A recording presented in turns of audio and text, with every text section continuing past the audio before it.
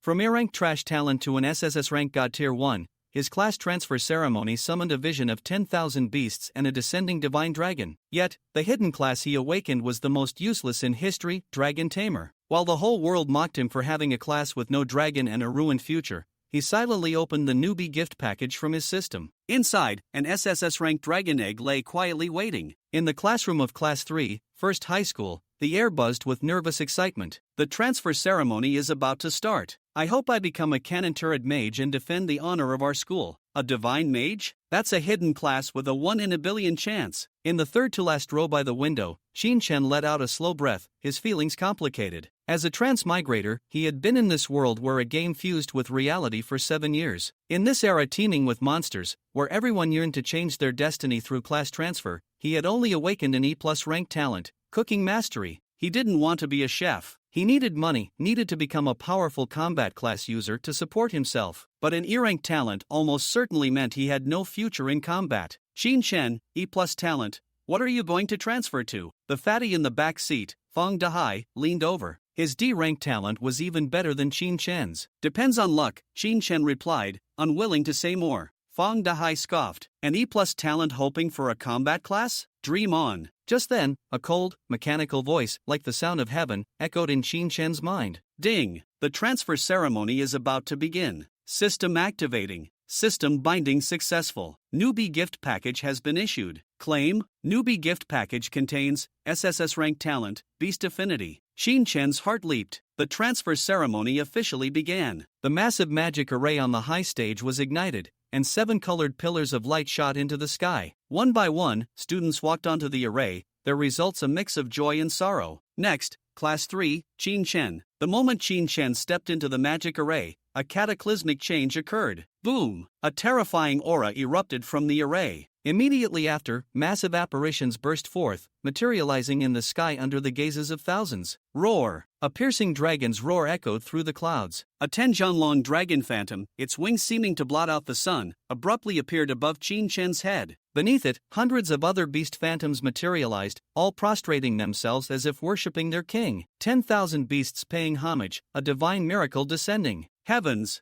What is that? A miracle! It's a real miracle. The entire field erupted. The school leaders on the main stage shot up from their seats in excitement. A dragon vision, with all beasts submitting. This is at least an S-rank talent. The principal trembled with excitement. An archaic and grand draconic phrase emanated from the dragon's mouth, resounding in everyone's hearts. The dragon, lord of all beasts. Beneath the sun, moon, and stars, the dragon soul is eternal. In the next second, the beast phantoms, along with the dragon, rapidly shrank and solidified, ultimately forming a mysterious speck of light that shot into Shin-chan's forehead, leaving a miniature sigil. Ding! Congratulations, you have obtained the SSS rank talent, Beast Affinity. Shin-chan felt an explosive power fill his body, his entire demeanor changing. The ceremony concluded. A rune swirling with profound energy materialized before Shin-chan. It's a hidden class. He did it. The school leaders stood up in shock. Shin-chan reached out and touched the rune. It dissolved into motes of light and merged into his body. The first transfer was a success. Whoosh! A figure shot from the main stage like a cannonball. It was the principal. He grabbed Shin-chan's shoulders, his face flushed with excitement. Shin-chan,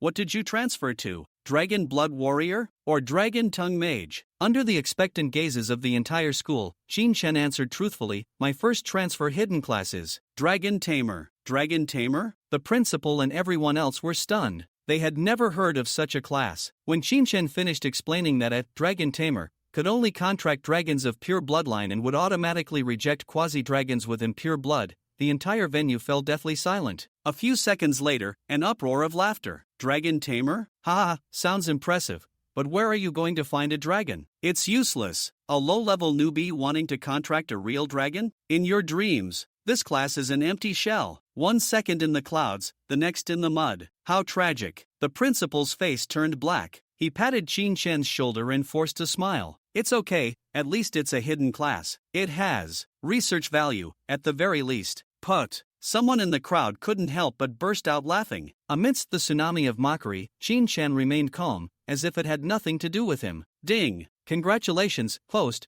for triggering a challenge quest. In the college entrance exam 1 month from now, strive to become the city's top scorer. Ignoring the jeers, Shin-chan returned to his shabby room in the orphanage and immediately focused on his system. Bind class, Dragon Tamer. Ding! Class binding successful. Congratulations, host, for activating the strongest beast taming system. Now issuing the corresponding newbie class gift package. Congratulations, you have obtained 1 dragon egg. Shin-chan was ecstatic and immediately opened the system warehouse. A human head-sized, fiery red egg covered in profound golden patterns lay there quietly. Dragon egg, SSS. You can use dragon taming art to tame it. Upon success, you will obtain a blazing saint dragon cub. Note, taming success rate will be greatly increased if the S-rank heavily treasured Divine Fire Jade Marrow is offered as a gift. Divine Fire Jade Marrow? Shin-chan was stunned. That was a treasure he couldn't afford even if he sold himself. He decided to give it a try anyway and used his S-rank skill, Dragon Taming Art, on the egg. Regretfully, taming failed. Regretfully, taming failed. He failed repeatedly until his mana was depleted. He could even feel a sassy huff from the egg, as if it were saying,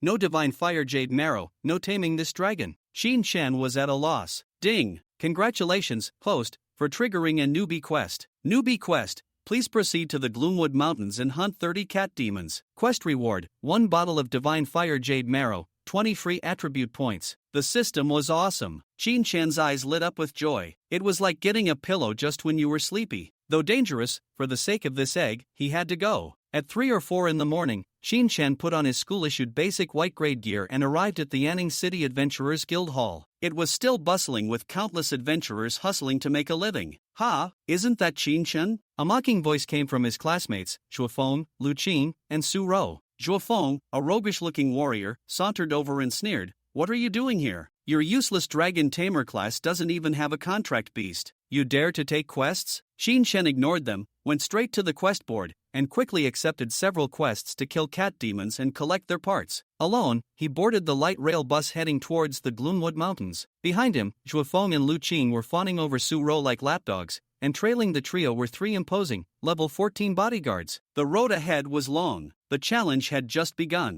When the light rail arrived at the entrance of the Yulin mountain range, it was already 5 in the morning. The valleys around echoed with the calls of unknown birds, accompanied by the chirping of insects and the croaking of frogs.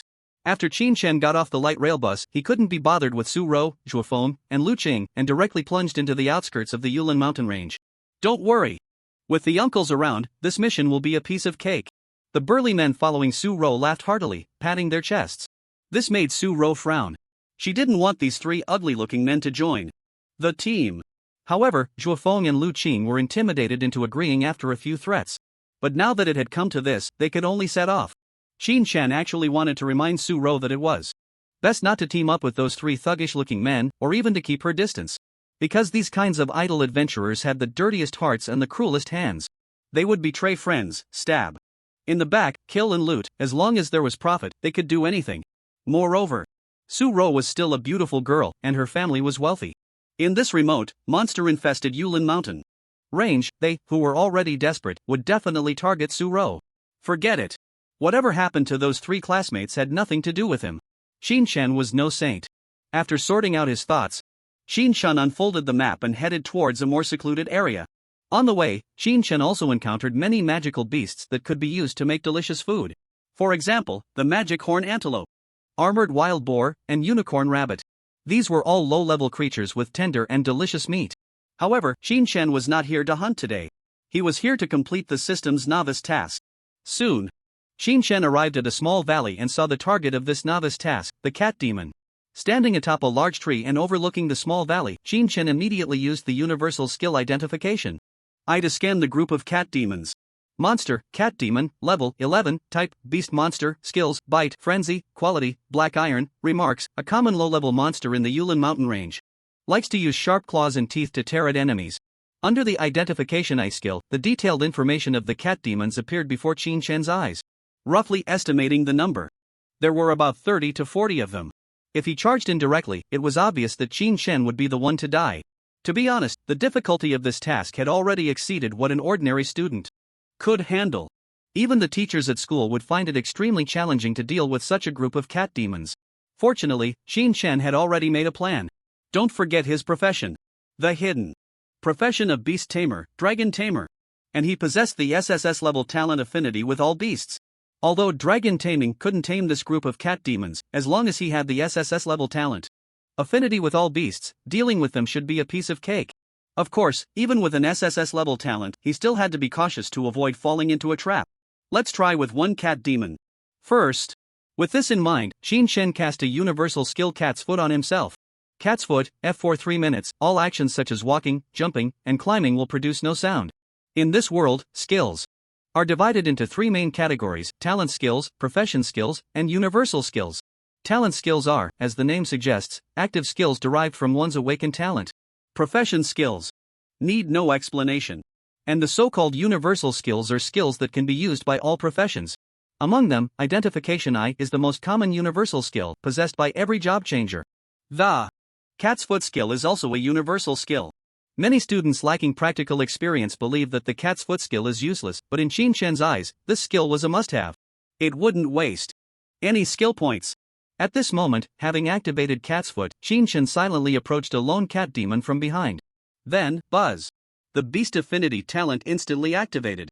The cat demon, originally licking its paws, suddenly revealed a face of sheer terror.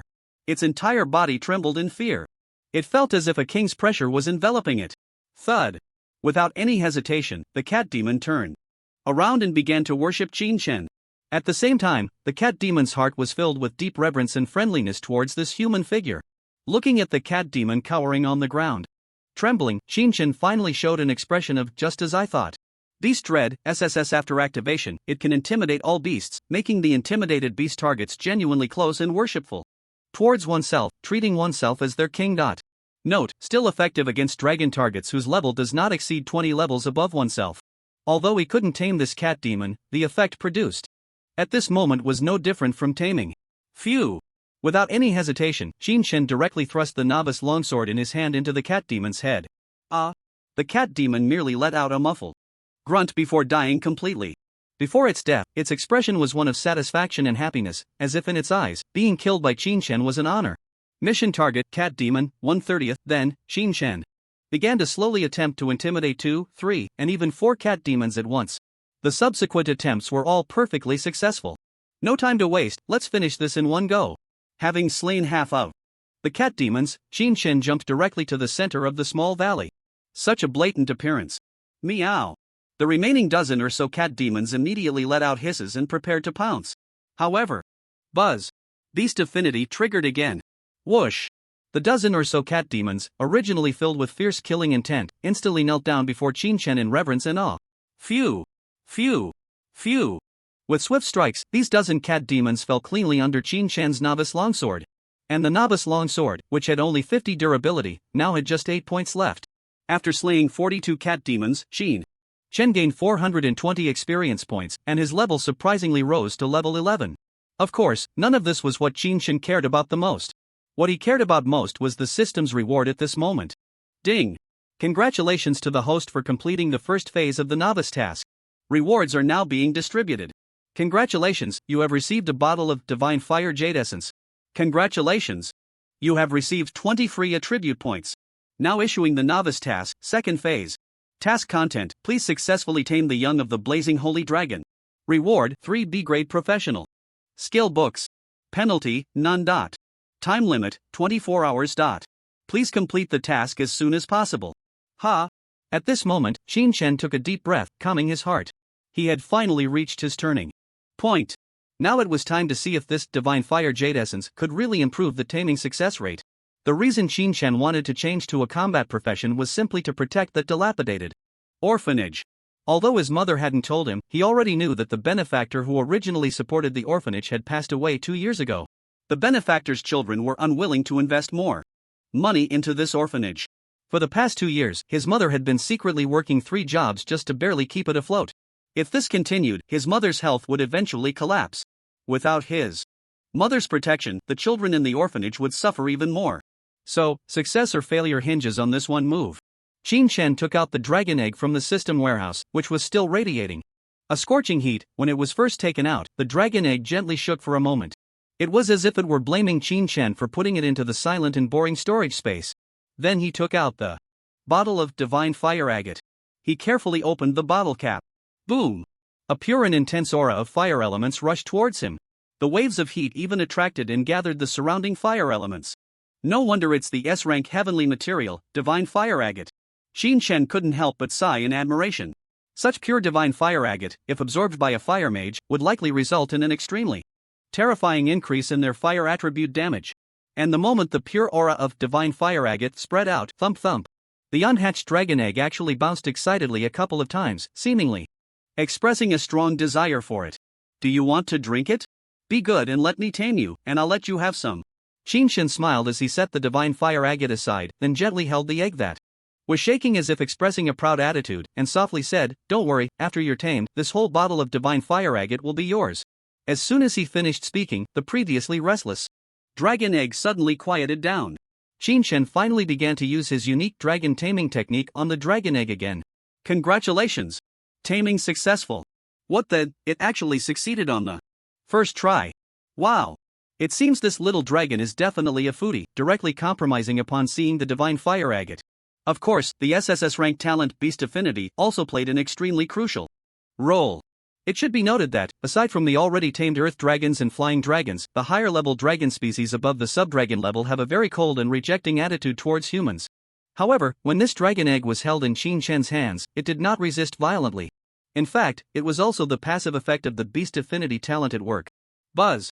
At this moment, Qin Shen's body began to be covered with mysterious fire-red patterns. Then these mysterious patterns spread from his fingertips, swirling around the fire-red dragon egg. At the same time, these mysterious fire-red patterns came into contact and merged with the golden patterns on the dragon egg. Qin Shen felt as if his mind was beginning to communicate with the dragon egg, creating an extremely profound connection. He could even sense the little dragon's eager desire to drink the divine fire agate, as well as its closeness and friendliness towards Qin Shen. As the patterns between the two continued to merge, buzz. At this moment, the dragon egg actually burst forth with dazzling light. Crack! And under the cover of the light, Qin Shen could clearly hear the sound of the egg cracking. This meant the dragon egg was about to hatch. And the true flame holy dragon cub was about to be born. As the brilliant light receded like a tide, when Qin Shen looked down at the dragon egg he was holding again, he found that the eggshell had completely disappeared, and a cute and adorable little dragon cub stretched out its tiny claws, grabbing the bottle of divine fire agate and drinking it eagerly. I finally have a dragon pet. At this moment, Qin Shen, filled with excitement and joy, began to carefully examine the dragon cub in his hands. Its entire body was covered in bright red scales, shimmering with a mesmerizing glow under the morning sunlight, resembling a small fireball that was burning. A pair of wings, adorned with golden patterns, slowly spread out. Its golden vertical pupils slightly squinted, expressing a look of happiness, as if savoring an exquisite delicacy. Although its size was as small and cute as a cat, the waves of power radiating from its limbs made even Qin Shen, its owner, feel a tingling sensation on his scalp. And on its chest, a golden pattern resembling divine fire flickered with its breath, as if proclaiming that it was the master of all flames. The contract had been completed. This little dragon has become Qin Shen's dragon pet, sharing life and death, never leaving each other. Without needing the identification eye skill, just a thought from Qin Shen, the detailed information about the little dragon completely appeared before his eyes. Dragon. Pet, blazing sacred dragon, endless firemaster, name/nickname, none. Gender, female. Age, less than a month. Level 1. Attributes, strength 300, intelligence 300, constitution 270, agility 270. No. Buffs, equipment, or item enhancements, skills, fire immunity, S passive skill, as the endless firemaster, immune to 100% fire attribute damage. Flame breath, S active skill, spews fire breath forward, dealing massive fire attribute damage to all enemies within a certain range in front. Divine fire scale armor, S passive skill, dragon scales are the strongest armor, all attacks blocked by dragon scales have their power reduced by 70%. Destructive Flame Claw, active skill, dragon claws ignite with blazing flames, fiercely striking forward, dealing damage to all enemies in a fan-shaped area in front. Terrifying. It's simply too terrifying. What on earth is this sky-high attribute? And among the 4 skills it possesses, 3 are S rank, and 1 is A rank. In this resource-scarce world, let alone an A rank skill book, even a C rank skill book is exceptionally precious. If a C rank skill book were put on the market, it would sell for at least 10 million dragon coins. The key is, even if you want to buy it, there isn't any available. But here, a dragon just born comes with 4 super strong skills. No wonder the dragon race is so exalted. No wonder until now, no beast tamer has been able to successfully tame a high-level dragon. Your life's endpoint might not even reach their starting point. Recalling the mockery and gloating of his classmates during the job change ceremony, Qin couldn't help but sneer now. The weakest profession? I am now the strongest profession. God, at this moment, the little dragon has finished drinking the divine fire jade essence from the bottle. Satisfied, it burped, a flame shooting out from its mouth, then it twisted its round little body and affectionately rubbed its head against Qin palm. It's hard to imagine that the noble and proud dragon race is now snuggling in Qin arms, acting cute. And at this moment, ding! The system's electronic prompt sound finally rang out again. Congratulations to the host for completing the second phase of the novice task. Rewards are now being distributed. Reward, B-rank skill Hatred Mark. Reward, B-rank skill Dragon Frenzy. Reward, B-rank skill Dragon Claw Assault. Rewards distribution complete, now opening the final phase of the novice task. Task content, please raise your dragon pet's level to 10. Reward, 2S rank profession exclusive passive skills. Penalty, none. Time limit, 30 days. Please complete the task as soon as possible. Hatred Mark, B. Apply a mark to a target, causing your dragon pet to generate immense hatred towards that target, and the damage taken by the marked target will increase by 30%. Dragon Frenzy, B. Enter a frenzy state with your dragon pet, during which all attributes are increased by 20%. Dragon Claw Assault, B. After use, your arms transform into dragon claws, attacking the target in front and dealing immense damage. Another generous reward. It seems the system knows that Qin is currently too weak, which is why it offers such rich rewards in the novice task. It seems the strength of the dragon tamer profession lies not only in controlling dragons but also in the abilities of the dragons being assimilated into oneself. Qin looked at the descriptions of these three skills, his eyes slightly brightening. It is worth mentioning that his panel has not changed for now, the 4 dimensions are still a very balanced 15. However, Qin didn't mind, after all, he had such a powerful dragon pet. As long as he didn't act foolishly, he wouldn't have to worry about exams, dungeon runs, or battles with others in the future. Of course, although Qin talent wasn't the best in the class, his practical assessment scores had always been the highest in the entire grade.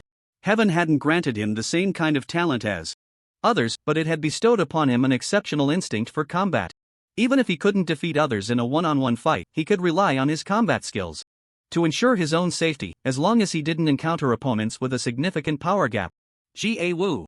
At this moment, the little dragon cub was gently rubbing its adorable little head against Qin chest, its golden vertical pupils sparkling with joy. Ever since the little guy drank the divine fire jade essence, the divine fire golden patterns on its dragon body had become much brighter.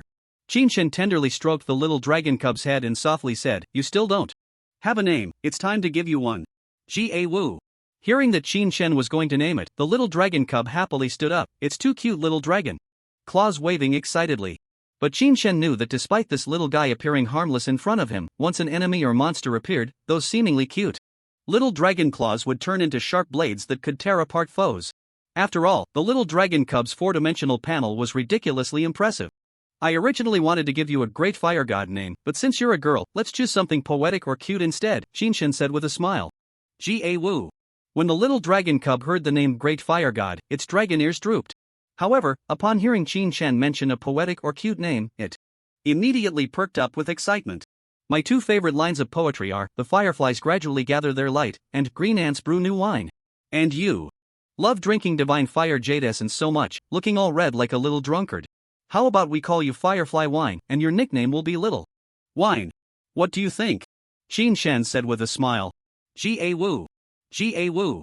As soon as Qin finished speaking, the little dragon cub's expectant and nervous eyes slowly widened, its golden, clear vertical pupils shimmering with joy. Then it kept rubbing its little head against Qin's chest. Clearly, it was very satisfied with this beautiful and poetic name. Then it settled. After Qin made the decision, a change appeared in the little dragon cub's information panel. Name: Firefly Wine. Nickname: Little Wine. After rubbing against Qin for a while, Little Wine suddenly leaped up, its little dragon wings flapping vigorously. Whoosh! A powerful storm swept through, nearly knocking Qin off his feet. Little Wine's figure had already soared into the air. One must say, the dragon race truly deserves to be the masters of the sky. Little Wine's ascent was so fast that even Qin's naked eye couldn't capture it. After taking off, Little Wine spread its wings, wrapping its dragon body and hovering in the sky, absorbing the golden light radiating from the sun. Thump! Even on the ground, Qin could still clearly hear the fierce heartbeat coming from Little Wine. It's digesting the pure energy of the divine fire jade essence. The Divine Fire Jade Essence was, after all, an S-grade treasure. The fire elemental energy it contained was incredibly pure and vast. Although Little Wine was a holy dragon-level being, it had just hatched from its egg and was still in its juvenile stage. It couldn't instantly digest this massive and pure fire elemental energy like an adult dragon could. During the process of digesting this fire elemental energy, Little Wine's body, which was originally the size of a kitten, was visibly growing larger in circles. Half an hour later, the Little Wine, suspended in midair, slowly unfurled its dragon wings, adorned with divine fire golden patterns. Its body had grown to a height of a full 1.60 meters. The intense heat radiating from it was enough to make one's heart race. Qin Shen had no doubt that if the Little Wine were to unleash a breath attack on the small mountain before him, it could probably melt the entire peak in an instant. Whoosh! Having completely digested the divine fire Jade Marrow, the Little Wine dove down from the sky. It then hovered in front of Qin Shen. Gah! It excitedly pounced into Qin Shen's arms. Its massive head affectionately rubbed against him. This little creature seemed unaware of the significant change in its size. While struggling to support the Little Wine's playful antics, Qin Shen checked its information panel again. Dragon Pet, Blazing Sacred Dragon, Endless Firemaster, Name, Ingjio. Nickname, Little Wine. Gender, Female. Age, less than a month. Level, 5. Attributes, Strength 500, Intelligence 500, Constitution 450, Agility 450, no buffs, equipment, or item enhancements. Having absorbed the energy of the S-grade Divine Fire Jade Marrow, its level had only increased by 4 levels. Goodness! What is this? It should be known that at level 1, if a human could consume and digest S-grade heavenly materials, they would definitely soar to over 10 levels. Yet for the Little Wine, it had only increased by 4 levels. This clearly shows that the experience required for dragons to level up is far greater than that of humans. Of course, it is precisely because of this that the attribute boosts from leveling up are also terrifying. Strength and intelligence attributes rose from 300 to 500. Agility and constitution attributes rose from 270 to 450. This. One can only say it truly lives up to being a dragon. Gah! Suddenly, the Little Wine, still affectionately rubbing against Qin Shen, raised its head warily, its golden dragon eyes gazing towards a corner of the small valley. Following the Little Wine's line of sight, Qin Shen discovered a group of bull-headed monsters holding stones. Monster, bull-headed. Monster level, 12. Type, Beast Monster skills, Throwing, Horn Charge quality, Black Iron remarks, common small monsters in the Yulin Mountain range, they enjoy eating cat demons and are enemies with them. Looking at this group of bull-headed monsters, Qin Shen knew they had come to this small valley to hunt cat demons. However, what they didn't expect was all the cat demons had been wiped out. In their place was a blazing sacred dragon. Clang! Originally charging in with ferocious intent, the bull-headed monsters were now trembling in fear under the Little Wine's dragon might, their eyes filled with terror. Even the stones they had been ready to throw at their enemies slipped from their hands. Clearly, in front of this apex dragon, the courage of these small monsters had been completely shattered. Gah! Even though it was displeased with this group of bull-headed monsters daring to interrupt its affection with its master, the Little Wine still obediently turned to seek Qin Shen's permission. Master, can I kill them? Qin Shen naturally had no reason to refuse the Little Wine. With his permission granted, the Little Wine instantly became joyful. With just a flap of its wings, whoosh! Like a fleeting shadow, even Qin Shen, its master, couldn't see what happened. The Little Wine's figure instantly appeared before the already terrified bull-headed monsters. Without any hesitation, the dragon's mouth opened. Breath of flame. Roaring flames erupted like a waterfall from the Little Wine's mouth, and in just an instant, ugh! This group of bull-headed monsters was engulfed in the breath, reduced to ashes without a trace. Instant kill. Qin Shen was left utterly dumbfounded. You should know that if it weren't for the Beast Affinity SSS level talent, Qin Chengguang would struggle even against a cat demon. Even if he could win, it would come at a significant cost. And if he had to deal with 2 or 3 cat demons at once, Qin Shang would only have the option to flee. It's not that Qin Shang is useless, it's just that monsters are considerably stronger than beings of the same level. Otherwise, why would so many job changers team up to enter the Yulin Mountains? If even cat demons are so difficult to handle, how much more so the level 12? Minotaurs? To deal with a horde of minotaurs, at least a level 15 5-person adventuring party would be needed to eliminate them. But in front of the noble holy dragon, it was merely a matter of a single breath. The key point is that this was a case of overkill. According to Qin Sheng's estimation, for the little dragon to wipe out this group of minotaurs, it would only take a single claw swipe. It was just that it found these minotaurs too dirty for its liking. You should know that.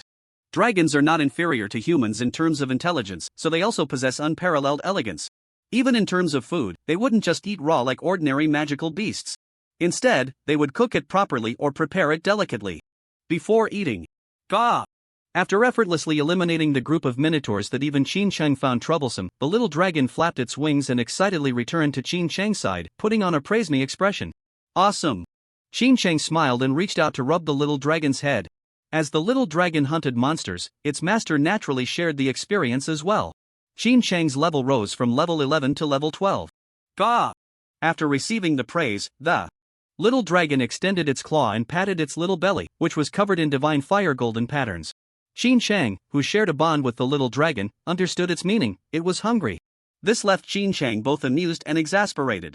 This little glutton had just finished drinking S-level divine fire jade essence. And now, after a single breath, it was hungry again. I'll process the corpses of the cat demons and minotaurs. Do you want to eat? Qin Sheng asked. He didn't know much about dragons and thought that, like ordinary magical beasts, they could eat any monster's corpse. Gah! Unsurprisingly, the little dragon shook its head in disdain. It wouldn't eat such disgusting things. It wanted gourmet food. Alright, let's go make some gourmet food. But first, we need to hunt some unicorn rabbits and magical antelopes. I'll make you roasted whole lamb and roasted whole rabbit. Qin Sheng said with a smile. This time entering the Yulin Mountains, Qin Sheng had prepared to stay here for a few days from the start. His internal space was filled with various seasonings and survival supplies. After all, for him, slaying 30 cat demons couldn't be done in one go. He just didn't expect that with the effect of the beast affinity talent he would complete it all at once. Roar! Hearing that Qin Sheng was going to make food for it, the little dragon joyfully roared, its wings suddenly flapping, soaring into the sky. All the nearby magical beasts trembled in fear, lying on the ground, not daring to move. Dragons are the top hunters in the world. In just 10 minutes, Qin Sheng was shocked to see the little dragon, having made a circle around the area, return with a dozen unicorn rabbits and magical antelopes clutched in its powerful limbs. Watching the adorable little dragon happily spinning in place, Qin Sheng could only smile indulgently. Well, what else could he do but pamper his little dragon? Meanwhile, as Qin Sheng was processing the ingredients and preparing to start the barbecue feast, in another valley of the Yulin Mountains, a burly man raised a giant axe and effortlessly killed 2 cat demons in front of him.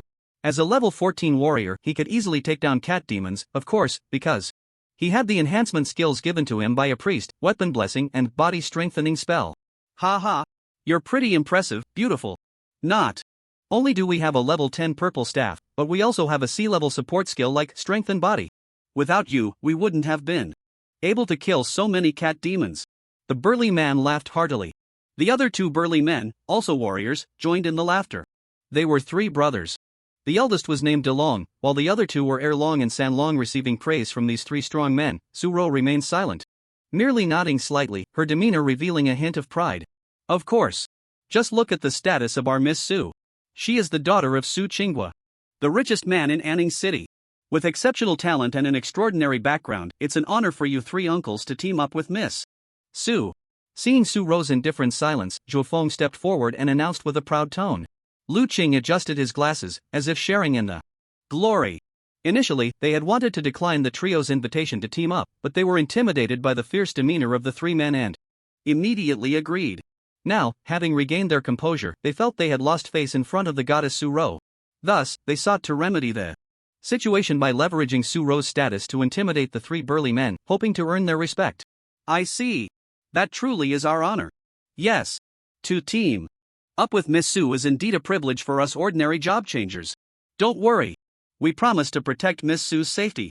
After Zhuo Feng spoke, the 3 burly men indeed revealed flattering smiles. However, they did not notice the glint of greed and cruelty that flickered in the depths of their eyes. Let's go. Continue forward. At this moment, Su Ro issued a cold command. The 3 burly men responded even more eagerly. They could hardly wait to delve deeper. The further they went, the fewer adventurers appeared around them. Only then could they confidently and boldly begin their plan. Soon, the time had come to the next day.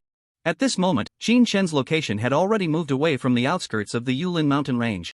Here, the rocky terrain was rugged, with steep mountains and scarce human presence. The monsters residing here had generally reached levels 15 and 16.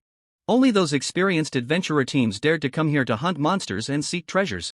Last night, Qin Shen had prepared a sumptuous feast for his little dragon cub. Xiao Jiao enjoyed the meal immensely. Qin Shen could feel Xiao Jiao's affection for him growing stronger. Of course, Qin Shen did not expect that the E+ level life skill culinary mastery he had abandoned would come in handy at this moment. Roar! Suddenly, a dragon's roar erupted in the tranquil valley. Boom! Following that was the sound of an explosion of flames. Before Qin Shen appeared 5 horned rhinoceroses, their bodies covered in tough scales. They were called black scale demon rhinos. Level 16. With a black iron qualification. But now they had been completely charred, devoid of life. Under Xiaojiu's breath, these small monsters were no match at all. Successfully picked up, obtained 5. Black scale demon rhino hearts. Successfully picked up, obtained 5 black scale demon rhino horns. Successfully picked up, obtained 500 black scale demon rhino black scale pieces. Qin Shen also collected all the valuable items from the black scale demon rhinos. The hearts could be used for medicine, the horns could be forged into weapons, and the black scale pieces could be made into armor. These materials were a fortune for the impoverished Qin Shen. Buzz! At this moment, Qin Shen's level unexpectedly rose again, reaching level 13. Indeed. Hunting monsters that were higher level than oneself yielded a lot of experience. Now, Qin Shen's personal panel had also undergone significant changes. Name, Qin Shen. Age, 18 years. Level, 13. Occupation, Dragon Tamer. Talent, Beast Affinity. SSS, Culinary Mastery, E+, Attributes, Strength 40, Intelligence 40, Constitution 30, Agility 30. Professional Skills, Dragon Taming, S, Hate Mark, B, Dragon Frenzy, B, Dragon Claw Assault, B. If others knew that he had leveled up twice in just 2 days, their jaws would surely drop in astonishment. In a context where resources are monopolized by major universities, organizations, and wealthy families, it is indeed shocking for a commoner to level up twice in 2 days. But Qin Shen knew his growth had only just begun. Meanwhile, Xiao Jiao's level had remained at level 5. It seemed that the experience required for such a top-tier dragon pet to level up was still quite substantial. I still need to keep hunting. Qin Shen stroked his chin, planning to move forward. Of course. During the hunting process, Qin Shen did not always leave everything to Xiao Jiao. He also seized the opportunity to let Xiao Jiao stay back and then challenge the black-scaled demon rhinoceros himself. Perhaps to others, this seemed unnecessary. But to Qin Shen, it was absolutely essential. Even with a powerful dragon pet, he could not afford to slack off on his own strength. Improving his own abilities would allow him to handle situations on the battlefield with greater ease and confidence. Let's go deeper. Qin Shen slowly exhaled, his expression gradually becoming resolute. Gah! Sensing her master's determination to grow stronger, Xiao Jiao also became fired up. 3 days passed in the blink of an eye. At the peak of a mountain, Qin Shen, who had just hunted an 18-level magical beast, the Azure Star Leopard, sat down in the shade, covered in blood. His clothes and basic armor had become tattered after 3 days of fighting and grinding. Yet, his level had risen to 15. In just 5 days. From level 10 to level 15. Such a terrifying leveling speed was truly rare. If the media outside found out, it would definitely cause a sensation. Meanwhile, Xiao Jiao's level had also increased from 5 to 7. Dragon Pet, Blazing Holy Dragon, Endless Fire Lord, Name, Ing. Jiao. Nickname, Xiao Jiao. Gender, Female. Age, less than a month. Level, 7. Attributes, Strength 800, Intelligence 800, Constitution 670, Agility 720. No buffs, equipment, or item enhancements. Such an increase in attributes was terrifying. Just a 2-level increase had resulted in a horrifying boost of 2 to 300 in the 4 attributes. Ding! Congratulations, host, for triggering a random quest. Hero saves the beauty. Quest content: please successfully rescue Miss Su Ro of the Su family. Reward: 2 diamond treasure chests. 1 legendary treasure chest. Penalty: none. Time limit: 12 hours. Please complete the quest as soon as possible. Just as Qin Shen was about to continue traversing with Xiao Jiao, the system, which had been silent for days, finally responded again. And it was a random quest trigger right off the bat. Hero saves the beauty. Looking at the quest content, Qin Shen couldn't help but be slightly taken aback. Suddenly, he remembered that when Su Ro, Zhuo Feng, and Lu Qing's team entered they seemed to have let 3 fierce-looking men join them. Damn! Sure enough, those 3 fierce men were suspicious. This was actually quite normal. Su Ro was brazenly holding a very rare level 10 purple staff. It was akin to a 3-year-old child carrying a gold bar in the street. Innocent people can suffer for possessing something valuable. It was only natural to be targeted. Xiao Jiao, activate the mental domain. Sense everything around us. Qin Shen began to issue orders. In a small valley near the inner edge. At this moment, 6 figures stood in the small valley. In addition, the ground was littered with monster corpses and blood, and the surroundings were in complete disarray. The monster corpses on the ground, aside from the ordinary minotaurs and cat demons, also included one or two elemental cat demons and the corpses of bull-headed beasts. Elemental cat demons, a mutated species of cat demons, are level 14 beings. They are more agile than ordinary cat demons, and their attacks also inflict elemental damage, while hitting the target can cause confusion and poison as negative effects. The bull-headed beast, a mutated species of minotaurs, is a level 15 being. It is massive, incredibly strong, and 3 times the size of an ordinary minotaur.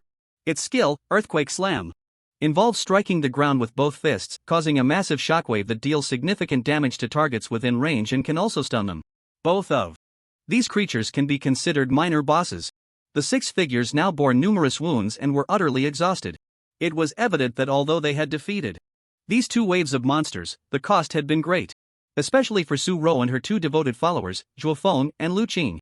Zhuofeng and Lu Qing had fought desperately to protect Su Ro, and at this moment, their HP, MP, and stamina were all in a low state. Meanwhile, Su Ro had expended a tremendous amount of energy and stamina to buff her teammates. In contrast, the 3 strong men, Big Dragon, Second Dragon, and Third Dragon, had consumed much less. Having been crawling and rolling around the outskirts of the Yulin Mountains for over a decade, they naturally understood that the more dangerous and chaotic the situation, the more they needed to conserve their strength. Because only in this way could they have the power to stab their companions in the back or prevent being stabbed by their teammates. Just like right now. After exchanging glances, Big Dragon, Second Dragon, and Third Dragon, all wielding their massive axes, stared maliciously at the 3 students. What do you want? Zhuofeng immediately became alert upon seeing the unfriendly gazes of the 3 men. Lu Qing silently picked up his staff. Su Ro also pressed her lips together tightly and grasped the valuable purple staff. What do we want? Guess, Big Dragon said with a grin. Then the 3 of them approached, carrying their giant axes. As they watched the 3 towering figures come closer like small mountains, Zhuofeng's face turned pale. Don't forget, our captain is the daughter of the richest man in Anning City. If you dare to commit murder and backstab here, Anning City will have no place for you. Lu Qing shouted angrily at this critical moment. He hoped to scare them off with Su Ro's identity. However, ha ha ha ha ha, the 3 strong men burst into laughter. Kid, if you guys were just ordinary students, we might not even bother with you. After all, commoners aren't worth much. If we get caught messing with you, it could cause us a lot of trouble, not worth it. But now, who would have thought that this little girl is actually the daughter of the rich Su? Ha ha, that makes it easier.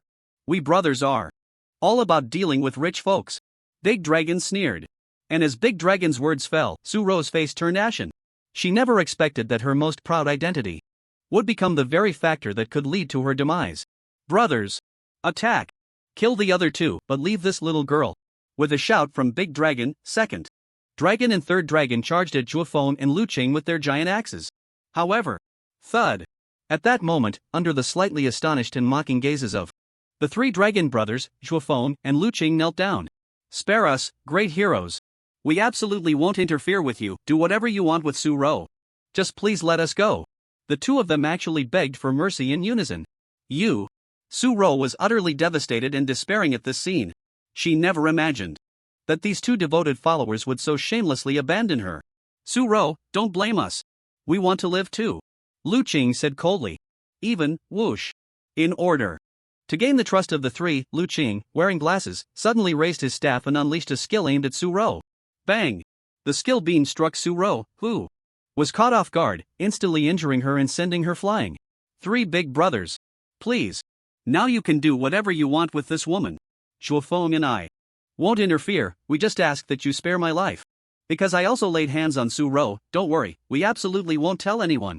Lu Qing adjusted his glasses and said coldly. Zhuofeng nodded quickly beside him. Good kid. You're ruthless enough. And decisive. You even know how to offer a token of loyalty. Long Da was genuinely surprised. He never expected that Lu Qing, still a student, would be so decisive and ruthless in his methods. Not enough. However, Long Da shook his head lightly. What's not enough? Lu Qing asked. What you did isn't ruthless enough. Long Da said with a calm smile. Please enlighten me, big brother. Or I could just go over and cut off Su Ro's arm. Lu Qing, who usually appeared scholarly, turned out to be even more ruthless than Zhuofeng. Aren't you 2 infatuated with this girl for a long time? Today, your big brother Long-Day appreciates you. Now, you two go and have your way with her. I'll stand by and film it on my phone. This is also to prevent you from turning against me. If you dare to snitch after you go out, I'll immediately post the video online. At that time, you two will also die. Long-Day spoke with a shocking intensity. The other two, Long and San Long, laughed heartily. One must admit, Long-Day has managed to survive in such a brutal wilderness map for over a decade. His mind is quite sharp. He knows that killing 3 students at once would definitely raise suspicion. But keeping these 2 students around would make it easier to fabricate a story. If anyone asks why Su-ro hasn't returned, Zhuofeng and Lu Qing can testify. With 2 students as witnesses, there's no need to think too much. At this moment, Zhuofeng and Lu Qing exchanged glances, both seeing the spark of excitement in each other's eyes. Who would have thought there would be such an opportunity? The reason they became Su-ro's sycophants was partly due to her identity as the daughter of a wealthy tycoon. The other reason, of course, was her fair skin and beauty. Now that there was a chance to get close to her, they had no reason to give it up. Gulp. Shua. Feng and Lu Qing swallowed hard. Then they turned and walked towards Su-ro, undressing as they went. No. Don't. Su-ro, who had been pampered since childhood and was used to being respected and treated politely, had never experienced betrayal. She was now plunged into complete despair. There was no one around. As a priest, without any mana, she had no means of self-defense. She was destined to die in humiliation.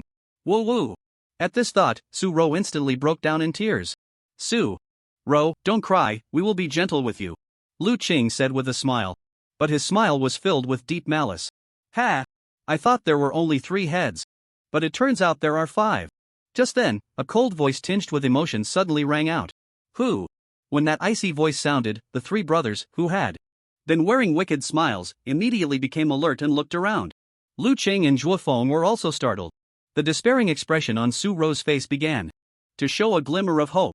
Someone was coming to save her. Who else could it be? Naturally, it's me. At that moment, a tall figure emerged from a dark corner. Who else could it be but Qin Shen?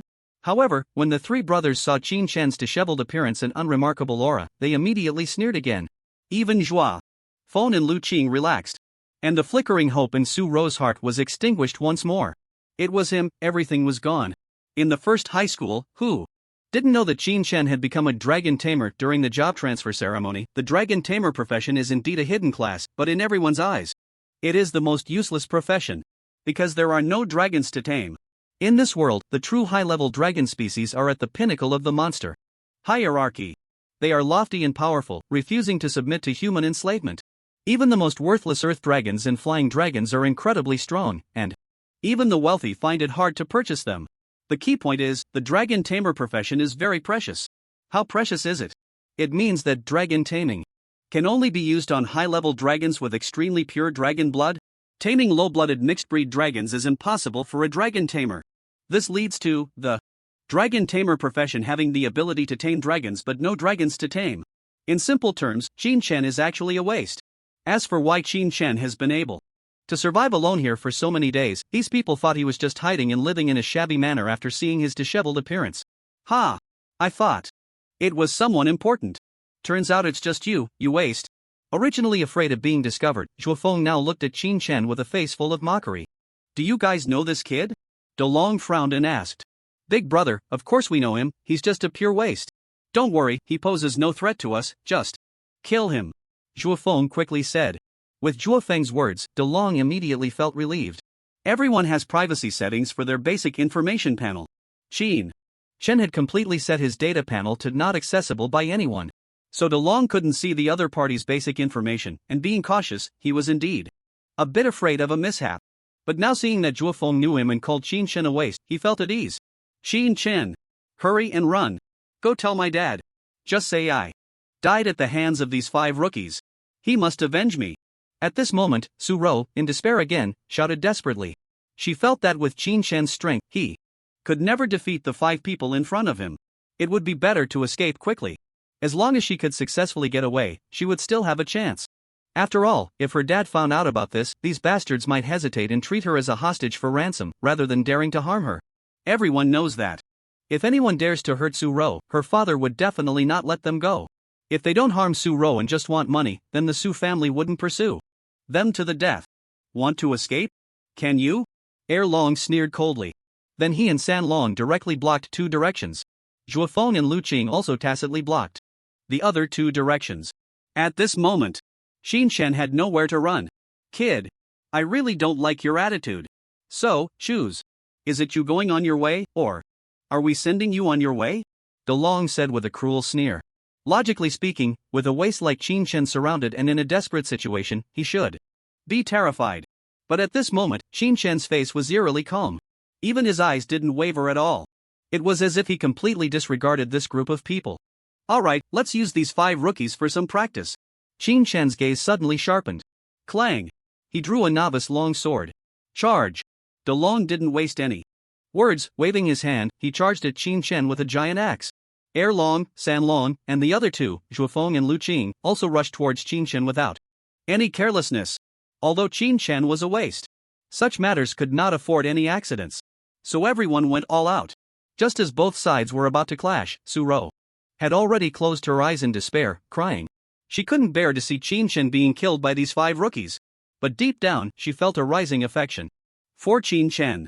She couldn't understand why this boy was so willing to save her. Could it be that he likes her, but now, it's already too late? He and she are destined to die. It's also her fault for being too naive. She didn't take her teacher's repeated warnings to heart. She overlooked the dangers of this society. Ah! Just as she was lost in her thoughts, suddenly, a rough scream pierced the air. Ha! Su-ro was taken aback, and then she looked up. In the next second, her delicate face, which seemed so fragile, suddenly showed a look of astonishment. She saw that Xinshen, who should have been surrounded and killed, was now holding a novice longsword, having somehow used a technique to circle behind Zhuofeng, and then, that bloodstained novice longsword pierced through Zhuofeng's heart from behind. Bang! With his eyes still wide open, Zhuofeng fell to the ground, his face filled with disbelief. How is this possible? How can he be so fast? Even the usually composed DeLong couldn't help but be shocked. Just moments ago, they were about to strike this Xinshen with their weapons. But in just an instant, the kid had vanished from sight. Before anyone could comprehend what was happening, Zhuofeng let out a scream, and when they looked over, they found Zhuofeng had been stabbed through by Xinshen, leaving him cold. Ah! Damn it! Lu Qing! Didn't you say this guy was trash? Long couldn't help but roar in anger. He felt deceived. Such exaggerated movement speed, and such a ruthless and decisive strike, how could this be trash? Clearly, he was a strong opponent. I don't know. Lu Qing was also stunned. He never expected his useless classmate to be so powerful. Stop talking nonsense, okay? Didn't you say you were going to kill me? Come on. Under the glow of the campfire, Xinshen revealed a strange and cruel smile. And Su-ro, looking at that tall figure, felt her lost hope rise again. He is so strong. He's simply my hero. Her beautiful eyes sparkled with excitement, fixated on Mu Chen's tall silhouette. Brothers, let's go all out. Use strategy B. At this moment, DeLong naturally couldn't run away. They had to confront him head-on. As DeLong's words fell, whoosh! The 3 brothers of San Long suddenly switched their giant axes for heavy shields. Charge! Bang! The 3 brothers formed a triangular formation, instantly surrounding Xinshen. They stepped forward with heavy strides, slowly closing in on Xinshen. Generally speaking, the charge skill of a warrior class is extremely fast. But there are 2 forms of charge. One is a quick step, and the other is a slow step. The quick step charge, as the name suggests, rushes forward at high speed, delivering a powerful impact that can knock enemies away. The slow step charge, on the other hand, slows down the pace, stabilizes the center of gravity, raises the shield, and approaches in a way that applies pressure to the enemy. Now, after witnessing Xinshen's terrifying speed, the Dongjiang Sanlong brothers opted for Plan B. That is, to play it safe, advancing step by step until they cornered their opponent with no way to retreat. At that point, they could directly crush him. It's important to note that while a warrior in shield form has reduced agility, their defense is extremely high. They approached Xinshen like a small mountain, ready to strike and finish him off. Lu Qing, you better not be idle, go and capture that girl as a hostage. In case of an accident, we can use her to threaten Xinshen. DeLong, being meticulous, even at this point where victory seemed assured, still left a backup plan. Alright. Lu Qing sneered as he walked towards the injured Su-ro.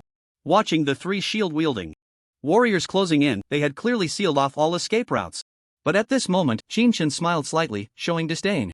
The San Long brothers were only level 17. Although they were 2 levels higher than him in terms of panel attributes, they were much weaker than Qin Shen. The Dragon Tamer is the strongest hidden class. The reason others mocked Qin Shen at first was that they believed he could never contract a high-level dragon. A dragon tamer without a dragon pet is indeed useless. However, if this profession successfully contracts a dragon, it would become the strongest profession. No exceptions. Just like the current Qin Shen. Name: Qin Shen. Age: 18 years. Level: 15. Profession: Dragon Tamer. Talent: Beast Affinity, SSS, Culinary Mastery, E+, Attributes, Strength 80, Intelligence 80. Physique 70, Agility 70. Professional skills: Dragon Taming, S, Hate Mark, B, Dragon Frenzy, B, Dragon Claw Assault, B.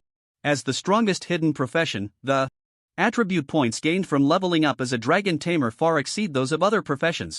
If the 3 Dragon brothers saw Qin Shen's current attribute panel, their jaws would probably drop in shock. Because now, Qin Shen's attributes are already on par with those of a level 20 powerhouse. And as the eldest brother among the 3, the Great Dragon's strength attribute is only 50 points. This is after he allocated all his level up attribute points to strength. His physique, intelligence, and agility attributes are even below 30, which is quite pathetic. So, facing the shielded assault of the 3 brothers, Qin Shen not only showed no panic but instead revealed a disdainful smile. Is that all? You think you can suppress me? As soon as he finished speaking, his gaze suddenly turned sharp. Then the 3 Dragon brothers were astonished to see dragon scale-like patterns crawling up Qin Shen's skin. Dragon Frenzy, B. Buzz. In the next second, an incredibly fierce aura erupted from Qin Shen's body like a volcano. Qin Shen's overall attributes received a terrifying 20% boost. Not only that, but his arms also began to undergo a transformation. His originally well-proportioned and slender arms suddenly bulged with muscles. Crack crack. A series of fiery red dragon scales, adorned with divine fire patterns, perfectly covered his arms. Even his fingers transformed into 5 sharp dragon claws. Like a 5-clawed divine dragon. Roar. Under the astonished gazes of everyone, that crimson dragon arm erupted with blazing flames. A terrifying dragon might swept out from Qin Shen's body. The sudden mutation left the 3 dragon brothers collectively dumbfounded. Even Lu Qing, who was about to take Su Ro hostage, turned pale at that moment. And Su Ro gazed dreamily at the powerful figure enveloped in divine fire, as if a fire god had descended. Whoosh! Dragon Claw Assault. In the next instant, Qin Shen, with an expression as cold and resolute as a deity, suddenly swung his dragon claw. Crack! Under the extremely frightened gaze of the great dragon, the dragon claw, held upright, transformed into an unparalleled sword wrapped in divine fire, shattering his proud rock shield. Put! Then that dragon claw effortlessly pierced through the great dragon's heart, as if cutting through vegetables. Run! The 2nd and 3rd dragons watched in horror as their elder brother was killed in an instant by this kid. There was no time for fear now. Their only thought was to run away quickly. Monster! Monster! This Qin Shen is simply a monster. Lu Qing suddenly woke up at this moment, no longer caring about taking Su Ro hostage, and turned to flee. Gah! At that moment, a small, cute head suddenly popped out from Qin Shen's embrace. It was Xiao Jiao. Xiao Jiao stretched out its little claws, wanting to rush out and help its master eliminate these scoundrels. But Qin Shen pressed its head down. Smiling, these scoundrels aren't even worthy of Xiao Jiao's effort. After saying that, he took a step forward. Whoosh! His figure vanished from the spot. Su Ro covered her mouth with both hands, clearly shocked by Qin Shen's speed. This speed was even faster than her classmates who were assassins. And as Su Ro trembled in astonishment, put! Qin Shen had already caught up with the 2nd and 3rd dragons, then 1 claw for each. They didn't even give them a chance to kneel and beg for mercy. Just like that, their lives were executed.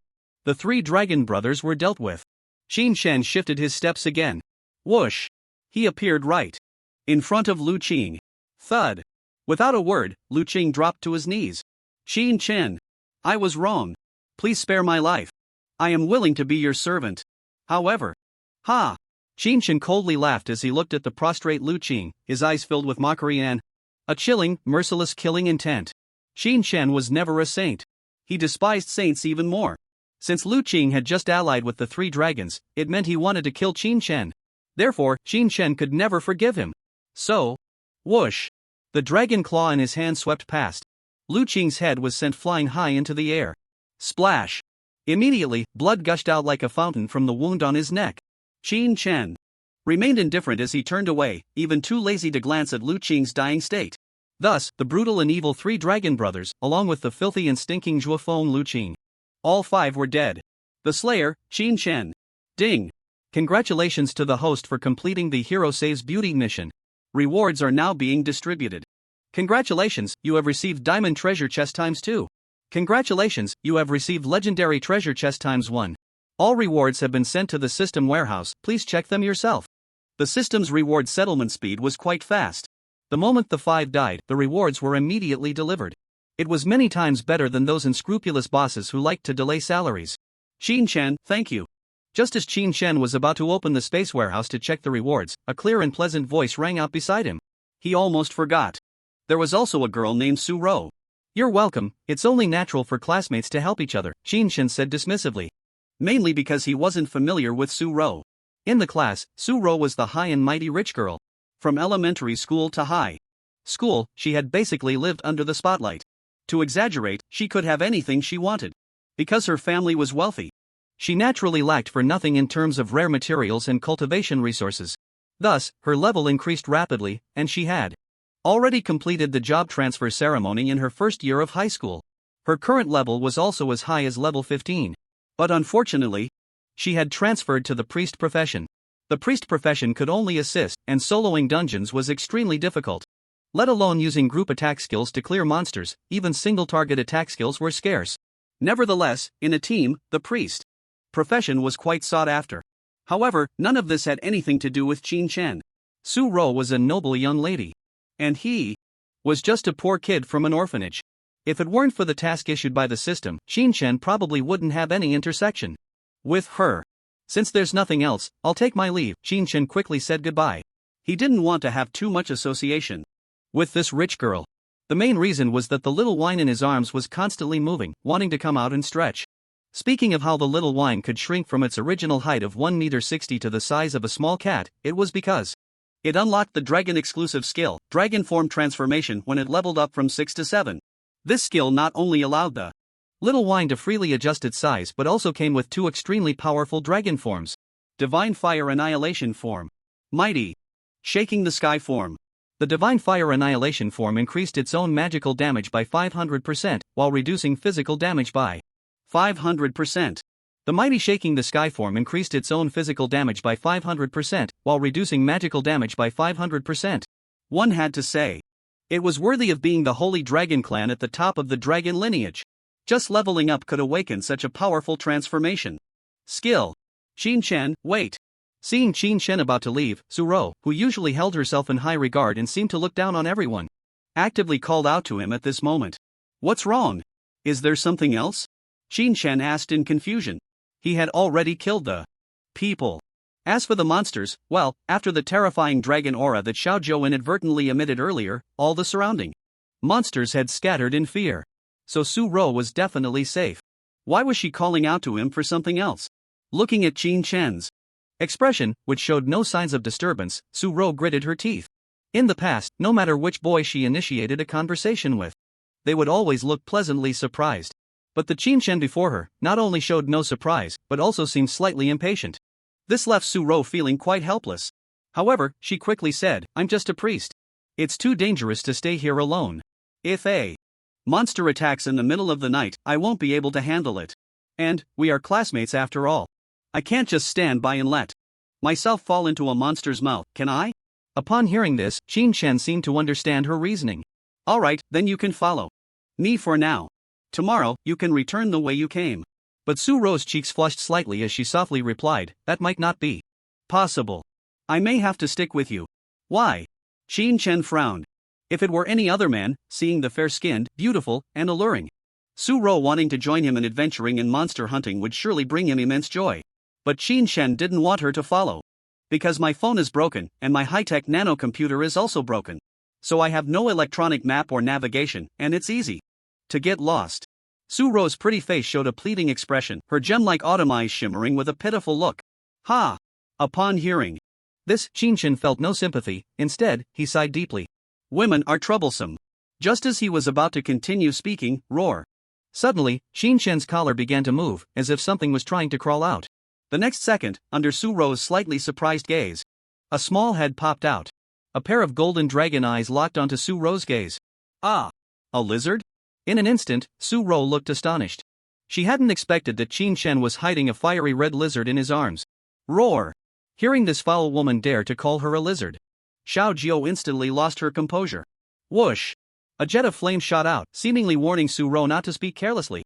This princess is a holy flame dragon, not a lizard. Pouting like that is really cute. Girls tend to like cute things. When Su-Ro saw Xiao Jiao puffed up and even able to breathe fire, she couldn't help but smile with her eyes squinted. Xiao Jiao, don't be angry. I'll make you something delicious. She has long hair but short knowledge, so don't take her seriously. Qin Shen hurriedly comforted the agitated Xiao Jiao. He couldn't let her jump out. Otherwise, Su-Ro would probably be scared to death. This was a genuine holy flame dragon cub. A legendary top-tier dragon species. Hearing Qin Shen say that just to appease this little creature, Su-Ro instantly felt angry. But then she thought about it and her anger dissipated. There was no need to compete for attention with a little creature. Moreover, it seemed this little one was actually Qin Shen's pet? Could this lizard actually have dragon blood? Su-Ro's beautiful eyes widened in surprise. She hadn't forgotten that Qin Shen's profession was the legendary dragon tamer. Is this a dragon? Su-Ro suddenly asked. Qin Shen fell silent for a moment, then slowly replied, yes. This. Su-Ro was momentarily stunned. She looked incredulously at the well-behaved little creature nestled in Qin Shen's arms, unable to imagine that this little lizard was actually a dragon. Then what kind of dragon is it? Su-Ro continued to press. Don't ask anymore. It would be impolite to keep asking. Qin Shen said lightly. Oh. Su-Ro immediately felt apologetic. Indeed, this was a professional secret. Naturally, she couldn't pry further. But no matter what, she was truly shocked to the extreme. Qin Shen actually succeeded in contracting with the Dragon Clan. Although he didn't know what kind of dragon it was, he had indeed made the contract. Moreover, what shocked Su-Ro the most was Qin Shen's extremely terrifying personal combat power. He single-handedly challenged 3 dragon brothers plus Zhuofeng and Lu Qing, and instantly killed them. She suddenly realized she had underestimated this peer in front of her. Having completed the system's task, the next steps would be easier. Finding a spacious and flat area on the mountaintop, they set up camp and lit a bonfire. After hunting a few unicorn rabbits and cleaning them up, they roasted them to eat. Qin Shen was very attentive, tearing the roasted rabbit meat into small pieces to feed the already shrunken little dragon cub bite by bite. Xiao Jiao originally wanted to return to its normal size and start feasting, but due to the presence of a human woman nearby, it could only snuggle contentedly in its master's arms, enjoying the feeding. It must be mentioned that, after shrinking, Xiao Jiao's appetite also decreased. In its normal size, Xiao Jiao could eat several roasted demon antelopes. Now, just a few unicorn rabbits were enough to fill it up. Su-Ro was quite astonished. This cute little dragon cub looked small, yet it could eat several unicorn rabbits. Additionally, Qin Shen's cooking skills were really impressive. Even she, a young lady who had been accustomed to delicacies since childhood, was very satisfied with the rabbit meat Qin Shen roasted, eating until her little mouth was greasy. I hope you can keep the fact that I contracted with the little dragon cub a secret. After finishing the meal, before preparing to rest in the tent, Qin Shen said this. Don't worry, I won't even tell my father about this. Su-Ro nodded seriously. She naturally understood how shocking it was that Qin Shen successfully contracted with a little dragon cub. It could even be said, if this news were to leak out, Qin Shen would definitely make national headlines immediately. The profession of dragon tamer was not unheard of in the Dragon Kingdom, but no dragon tamer had ever successfully contracted with a true dragon clan. Yet, Qin Shen succeeded, becoming an unprecedented existence. This would definitely become the focus. The cute little dragon cub in front of her, although she didn't know what level of dragon it was, must have a high bloodline level to be contracted by a dragon tamer. It was just in its juvenile stage now, so it might not have shown its true potential. Seeing Su-Ro agree to keep it a secret, Qin Shen nodded gently. Finally, they each returned to their own tents to sleep. In his small tent, Qin Shen closed his eyes, slowly immersing his mind, and silently recited, "System, open the warehouse." Buzz. A system warehouse panel that only Qin Shen could see appeared. There were 3 treasure chests quietly lying on it, emitting a faint glow. This was naturally the reward for this random task. Without any hesitation, Qin Shen directly clicked open the 2 diamond treasure chests. Ding! All diamond treasure chests have been successfully opened. Congratulations! You have obtained the Xianjing Earth Scale Sword. Congratulations, you have obtained the Swift Wind set. Congratulations, you have obtained the top-tier Gene Enhancement Potion. Congratulations, you have obtained B-level skill Fire Dragon Bullet. Equipment: Xianjing Earth Scale Sword Quality, Purple Dot. Profession: Dragon Tamer, Dragon Blood Warrior Dot. Level 15 Dot. Attributes: Strength plus 40. Intelligence plus 40, Agility plus 30 Dot. Enchanting effects: each time an attack hits a target, your physical resistance and magical resistance increase by 2%, lasting for 10 seconds, stacking up to 5 times. All your skills' power increases by 5%. When attacking, there is a 30% chance to inflict poison and confusion on the enemy. Swift Wind set is a level 15 purple quality armor set. It consists of 3 parts: shoulder armor, belt, and leg guards. The attribute entries for all 3 parts are the same: strength plus 10, stamina plus 50. The enchanting effect of the shoulder armor is, increases your attack speed by 30%. The enchanting effect of the belt is, increases your casting speed by 30%. The enchanting effect of the leg guards is, increases your movement speed by 30%. Set effect: when hit, gain 20% damage reduction. Top tier Gene Enhancement Potion: after consumption, all your 4-dimensional attributes increase by 50 points, simultaneously greatly improve your genes. Fire Dragon Ball: the after casting, a massive fireball of the flame dragon will condense, causing a large-scale explosion upon hitting the target, dealing extremely high magical damage to enemies within the area. Generous. This reward is simply incredibly generous. Qin Shen, who was originally calm, instantly perked up upon seeing the box opening rewards. These items are exactly what he desperately needs. His novice long sword's durability is almost exhausted. The novice armor on him has long been damaged in battles with monsters. These rewards are truly a timely blessing. Qin Shen eagerly put on the armor, and a sharp longsword covered in black scales appeared in his hand. At the same time, he directly grabbed the top-tier Gene Enhancement Potion and gulped it down. If it weren't for the fact that it was night, and there was a beautiful girl resting nearby, Qin Shen would have gotten up to test the power of the Fire Dragon Ball skill. Who?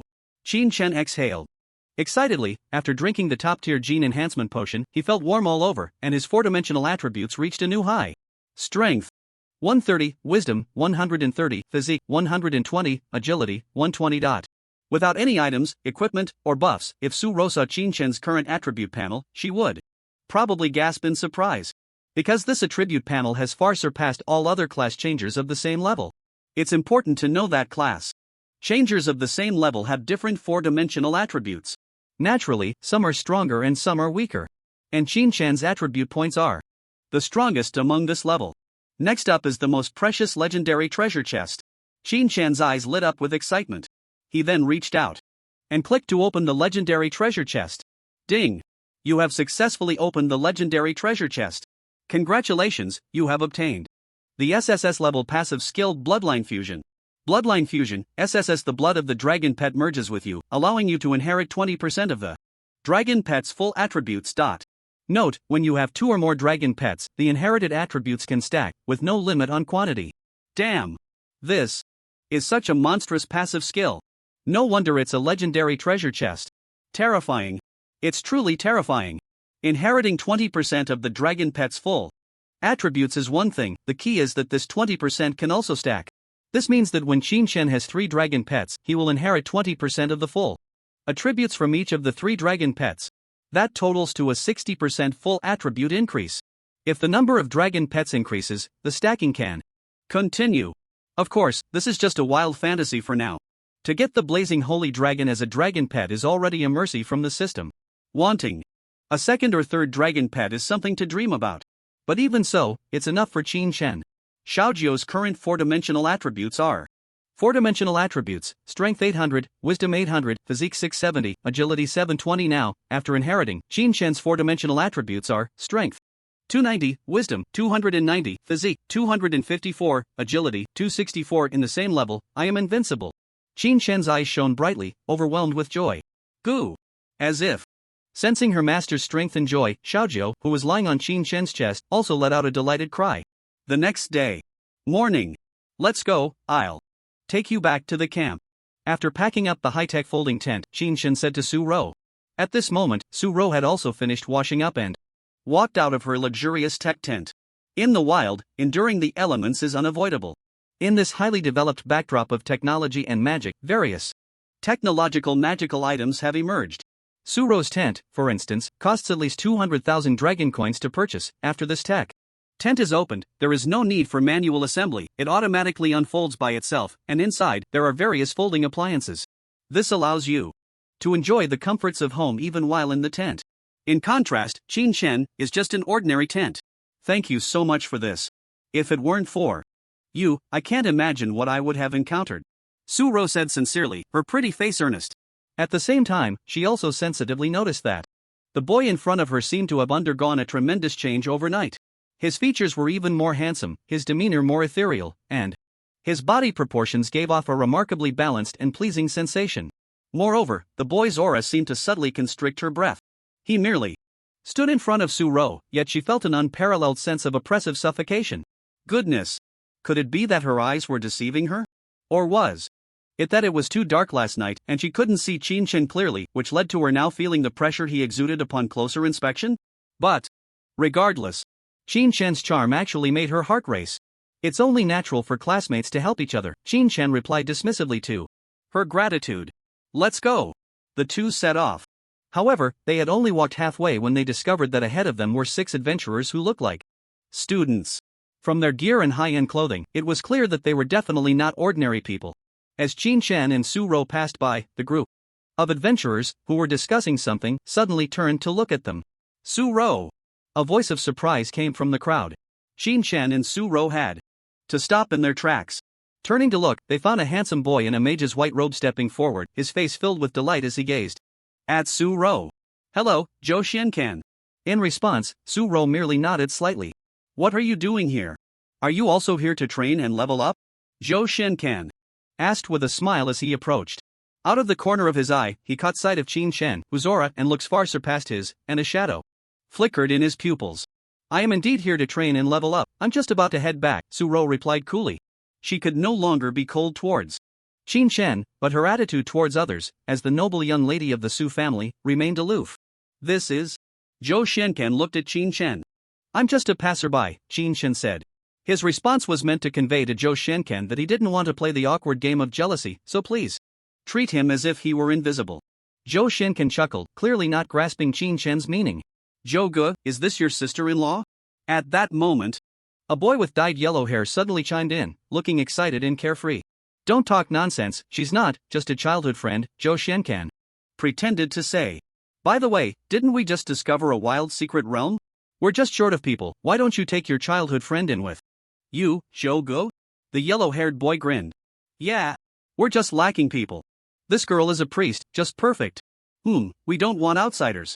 Others also raised their hands in agreement. At that moment, Qin Shen turned to look at the place where they had been standing earlier, where there was a swirling distortion in space, emitting a faint blue glow. The so-called wild secret realm is actually a secret dungeon that randomly appears in the wild maps. Through that twisted spatial vortex, one can directly enter. For many adventurers, this is an opportunity that is hard to come by. Many adventurers have trained in the wild maps for decades but have never encountered a wild secret realm. And after clearing a wild secret realm, there are naturally extremely rich rewards in experience, items, equipment, skills, and more.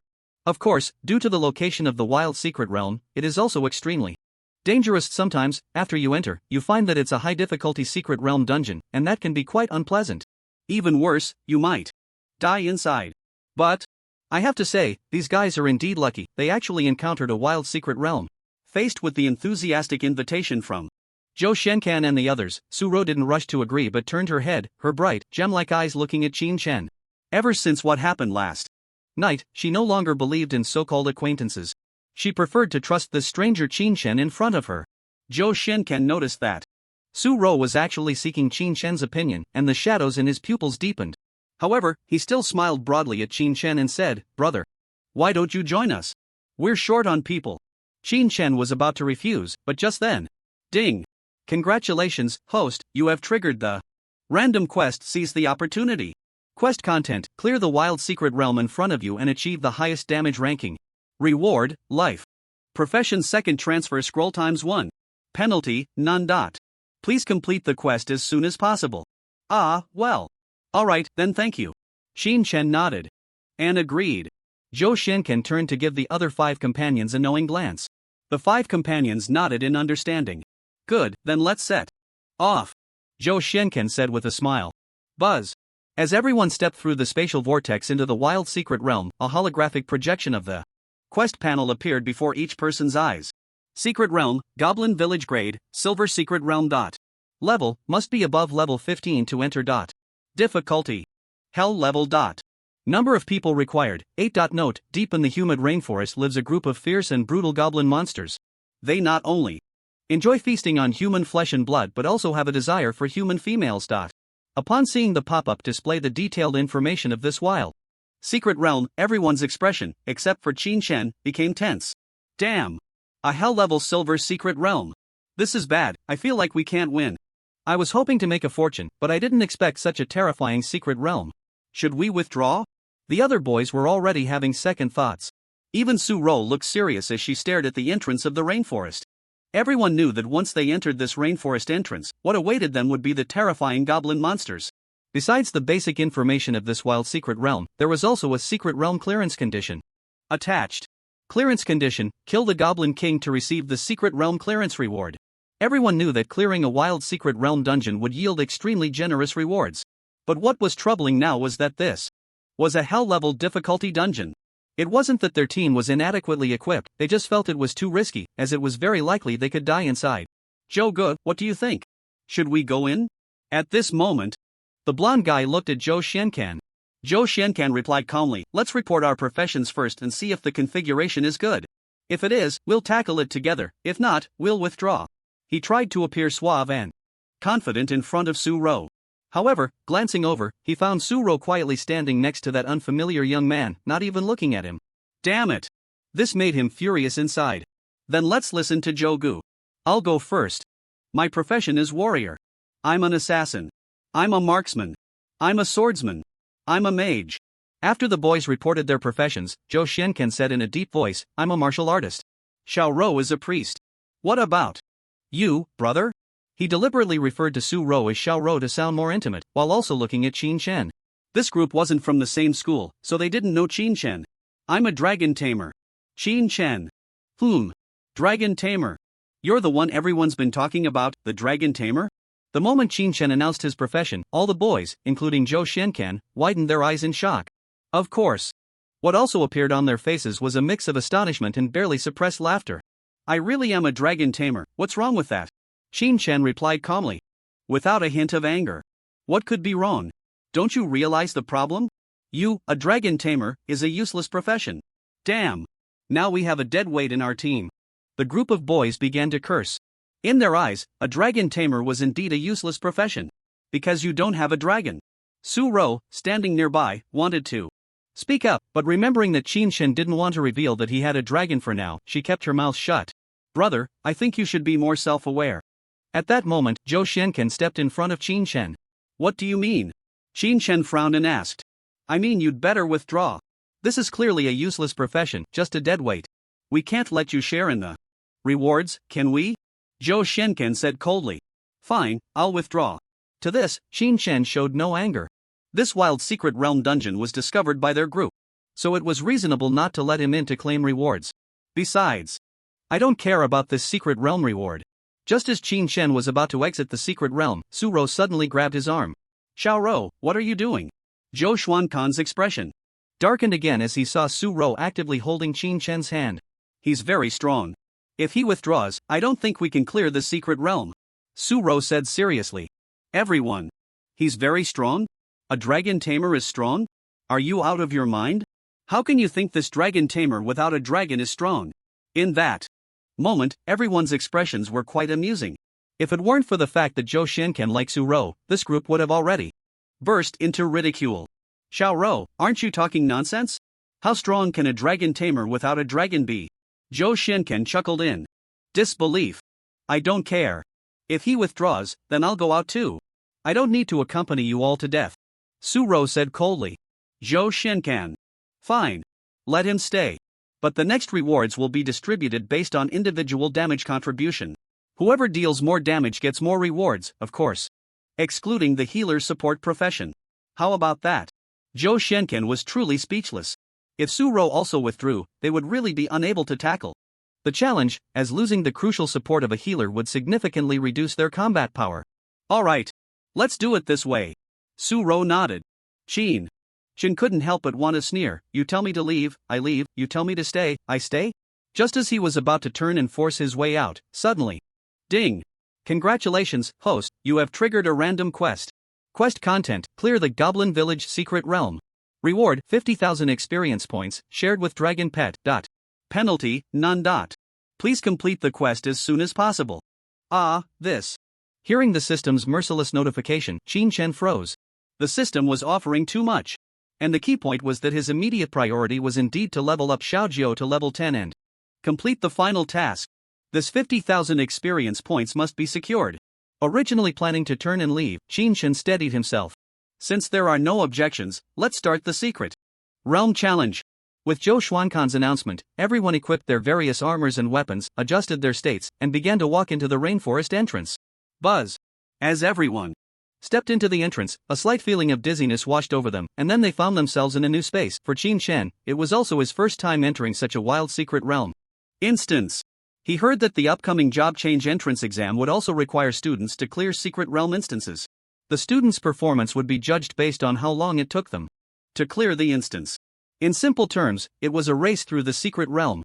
Right now, having such a wild secret realm instance to practice in was indeed a good thing. Qin Shen began to survey his surroundings. Stuffy, humid, hot. The smell of damp earth mixed with the stench of decaying leaves, compounded by the various odors left by insects, made it quite unpleasant for the nose. A typical tropical rainforest environment. This secret realm space was vast. If one climbed a tall tree, they could see the boundary of the space, a barrier resembling a purple light curtain that could be touched but not destroyed. This was the spatial barrier of the secret realm instance. In other words, the adventurer team that had now stepped into this place had no way back. Either they would clear the instance or die here. But everyone was quite confident. They believed that as long as they coordinated well, they could definitely clear it easily. Following the narrow path deeper in, they finally saw a stronghold standing in the middle of a valley not far away. Inside the stronghold lived goblins of various skin colors. The largest goblin observed was 3 meters tall, clad in iron armor, and had an ugly face. The smallest goblin was less than a meter tall but was very agile, clearly a goblin cub. Of course, what was most chilling was that high towers throughout the stronghold were adorned with dried human heads. It seemed to showcase the glorious past achievements of this goblin village. It also indicated that the difficulty of this secret realm instance was extraordinarily high. Previous job changers who had ventured in had been wiped out. Let's go, charge in. Fatty, as a warrior, you take the lead at the front. Blue Hair, as an assassin, stay on the side to protect the damage dealers. Everyone else just focus on dealing damage. Remember to manage your mana well, and drink mana potions when you're running. Low Xiaoro, you stand behind me, I'll protect you. As for this dragon tamer brother, you stay at the back, throw some ranged items, and distract the monsters.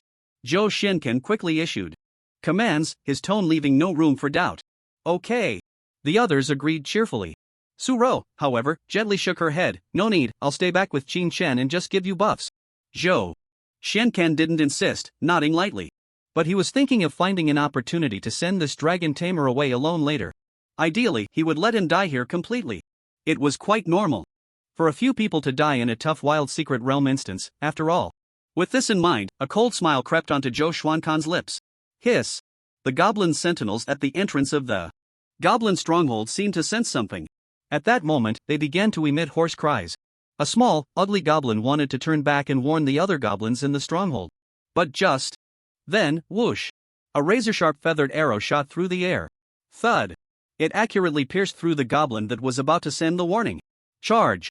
Immediately, at Zhou Xuankan's command, the entire adventurer team began to advance. The goblin sentinels, seeing mere humans daring to attack their stronghold so brazenly, were instantly filled with rage. Ah! A sharp, unpleasant roar erupted from the throats of the goblin sentinels. They then grabbed their spears, stone axes, and other weapons, rushing towards the human team. Buzz! At this moment, as the only priest in the team, Su-ro began to wield her valuable purple staff. Waves of gentle, blessed light fell upon all the team members. Weapon blessing. Body strengthening spell.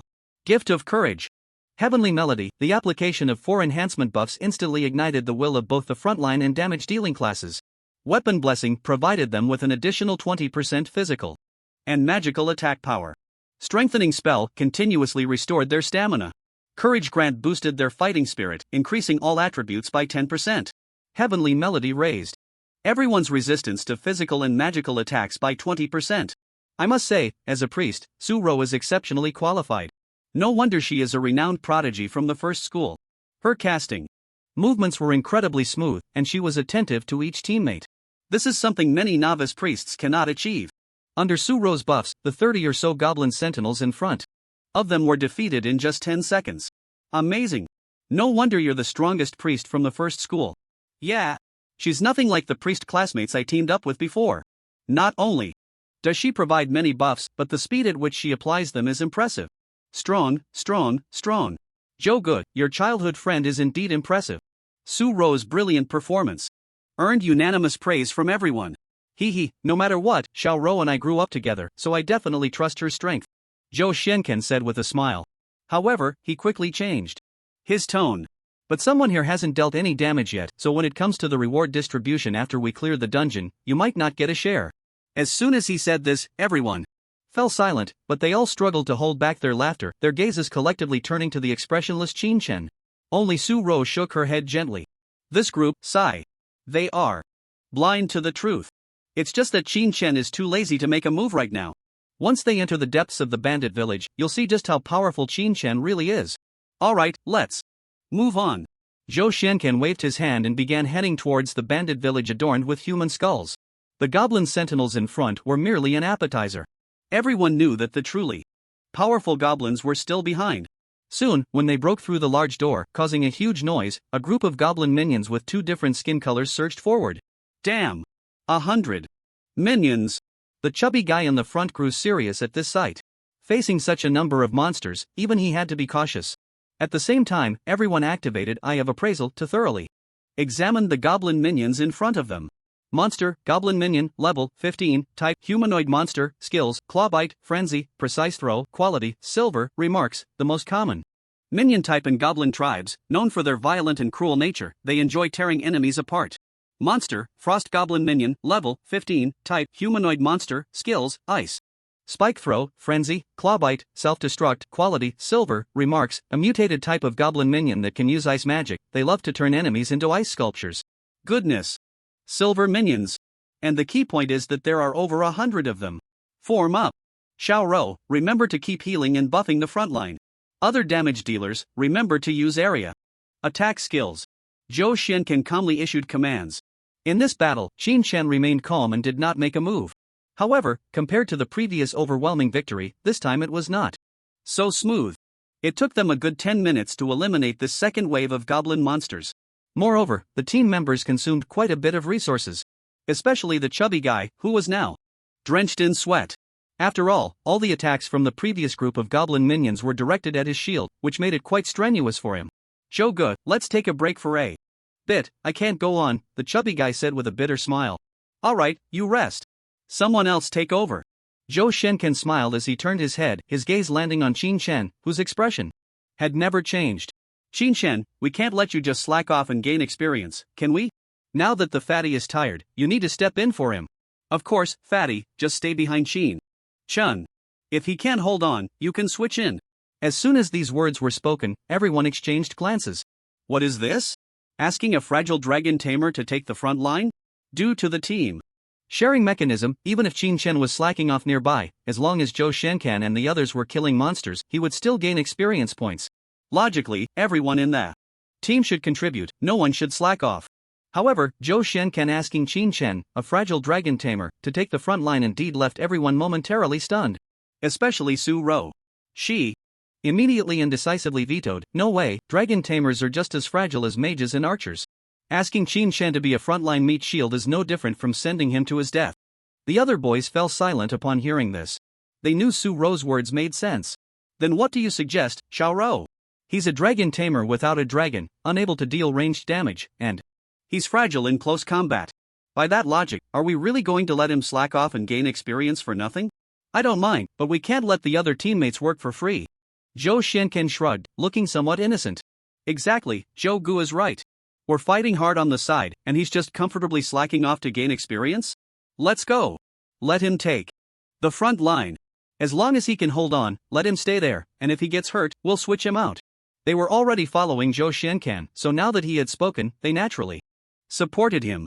Then after we clear the secret realm, I'll give up my share of the rewards as compensation. That should be fine, right? Su-ro said with a clear voice. As soon as this was said, everyone's expression changed. Especially Zhou Shenkan, whose previously smiling face instantly darkened. He never expected that Su-ro would be willing to sacrifice such a significant benefit. For this Qin Chen, this was a wild secret realm. Many ordinary adventurers in Anning City might not encounter such an opportunity in their entire lives. As long as they cleared it, the rewards would definitely be shockingly generous. Yet this rich young lady was willing to give up these benefits for a poor kid. The key was that this poor kid was a dragon tamer who was useless without a dragon. Kid, are you even a man? Just standing silently behind a woman? Zhou Shenkan turned his face darkly, his cold eyes fixed on Qin Chen. Alright, Su-ro, there's no need to sacrifice your benefits to compensate me. If it's the front line, then so be it. I don't mind. As soon as Qin Chen's calm words fell, clang! A crisp sword hum resonated in everyone's ears. Then everyone looked on in astonishment as a sharp heavy sword embedded with black scales was gripped in Qin Chen's hand. The terrifying sword aura surrounding it made everyone around unable to help but focus their gaze on it. Especially the fatty, who was a warrior, felt the extraordinary nature of this heavy sword. It was at least several levels stronger than the rock-heavy sword in his hand. Good heavens! This was definitely a level 15 purple-grade heavy sword. No wonder they were so surprised. Even Su-ro and Zhou Shenkan, children from wealthy families, were only using level 10 purple-grade weapons. Yet this poor kid suddenly produced a level 15 purple-grade weapon. Ah, this really feels a bit off. Qin Chen, where did you get this weapon? At this moment, Zhou Shenkan couldn't help but ask. I don't think I need to tell you that, Qin Chen replied coldly. You? Zhou Shenkan was choked by this response, his gaze growing even darker. Good. Very good. Originally, I thought that for Su-ro's sake, I would just seriously injure you and teach you a lesson. Since your attitude is so arrogant, don't blame me for being ruthless. Qin Chen, you will definitely die in this secret realm. Continue moving forward. Zhou Shenkan ordered coldly. He then pulled the fat guy aside and said using sound transmission technique, remember not to help him, let him get seriously injured in the next wave of monster attacks, and then when we reach the elite monster or boss level, find an opportunity to sell him out, let him die at the hands of the monsters. The sound transmission technique is a type of universal skill. The so-called universal skills are skills that all professions can use. For example, eye of appraisal, scent masking, enhanced perception, and block, which is exclusive to physical professions, and spell parry, which is exclusive to magical professions. Of course, universal skills are also graded, and some secret realm dungeons can drop high-level universal skill books. The fat guy, hearing Zhou Xuankan's reminder, instantly nodded excitedly and asked hopefully, Brother Zhou, if he dies, can I have that heavy sword in his hand? That weapon is very suitable for my warrior profession. Zhou Shenkan replied indifferently, no problem, as long as he dies, you can take that heavy sword. Thanks, Brother Zhou. Let's go, continue moving forward. I have to say, as a silver level hell difficulty wild secret realm dungeon, the space is indeed vast. Especially this goblin monster's self-built village. As they moved forward, the path seemed endless, and around the wooden houses, there were large crossbows and catapults. At this moment, as they gradually delved deeper into this village, Qin Chen and the others finally encountered the third wave of monsters. A group of goblin monsters with blue-green skin suddenly appeared before them. At the same time, goblin monsters were seen operating the crossbows and catapults on the rooftops around them. Whoosh! The huge crossbow bolt in the hands of a grinning goblin shot towards the team. Holy light shield! With Su-ro's crisp shout. Buzz! A massive light shield completely enveloped the entire team. Ding! The incoming crossbow bolt was directly deflected by the light shield. At this moment, a group of goblin monsters armed with weapons also rushed forward. Compared to the previous two waves of monsters, this time the monsters even knew how to use the crossbows and catapults on the rooftops to attack the invading adventurers. Ranged DPS, take out the small monsters on the rooftops. Frontline, don't drop the ball.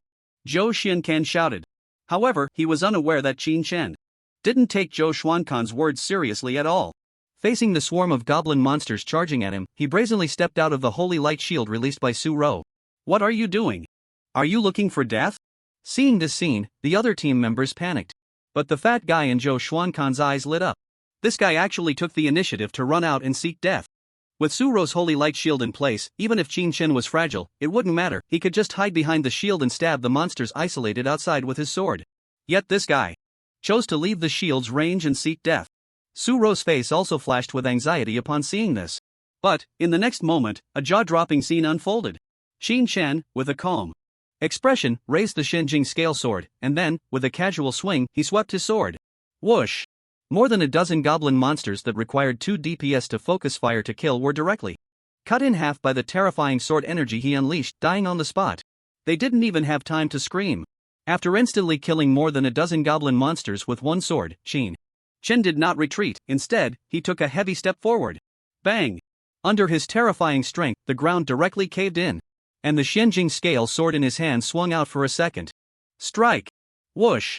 The sharp sword energy spread out like ripples at a speed visible to the naked eye.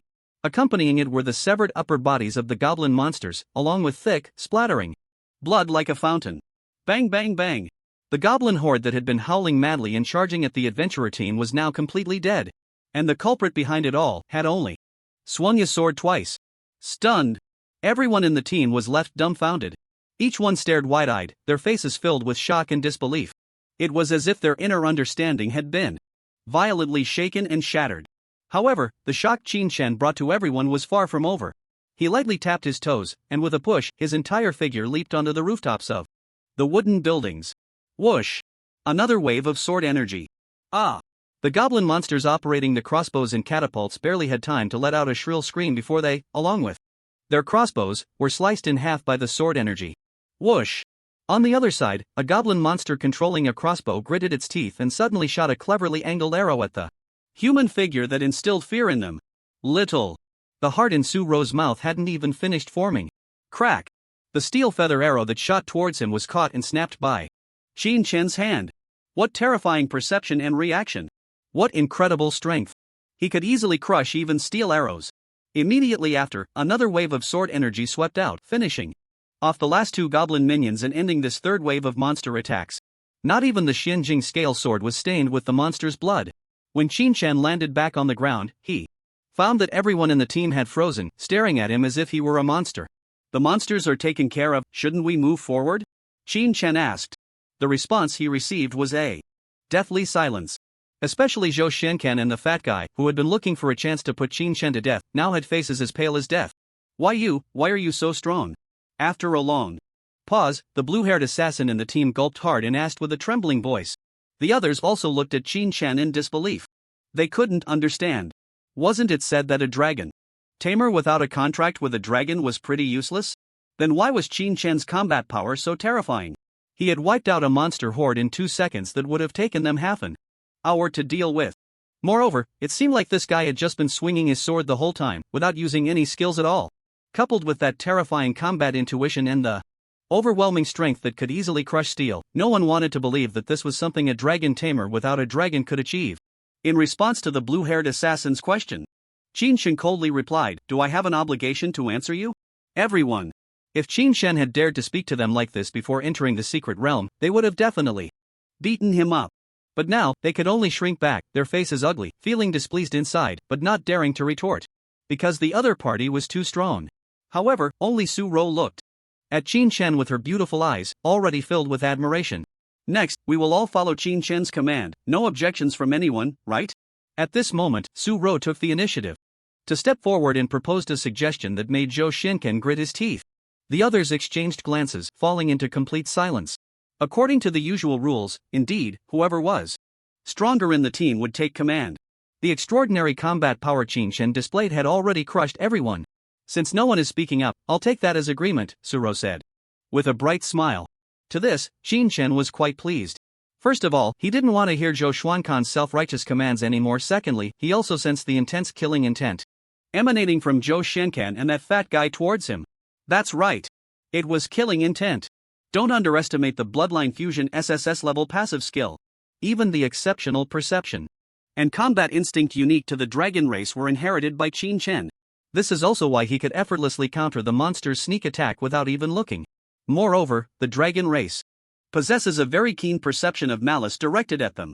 Qin Shan had just sensed the thick killing intent aimed at him from Zhou Shenkan and that fat guy. Therefore, Qin Shan didn't mind taking over the command position. Caution is the key to longevity. Even though he was practically invincible among his peers, being careful and prudent would allow him to go further. By the way, The rules for profit distribution remain unchanged. Whoever has a higher output ratio will receive a larger share of the rewards. With this statement from Qin Shen, everyone opened the team's damage statistics panel. Then they despaired as they saw. Output ratio, number 1, Qin Shen, output ratio 80%. Number 2, Zhou Shenkan, output ratio 10%. Number 3, Li Dafu, output ratio 5%. As expected, Qin Shen was the highest. After all the DPS from this third wave of monsters belonged to him, leaving his teammates dumbfounded, completely forgetting about their own output. And as the priest, Su Ro was at the bottom. However, due to the nature of her profession, that was normal. It was just that the output ratios of Zhou Shenkan and Li Dafu, who were damage-dealing classes, were disheartening. This meant that aside from the fixed income of the priest, Qin Shen would take 80% of the remaining total rewards. As for the team composition, everything will be directed by Su Ro. I will play freely since I don't want you all to hold me back. Qin Shen's cold words felt like a slap, hitting them hard in the face. The key was, they had no way to refute it. The dragon tamer they had previously scorned and derided had now turned into someone they had to look up to. At this moment, they couldn't help but doubt internally. How could Qin Shen have become so strong? Did he really contract a high-level dragon? But they quickly shook their heads in denial. Impossible. He must have stumbled upon some kind of treasure to become this strong. As for contracting a legendary dragon, that was absolutely impossible. After this incident, Zhou Shenkan and the others, who had originally mocked and looked down on Qin Shen, fell into a collective silence. They no longer dared to point fingers at Qin Shen. Seeing this, Su Ro also breathed a sigh of relief. She was genuinely afraid that Zhou Shenkan would continue to provoke Qin Shen without knowing his place. She had a sixth sense. If they hadn't brought Qin Shen into the secret realm, this adventure team would definitely have perished here. Since Qin Shen had single-handedly dealt with almost all the monsters in this third wave, the others had merely watched the show and hadn't exhausted much stamina. They chose not to rest and continued deeper into the village. Finally, after a few minutes of advancing, they arrived in front of a large gate and saw a 5-meter-tall goblin heavy warrior, its body brimming with explosive muscles. The reason it was called heavy armor was that this giant goblin was clad in a heavy steel armor, wearing a massive helmet that armed its body from head to toe, leaving only a small gap to see the scene before it clearly. In its hand, it wielded a rusted giant iron sword. Roar! When this giant goblin saw the humans before it, it immediately let out a furious roar. Yet Qin Shen remained calm, using his identification eye to scan the opponent.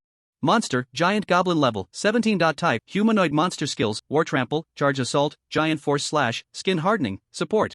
Summon, Frenzy Qualification, Silver Remarks, a powerful general of the Goblin King, possessing extremely strong power and formidable defense, immune to 30% of general physical attacks. Everyone be careful, this should be an elite monster level existence, definitely don't be careless. At this moment, Su Ro's delicate face was also serious as she warned her teammates. However, as soon as she finished speaking, roar!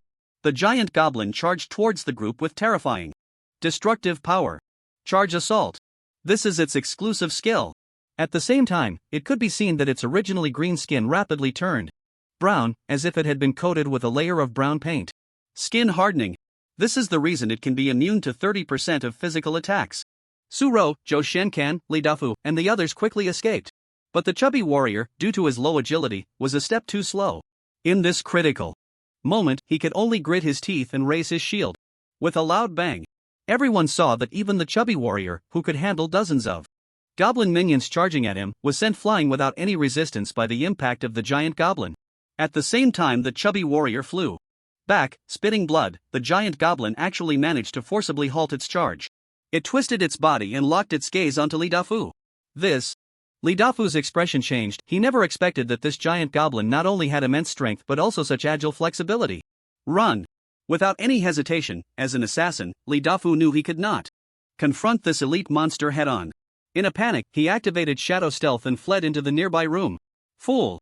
In response to Li Dafu's action, Qin Shen coldly spat out these 2 words. The next second, it seemed to truly validate Qin Shen's assessment. Ah! A scream instantly came from Li Dafu, who had rushed into the building. Along with it were the sounds of teeth gnashing flesh and bone. Clearly, there were many goblin minions lurking inside the room as well. It is well known that some games set a skill for elite monsters that allows them to summon minions when reaching their level. When Qin Shen saw that the giant goblin had a support summon skill in its skill information, he knew that in this seemingly empty room, there were actually quite a number of goblin minions residing. As soon as the giant goblin used the support Summon skill, these goblin minions would rush out of the room frantically. And Li Dafu, instead of hiding elsewhere, chose to hide in the room. There was no need to look, Li Dafu was already dead beyond saving. Listening to Li Dafu's screams, the faces of the surrounding teammates turned pale. Only Qin Shan remained calm and indifferent. If asked why Qin Shan didn't step in to save them, the reason was simple: they wanted Qin Shan dead too. Earlier, when this group had looked at Qin Shan with mocking smiles while he took the front line, Qin Shan knew they were eager for his demise. If he hadn't contracted the blazing holy dragon, he would still be weak, and continuing to serve as the front line would likely lead to his death in the first wave of minion charges. In short, on the surface, this was a team, but in reality, their hearts had long since turned against each other. Therefore, Qin Shan naturally wouldn't play the savior. Moreover, without them, Qin Shan could still clear the secret realm. He had the cutest and most powerful little whine. Roar! After dealing with Li Dafu, the giant goblin immediately turned its murderous gaze towards Zhou Xiancan and the others. Run! Without any hesitation, Zhou Xiancan turned and fled. Even when passing by Su Rou, they never thought of taking her with them. At this moment, they had already realized that this secret realm was completely impossible to conquer. Even with Su Rou, the priest, buffing them, they were no match for this giant goblin. A single brutal charge from the opponent could completely disrupt the formation of the entire team. Watching as the few boys ran faster than dogs, the giant goblin snorted in anger, too lazy to expend energy chasing these cowards. Its gaze fell on the fair-skinned and beautiful Su Rou. Huff huff. In just a second, Su Rou's face turned pale as she saw the giant goblin enter a state of excitement, filthy, sticky saliva dripping down. This disgusting sight was like a pervert seeing a beautiful woman. Ew. Su Rou was so frightened that she quickly ran to Qin Shan's side. Qin Shan had to take care of Su Rou to some extent. Step back a bit, this monster is mine, Qin Shan said calmly. There was neither arrogance nor overconfidence. Yet, it was this calm voice that gave Su Rou a full sense of security. Okay, I can give you a few buffs. Su Rou nodded reassuringly, then waved her staff, applying all the buffs she could to Qin Shan. Buzz. Qin Shan's combat power skyrocketed nearly tenfold at that moment. No wonder others insist on having a priest as support when entering dungeons. This kind of buff amplification is indeed fierce. Feeling the surging power within him, Qin Shan clenched his fist and revealed a cold smile. At this moment, the giant goblin was already roaring as it charged towards Qin Shan. It was still the combination of charge plus skin hardening, making this giant goblin seem like a bulldozer that pushed everything aside, barreling towards Qin Shan with terrifying destructive force. In just 2 seconds, the distance of several dozen meters was closed to less than 2 meters. Qin Shan could even smell the disgusting stench coming from the giant goblin. Kneel before me. Facing this seemingly invincible giant goblin, Qin Shan let out a low shout, twisting his wrist, and the incredibly sharp Xinjing Earthscale sword was swept out by him. Boom! The sharp sword energy slashed at its shoulder, making intimate contact with its brown, tough skin. Under the effect of 30% physical damage reduction, this invincible Xinjing Earthscale sword only left a shallow wound on it. Ah! But the giant goblin let out a miserable scream, its fierce momentum abruptly halted. At the same time, the sword that struck its shoulder carried an overwhelming force, causing it to crash down on one knee. Roar! The giant goblin, forced to kneel, felt an endless humiliation. In this goblin village, only the Goblin King could make it kneel. This tiny human dared to make it kneel. Unacceptable. Buzz! The giant goblin's muscles bulged again, a terrifying pressure sweeping out. Frenzy! It finally unleashed this amplification buff. However, looking at the giant goblin whose aura was rising steadily, Qin Shan sneered. The reason you're so arrogant is merely because of the protection of your armor in the physical damage reduction from skin hardening, but have you ever thought, at such a close distance, what would happen if I blasted a fireball at your helmet? As soon as the words fell, regardless of weather, the giant goblin understood. Qin Shan suddenly released the Xinjing Earthscale sword in his hand. The moment he let go of the sword, fireball, the B-level skill that had long been chanted, was directly blasted from Qin Shan's hand, and it was aimed right at the gap in the giant goblin's helmet. Boom! Under Su Rou's astonished gaze, the terrifying flames transformed into a fire dragon, howling as it burrowed into the helmet, completely melting the giant goblin's head. Bang! There wasn't even time for resistance or screams. The massive figure fell straight down. Thus, the elite giant goblin was successfully defeated. However, no materials, items, or equipment dropped. In secret realms, rewards are usually only given after clearing the dungeon. Su Rou, who had been watching the entire time, saw this young man completely crush the giant goblin that even Zhou Xiancan and the others could only flee from. What was even more unbelievable to her was Qin Shan actually knew how to use fire magic. She was sure she wasn't mistaken. The flames that instantly burned the giant goblin to death were indeed magical damage. And judging by the power of this skill, it was at least B rank or higher. This giant goblin had high physical immunity and defense, but its magic resistance was very low. Being bombarded by Qin Shen right in the head, its skull exploded, and the flesh was completely melted away. After all, this was the exclusive skill of a dragon tamer, Fire Dragon Bullet. It looked similar to a mage's fireball spell, but in reality, it was many times stronger than a fireball spell. Qin Shen, do you want to continue moving forward? At this moment, Su Ro walked up beside Qin Shen. Perhaps only by getting close to this young man could she feel a sense of security. Speaking of which, in just 2 short days, she had truly experienced the coldness of human relationships. The betrayal of Zhuo Feng and Lu Cheng, and the way Zhou Xiancan and the others ran off without a second thought. One could say, if it weren't for Qin Shen, Su Ro would have died at least twice. Alas! Knowing a person's face but not their heart. Familiar faces can betray you, while strangers can help you. This made Su Ro feel a surge of emotions within her. Of course, we continue but if you're scared, you can leave first. I can handle it myself, Qin Shen said calmly. He was now a dragon tamer with a dragon. As long as he had Xiao Jiao with him, he feared nothing. Goo! At that moment, sensing the departure of Zhou Xiancan and the others, Xiao Jiao, who had been sleeping in Qin Shen's arms, poked its cute little head out from his collar. It squinted its eyes, happily humming. It felt the trust and reliance its master had for it. No, I want to follow you. Even though I'm just a support class, at least I can give you buffs to boost your combat power several times. Su Ro said with a determined expression on her pretty face. Alright then, when it comes to reward distribution, we'll split it half and half. Qin Shen was never stingy with teammates willing to follow him. Thus, the two arrived at the entrance of the final fortress and slowly pushed open the large door. Schwa! Outside the secret realm, 4 figures were teleported out from the entrance vortex. It was Zhou Xiancan and the 3 others.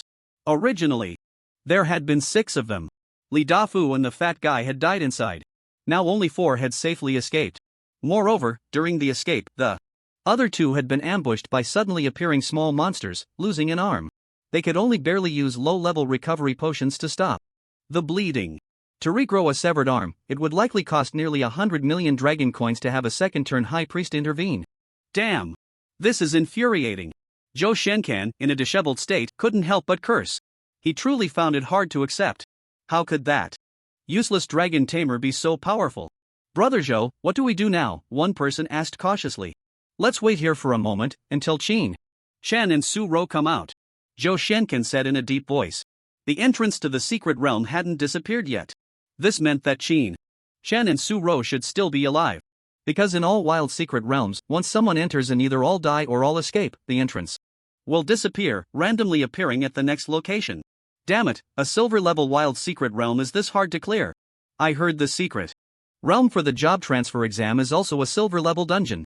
And the difficulty is even higher than this, because it's set by that king of hell. Another person couldn't help but sigh. The so-called Yama is a nickname for a certain college entrance examination question setter named Zhang Shaosun. Zhang Shaosun has always liked to set some high-difficulty secret realm dungeons as exam questions in previous job transfer entrance exams, which is why the candidates refer to him as Yama. The implication is that this question setter is devoid of feelings and only knows how to make things difficult for students. Brother Zhou, what if that Qin Shen clears this dungeon with Su Ro? What should we do then? A partner with dyed red hair couldn't help but ask. At this question, Zhou Xiancan fell into silence, his gaze darkening completely. When Qin Shen's strong arm pushed open the large door in front of him, he and Su Ro stepped into the stronghold castle. The entire stronghold castle was built using trees and various metal materials, appearing extremely sturdy. Gradually, Qin Shen and Su Ro passed through several large doors and finally arrived at the deepest part of the stronghold castle. Before them was a hall filled with a foul smell. Surrounding them were decorations made from human bones. In the center of this hall stood a tall giant figure, sitting cross-legged on an equally massive stone seat. Due to the dim and gloomy environment, devoid of light, this giant figure seemed to merge into the shadows. Humans. As if sensing a strange yet familiar scent, the giant figure, which had been sleeping on the stone seat, slowly opened its eyes.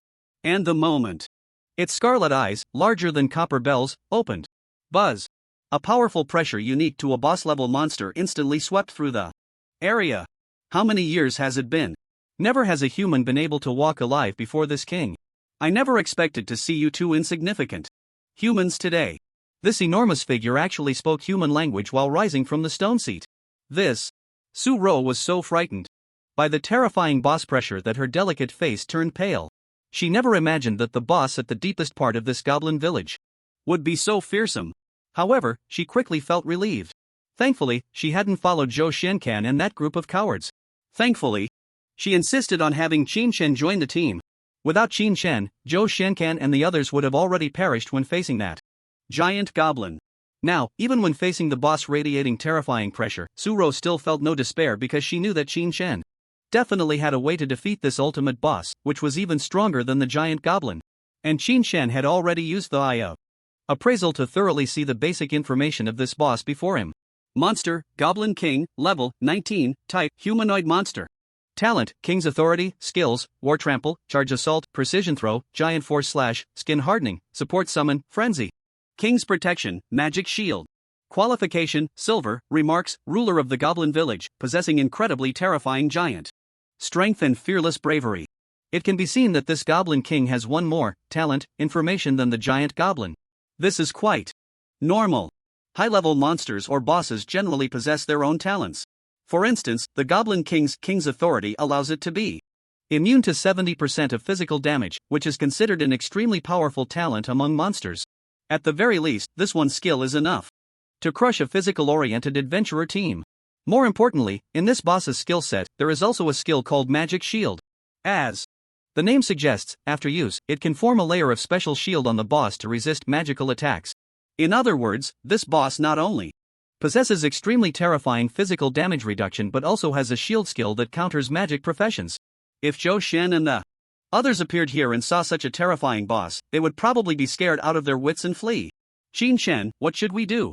As she watched the massive boss rise, its body as large as a small mountain, and pick up the sharp giant axe in its hand, Su-ro nervously asked. She had completely relied on Qin Shen by now. If Qin Shen told her to go east, she would absolutely not dare to go west. No need to do anything, we just watch the show. If this boss can survive more than 10 seconds, I'll consider it impressive. Qin Shen replied nonchalantly. Ha! Su-ro was completely stunned upon hearing this. Just watch the show? And such a formidable boss, in Qin Shen's eyes, wouldn't last more than 10 seconds? This. Ha ha. You are the first human I've seen who isn't scared to kneel before me and can still be so arrogant. The Goblin King, fluent in human speech, immediately revealed a contemptuous sneer. At that moment, it slowly stepped out of the shadows and walked towards Qin Shen and Su-ro. Its massive body was clad in a shimmering, mottled armor. In its hand was a giant axe capable of flattening a dozen people into pancakes. With each step it took, the ground cracked beneath its feet, creating spiderweb-like fissures. Arrogant, are we? You'll find out soon enough whether I'm arrogant or not. Qin Shen sneered. He then called out, Little Gio. Whoosh! A petite and adorable figure darted out from Qin Shen's collar. The Goblin King hadn't even had time to see what had flown out. Roar! A terrifying roar, filled with dragon might, erupted. Under the Goblin King's expression of utter shock. Whoosh! A massive storm suddenly swept through the castle hall. And that originally petite and adorable figure instantly swelled in the storm. The next second, Little Gio finally revealed its true form. A towering 10-meter tall crimson dragon appeared right before everyone's eyes. This. Su-ro, watching this colossal creature, was so shocked that her sharp chin nearly dropped, her entire body stiffening. A dragon. It was truly a dragon. My God. Moreover, the majestic and sacred aura it exuded made Su-ro realize that this giant dragon, engulfed in endless flames, was definitely a top-tier existence. Among dragons, Qin Shen had actually contracted a dragon, and it was this kind of top-tier dragon. Ah! The fear Su-ro had felt towards that boss monster was instantly wiped away, her inner worldview seemingly shattered by a hammer blow. In fact, it wasn't just Su-ro. Even the Goblin King, who had been grinning menacingly as it approached Qin Shen and the others, was now twitching its ugly cheeks as it looked at the terrifying creature before it. This invincible dragon, which even it had to look up to, filled it with a profound sense of deathly threat and deep fear. Of course, what terrified it even more was, the boy named Qin Shen suddenly cheerfully called out, Little Gio. Grr. As a result, the towering 10-meter flame dragon actually squinted its eyes, a purring sound like a cat emanating from its throat, lowering its massive head in front of Qin Shen. This level 15 human actually made a sacred and noble blazing holy dragon bow its head. However, the Goblin King had no time to marvel. Because, in the next second, it saw that human cast a cold gaze at it while also giving orders to the blazing holy dragon. Little Geo, do you see this ugly monster in front of you? Give it a mouthful of dragon breath and blast it to death. Earlier, Little Geo had awakened the dragon-exclusive skill Dragon Form Transformation while leveling up the Divine Fire Annihilation form, the Heaven-Shaking Power form. In the Godfire Annihilation form, one's magical damage is increased by 500%, while physical damage is reduced by 500%. In the Heaven-Shaking Power form, one's physical damage is increased by 500%, while magical damage is reduced by 500%. Now, Xiaojiu is surrounded by raging flames, and the scorching heatwave sweeps around, causing the entire mountain stronghold to show signs of burning, with the surrounding temperature rising as well. Su Ro had to cast a holy light shield on herself just to barely block the heat wave that almost roasted her. As for Xiaojiu's master, Qinshan stands beside Xiaojiu, completely unaffected. This is the power of the Dragon Tamer profession. Meanwhile, the Goblin King, acting as the boss, is now so frightened that it feels like its liver and gallbladder are splitting, and the rolling heat wave makes its skin appear almost roasted. It has no choice but to use a self-healing skill, constantly repairing itself against the onslaught of heat. The fact that it can still stand is actually because Xiaojiu noticed Su Ro, the master's friend, was present, so it deliberately restrained its divine fire's might. Otherwise, in Xiaojiu's current Godfire Annihilation state, if it unleashed its full power, not only would the Goblin King and Su Ro be in danger, but even the mountain stronghold itself would be instantly reduced to ashes. Under Qin Shen's command, Xiaojiu raised its massive dragon head, its golden vertical pupils filled with disdain as it looked down at the Goblin King, who was now frozen in fear. That gaze seemed to say, a mere lowly creature dares to bare its teeth at my master? Bang! The ground could hardly bear the immense weight of Xiaojiu as it moved its dragon foot towards the Goblin King. At this moment, the Goblin King's eyes widened, filled with fear and despair, and for the first time, it had the thought of wanting to escape. But it found that its limbs had completely stiffened. Su Ro finally came to her senses, staring blankly at the blazing holy dragon that seemed to be a moving mountain, incredulously looking at Qin Shen. I originally thought the one you contracted was a low-tier dragon. I never expected it to be a top-tier existence among dragons, the blazing holy dragon. Although there are no records of any dragon tamer successfully taming high-tier dragons in this world, that doesn't mean humans lack information about dragons. Major countries had long ordered their publishers to create reference books about various monsters and beasts for adventurers to study. The records about dragons in those books are quite detailed. Su Ro had carefully read the detailed introduction about high-tier dragons in those books. Among them, the imposing blazing holy dragon, resembling the Lord of Divine Fire, left a profound impression on Su Ro. She never imagined she would see the legendary blazing holy dragon, which stands at the pinnacle of dragons, here today. Even more surprising is that this classmate, who usually keeps a low profile and has no presence, could be fortunate enough to contract such a legendary being. This feeling cannot be expressed merely as envy. For Su Ro's astonishment, Qin Shen's expression remained calm, showing no signs of disturbance. However, Su Ro couldn't help but smile wryly to herself, murmuring, "They say dragon tamers are the most useless hidden profession. That saying is completely invalidated with you, Qin Shen. If the whole world knew that you successfully contracted a blazing holy dragon, their jaws would drop." Her statement was indeed not an exaggeration. Moreover, it made her feelings incredibly complex. Throughout her life, she had always been labeled a genius. One could say she should be the strongest priest among high school students in Anning City, but compared to the monstrous Qin Shen, not only was her combat power inferior, but he also had the strongest dragon pet. Just ask if you're convinced. At this moment, Qin Shen was too lazy to respond to Su Ro's bitter smile, because Xiaojiu had already moved its massive dragon body to descend in front of the Goblin King. Level 7 Blazing Holy Dragon versus Level 19 Boss Goblin King. Clearly, the Goblin King was a full 12 levels higher than Xiaojiu. Yet, the Goblin King suddenly thudded down to its knees. "Great One, spare me. I know I was wrong." Before it could finish its words, boom! A torrent of dragon breath, engulfed in raging flames, was unleashed from Xiaojiu's dragon mouth. Ah! In Su Ro's shocked gaze, the Goblin King barely had time to let out a scream before it was instantly engulfed in that sea of flames. Instant kill. Directly instant kill. The Goblin King didn't even have any power to resist, dying in an instant from that dragon breath. It probably never even dreamed that as just a small boss in the Silver Secret realm, it would attract a blazing holy dragon to kill it. "Stop dawdling, get on." Qin Shen pulled Su Ro's hand and jumped onto Xiaojiu's back. Grr! At that moment, Xiao Jiao let out a dissatisfied roar.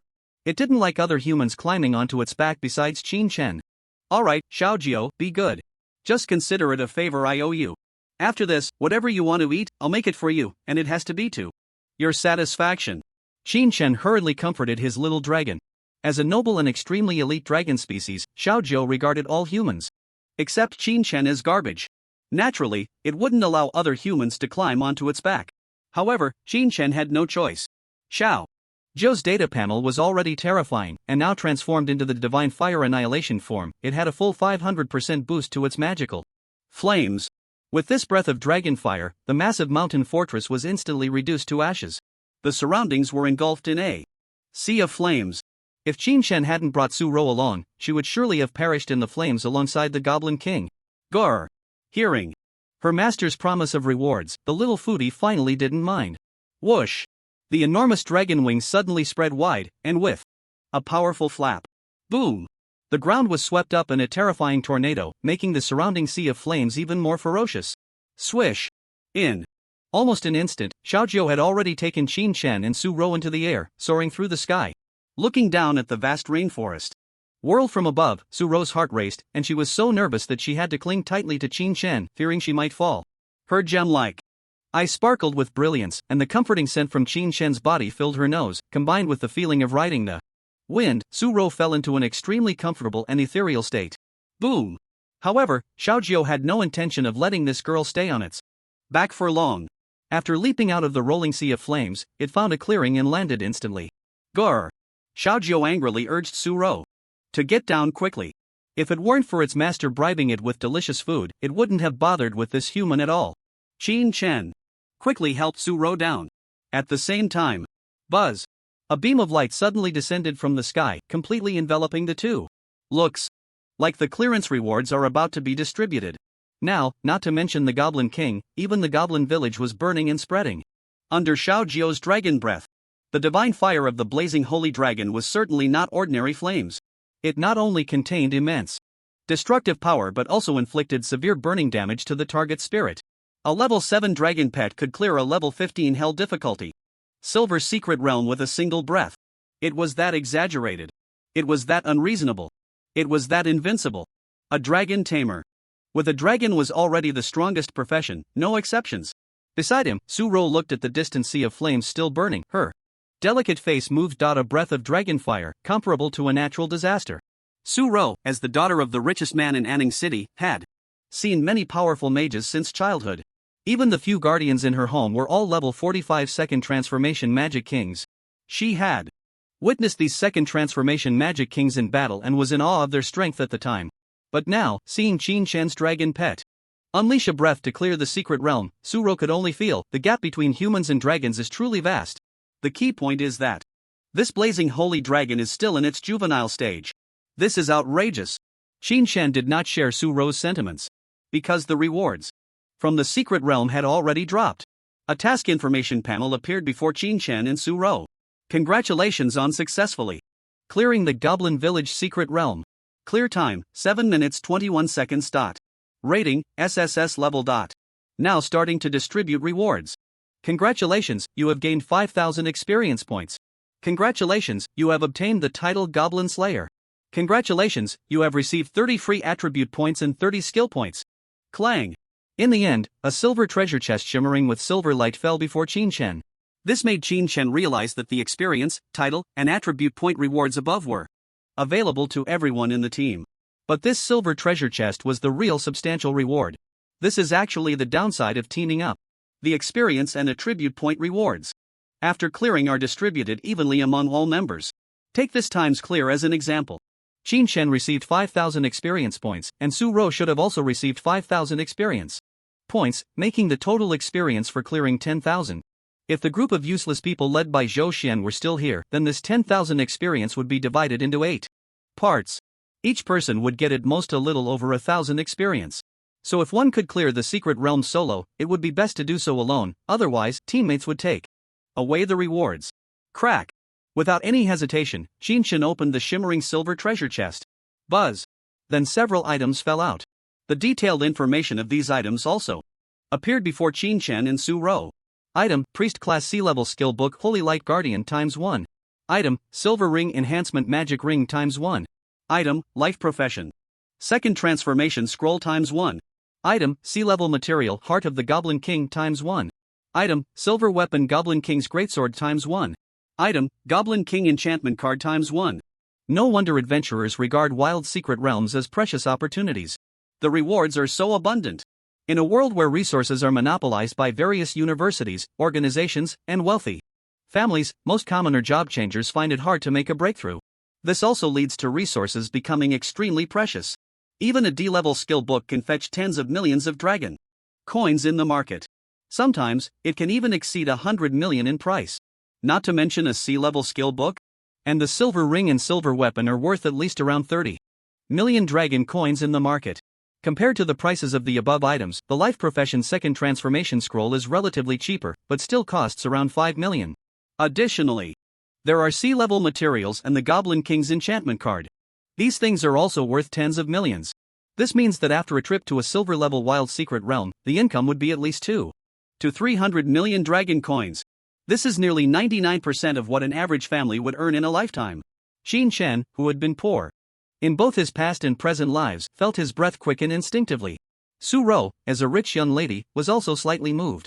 Anning City is a small city, ranked 4 or 5. Her family, as the richest, has a company valued at 3 to 400 billion. It does seem like a lot. But that wealth was built through generations of hard work by her ancestors, but now, just by clearing a wild secret realm, they could receive rewards worth hundreds of millions. If they encountered a few more wild resource secret realms, wouldn't that easily surpass her family's wealth? While both of them were marveling at this, only the little wine, which had transformed back into a small lizard, looked disdainfully at these rewards. It was a noble blaze sacred dragon. A single drop of its precious dragon blood was something that could not be measured in money. Naturally, it couldn't be bothered with these small rewards. Compared to these rewards, the little dragon cub hoped to return home quickly and have its master prepare delicious food for it.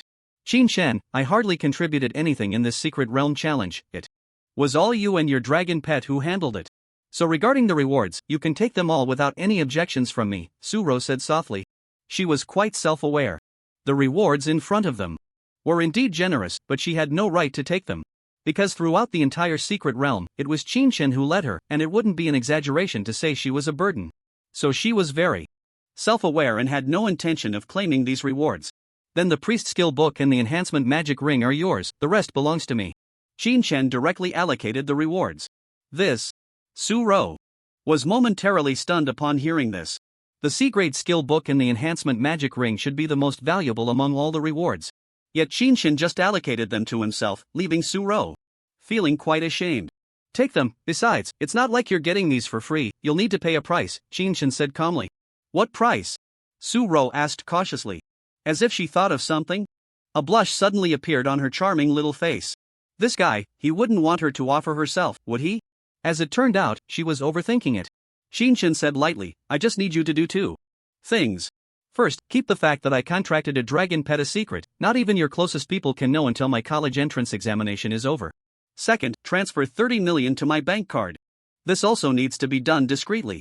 I believe it shouldn't be difficult for you, as the young lady of the Su family. Agree to these 2 conditions, and the skill book and ring will be yours, Xin Shen said calmly. The reason he did this was that once the skill book and ring were in his hands, he could only sell them. That would be quite troublesome and likely to attract attention. It was better to give them to Su Ro, which could be seen as a favor. After all, the Su family had a significant presence in Anning City, and before Xin Shen fully grew up, he still needed to manage other relationships as much as possible. Moreover, during this time spent together, Xin Shen found Su Ro's character to be quite decent. She was neither arrogant nor bossy. So becoming friends with her was quite nice. Okay, I have no problem. With these 2 conditions, I guarantee I can do it. Su Ro nodded seriously. Seeing this, Xin Shen didn't hesitate at all and directly tossed the skill book and ring to her. Then he stuffed the remaining items into his internal space. Ding! At that moment, the system's prompt finally sounded. Congratulations, host, for completing all random tasks. Now starting to distribute task rewards. Congratulations! You have obtained Life Class Profession Second Transfer Scroll ×1. Congratulations, you have obtained 50k Experience Pill, Dragon Pet Shared, ×1. The items have been distributed to the system warehouse. Please check them yourself. Not bad. Especially the life class profession second transfer scroll, that's a good item. Now Qin Shen had 2 scrolls in hand, one for himself and one to sell directly. Of course, the most precious was this 50k experience pill. In a context where experience resources were extremely scarce, experience pills had become the most sought-after resource. The market's 3,000 and 5,000. Experience pills had been completely monopolized and were impossible to buy. These were items only the wealthy families could obtain. As for the 50,000 experience potion, it is even rarer than rare. You can't even buy it with money. At least, currently, there are no drops in the dungeons and secret realms below level 50. The most crucial part is that this experience potion awarded by the system can also be shared with the dragon pet after Qin Shen consumes it. Alright, it's time to leave this stuffy and hot hellhole. After counting the rewards, Qin Shen instantly felt relaxed. Gah! At that moment, the little wine, which had transformed back to the size of a cat, flapped its wings and landed on Qin Shen's shoulder. The little dragon's meaning was very straightforward. I'm hungry, hurry up and make some food. Okay, I'll make it for you as soon as we go out. Qin Shen looked at this little treasure with a face full of indulgence. You can actually communicate with your dragon pet? Su Ro asked in surprise. What? You're asking is nonsense. Don't beast tamers communicate with their pets? Qin Shen replied helplessly. Alright, I guess I was ignorant. Su Ro said, feeling a bit embarrassed. Soon, Qin Shen let the little wine nestle in his arms and left the already blazing secret realm with Su Ro. Buzz. After the brief dizziness from the spatial teleportation faded, Qin Shen finally returned to the entrance of the secret realm in the real world. But, what made Qin Shen frown was that Zhou Shenkan and a few others were actually still waiting at the entrance. Xiao Ro, are you alright? Zhou Shenkan, seeing that Qin Shen and Su Ro had safely escaped the secret realm, was slightly surprised, then immediately approached Su Ro with a concerned expression. The remaining 3 boys also walked closer. I'm fine, thank you for your concern, Su Ro said coldly. Not to mention that Su Ro had never had a good impression of Zhou Shenkan before. Now seeing that Zhou Shenkan had turned his back and fled without caring for his teammates, Su Ro knew even more that Zhou Shenkan was a complete waste. Teaming up with such a person for a dungeon run was almost equivalent to saying it was a guaranteed death. Faced with Su Ro's cold attitude, Zhou Shenkan could only awkwardly smile. It's good that you all are fine, I thought you two wouldn't make it out. Ha! Who said we escaped? However, Su Ro sneered, looking at Zhou Shenkan with mocking gaze. Could it be that Qin Shen and I couldn't have come out after clearing the dungeon? Everyone cleared the dungeon. They actually cleared it. How is that possible? That giant goblin was completely beyond the level of students like them. No need to waste words with them, let's go, Qin Shen said. Su Ro nodded slightly. But just as they were about to turn and leave, suddenly, wait! A boy with red-dyed hair, who was a swordsman, shouted out. Qin Shen turned around and looked at him indifferently. For some reason, when he met Qin Shen's cold and indifferent gaze, the red-haired boy felt a shiver of fear. But thinking of Zhou Shenkan and his own companions beside him, he boldly said, since you cleared the dungeon, shouldn't the rewards be shared? After all, we are also teammates. If what Su Ro said was true, and these two had cleared the dungeon, then the rewards they obtained would definitely be very generous. After all, this was a silver-level hell difficulty secret realm dungeon. But just that one sentence almost made Qin Shen and Su Ro laugh in anger. How could they have the face to say that? They had fled without caring for their teammates' safety midway. Now they turned back to find their teammates had cleared the dungeon and shamelessly came to say they wanted to share the rewards. Can a person really say such a thing? Forget it, I can't be bothered to argue with you bunch of wastes. Su Ro, let's go. Qin Shen shook his head, feeling that arguing with this self-righteous group of wastes was simply a waste of his time. Su Ro also nodded angrily. She had indeed never seen such a shameless person. I told you to stop. When the red-haired boy's frantic voice rang out. Swish! Accompanying this was a sharp sword aura that pierced towards Qin Shen from behind. Gale slash. This red-haired guy actually dared to draw his sword against Qin Shen. This made Qin Shen, who originally had no intention of stooping to their level, instantly turn cold-eyed. This sword, if it really hit, at least half of Qin Shen's life would be gone.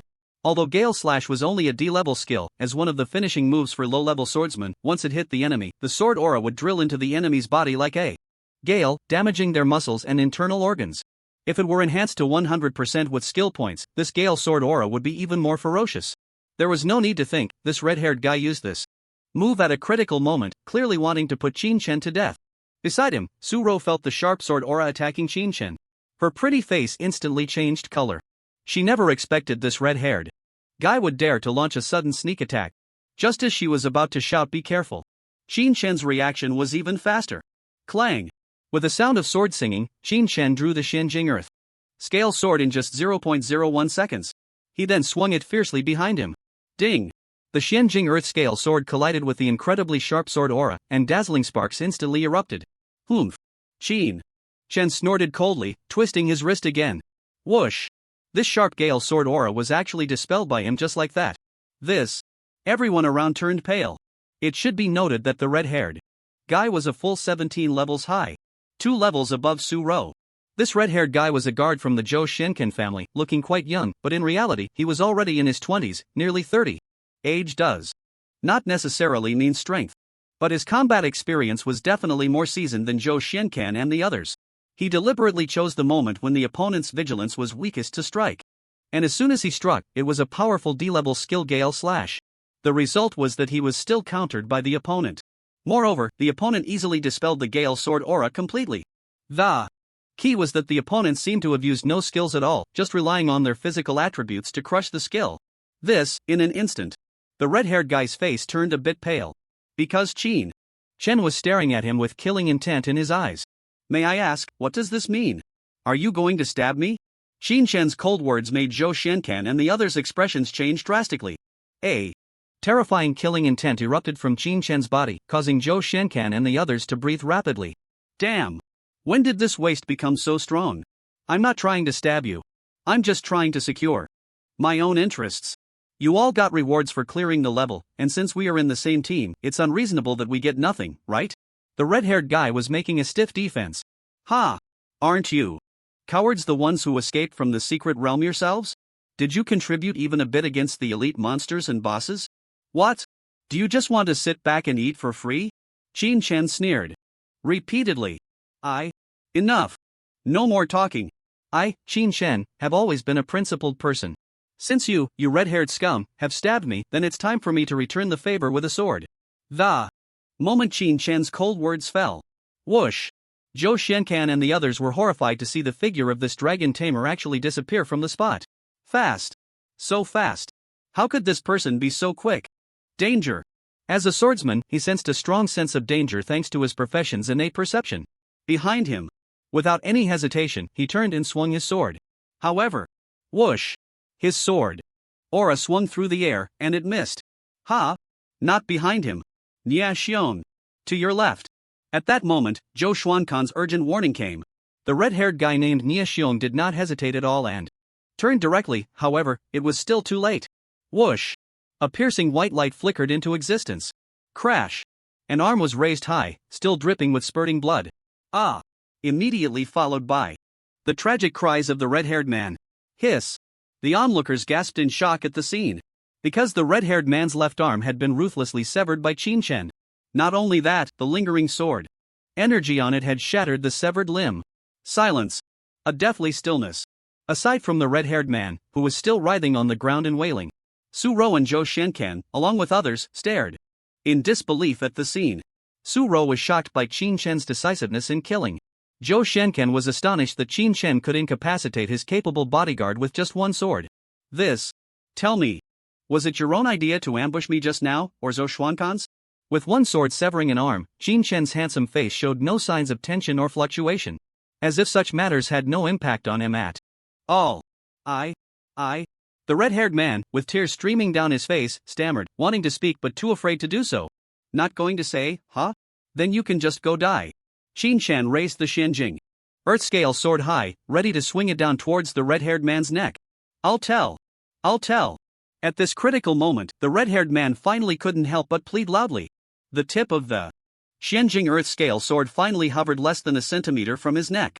The red-haired man looked on in terror, knowing that if he didn't speak, this guy would really kill him. Moreover, why was this kid so powerful? Wasn't it said that a dragon tamer without a dragon was a useless profession? How could it turn out like this? And he didn't even have a dragon with him. I'll give you 2 seconds. If you don't speak, I'll pierce your throat with this sword, and you can keep this secret in the underworld. Qin Shen said coldly. 2. It was Zhou Shenken who made me do it. It was him. Don't kill me, kill him. Instead. As soon as the red-haired man finished speaking. You're talking nonsense. Zhou Shenken jumped up in terror. He never dreamed that one day he would be afraid of a commoner. Only then did Qin Chen turn around casually, holding the Shenjing Earth Scale Sword, and walk step by step towards Zhou Shenkan. At this moment, Qin Chen resembled a god of death. His expression was neither happy nor sad, just walking towards Zhou Shenkan with the sword. Qin Chen, you can't kill this person. Su Rou suddenly said softly. Why? Qin Chen looked at her. He is the legitimate son of the Zhou family in Anning City, and he has an older brother studying at a key combat academy. Su Rou's words made Qin Chen understand instantly. She wasn't pleading for Zhou Shenkan. She was informing Qin Chen that Zhou Xuankan's family background was not simple. The key was that his brother was destined to be a significant figure in the future. After all, those who could get close to a key combat academy usually graduated as major players. Ha! Zhou Shenkan, drenched in cold sweat, saw that Qin Chen finally stopped, and he breathed a sigh of relief. He must be wary of my background and my brother. Ha ha! Even if you, ha! Suddenly, just as Zhou Shenkan was about to burst into laughter, his eyes widened, and his expression turned to one of horror. Because, whoosh! The flash of blades and swords. In the next moment, a head, stained with blood, flew high into the air. Thud! The headless body of Zhou Shenkan fell straight to the ground amidst the shocked gazes of the crowd. Wow! Everyone was utterly stunned. He killed. This Qin Chen actually killed Zhou Shenkan. The scene before them left everyone completely shocked. No one expected that Qin Chen would dare to directly execute Zhou Shenkan. Su Rou's pretty face was also stunned. It wasn't that. She thought Qin Chen was cruel. On the contrary, she actually despised Zhou Shenkan immensely. Over the years, Zhou Shenkan had relied on his family's prestigious background to act arrogantly in Anning City, committing all sorts of misdeeds. He was a notorious playboy. His death would not even stir a shred of pity in her heart. She was merely worried. After all, Zhou Shenkan was the legitimate son of the Zhou family. The Zhou family was only slightly weaker than the Su family. And Qin Chen's background was far inferior to that of the Zhou family. If the Zhou family found out what Qin Chen had done, it would undoubtedly be catastrophic for him. Qin Chen, do you know what you've done? Let me tell you. You're dead. How dare you kill the second young master of the Zhou family? If the Zhou family finds out about this, you and your shabby orphanage are finished. The two boys beside them immediately glared at Qin Chen in terror. These two boys were classmates of Zhou Shenkan and were usually his lackeys. Now, seeing Zhou Shenkan killed, they were filled with immense fear and unparalleled anger. Indeed, if the Zhou family finds out, I'm definitely done for. However, in the face of the intimidation from these two lackeys, Qin Chen showed no signs of panic. Instead, he nodded with a look of realization. His next words made the red-haired boy and the two lackeys' faces turn pale instantly. In that case, if I kill all three of you, the Zhou family won't know, right? As soon as the words fell, without waiting for the red-haired boy and the two lackeys to react, whoosh! A clean and swift flash of sword light appeared. The three of them didn't even have time to scream before their heads flew high, accompanied by a fountain of bright red blood. Just two swords. In an instant, 4 people were killed. Among them was Zhou Shenkan, the second young master of the Zhou family. Su Rou, standing nearby, stared blankly at the decisive figure, momentarily stunned by the chilling killing intent emanating from him. She never expected that someone who usually seemed so inconspicuous in class could be so terrifying when enraged. Su Rou, can I trust you? At that moment, Qin Chen did not turn around, but his extremely cold words drifted over. This made Su Rou's delicate body tremble involuntarily. She was frightened. However, strangely, despite Qin Chen being so ruthless, even to the point where her life could be at stake, she felt no fear in her heart at that moment. On the contrary, she even felt a hint of admiration for Qin Chen. She did not respond to Qin Chen's words. Clang! She directly took out the staff in her hand, twisted it with both hands, and a sharp blade was drawn from the staff. A sword within a staff. This staff was actually a sword within a staff. The so-called sword within a staff is a composite weapon that can be used as both a staff and a long sword. Such weapons are in high demand in the market and are much more expensive than ordinary weapons. The reason for the high price is that one weapon can serve 2 professions. In certain emergencies, such as when someone in the team loses their weapon, this composite weapon can come in handy. After Su Rou drew the sword from the staff, she did not attack Qin Chen. Instead, she approached Zhou Xuankan's corpse and raised the sword within the staff. Whoosh whoosh whoosh. 3 flashes of sword light descended. Zhou Xuankan's headless corpse was once again mutilated, cut into several pieces, a truly tragic sight. From now on, I am also your accomplice, Su Rou said with a smile. Seeing this, Qin Chen's chilling killing intent was completely smoothed out. Having lived 2 lives in this cruel world, Shin-chan had long abandoned the notion of so-called kindness. in this world, being kind truly invites bullying. Only when you are strong enough and fierce enough will others dare not provoke you. Pleasure to cooperate, Shin-chan said with a smile, extending his hand. Suro smiled slightly and extended her delicate, boneless little hand to shake his. Actually, I should thank you. You've taught me 2 lessons. Suro said softly. And they were both essential lessons. The first lesson was to teach her not to trust so-called acquaintances. From now on, no matter what happened, she must always leave herself a way out. The second lesson was to teach her to be decisive in killing. Shin-chan probably had already developed a killing intent towards Zhou Xiankan when he sensed the murderous aura from him. Suro even believed that if Zhou Xiankan had not chosen to flee but instead stayed in the secret realm, Shin-chan would definitely have found a very reasonable opportunity to eliminate Zhou Xiankan's. What about these corpses? Suro asked. Xiao Jiao. Shin-chan called out. Ga. The adorable Xiao Jiao then wriggled out from Shin-chan's arms, flapping its wings and flying in front of the 3 corpses. Whoosh! A burst of blazing flames erupted. The 3 corpses instantly turned to ashes under the terrifying heat, as if they had never existed in this world. And after burning the corpses, Xiao Jiao once again approached Shin-chan, letting out a long, spoiled sound. It meant to hurry up and prepare some food for it. It was hungry. Alright, let's go hunt some magic antelopes and unicorn rabbits. After you've had your fill, we can head home, Shin-chan said with a smile. Initially, he had planned to be out for about 10 days, successfully taming the dragon egg before returning home. However, the system kept issuing tasks, forcing Shin-chan to stay here for more than half a month. Fortunately, he had left notes for the orphanage's ma and the children. He made up an excuse, saying he was going to a wealthy classmate's house to focus on training for a while, preparing for the upcoming job transfer exam. Ma shouldn't worry. After all, in the current context, everyone knows the importance of the job transfer exam. Whether a job transferer can leap over the Dragon Gate and completely turn their life around depends on whether they can stand out in the job transfer exam. As the most important exam in Manhwa, it attracts nationwide attention. Various big shots will come to supervise and oversee the exam. Talented individuals from all provinces are well prepared. The level of competition is as fierce as thousands of troops crossing a narrow bridge. But now, with the system in hand and Xiao Jiao by his side, Shin-chan was no longer afraid of any so-called talents. In the following days, Shin-chan did not rush to send Suro back. Instead, he stayed in the Misty Mountain range for a few more days, killing monsters as much as possible while also hunting many tender, edible magical beasts. Shin-chan had long since used a life class profession second transfer scroll. He transformed from an ordinary chef profession into a spirit benefactor chef. An ordinary chef's dishes are much tastier than those of the average person. However, after the second transfer, the spirit benefactor chef not only makes dishes that are even more delicious but also comes with certain enhancement effects. For example, the same dish, braised pork. An ordinary chef would only produce 2 words, delicious. But a spirit benefactor chef would not only make it delicious but also allow the consumer to gain 20 points of strength and recover a certain amount of health and stamina for a limited time. Don't underestimate this little bit of strength. If a spirit benefactor chef prepares a full banquet for you, your overall attributes will increase significantly after eating.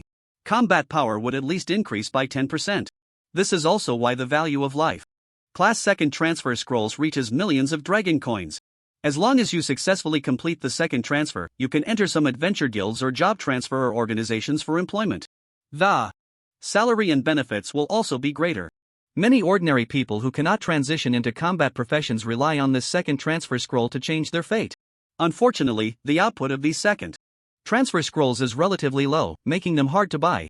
In simple terms, these second transfer scrolls are something that wealthy people don't need, while ordinary people want to use them but can't afford to buy them. Originally, Shin-chan planned to sell both scrolls for money, but thinking about the fact that I still have to take care of this picky little dragon, I definitely need to improve my cooking skills. I can't just stand still. As it turns out, this decision was very good. Shin-chan, who shares a bond with the little dragon, can feel the happiness and joy every time the little guy eats. Even Suro can't stop praising Shin-chan's cooking. I actually have 2 chefs at home, one specializing in Western cuisine and the other in Chinese cuisine, but I think their dishes aren't as delicious as yours, even though you're cooking in the wild. Suro sighed. If it's delicious, then eat more. Shin-chan considers Suro a friend, mainly because the girl has a good character. Now, after taking that 5W experience pill, Shin-chan's level has risen to 18. Xiaojiao has also successfully reached level 10 today, completing the final stage of the novice quest. The system rewarded him with 2 S-level passive skills, Fire Affinity S reduces fire attribute damage taken by 80%. Dragon Battle in the Wild. S when you enter combat with your dragon pet, your combat power will increase over time, up to a maximum of 70%. Fire Affinity. Should have inherited Xiaojio's fire immunity. I have to say, these two passive attributes are very strong. Especially Dragon Battle in the Wild. This is simply going to make him soar. Moreover, the detailed attributes of Qin Shen and his dragon pet have undergone shocking changes. Name, Qin Shen. Age, 18. Level, 18. Occupation, Dragon Tamer. Talent, Beast Affinity, SSS, Culinary Mastery, E+, Strength 400, Intelligence 400, Constitution 360, Agility 370, Professional Skills, Dragon Taming, S, Bloodline Fusion, SSS, Hate Mark, B, Dragon Frenzy, B, Dragon Claw Assault, B, Fire Dragon Blast, B. Dragon Pet, Blazing Holy Dragon, Endless Firelord, Name, Ingjio. Nickname, Xiaojio. Gender, Female. Age, less than a month. Level, 10. Attributes, Strength 1200, Intelligence 1200, Constitution 1100, Agility 1100, no buffs. Equipment, or item enhancements, skills, Fire Immunity, S passive skill, as the Endless Firelord, immune to 100% fire attribute damage. Flame Breath, S active skill, spews fire dragon breath forward, dealing massive fire attribute damage to all enemies within a certain range in front. Divine Fire Scale Armor, S passive skill, dragon scales are the strongest armor, reducing the power of all attacks blocked by dragon scales by 70%. Destructive Flame Claw, active skill, dragon claws ignite in fierce flames, striking forward to deal damage to all enemies in a fan-shaped area in front. Dragon Form Transformation, S active skill, can freely switch between 4 forms. Terrifying. Simply terrifying. There's no need to mention Qin Shen. Just look at Xiaojio. This little dragon's attributes have all broken through the 1,000 mark. This is simply too exaggerated. At this moment, not far away, a level 25 purple crystal magic tiger, which is a nearby field boss, was effortlessly slapped by Xiaojio, letting out a scream before turning into a puddle of meat paste. Su Ro was left dumbfounded. This is a level 25 wild boss. It's several levels stronger than the Goblin King. Yet, in front of Xiaojio, it was still slapped to death. This can only be said to be the blazing holy dragon. At the same time, Su Ro's determination to win over Qin Shen grew even stronger. Qin Shen's future potential is absolutely enormous. Even she, the so-called young lady of the Su family, might not even be worthy of carrying his shoes, because she knew that as long as Qin Shen could grow in the future, he would definitely become a top-tier big shot. The kind of terrifying existence that could shake the entire profession with just a stomp of his foot. By that time, forget about the small Su family in Anning City. Even the top families in the province of Fengtian would have to bow their heads in front of Qin Shen. Thinking of this, Su Ro had already made up her mind to get closer to Qin Shen in the future. Moreover, wherever Qin Shen went to school, she would follow him. Ideally, she would try her best to win his heart. Although she was just a support class, in terms of figure and appearance, as the school belle, she believed she was no worse than any other girl. When the time comes, she would figure out what type of girl this boy liked and cater to his preferences. With this in mind, her pretty face inexplicably flushed. She naturally had deep feelings for Qin Shen. Not only had he saved her life, but his aloof and handsome demeanor also deeply touched her heart. As a daughter of a wealthy family, Su Ro was actually prepared to sacrifice for a marriage alliance. Several of her sisters had married into prominent families in other provinces. She would likely be no exception. But now, having met Qin Shen, she was determined to fight for it. Alright, we should head back. The college entrance examination is in a few days, Qin Shen said, clapping his hands casually. Qin Shen, do you need a team for the college entrance examination? Su Ro looked at him with bright eyes. But at the same time, her heart was filled with anxiety. Because, she knew that now that Qin Shen had successfully contracted a dragon pet, his target was definitely one of the 3 top universities in Longwa. The other top 20 key universities wouldn't even catch his eye. But to enter the 3 top universities, his scores in the college entrance examination must be among the top 100. In the province, solo play was the way to achieve the highest score. If he teamed up, his teammates would inevitably drag down his score. The reason Su Ro asked this was naturally because she wanted to team up with Qin Shen to tackle the secret realm dungeons in the college entrance examination together. As a priest, most of her skills were supportive. She had very few offensive skills. It wasn't that she couldn't solo, but soloing was extremely time-consuming and inefficient. In the end, her solo scores might not even be as good as those achieved by teaming up with others. After witnessing Qin Shen's strength and the sense of security he provided her, Su Ro undoubtedly wanted to ask Qin Shen to take her along. If the other students at Ijong saw the illustrious little princess of the Su family actually begging to team up with Qin Shen, the dragon tamer, they would probably be shocked. After all, Su Ro was well known at Ijong, and many top students dreamed of teaming up with this wealthy beauty. It was said that among so many people, there were also top talents from prestigious private schools.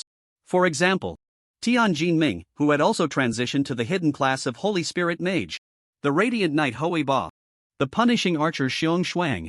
These three were the top three in the rocket class of that noble private school in Anning City. They had originally planned to choose solo play for the college entrance examination. But in order to win the beauty's heart, they were willing to extend a team invitation to Su Ro. Moreover, for them, teaming up with Su Ro, who was a priest, might yield better results. Because this year's college entrance examination questions in Nanzhou province were personally drafted by the King of Hell, Zhang Shaosun, the difficulty was naturally self-evident. By that time, many top talents might not even be able to solo through it. So to play it safe, as long as they could make it into the top 500 in the province, they would definitely be able to step into the threshold of key universities. As for those three legendary top universities, even these top talents wouldn't dare to think about it. Because to enter these three legendary top universities, one would at least need to be among the top 100 in the province to have a chance. At this moment, Su Ro blinked her autumn-like eyes and gazed at Qin Shen. From her expression, it was clear that she really wanted to team up with him. Upon hearing this, Qin Shen thought for a moment and said, "Teaming up for the college entrance examination is fine, but you have to listen to me in everything. You must do whatever I say, unconditionally obey my orders." If this were heard by Tian Jinming, Hui Ba, and other talented individuals, they would probably rush up to hit Qin Shen. They had desperately sought to team up with this beautiful and powerful rich girl but had been unsuccessful. Yet here was Qin Shen making such domineering demands of Su Ro. "Alright. As long as I can team up with you, I'll do whatever you ask." Su Ro's eyes crinkled with a smile. She knew she had found a more reliable teammate than anyone else. "When we get back, if the Zhou family asks, you should know what to say, right?" Qin Shen said lightly. I know. Just say you've never met them." Su Ro nodded. "Okay, let's go home." Qin Shen finally concluded nearly a month of outdoor training, bringing Su Ro back to the Adventurers Guild Hall. When the adventurers saw Su Ro return completely unscathed, they were instantly dumbfounded. The receptionist cautiously asked Su Ro, "Miss Su, what about the three dragon brothers?" Su Ro revealed a strange smile. "Guess?" Hiss. The receptionist immediately gasped. "Miss Su, you wouldn't mean..." She made a slashing motion across her throat. Seeing this, Su Ro didn't answer, still smiling. The three dragons were dead. They were actually dead. And their deaths were definitely related to Su Ro. Even so, the receptionist showed a relieved smile at that moment. Good riddance. The three dragons always liked to do dirty things behind people's backs, and now that they were dealt with, it was something everyone was glad to see. Qin Shen did not stand with Su Ro. He had never intended to draw attention to himself. After handing over the mission, Qin Shen headed to the subway station, planning to take the subway back to the orphanage. During the security check, the staff detected a creature emitting a peculiar aura from Qin Shen's arms. The security personnel found nothing strange, they simply asked Qin Shen to take the creature out for a look. After all, in this world where games and reality merged, beast pets had become commonplace. Many families kept intelligent and adorable beast pets. A cute crimson little head poked out from Qin Shen's collar, letting out an adorable whimper. "Wow! What a cute little lizard! You even dressed it up like a dragon, how adorable!" The security lady glanced over and immediately showed a youthful expression. Sure enough, this security lady didn't associate the little creature with dragons at all. At most, she thought the outfit resembled a dragon. In this world, dragons were not only mysterious but also powerful. Especially the top-tier dragons, like the giant dragons and holy dragons, were elusive. Ordinary adventurers might never see them in their lifetime. Moreover, in the eyes of many, dragons were known for their majesty and ferocity. A little creature like Xiao Zhou was simply too cute to be associated with a legendary blazing holy dragon. Gah! Hearing that this human compared it to a lowly lizard, Xiao Zhou immediately let out an angry roar. If Qin Shen hadn't quickly covered Xiao Zhou's mouth, it might have breathed fire. Thus, they boarded the subway without incident. However, Xiao Zhou, who had long been stifled, naturally poked its little head out from Qin Shen's collar, staring with its lively golden dragon eyes, curiously observing the human world. But the consequence of this was, "Wow! What a cute little creature! Ladies, come here, there's an ultimate cute little being. Help! How can it be this cute? Can I hold it?" The young women in the subway, upon seeing the adorable and clumsy Xiaojiu, immediately rushed over with hearts in their eyes. Hands reached out towards Xiaojiu. Gah! Xiaojiu let out another angry roar. It was unwilling to be touched by anyone other than its owner. In the eyes of Xiaojiu, the master's status is the highest. Then comes its own status. All other creatures are trash. If it weren't for the master telling it to restrain itself and not harm others indiscriminately, a single breath of dragon fire would wipe out all the passengers on the subway train. Sorry, my Xiaojiu doesn't like being touched by others, so please, ladies, restrain yourselves, Qinshan said. Helplessly. Having a dragon pet that is too cute is also a trouble. Although it prevents these ladies from getting too close to Xiaojiu, it seems that women have a natural interest in cute things. They still sat beside Qinshan, constantly asking questions, even wanting his contact information. This made Qinshan smile wryly. He never expected that, being someone with no luck with women, he would one day become popular because of Xiaojiu. After getting off the subway, Qinshan went directly to the nearby job change market. The so-called job change market is actually a place where job changers can conveniently buy and sell materials. There are also small stalls for bartering. When Qinshan arrived at this market, he found that it was mostly filled with ordinary job changers. The highest level was only 18, just like him. Their auras were plain, indicating they were ordinary job changers living at the bottom. Even so, ordinary job changers who have taken on combat professions earn more than regular office workers. Killing some small monsters in the wild and selling their skins can fetch a good price. Of course, ordinary office workers only face the pressure of work, but job changers have to deal with the extreme danger of being killed at any moment. The market is divided into two halves. Area A has many large chain stores selling materials, equipment, and items. Area B consists of individual stalls, where ordinary job changers sell items and materials they obtained in the wild. Area B is crowded, while Area A has few people. However, those in Area A are all well-dressed, with many wealthy individuals bringing their partners and children to buy equipment, jewelry, and potions.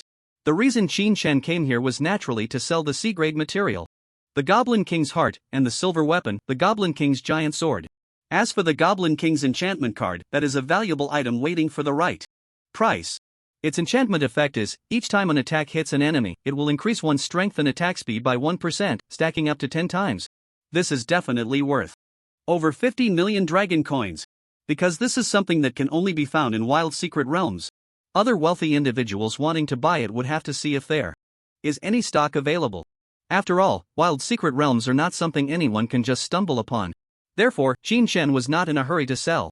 If he went to Area B, no one would likely be able to buy what he was selling. He could only go to Area A. So, Qinshan headed towards Area A. Area A has been renovated into a grand and upscale shopping plaza.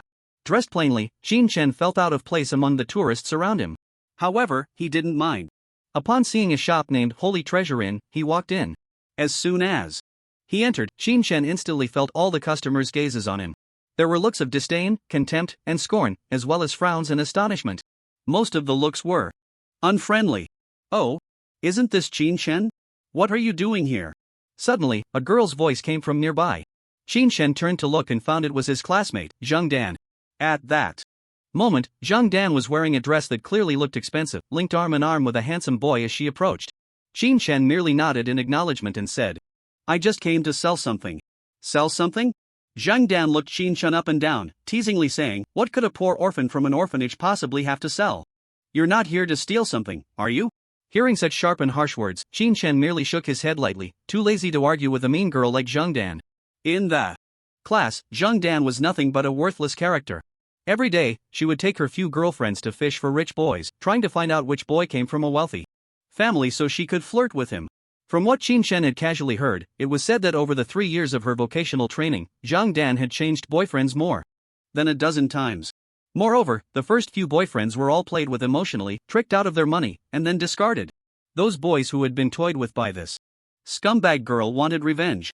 But unfortunately, Zhang Dan always found stronger boys to be her boyfriends. This time, however, it was beyond Qinshan's expectations. Because the tall and handsome boy in front of him was Hoiba, a well-known prodigy in Anning City. This guy often made it to the newspapers, and it was said he was the most suitable prince candidate for Su-Ro. There were even rumors that he was likely to win the city-level top scholar title. Anning City was a small place. Competing for the provincial top scholar was out of the question, but many believed Hoiba would be the city-level top scholar. What Qin Shen didn't expect was that Hoiba would actually take an interest in a girl like Zhang Dan. Moreover, didn't he say he was pursuing Su Ro? How did he end up with Zhang Dan? Forget it. None of this mattered to Qin Shen. He was here just to sell materials, and if he had the chance, selling the giant sword would be nice too. He was in dire need of money. So, he couldn't be bothered to waste words with Zhang Dan and turned to walk into the shop. Damn it! How dare he ignore me? Zhang Dan gritted her teeth at Qin Shen's infuriating attitude. However, on the surface, she still pouted and acted cute towards Hoiba, saying, "Darling, this guy actually dares to ignore me. Then let's go in and see," Hoiba replied indifferently. He wasn't so brainless as to get angry just because of a few words from Zhang Dan. He was simply bored. So, he decided to follow her in to see what this guy was selling. If it turned out to be some junk, that would be amusing. When Qin Shen walked into the Holy Treasure Inn, a sweet-looking, elegant woman came out from the shop and politely asked, "Sir, welcome. May I ask if you are looking to buy something?" Qin Shen shook his head. "No, I'm here to sell something." "Alright, please take out the items you wish to sell, and I will have them appraised. After determining the price, we can negotiate. By the way, just a friendly reminder, sir, our shop does not accept materials valued below 10,000 dragon coins," the woman gently reminded him. Hee, Qin Shen, did you hear that?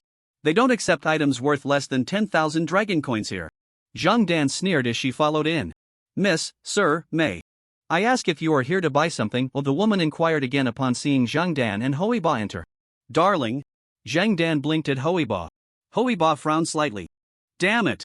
No wonder Zhang Dan was deliberately picking a fight with Qin Shen. It turned out her goal was to make him spend money. "That necklace over there, buy it, charge it." Hoiba had to maintain his image outside. He took out his bank card and handed it to the customer service woman. "Alright, sir, that necklace is worth 300,000 dragon coins, but I'll give you a discount, just 250,000 dragon coins." The customer service woman's attitude became increasingly respectful. Upon hearing the price, Hoiba's mouth twitched slightly. Damn, that's expensive. This was just a bronze necklace. It was merely pretty, with not many added attributes. And yet it cost so much. Hoiba's family was wealthy, but the pocket money he received from his family was not much. He only got 500,000 dragon coins a month. Now, half of it was gone just like that to this Zhang Dan. All of this was that stupid Zhang Dan's fault. In this resource-scarce environment, even a bronze-level necklace was worth hundreds of thousands. Although the Dragon Kingdom implemented double 10 compulsory education, the school could only provide free black iron level beginner equipment. Hoiba actually didn't want to buy such an expensive necklace for Zhang Dan. But boys are all about saving face. It seemed that Zhang Dan had caught on to this point as soon as she opened her mouth. Hoiba had no choice but to spend money. "Qin Shen, did you see that? Any random necklace here is worth hundreds of thousands. You might as well not bring out those worthless materials you picked up in the wild. It would be better to avoid embarrassing yourself." Zhang Dan smiled, but her tone was extremely sarcastic. As for why Zhang Dan was so targeted towards Qin Shen, it was actually because Zhang Dan used to be a child in an orphanage. At that time, Qin Shen hadn't been reincarnated yet. According to the original owner's memories, Zhang Dan was full of vanity, and the other children in the orphanage didn't like her. Qin Shen had wanted Zhang Dan to change her personality, but Zhang Dan stubbornly refused. Eventually, Zhang Dan was adopted. However, she still held a grudge against Qin Shen, probably because she felt that Qin Shen, as the leader of the orphanage kids, had isolated her from the others. In reality, it wasn't true. The other kids simply disliked her. Ever since Qin Shen's reincarnation, Zhang Dan had been deliberately targeting Qin Shen. Qin Shen, however, couldn't be bothered to pay her any attention. Little did she expect that today, relying on her connection with a wealthy young master like Hoiba, she would once again step on Qin Shen. Qin Shen continued to ignore her. In his eyes, Zhang Dan was no different from a clown. At that moment, a sales assistant approached with a beautiful box and handed it to Zhang Dan. "Miss, this is the necklace you wanted." After saying that, she turned to Qin Shen and softly said, "Sir, if you want to sell any materials, just take them out, and I will appraise them for you right away." Qin Shen nodded. Then he asked, "I should be able to get the money on the spot, right?" As soon as he said this, "You look like someone who has never seen the world. How much can your little broken materials be worth? Would such a big store not be able to afford it?" Zhang Dan began to mock again. The sales assistant smiled and said, "Please rest assured, sir, we settle payments for material transactions on the spot." Qin Shen continued to ignore Zhang Dan, nodding and saying, "Alright, then I can rest assured. This is the material I want to sell. After saying that, a buzzing sound erupted. A wave of spatial fluctuation occurred. Then Hoiba and the others were astonished to see a still beating heart appeared in Qin Shen's hand. Especially the overwhelming vitality contained within the heart left the sales assistant and Hoiba in a state of shock. They truly did not expect Qin Shen to produce such a thing. How disgusting. You brought this kind of thing to sell? However, the short-sighted Zhang Dan showed a look of disdain at that moment. Please take it for appraisal and see how much it's worth. Qin Chen said calmly. This attitude of complete disregard only fueled Zhang Dan's inner rage. It felt like a vengeful fist hitting cotton, completely ineffective.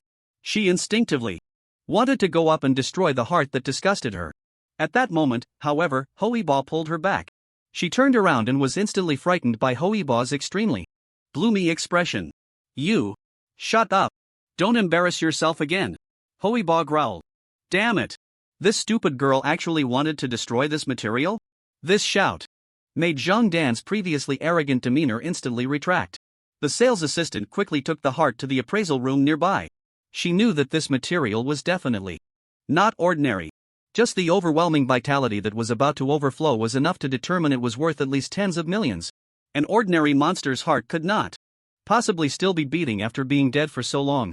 Soon, the sales assistant hurriedly walked out of the appraisal room. Her pretty face was adorned with the most respectful and sweet smile. If her previous smile was somewhat perfunctory to deal with customers, this time, her smile was genuinely sweet from the heart, because the materials this young man brought were actually the heart of a goblin king. My god! This is at least worth 30 million. You can't even buy it in Anning City. Esteemed guest, please come this way, I'll serve you tea. Do you need any special services? The sales assistant was as enthusiastic as fire. Zhang Dan also noticed the change in the sales assistant's attitude. But she still found it hard to believe.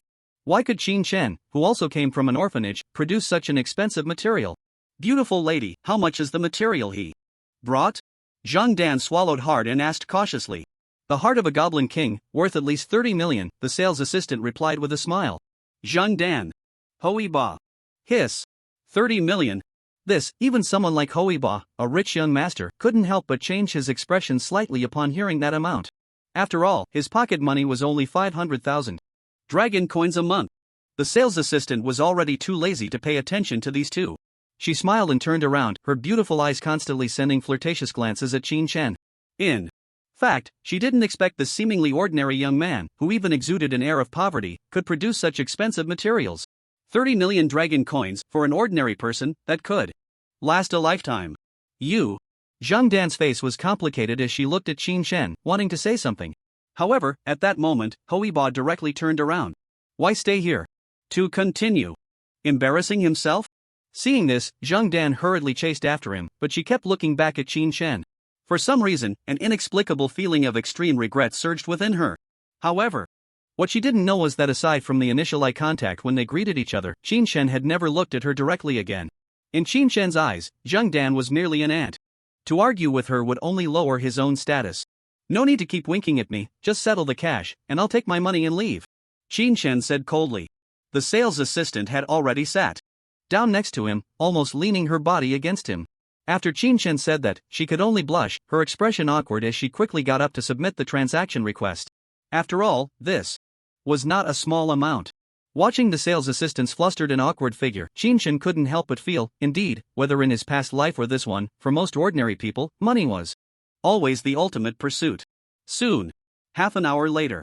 Under the bowing farewell of the store owner and the sales assistant, Qin Shen left with a bank card containing 30 million dragon coins.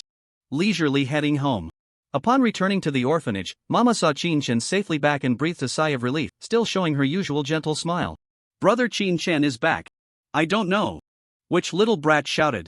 Immediately, a dozen boys and girls rushed out from the yard and pounced on Qin Shen. After playing around with these kids for a while, Qin Shen returned to the living room with Mama. Mama asked if Qin Shen was hungry. Qin Shen smiled and said he was. So Mama went into the kitchen.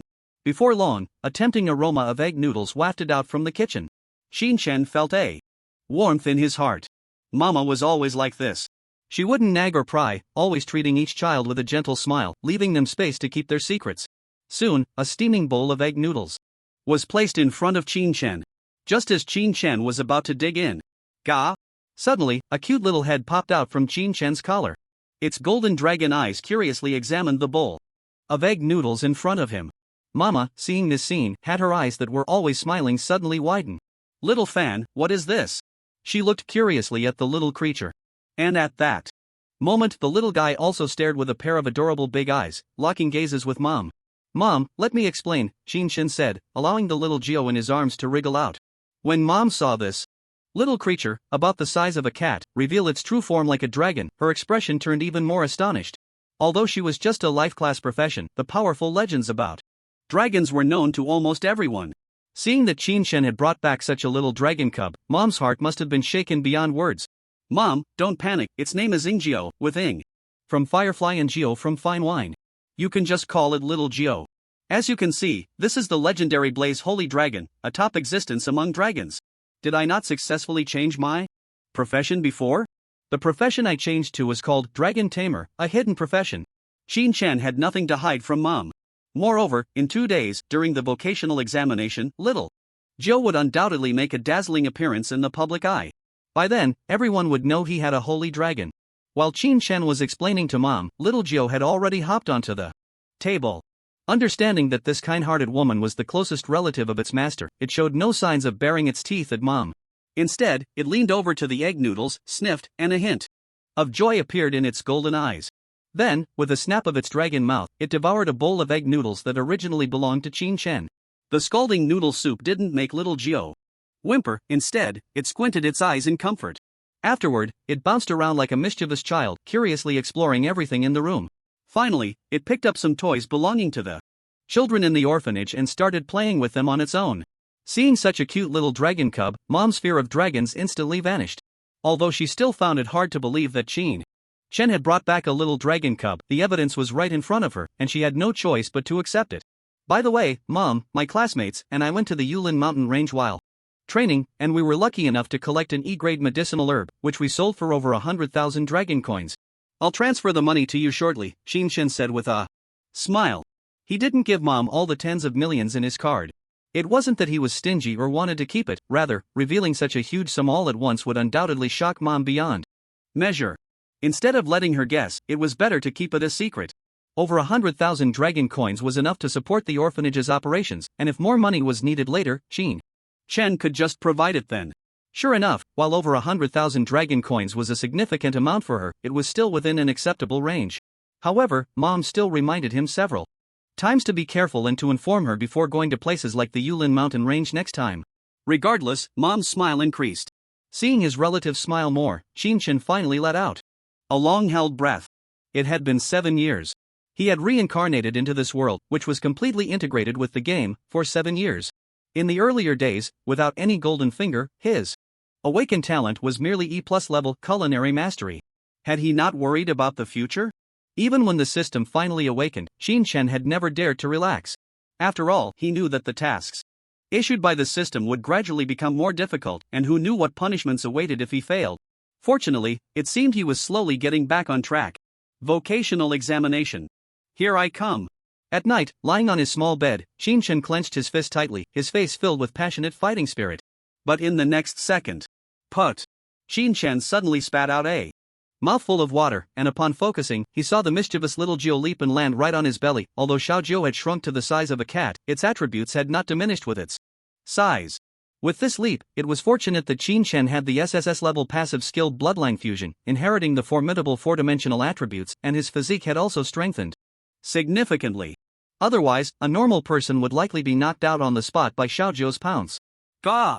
Xiaojiu stood on Shin's belly, and a purring sound like that of a cat came from its throat. Then it lay there, its golden dragon eyes filled with dependence and joy as they gazed at Shin's face. Speaking of which, this little guy was just like him. Both were without parents. This dragon egg was a gift from the system as a beginner's package to Shin. It was unclear whether the system had created it or had used external capabilities to steal it from the Dragon Clan's sacred land. But in any case, he was its only family. In the next 2 days, Shin took a complete break for himself. In the Yulin mountain range, he had been fighting non-stop. Now that the vocational examination was approaching, a proper relaxation would put him in peak condition. As 2 days passed, the morning of the 3rd day arrived. This small city, which should have been peaceful and serene, was now beginning to heat up. The third-year students woke up early, equipped with their gear and items, their faces filled with excitement yet anxiety as they headed towards Anning Square. Anning Square was the only testing site for this vocational examination. All third-year candidates from Anning City and surrounding counties had to come here today to participate in this crucial exam that could change their destinies. After years of hard training, whether these students could leap through the Dragon Gate depended on today. In this world where games and reality merged, most resources were controlled by various countries. Only a small portion of resources was held by some powerful organizations, such as the Global Vocational Association and the International Combat Union, among others.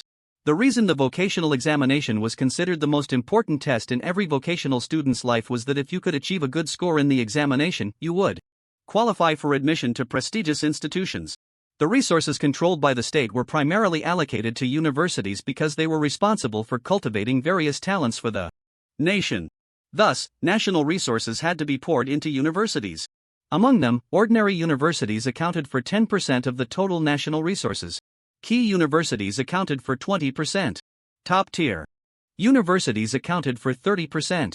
And the front lines of the Abyssal Demon Battlefield accounted for 40% of the total national resources. The Abyssal Demon Battlefield was, in fact, the location of the Abyssal Rift. With Qin Shen's current strength, he was still unqualified to access information regarding the Abyssal Rift. However, he had seen the information about these universities.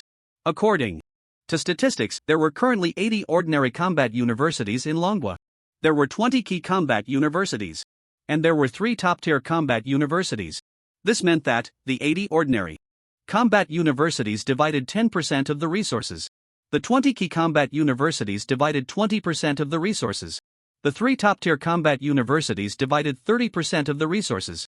Looking at it this way, even a fool would know which university to choose. Ample resources meant a strong overall faculty, and being in a top-tier university would provide more opportunities to grow stronger. Therefore, today, all the top students from various provinces in Longwa aimed directly at the top-tier universities. At this moment, the grand and spacious Anning Square was already a sea of people, bustling with excitement. Every vocational student was filled with excitement and anxiety. Most of the vocational students had formed their own teams, gathering in groups of 3 to 5. Damn it! This year's exam questions for our South Province were set by that king of hell, Zhang Shaoxun. They must be extremely difficult. Yeah, originally, I planned to solo a normal difficulty dungeon, but now I have to team up. It seems even a normal difficulty dungeon will be hard to clear. Who do you think will be this year's top scholar in Anning City? How about Hui Ba? After all, he's a hidden class Radiant Knight. Not necessarily, Tian Jinming and Xiong Shuang are also hidden classes. Speaking of hidden classes, didn't a dragon Tamer come out of number 1 high school? Ugh. Dragon Tamer, what a useless class. He can't even contract a dragon.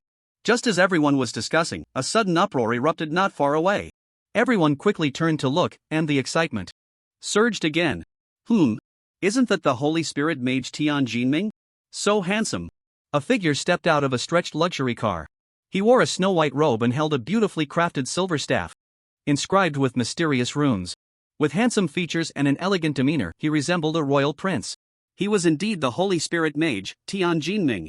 At the same time, he was also one of the most likely candidates to win the city's top scholar title. Many girls around were already starry-eyed, infatuated with this prince like Tian Jinming. Wow!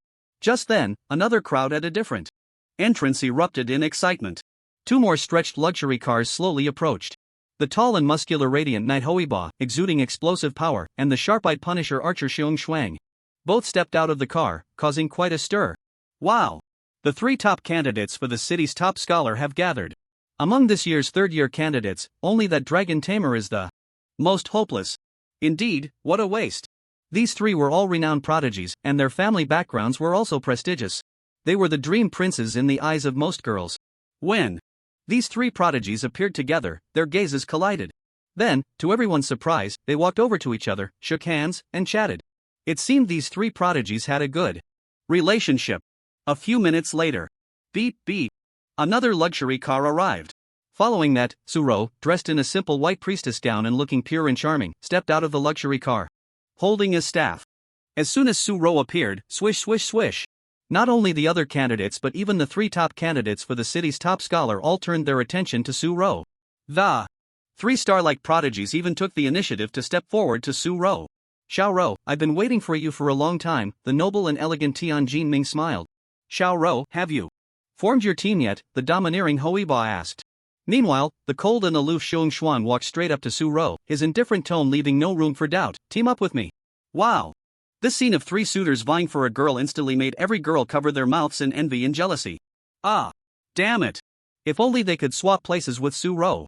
However, just as everyone was about to guess who Su Ro would choose to team up with, Su Ro revealed a very polite and sweet smile. Sorry, everyone, I already have a team member selected, so you'll have to look for someone else. I'm very sorry. As soon as she finished speaking, the once lively scene fell silent. Everyone's expression froze. Su Ro actually had a team member selected. What is going on? This princess of the Su family, known as a top priest among her peers, actually had someone else in mind? Who could that person be? Everyone was bewildered, including the three top candidates for the city's scholar title. If Su Ro had chosen one of these three prodigies as her teammate, no one would be surprised. In fact, it would seem only natural. After all, a heavenly beauty should be paired with a heavenly prodigy, but the problem is, now Su Ro has actually chosen someone outside of these three prodigies as her teammate. How can that not be surprising and shocking? Meanwhile, the audience is even more curious about who exactly is Su Ro's teammate. Countless people began to turn their heads to look around. Only Su Ro, she gently turned her head, her long eyes like autumn waters, locking onto the solitary figure quietly standing in the corner. Immediately, under the astonished gazes of the crowd, this princess of the Su family, who was being fought over by the three prodigies, walked over with a cheerful stride to that solitary figure, revealing a gentle smile that no one had ever seen before. Qin Chen, I'm here. Silence. A deathly silence. Everyone stared dumbfounded at the scene before them, as if their worldview had been shattered. Especially after seeing the true face of that solitary figure, it became even harder to accept. Qin Chen. It was actually Qin Chen. How could it be him?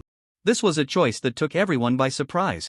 A rich princess choosing to team up with a poor boy. Did she think she was acting in a romance drama? The ones who found it hardest to accept were those three heavenly prodigies. If one had to describe their feelings in one sentence, it would be, I can't figure out where I lost. In terms of appearance and temperament, they were not much worse than this Qin Chen. In terms of talent, they directly crushed Qin Chen. In terms of wealth and background, they crushed him again. Su Ro actually chose not to team up with them, but instead went to team up with this Qin Chen. Moreover, it was said that this Qin Chen was an extremely useless hidden class, a dragon tamer. Without a dragon tamer couldn't even compare to some enhancement classes. With such a useless person, Su Ro, as a priest, actually chose to team up with him. This, if one were to say why these three prodigies valued Su Ro so much. On one hand, it was because of Su Ro's fair skin and beauty. On the other hand, it was because they saw Su Ro's future prospects. Earlier, news had already spread in Anning City that the head of the Su family seemed to have accidentally saved a big shot, and that big shot, in gratitude for the Su family's life-saving grace, presented a second transfer scroll for the priest class to the Su family. The second transfer scroll for priests, for those so-called noble families, it wasn't very expensive, and they could afford it if they gritted their teeth. But the problem was that the scroll purchased by the Su family was said to be a special scroll for the hidden class of the second transfer for priests. The hymn singer. A special existence that could become a seraph in the future with a fourth transfer. My goodness. This was also the fundamental reason why Su Ro was so desperately pursued by these three prodigies. It is well known that the higher the level of the secret realm dungeon, the more difficult it is, and the more important it is to form a reliable team. Once Su Ro reached level 30, she could undoubtedly become their best choice as a hymn singer. Not only was she fair and beautiful, but she was also a powerful hidden support class. Couples going into dungeons, killing monsters while being affectionate, just thinking about it is delightful. It was said that even some noble families from other provinces, upon hearing about this, contacted the head of the Su family, wanting to arrange a marriage. But they were all politely declined by the head of the Su family. However, everyone knew that these noble families would not give up. Taking advantage of the opportunity, these three prodigies seized the chance to send out a team application here. They also wanted to prove their strength during the job transfer exam, making Su Ro see them in a new light. But unexpectedly, a Chang Yao Jin suddenly appeared halfway, but the key was, this Chang Yao Jin was also very useless. This made people very dissatisfied. Su Ro, you can't be telling me that your teammate is this useless dragon tamer, right? Tian Jinming frowned. His character was already proud, and although he actively pursued Su Ro, he wouldn't act like a sycophant, so his tone was not very polite. He is my friend, please show some respect. Hearing Tian Jinming call Qin Chen useless, Su Ro's pretty face immediately turned frosty. Su-ro, whether he is your friend or not, I don't think he deserves to team up with you. Hoiba shook his head. He continued, just in case. You don't know, he is an orphan who grew up in an orphanage, and as for his profession, you should know that a dragon tamer without a dragon is just a useless tamer. Teaming up with us is the wisest choice. Even the usually taciturn Xiong Shuang managed to utter a few words. He really doesn't deserve you. After these three prodigies expressed their opinions, the surrounding candidates began to murmur among themselves. Is Su-ro blind? How could she like such a useless person? A dragon tamer without a dragon teaming up with a priest to enter a dungeon, just thinking about it is funny. I think Su-ro's results will be dragged down like this. She might not even get into a key university. This Qin Shen has no self-awareness at all. He's wasting the goddess's time. Listening to these voices, Su-ro's delicate face grew even colder. Just as she was about to retort, her wrist was suddenly grabbed. Turning her head, she found Qin Shen, whose expression had been calm throughout, gently shaking his head at her, signaling her not to bother with these lowly people. Seeing this, Su-ro took a deep breath and then revealed a gentle and sweet smile again. She obediently stood by Qin Shen's side. This scene undoubtedly made the three prodigies even angrier. But at that moment, a buzzing sound suddenly erupted from the front of the Anning Square's podium, where ripples of space appeared, interrupting the tense atmosphere below. In the next second, dozens of impeccably dressed figures with extraordinary presence appeared on the podium. When these figures emerged, the previously noisy square fell silent in an instant. A solemn expression appeared on everyone's faces. Because among those on the podium, besides the principals and teachers from various high schools in Anning City, there were also three big shots from the Dragon Kingdom's Education Bureau. Lu Bin, that favored disciple of the King of Hell.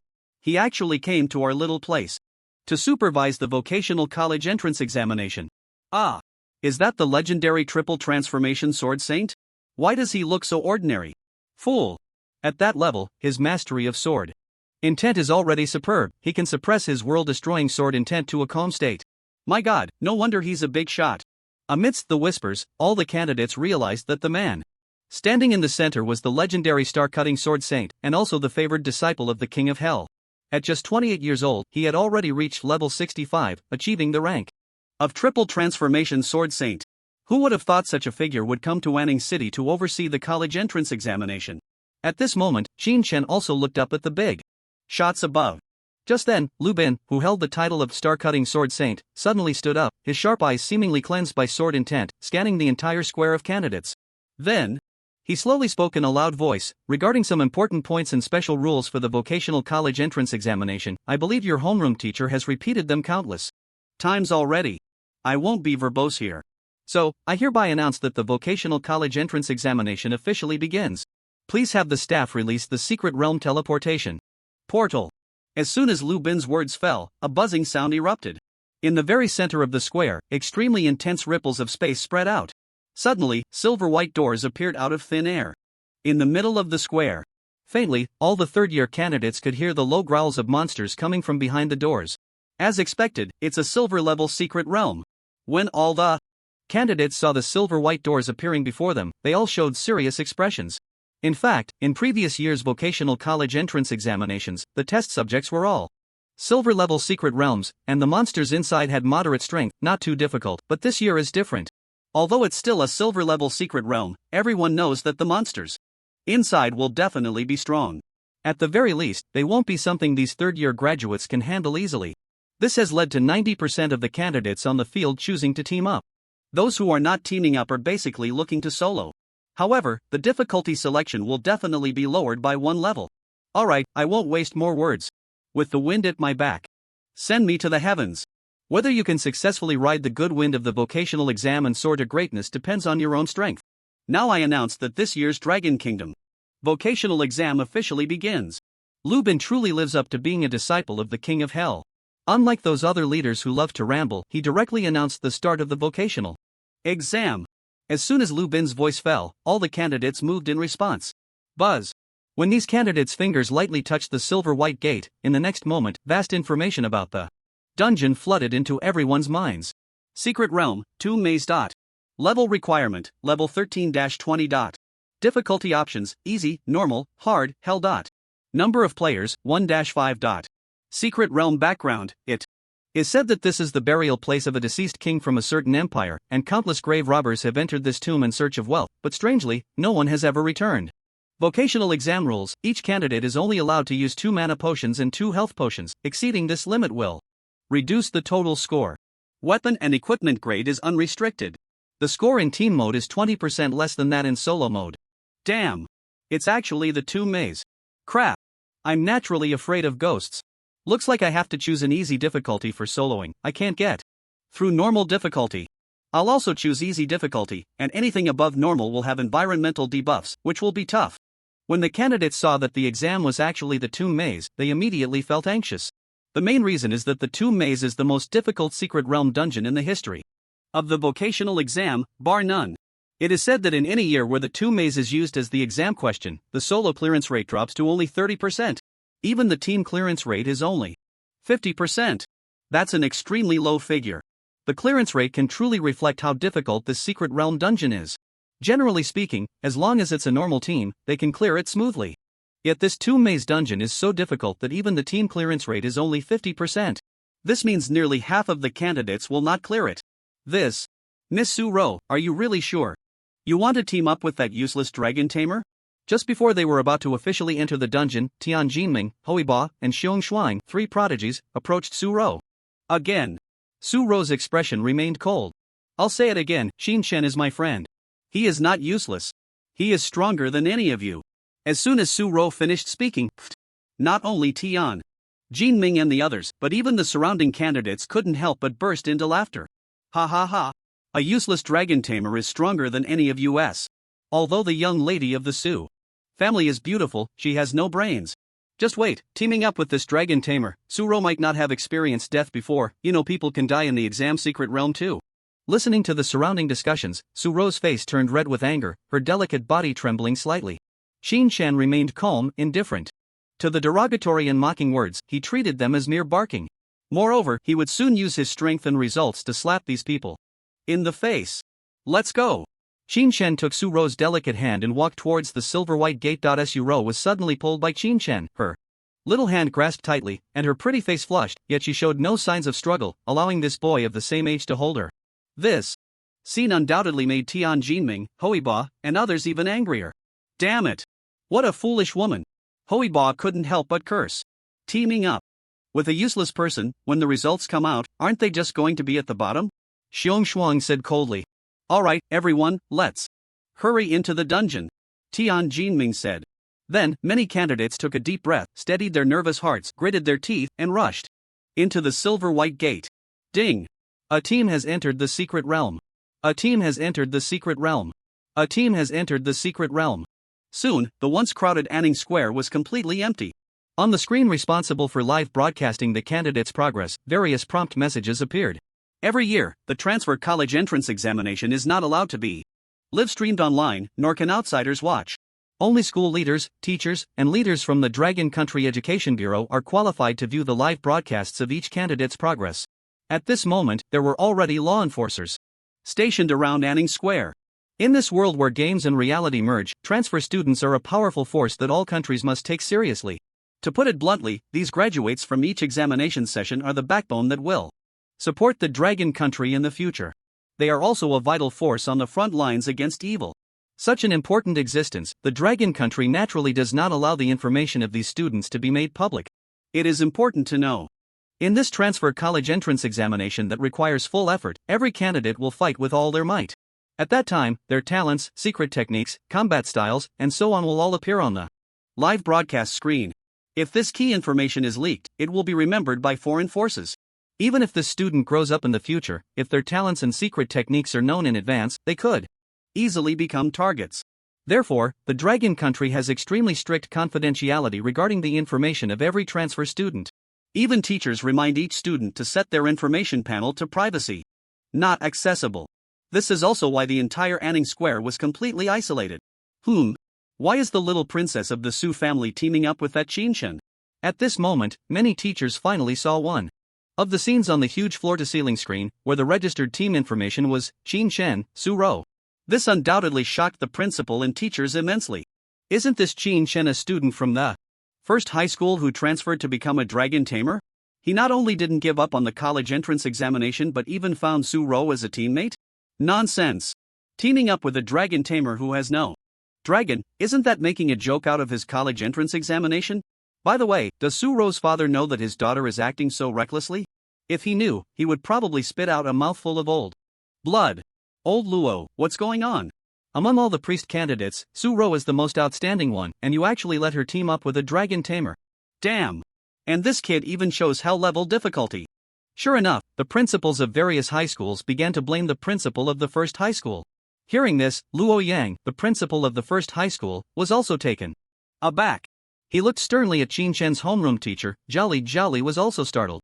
He never expected that the most famous princess of the Su family in the class would choose to team up with Qin Shen. After all, everyone knows that a dragon tamer without a dragon is no different from a useless person. Jolly felt like crying without tears. Alright. What's wrong with you principals and teachers? Are you all belittling the students like this? At this moment, Lubin couldn't stand it anymore. Director Lu, you may not know this, but Qin Shen has changed his profession to dragon tamer. Although it's a hidden class, you know that without a dragon, this profession is almost like that of an ordinary person. At this moment, Principal Fong Did of the third high school said with an awkward smile. As soon as these words were spoken, even Lubin fell silent. A dragon tamer. This is a profession that is both amusing and frustrating. It is well known that dragons stand at the top of all beast species. They are incredibly powerful, even an adult giant dragon's strength can rival that of two fourth turn powerhouses. If it's the pinnacle, the holy dragon, then after reaching adulthood, its strength could easily overpower four fourth turn powerhouses with just one dragon's might. There's no denying it. Dragons are that formidable, that unreasonable. Because of this, even the most useless earth dragon has a very proud personality.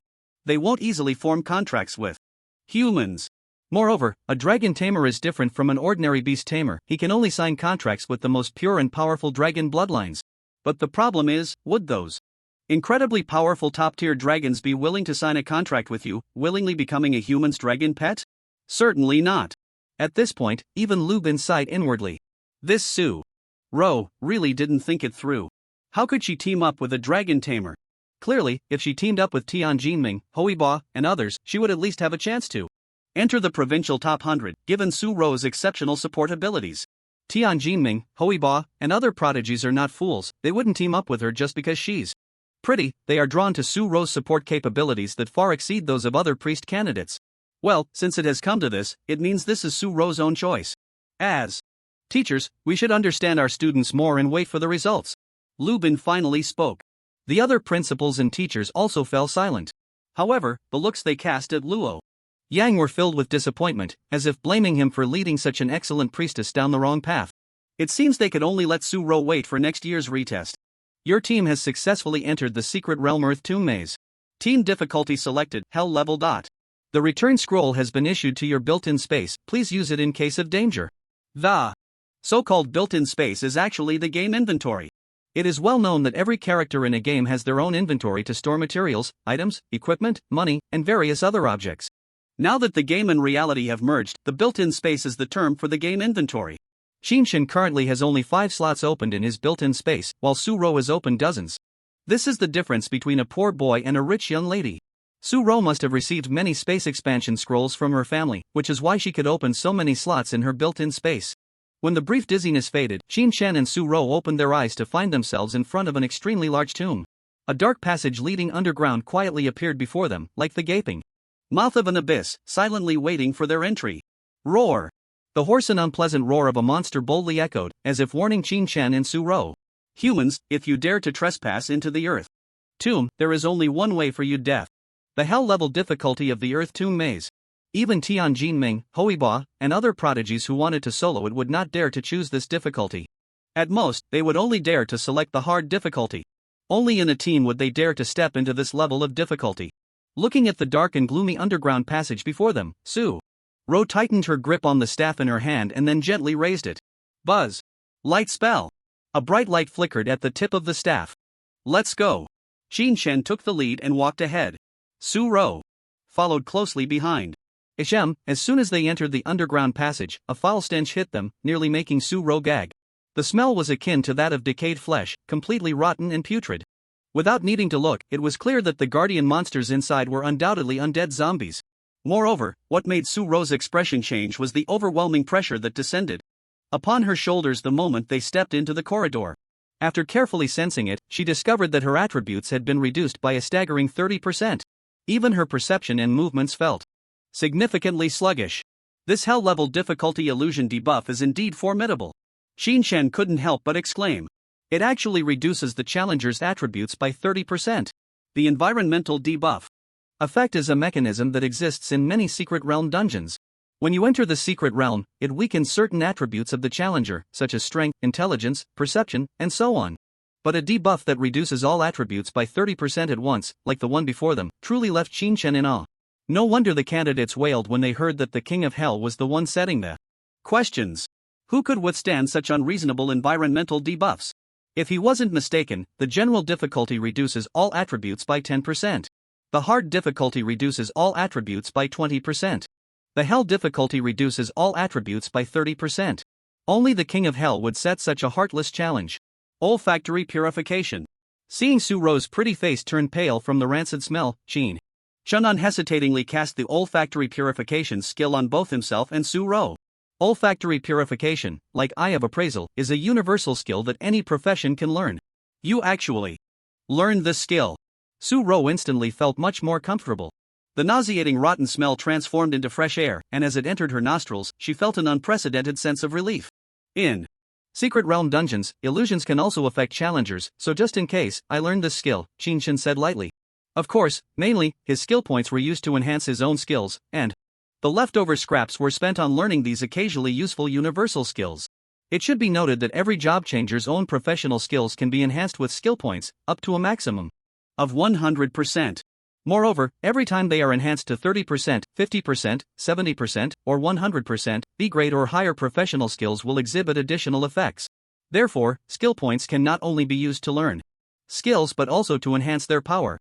Currently, Shin had only managed to enhance Fire Dragon Ball to 5% with the skill points he gained from leveling up. The higher the skill level, the more skill points are required for enhancement. This also indicates the extreme rarity of skill points. All job changers must be extremely cautious when enhancing or learning skills, as the avenues for obtaining skill points are limited. The first way is to receive attribute points and skill points as rewards upon leveling up. The second way is to receive rewards for clearing secret realm dungeons. The third way is to consume expensive and rare heavenly materials. These are the three main avenues. Don't be surprised, the battle preparation is about to begin, Shin said in a deep voice. Su-Ro nodded seriously, her pretty face showing a grave expression. As the two gradually delved deeper into the underground passage, the ominous sense of danger grew stronger.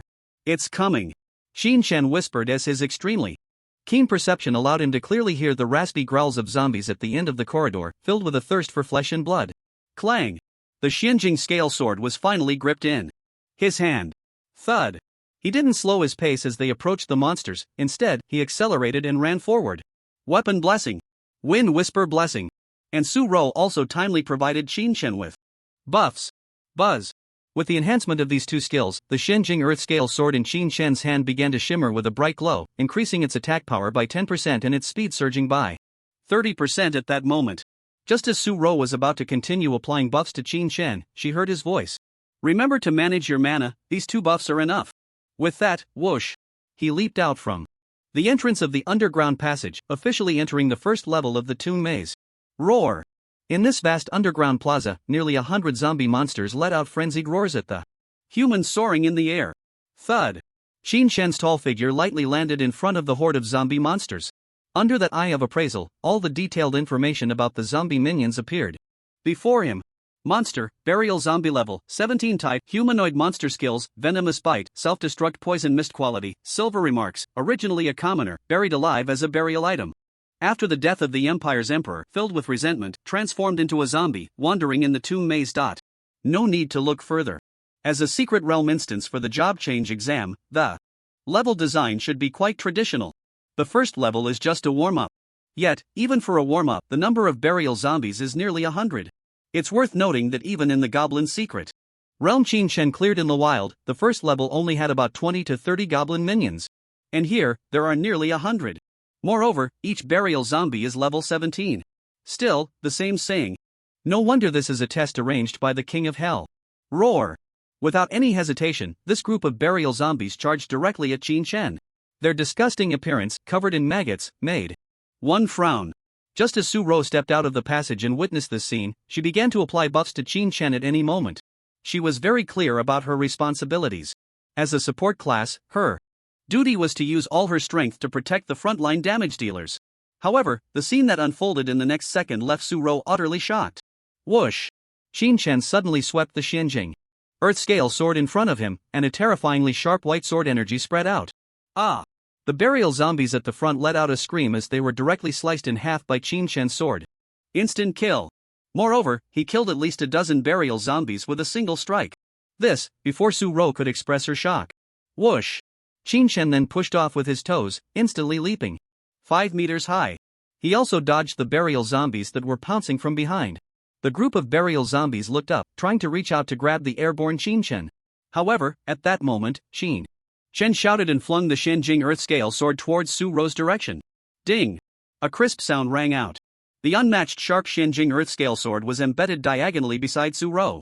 Meanwhile, Qin-chen, who should have fallen to the ground and been surrounded by zombies, was pulled away by an unknown force, flying towards Su-ro. At this moment, Su-ro realized that Qin-chen had already tied a thread to the sword's hilt, and as he flung the Xianjing Earth-scale sword, his airborne figure was also pulled over. Boom! In the next moment, the dozen or so burial zombies killed by Qin-chen suddenly swelled up, and with a loud explosion, a poison mist area with a diameter of 5 meters was formed. Self-destruct poison mist. It seems this is a skill that every burial zombie automatically triggers upon death. Of course, due to the proximity of this group of burial zombies, they were also caught in the chain reaction of the self-destructing burial zombies. Boom boom boom. The result was a series of chain explosions.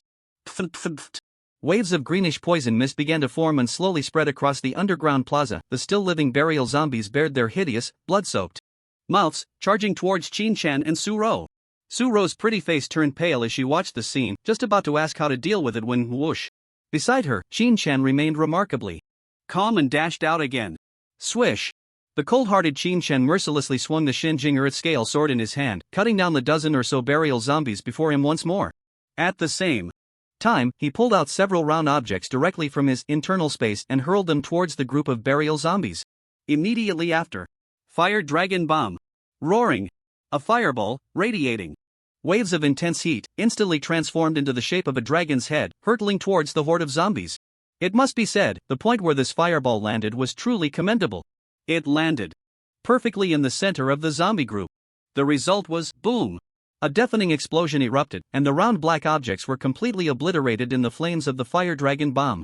Roaring! Because of this, the already destructive and searing fire dragon bomb, after the explosion, became even more ferocious with the added power of these bombs, instantly engulfing all the remaining burial zombies. Bang bang bang! Unsurprisingly, the moment those zombies were burned to death, they triggered a toxic mist explosion. Whoosh! The toxic mist spread out like a tidal wave, gradually enveloping Qin-chen and Su-ro. Buzz! Just as Su-ro was about to raise her staff to cast the group skill Holy Light Purification, Qin-chen reached out to stop her. Then, under Su-ro's puzzled gaze, he took out a white sphere from his internal space. Next, bang! Without hesitation, he smashed it to the ground. Buzz! The white sphere instantly burst forth with dazzling white light, while Su-ro keenly sensed a powerful purifying force spreading out. In her astonished gaze, in just an instant, the small square in the underground palace, which was about to be completely shrouded by the toxic mist, was directly dispelled by this purifying force. All the toxic mist rapidly dissolved at that moment. Rumbling. In the center of the underground palace square, a gate opened, and an entrance to the underground passage leading to the second level gradually emerged. This meant the first level was officially cleared. This. Su-ro was completely dumbfounded. What the heck? They cleared it just like that? She had only used 2 skills. Moreover, she had thought Qin-chen would have to summon the little wine under such dire circumstances, but unexpectedly, he resolved it effortlessly. In that moment, her internal beliefs seemed to shatter. It wasn't just the dragon that was strong. As the dragon's master, Qin-chen's personal combat power and skills were also ridiculously strong. What are you still dawdling for? Hurry up and go! Qin-chen urged, without any hesitation, and began walking towards the second level. Oh! Su-ro finally came to her senses and quickly followed in Qin-chen's footsteps. Silence. A deathly stillness. At this moment, outside, on the podium, every teacher, principal, and even the leaders of the Education Bureau, including the star-slaying sword Saint Lu Bin, wore expressions of complete shock. Their eyes were filled with disbelief. What the heck? One teacher's expression could only be described as horrified beyond belief. What had she just witnessed? Qin Shen had actually cleared the first level in less than 30 seconds. I dreaming. Lubin slowly turned to look at the teachers and principals, his voice deep as he said, "Is this what you call a useless profession, Dragon Tamer?" Everyone. They all became speechless. Among them, the most shocked were actually Zhaoli, Qin Shen's homeroom teacher, and Luo Yang, the principal of the first high school. It should be noted, just moments ago, when Qin Shen had just changed professions, Luo Yang had felt it was quite a pity, even a deep sense of regret rising in his heart, but now, Qin Shen, who was thought to be destined to become a waste, put on a performance called perfection in this brief span of over 20 seconds, astonishing all the teachers and the principal. Excellent. Truly excellent. This child's combat skills are top-notch. Unbelievable, a candidate who has just entered the 3rd grade possesses such exquisite combat techniques and a rare calm demeanor. At this moment, a leader beside Lu Bin couldn't help but exclaim in amazement. This was Lu Jinliang, the director of the Education Bureau of Anning City. At this moment, he could no longer contain himself. There was no way. The scene before him compelled him to applaud in astonishment. Indeed excellent. His control over his body is simply perfect. The first wave of airborne entry landed right in the middle of the zombies, precisely to draw all the monsters aggro, preventing other zombies from chasing Su Ro. And then there's his terrifying power attribute.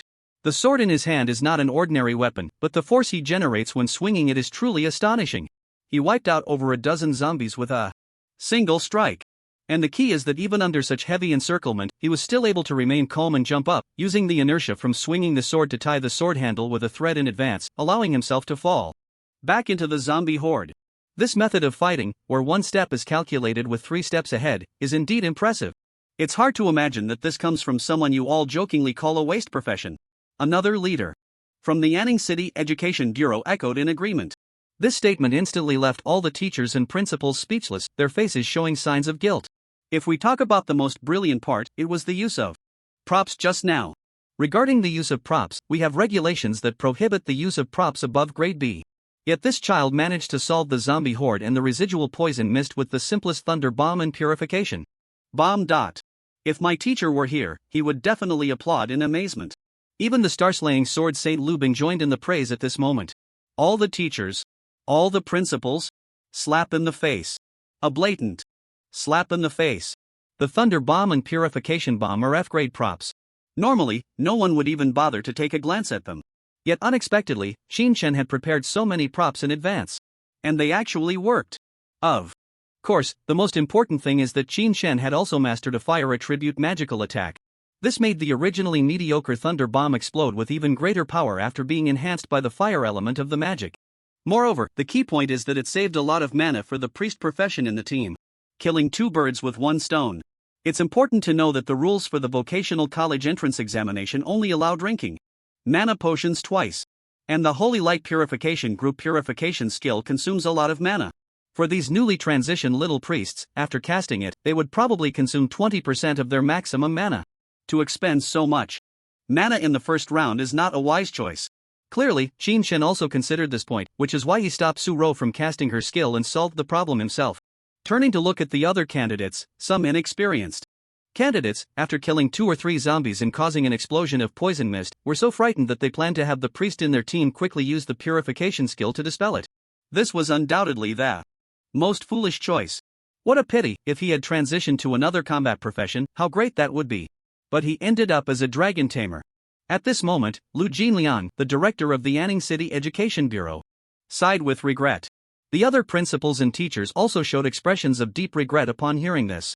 Indeed, if he had transitioned to another combat profession, with such outstanding combat skills and instincts, his future achievements would truly be limitless. From these cautious and subtle details of battle, one can actually determine whether a person is suited for combat. It is clear that Qin Shen is the type of person who is fit for battle. However, he has now changed his profession to a dragon tamer, which means he cannot contract a dragon. The legendary top-tier dragon species all exist in forbidden zones that humans cannot tread. They are as powerful as deities. An adult giant dragon can face 3 human 4th-turn powerhouses simultaneously and remain undefeated. If it is a top-tier adult holy dragon, then facing 10 opponents is not a problem at all.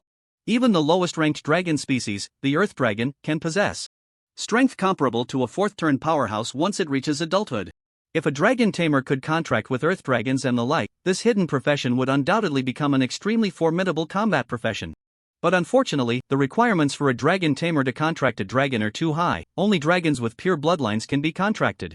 And pure-blooded dragons must at least be of the giant dragon level to meet this condition. In summary, Qin Shen's profession is essentially useless.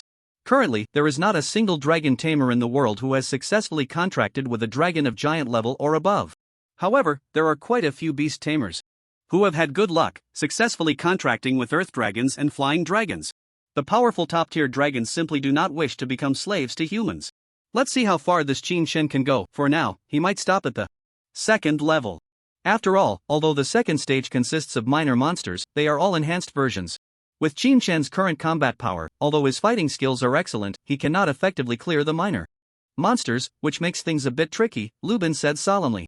It is well known that this is the high-stakes job transfer examination. It is a fierce competition where thousands of troops cross a narrow bridge. Even if Qin Shen can pass smoothly, he will inevitably be much slower than others. This means that even if he clears the level, his results will still be unsatisfactory. However, that being said, this group of people can only wait quietly for the results. Inside the dungeon. Having quickly cleared the first level, Qin Shen led Su Ro into the dark passageway leading to the second level of the Earth Tomb Maze. Just as Lubin said, the second level is still filled with minor monsters. When Qin Shen reached the end of the corridor and pushed open the dusty stone door, what lay before him was a grand hall of the Earth Palace. Inside this hall, there were numerous disgusting-looking zombie minor monsters. Roughly counting, there were nearly 500 of them. Of course, the most surprising thing is that among these 500 zombie minor monsters, aside from 100 ordinary burial zombies, the other 400 were all mutated species. This monster, Steel Zombie Level, 18 type, humanoid monster skills. Skin hardened, steel claw tier, mental roar quality, silver note, a type that has mutated from absorbing countless energy in the Earth Tomb for years. Its skin is as hard as steel, and its defense is stronger than that of ordinary zombies.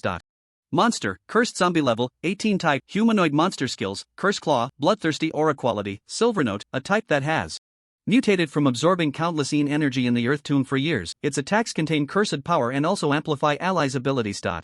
Monster, Night Zombie Level, 18 type, humanoid monster skills, Charge, Trample, Death Embrace quality, silver note, a type that has mutated from absorbing countless energy in the Earth Tomb for years. It was a knight who guarded the Empire in life, possessing certain combat skills and intelligence. Tricky. Very tricky. No wonder this was a high-stakes exam question personally drafted by the King of Hell. The first level was merely an appetizer. The second level is the real test of the job transfer candidates' abilities. 500 minor monsters. If it were a solo dungeon run, encountering this level would surely be a headache. Even in a team, it would be difficult to cope. The main issue is the overwhelming number of mutated and enhanced monsters. Su Ro's face turned pale as she saw the dense crowd of zombies. This was many times more difficult than that goblin village. Moreover, the difficulty was far greater than the secret realm training conducted at school. Of course, this was also because Qin Shen had chosen the hell difficulty level. If he had chosen normal or hard difficulty, perhaps there wouldn't be so many small monsters. But at hell level, encountering such an unmanageable situation was to be expected. 500 small monsters. Now my personal strength isn't weak. I've inherited 20% of Xiaojiu's full attributes, which is enough to deal with these 500 small monsters. But that would definitely take a lot of time. If it were a normal situation, I would push myself to fight without using Xiaojiu to hone my combat skills. But now, during the job transfer exam, even a second's delay could drop me dozens or even hundreds of ranks. Then there's only one choice. Qin Shen's thoughts raced in that brief moment. Finally, he slowly closed his eyes, clasped his hands together, and shouted, "Xiaojiu, appear." As the words fell, a massive array filled with terrifying magical fluctuations instantly appeared before Qin Shen. Roar! A deafening dragon's roar, laden with pressure, resonated from this magical array. The next second, boom! A gigantic crimson dragon claw emerged from the magical array, stomping down on the ancient, worn floor of the hall, which quickly buckled and cracked under the weight of the colossal creature. Following that, a massive dragon head with horns emerged from the magical array, its golden dragon eyes filled with overwhelming majesty, scanned the surroundings. Ultimately, a towering crimson dragon, over 10 meters high, fully revealed itself in the hall. Its head shot up suddenly. Boom!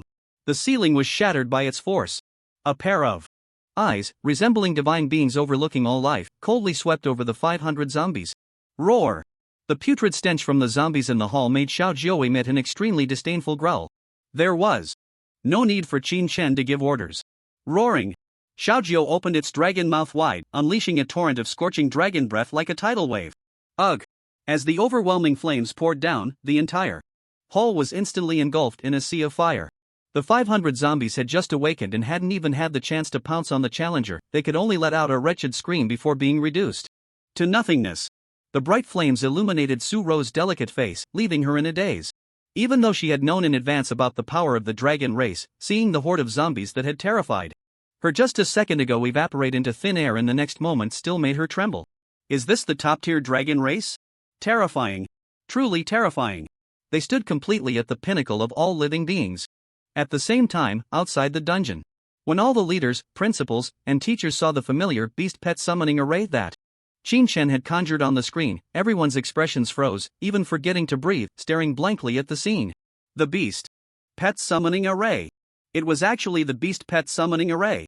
My goodness, why did this group of people look like they had seen a ghost upon seeing this array?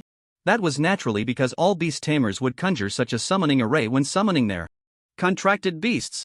The patterns and operational trajectories of the array, they were already too familiar with them. If it were another beast tamer casting this pet summoning array, they wouldn't be the slightest bit surprised.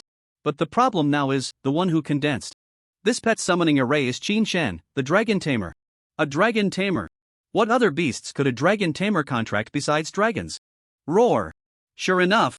The next moment, a dragon's roar that made even the star-cutting sword saint's scalp tingle echoed from the screen. Following that, an astonishing giant dragon appeared before everyone.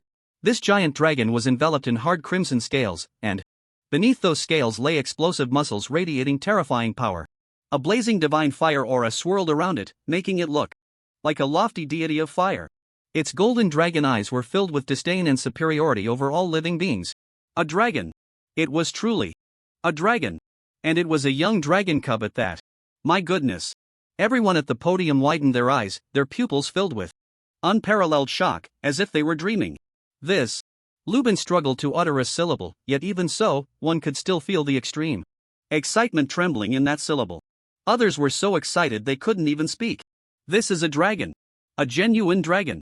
Moreover, judging by its overwhelming dragon might that instilled fear and trembling in everyone, it was clear that this dragon was definitely a top-tier dragon of the giant dragon level or above. Qin Shen, he actually succeeded in contracting a dragon. He has become the only dragon tamer in history to have a dragon. At this moment, Zhao Li, Qin Shen's homeroom teacher, couldn't help but rise from his seat, waving his fist and shouting with extreme excitement. Principal Luo Yang was also breathing heavily, his face flushed as he stood up, his gaze fixed intently on the majestic red dragon on the screen. He suddenly felt a pang of regret. He still remembered, on the day Qin Shen successfully completed the job change ceremony, he had joked that Qin Shen, as a dragon tamer, might still have research value. At that time, all the students had laughed. But now, this student he had joked about had actually contracted a real top-tier dragon, giving him a hard slap in the face. Yet even so, Luo Yang still felt that slap was well-deserved. The principals and teachers from other schools also fixed their gazes on the screen, their mouths pressed tightly together, as if a bomb were exploding inside them, but they had to suppress it fiercely. And when they saw that fiery red dragon extinguish all the monsters in the second round with a single breath, hissing, the sound of gasps rose and fell like waves. This, such a powerful dragon. As the worldview of everyone outside seemed to shatter, Qin Shen looked at the sea of flames before him and couldn't help but chuckle bitterly. Gah! At this moment, the little wine, now over 10 meters tall, had already shrunk back down, flapping its adorable wings, landing on Qin Shen's shoulder, and affectionately rubbing its little head against Qin Shen's cheek. The little wine's affection and closeness to Qin Shen were almost overflowing. Beside them, Su Ro watched the scene, feeling an immense envy in her heart. But more than that, she felt Qin Shen's participation in the job change exam was somewhat unnecessary. As long as he showcased his dragon pet in front of the leaders of the Education Bureau, he would likely be directly recruited. Even those 3 top universities would be begging Qin Shen to let him choose. Good. After the exam, I'll make you something delicious at home. Didn't you want to eat roasted suckling pig before? I'll buy you dozens of suckling pigs when we get back and then treat you to a grand suckling pig feast.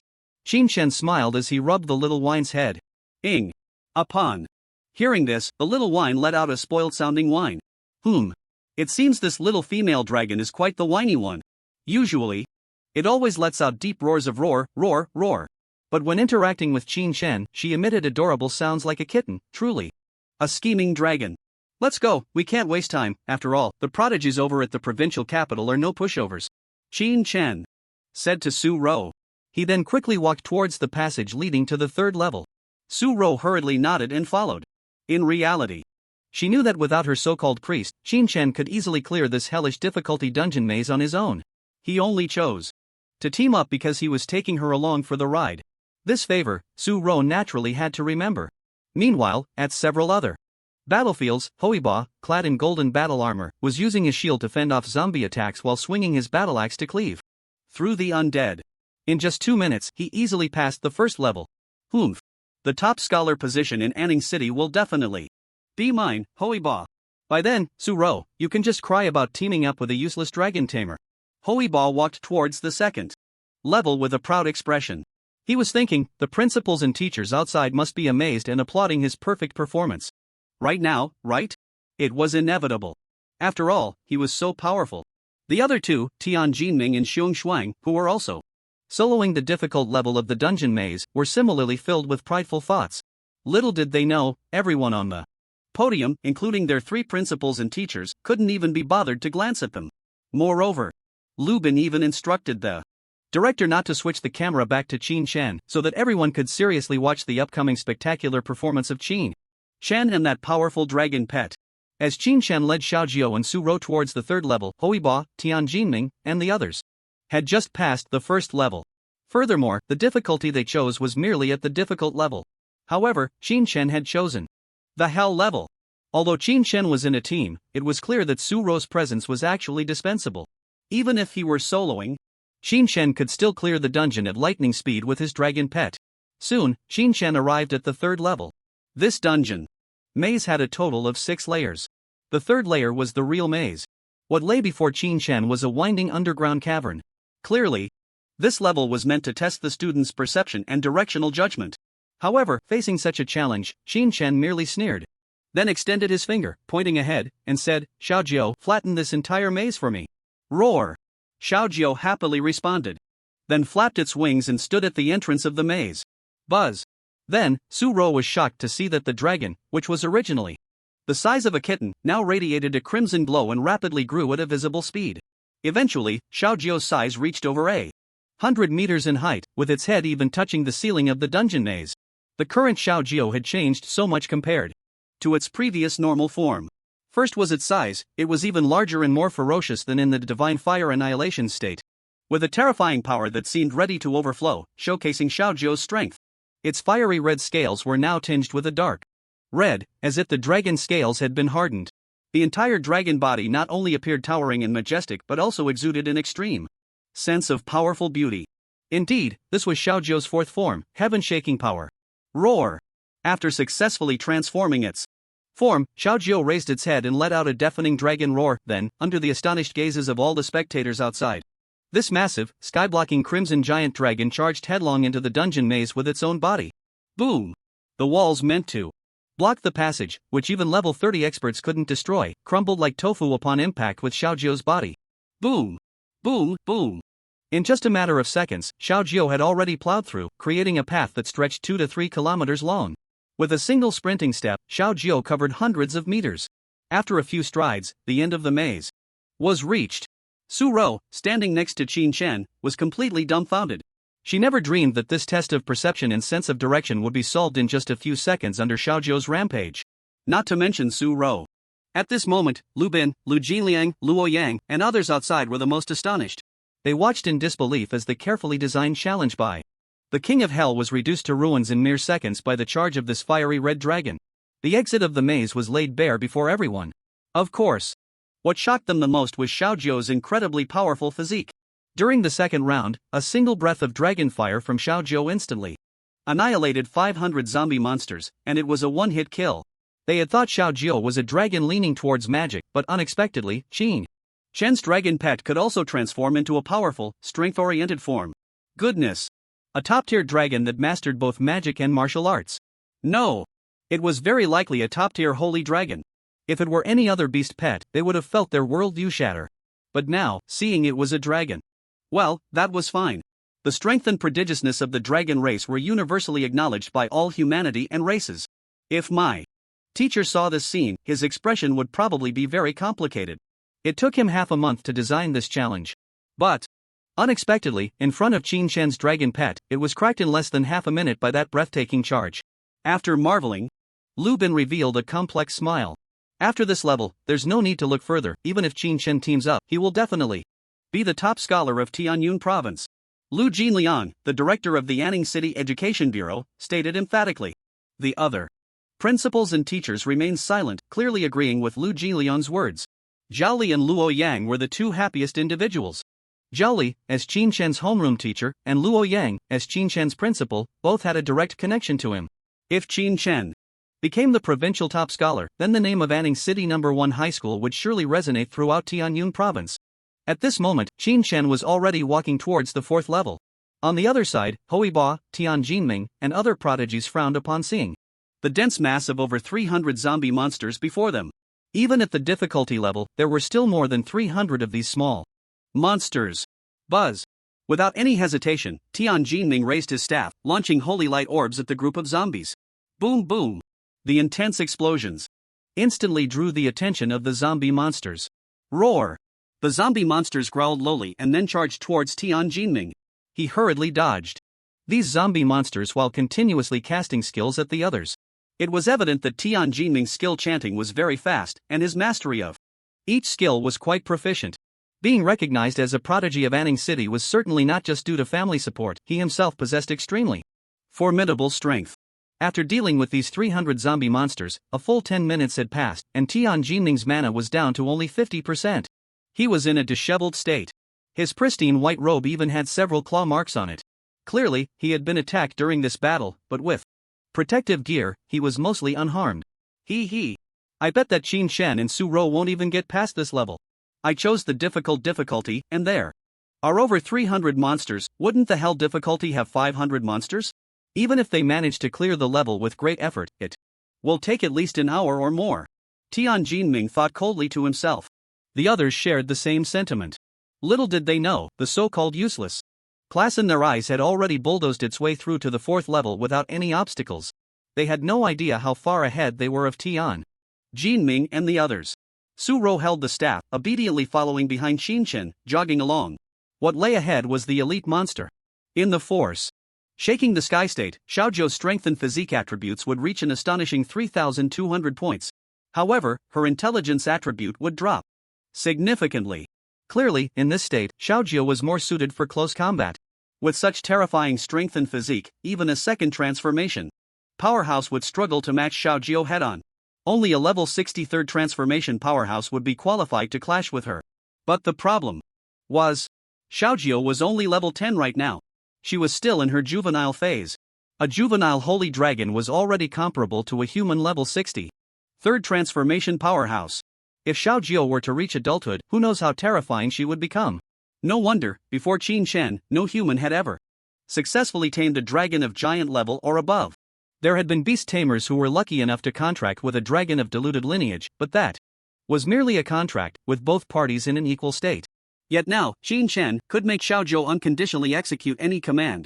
At this moment, when Qin Shen pushed open the door to the 4th level and stepped inside, the entire palace began to automatically light candles, illuminating the dim surroundings. But soon, boom! Before Qin Shen and Su Ro could even see what the hall looked like, a 30-meter-tall Xiaojiu crashed in. The dim yellow light from outside flooded in, finally revealing everything in the hall. At the end of the hall stood a giant zombie, towering at a height of 6 meters. Of course, the most eye-catching feature was that this giant zombie had 3 heads and 6 arms. Each arm wielded a different weapon. Its body was grotesque, with countless stitched scars, and you could even see several snarling human faces on its body. Without any hesitation, Qin Shen immediately used Eye of Appraisal. All the information about this giant zombie finally appeared before him. Monster, giant stitched zombie, level 21, type humanoid. Monster, skills? Quality, gold, remarks, a man-made experimental product, stitched together from the bodies of over 100 powerful zombie. Elite monsters, extremely strong, proficient in both melee and ranged combat. Good heavens! The elite monster of the silver-level secret realm actually had a quality of gold. And unsurprisingly, to increase the difficulty, the skills of this elite monster were deliberately hidden. It almost left Qin-Chen at a loss. He could only say that he had a new understanding of the difficulty posed by that king of hell. Fortunately for him, this was hardly a problem. At this moment, some might think that Qin-Chen was only able to charge through thanks to Xiaojiu. If he were to truly solo it, he would surely be outmatched. To those who think this way, Qin-Chen could only say one thing: you are truly a fool. I am a dragon tamer. A dragon tamer without a dragon pet is like a mage who cannot use magic or a swordsman without a sword. This is Qin-Chen's own professional advantage. If you don't believe it, try to become a dragon tamer yourself by sheer luck. Roar! The giant stitched zombie let out a roar and, without any hesitation, charged straight at Qin-Chen. Even upon seeing the blazing holy dragon standing behind Qin-Chen, the giant stitched zombie showed no signs of fear or trepidation. After all, it no longer possessed its own consciousness. It only knows how to devour and kill every human that enters the level. No matter how powerful the opponent is, it will never back down. However, no matter how fierce and direct this giant stitched zombie is, it can only become a minor character in front of Xiaojiu. Destruction Flame Claw. Roar! The moment it received its master's command, flames erupted from Xiaojiu's front claws. The entire hall was illuminated brightly by these brilliant flames. Whoosh! Facing the charging giant stitched zombie, Xiaojiu disdainfully waved its dragon claw. With a puff sound, the body of the giant stitched zombie was instantly reduced to mush beneath the dragon claw, and the fire attribute attack attached to it completely burned its flesh. A casually executed Destruction Flame Claw instantly killed this level 21 elite monster with a golden rating. Although Qin-Chen had long understood Xiaojiu's terrifying power, witnessing it firsthand still left him greatly shocked. If nothing unexpected happened, if he had to deal with this elite monster alone, it would take at least 5 minutes. Yet, with a simple lift of its dragon claw and a gentle swipe, the elite monster was gone. What the hell? It's gone just like that. Outside, the people on the podium nearly dropped their jaws in astonishment after witnessing the scene. On the screen. Goodness! How exaggerated. A level 21 golden elite monster. If this were in the wild, it could be considered a boss in the dense forest. Mountain range. It must be mentioned about the quality of monsters. Higher quality monsters not only represent being stronger than other monsters of the same level, with higher attributes, but they also have higher growth values and more skills. For instance, this golden giant stitched zombie is estimated to have a strength attribute that has surpassed 300. It's worth noting that Qin-Chen, with the inherited attributes from bloodline fusion, has only just reached a strength attribute of 400. Even so, dealing with such a tough-skinned elite monster would require at least 5 or 6 minutes of entanglement. Yet, in front of 3 leaders and numerous principals and teachers, with a puff, this monster, which even a level 25 powerhouse would find exceptionally difficult to handle and could easily lead to death, was gone. Gone. This dragon race is just too outrageous. Exaggerated. Too exaggerated. And you should have also noticed that this little dragon has shown 3 different forms. Right now, it should be in its normal form, just like in the second level, only 30 meters tall, and it gives off a feeling of extremely balanced attributes. In the third level, in its rampaging form, it was over 100 meters tall. It almost broke through the ceiling of the tomb maze. The power fluctuations emanating from it made even me, a third transition powerhouse, feel a chill.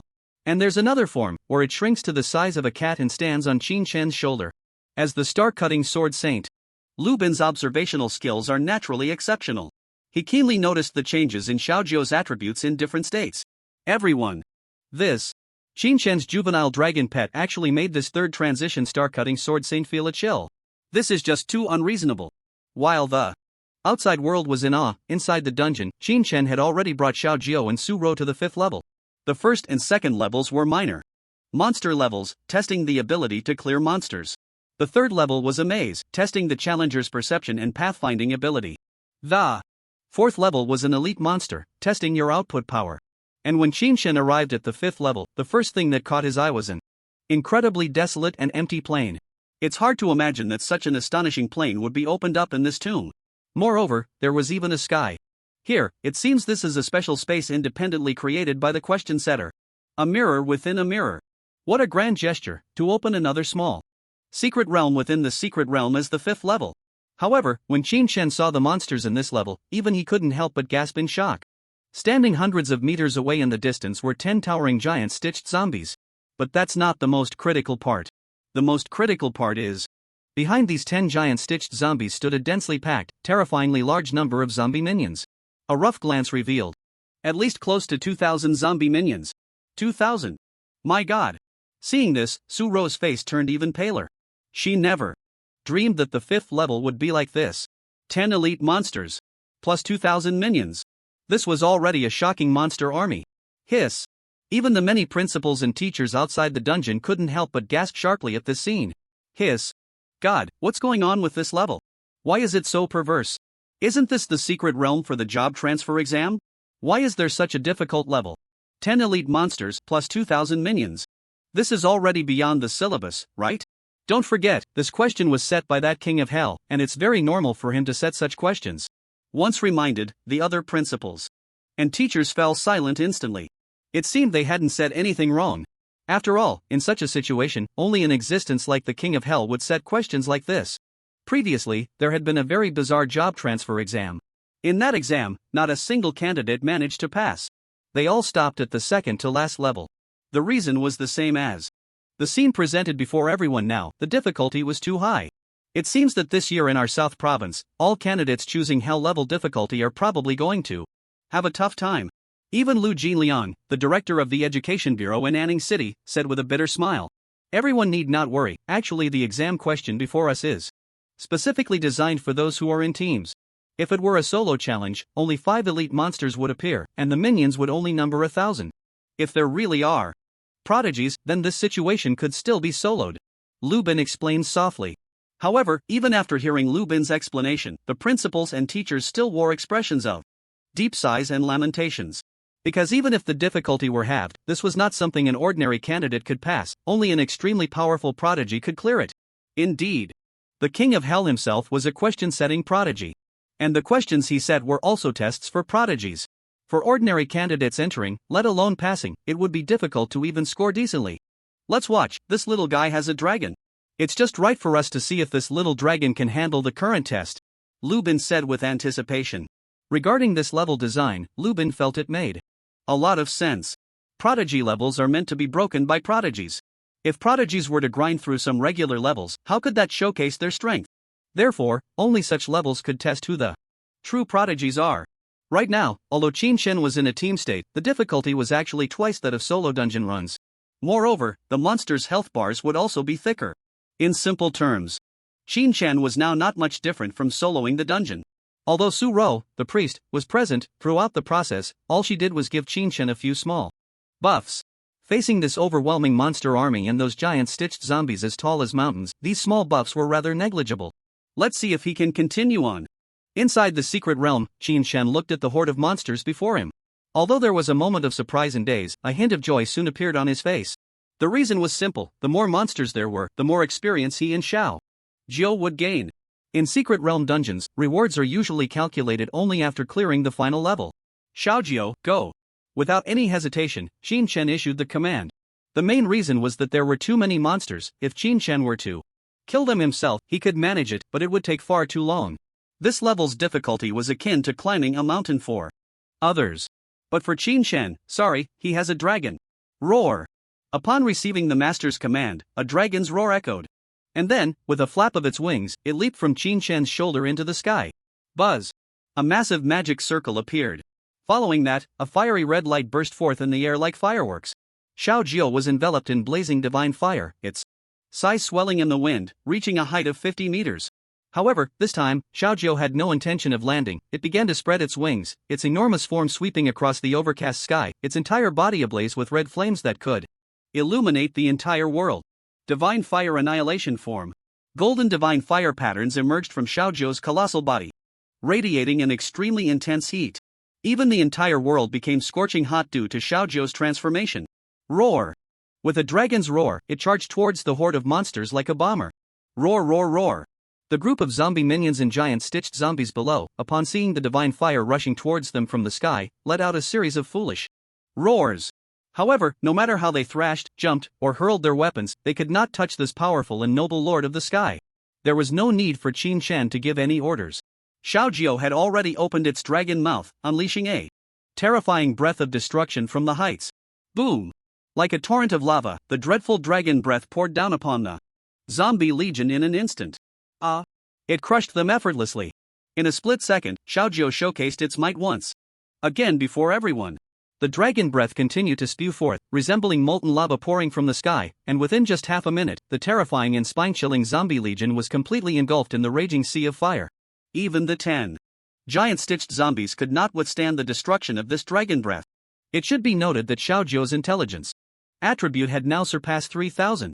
This was all thanks to the magical amplification brought by the divine fire annihilation form. Facing these minions whose magic resistance likely didn't exceed 200, this divine fire breath was undoubtedly devastating. They could only obediently accept their fate, unable to resist at all. Xiaojiu looked down at the sea of flames below, feeling quite satisfied. These disgusting creatures deserved to be annihilated. It was worried that there might be some minions left, so it circled around in the sky until it could no longer sense any monster presence, before transforming back into its original cute form and landing back on Qin Chen's shoulder. Gah! The now pet-sized Xiaojiu landed on Qin Chen's shoulder, its voice turning affectionate, nuzzling against Qin Chen's face. It seemed to be expressing, "Master, praise me. Master, praise me. Xiao Jiu is amazing. Thanks to you, we cleared the level so smoothly." Qin Chen naturally did not hold back on the praise. He affectionately patted Xiaojiu's little head. Beside him, Suro felt a surge of envy once again. Not if only she could have a dragon pet like that. But then she thought again. It seems that even if she had a dragon, she wouldn't be able to form a contract. She was just a priest, not a dragon tamer. Moreover, forming a contract with a dragon also requires fate. Not everyone can form a contract. With that thought, Suro could only sigh helplessly. Outside, the principals and teachers on the podium fell into silence and stillness once more.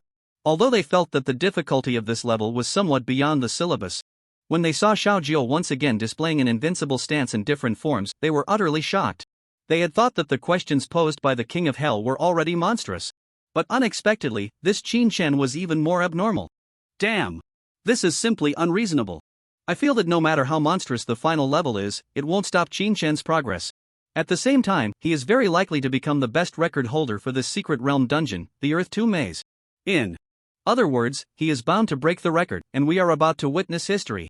As Qin Chen's homeroom teacher, Jolly couldn't help but speak excitedly. There's no helping it. A dragon tamer with a dragon is truly terrifying. They push through everything. Completely unreasonable. The so-called tactics, the so-called difficulty levels, the so-called tests, seem to mean nothing in front of the dragon race. Truly worthy of being at the top of the biological chain. Congratulations in advance for having such a prodigy emerge from your school. It's laughable that we initially thought your dragon tamer was useless. Here, I must also say I'm sorry. At this moment, a principal from the third school stepped forward and cupped his hands to Luo Yang, expressing his apology. Me too, me too. We shouldn't have jumped to conclusions too early. It seems we've been slapping our old faces. I also have to apologize here. Similarly, other principals and teachers who had once mocked the dragon tamer from the first school hurriedly apologized at this moment. They had no choice but to apologize. After all, this dragon tamer had truly risen. Moreover, they were not apologizing to this principal, but to Qin Chen. They were apologizing for their previous mockery of him. This dragon tamer was destined to rise. If they didn't apologize now, once he completely rose and became a big shot, how would they face the ridicule they had endured in high school? Hurry up and apologize. He. It's just a misunderstanding, it's good to clear it up. Luo Yang's smile was stiff. In fact, he had once been very disappointed in Qin Chen. 2. He hadn't even given Qin Chen any subsidies for hidden professions, simply because he thought there was no possibility of him rising. It should be known that in the Dragon Kingdom's compulsory education system, students who successfully transition to hidden professions are supposed to receive certain resource rewards. And as a dragon tamer, Qin Chen was also a hidden profession and should have received resource rewards. But the first school didn't apply for it because they thought Qin Chen wouldn't rise. No, after this college entrance examination, I must personally visit and apologize properly. Luo Yang made up his mind. While a series of events were unfolding outside, Qin Chen finally arrived at the last level. That is, the deepest part of the Earth Tomb Maze. In the very center of the Earth Tomb Maze stood a magnificent golden palace. When Qin Chen, along with Xiaojiu and Su Rou, stepped into this palace. Who dares to trespass into my royal tomb? A loud voice suddenly rang out. In the center of the golden palace stood a tall figure. This figure was dressed in a golden dragon robe, wearing a luxurious crown, with a square face, but his skin was a shade of iron blue. The intense pressure emanating from him filled every corner of the palace. Qin Chen directly used the skill Eye of Appraisal on him. Monster, Tyrant Corpse. Level 30. Type, Humanoid Monster. Skill? Qualification, Gold Note, the emperor of an ancient empire, known for being a brutal tyrant during his life, is now bound by the sins of his killings after death, ultimately transforming into a corpse, eternally imprisoned here. Goodness! Qin Shen could only exclaim in astonishment. The final boss of the silver-level secret realm is actually a monster with a qualification of gold. This is completely beyond the standard. Its four-dimensional attributes must have all reached 500. That's 100 higher than Qin Shen's current attributes. And the most crucial part is that this tyrant's corpse is at a terrifying level of 30. If Qin Shen were to face it in a one-on-one battle, he might not even be able to defeat it. What the hell? Is this year's job transfer exam really this difficult? However, despite his surprise, Qin Shen felt remarkably calm. He is a dragon tamer, and a dragon tamer with a dragon at that. What is there to fear? Even more pleasing to Qin Shen is that the harder the level, the more experience he will gain upon clearing it. That's a good thing. Meanwhile, Su Ro couldn't help but feel grateful once again for having Qin Shen as her support. Thank goodness she didn't let him go. Humph. Well, I have been lonely for countless years, and it has been a long time since I tasted the flesh and blood of humans. It's just right to use you all to break my fast. Come here. As the tyrant's corpse roared. Your servant is here. Clatter. Suddenly, in the originally empty golden palace, thousands of differently dressed general corpses appeared out of thin air. In this resplendent underground palace, countless small monsters emerged from all directions in an instant. Compared to the 5th level, the number of small monsters in this final level has astonishingly reached nearly 10,000. What is even more peculiar is that in front of these zombie minions, there are dozens of soul figures. All these soul figures are dressed in the robes of ancient ministers, indicating that they are likely the subordinates and citizens who were buried alongside the tyrant's corpse. It must be said, this boss truly deserves the title of Tyrant's Corpse. Such actions indeed warrant the word brutal.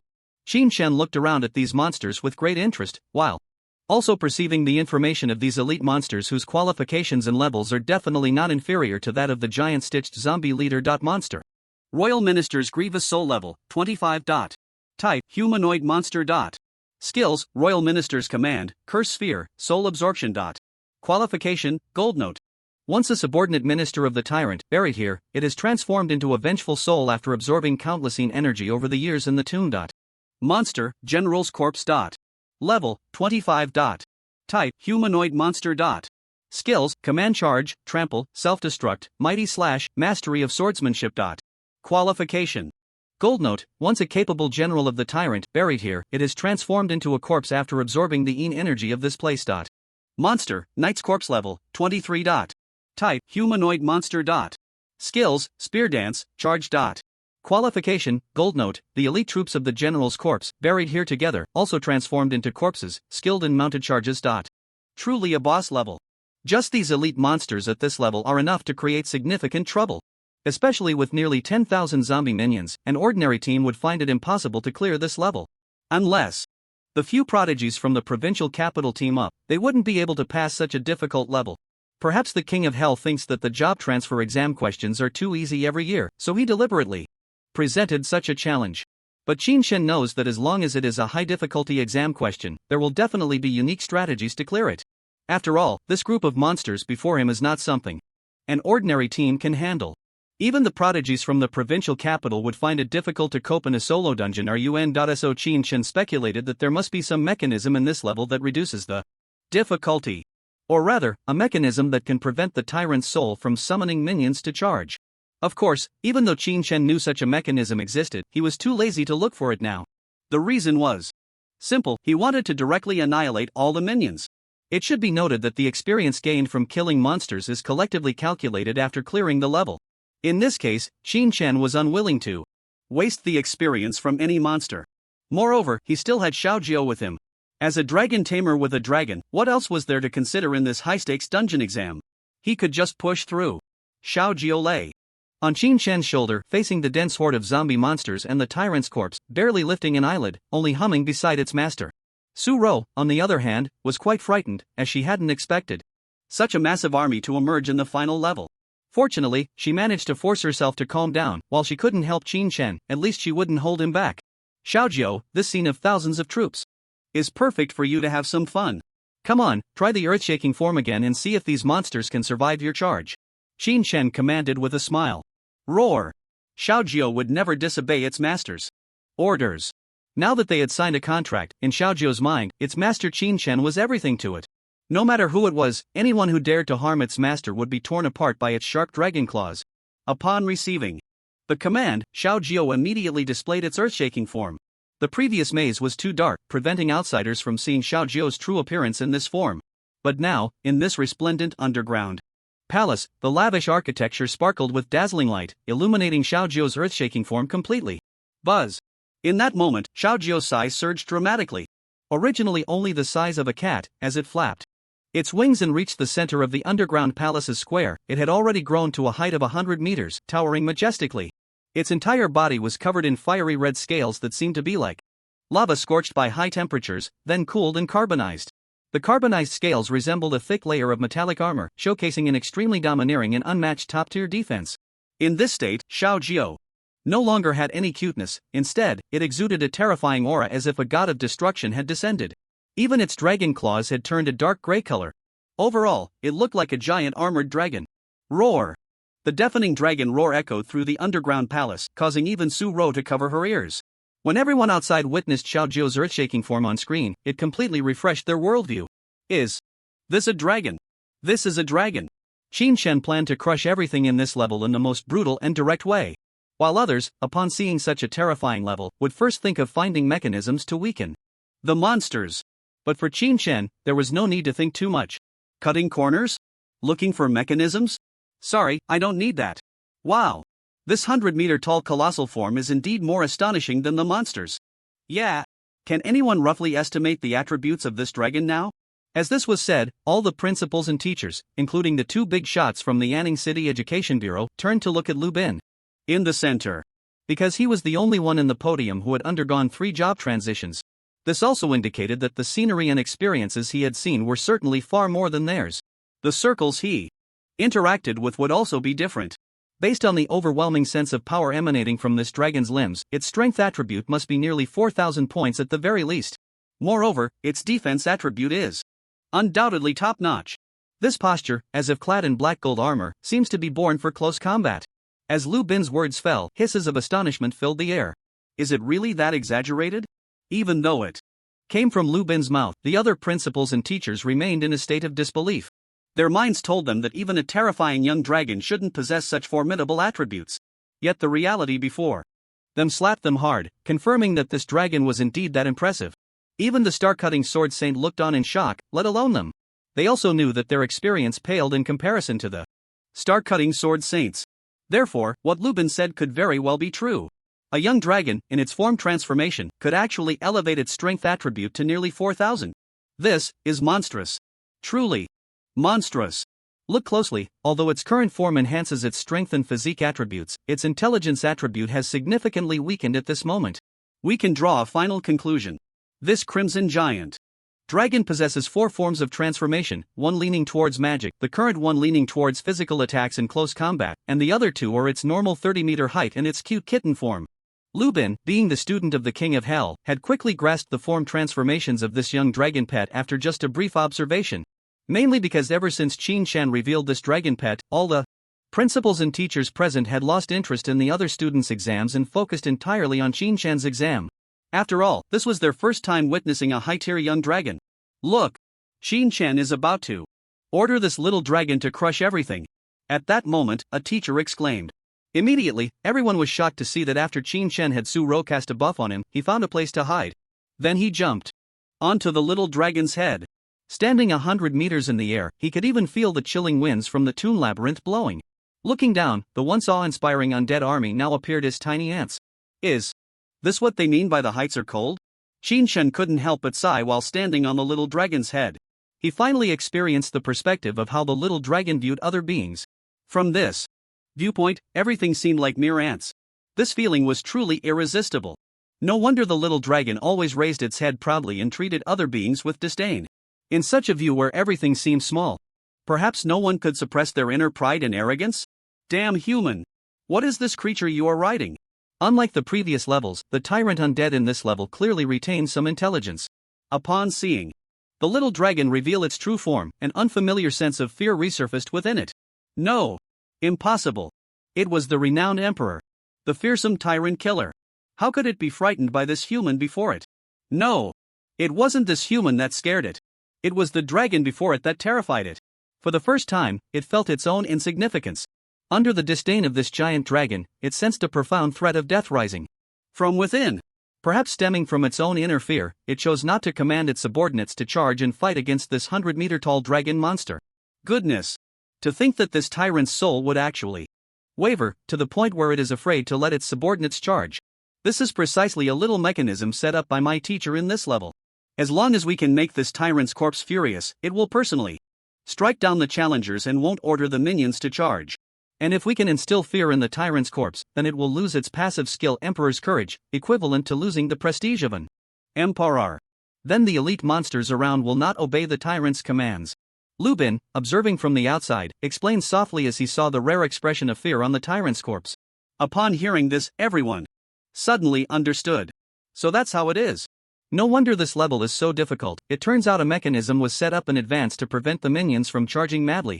In fact, many secret realms have mechanisms that avoid triggering certain monster skills through traps and tricks. Some high-difficulty secret dungeons usually have small mechanisms to break, and as long as you find and trigger these small mechanisms, the mechanics of the secret realm become much simpler. At this moment, unexpectedly, Qinshen's dragon had not even made a move, yet it had already intimidated the tyrant's corpse. Is this the terror of a dragon? Meanwhile, within the secret realm, Qinshen did not care whether the opponent was afraid or not. In his eyes, the groups of minions were equivalent to pure experience points.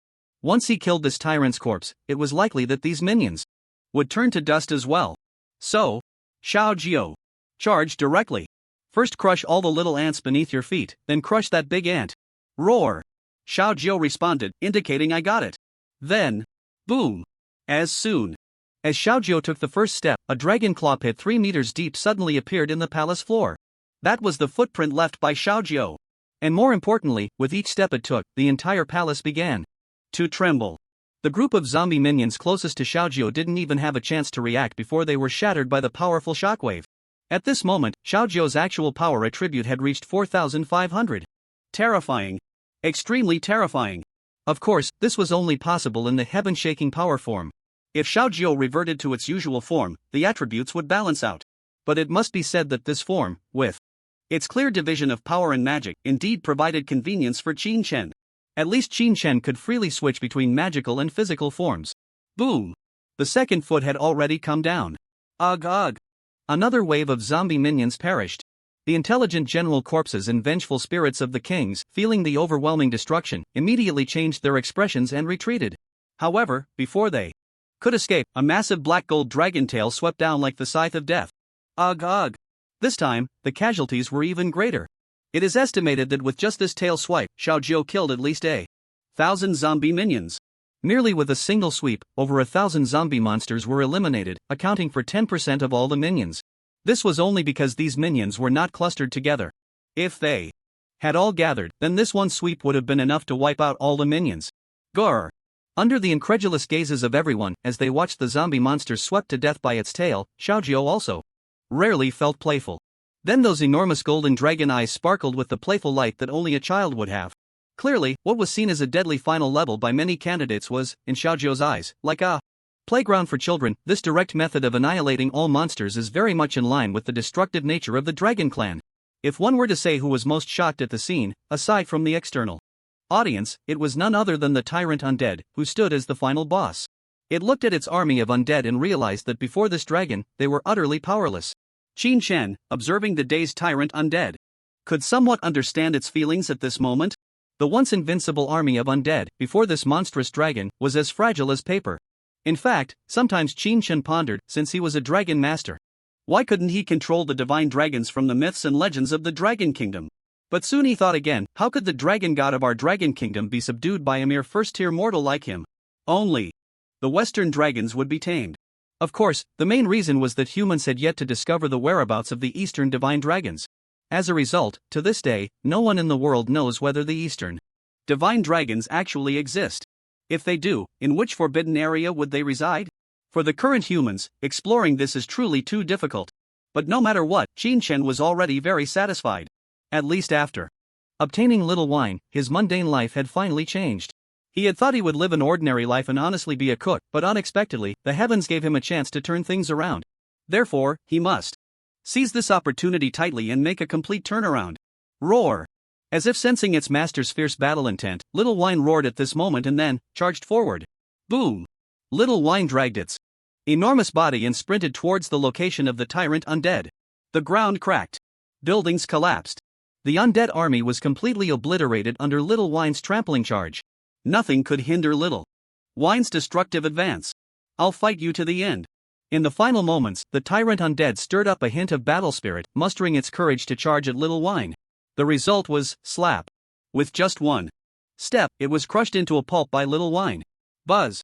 But at that moment, a faint golden glow emerged from the body of the tyrant undead. This faint golden glow contained an incredibly powerful vitality.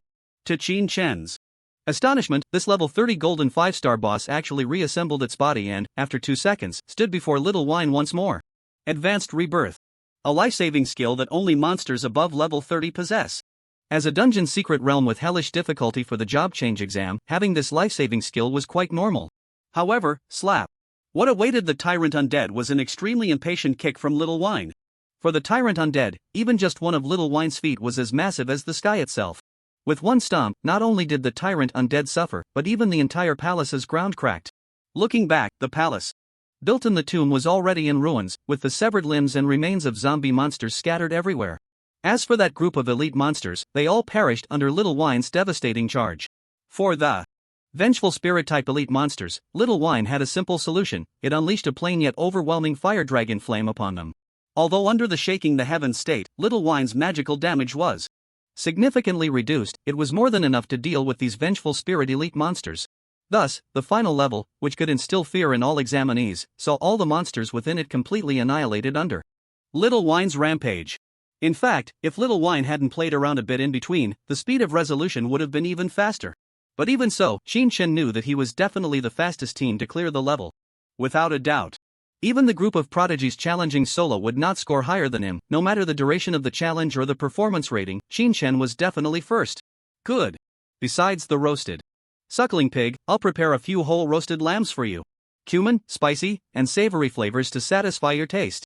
Qin Chen smiled as he patted Xiaojiu's head. Gah! Upon hearing this, Xiaojiu squinted its eyes in delight. It was just a little foodie. Previously, it had been willing to sign a contract with Qin Chen for a bottle of divine fire jade. Of course, this was also because it felt a warm and comfortable sensation from Qin Chen, like the sun. In its mind, it instinctively thought that following this master would surely lead to a very happy and joyful future. Thus, it signed the contract. At that moment, Xiaojiu shivered all over. Crack crack. Qin Chen was surprised to see countless steel scales falling off Xiaojiu's outer shell. After the steel scales fell, they turned to dust, while new crimson dragon scales rapidly grew out from Xiaojiu's body. Gah! At this moment, Xiaojiu let out a satisfied call and slowly shrank in size. Qin Chen understood what Xiaojiu meant. It probably felt that after crushing the zombie monsters, those disgusting things had contaminated its dragon scales, so it wanted to shed the old scales and grow a new layer. With the dragon race's immense vitality, achieving this was indeed not a difficult task. Ding!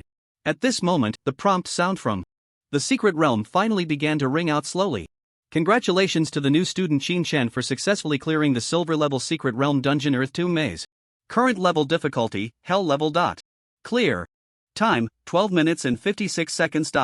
Performance rating, SSS level. Duration rating, SSS level. Comprehensive rating, SSS level. Your score has been successfully uploaded to the Dragon Kingdom's vocational examination. Data Center. The secret realm clearance reward will be issued in 1 minute, please collect it in time, new student Qin Chen. Phew! It was only at this moment that Qin Chen finally let out a slow breath. Great!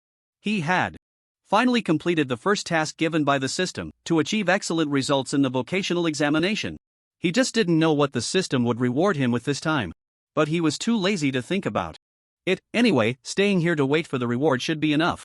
Outside the examination hall, the podium fell into silence once again. All the leaders, principals, and teachers seemed to have turned into statues, their faces frozen in expressions of shock, staring incredulously at the screen. What the hell is this? My god! The final level with nearly 10,000 small monsters was actually wiped out like this? Moreover, the key point was that the giant dragon seemed to have not used any skills at all, right? It merely charged through the level with its invincible dragon body. They could even see a playful glint in its eyes, like that of a child. A level 35-star golden boss, even if the principals present were to face it, it would be extremely challenging. After all, in this extremely remote small city, the principals and teachers weren't that powerful either. Having the strength for a second job was already quite good. Yet, such a difficult and out-of-syllabus boss was wiped out just like that. And after reviving, it was wiped out again. It was truly shocking. On this day, all the principals and teachers present finally experienced the power of the dragon race. It seems that no matter how out of syllabus the questions from the King of Hell are, they can't compare to this dragon's out of syllabus level. Lu Jinliang, the director of the Anning City Education Bureau, couldn't help but exclaim. Out of syllabus, this was Director Lu Jinliang's evaluation of this dragon. At the same time, it was also an evaluation of Qin Shen, who could contract with the dragon race. The dragon was indeed powerful. To be able to tame such a powerful dragon and have it obey Qin Shen made him even more formidable. It should be noted that even those legendary level 100 beast tamers, when signing contracts with dragon species, do not engage in such master pet contracts. Instead, they enter into a very equal ally contract. This means that even the top beast tamers have not achieved the feat of subduing a powerful top dragon species like Qin Shen has. A time of 12 minutes and 56 seconds. Plus all scores are SSS level. No need to look further, this year's top scholar in Nanzhou province is none other than him. Lu Bin said with a serious expression. The other principals and teachers quickly nodded in agreement. Especially Luo Yang and Zhao Li, who couldn't help but laugh out loud. Who would have thought? The small city of Anning actually broke the historical record of the vocational examination, producing a genuine provincial top scholar. Previously, the best record in Anning's vocational examination was only an 8th place achieved by a hidden profession spirit tamer, and that was decades ago. Now, the dragon tamer, initially regarded by everyone as a useless profession, has forged ahead, crushing all obstacles, and has claimed the provincial top scholar crown that has never appeared in Anning before. Of course, for now, it's just a toast halfway through. Whether he can truly achieve the title of top scholar, those present could only say there is a 99% probability. The remaining 1% is left as a margin. After all, what if an exceptionally talented genius appears in the provincial capital or other cities of Nanzhou province? But regardless of how it turns out, this is a good thing for Anning, because they have produced a dragon tamer with a dragon. This is the first dragon tamer in history to have a dragon. Remember to keep it confidential. The recording of Qin Shen's examination must not be leaked. And the fact that he successfully contracted a true top dragon species must also be kept secret. Anyone who dares to leak it will not escape my wrath. At this moment, Lu Bin's gaze swept over all the principals and teachers present, filled with murderous intent and warning. Hiss! Feeling the chilling killing intent of this star-slaying sword saint, all the principals and teachers couldn't help but tense up. This is no joke. Given the current strict confidentiality of information regarding vocational candidates in the Dragon Kingdom, anyone who dares to leak it would truly be hunted down by the entire nation. The Dragon Kingdom places great importance on its future living forces, especially those young prodigies who have yet to grow up. Because everyone knows that the future stage of the Dragon Kingdom is destined to be performed by this group of young people.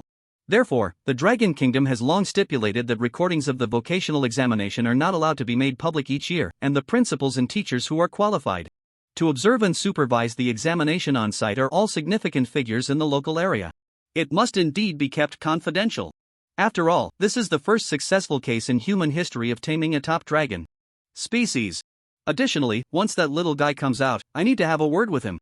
Lu Jinliang nodded in agreement. If this news were to spread, he could guarantee that all countries would be in an uproar. That is a top dragon species. Not an earth dragon. Not a flying dragon. And certainly not a sub-dragon. But a being above the level of a giant dragon, possibly even a holy dragon. Before this little guy has truly grown up. It cannot be overly publicized. While these principals and leaders were engaged in serious discussions inside the dungeon, buzz! A vast golden beam of light descended from the sky.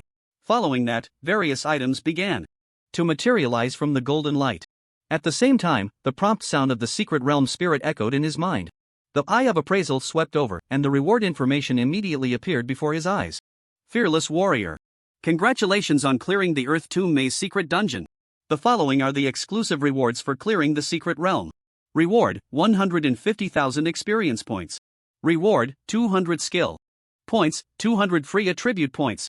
Reward, a title of Tomb Raider King. Reward, Shadow Wind armor set, armor, belt, leggings. Reward, Tyrant's Undead Command Staff, level 25, gold. Reward, Tyrant's Undead Enchantment Gem ×1. Reward, B-Class Rare Material Tyrant's Undead Heart ×1. Generous. Incredibly generous. Not to mention the other rewards, just this 150,000 clearing experience was enough to bring a strong sense of surprise to Qin Chen. Su-Ro, how much experience did you gain? Qin Chen asked softly. I gained 50,000 experience, which is already a lot. Su-Ro's bright and charming face also showed a hint of rosy joy. 50,000, huh? Qin Chen murmured. It seemed that this secret realm dungeon was different from the previous Goblin Village dungeon. Experience was distributed based on contribution. Although Su-Ro's role in this secret realm assault could be said to be minimal, she still contributed. Moreover, there should be a minimum experience reward threshold of 50,000. Otherwise, if it were purely based on contribution, it would be a blessing from the heavens if Su-Ro even got 10,000 experience. What do you want from these rewards? Qin Chen asked with a smile. No need, I'm already very satisfied with the experience and attribute points I received. Plus, I got a very good college entrance examination score. I'm content, you can have all of these. Su-Ro was quite self-aware. She knew that without Qin Chen, not to mention clearing the dungeon, she probably wouldn't even have the courage to enter the hell level difficulty. How could she have the face to ask for a share of the resources? This level 25 gold staff is for you, I won't need it anyway. Although Su-Ro had wisely declined the distribution of resources, Qin Chen was not a stingy person. This I can't accept. It's too valuable. Su-Ro covered her small mouth and said. Indeed. This level 25 gold quality staff, if sold, would definitely start at over 80 million dragon coins. And that's just the starting price. The main reason is that the equipment and skill books circulating in the market are just too scarce. Especially in Anning City. Not to mention level 25 gold quality equipment, even good level 20 equipment is rarely seen. It was under such circumstances that equipment and skill books had once been driven to sky-high prices. Ordinary families simply couldn't afford them. I'm the team leader, and since I'm giving it to you, just take it. Qin Chen said, tossing the golden staff towards Su-Ro as if it were a piece of trash. Su-Ro quickly caught it carefully, examining it closely, and was slightly moved. No wonder it was a gold-level piece of equipment.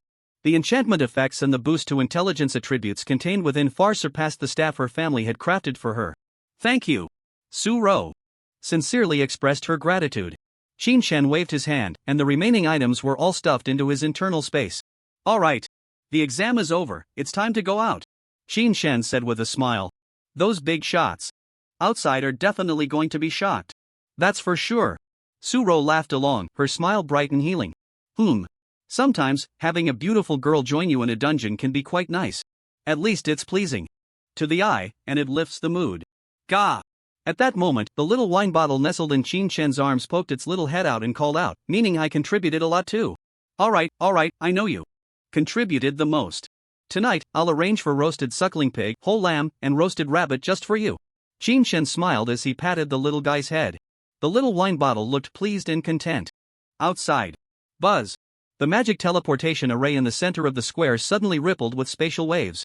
Everyone turned to look and found that it was Qin Chen and Su-Ro appearing. The magic teleportation array corresponds to the return scroll in every examinee's hand.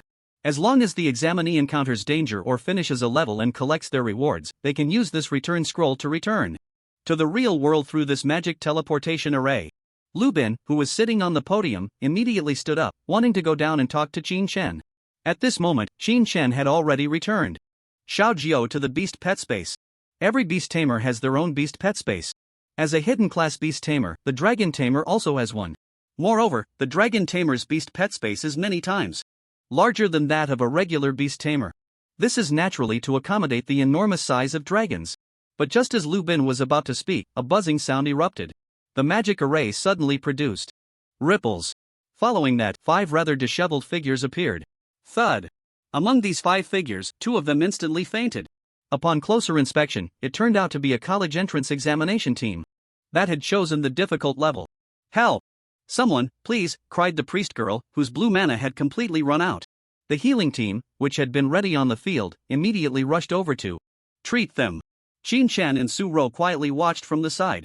In this 5-person team, the class distribution included 2 frontline warriors, 1 melee damage dealer, 1 ranged magic damage dealer, and 1 priest for support. It could be considered a classic dungeon team composition.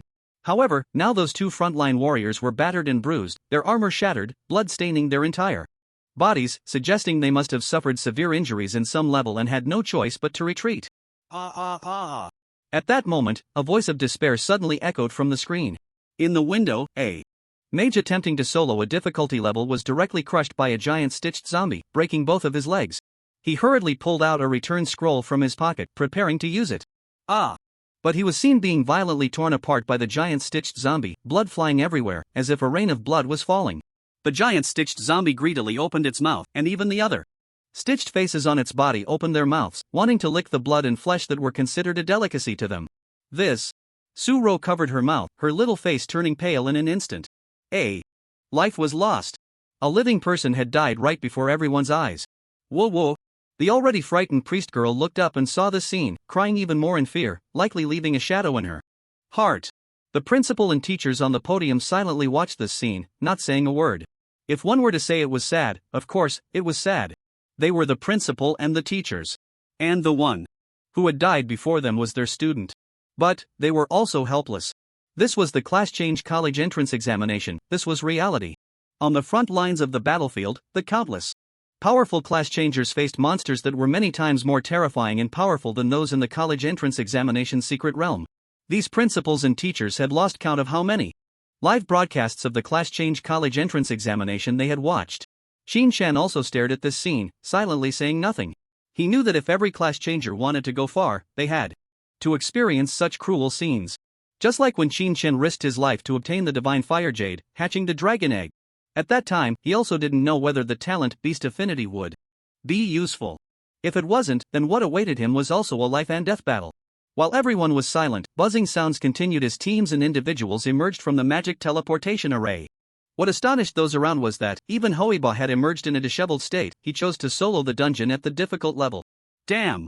Even Hoiba can't pass. This year's exam questions are really tough. No kidding, look at Shin-chan and Su-ro, they came out earlier than us. They must have failed just like us and had to retreat. Listening to these words, the originally disheartened Hoiba lifted his head and looked over at Shin-chan and Su-ro. Then he stood up and slowly walked over. He turned to Su-ro, staring at her with wide eyes, and said in a deep voice, "Su-ro, I ask you, do you regret it or not? I suggest you do as I did, repeat the year, and team up with me next year to tackle the dungeon." Going into the dungeon with this useless dragon tamer, isn't that just asking to be eliminated? As he spoke, he sneered. Clearly, he took these discussions seriously. He believed that Shin-chan and Su-ro had failed and had come out early. At this moment, many people around were also looking over. These were all the ones who couldn't pass. As for those who could pass, they were still grinding away in the dungeon, probably wouldn't be out for another hour or two. Indeed, this year's college entrance exam questions were exceptionally difficult, beyond everyone's imagination. Not to mention the final level, most people were stuck on the 4th level. Now, seeing Su-ro also struggling in the exam, Hoiba naturally came over to offer advice and mock her. When Su-ro heard Hoiba's nonsensical taunts, the smile that had been on her face vanished, replaced by a cold expression. She looked at Hoiba with a hostile gaze. Hoiba thought his words would bring Su-ro some blow and regret, but he didn't expect her attitude to turn so icy. This only made him more convinced that her performance must have been poor, otherwise, she wouldn't be acting this way. Just as he was about to say something else, he suddenly noticed that a group of principals and teachers from the podium had come down. Even the chief examiner, who sat in the middle and exuded a powerful sword intent, was walking over with a smile. This momentarily stunned Hoiba. What was going on? And why did every principal and teacher have such broad smiles on their faces? Was it because of him? At this moment, Hoiba began to doubt himself. He had already failed in the middle of the 5th level and had to retreat, not even seeing the final boss. Yet now the teachers and principals were smiling as they approached him. Could it be that this exam was so difficult that even if he didn't pass, his current score could still challenge for the top spot in Anning City? As he watched the group of principals and teachers getting closer, Hoiba straightened his back. The other candidates around him stared blankly at the group of big shots approaching, not understanding what was happening. But just then, buzz. 3 figures were suddenly teleported out one after another, with less than 3 seconds between them. Upon closer inspection, it turned out to be Tian Jinming and Xiong Shuang. They were accompanied by a girl who had a proud expression and a somewhat sharp appearance. Judging by her attire and equipment, she seemed to be a child from a family in Anning City. However, when Hoiba saw the scene, his face twitched violently. You actually teamed up. Wasn't it agreed to solo the difficult level of the college entrance exam dungeon? Seeing his peers being teleported out, Hoiba quickly realized the truth that they had teamed up. He never expected that despite agreeing to compete against each other, Tian Jinming and Xiong Shuang had actually teamed up with a priest to tackle the dungeon. Sorry, before we went in, I estimated that given Yan Wang's habit of setting questions, even at the difficult level, we might not be able to solo it. I didn't want to grind through the regular difficulty dungeons, so I temporarily teamed up with Xiong Shuang and Zhang Yu. It turns out my decision was right, we successfully cleared the hard level dungeon. If I had gone solo, I probably would have failed long ago. Tian Jinming, handsome and dressed in a white mage robe, adjusted his glasses and said with a faint smile. His tone was not without a hint of bragging. And he spoke deliberately loudly. He just wanted to show off in front of those students who had failed their college entrance exams. Sure enough, the surrounding students who had failed immediately cast envious and jealous glances at Tian Jinming, Xiong Shuang, and Zhang Yu. Compliments followed in quick succession. Indeed, Tian Jinming not only has strength but also brains, unlike Hoiba, who is so foolish. It seems Tian Jinming is destined to be the top student in Anning City. Yeah, he can choose any prestigious university he wants. I bet even the top 3 universities will send people to recruit him, which hasn't happened in many years. While the audience was praising, they couldn't help but compare him to Hoiba. Damn it. It's all your fault, you useless piece of trash. If you hadn't taken Su Ro away, my team would definitely have performed just as well as theirs. In a fit of rage, Hoiba turned to Qin Shen and Su Ro, spouting extremely brainless remarks. This made Qin Shen frown immediately. The reason he didn't respond was that he didn't regard this so-called city-level prodigy group at all. But if they kept buzzing around like flies, Qin Shen would definitely make them understand what cruelty meant. But don't forget, Qin Shen was no saint. In the wild dungeons, Zhou Feng, Lu Qing, and Zhou Xian could kill without hesitation. It was only because they were in a public place that he couldn't be bothered to argue with a fool like Hoiba. If they were in the wild dungeon, Hoiba would have been killed by Qin Shen countless times already. What are you guys talking about? At that moment, the principal and teachers finally arrived in groups. Seeing these big shots, Hoiba's arrogant demeanor finally subdued a bit. But inside, he felt bitter. He knew that this group of big shots must have come to congratulate Tian Jinming, Xiong Shuang, and Zhang Yu in advance for their excellent results in the job transfer exam. Tian Jinming and the others clearly thought the same. They immediately greeted them with beaming smiles and politely said hello. Hello to the 3 invigilators, as well as all the principals and teachers. The big shots nodded slightly. At this time, the principal of the 3rd middle school walked up to Tian Jinming and asked with a smile, Xiao Tian, you look like you did very well on the exam. By the way, may I ask what your clearing time was? Tian Jinming. Xiong Shuang. Zhang Yu. Wait. Principal, didn't you watch our live broadcast? No, wait. Is it possible that the principal is deliberately asking this in front of everyone to get us to reveal our scores and show off again? It must be that way. To the principal, this exam was really too difficult. Even if we gave it our all, our final clearing time was 22 minutes and 45 seconds, and our overall score was A+, which is truly embarrassing for the 3rd middle school. Tian Jinming pretended to be very guilty as he spoke. His demeanor was like that of the top students in class. Whenever someone asked him, how did you do on this exam, he would reply, I did very poorly. Yet when the test papers were handed out, he scored 98 out of 100 and still put on a face as if he had done badly. Wow! However, as soon as Tian Jinming's pretentious words fell, it still sparked a lot of astonishment and admiration from the other students. Wow! That's amazing! To actually get an A+ rating. I only got AB rating. For clearing the easy difficulty solo. All I can say is, impressive. It seems that our city's top scholar was indeed chosen from either him or Xiong Shuang. Listening to these words of admiration, Tian Jinming and Xiong Shuang wore even prouder expressions. However, Hoiba was gritting his teeth in frustration. Only Qin Shan and Su Ro, along with the group of big shots, showed no signs of excitement or enthusiasm on their faces. Even the principal of the school where Tian Jinming and Xiong Shuang studied merely nodded lightly, mumbling a half-hearted compliment, not bad, indeed. Acceptable. Ha! When Tian Jinming, Xiong Shuang, and the others saw that the big shots only revealed faint smiles, they were momentarily stunned. Even the principal of San Zhong's praise seemed perfunctory. Wasn't this result good enough? That was the score for clearing the high-difficulty secret realm for the team-based career transition exam. In Anning City, that was already considered top-notch, right? At least, looking around, there wasn't a single candidate who could achieve that, right? Just as Tian Jinming, Xiong Shuang, and the others were puzzled, the governor, Lu Bin, who was surrounded by a terrifying sword intent, bypassed Tian Jinming and the others, approaching Qin Chen and Su Rou. And to their astonishment, as this sword Saint Big Shot moved, the other principals and teachers actually followed closely behind. This immediately surrounded Qin Chen and Su Rou. What is going on? Not only were the surrounding candidates dumbfounded, but even Tian Jinming, Hoiba, and the others were also left in a daze. What were these big shots up to? Qin Chen, you are quite impressive. Very impressive.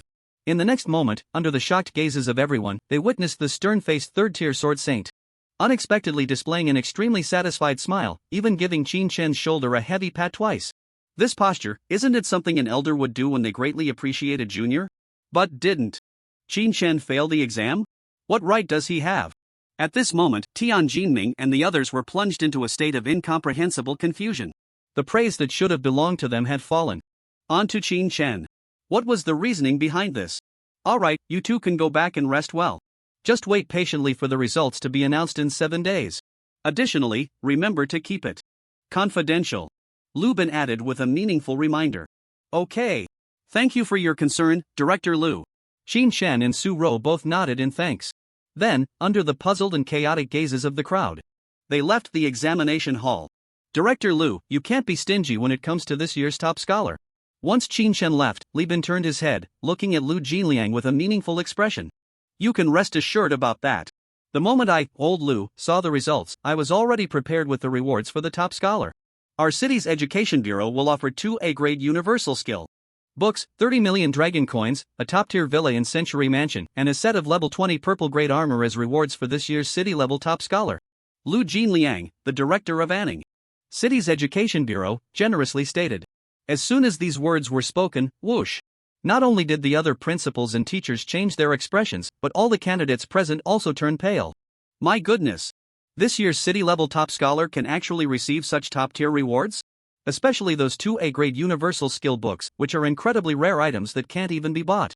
Of course, our local alchemy companies, forging companies, real estate companies, car companies, etc., will also offer generous rewards. This should satisfy you, Director Lu, right? Lu Jinliang continued to throw in additional perks. As soon as he finished speaking, the candidates' expressions changed again. Goodness! Are they planning to use the entire city's resources to reward this year's city level top scholar? Previous city-level top scholars never received such treatment. Could it be because this year's exam difficulty was too high, hence the generous rewards for those who achieved good results? But this is just too generous. After all, this is a small city, a 4th or 5th tier one. Yet the rewards offered here are more generous than those in big cities. It is said that the reward for the top student in first-tier cities is merely an A-level general skill book. But Anning City has gritted its teeth and rewarded 2 books. This. Tian Jinming and Xiong Xuan were completely stunned and excited. Just now, the reason Lu Duca walked over to pat Qin Chen on the shoulder must have been because of Su Rou. Everyone knows that although the Su family in Anning City can only be considered a small family, in the entire Dragon Country, Su Rou's father once saved the life of a 4-turn powerhouse. Su Rou even received a gift from that 4-turn powerhouse, the Saint Song Singer 2nd-turn scroll. Lu Duca walked over to pat Qin Chen on the shoulder, and his main purpose should be to comfort Su Rou, which also indirectly gives that 4-turn powerhouse some face. It must be like that. The city level top student is still between me and Xiong Shuang. And Tian Jinling's output ratio in the previous Secret Realm performance was 5% higher than Xiong Shuang's. So he is very likely to take the position of city level top student. Thinking of this, even if Tian Jinming tried to maintain his composure, the corners of his mouth couldn't help but curl up, starting to smile proudly. Awesome! Life doesn't get better than this. Once he becomes the city-level top student, he must go to the Su family to propose, marry Su Rou, and conveniently connect with that 4-turn powerhouse's network. By then, he will have both connections and resources. How delightful! Damn! Xiong Shuang looked at Tian Jinming's smile, and his heart suddenly felt a kick. He knew very well that his output ratio was indeed inferior to Tian Jinming's. So the position of top student might really be his. The more he thought about it, the more anxious he became. He approached his principal and quietly asked, "Principal, do you think the city level top student will be Tian Jinming?" Although the principals did not have the authority to grade the vocational high school exam papers, after years of experience with the vocational high school exams, they actually had a good idea of who the city level top student would be. You child, what nonsense are you asking? How could Tian Jinming possibly be the city-level top student? The principal of the third high school shook his head and laughed. Not Tian Jinming. In that instant, Xiong Shuang's eyes lit up with joy. If it's not Tian Jinming, then it must be me, right? The principal of the third high school glanced at him, seemingly seeing through the excitement behind his expression, and couldn't help but add, "Don't be happy, the city-level top student is not you either." Xiong Shuang. What? Not him. And not Tian Jinming. Then who could it be?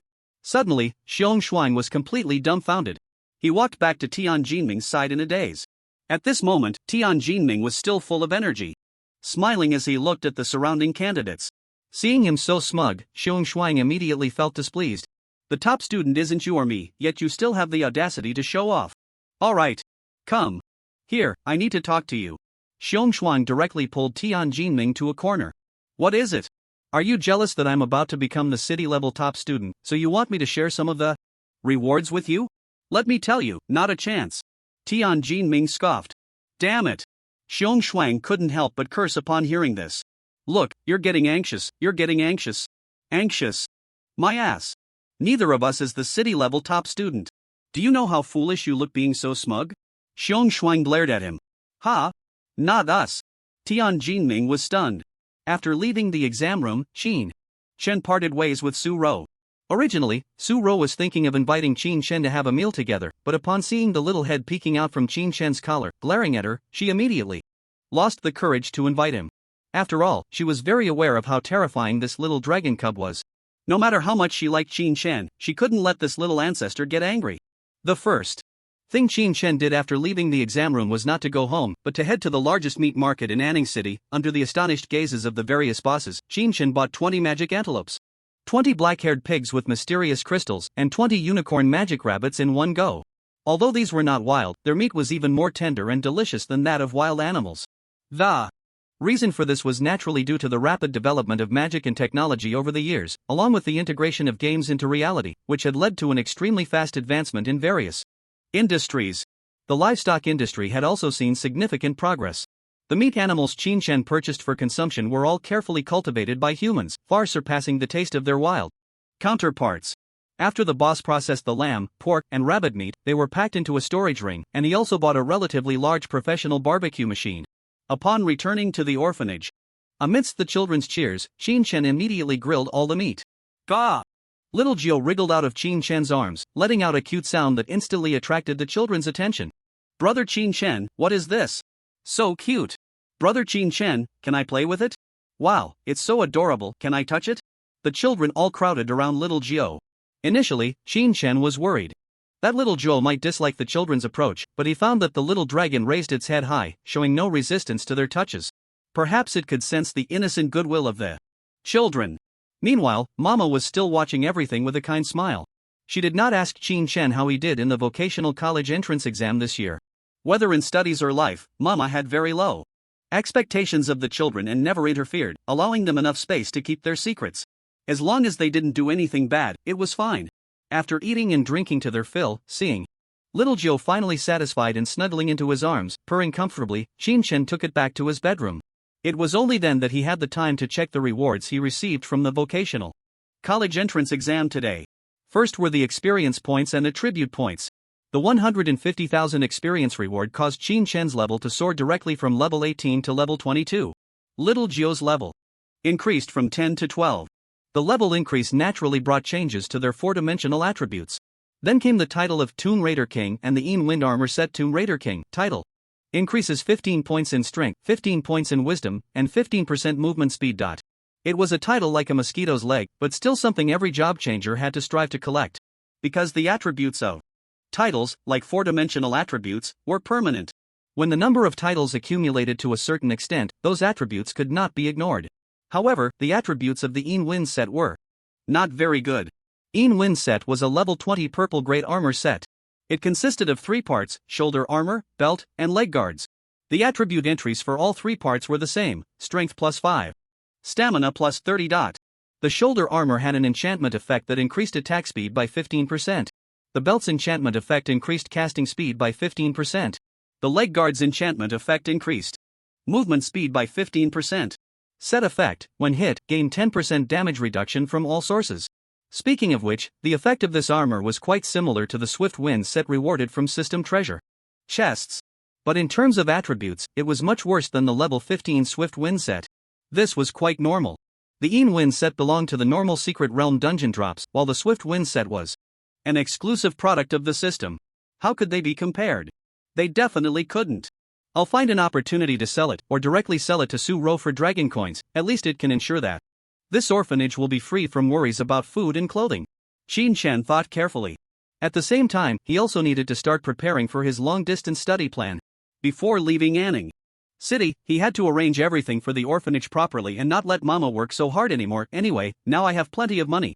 The money from selling materials, plus the 30 million dragon coins that Su-Ro sent later. You absolutely can't imagine that at just 18 years old, Qin Chen already possesses nearly 100 million in assets.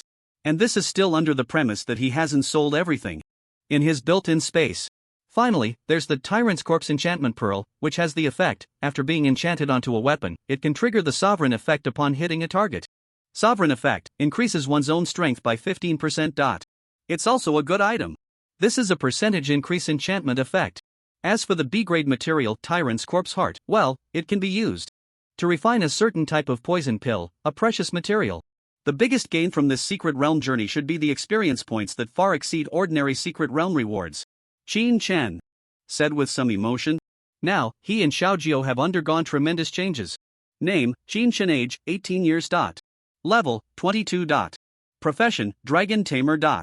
Talent, Beast Affinity, SSS, Culinary Mastery.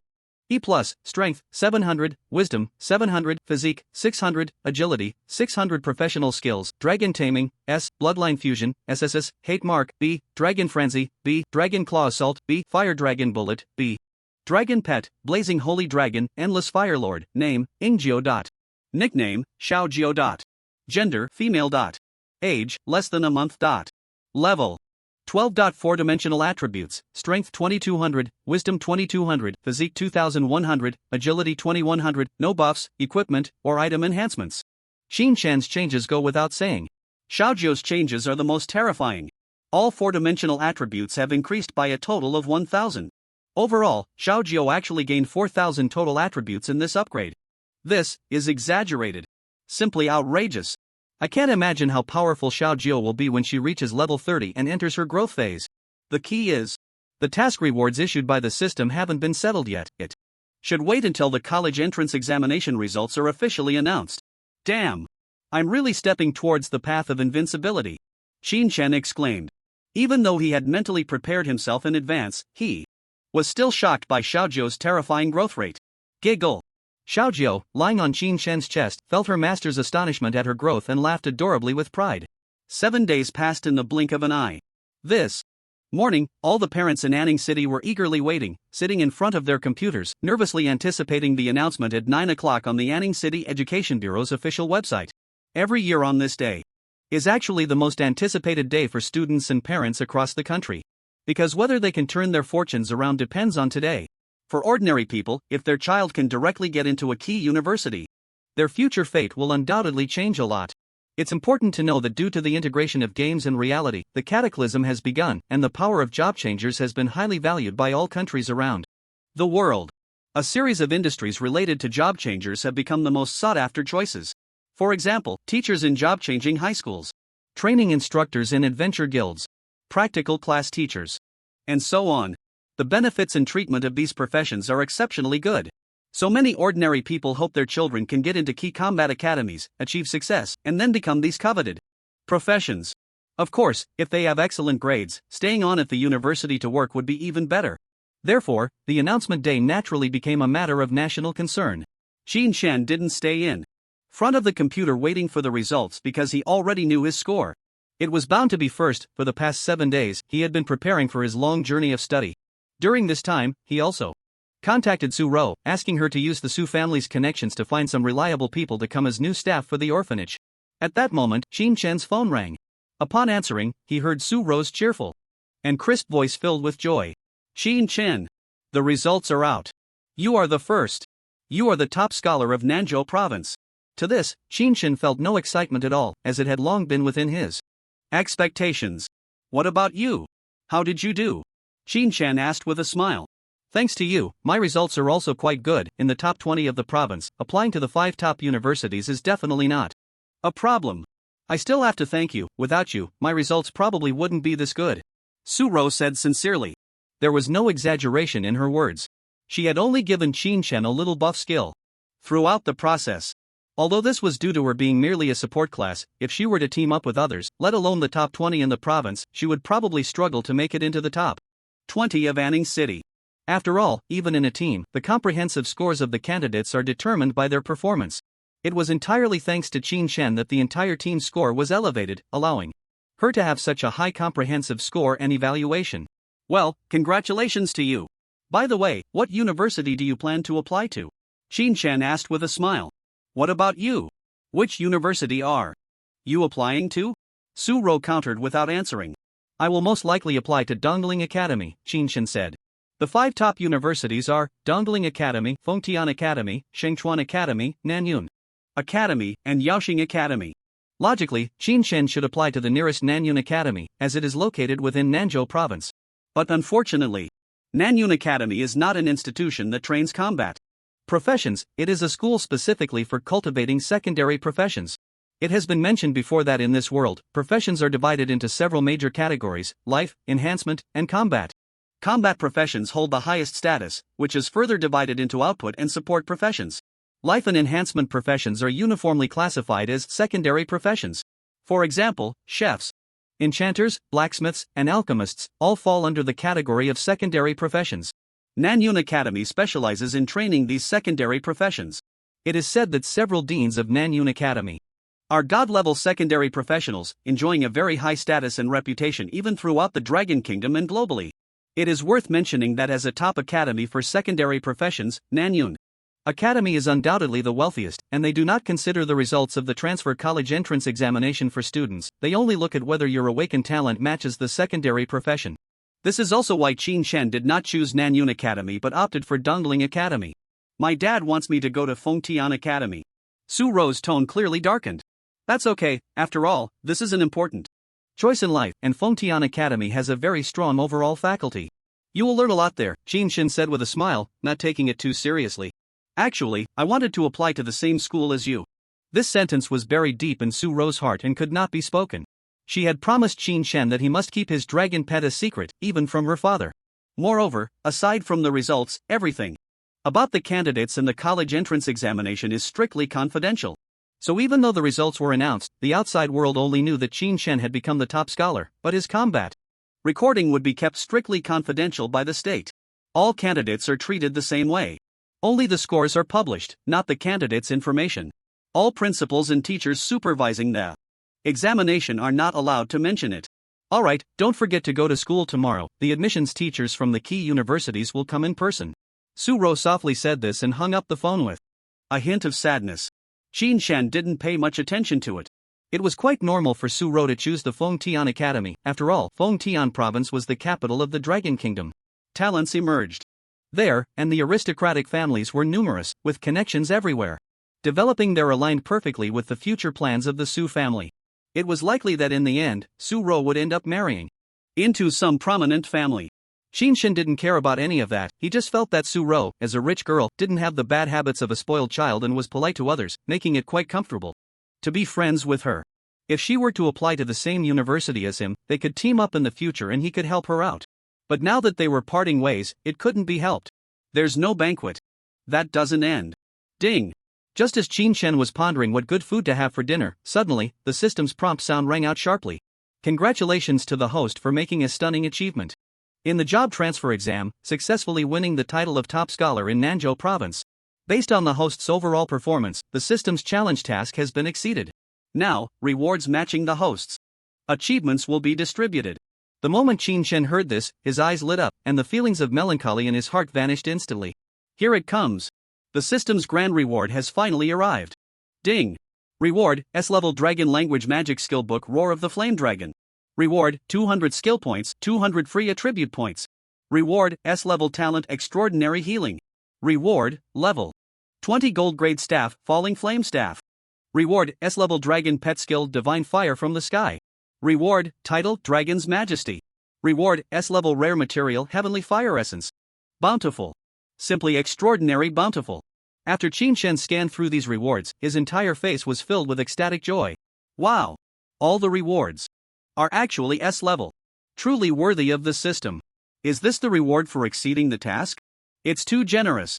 Qin Shen felt as if he were dreaming. This challenge task was triggered on the day he transferred jobs. At that time, he thought the task was as difficult as climbing to the sky. He had to become the top scholar at the city level. The key was that he hadn't even used a dragon. Yet unexpectedly, he had step by step reached the provincial top scholar position. Next came the time to count the rewards. First were the 3 S-level skill talents. Roar of the Flame Dragon, a high-level AoE skill of the Dragon Language Mage. After casting, it can unleash a powerful flame roar, dealing significant burn damage to enemies. No need to look, he now had another high-level AoE skill. The strength of a dragon tamer lies not only in their ability to control giant dragons but also in their capacity to use all skills related to the dragon profession. Whether it's Dragon Blood Warrior, Dragon Language Mage, or even Dragon Hunter, skills from these professions can be used. Extraordinary healing, as any injuries you sustain, including fatal ones, can be rapidly healed as long as they do not result in instant death. Very good, he now had another life-saving skill. Divine Fire from the Sky, as the dragon pet soars through the sky, bombarding all targets within a designated area on the ground with divine fire, causing immense burn explosion damage. Note, this skill can only be learned by the Holy Flame Dragon. This is a unique exclusive reward for Xiaojiu. Currently, all of Xiaojiu's skills, except Fort Destruction Flame Claw, which is only an A-level skill, are S-level. One can only say that it truly lives up to the legendary Holy Dragon. Then came the staff, title, and S-level rare material Heavenly Fire Essence. Equipment, Falling Flame Staff. Grade, Gold Grade. Level, 20. Profession, Mage. Dragon Language Mage, Dragon Tamer. Attributes, Intelligence plus 150, Agility plus 100. Enchantment effects, the target hit by the spells of this staff suffers burning damage equal to 1% of their maximum health per second for 10 seconds. This staff provides a 20% damage increase to the fire attribute spell skills of its wielder. The spell penetration of the staff holder increases by 30%. The damage dealt by this staff will be converted into a layer of fire wedding dress shield to withstand incoming damage from enemies. Note, this weapon is forged from a segment of the spine of a celestial flame giant dragon, providing a powerful boost to fire attribute skills, making it the dream staff of every explosive flame mage. Another exceptional weapon. As mentioned before, the grades of weapons range from low to high, white, blue, purple, gold, spirit artifact, sacred relic, and mythical. In fact, white corresponds to black iron and bronze levels. Blue corresponds to silver and gold levels. Purple corresponds to platinum and diamond levels. Gold corresponds to rare level. Spirit artifact corresponds to legendary level. Sacred relic corresponds to epic level. Mythical is simply mythical, with no other name. This gold grade staff, if it were to appear in the auction house of Anning City, would undoubtedly cause a sensation, attracting countless wealthy individuals to bid. This is a gold grade weapon. Even in the high difficulty job change examination secret realm, such rewards have not been dropped. Weapons of this level can only be obtained from extremely special trial realms. Very good. With this, the Shenjing Earthscale Sword can be used for close combat and charge attacks, while the Falling Flame Staff can be used for long-range bombardment. Perfect. Qin Shan was naturally very pleased. Heavenly Fire Divine Essence, S contains extremely pure firepower, not to be easily consumed by ordinary people. Note, it is said that the Blaze Sacred Dragon Clan lives in a forbidden area known as the Endless Fire Domain, where a type of 10,000-year fire coral grows. This item is refined from the 10,000-year fire coral, and ordinary people who consume it will explode and die, while giving it to the Blaze Sacred Dragon will enhance its physique and divine firepower. Looking at the note on this treasure, Qin Shen couldn't help but twitch the corner of his mouth. Goodness, ordinary people would explode and die from consuming it. The Blaze Sacred Dragon, on the other hand, not only has no issues but becomes even stronger. There's no helping it. This is the dragon race. Their physique is incomparably different from that of humans. Finally, Dragon's Majesty, title strength plus 300, physique plus 300, wisdom plus 300, agility plus 300, all dragon class skill damage plus 20%. Wow! A top tier title. Regular titles only add a little bit of attributes. But this Dragon's Majesty title adds far more than just a little. Qin Shen could only exclaim in amazement. The rewards from the system this time are truly generous. Gah! Though little Dragon cub nestled in Qin Shen's arms also let out a soft chirp. Xiao Jiao and Qin Shen share a certain telepathic connection. They can sense each other's joy and sorrow. Although it doesn't know why its master is so happy, since the master is happy, it is happy too. Ha! Qin Shen let out a deep breath. Qin Shen and Xiao Jiao are one, so there is no need for Xiao Jiao to learn skills on its own. Qin Shen just needs to close his eyes, enter the system warehouse, and use all the skill books, and the vast information will simultaneously flood into both his and Xiao Jiao's minds. In just an instant, these skills were fully mastered by Qin Shen and Xiao Jiao. Finally, Qin Shen took out a bottle of Heavenly Fire Divine Essence. Gah! Xiao Jiao's little nose caught the unique fragrance from the Heavenly Fire Divine Essence and sensed the intense fire aura contained in the potion, instantly making it excitedly call out. Then, with its golden dragon eyes wide open, it let out a series of adorable whines, as if trying to please Qin Shen. Haha, look at you, little foodie. Here you go, only you, this little monster, could eat such heavenly treasures. Without any hesitation, Qin Shen handed the bottle to Xiao Jiao. Xiao Jiao, adorably clumsy, hugged the bottle and sat on the table, then used its little mouth to uncork it, raising its dragon claw to pour the heavenly fire essence into its mouth. Gulp, gulp. The liquid, filled with a rich fiery aroma, flowed down Xiao Jiao's throat into its stomach. The heavenly fire essence, potent enough to burn through a human's mouth, was consumed by Xiao Jiao as if it were a normal drink, finishing it in one go. Brr! After downing the heavenly fire essence in one breath, Xiao Jiao let out a long, satisfied burp. Qin Shen was surprised to see that after drinking the heavenly fire essence, Xiao Jiao's eyes began to glaze over. The dragon scales all over its body and the divine fire patterns on its chest became even brighter, flickering with a blazing light. At that moment, this little dragon seemed like a child who had accidentally drunk strong liquor. Dazed and tipsy.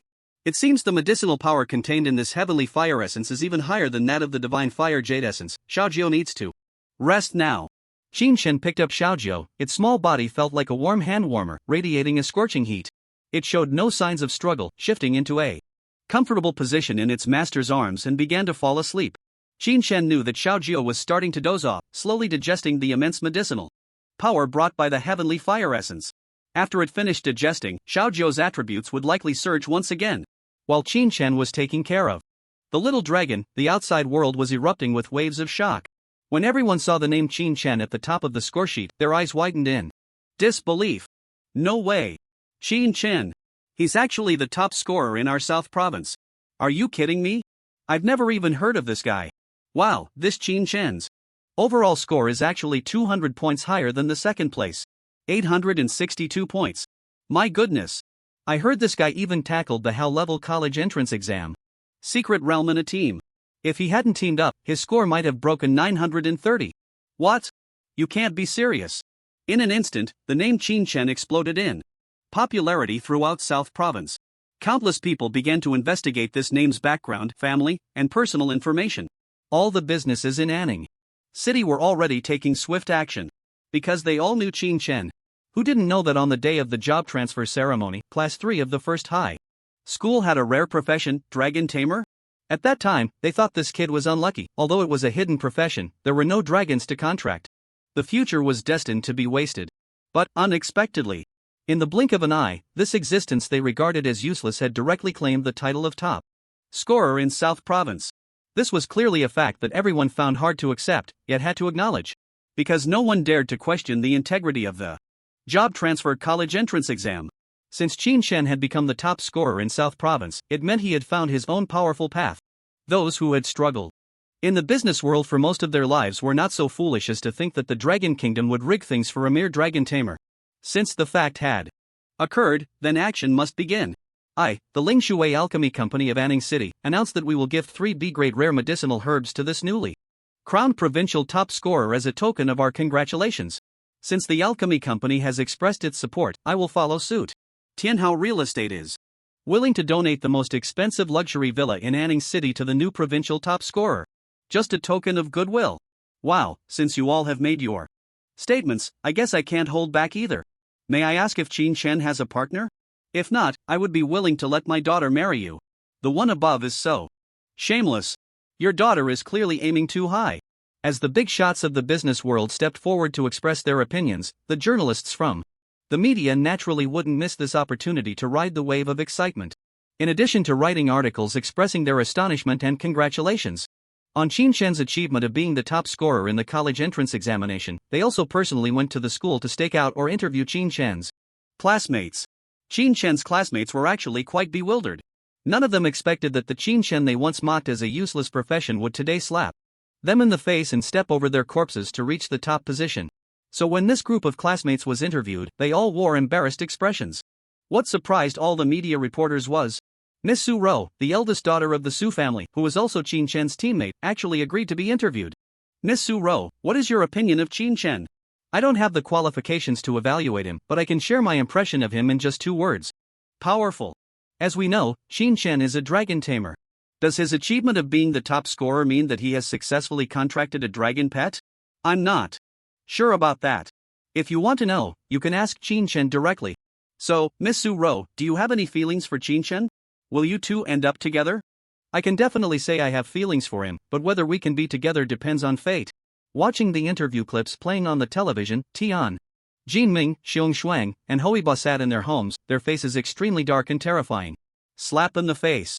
A blatant slap in the face. Reflecting on their previous mockery of others in the examination room and their own self-satisfied arrogance, these 3 knew just how ridiculous they appeared in the eyes of the principals and teachers. Damn it! How could Qin Shen do this? Did he really contract a dragon pet and become the first dragon tamer in history to have one? No. Impossible. These 3 city-level prodigies clearly could not accept the reality before them. But whether they accepted it or not, it wouldn't affect Qin Shen in the slightest. Meanwhile, countless phone calls flooded the principal's office at Izhong. Each call made Principal Luo Yang ecstatic. Because all these calls were from the admissions offices of the top 20 universities in the country.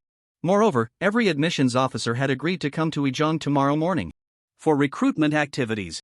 He had to hurry and inform Qin Shen to come and choose a school. It must be said, these universities acted quickly. As soon as the results were out, they immediately made calls, and regardless of the distance, they would be there the next day. This was naturally thanks to the large-scale, long-distance magical teleportation arrays built between each province. After learning this news, Qin Shen nodded and promised he would definitely attend the recruitment fair tomorrow. It was also a good opportunity for him to choose a school. Generally speaking, unless a student is among the top 100 in the province, these key universities wouldn't personally send admissions officers over. The top scorer of Nanzhou province is actually a dragon tamer. Could it be that he really contracted a dragon pet? How would I know? I just received a call from the principal saying we must do our utmost to get Qin Shen to choose our school. What a coincidence, our leaders conveyed the same message.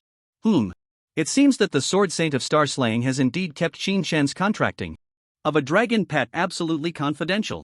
The next morning, as soon as Qin Shen stepped out of the orphanage, he noticed a car waiting there for a long time. The driver was his homeroom teacher, Jolly's. Good morning, Qin Shen. Congratulations on winning the top scorer title in the Nanzhou Province Vocational College entrance examination. As soon as Jolly saw Qin Shen come out, he got out of the car with a beaming smile. In fact, there should have been countless media reporters surrounding them here. After all, Qin Shen had become the top scholar of Nanzhou Province, and the media reporters were certainly eager to report and interview him. However, under the warning of Lu Jinliang, the director of the Education Bureau of Anning City, all media were prohibited from disturbing Qin Shen. At this moment, the homeroom teacher Zhao Li naturally came to personally pick up this precious student. He never dreamed that a top scholar would emerge from his class. Moreover, he was the provincial top scholar. It wouldn't be an exaggeration to say that his ancestors' graves were smoking with pride. Soon, Qin Shen got into Zhao Li's car, heading to the school. Before long, upon arriving at the school, he was met with the admiring gazes of his junior classmates. Look! That's Senior Qin Shen. Ah! He looks a bit handsome. I never expected that as a dragon tamer, he would actually win the top scholar title for our Nanzhou province. He can't really have successfully contracted a dragon pet, can he? That would be too exaggerated. Facing the chatter of his juniors, Qin Shen's expression showed no change. He exhibited neither the pride of having won the top scholar title nor any contempt for others.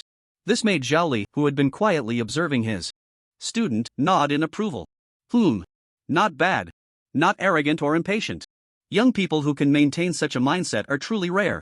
As someone who had witnessed Qin Shen's examination video, Zhao Li naturally understood just how talented and extraordinary Qin Shen was at this moment. He was the first dragon tamer in the history of Longwei to successfully contract a high-level dragon. Previously, there had been instances of contracting dragons in Longwa, but those were all beast tamers. And the dragons they contracted were all low tier. There had been no successful contracts with high-level dragons before Qin Shen. Zhao Li could even say that Qin Shen had already surpassed countless peers, and calling him the number one of the younger generation would not be an exaggeration. Yet, despite possessing such a powerful dragon pet and strength, he remained humble and calm, showing no disdain towards those weaker than him, maintaining a rare sense of humility and composure. Zhao Li had taught many generations of students. He had seen many prodigies. However, the prodigies he had seen before, after performing excellently in major exams, would often display an arrogant demeanor, as if they were invincible. This complete lack of humility would eventually lead to their downfall. At this moment, Qin Shen's calmness and tranquility elevated Zhao Li's evaluation of him even further. Under Zhao Li's guidance, Qin Shen arrived at the largest and most luxurious conference room in the school. When Qin Shen pushed the door open, he found that it was already filled with people. Sitting at the center of the conference table were 19 teachers, both male and female, and their ranks were quite high. With a single use of his identification eye, Qin Shen discovered that almost all of these teachers were above level 50. Each teacher exuded an extraordinary aura. These should be the admissions office teachers from the top 20 universities that teacher Zhao had mentioned. In addition to these impressive admissions office teachers, there were also some familiar faces to Qin Shen, Su Ro, Tianjinming, Xiong Shuang, Hoiba, and several other top students from different high schools. These top students had performed well in the transfer examination and had excellent grades, so they were naturally included in the special recruitment lists of various universities. It is worth mentioning that each teacher was accompanied by 2 or 3 university students. This was quite normal. When teachers from universities go on business trips, they usually take a few students along, and the students can help the teachers with errands and earn some credits. At this moment, when they saw the extraordinary Qin Shen walk in, everyone present displayed various expressions. First were the admissions office teachers from the universities. Their eyes instantly burst forth with incredibly intense gazes, as if they had discovered a priceless treasure. Su Ro's eyes sparkled with a unique brilliance as she took the initiative to walk over and greet Qin Shen. Meanwhile, Tianjinming, Xiong Shuang, and Hoiba exchanged glances with Qin Shen, their expressions slightly darkening before they shifted their gaze away. Reflecting on their previous attitudes, they suddenly felt how foolish their actions had been at that time. Back then, they had mocked Qin Shen for being a waste with a hidden profession, only for him to slap them in the face by directly achieving the top score in the college entrance examination. As for the university students who had come with the admissions office staff, they regarded Qin Shen with scrutinizing eyes. Qin Shen, you finally made it, said Lu Jinliang, the director of the Anning City Education Bureau, who was seated in the center, smiling as he stood up. As the person in charge of the Anning City Education Bureau, he naturally had to personally welcome the top universities from across the country that had come to recruit students. Come, let me introduce you, Lu Jinliang said enthusiastically, walking over to Qin Shen and taking his hand, continuing to smile as he spoke. This is Teacher Yuan from Dongling Academy. This is Teacher He Yalan from Fengtian Academy. This is Teacher Shui Shang from Shengchuan Academy. This is Teacher Chou Changla from Yaoxing Academy. This is Teacher Zhang Shan from Xianyang Academy. Lu Jinliang introduced each of these teachers to Qin Shen. Qin Shen politely greeted each of them in return. Through Lu Jinliang's introductions, he realized that these teachers indeed represented the top 20 universities in the country that had come to recruit him. It is worth mentioning that Nanyun Academy did not come. It wasn't that they looked down on Qin Shen, but rather that Nanyun Academy specialized in training secondary professions. Alright, I won't say much more, everyone. This is our new top scorer in the vocational college entrance examination from Nanzhou province, Qin Shen. How to persuade this top scorer to join your schools will depend on your abilities. After Lu Jinliang finished this statement with a smile, he returned to his original seat and sipped his tea with a smile. As soon as Lu Jinliang's words fell, a female teacher immediately stood up. She was from the admissions office of the Ice Spirit Academy, which ranked 15th in the nation. She softly said, Qin Shen, we teachers don't need to elaborate on why we're here, it's naturally to recruit you, the top scorer. As long as you choose my Ice Spirit Academy, we are willing to offer you 20 million dragon coins each year, 1 A-level general skill book, and an additional B-level experience resource. As soon as the female teacher finished speaking, before Qin Shen could respond, a middle-aged teacher with a large belly burst into laughter. Ha ha! Your Ice Spirit Academy is being too stingy, right? This is the top scorer from Nanzhou province, and he's also a dragon tamer. Although we haven't seen the top scorer's entrance exam video yet, I believe our principal must have emphasized that we must secure this top scorer. In that case, we can treat Qin Shen as the first dragon tamer in history to successfully contract a dragon. And the conditions offered by this ice spirit academy teacher are truly unworthy of this top scorer. On my side, Tianwu Academy is willing to add double the conditions offered by Ice Spirit Academy. Hiss.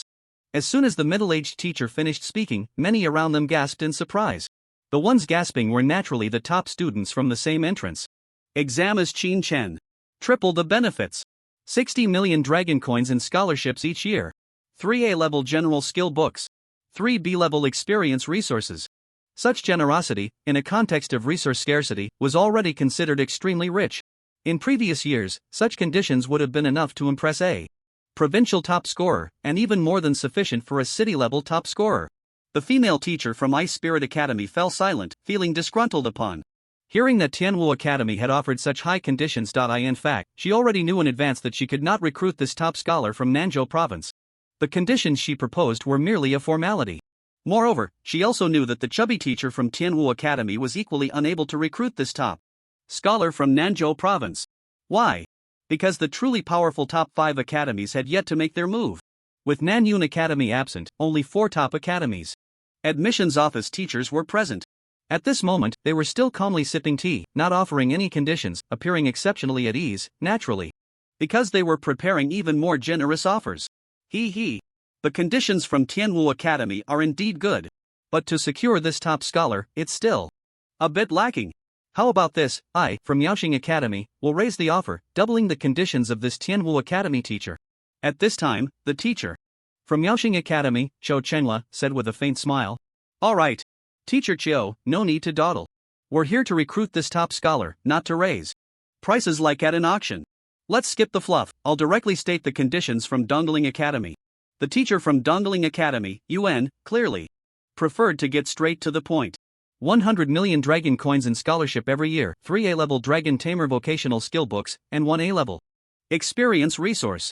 Moreover, we at Dongling Academy will cover all the equipment for Qin Shen until level 50. Wow! As soon as this statement was made, the expressions of everyone in the conference room changed completely. These conditions were simply too generous.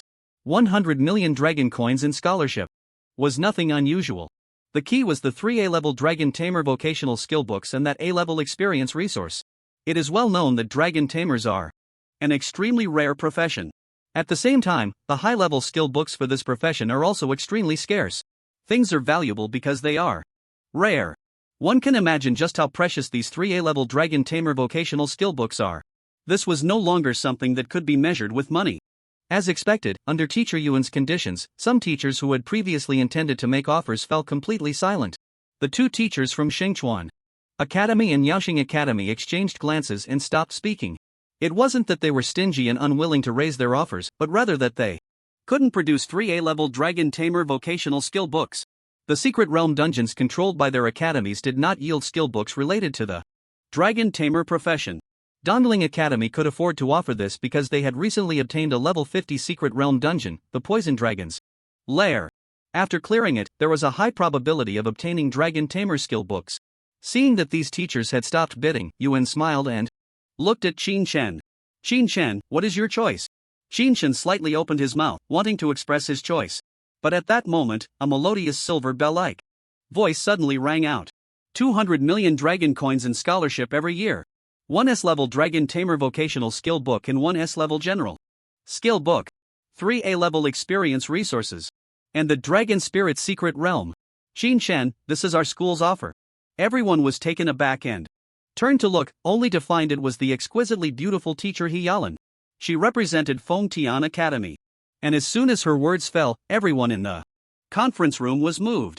Even the admissions office teachers from other academies and Lu Jinliang, the director of the Anning City Education Bureau, had their expressions twitch violently.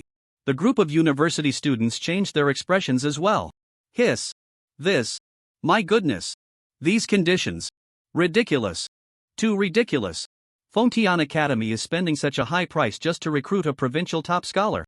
There's no way Fengtian Academy has the richest educational resources, so they naturally spend generously. But the key is that Fengtian Academy actually offered him the Dragon Spirit Secret Realm. That's a bit Exaggerated.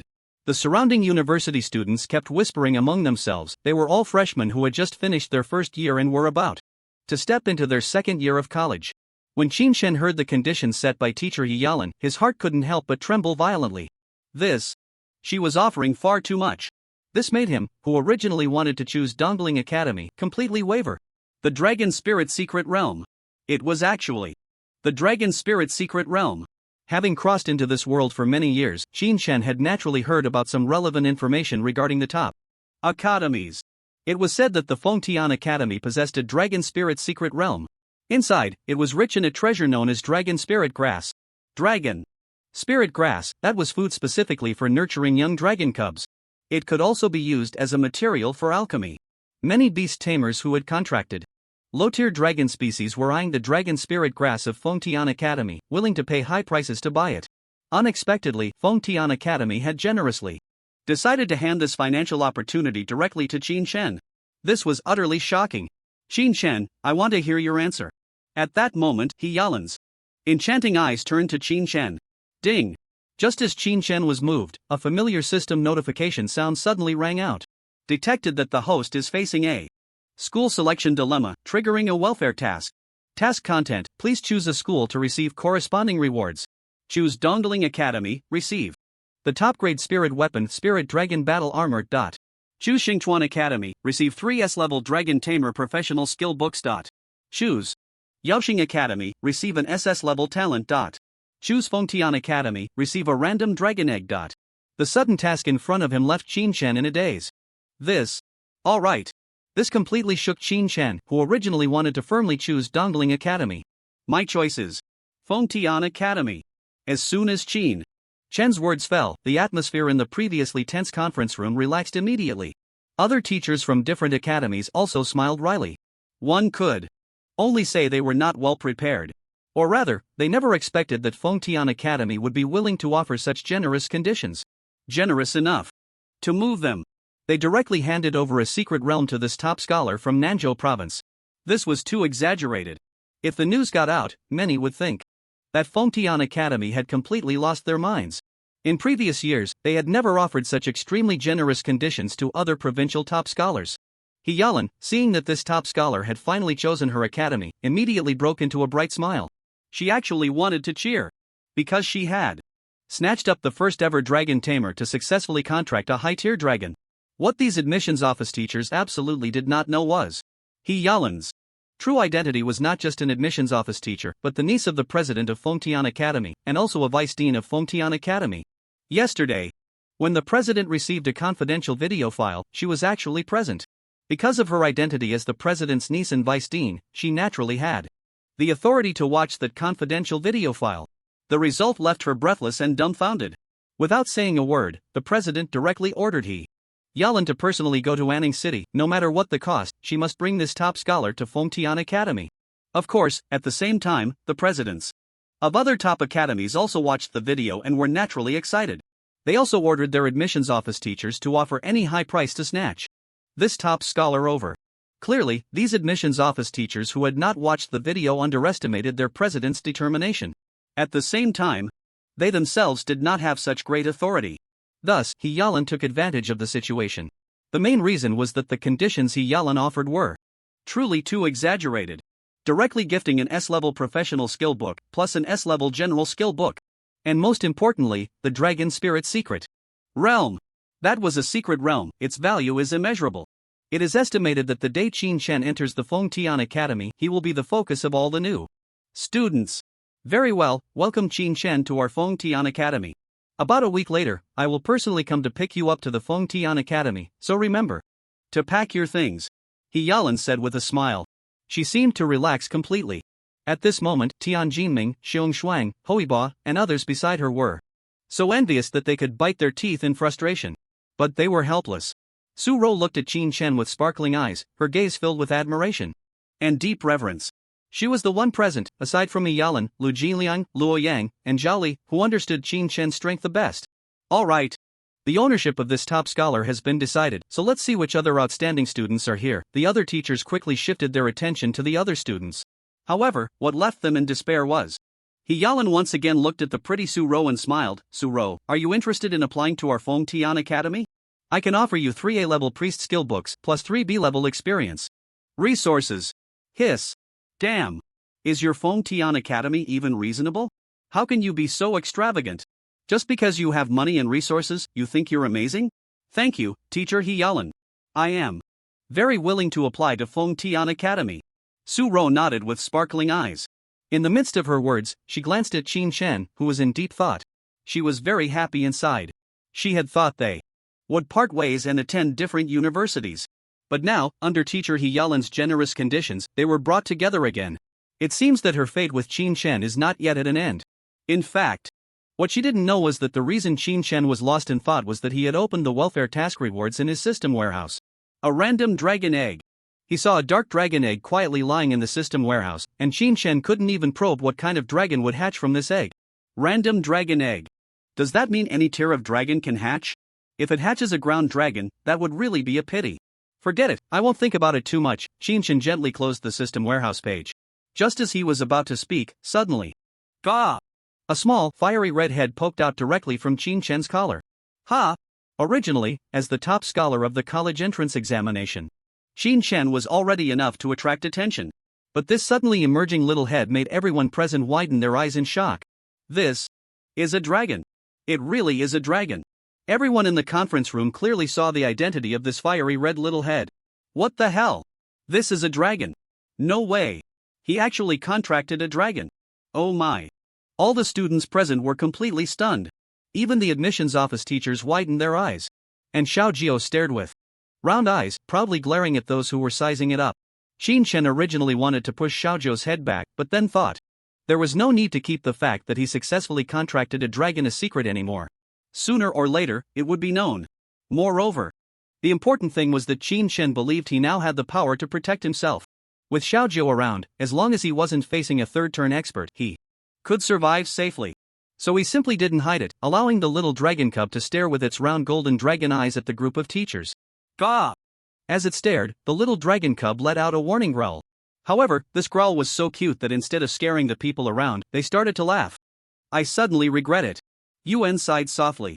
The other teachers stared blankly at the little dragon cub that was showing off to them, also sighing. They regretted it too.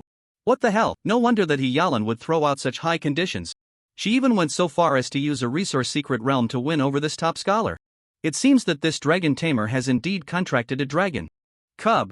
And looking at the aura of this little dragon, it is divine and majestic, definitely not something a lower-tier dragon could possess. At the same time, they finally had their eyes opened. It turns out that the legendary upper-tier dragons are also so adorable in their juvenile stage. If Qin Shen and Hyalan knew what was on their minds, they would probably just sneer. Adorable? You probably haven't seen the little wine show off its power to shake the heavens. By then, you would likely feel despair, not cuteness. Songfeng Mountain Range, South Province. This is a place of picturesque scenery, and also a private resource area belonging to a certain noble family. At this moment, beneath a cascading white waterfall, a young man around 18 years old sits cross-legged under the waterfall, allowing the rushing water to crash against him. The young man is extremely robust, with numerous scars on his body, skin like bronze, and a face like a square seal. He exudes a fierce aura akin to that of a wild beast. Soon, an elderly man in a suit with white hair walked over from the shore. He respectfully bowed his head to the young man, not disturbing his cultivation. Time passed, and nearly 2 hours went by. In the next moment, roar! Suddenly, a massive tiger beast, standing 3 to 4 meters tall, sprang out from the dense forest nearby. A magic-patterned giant tiger. A level 28 ferocious magical beast. At this moment, the magic-patterned giant tiger opened its gaping maw and lunged at the young man sitting under the waterfall. However, in the face of this sudden situation, the young man did not move at all. Crackle! Just then, beneath the rippling surface of the waterfall, the sound of intertwining thunder suddenly erupted. The elderly man was astonished to see that dazzling lightning power completely covered the entire water surface, enveloping the charging magic-patterned giant tiger within. In just an instant, the magic-patterned giant tiger, which could make many job changers change their expressions, fell into paralysis and unconsciousness under the violent thunder, its massive body plummeting from the air. Splash! Just as the magic-patterned Giant Tiger was about to hit the water surface. A gigantic dragon head covered in white scales emerged from the water, mercilessly opening its huge mouth and swallowing the magic pattern Giant Tiger whole. Roar! After devouring the giant tiger, the enormous dragon body hidden beneath the deep water surfaced at that moment. Soon, a white flying dragon towering several dozen meters revealed its true form. The white dragon's scales glistened with a cold, hard sheen under the sunlight. Its strong, powerful claws seemed sharp enough to tear everything apart. The thunder that swirled around it further showcased its extraordinary nature. What moved the white-haired elder even more was that this white flying dragon had 4 snow-white dragon wings behind it. A 4-winged wind thunder dragon. A flying dragon species possessing both wind and thunder attributes. Xiaobai, sit down. At this moment, the robust figure sitting under the waterfall also spoke in a deep voice. Boom! This 4-winged wind thunder dragon actually obediently sat down at the young man's command. It began to emit a dazzling white light, quickly shrinking down to the size of a cat. It seems that all dragon species possess the skill of dragon form transformation. However, each dragon's dragon form transformation will exhibit different postures. This 4-winged wind thunder dragon also has 4 forms: a balanced, normal state of wind and thunder attributes, a storm form, a thunderstorm form, and the current pet form. Roar! After the little dragon cub, referred to as Xiaobai, let out a cry, it flapped its wings and flew to the side of the robust young man. The young man also walked out from the waterfall, approached the shore, and took the towel from the white-haired elder. Young Master Bai, in a few days, it will be time for you to head to the Feng Tian Academy. The master asked me to inform you to pack your things. The young man referred to as young Master Bai was named by Wushuang. His profession was Beast Tamer, and he was at level 25. He was the eldest son of the Bai family and was very likely to be the future heir. The reason for this was clear. He was one of the few beast tamers in the world capable of possessing a flying dragon-type beast pet. It was well known that in this world, dragons were classified into 5 levels: Earth Dragon, Flying Dragon, Subdragon, Giant Dragon, and Holy Dragon. It was said that the dragons above the Holy Dragon were the legendary divine dragons. However, humans had never seen one. Nowadays, even looking across the entire world, the number of beast tamers who could contract a flying dragon type was extremely limited. Those who successfully contracted a sub-dragon type were even fewer, not exceeding 5 fingers. As for the giant and holy dragons, sorry, no human could enslave or contract them. It was evident how bright the future was for this young man named by Wushuang. If nothing unexpected happened, having successfully contracted the extremely rare 4-winged thunder dragon, he would undoubtedly become one of the strongest beast tamers in the future. I understand. I will pack my things, Bai Wushuang replied calmly. After drying his hair and putting on his clothes, he casually asked, "Who is this year's top scholar from the South Province? Is it Lin Xiuling?" Lin Xiuling, the renowned genius magical girl from the South Province, was a dark mage. During Bai Wushuang's first and second years of high school, she was his fierce rival. Later, he obtained the dragon egg of the 4-winged thunder dragon, and with the help of his family, he came to the Tsangfeng mountain range to hatch and contract it. After much effort, he finally unearthed the A-grade rare treasure known as Thunder Essence. This Thunder Essence cost the Bai family the loss of 7 level 50 professionals. The reason was that when they entered the core area of the Tsangfeng mountain range, they encountered a level 60 guardian magical beast. Fortunately, Bai Wushuang escaped with his life, bringing back the Thunder Essence, and then successfully tamed the 4-winged thunder dragon.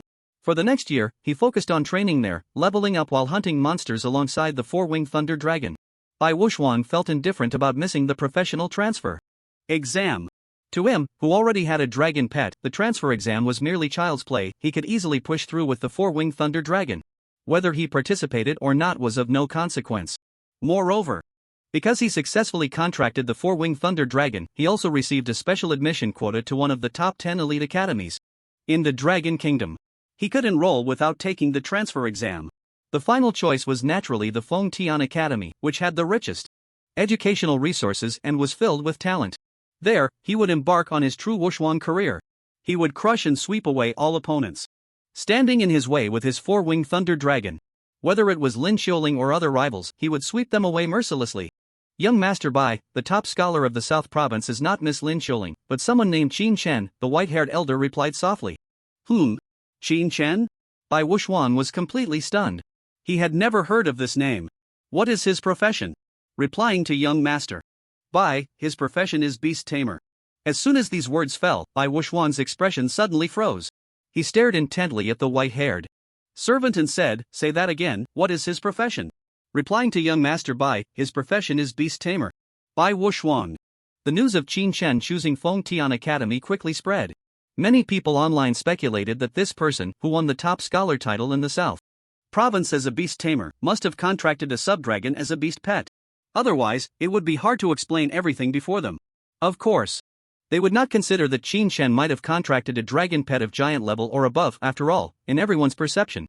The existence of giant dragons and holy dragons cannot be contracted by humans. Qin Chen has at most contracted a relatively strong subdragon species. But even so, everyone can see that in the future, Qin Chen will undoubtedly become a peak powerhouse, provided he does not die young. During these 3 days, Qin Chen was busy with many things. Not only was he packing his luggage, but he also had to settle the orphanage's matron and the children. By the next day, Qin Chen's bank card had already increased by 100 million dragon coins. An 18-year-old billionaire. Can you believe it? That's right. In the world of Qin Chen's previous life, an 18-year-old billionaire who made it on his own simply could not exist. However, in this world where the divine realm game and reality are merged, it happens frequently. In this world, as long as you show enough talent and strength, there will definitely be people continuously sending money your way. This 100 million dragon coins, of course, was half of the promised reward from the Fengtian Academy. Every year, there is a 200 million scholarship, with 100 million dragon coins given each semester. With money, you can naturally do many things. Qin Chen not only relocated the orphanage to a new large courtyard but also hired some level 20 transmuters to provide pre-job training for the children at the orphanage. This was naturally done to prepare the children for entering vocational schools in the future. After solving the orphanage's issues, Xiaojiu also woke up from its slumber the next evening. It had completely digested the S-grade divine medicine Heavenly Fire Essence, and Qin Chen, who shared a bond with Xiaojiu, could clearly sense that this little dragon had once again become extraordinarily stronger. Dragon Pet, Blazing Holy Dragon, Endless Fire. Master, Name, Ingjiu. Nickname, Xiaojiu. Gender, Female. Age, less than a month. Level, 15. Attributes, Strength 3000, Wisdom 3000, Physique 3000, Agility 3000. No buffs, equipment, or item enhancements. After absorbing this S-grade divine medicine, Xiaojiu's level skyrocketed from 12 to 15. Its attributes reached an extremely balanced figure of 3000. Moreover, because of the bloodline fusion and SSS grade abnormal skill, Qin Chen gained a 20% inheritance of all of Xiaojiu's attributes. Strength, 850, Wisdom, 850. Physique, 800, Agility, 800, no buffs, equipment, or item enhancements. This data, can you believe it belongs to a level 22 transmuter? Probably only Qin Chen in the whole world could have such outrageous panel data.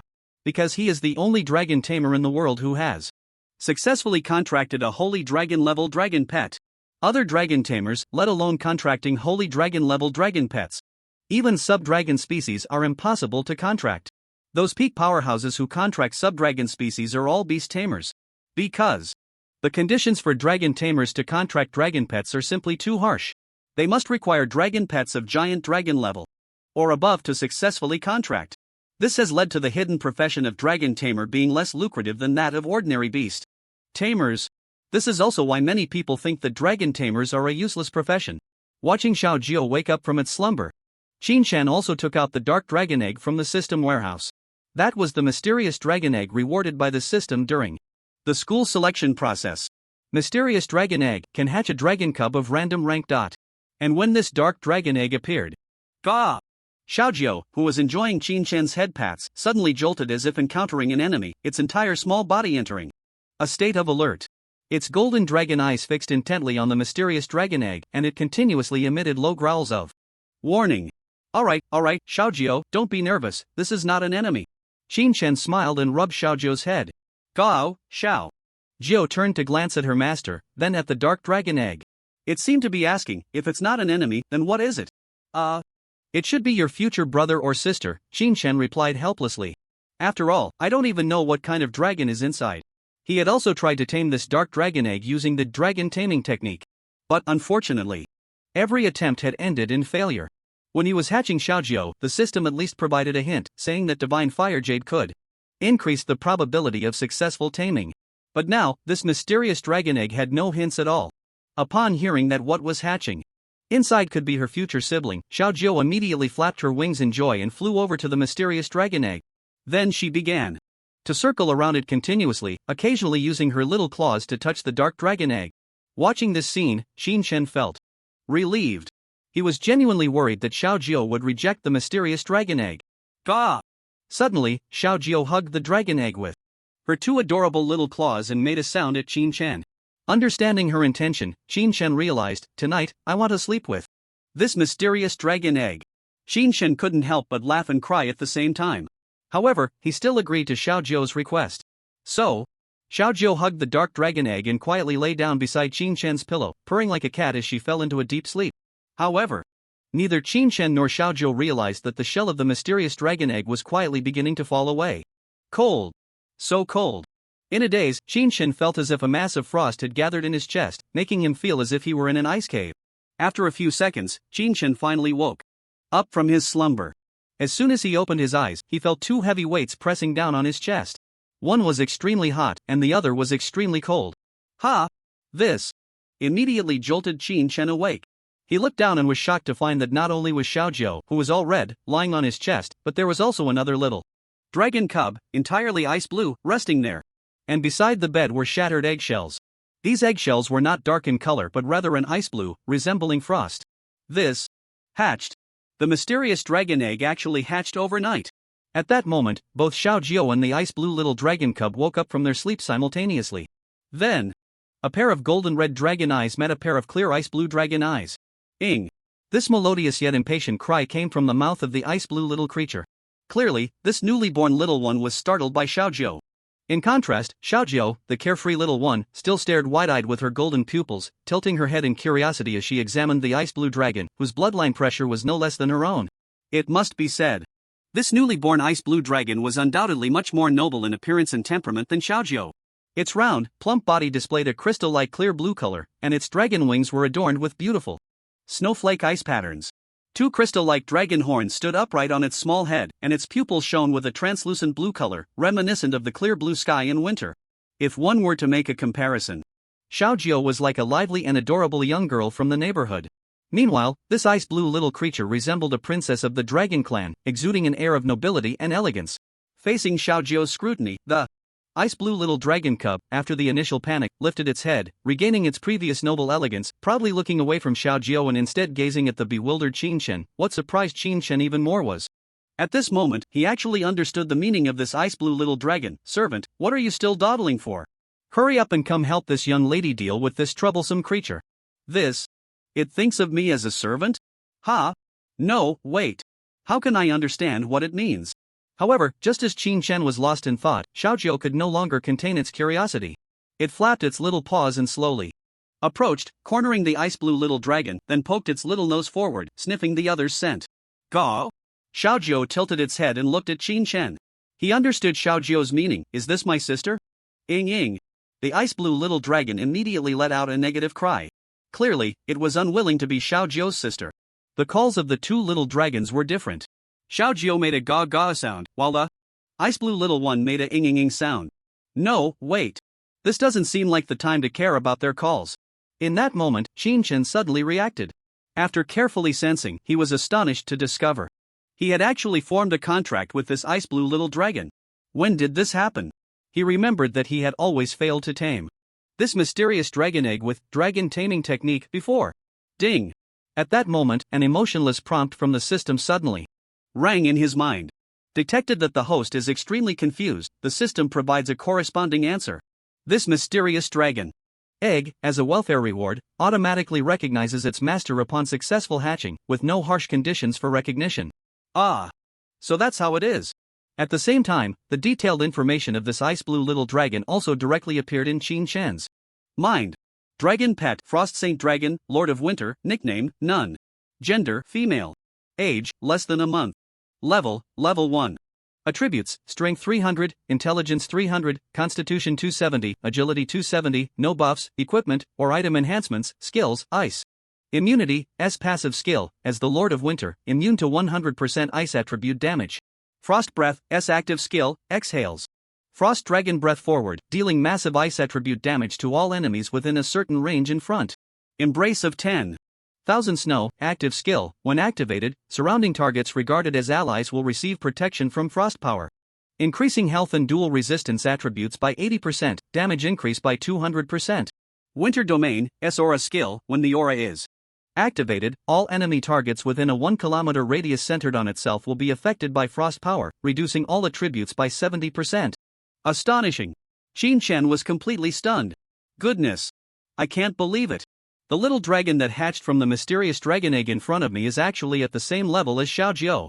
Both are top tier Saint Dragons. Their attributes at level 1 are exactly the same. Moreover, the innate skills are the same combination of 3S plus 1A. It's just that this Frost Saint Dragon seems to lean more towards support. Especially the two skills Embrace of 10,000 Snow and Winter Domain. One enhances the attributes of allied units, while the other weakens the attributes of enemy units. And the percentages for enhancement and weakening are quite exaggerated. Just as Qin Shen was marveling at the terrifying abilities of this little creature, a cry for help suddenly rang in his ears. Turning his head to look. Goodness. Xiaojiu had already begun to fulfill its duty as an older sister, extending its little tongue to lick the Frost Saint Dragon, which it regarded as its sister. As is well known, felines express care and comfort for their kind by licking their fur. It seems the dragon race has also inherited this feline behavior. However, the Frost Saint Dragon appeared to be quite disdainful of this sister. It flapped its beautifully patterned icy wings, trying to escape, but under the level 15 attribute suppression of Xiaojiu, the two little claws were pressed down. Like this, unable to resist at all. So it could only whimper and seek help from its master, Qin Shen. Alright, Xiaojiu, can't you see your sister is about to cry because of you? Hurry up and stop. Qin Shen quickly pulled the overly enthusiastic Xiaojiu away and then held the pitiful Frost Saint Dragon in his arms. Xiaojiu was pulled away but didn't get angry, its four little dragon claws kept bouncing in place, excitedly looking at its sister. After receiving the protection of its master, the Frost Saint Dragon proudly raised its little head, ignoring the overly enthusiastic sister. Since you are my second dragon pet, as your master, I should give you a name. Qin Shen smiled and rubbed the little head of the Frost Saint Dragon. This proud Frost Saint Dragon responded with a sound. But at the same time, it expressed one. Meaning, that servant should hurry up and give this lady a name. It must be a beautiful one. This left Qin Shen both amused and exasperated. However, he began to think seriously. As for naming, Qin Shen considered himself quite capable. Regarding names related to snow, he suddenly remembered a line from a character in a game he played in his previous life, altered from an ancient poem. Who first saw the snow by the riverbank, and in what year did the river snow first reflect a person? This line was adapted from the ancient poem Who first saw the moon by the riverbank, and in what year did the river moon first shine on a person? Got it. With your princess-like proud personality and frost attribute, it really fits that character. Then little one, you shall be called Qing Han. Your nickname will be Xiao Han. Qin Shen said with a smile. Upon hearing this, the Frost Saint Dragon's clear ice blue eyes immediately sparkled. Clearly, it was very satisfied with this name. Ga Wu. At this moment, Xiaojiu, seeing that its sister had also received a satisfactory name and nickname from the master, happily chirped along. Its four little short legs kept bouncing. Qin Shen didn't expect to have a second dragon pet just like that. Moreover, he was initially worried that the appearance of a second dragon pet would make Xiaojiu feel repulsed, but unexpectedly, when Xiaojiu treated this Frost Saint Dragon as its sister, it not only felt no dislike but was rather enthusiastic. After all, for Xiaojiu, it had no parents, Qin Shen was everything to it. Now that a holy dragon of the same bloodline and level had appeared, and it was its sister, it was naturally very happy. However, Xiao Han's personality seemed a bit tsundere. So every time Xiaojiu approached, it would show disdain. Although it was disdainful, it couldn't resist, as Xiaojiu's attributes and level had far surpassed Xiao Han's, to the point that every time Xiao Han flapped its little wings trying to resist this enthusiastic sister, it had no effect at all. Watching the two little dragon cubs chasing and playing with each other in the room, Qin Shen couldn't help but smile. The successful contract with Xiao Han was not just about having one more dragon pet for Qin Shen. Due to the passive existence of the skilled bloodline fusion, Qin Shen also gained a 20% attribute bonus from Xiao Han. Ding ling ling. Just as Qin Shen was pondering how to level up with Xiao Han, the phone rang. Qin Shen, are you home? I'm here to pick you up. It was teacher He Yalan's voice. That's right. Today was the day he would go to the Feng Tian Academy with teacher He Yalan. Yes, please wait a minute, teacher, I'll be down soon. Qin Shen quickly replied. Ga Wu. The two little dragon cubs, who were originally playing with each other, now obediently dove into the dragon pet space. Xiao Han, not having mastered the dragon form transformation skill yet, was actually much larger than ordinary pets, making it impossible to fit into Qin Shen's arms, although Xiaojiu can freely change her size. She didn't want her sister to be left alone in the beast pet space, so she followed her into the dragon pet space. Generally speaking, whether beast tamers or dragon tamers have absolute control over their pet spaces. However, Qin Shen didn't impose any restrictions and directly allowed the two little dragon cubs to enter or leave the space as they pleased. Their luggage had already been packed into the storage space in advance, so all that was needed was to wear the storage ring before heading downstairs. At the door, Mama was already waiting. She looked at Qin Shen with a kind expression and gently reminded him to listen to his teachers after arriving at school, remember to eat on time, and not to stay up late, among other things. She was like a mother sending her child off for a long journey to study. The children from the orphanage also ran out to see Qin Shen off. Where's Xiaojiu? Brother Qin Shen, I want to say goodbye to Xiaojiu too. Yeah, where's Xiaojiu?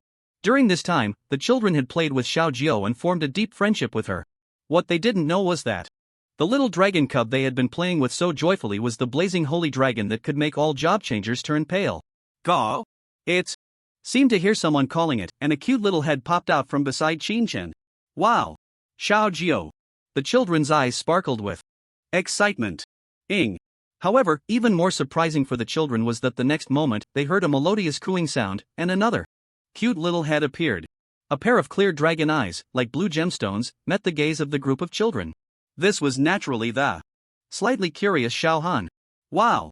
The children instantly widened their eyes in surprise. They had never seen this ice blue little dragon cub before. Alright, don't delay Brother Qin Shen's time any longer. At this moment, Mama also spoke up to dissuade the children who wanted to continue lingering. Come on, have a safe journey. Mama smiled at Qin Shen. Qin Shen nodded. After letting Xiaojiu and Xiao Han retreat back into the beast pet space, he walked out of the yard. Outside the yard, a luxury car was parked. When Qin Shen came out, the car door opened directly, and sitting in the driver's seat was teacher Yalan, who, with her sunglasses on, looked like a fashionable lady. Get in the car. Qin Shen. After getting in the car, Yalan drove to an extremely grand space teleportation station. That's right, it was a space teleportation station. This was the job-changing world, where, under the backdrop of high technology and magic integration, space teleportation arrays had long been popularized. Moreover, since the God Domain game merged with the real world, the land area of the entire planet had expanded countless times. The maps of each country had also expanded significantly. In this world, there were many unclaimed lands and unclaimed islands waiting for humans to explore and excavate. With such an expansion of territory, if transportation methods were still based on the old ways, such as flying, high-speed trains, or bullet trains, not to mention the time it would take, just considering the possibility of encountering monster attacks during long-distance travel, what would they do? Such incidents frequently occurred when the God Domain game first merged with the real world. High-speed trains and bullet trains were often damaged by suddenly appearing monsters, and in more severe cases, monsters would crash into them, resulting in the loss of all passengers. Airplanes could also be affected by flying monsters. Especially at an altitude of 10,000 meters, once an accident occurred, the survival probability of passengers could be said to be zero. Therefore, after countless job changers and scientists' research, the Space Teleportation Magic Array was born and quickly promoted. Worldwide. As a nation obsessed with infrastructure, the Dragon Kingdom naturally aims to popularize this extremely safe and nearly accident-free spatial teleportation array across the country. Even Anning City, though just a remote small town, has its own spatial teleportation station. If one wishes to travel to a nearby destination, they can take the light rail train. But for distant places, choosing the spatial teleportation array is a must. Moreover, how could the admissions officers from various provinces arrive in Anning City the day after the results were released? It is also thanks to this convenient and quick spatial teleportation magic array. Now, Qin Shen is set to follow Yalan to Fengtian province, and for such a long distance, the spatial teleportation array is the obvious choice. Looking around at the high-tech intelligent AI robots, the fully automatic transparent elevators, and the fully intelligent ticket machines, Qin Shen can only sigh at how vastly different this world is from his previous one. Let's go. Yalan smiled slightly. Beneath her feet was an extremely large spatial teleportation magic array. Buzz. As the spatial teleportation magic array beneath Qin Shen's feet emitted bright rays of light, he distinctly felt the magical elements and spatial ripples violently stirring around him. Relax, don't be nervous. This is the process of the magic array patterns. merging with the power of space, which can cause a slight feeling of dizziness for those using the spatial teleportation magic array. Just adapt to it, and it will be fine, Hyalin's crisp and pleasant voice rang in Qin Shen's ears. Sure enough, the next second, a slight dizziness surged into Qin Shen's mind. This dizziness lasted only a few seconds before he recovered. When Qin Shen regained his vision, he suddenly realized that the surrounding environment had completely changed. Alright, we've arrived at the Longdu Spatial Teleportation Station in Fengtian Province. You can get off now. Teacher Hyalin smiled slightly and was the first to walk out of the spatial teleportation magic array. At that moment, Qin Shen saw that the surrounding travelers had long since become accustomed to stepping into those spatial teleportation arrays. This couldn't help but evoke a myriad of emotions within Qin Shen. Such a long distance, under the influence of this spatial teleportation magic array, was covered in just a few seconds. It was truly astonishing. This is the world of a job-changing game where magic and technology merge. Fengtian Province, Longdu City. This is the city where the Fengtian Academy is located. It is also the most prosperous and largest city in the Dragon Kingdom. Here, there are noble families, children of the powerful, business tycoons, Fortune 500 companies, globally renowned adventure guilds, trading houses, alchemist associations, pharmacist associations, forging associations, everything one could imagine. This is because it is the capital city of the Dragon Kingdom. No wonder the Fengtian Academy is hailed as the institution with the richest educational resources and the strongest comprehensive faculty in the Dragon Kingdom. It is worth mentioning that Su Ro, as the heiress of the richest family in Anning City, naturally has her own private luxurious spatial teleportation magic array at home, allowing free access to various parts of the country. She originally intended to go to Fengtian Province with Qin Shen. However, her father happened to need to visit Fengtian Province yesterday to discuss cooperation projects with some pharmaceutical companies there, so he took her along in advance. The Fengtian Academy is located in the northern area of Longdu City, near the northern suburbs. However, the surrounding streets and neighborhoods are incredibly bustling and lively, with a large connected commercial street and commercial plaza. Even though the Fengtian Academy is situated in a more remote suburb, as long as its scale and reputation remain, countless companies and commercial organizations will engage in a series of constructions and collaborations around the Fengtian Academy. Classmate Qin Shen, welcome to our Fengtian Academy.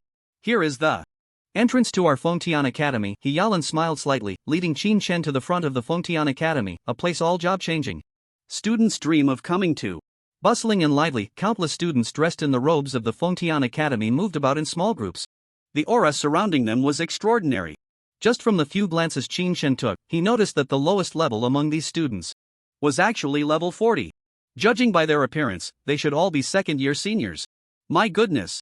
To think that the president of the Adventurers Guild in Anning City is only level 42. Yet here, the second-year students at Fengtian Academy are all at least level 40. This can only be described as the hallmark of a top-tier elite institution. It is undoubtedly a gathering place for many of the Dragon Kingdom's prodigies. It was evident that there were quite a few unfamiliar faces making their way into Fengtian Academy. They were looking down at the maps on their phones, clearly unfamiliar with the area. They were also first-year freshmen who had come from all over the country. Some second-year seniors were at the entrance guiding these newcomers. Only someone like Qin Shen, a provincial champion, could enjoy the privilege of being personally escorted by teacher Hyalin. Other ordinary students naturally had to rely on themselves to take the spatial teleportation array to get there.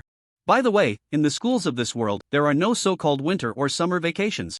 3 days after the college entrance examination results are announced, universities around the world directly start the new semester, enrolling freshmen from various places. It is worth mentioning that those seniors responsible for welcoming the newcomers are also the type who enjoy showing off. When they see a handsome male junior, the senior girls would actively step forward to lead the way, while for the average ones, they would just toss a Fengtian Academy freshman guidebook to them and let them find their own way.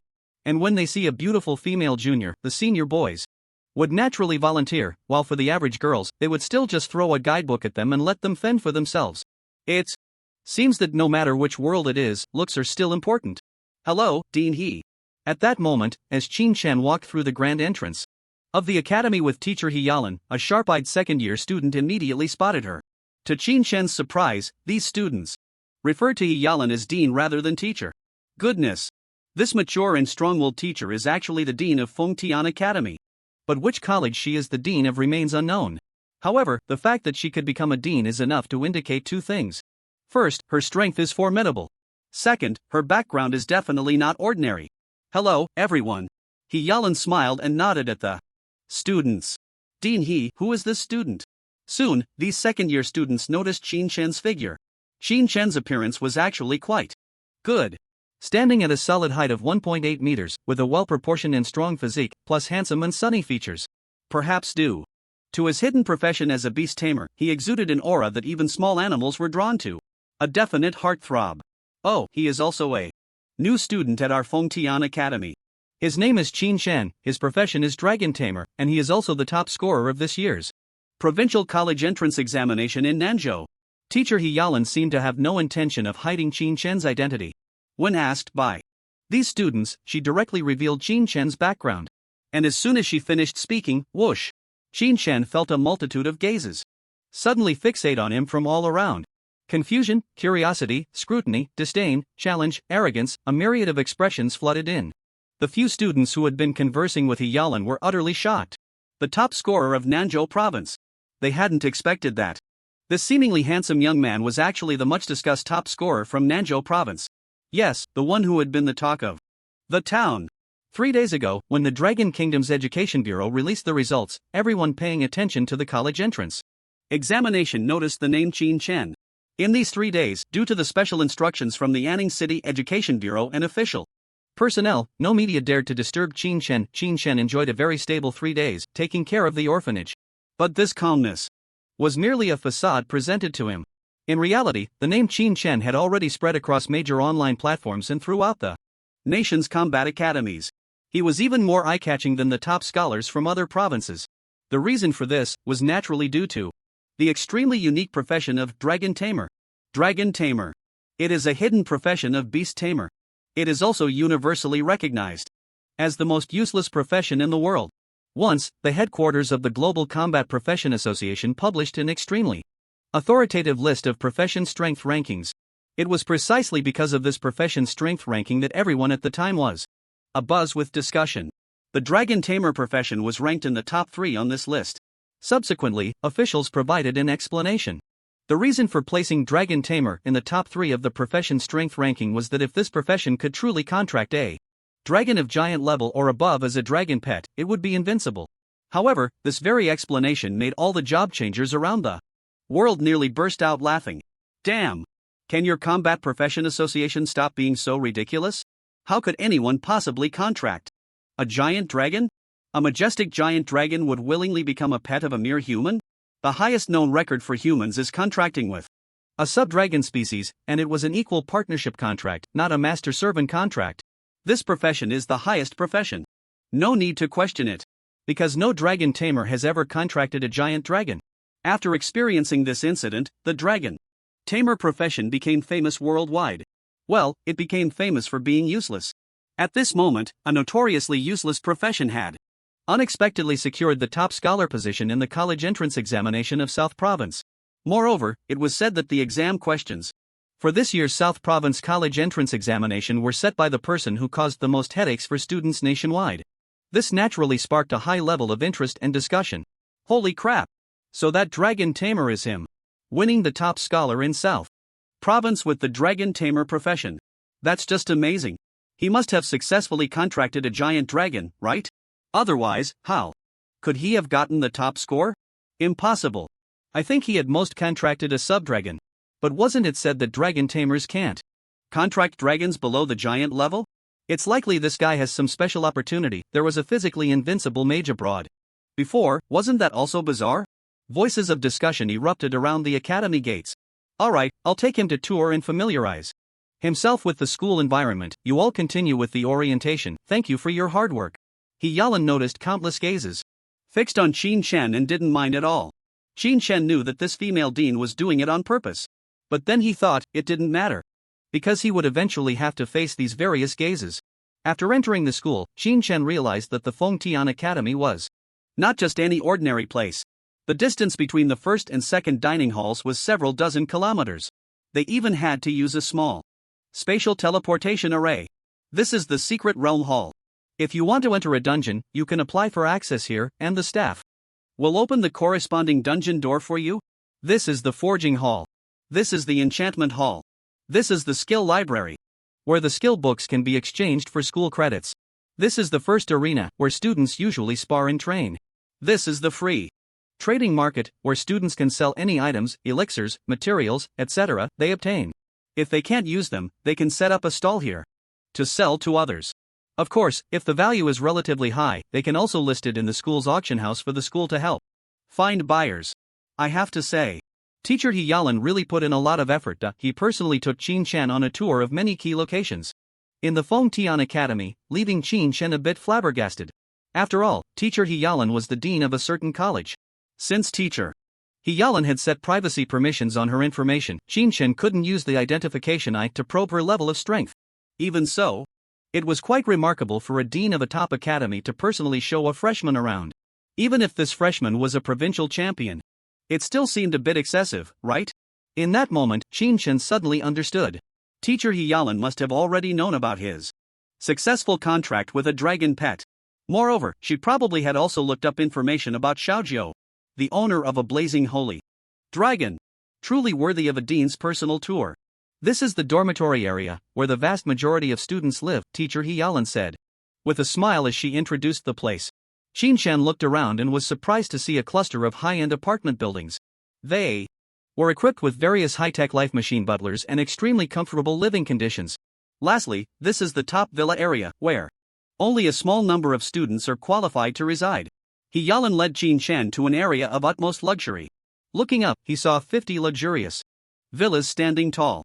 There are 4 luxury villa areas in the entire school. Only the top 50 students from each grade are eligible to live here, Hyalan continued with a smile. Hearing this, Qin Shan couldn't help but feel emotional. Indeed, it was still that saying, strength is paramount. In this world of job transitions, as long as you have strength, you can enjoy treatments and benefits that others cannot. Come, this will be your temporary residence, Hyalan said, striding with her long legs to the front of a luxurious villa at the top of the small hill. The doorplate clearly read, Villa Number 1. Qin Shan was slightly taken aback. Teacher are you sure this is where I will live? Wasn't it said that only the top 50 students from each grade were eligible to reside here? He had just enrolled, and now he was living in a villa that represented the top of his grade? Oh, actually, our school ranks new students every year based on their performance in the college entrance examination. After reviewing your battle recording from the college entrance exam, and after discussions among several deans, we have decided to place you as the top freshman. So you are qualified to live in this villa. Of course, in a month, the school will hold a major examination for new students. If your performance in the major exam is not satisfactory, then I'm afraid you'll have to move out of this villa, Teacher Hyalan said with a smile. Upon hearing this, Qin Shan was completely stunned. But just then, ding! The extremely familiar and emotionless notification sound from the system suddenly rang out. Detected that the host is about to face the new semester major exam. This system issues a new challenge task. Task content: please ensure that the host secures the position of top freshman in the new student major exam. Task rewards: legendary treasure chest ×1, diamond treasure chest ×1. Failure penalty: randomly deduct 1 of the host's A level or higher skills. Here it comes. Another familiar system task. Just in time, he would take the opportunity to see just how capable these top talents from all over the country really were. Let's see who is stronger, them or my dragon pet. Alright, you've been touring all day, and I believe you're tired, so I won't disturb your rest. Tomorrow morning at 8 o'clock is the opening ceremony, so remember to go to the Holy Spirit Auditorium to attend. Also, let me remind you of one thing: to wear the crown, one must bear its weight. In the default ranking, you have already been placed in the position of top freshman by all of our deans. You know, as one of the top 5 prestigious academies. The students admitted here are all top talents from across the country. They are powerful and exceptionally gifted, a select few who stand out in their local areas. Because of this, they have enjoyed flattery for a long time, and now that they see someone surpassing them in the rankings, they will undoubtedly challenge you. I hope you are mentally prepared for this. Not just at the Feng Tian Academy, but even at other academies, those students placed at the forefront will always face the most challenges. Teacher Hyalan earnestly reminded Qin Shan before leaving. Upon hearing this, Qin Shan nodded seriously. In fact, he was already mentally prepared without Teacher He's reminder. In this world of job transitions, strength is paramount. These challenges cannot be avoided, they must be faced. Watching Teacher Yalin's graceful figure fade away. Qin Shen took a deep breath and then entered the extremely luxurious villa number 1. It must be said, this villa is the most luxurious Qin Shen has ever seen. Not only in terms of the high-end and exquisite furniture and decor, but also in the complete coverage of smart technology. There was no need for Qin Shen to use any keys or fingerprint verification as he stood at the door. A high-tech nano camera instantly scanned his entire body.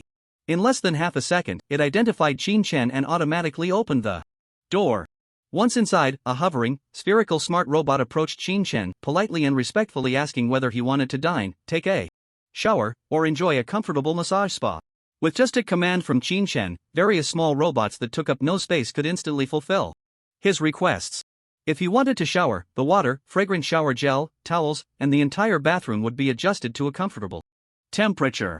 If he wanted to dine, delicious meals could be delivered from the school's number 1 cafeteria by drone in just 3 minutes, regardless of the cuisine he desired. If he wanted a massage, a high-tech humanoid massage robot would be prepared, with precision in strength and acupoint accuracy surpassing that of humans. If he wanted entertainment, a spacious 100 square meter personal cinema would provide the best viewing atmosphere, with 3D Max immersing him in the experience, allowing him to browse any film from around the world, as the copyrights had long been acquired. If he wanted to train, there was a small spatial teleportation array at the back of the villa. Once he changed into training gear and stood on it, he could be directly transported to a fully equipped personal training room, which not only had ample space but also training robots. In summary, the living conditions here are simply top-notch. They can meet almost any requirement in your life. It seems that I really must secure the first place in the new student exam. After all, if I fall out of first place, I'll have to move to those high-end apartments. Qin Shen muttered to himself. It is easy to go from frugality to luxury, but hard to go from luxury to frugality. After experiencing such satisfactory living conditions, Qin Shen didn't want to lose them. This is the treatment that top-tier schools provide to their students. Ing. With no outsiders around, the 2 little dragon cubs finally felt willing to emerge from the beast pet space. They sat obediently on the luxurious wooden floor, their gem-like dragon eyes constantly surveying the unfamiliar surroundings. The little whines calls were gaw-gaw, like a cute little girl. Meanwhile, the little cold's calls had a more clipped tone, resembling a delicate young lady. This is our new home now, feel free to tear it apart however you like. Qin Shen waved his hand grandly, speaking with great enthusiasm. The reason he felt so confident was naturally because he had intelligent robots to help him clean up the mess. Moreover, this room was specifically designed for pets to play in. There were all kinds of toys here. After all, this luxurious villa had to consider that if the students living here were beast tamers, it was only right to leave some space for their pets to frolic. If they kept their pets cooped up in the pet space all the time, it would affect the pet's physical and mental health. Upon hearing this, Xiao Jiu immediately got excited, flapping its 4 short legs and began to jump around. Meanwhile, Xiaohan proudly raised its little head, looking disdainfully at its rambunctious sister, as if to say, I am a noble lady, how could I possibly destroy the house? However, it didn't take long for Xiaohan to change its tune. Because Xiao Jiu jumped up, using its little dragon claws to grab a soft cotton ball and threw it directly at Xiaohan. Bang! The cotton ball hit Xiaohan's head, not painful but annoying, causing it to let out an angry ing and glare at Xiao Jiu, warning it not to come again. Yet, Xiao Jiu didn't care at all, letting out a joyful cackle, and with a flick of its dragon tail, sent a balloon flying towards Xiaohan. Ing! Xiaohan immediately got angry, its little wings with ice crystal patterns flapping up, and with a dragon tail swipe in the air, a cotton ball flew towards Xiao Jiu. Bang! Even with its high agility, Xiao Jiu didn't dodge, deliberately letting its sister's cotton ball hit its head. Then it began to counterattack. So, bang bang bang bang. The cotton balls and balloons in the entire pet playroom flew back and forth at a jaw-dropping speed, bouncing around. Whoosh! A balloon zipped past Qin Shen like lightning, so fast that he almost couldn't react. This was because these toy balls had undergone special magical treatment, and since the little dragon cub wasn't serious, they didn't explode. If they had been serious, these toy balls would have been smashed to pieces by the 2 little rascals in an instant. Moreover, the playfulness between dragons was terrifying. Qin Shen dared to say that if one of those rapidly flying toy balls hit him in the face, it would definitely hurt like fire. However, the 2 sturdy little dragon cubs were completely unfazed, still playing happily. The next morning at 7 o'clock, Qin Shen got up on time. When he got up, he felt 2 heavy things pressing down on his chest. Looking up, as expected, it was those 2 round little dragon cubs lying on his chest. After getting up and washing up, the two little ones surprisingly loved cleanliness as well, prompting Qin Shen to help them fill the large bathtub with bathwater and fragrant lotion, and then the two little dragon cubs splashed around in it. Soon, they would be attending the opening ceremony of the Feng Tian Academy. It was also the time for the new students to be assigned to their classes. Feng Tian Academy had a total of 4 colleges: Tactical College, Combat College, Magic College, and Enhancement College. As the name suggests, Tactical College specializes in cultivating strategic command talents, requiring not high combat strength but excellent theoretical knowledge and overall perspective. Combat College, on the other hand, recruits students from all combat professions. Magic College only accepts students from magical professions. Enhancement College recruits students with exceptional talents in secondary professions. Although combat professions still dominate this world of job transitions, the existence of secondary professions is also indispensable. The potions, items, and even equipment needed by combat professions in dungeons are all produced by secondary professions. The grading of secondary professions is quite simple. From low to high, they are D, C, B, A, S, Master, Grandmaster, and Divine level. If a secondary profession can reach B level, they can thrive in any city. As for S level, Master level, and Grandmaster level, even if you go abroad, some nobles in various principalities must treat you as a distinguished guest. Divine level secondary professions are another story, as they are national strategic talents and are certainly valued by the state.So. The secondary profession is not without its prospects, as the saying goes, as long as you have talent, you can make your way.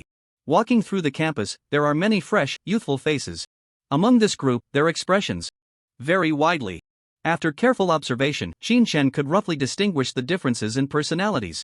For example, the new students who are cautiously observing their surroundings likely belong to those who barely met the admission threshold. They know they can't compete with those specially recruited around them, so they must be careful and try not to cause trouble as they enter the campus. On the other hand, some walk with an air of confidence and indifference, clearly those who were specially recruited, at least among the top 100 in the province, the kind of prodigies that are few and far between in their local high schools. Today's opening ceremony is only attended by first-year students. Second and third-year students do not need to attend and are busy with their own matters.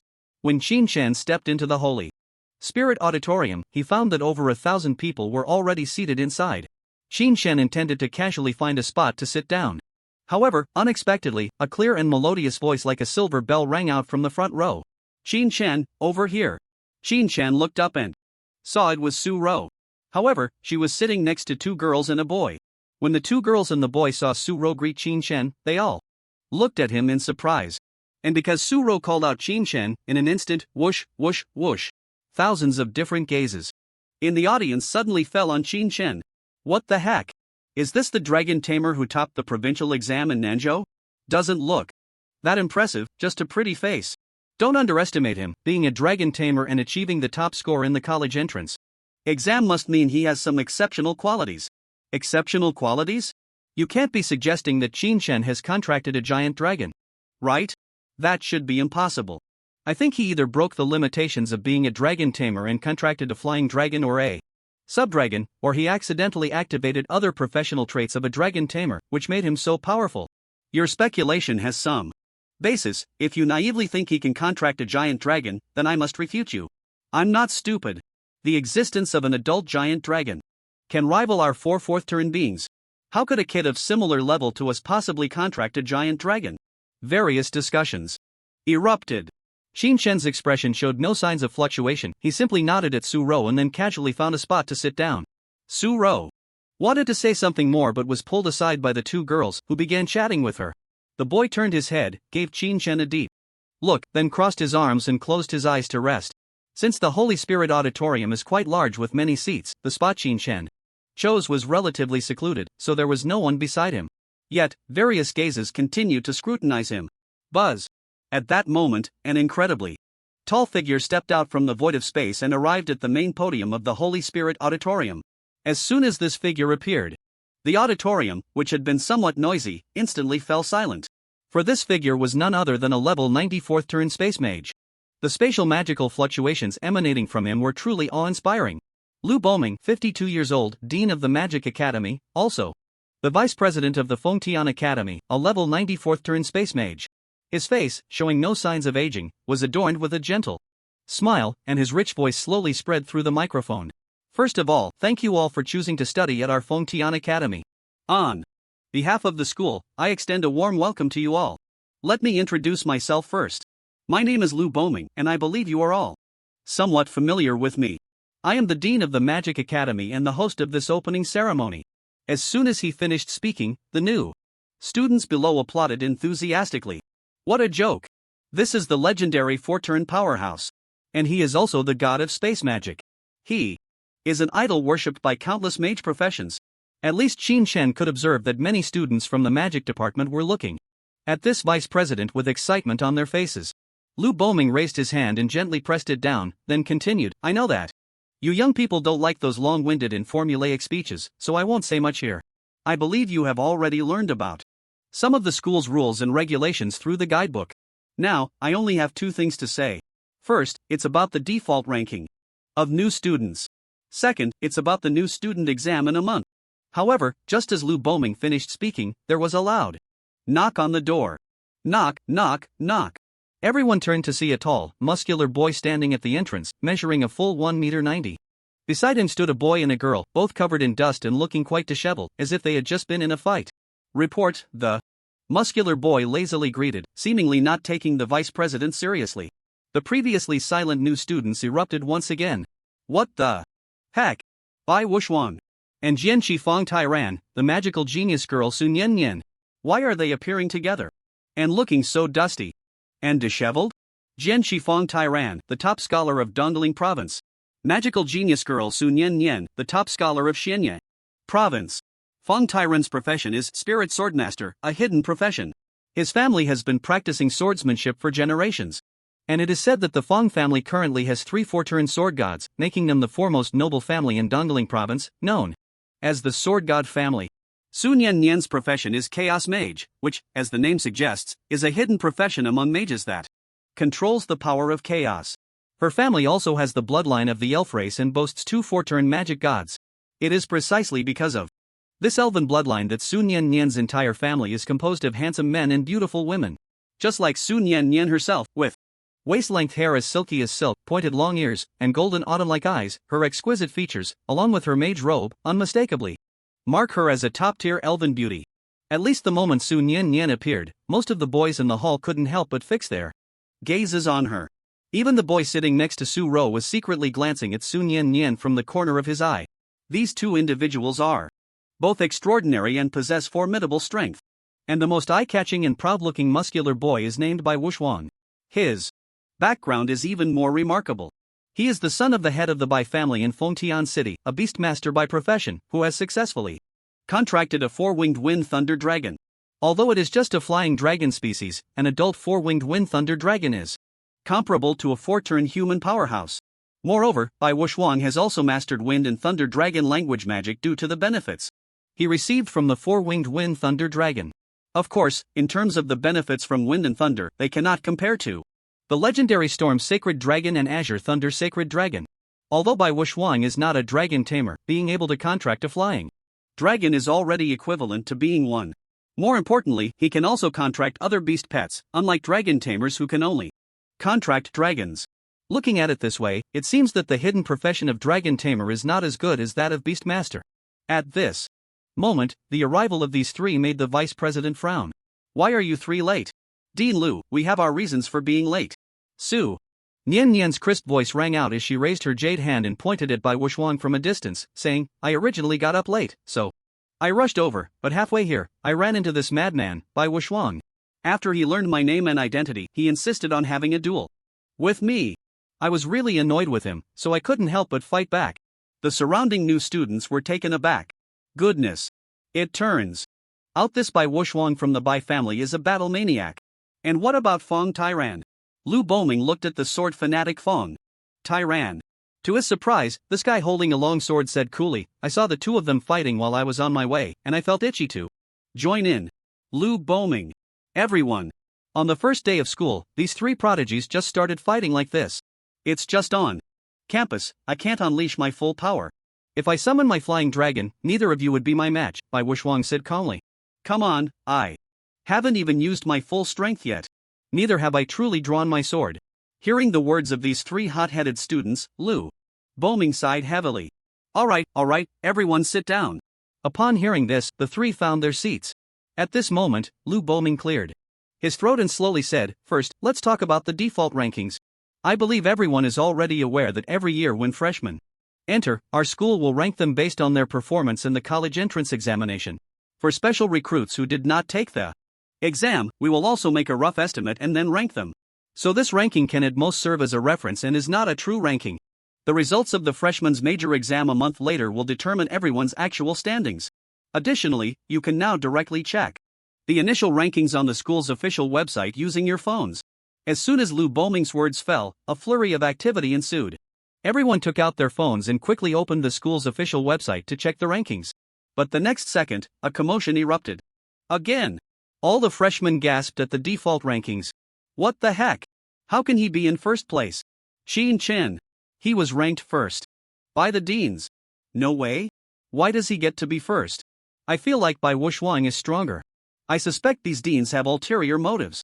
Bai Wuxuang, Fang Tyran, Sun Yan, and Luo Hao are all ranked behind him. Sure enough, when all the freshmen saw this initial ranking, their first focus was on the first place. And without exception, they all felt shocked and puzzled. After all, in their eyes, this unknown top scorer from Nanzhou province shouldn't be in the position of the top freshman, right?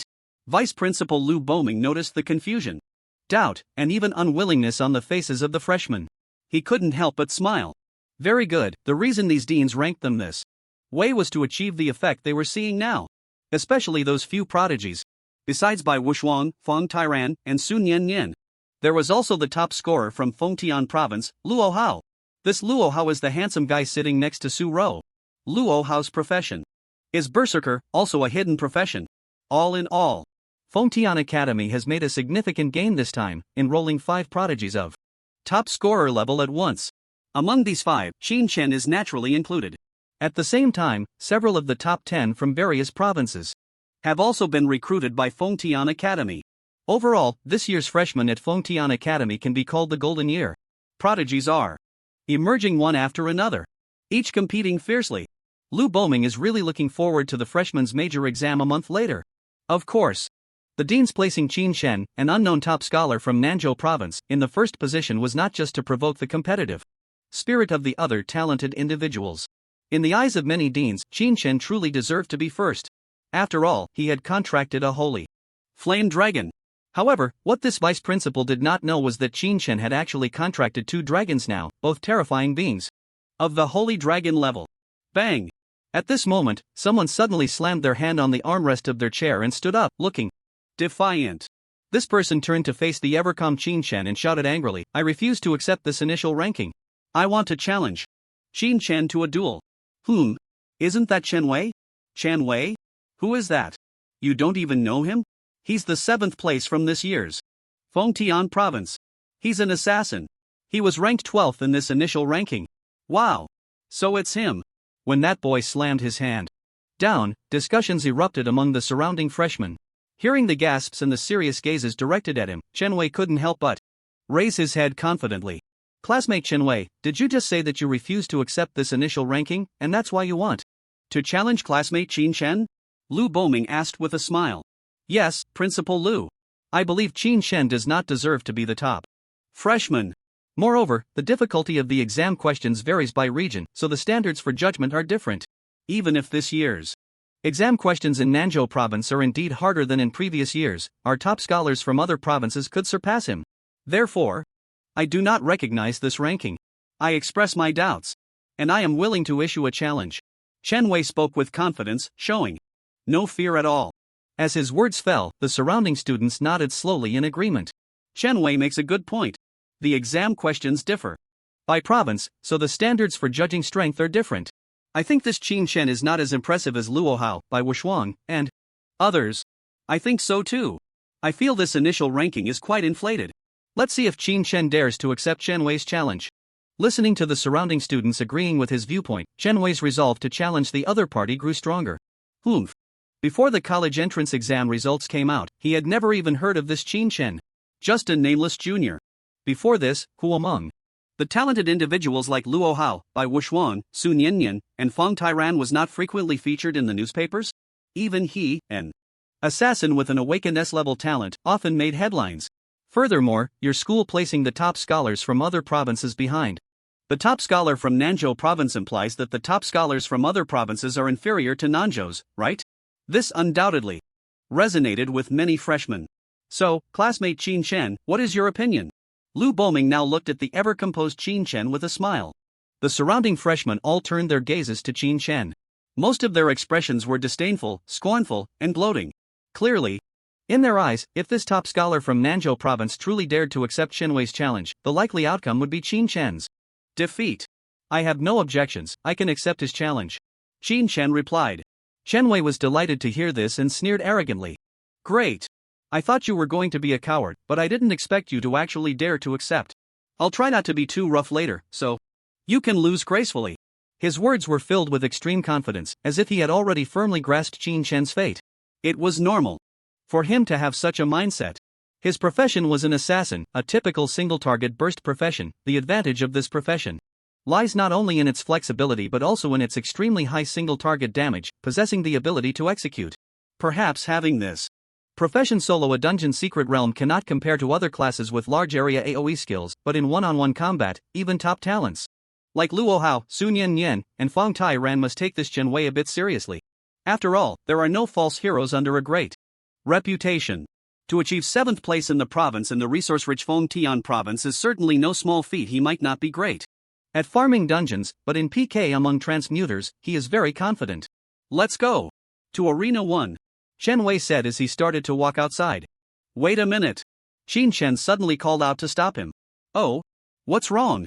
Are you feeling scared now and want to back out? Shenwei sneered. You're overthinking it. I just want to place a bet. Qin Chen replied coldly. Alright. What do you want to bet? Let's bet our initial credits. As soon as Qin Chen finished speaking, the surrounding students erupted in an uproar. Wow. Going this big? You should know that. Once you enter Fong Tian Academy, all expenses here must be paid with credits. Meals, forging, enchanting, entering dungeons, accessing wild resource maps, trading with each other, all require credits. For freshmen, after the initial rankings are set, initial credits are distributed collectively. This initial credit is given to everyone, totaling 5,000 points. After the freshman exam a month later, when the real rankings are established, credits will be distributed again based on those rankings. In other words, these 5,000 credits are the living expenses for freshmen within a month. For those seasoned sophomores, 5,000 credits isn't much, as they have been in school for over a year and have accumulated quite a few credits. But for newcomers to Fong Tian Academy, it is significant, because these 5,000 credits also include the resources for leveling up through dungeons during that month. If you want to get stronger by entering dungeons, you must spend credits to buy the entry ticket for that secret realm dungeon. Qin Chen directly proposed to use the initial credits as a bet. Doesn't he fear losing? Or perhaps he really has contracted a dragon. Otherwise, how could he, as a dragon tamer, dare to challenge Shenwei, an assassin, one-on-one? Wow! Awesome! The opening ceremony has just begun, and we can see the freshman dragon tamer versus the 7th-ranked assassin of Fong Tian province. I feel like Qin Chen won't really summon a giant dragon, right? You're overthinking. At most, he can summon an earth dragon or a flying dragon. Who do you think has a higher chance of winning? Hard to say. If Shenwei were up against Luo Hao or Bai Wuxuang, his chances would be low. But now he's facing this unknown dragon tamer.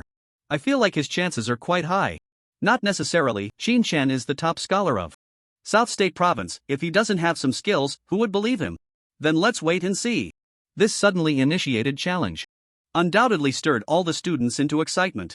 Luo Hao, the top scholar of Fong Tian province, glanced at Qin Chen and then turned to Su Ro beside him, gently asking, Xiao Ro, who do you think has a better chance of winning? Su Ro answered without hesitation, Qin Chen. Luo Hao was slightly surprised, then furrowed his brows and asked, why? He and Su Ro had grown up together, and he had some feelings for her. But he didn't expect his childhood friend to trust Qin Chen so much. Just a feeling. Su Ro couldn't possibly say. That Qin Chen really had a dragon. And it might be a holy dragon. Come on, Xiao Ro, let's go to Arena 1. At this moment, 2 girls nearby quickly stood up with smiles, pulling Su Ro towards Arena 1. Soon, a large group arrived at Arena 1, led personally by Dean Lu Boming.in. Arena number 1, there are many competition halls. After entering this small competition hall, all the new students have found their seats. Lu Boming even personally acted as the referee for this challenge match. Qin Chen and Chen Wei wasted no time and directly stepped onto the stage, facing each other. Kid, if you really have a dragon, then hurry up and summon it.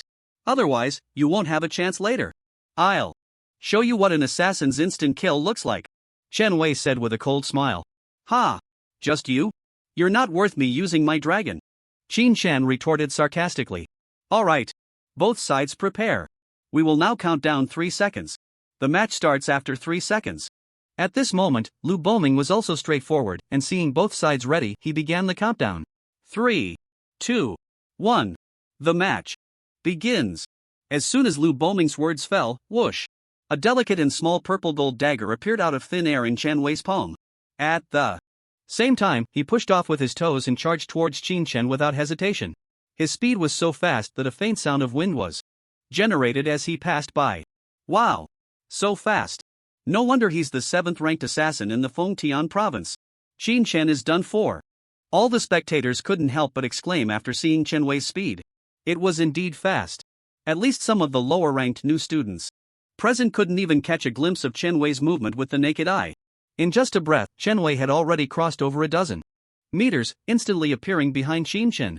The sharp dagger in his hand was aimed directly at Qin Chen's back without hesitation. Here it comes. This is the classic assassin's opening attack method. Shadow Flash plus Backstab. These two skills are the most commonly used by assassins and also the combination with the highest success rate. Shadow Flash is a displacement skill exclusive to assassins. If Backstab is successful, the attack will additionally deal 120% critical damage. If this hit lands, Qin Chen will definitely lose his combat ability. Although malicious killing is not allowed, injuries are inevitable during sparring. There is always a healing team on standby in the arena, composed entirely of priests. In that moment, everyone felt that Chen Wei was about to succeed, because Chen Wei's speed was simply too fast. The angle of the attack was also too tricky. Plus, it seemed that Qin Chen had not moved at all. It seemed the outcome was already decided. However, the next second, an unexpected turn of events. With a whoosh, the figure of Qin Chen, who was originally standing still, completely vanished in an instant. This caused Chen Wei's seemingly certain strike to land in thin air. Chen Wei's eyes widened in shock. He dodged. His back attack was actually evaded by Qin Chen. What on earth was happening? How could his speed be so fast? Wasn't he a fragile dragon? Tamer? Damn! He gritted his teeth. Just as he was about to interrupt the recoil from the backstab skill, suddenly, a chilling sensation inexplicably surged from his heart, directly rushing up to the top of his head. This was the instinctive feedback of danger perception that comes with being an assassin. Danger. This big word appeared inexplicably in his mind. He finally realized that Qin Chen's figure had appeared behind him. Damn it! How could he have such terrifying speed? There was no time to think further. Chen Wei was about to forcibly interrupt his skill's recoil and attempt to escape again using the Shadow Flash skill. However, he was ultimately a step too slow. Bang! A fist, wrapped in terrifying force, directly slammed into Chen Wei's back. In the next moment, the fist's power surged like a raging tide, crazily drilling into Chen Wei's body. Boom! Under the horrified gazes of all the spectators, Chen Wei's figure was sent flying by a single punch, crashing heavily against the railings surrounding the arena. Put! Not only was he knocked back, but he also spat out a mouthful of blood, his eyes rolling back, and with his head tilting to one side, Chen Wei fainted on the spot. Wow! The entire audience of new students erupted in shocked exclamations. Even the originally calm top talents like Luo Hao, Bai Wuxuan, and Sun Yanyan couldn't help but sit up straight, their faces filled with seriousness as they looked at the situation unfolding on stage. What the hell? Is this for real? What the heck? One move and he's down? This is just too intense. Are you sure this guy is a dragon tamer? Using his own methods against him, Qin Chen went around and then delivered a heavy punch to Chen Wei. The key is that the power of this punch is ridiculously high. Chen Wei was wearing protective gear, and yet he was still knocked out by a single punch. Shocked discussions rose and fell. Clearly, the outcome unfolding before them was far beyond their expectations. They had thought this match would at least stalemate for 10 minutes. After all, while they favored Chen Wei, Qin Chen had earned the top spot in Nanzhou province, so he surely wasn't a pushover.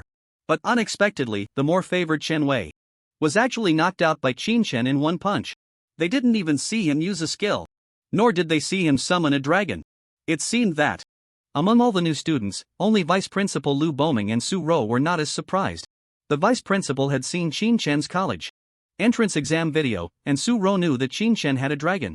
They just didn't expect Qin Chen's own combat power to be so strong. Alright. The challenge match is over.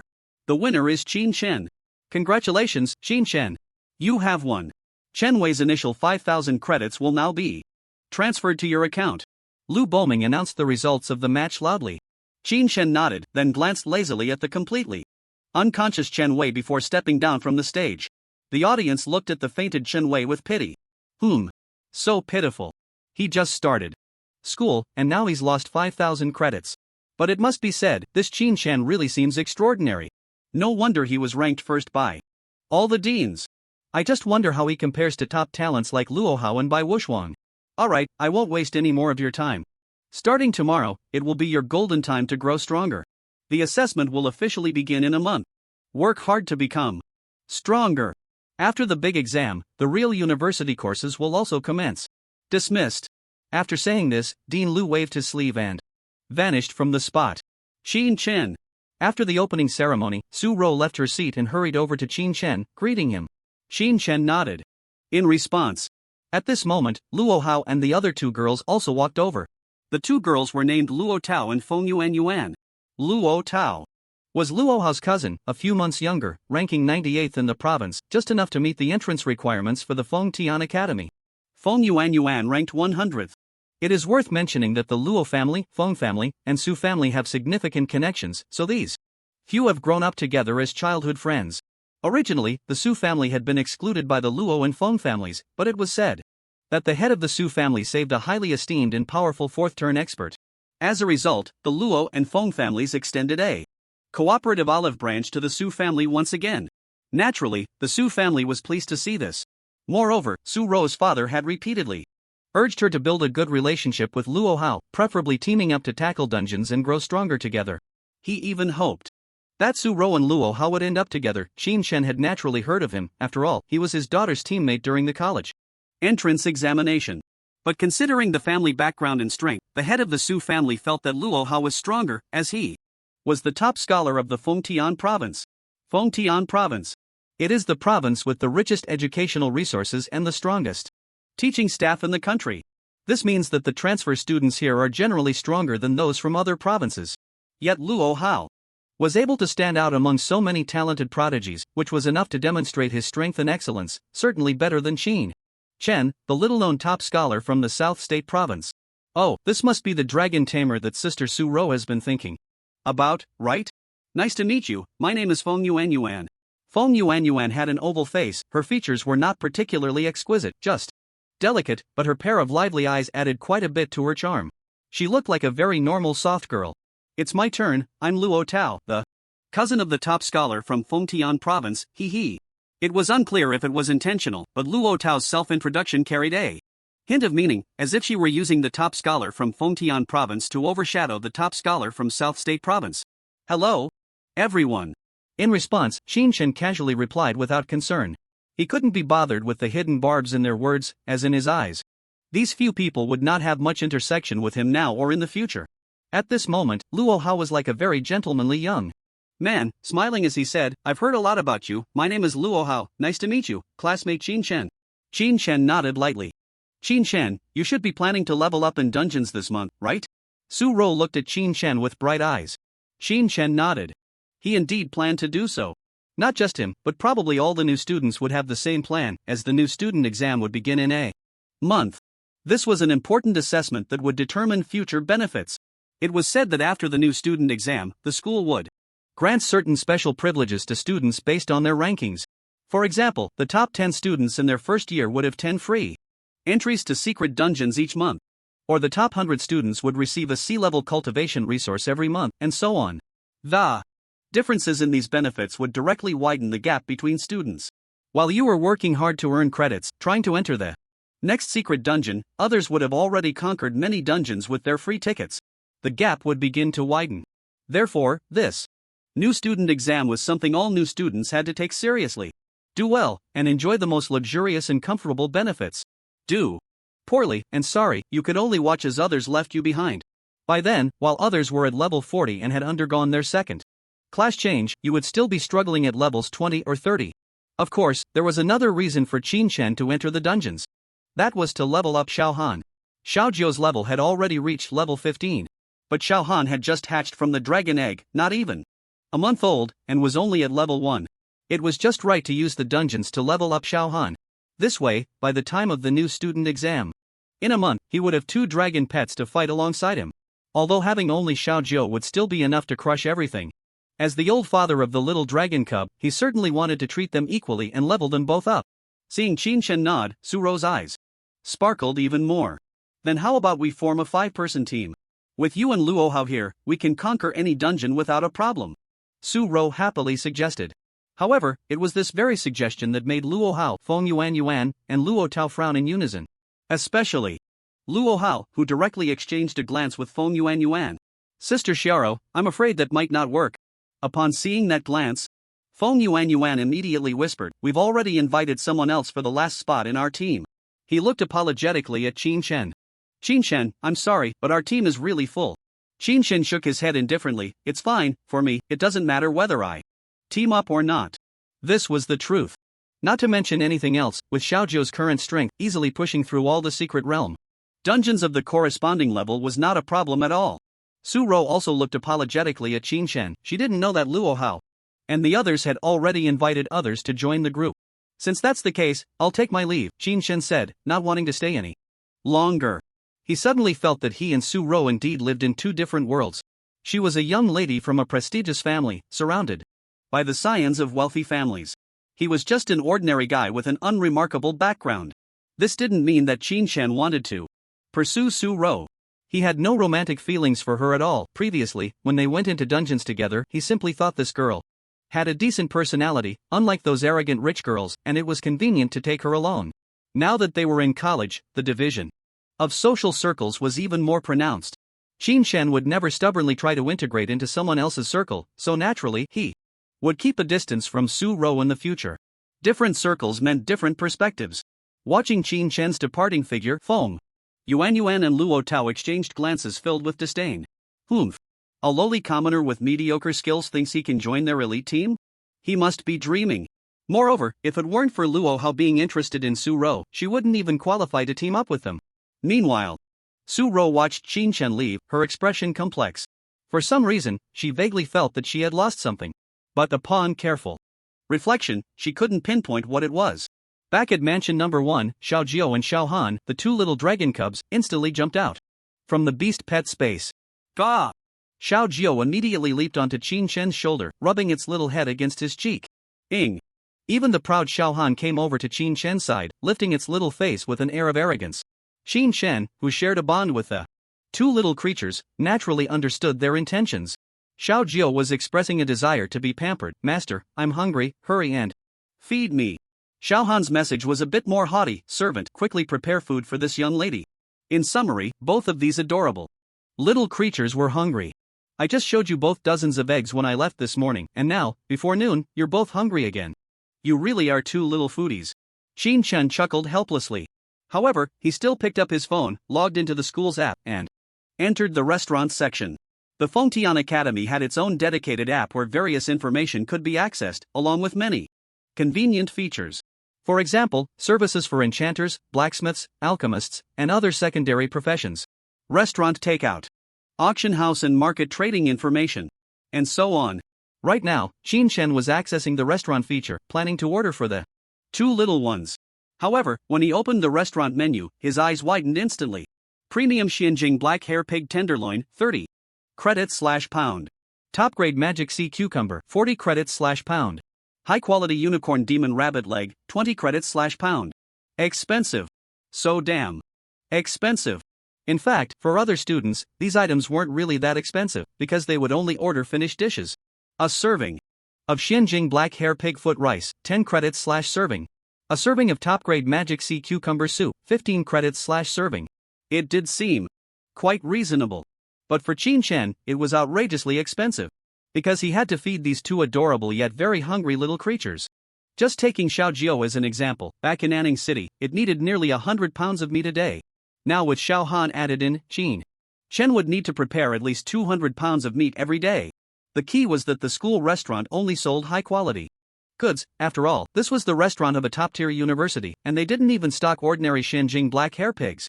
Qin Chen wanted to buy some but couldn't get any. With a consumption of 200 pounds of meat, just taking the premium Shenjing black hair pig tenderloin at 30 credits per pound into account, it would cost 6,000 credits a day. My goodness! These two little guys could eat Qin Chen into bankruptcy. This. Qin Chen's face darkened instantly. Goo goo goo. The little wine was still constantly acting cute and urging him. Little Han was flapping its ice-like little wings, circling around Qin Chen's feet. Sigh. Luckily, that fool Chen Wei sent over 5,000 credits today. Otherwise, I wouldn't even be able to get through today. Qin Chen couldn't help but smile bitterly. However, he immediately placed an order for 200 pounds of meat on the campus app.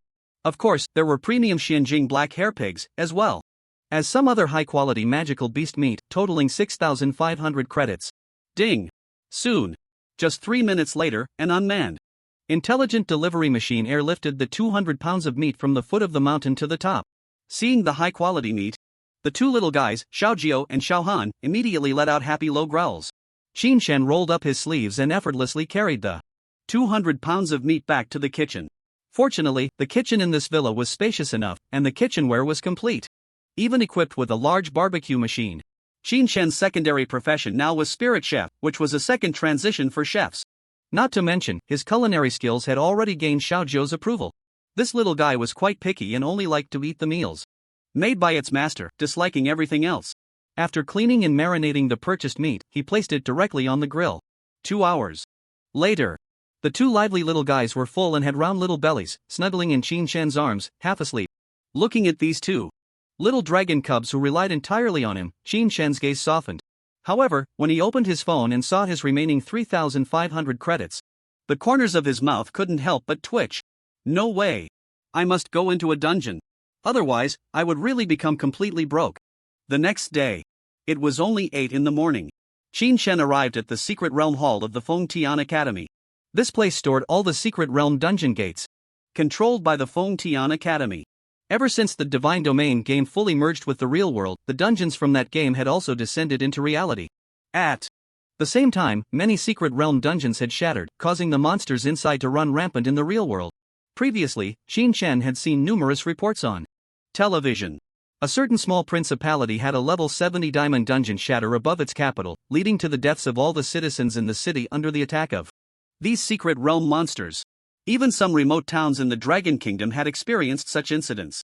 As a powerful nation, the Dragon Kingdom naturally had its countermeasures.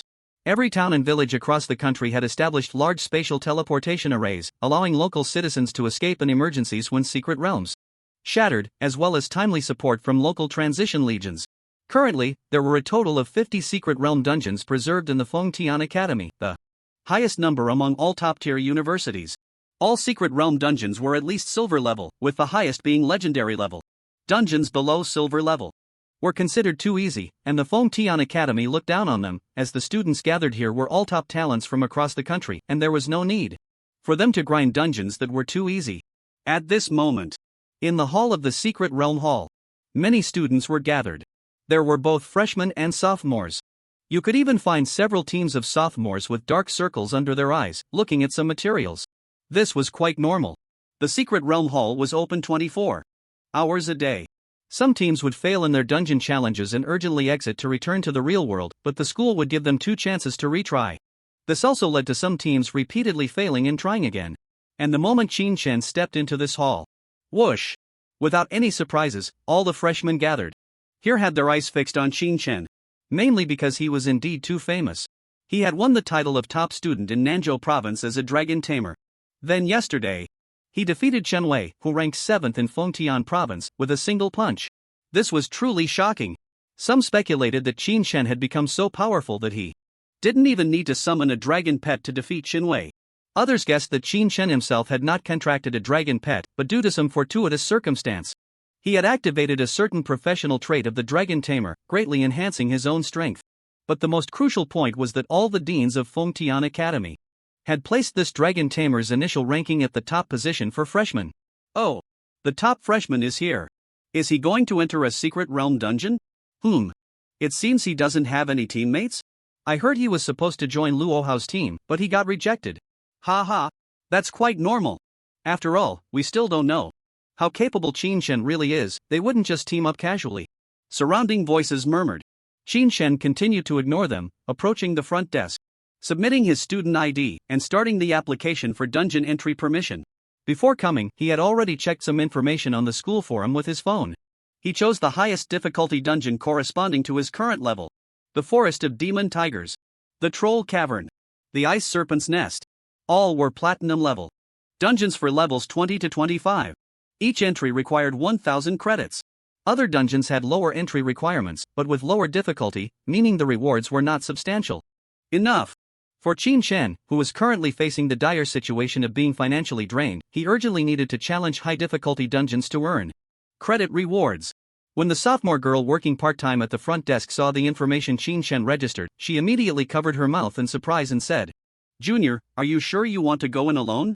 These 3 dungeons are all platinum level. I suggest you quickly find a few teammates to enter the dungeon together." As soon as the girl finished speaking, the students around, who were still contemplating which dungeon to enter or were carefully studying the dungeon strategy materials, turned to look at her. What? Soloing a platinum level dungeon? He seems to not understand just how terrifying the difficulty of a platinum level dungeon is. Isn't this seeking death? Oh no. Could it be that he was rejected from a team yesterday and now he's so frustrated that he wants to solo a dungeon to prove himself? Ha. That would be really childish. Qin Shen's gaze gradually turned cold, but he still couldn't be bothered to argue with this group of fools. He never argued with idiots. "I've made up my mind, so please stamp it quickly, senior," Qin Shen said. "Senior, just let him in quickly. If he wants to seek death, we can't stop him, right?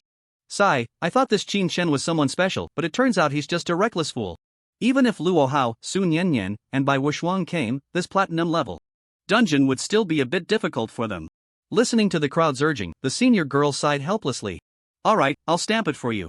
But Junior, please don't be overconfident. If anything goes wrong, remember to use the return scroll immediately." Qin Shen nodded. Without any hesitation, he took the certificate and walked into the side hall, pushing open one of the doors adorned with platinum colors. That was the entrance to the Forest of Demon Tigers' secret realm. Watching his disappearing figure, the freshman and second-year students shook their heads. Not even glancing at the strategy, he's really arrogant. He. I bet within 3 minutes we'll hear news of Qin Shen dying inside. He's still a provincial top student, he shouldn't be that weak. I guess he'll last 5 minutes before dying. Just as everyone was discussing with a mix of sarcasm and curiosity, suddenly, a sound of footsteps came from the doorway.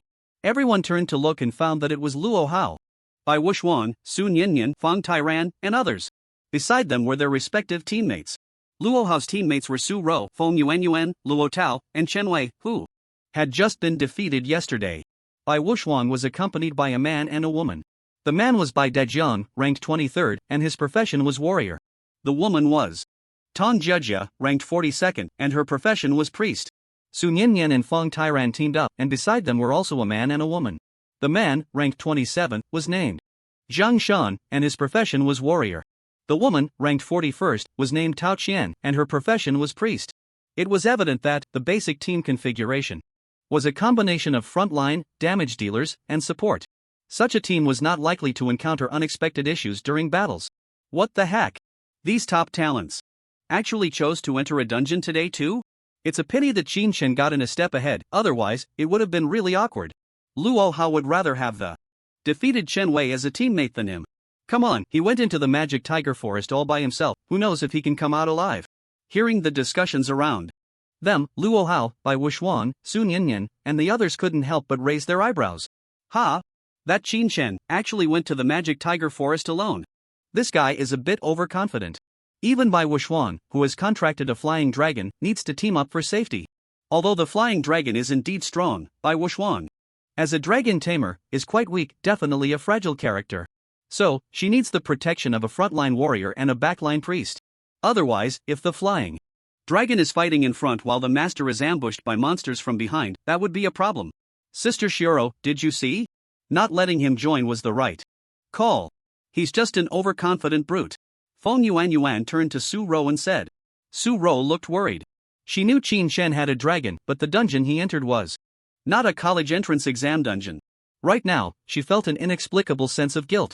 Her college entrance exam results were brought up by Qin Shen. Logically, since they were attending the same university, they should team up together. But unfortunately, her father had repeatedly instructed her to maintain a good relationship with Luo Hao. She had wanted to invite Qin Shen into the team as well, which would have been a win-win situation. However, she didn't expect that Luo Hao, Feng Yuan, Luo Tao, and the others were unwilling. After a night of careful thought, she finally understood what she had lost. She had lost Qin Shen's friendship. Between Luo Hao and Qin Shen, she had chosen to stand with Luo Hao. She didn't know if she would regret it in the future. But for now, her not forcibly leaving the team to retain Qin Shen perhaps already indicated her inner acceptance of the situation. My brother Luo Hao really has foresight. He would rather choose the defeated Chen Wei than that brute Qin Shen. At this moment, Luo Tao also said with a grin. Luo Tao. I was just careless. I didn't expect that guy, as a dragon tamer, would have such personal strength. Let me try again, and I will definitely defeat him. Chen Wei, feeling humiliated, immediately retorted. He had indeed lost too frustratingly yesterday. He was caught off guard by the opponent's skill cooldown and was knocked out with a single punch. He even lost credits. If he had known in advance that Qin Shen had decent personal strength, he would have definitely adopted a more cautious strategy. Now, even the credits for entering the dungeon were borrowed from Luo Hao. Thinking of this, Chen Wei felt even more frustrated. Damn it. When that guy comes out, I'll challenge him again and win back the credits I lost. Alright, let's enter the dungeon, there's no need to fuss over a minor character, Luo Hao said lightly. Then, under everyone's gaze, he led the team to push open another platinum-colored door leading to the Magic Tiger Forest dungeon. Ha! The Magic Tiger Forest. They actually chose the Magic Tiger Forest too. Before everyone could be astonished, Bai Wuxuan, Sun Yinyan, Fang Tyran, and the others actually pushed open the platinum gate of the Demon Tiger Forest together. What the? Is this a competition among themselves, while also stepping on that poor Qin Shen? Secret Realm, Demon Tiger Forest. Grade, Platinum. Level requirement, 20-25. Difficulty, Hell level, not selectable. Player limit, 1 to 5 people. Secret Realm background, this is a forest that was once polluted by the Celestial Demon. The lingering aura of the Celestial Demon has caused mutations in all the creatures of the forest. Brave challengers, please be careful of the sharp claws that suddenly reach out from the gaps in the dense forest. They will tear you apart without mercy. Ding, you have arrived at the Demon Tiger Forest. Current difficulty, Hell. Number of challengers, 1. The teleportation scroll has been automatically issued to your backpack. Please use it in case of danger. Usage condition, chant for 5 seconds. When Qin Shen broke free from the dizziness caused by the spatial teleportation, information about this secret realm instance surfaced in his mind. At the same time, he noticed that what lay before him was a bizarre forest exuding an evil aura. The trees were twisted, and the branches and leaves were withered. The sky was dim, silent, and eerie. Buzz. Before Qin Shen could react, the familiar area debuff enveloped him. Demonic aura invasion, a field buff inherent to the Demon Tiger's secret realm. Under the invasion of the demonic aura, all attributes of the challenger are reduced by 30%. Applicable to pets and summons as well. Note, this status can be alleviated through dispelling and purification skills from auxiliary professions, reducing it to a minimum of 10%. Roar! And the next second, a roar filled with rage and killing intent came from the dense forest. Swish swish. Swish. Soon, 10 double-winged demon tigers, black all over with white stripes on their tiger bodies, appeared before Qin Shen. Monster. Double-winged demon tiger, white stripes, level, 22. Type, beast monster. Skills, demonic shadow, frenzy, lethal pounce. Quality, platinum. Note. Originally ordinary tigers living in this forest, but mutated due to the infection of demonic aura, becoming bloodthirsty and brutal. Platinum monsters. It's important to know that even monsters of the same level can vary in strength. And what does this platinum little monster represent? It means their attributes have already crushed the elite monsters from the college entrance examination secret realm. Don't be fooled by their lack of the terrifying appearance of the stitched zombies from the college entrance examination secret realm. Their explosive attribute power is much higher. Of course, they are still somewhat weaker compared to the tyrant undead from the final level. But think about it. The tyrant undead is the final big boss of that college entrance examination secret realm. Yet these 10 double-winged demon tigers are merely the appetizers for the first level of this secret realm. No. They might not even count as the first level appetizer, at most just a warm-up stage. Looking at these 10 ferocious double-winged demon tigers, Qin Shen could easily slay them himself. But considering the purpose of this trip, which is not only to level up and earn money, but also to help Xiao Han level up, there was no need for Qin Shen to give any commands. Ga! Ing! Two little creatures that resonated with Qin Shen's thoughts popped out from the beast pet space on their own. And the moment these two little dragon cubs appeared, buzz! The terrifying pressure of the holy dragon descended upon this realm. The 10 originally fierce double-winged demon tigers, upon sensing this terrifying pressure, let out a low growl of awoe, trembling in their tiger bodies, and began to lower their heads and retreat. Seeing this scene, Qin Shen felt helpless. Ga! Little Jiao saw how scared these 10 little beggars were of him, blinking his golden red dragon eyes, ready to flap his wings and smash them with a slap. However, Qin Shen shouted to stop. Little Jiao, stop.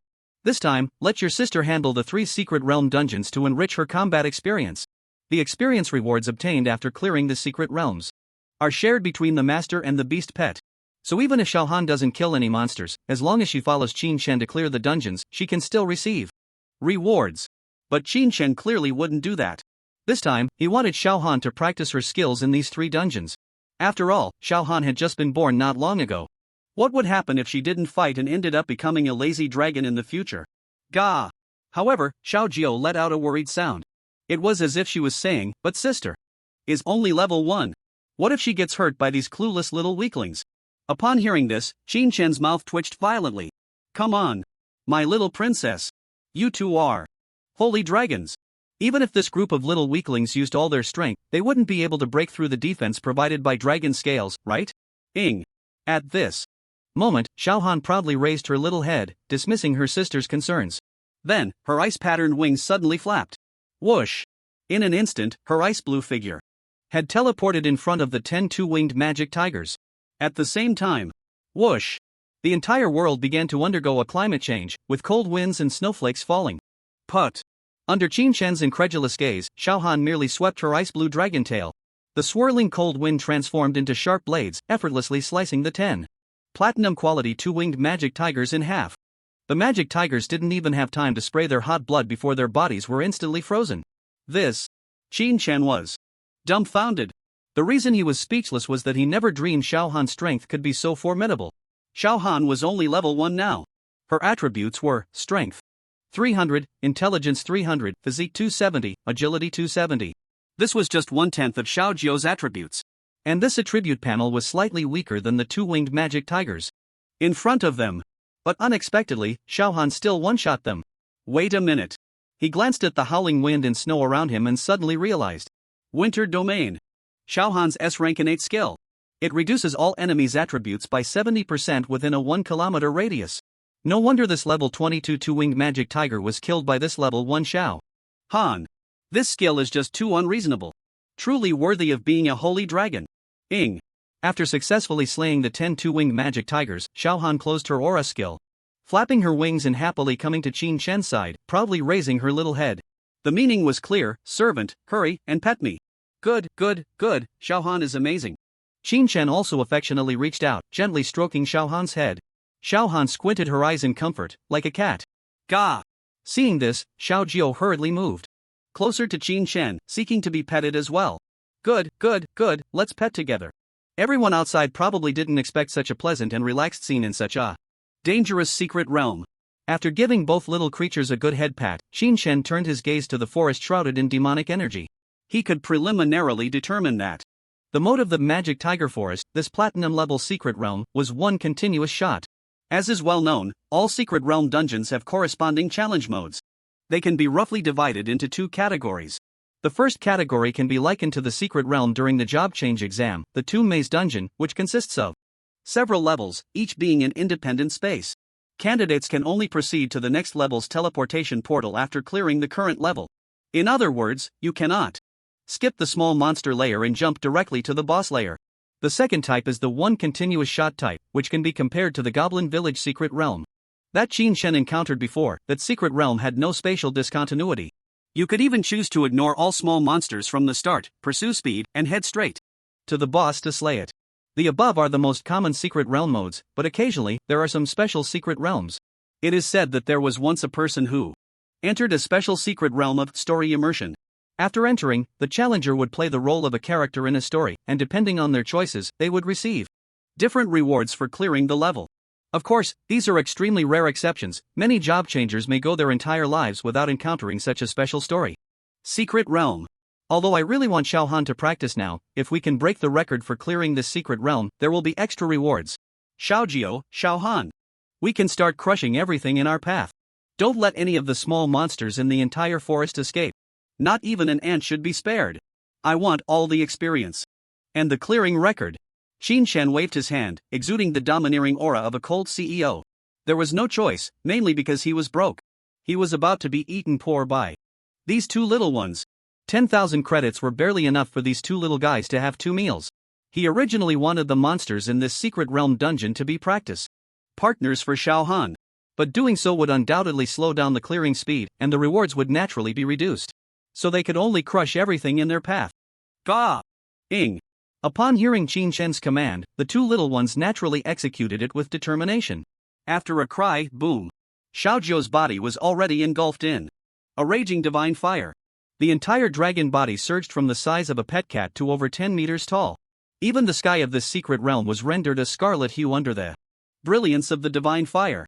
Here it comes. Xiaojiao's second form, divine fire annihilation. Compared to the first form shattering the heavens, the second form appeared somewhat petite, but the magical fluctuations emanating from it were incredibly terrifying. The first form emphasized strength. The second form emphasized magic. And right now, this magical tiger forest was undoubtedly the most compatible place for fire magic.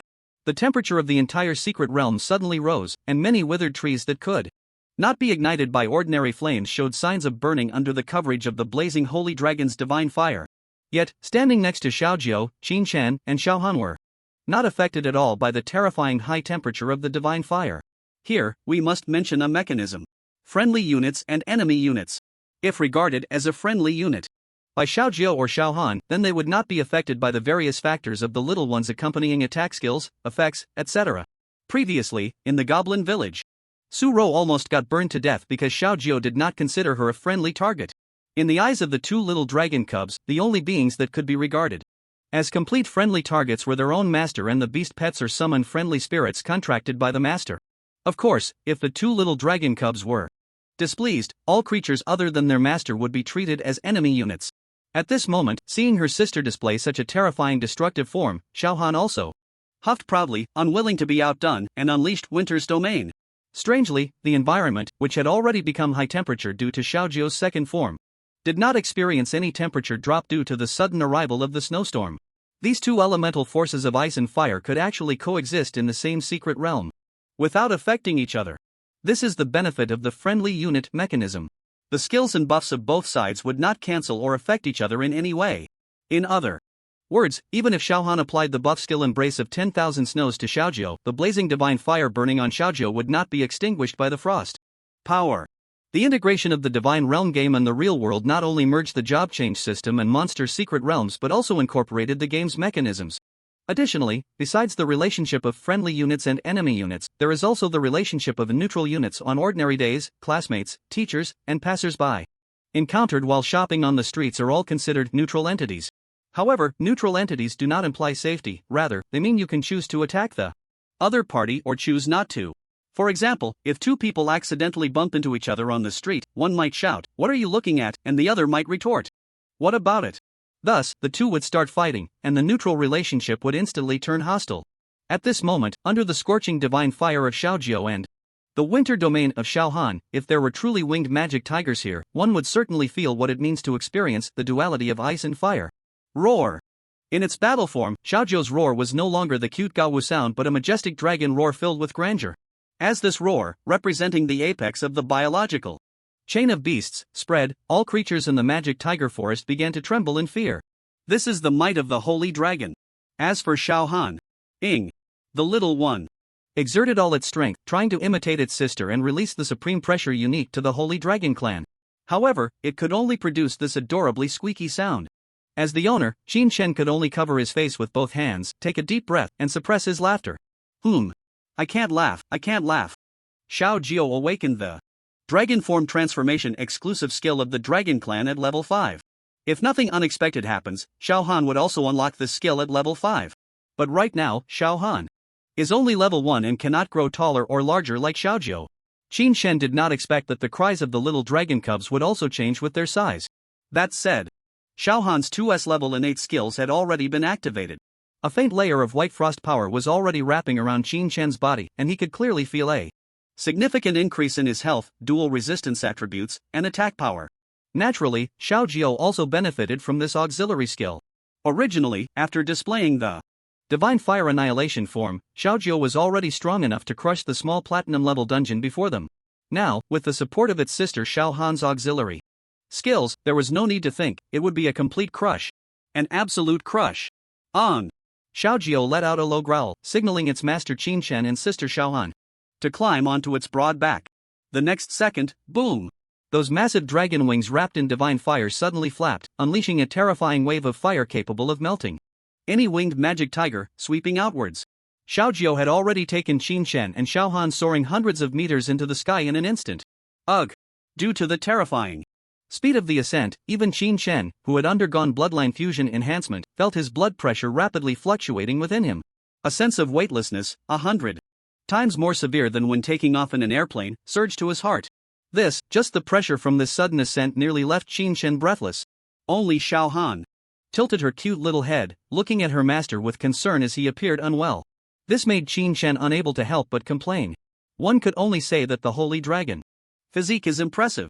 His level 22 human body, with nearly 1,000 attributes, was made extremely uncomfortable by the sudden weightlessness of the ascent. Yet, the little dragon cub Xiaohan, who was only level 1, was completely unaffected. While Qin Shen was complaining, Xiaojiu had already activated its endless harvesting mode. Buzz! Around it, tens of thousands of magical circles appeared. Terrifying magical fluctuations had already poured out. Here it comes. The dragon language magic of the Dragon Clan. It was also the S-level skill that Xiaojiu had just obtained from the last system reward. Heavenly Fire descends. And it was being cast in the Divine Fire Annihilation form. The magical power was directly increased by 500%. Coupled with Xiaohan's skill enhancement and the influence of the Winter Domain skill on the monsters on the ground. Boom! Boom! Boom! This scene, not if someone were to gaze from a distance at the ground, they would undoubtedly be horrified to discover that it was as if a giant bomber had swept over the Magic Tiger Forest. The terrifying divine fire pouring down from the sky was like nuclear bombs filled with destructive power, exploding with unparalleled force the moment they touched the ground. All the dual-winged magic tigers on the ground were stunned. Even the dual-winged magic tiger king, who was originally in the center of the forest, leisurely enjoying the grooming services of over 100 female dual-winged magic tigers, was completely dumbfounded. They never dreamed that one day a cataclysmic disaster would descend upon their heads. Just like that, a level 30 dual-winged magic tiger king, with a platinum qualification, hadn't even reacted to what was happening. Its attributes were reduced by a full 70%, and the next second, it was blown to pieces by the rain of divine fire descending from the sky. Unfortunately, there was no lucky surviving hawk. If there had been, it would have soared into the sky, undoubtedly shocked to see that the entire magic tiger forest had transformed into a sea of divine fire. Even the residual magic energy that had lingered here for years was completely vaporized by the blazing divine flames. Logically speaking, the effect of skills is influenced by the level of the caster. For example, a level 10 class changer's control skill could never affect a level 50 class changer. Because every skill of a class changer has a note, this skill is ineffective against targets exceeding 20 levels above the caster. Of course, the level restrictions vary for each skill. F-level skills cannot affect targets exceeding 1 level above. E-level cannot affect targets exceeding 5 levels. D-level corresponds to 10 levels. C-level corresponds to 15 levels. B-level corresponds to 20 levels. A-level corresponds to 25 levels. S-level corresponds to 30 levels. Moreover, the greater the target's level exceeds the caster's level, the weaker the effect will be. For instance, if you cast a binding skill on an enemy target that is 5 levels above you, they will be bound for 5 seconds. But if you cast it on a level 10 enemy target, they will only be bound for 2 seconds. This is also known as level advantage. Thus, a common social phenomenon has emerged in this world: level discrimination. Higher levels discriminate against lower levels, which is only natural. This is also why everyone strives to level up, not only to gain more attribute points and learn more skills, but also to minimize the impact of others' control skills. As a level 1 dragon pet, why could Xiao Han's skills affect a level 30 platinum 5-star boss, the dual-winged magic tiger king? This is the reason. Coupled with Xiao Han's holy dragon bloodline, which possesses an unmatched crushing nature over all living beings, the 70% weakening effect was fully realized on this dual-winged magic tiger king. Ding. At this moment, the prompt from the spirit of the secret realm finally arrived. Congratulations to freshman Qin Shen for successfully clearing the platinum level. Secret Realm Dungeon Magic Tiger Forest. Current level difficulty, Hell level. Clear time, 2 minutes and 32 seconds. Performance rating, SSS level. Duration rating, SSS. Level. Overall rating, SSS level. Your score has been successfully uploaded to the data center of the Feng Tian Academy. Secret Realm clearance rewards will be distributed in 1 minute, please collect them in a timely manner. Freshman Qin Shen. This clearance time is just barely acceptable. After all, at the beginning, a bit of time was wasted due to the 2 little dragon cubs wanting to be petted. But it's nothing serious. This score is definitely enough to break the record. Qin Shen logged into the school's app last night before going to bed to check the information about the secret realm. If I remember correctly, the best record for the Magic Tiger Forest was over 7 minutes. It was a solo racing record left by a senior in her 3rd year. It is said that she did not eliminate the other small monsters but charged straight at the boss. As for Qin Shen's situation, total annihilation. And it only took a little over 2 minutes to clear the level. This is what it means to be a dragon tamer with a dragon buzz. Just as Qin Shen was feeling emotional, the rewards from the secret realm arrived as promised. A treasure chest radiating a purple golden hue appeared before him. Without any hesitation, he opened it directly. Ding! Brave warrior! Congratulations on clearing the Magic Tiger Forest Secret Realm dungeon. The following are exclusive rewards for clearing the secret realm. Reward, 300,000 experience points. Reward, 300 skill points, 300 free attribute points. Reward, 1 Tiger Tamer title. Reward, Weapon Tiger King Giant. Axe, level 25, purple grade. Reward, Accessory Demon Devouring Necklace, level 25, purple grade. Due to the outstanding performance of the challenger and successfully breaking the historical best record, an additional reward has been triggered. Reward, S-grade Universal Skill Book Divine Flash. Reward, A-grade Talent Eye of Demon. Breaking. Abundant. Absolutely abundant. A strong surprise surged in Qin Shen's eyes. Not to mention anything else, just that 300,000 experience points alone had already made Qin Shen extremely excited. It should be noted that professions like Beast Tamer and Dragon Tamer, which have beast companions, share the experience gained after clearing the secret realm with their pets. This means that Little Han, who is only level 1, will receive a boost of 300,000 experience. Goo! At this moment, the little wine had already shrunk back into pet form, lying beside the treasure chest, wiggling its round little butt with Little Han constantly eyeing the treasures that had fallen out of the chest. Driven by curiosity, Little Wine stretched out its little dragon claw and grabbed the Tiger King giant axe, which weighed at least 300 pounds, sniffed it, and then opened its little mouth to bite down. While Qin Shen was counting the rewards, he suddenly heard a crack sound coming from beside him. He turned his head directly and was astonished to see that the level 25 purple grey giant axe had actually been bitten and chipped by this little creature. Ah! My 2,000 credits! Qin Shen wailed. A level 25 purple grey giant axe would definitely sell for 2,000 credits to those newly enrolled warrior professions. After all, just entering this platinum level secret realm requires spending 1,000 credits to buy a ticket.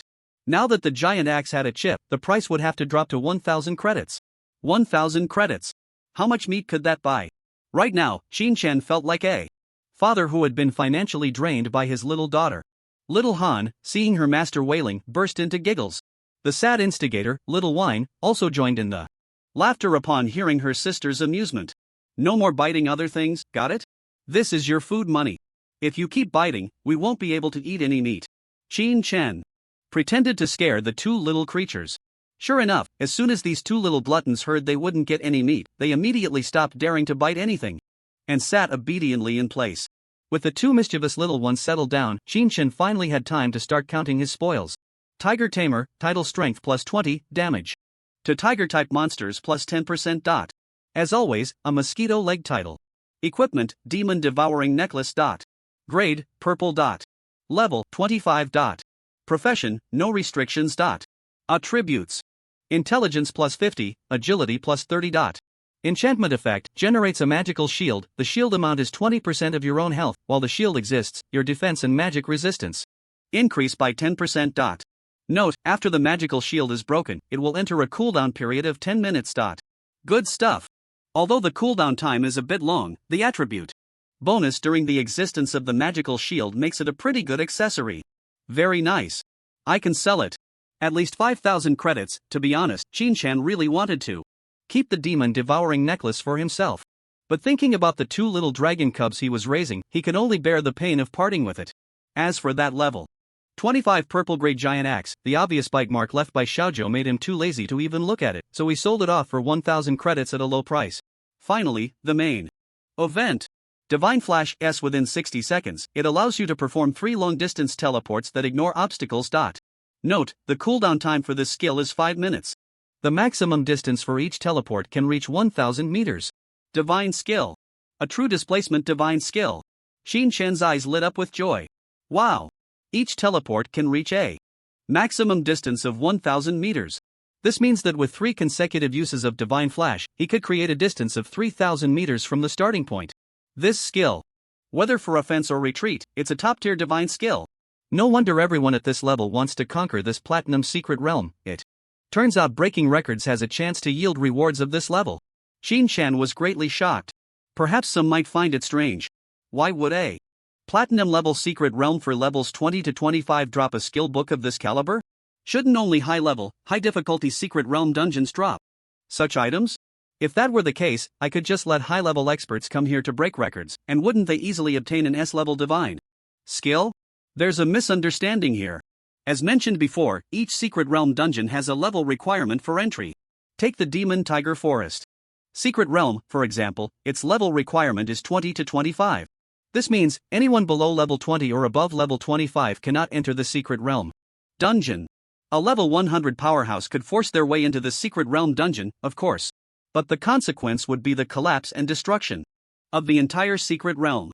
Therefore, those who can obtain the highest rewards in dungeons corresponding to their levels are truly exceptional. Talents. Now, looking at that A-level talent. Eye of Demon Breaking, your dynamic, static, and ranged vision will receive exceptional enhancement. And you will be able to see through the magical energy flow trajectory when the opponent casts magical skills. Another good item. It's worth mentioning that this A-level talent was automatically comprehended by Shin-chan the moment the treasure chest was opened. After all, this thing is invisible and intangible, unlike skill books, items, or equipment. Ding!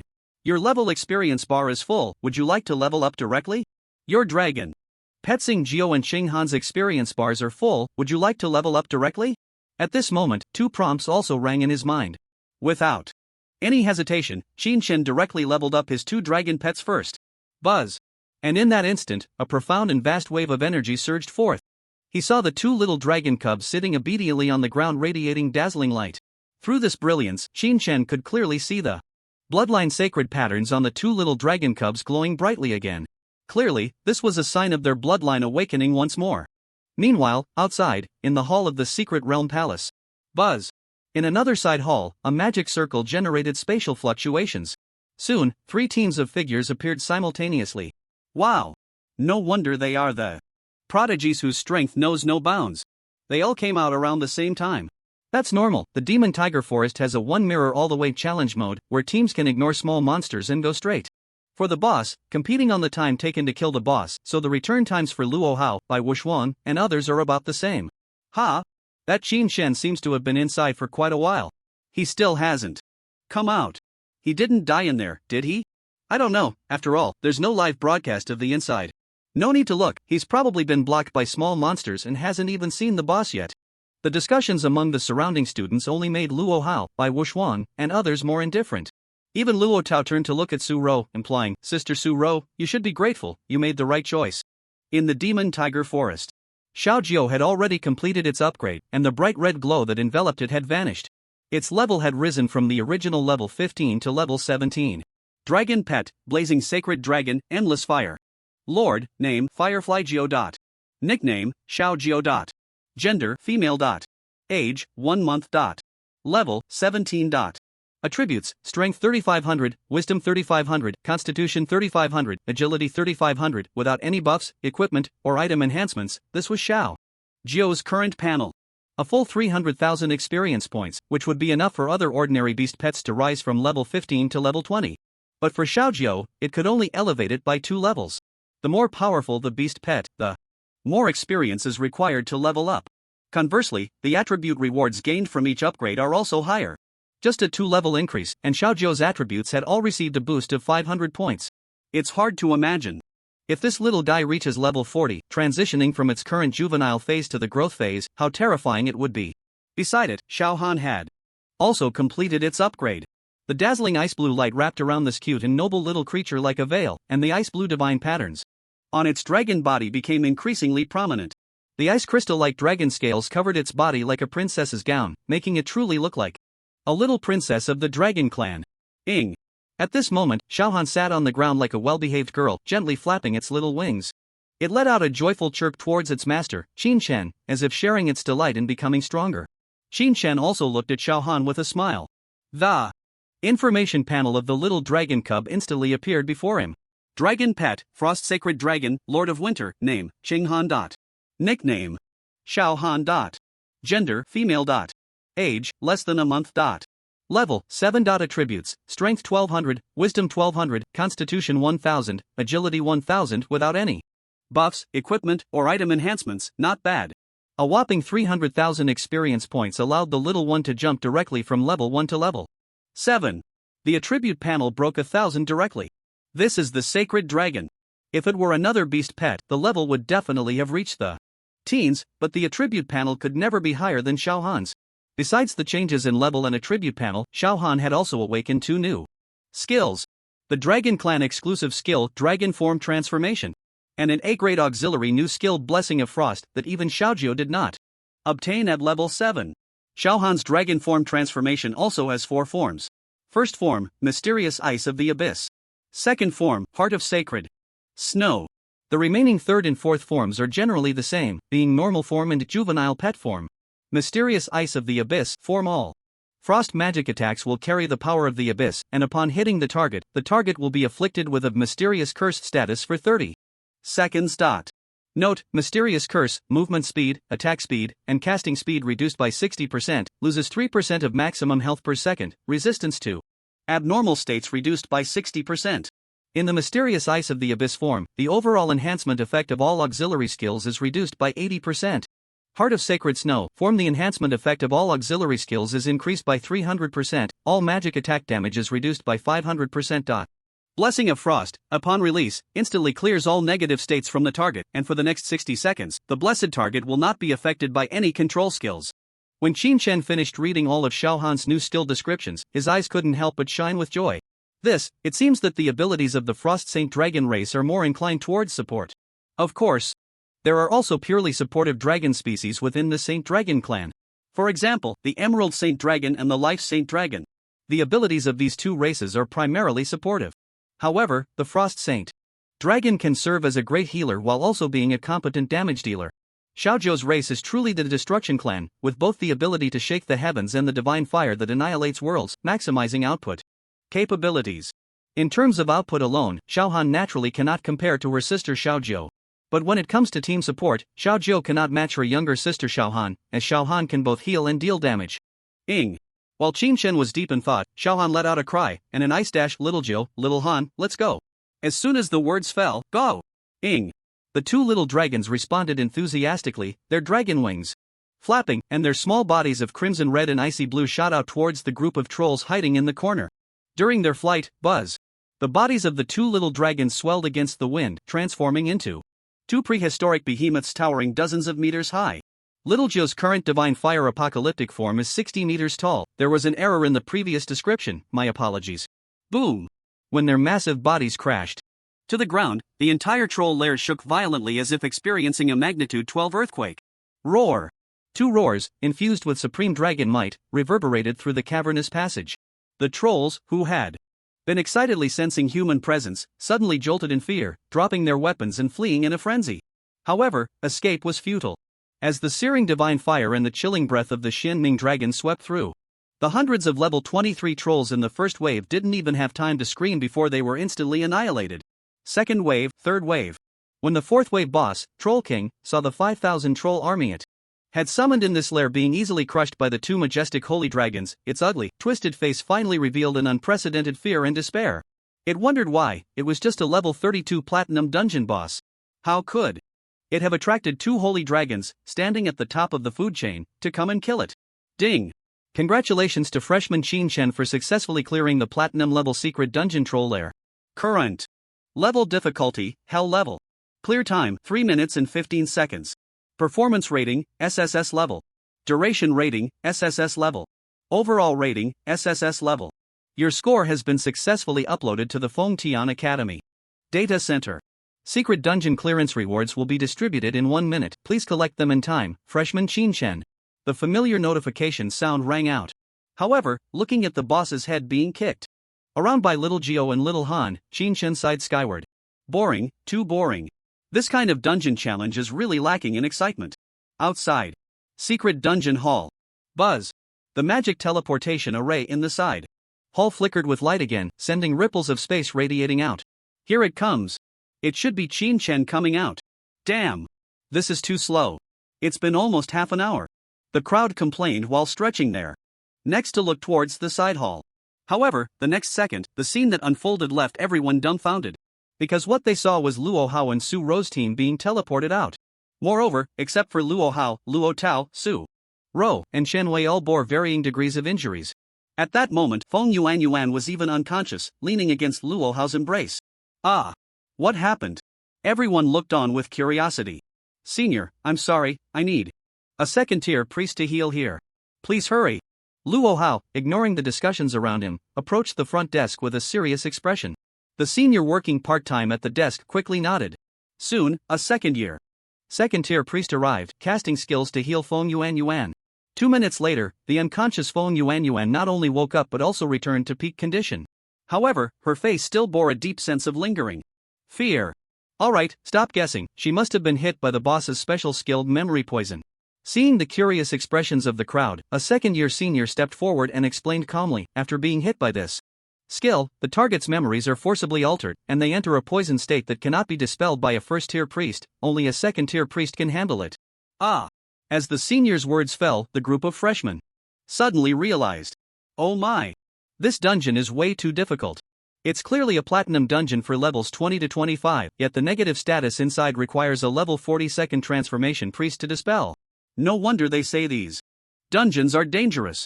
No wonder Luo Hao and the others came out. If their memories were tampered with, Feng Yuan must have mistaken her teammates for enemies. It must have been an emergency retreat. After all, if they continued, not to mention clearing the dungeon, Feng Yuan would definitely be poisoned. Indeed, teammates are more important. Just as everyone speculated, Luo Hao's team had indeed retreated urgently before clearing the dungeon. They had breezed through the earlier levels, which made the team members let their guard down for a moment. When they reached the boss level, Feng Yuan, due to her carelessness, fell victim to the boss's skill. With Luo Hao's top-tier strength, even without one teammate, they could still continue to clear the dungeon. But they couldn't disregard Feng Yuan. So they had no choice but to exit. Brother Luo Hao, I'm sorry. Feng Yuan said with a face full of regret. It's fine, just rest and recover. If worse comes to worst, we can tackle it again. Luo Hao shook his head and said lightly. Oh?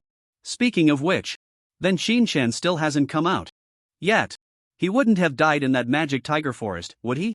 At that moment, someone suddenly reacted. This left everyone looking bewildered. That's right. Qin Shen still hadn't come out. They hadn't even considered the possibility of continuously speedrunning the dungeon. Mainly because even Luo Hao and the others had to come out to rest for a few minutes after clearing the magic tiger forest to recover enough mana. Not to mention Qin Shen? Upon hearing the discussions, Luo Hao and the others raised their eyebrows slightly. Ha! The dragon tamer who held the first place in the default ranking still hadn't come out. This. Luo Tao and Shen Wei immediately showed a hint of mockery on their faces. Even Feng Yuan had shaken off her lingering fear. Only Su Ro, with a worried expression, approached the front desk and asked, Senior, could you please go to the dungeon control room and check on Qin Shen's situation? After all, she had been admitted to the Fengtian Academy so smoothly thanks to Qin Shen's help. And as a friend, she had to care. Sure. The senior nodded in agreement. In fact, she was quite curious about what was going on with that junior. It had been so long since he came out of the dungeon. If something really happened, it wouldn't be good. After the senior walked towards the resource control room, a buzzing sound suddenly echoed from the side hall, signaling another spatial transmission ripple. Whoosh! Everyone's attention quickly shifted over, even Luo Hao and the others looked curiously towards the transmission side hall. But, the next second. Wow! Everyone gasped in surprise again. Because coming out of the transmission was Sun Yanyan and Fong Tyran's team. And in Fong Tyran's arms was the team's priest, Tao Qian. She was also in a state of unconsciousness. Goodness! It turns out this team also fell victim like Luo Hao's. Moreover, judging by Sun Yanyan and Fong Tyran's expressions, it was clear they hadn't cleared the dungeon either. That sophomore priestess quickly rushed over to heal Tao Qian. However, just as she began to heal her, buzz! The transmission array in the side hall burst forth with light again. This time it must be that kid Qin Chen, right? Everyone turned to look. The result? Wow! Another round of disappointed gasps erupted. You all! Bai Wuxuang, who had just walked out, looked at the crowd's disappointed faces and said in confusion, "Why are you sighing when you see me? Did I offend you? Brother! Bai, did you clear it?" A freshman leaned over to ask. "Clear my ass." He cursed angrily, then pointed his thumb behind him. Only then did everyone see. Goodness! Bai Dejiang had come out carrying the unconscious Tong Jieju. To Bai Wuxuang's towering stature, he blocked the view of Bai Dejiang and the others behind him, causing everyone to miss the action at first. Damn! This dungeon's boss is too fierce, right? You should say this dungeon's boss is too cunning. Didn't you see that the ones who got hit are all squishy targets? It shows its intelligence is high. The three elite teams all fell for that boss's trick. One can only say the king of trolls is impressive. The teams that got hit made everyone present realize the terrifying nature of this platinum-level dungeon. Buzz! At this moment, the teleportation array in the side hall lit up again. This time it must be that Qin Chen guy. Everyone's eyes widened as they stared at the teleportation array. The light faded. Damn! It's finally him. Mother ******. If you have the guts, don't come out. 21 minutes. Ha! With that completion time, it's a wonder the dean still ranked you first. Watching the crowd's sarcastic remarks and disdain, Qin Chen, who stepped out of the teleportation array, felt utterly confused. However, his expression remained calm. Qin Chen, are you okay? Su Ro walked over, her face full of concern. Qin Chen merely glanced at her indifferently, offered no response, and coldly walked past her toward the front desk. Sister Su Ro, why are you concerned about such an impolite guy? Humph. It took him over 20 minutes just to clear the magic tiger forest. What can you expect from such a waste? At this moment, Luo Tao, who had been feeling a bit down due to the failed dungeon run, couldn't help but mock. Indeed, what this girl said is right, such a waste has no future. I said it before, the initial rankings are inflated. How can this guy still be first? It's ridiculous. Is there really no talent in Nanzhou province? This year? How did he end up as the top scorer? The familiar spectacle of a public shaming session began to unfold. People are always like this, unable to stand others doing well. Or rather, if they feel someone is beneath them, they can't help but jump up to ridicule. If you say this is a form of stupidity, then you must not have seen enough. Whether in reality or online, the number of idiots who enjoy mocking or looking down on others is countless. Have you ever seen a top king at the peak of silver who dares to challenge authority? Have you seen those who earn 3,000 yet dare to criticize billionaires? And those who are clearly outsiders but still point fingers at industry giants, have you seen them? Such ignorant fools are everywhere. Especially now, as Qin Chen traverses this world where strength reigns supreme. When these people see that the one ranked first is not even as good as them, it naturally breeds an uncontrollable sense of schadenfreude. Their joy is built on mocking Qin Chen. Is this it? Turns out this top scorer from Nanzhou province isn't that impressive after all. Faced with these seemingly lofty mocking remarks, Qin Chen merely took a deep look around at the crowd. It was as if he wanted to remember everyone who had mocked or belittled him. And at that moment, the senior finally walked out of the control room. However, her face was filled with shock. When she saw Qin Chen waiting for her at the counter, her pretty face flushed with excitement. Before she could speak, Chen Wei couldn't wait any longer and smiled as he deliberately asked, "Senior, have you figured it out? How long did our new top scorer take to clear the magic tiger forest?" As soon as he said this, everyone chimed in. "Yeah. Senior, what's the completion record for this top scorer? Can you announce it? I also want to see the level of this top scorer." Looking at this group of first-year students still mocking Qin Chen, the senior's face rarely showed a hint of anger. You all want to know Qin Chen's score, right? Alright. Then I'll announce it. I just hope you all don't feel embarrassed or ashamed when the time comes. With that, the senior directly retrieved Qin Chen's clearance information from the Fengtian Academy database. Soon, the clear and vivid holographic projection display in the guild hall showcased Qin Shen's clearance results prominently. Everyone, including Luo Hao, Bai Wuxuan, Su Nianyan, and Su Rou, all turned their gazes to the holographic projection screen at the same time. In the next moment. Hiss. Just a glance. Yet it caused a wave of gasps throughout the secret realm hall. Looking at everyone's faces, expressions of shock, disbelief, and astonishment were all present. Even the proud talents like Luo Hao and Bai Wuxuan were left stunned, trapped in a state of shock. The holographic projection screen displayed a series of outrageous messages that slapped them in the face. Best record holder of the Magic Tiger Forest Secret Realm, Qin Shen, clearance time, 2 minutes 32 seconds, overall evaluation, SSS level. Best record holder of the Troll Cave Secret Realm, Qin Shen, clearance time, 3 minutes 15 seconds, overall evaluation, SSS level. Best record holder of the Ice Snake Nest Secret Realm, Qin Shen, clearance time, 2 minutes 42 seconds, overall evaluation, SSS level. Everyone. Silence. A deathly silence. The entire hall of the secret realm was so quiet that a pin drop could be heard. Everyone stared wide-eyed, their faces filled with disbelief as they looked at the information displayed on the public screen. It felt as if their worldview had been shattered, and they couldn't recover for a long time. They recalled their previous disdainful mockery of Qin Shen and their self-righteous arrogance. Their faces burned with embarrassment.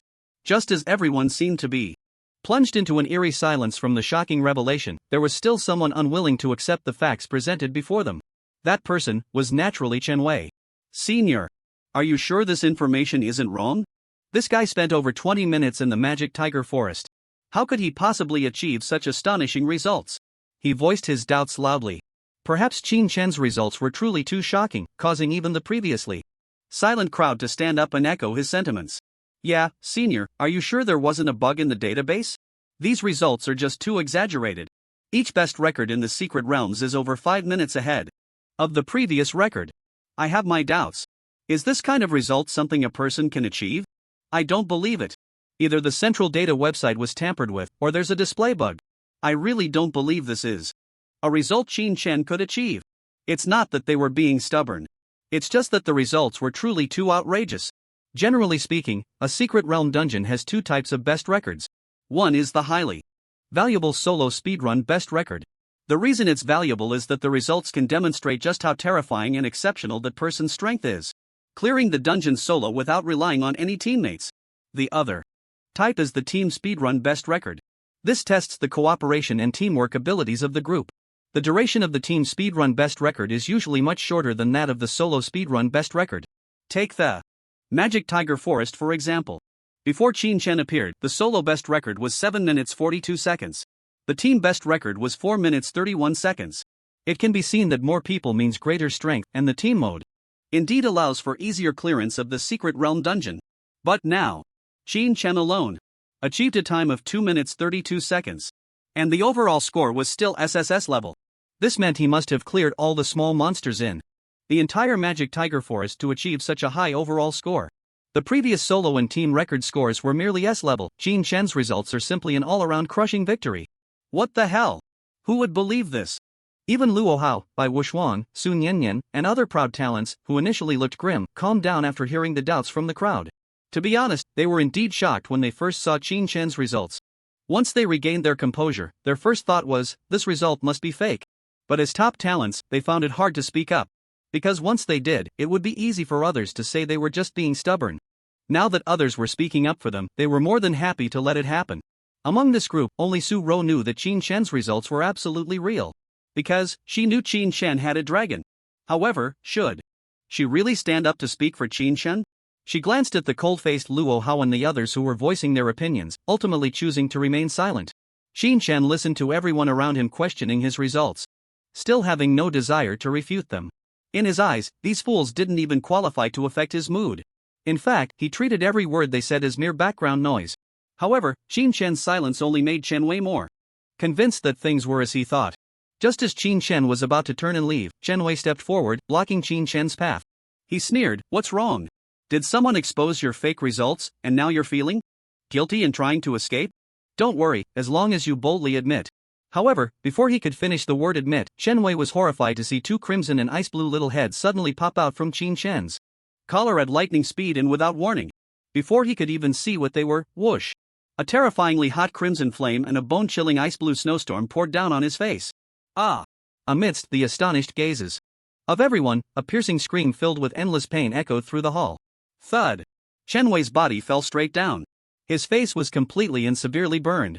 The intense pain from the burning and freezing caused him to lose consciousness and faint. Everyone was dumbfounded. No one expected Qin Shen to suddenly strike at this moment. Moreover, he once again annihilated Chen Wei in an instant. However, the most foolish person was actually Qin Chen. He never dreamed that those two little dragon cubs would suddenly pop out from his collar and give Chen Wei a double attack of ice and fire. This. Qin Shen glanced around at the crowd. Whoosh! Except for Luo Hao. By Wuxuan, Sun Yinyan, and other top talents, all the other freshmen were so frightened that they took a step back. Clearly, they were also startled by the earlier scene. My goodness! This Qin Chen. He acts without hesitation. And it's the kind that directly disfigures. The key is that from the flames and snow that erupted earlier, many felt the terrifying power of magic. If this move were used on them, the result would be the same as Chen Wei, collapsing right down. At this moment, everyone caught a sensitive piece of information. Magic skills. This guy Qin Shen can also use magic skills. And it's the instant cast kind. The magic skills that a dragon tamer can use seem to only be dragon language magic, right? My god. A dragon language magic skill that doesn't require chanting at all. No wonder this guy could achieve such monstrous results in the secret realm. It turns out he was hiding his strength. Although Luo Hao, Bai Wuxuan, Sun Yinyan, and other top talents were not scared, their expressions became serious. They suddenly reflected, did they really underestimate this dragon tamer from South Province too much? Facing the various gazes of caution, fear, astonishment, and seriousness from the crowd, Qin Shen turned and walked out of the secret realm hall. This time, no one dared to stop Qin Shen from leaving, just as Qin Shen took a few steps out of the secret realm's hall. A giggle echoed from his arms. He opened his collar to take a look and saw two adorable little dragon cubs, one clutching his shirt with its tiny paws to hang onto its master, while the other laughed gleefully. Clearly, they were quite pleased with their earlier antics. When Qin Shen pulled open his collar and glared at them, "Ing?" The two little dragon cubs tilted their heads, pretending to be innocent and clueless as they met Qin Shen's gaze. You too. Sigh. Forget it. Faced with these two cute little creatures, Qin Shen ultimately couldn't bring himself to scold them. Speaking of which, Qin Shen, who shared a bond with the little dragon cubs, could understand their thoughts at that moment. Because they had already formed a contract with Qin Shen, they could understand human speech. While they quietly nestled in Qin Shen's arms, they had already heard the slander and mockery from the group of humans outside directed at their master. At that time, they could hardly contain themselves. If it weren't for their master's prohibition against acting on their own, they would have jumped out to teach those short-sighted, lowly beings a lesson long ago. The main issue was that Chen Wei, that guy, had the audacity to step forward and block their way. This made the two little dragon cubs unable to hold back. In their eyes, their master was as noble as they were. And those humans who mocked their master were no different from the lowly monsters in the secret realm. The only difference was can kill and cannot kill. Right now, not only were the lowly beings being disrespectful, but they also dared to block their path. Xiao Jiao and Xiao Han immediately couldn't hold back. They directly jumped out and unleashed a breath of dragon fire at Chen Wei. Their high agility made their movements lightning fast, so that everyone only saw a terrifying burst of flames and frost erupting from Qin Shen's chest. Then, Chen Wei was left disfigured and completely unconscious. This was still Xiao Jiao and Xiao Han holding back to the maximum extent. If they had truly become enraged, that breath of dragon fire alone could have melted and frozen Chen Wei's entire head. At that point, Chen Wei would have to call a third-tier priest to use resurrection magic. Fortunately, the armor Qin Shen wore was thick enough. Plus, the two little dragon cubs had deliberately shrunk their size, so outsiders couldn't tell that there were two little treasures nestled in Qin Shen's arms. From now on, without my permission, you are not allowed to harm anyone, understood? Qin Shen pretended to lecture them. Goading the two little dragon cubs whimpered pitifully. Clearly, they didn't understand why their master was scolding them. After all, they had just helped their master vent his anger. Seeing the two little dragon cubs' aggrieved expressions, Qin Shen couldn't bear to lecture them any further. I'm not blaming you, just let me have a heads up before you act next time. Qin Shen quickly patted the heads of the two little dragon cubs. There was no choice. He had to make the two little dragon cubs understand that they couldn't act on their own. Because in this world, there were very strict laws governing job changers as well. As mentioned before, those who could change to combat professions during the job change ceremony were ultimately in the minority. Most people would return to a mundane life due to talent issues. Therefore, the majority of people in this world were ordinary. At this point, a question arose. What if a job changer used their strength To overpower others?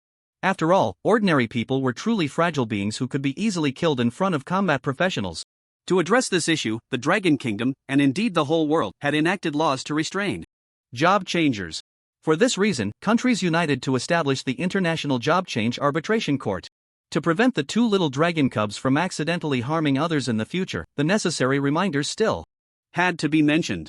The two little dragon cubs looked aggrieved, their dragon ears drooping. They had expected to receive their master's praise, but instead, they found themselves on the receiving end of a lecture. Fortunately, the two little dragon cubs had the hearts of children. When Qin Shen agreed with their viewpoint that Shenwei really should be taught a lesson, and solemnly stated that he would buy 200 pounds of delicious, tender, high-quality monster meat to reward them tonight, the two little dragon cubs immediately perked up and began to hum happily. However, before buying, Qin Shen had to make a trip to the trading market first. He had cleared 3 Platinum Secret Realm dungeons at levels 20 to 25, and even broke the best record. So the rewards were naturally substantial. The Magic Tiger Forest yielded 300,000 experience. The Troll Cavern yielded 350,000 experience. The Ice Snake Nest yielded 320,000 experience. A total of 970,000 experience points allowed Qin Shen to jump directly from level 22 to level 28. Xiaojiu also rose from level 15 at the start of school to level 19. Xiao Han went from level 1 at the beginning to level 11.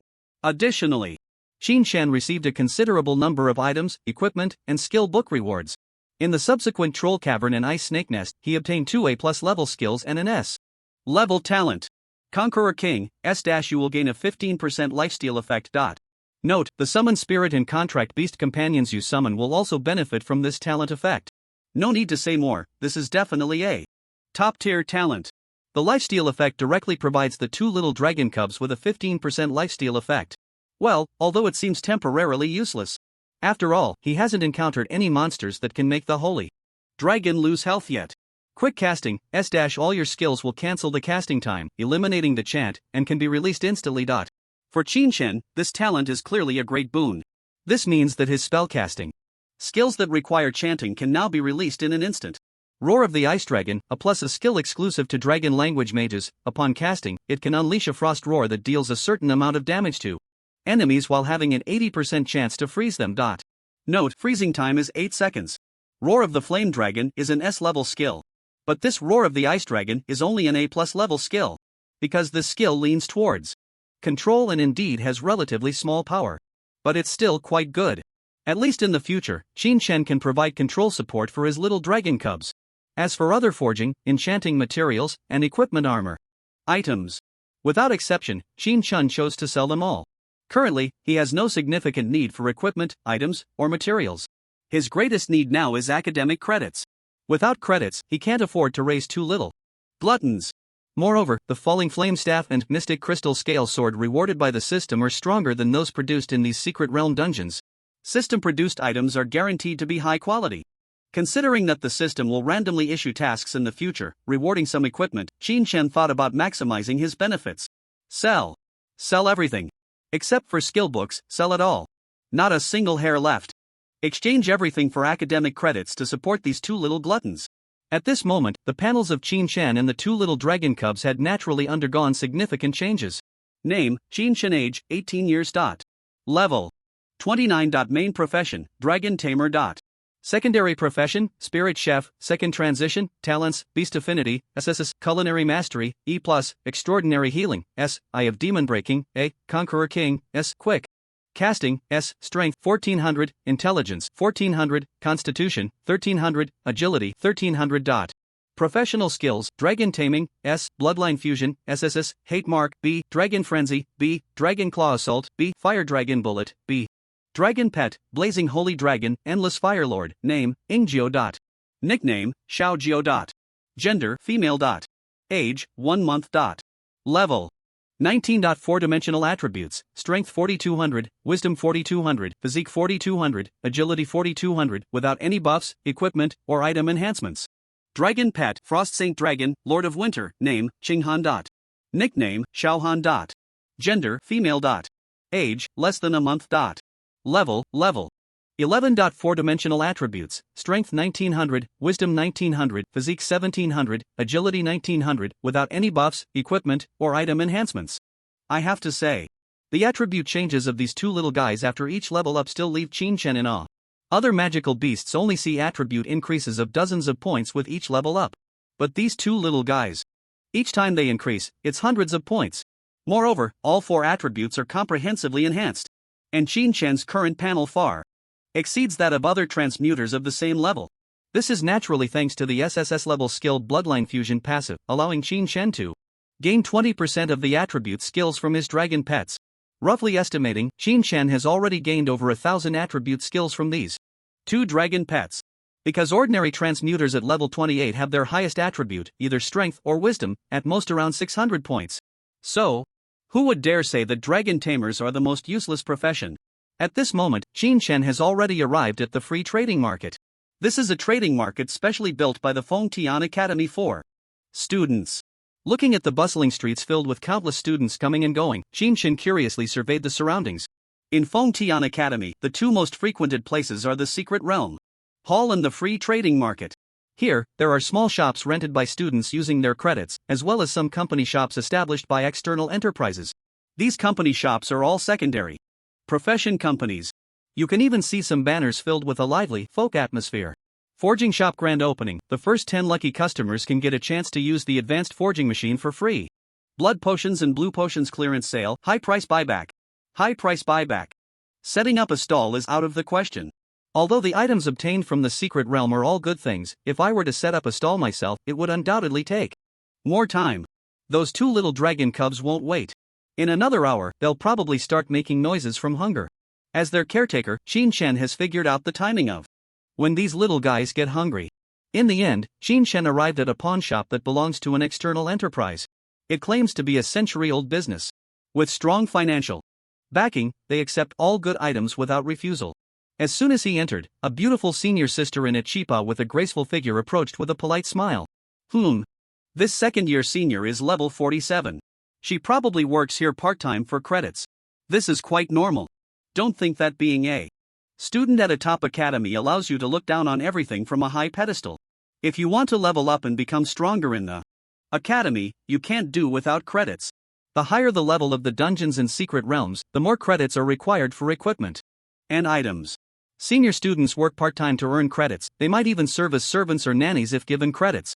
Of course, don't get the wrong idea, they are the kind of servants or nannies that do not provide special services. Although credits are precious, it doesn't mean that these top university elites would abandon their principles and bottom lines. A first-year junior. The Chipao's senior sister was slightly taken aback when she saw the school badge on Qin chest. Each grade of students wears a different color badge. The blue badge is worn by first-year freshmen. The purple badge is for second-year students. The golden badge is for third-year students. As for the fourth-year students, they have already been conscripted by the National Military Corps as a reserve force to combat disasters and will not remain in school. The reason the Chipao senior was confused was that she never expected the freshmen to come here to browse. Junior, we only recycle items here, we don't sell anything, the Chipao senior gently reminded. She thought Qin was here to buy something. After all, freshmen usually don't have much to sell, and they probably haven't even started dungeon runs yet. However, Qin just shook his head, looked at the Chipao senior, and said, "Senior, you misunderstood. I'm here to sell things, not to buy." Oh, then what do you want to sell, Junior? The Chipao senior asked softly. Just as Qin was about to take out the items from his storage ring, bang! The shop door was suddenly pushed open forcefully, accompanied by a sound of footsteps.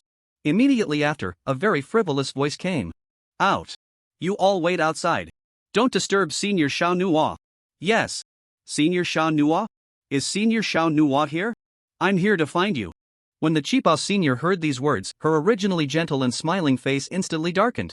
The next second, a young man with dyed yellow hair, looking quite carefree, arrived here. To be so arrogant here, this yellow-haired youth's background must not be weak. Something's off. In that moment, Qin sensed something strange. Familiar. This is too familiar. Having read countless web novels in his past life, Qin realized that it seemed like the necessary conditions for triggering a ridiculous plot had been met. Beautiful girl. Yellow hair. Auction house, pawn shop. Plus, the protagonist with the strongest beast taming system, himself. What the hell? I just wanted to sell some things to exchange for credits, to go back and sell meat to feed my two cubs. And this can trigger a ridiculous plot. Sure enough, before Qin Shen could react, the yellow-haired youth's eyes bulged out when he saw Qin Shen sitting next to the Qipao senior. Mainly because Qin Shen was too handsome. Whether it was height, temperament, or appearance, he far surpassed the yellow-haired youth. This undoubtedly triggered feelings of inferiority and jealousy in the yellow-haired youth. How dare you touch the woman I have my eyes on? The yellow-haired youth cursed angrily, lifting his foot to stomp on the table, preparing to strike a pose of arrogance. But the next second, Qin Shen's figure suddenly shot out like lightning, and the yellow-haired youth felt a blur in front of him, unable to see what was happening. Bang! A fist the size of a sandbag slammed hard into the yellow-haired youth's face. Thud! Under the shocked gaze of the Qipao senior, the yellow-haired youth didn't even have time to scream before he collapsed to the ground, unconscious. And at this moment, Qin Shen had already turned around, his gaze deep as he looked at the graceful Qipao senior. Senior, it's all your fault. Qipao senior, ? Young master. A few lackeys waiting outside saw the moment. The yellow-haired youth was knocked out with a punch through the glass door and let out a wail. They quickly rushed into the shop. However, even more bewildered was the beautiful and charming Xiao Nuaya in her Qipao. She never dreamed that this freshman would suddenly erupt and knock down the yellow-haired youth, who was a martial artist, with a single punch. The power and speed of this punch. Even Xiao Nuaya, a 47-level second transformation mage, felt her heart race. Is this an attack that a freshman can unleash? And this was just a simple straight punch, without any skill effects added. Quickly take the young master for treatment. Kid, I'm telling you, you've gotten yourself into trouble. How dare you hit the second son of the Feng Tianma family? Get ready to be crippled. This group of lackeys pointed at Qin Shen with faces full of indignation, leaving behind these two harsh words before directly carrying the yellow-haired youth away. Qin Shen. They just left?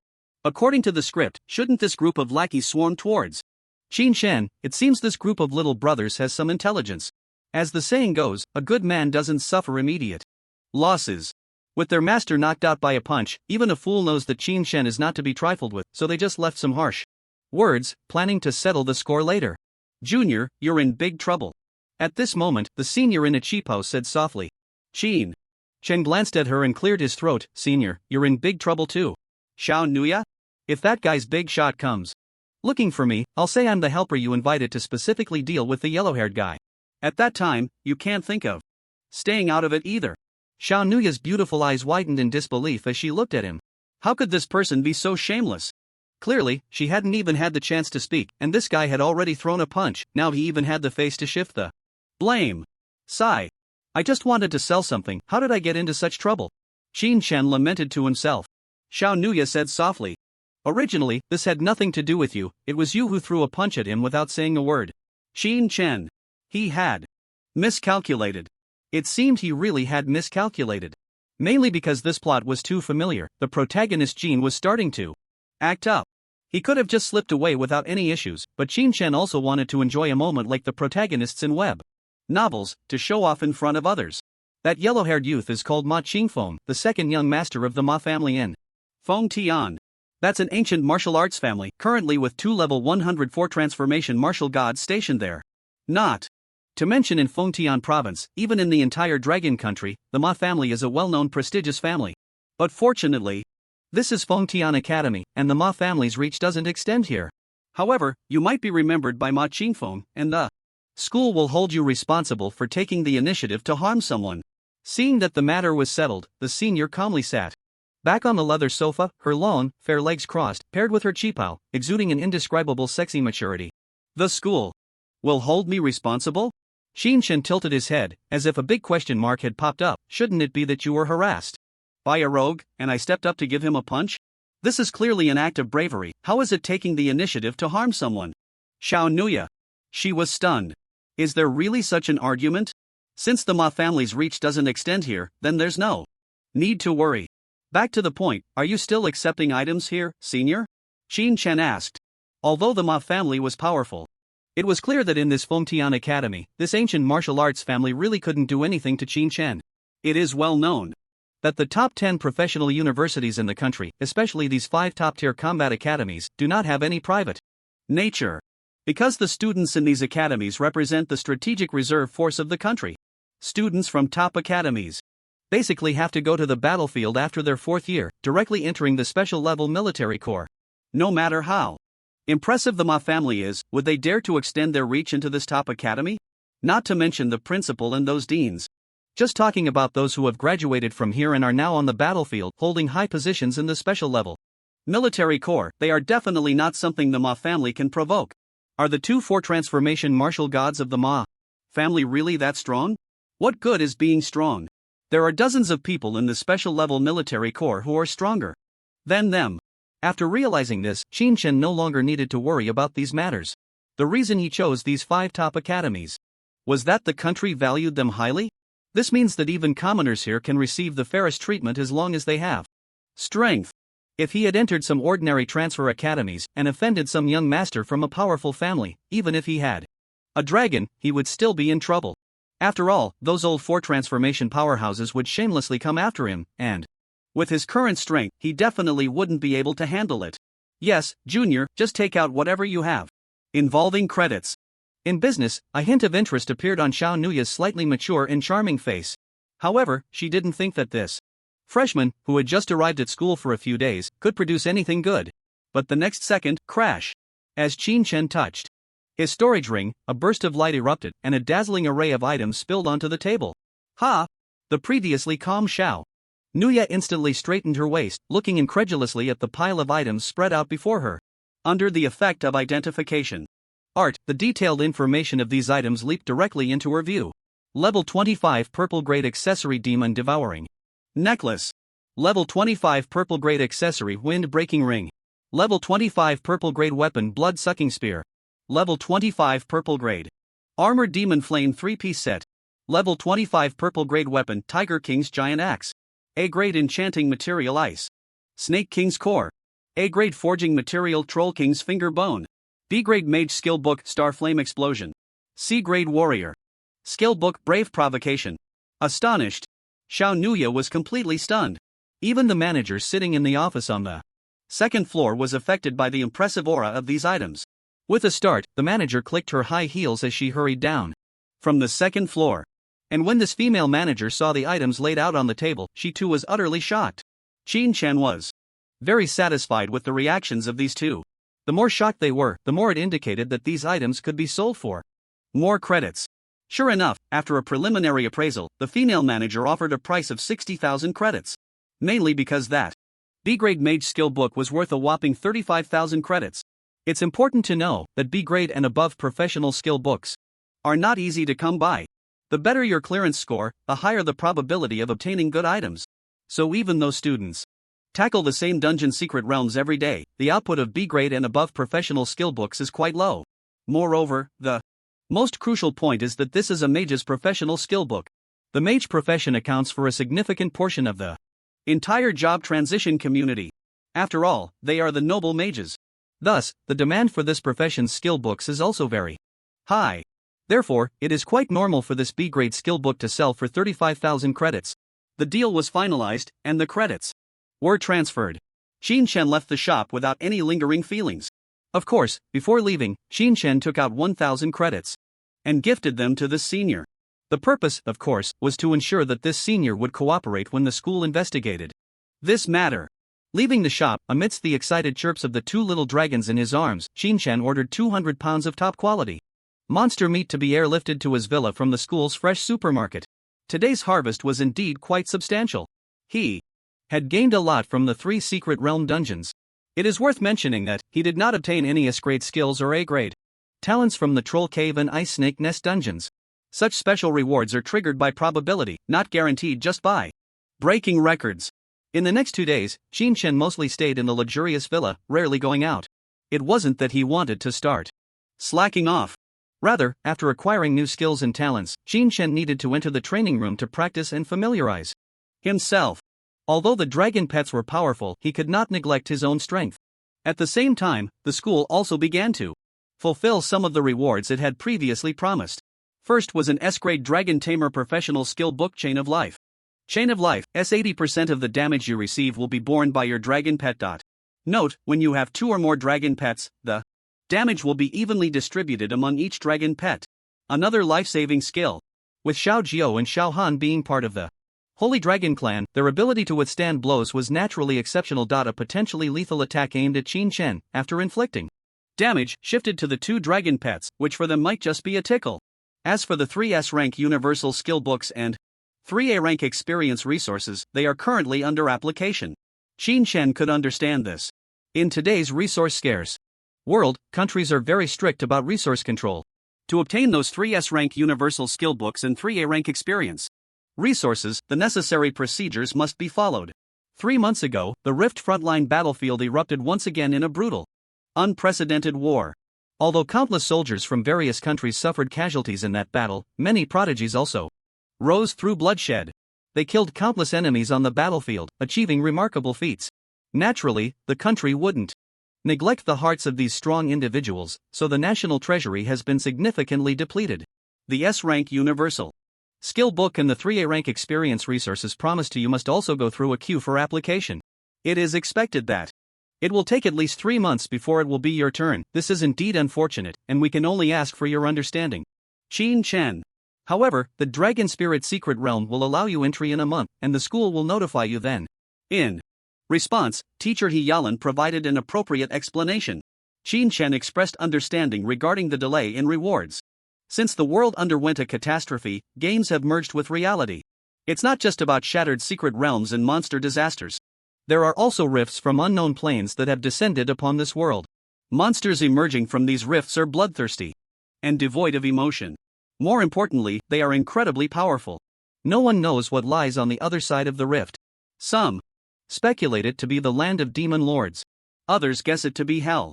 But what it truly is, no one knows.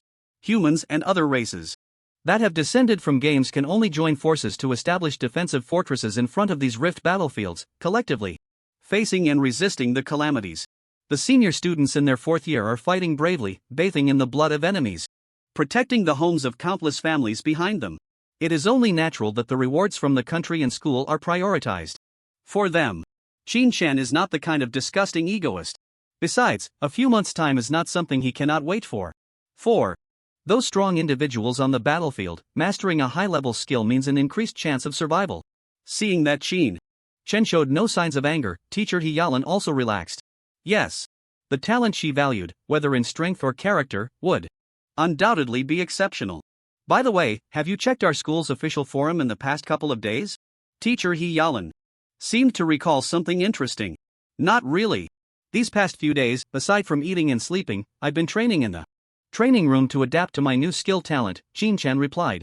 Then I still suggest you take a look, as the public opinion has grown quite significant. Alright, I'll hang up now, I won't disturb you any longer. After Teacher He Yalan hung up the phone, Qin Shen logged into the school's official forum with a curious mindset. As soon as he entered, he saw a series of eye-catching posts pinned to the home page. Is this really the new student chosen by your dean? The secret realm results were fabricated, and he's just a coward who won't show himself. Let's not even mention Bai Wushuang, but what about Sun Yinyan, Feng Tyran, and Luo Hao, the 3 top scorers? How are they any worse than Qin Shen? Why should they be ranked behind him? Just thinking about that guy looking down on us from the number 1 villa on the mountaintop makes me feel sick. Unfair, unfair. Rematch, rematch. I'm at least the 3rd in Yun Chuan province, why am I ranked 57th? I strongly suggest that the new student exam be held immediately. Same suggestion +1. Looking at these heated discussion posts, Qin Shen's eyes narrowed slightly. Sure enough, this group of freshmen was quite displeased with him. Of course, Qin Shen himself was merely a fuse. The main reason was that everyone was unhappy with the initial rankings. Many felt that their rankings should not be so low. They completely felt underestimated. They urgently needed to start the major exams to prove their formidable strength. Just as Teacher He Yalan said, this year marked the golden year for the Feng Tian Academy. It had recruited students ranked highly from all over the country. These students were used to being first in their local areas. After arriving at the new school and seeing themselves ranked behind those they deemed inferior, they immediately felt disgruntled. In fact, many of the posts expressing dissatisfaction were not just aimed at Qin Shen alone. Other freshmen with relatively high rankings were also being criticized in posts. However, the number of people unhappy with Qin Shen was the largest, because Qin Shen was currently in the spotlight, standing on the heads of talents. Like Bai Wushuang, Sun Yinyan, and Feng Tyran, he was particularly noticeable. It's worth mentioning that while scrolling, Qin Chen found an interesting post. Who can help me beat up Qin Chen? Reward, 100 million dragon coins. The poster ID was Handsome Breeze. This made Qin Chen chuckle, this yellow-haired guy. Just as Qin Chen was about to continue scrolling, suddenly, a small mouth with sharp, pointed teeth appeared at the corner of the laptop. The next second, crack. With a light bite from this small mouth, the expensive laptop screen shattered. Ah! Xiao Jiu. Qin Chen's wail echoed. Gah! Xiao Jiu's head peeked out from behind the laptop, its pair of golden dragon eyes looking innocently at its master. Before Qin Chen could punish this little rascal, bang! A loud explosion sounded from the kitchen. Qin Chen hurriedly walked out of the bedroom, only to find the round Little Han sitting in front of the refrigerator, which was now emitting black smoke due to the frost power of Little Han. No! My refrigerator! Qin Chen wailed again. Although the school provided students with generous living conditions, it didn't mean that furniture could be recklessly destroyed. Breaking one item meant that Qin Chen would have to spend credits to repair or replace it. In just these 2 days, these two mischievous little rascals had already destroyed 3 holographic projectors, 2 computers, and 1 refrigerator. They were simply home-wrecking experts. The key was that every time he wanted to teach them a lesson, they would stare at him with their adorable big eyes. Qin Chen's heart softened, and he let them off again. While Qin Chen was engaged in a battle of wits with the 2 destructive dragons, at Feng Tian Building, the main teaching building of Feng Tian Academy, in the conference room on the top floor, the Dean of the Magic Academy, who also served as the Vice President, Lu Boming, was meeting with several other deans. The student council had long reported the uproar on the official forum to the teachers, who then reported it to the dean. It seems this group of talents is quite dissatisfied with the initial rankings we set, Lu Boming said with a smile after taking a sip of tea. Present were Lu Jinhua, the dean of the Combat Academy, Zhang Tao, the dean of the Tactical Academy, and Li Yujie, the dean of the Enhancement Academy. Also present was He Yalan, the vice dean of the Combat Academy. Yes. You read that right. He Yalan was the vice dean of the Combat Academy. This is also why second-year students referred to her as Dean He. He Yalan's strength should not be underestimated. An 87-level 3rd transition powerhouse, just 3 levels away from entering the 4th transition. Moreover, she was quite young, only 28 years old now. I've already heard that Qin Chen has continuously broken the records of 3 secret realm dungeons, which is quite impressive, hence the doubts from others. If it weren't for the confidentiality work, I would really want to release the video of Qin Chen breaking through the secret realm. He Yalan pouted, clearly disdainful. In her eyes, this group of people was simply foolish. Did they really think that the Feng Tian Academy was like those second-rate institutions? They even had to rank themselves to enter a dungeon? In this top academy, there was no such thing as ranking. As long as you have strength, you can receive the treatment you deserve. As for the academy helping students cheat and altering the secret realm completion times, it was simply ridiculous. Such things might happen in those second-rate institutions, but absolutely not at Feng Tian Academy. Now the students have strongly suggested moving the freshman exam forward. They probably want to prove their strength, said the combat senior Lu Jinhua calmly. Then let's do as they wish. It just happens to test whether this group of people's strength is as tough as their words, said Zhang Tao, the dean of the Tactical Academy, with a smile. I agree with this. Li Yujie, the dean of the Enhancement Academy, nodded. The curriculum of the Enhancement Academy is not only aimed at secondary professions but also at auxiliary professions. So don't think that the freshman exam has nothing to do with the Enhancement Academy. I also agree to move the exam forward, He Yalan nodded in agreement. Lu Boming was slightly taken aback. He didn't expect that these deans would actually agree to the advancement of the freshman exam. Many people had disputes over the initial rankings. But in reality, the only rankings that were controversial were those in the middle and the back. The top 100 were determined after careful consideration by several deans and by watching all the freshman entrance exam videos nationwide. There might be some discrepancies, but they would definitely not be significant. For example, these deans believed that the top 5 rankings would not change much. First, Qin Chen. Second, Bai Wuxuang. Third, Luo Hao. Fourth, Su Nian. Fifth, Fang Tyran. The deans dared to say that there would absolutely be no changes in these top 5 rankings. Forget it. Since these little guys want to prove their strength, let's fulfill their wish. Notify them, the freshman exam will start early. Set for tomorrow at 9 in the morning. The location is Arena Number 1. All first-year students please be prepared for the challenge. Vice President Lu Boming finally waved his hand and made this decision. The teachers nearby, upon hearing this, looked serious and quickly notified the person in charge of Arena Number 1 to start preparing the venue. Additionally, Don't these freshmen think that Qin Shen's completion time for the secret realm was modified in the background? This is undoubtedly a slander against our academy's fairness. This year's freshman exam will add a secret realm assessment before the individual duel competition. Notify the teacher in charge of the secret realm hall. Have him Clear the Imperial Laboratory secret realm dungeon immediately. The first round of the freshman exam tomorrow will use this secret realm dungeon as the test. I want to see if this group of little guys' strength is as tough as their words. Lu Boming announced the notice with considerable anger. As soon as Lu Boming's words fell, the expressions of the deans present and all the teachers slightly stiffened. The Imperial Laboratory, a diamond-level dungeon for levels 20 to 35. This is a dungeon of extremely high difficulty. Because this dungeon only has a best record for teams, there is no solo record. What does this mean? It means that no one has ever cleared this secret realm in a solo format within the level range of 20 to 35. It seems that this vice president has really been a bit angered by this group of little guys. Ding! At this moment, all first-year students at Feng Tian Academy received a text message from the official Feng Tian Academy at the same time. Given the numerous controversies regarding the default rankings of our institution, after unanimous discussions among the deans, a decision has been made. The freshman exam, originally scheduled for a month later, will be held tomorrow morning at 9 o'clock in Arena 1. All freshmen are requested to prepare themselves, adjust their states, and fully embrace tomorrow's exam. For details about the exam process, please visit the school's official website. Wow! When everyone saw this text message, they all erupted in an uproar at that moment. Damn! Yes! Finally, we can overturn this damn initial ranking. Qin Shen, right? Just you wait. Awesome!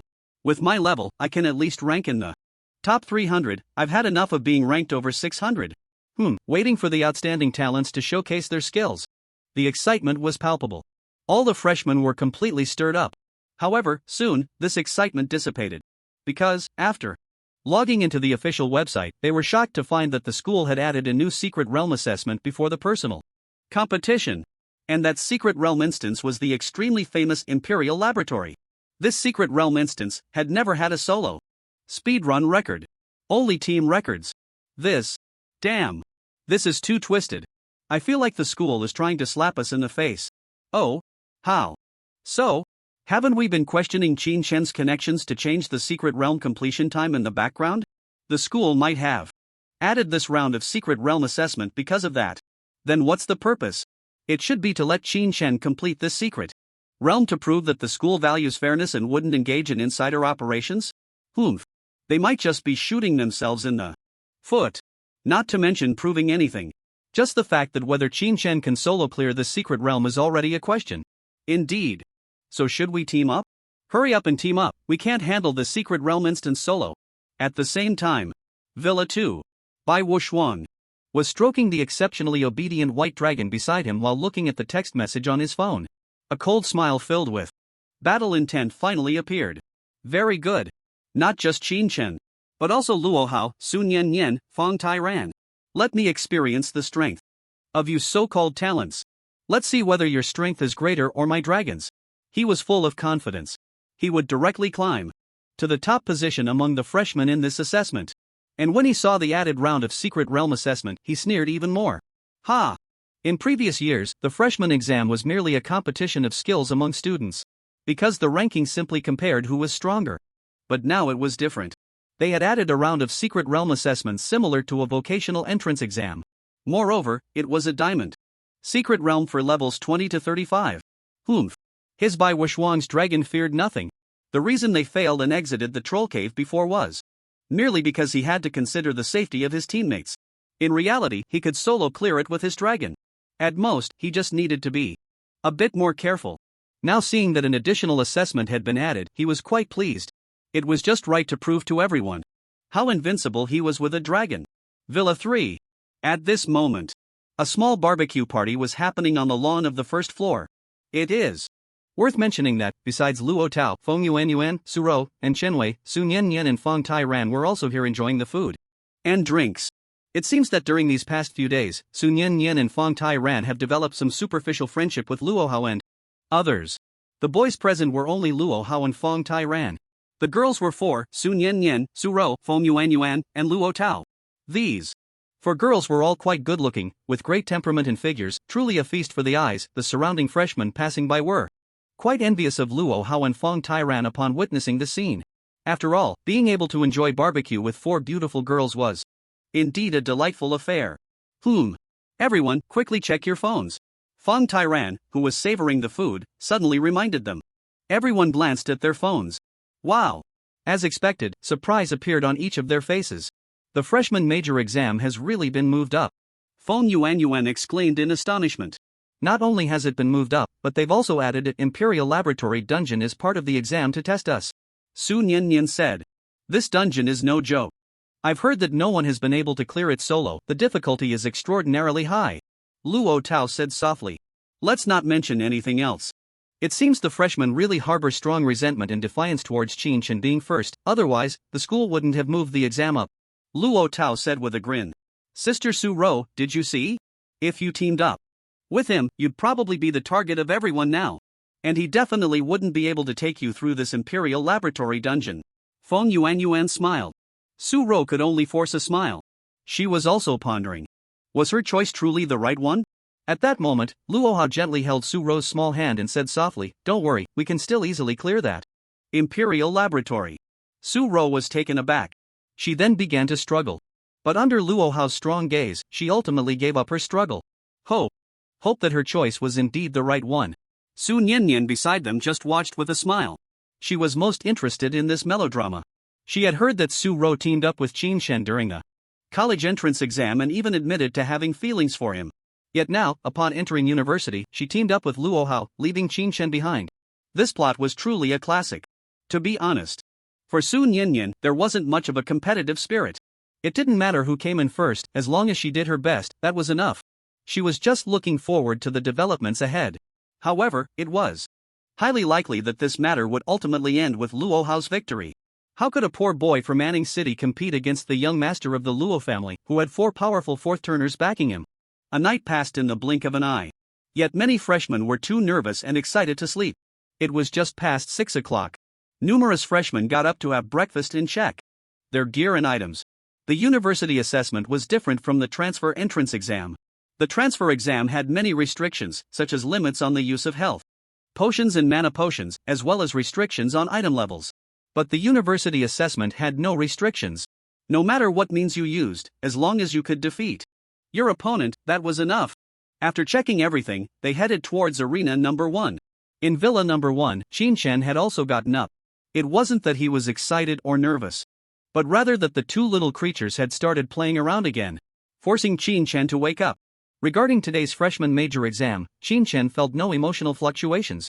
Whether it was voices questioning him or criticizing him, he didn't take any of it to heart. His entire focus was on these two mischievous little cuties. From now on, when I'm sleeping, no fighting or disturbing my sweet dreams. Otherwise, I won't let you have any meat. Qin Shen continued to feign anger as he scolded them. Ga! Ing! The two little dragon cubs lifted their heads and cutely responded. But whether they actually took it to heart, Qin Shen didn't know. There was no way. The two little dragon cubs were essentially just two little kids. You couldn't expect children to behave properly. And Qin Shen didn't want to stifle their joy. In fact, if Qin Shen wanted, he could easily train them to be as obedient as little dogs. But in his eyes, these two little dragon cubs were not pets. They were equal partners. He intended to spend his entire life with these little companions. So naturally, one cannot look down on them from a high pedestal, as if they were mere pets. Let's go, set off. After having breakfast, Qin Shen leisurely made his way to Arena Number 1, cradling two little dragon cubs. 8 o'clock in the morning. The grand and spacious Arena Number 1 was already bustling with activity. Many new students had already arrived. In the center of the arena, a large area comparable to more than 10 football fields was dominated by dazzling diamond gates that sparkled under the sunlight. Is this the diamond-level secret realm dungeon? Everyone stared intently at these incredibly luxurious diamond gates. They seemed to sense the faint, violent roars emanating from within. They are here. Luo Hao, Bai Wuxuan, Sun Yen, Feng Tyran. As expected, whenever these prodigies appeared, they became the most eye-catching figures in the crowd, drawing everyone's attention like magnets. Bai Wuxuan. Level 32, Beast Tamer. Luo Hao. Level 33, Berserker. Su Nyanyan, level 32, Chaos Mage. Fong Tyran, level 32, Swordsman. Su Ro, level 31, Priest. Luo Tao, level 30, Archer. Damn! Their levels are so high. They can already advance to the second class. I'm only level 26. It's normal. They come from distinguished backgrounds, with plenty of family resources, and they arrived at school already above level 27. And in the past couple of days, they've reportedly cleared several secret realms quickly, gaining a lot of experience, so it's reasonable for them to have this level. But why haven't they advanced to the second class yet? The trials for advancing to the second class take a lot of time. Now that the new student exams have started early, they don't have time to advance. That's true. But speaking of which, the gap between prodigies and us ordinary students is slowly widening like this. We are only ordinary in comparison. Let's not belittle ourselves. If we compare ourselves to the new students from those ordinary academies, they wouldn't even be able to touch our backsides. That's also true. Just as everyone was discussing, the next moment, it suddenly fell silent. Because at the entrance of the arena, a tall figure appeared. One must say, the figure that appeared at the door was indeed extraordinary.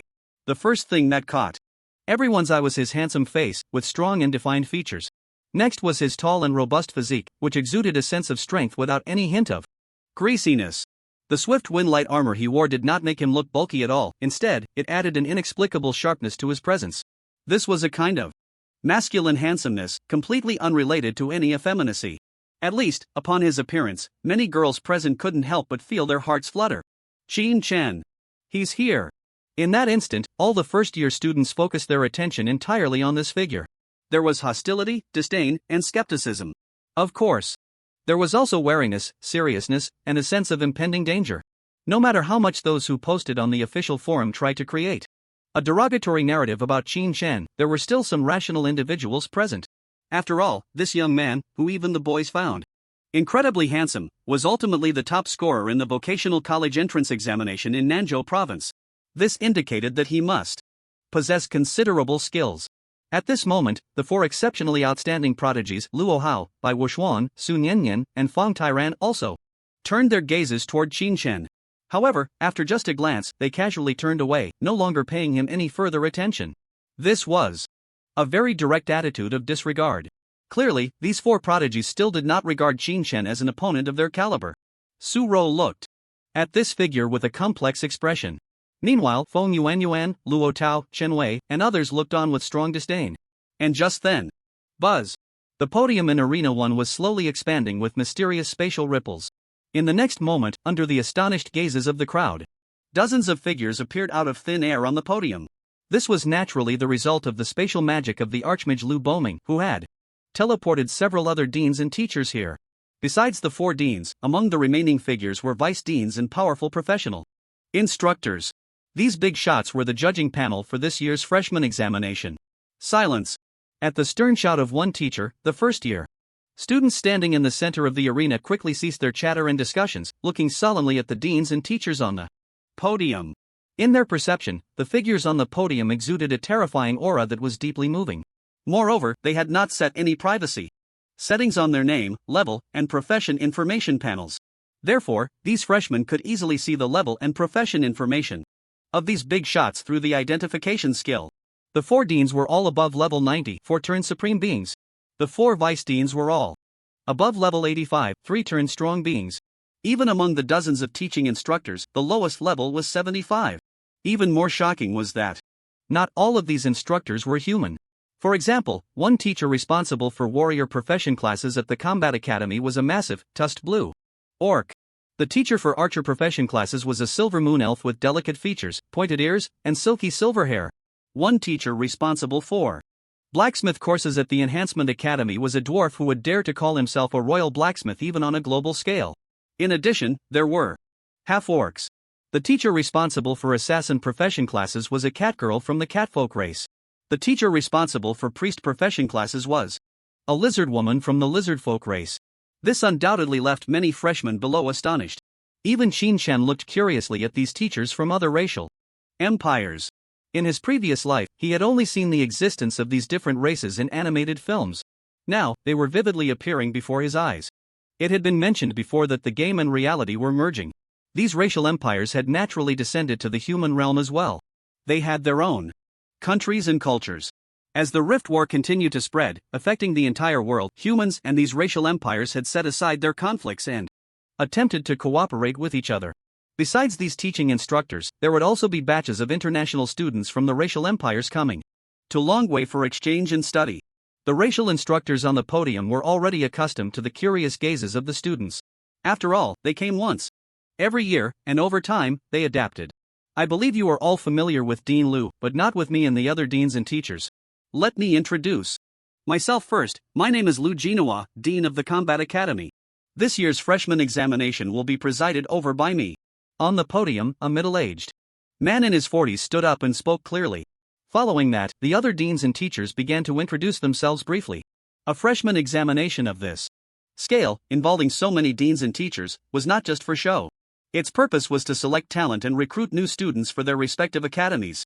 Currently, these first-year students had not yet chosen their schools. Once the freshman examination was over and their true levels were understood, the division ceremony would begin.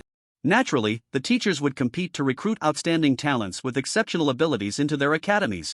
Of course, by then, the top 100 talents from the freshman examination would undoubtedly be fought over by various academies. Alright, I know. You all dislike long-winded speeches. At the same time, we are already aware of your dissatisfaction with the initial rankings this time. Now, let's satisfy everyone. Here's your chance to prove your strength. As for the importance of the freshman exam, I believe you have already learned about it on the official website. I won't elaborate. I hereby announce that the first round of this year's freshman exam will officially begin in 3 minutes. All freshmen, please head to the corresponding teleportation portal according to your initial ranking number. If you are in a team, just choose to enter the same door. In 3 minutes, the dungeon will open. As Dean Liu Jinhua's clear voice fell, a rustling sound filled the grand and spacious arena, where all the first-year students were already seriously checking their equipment and items with solemn expressions. This was the freshman exam. It would determine the resources and treatment they could enjoy in the future. Calm and composed, brimming with confidence, the prodigies are indeed different from the other students. A teaching staff couldn't help but exclaim. Following the teacher's gaze, naturally, it fell on Qin Chen, Luo Hao, Bai Wuxuan, and other prodigies.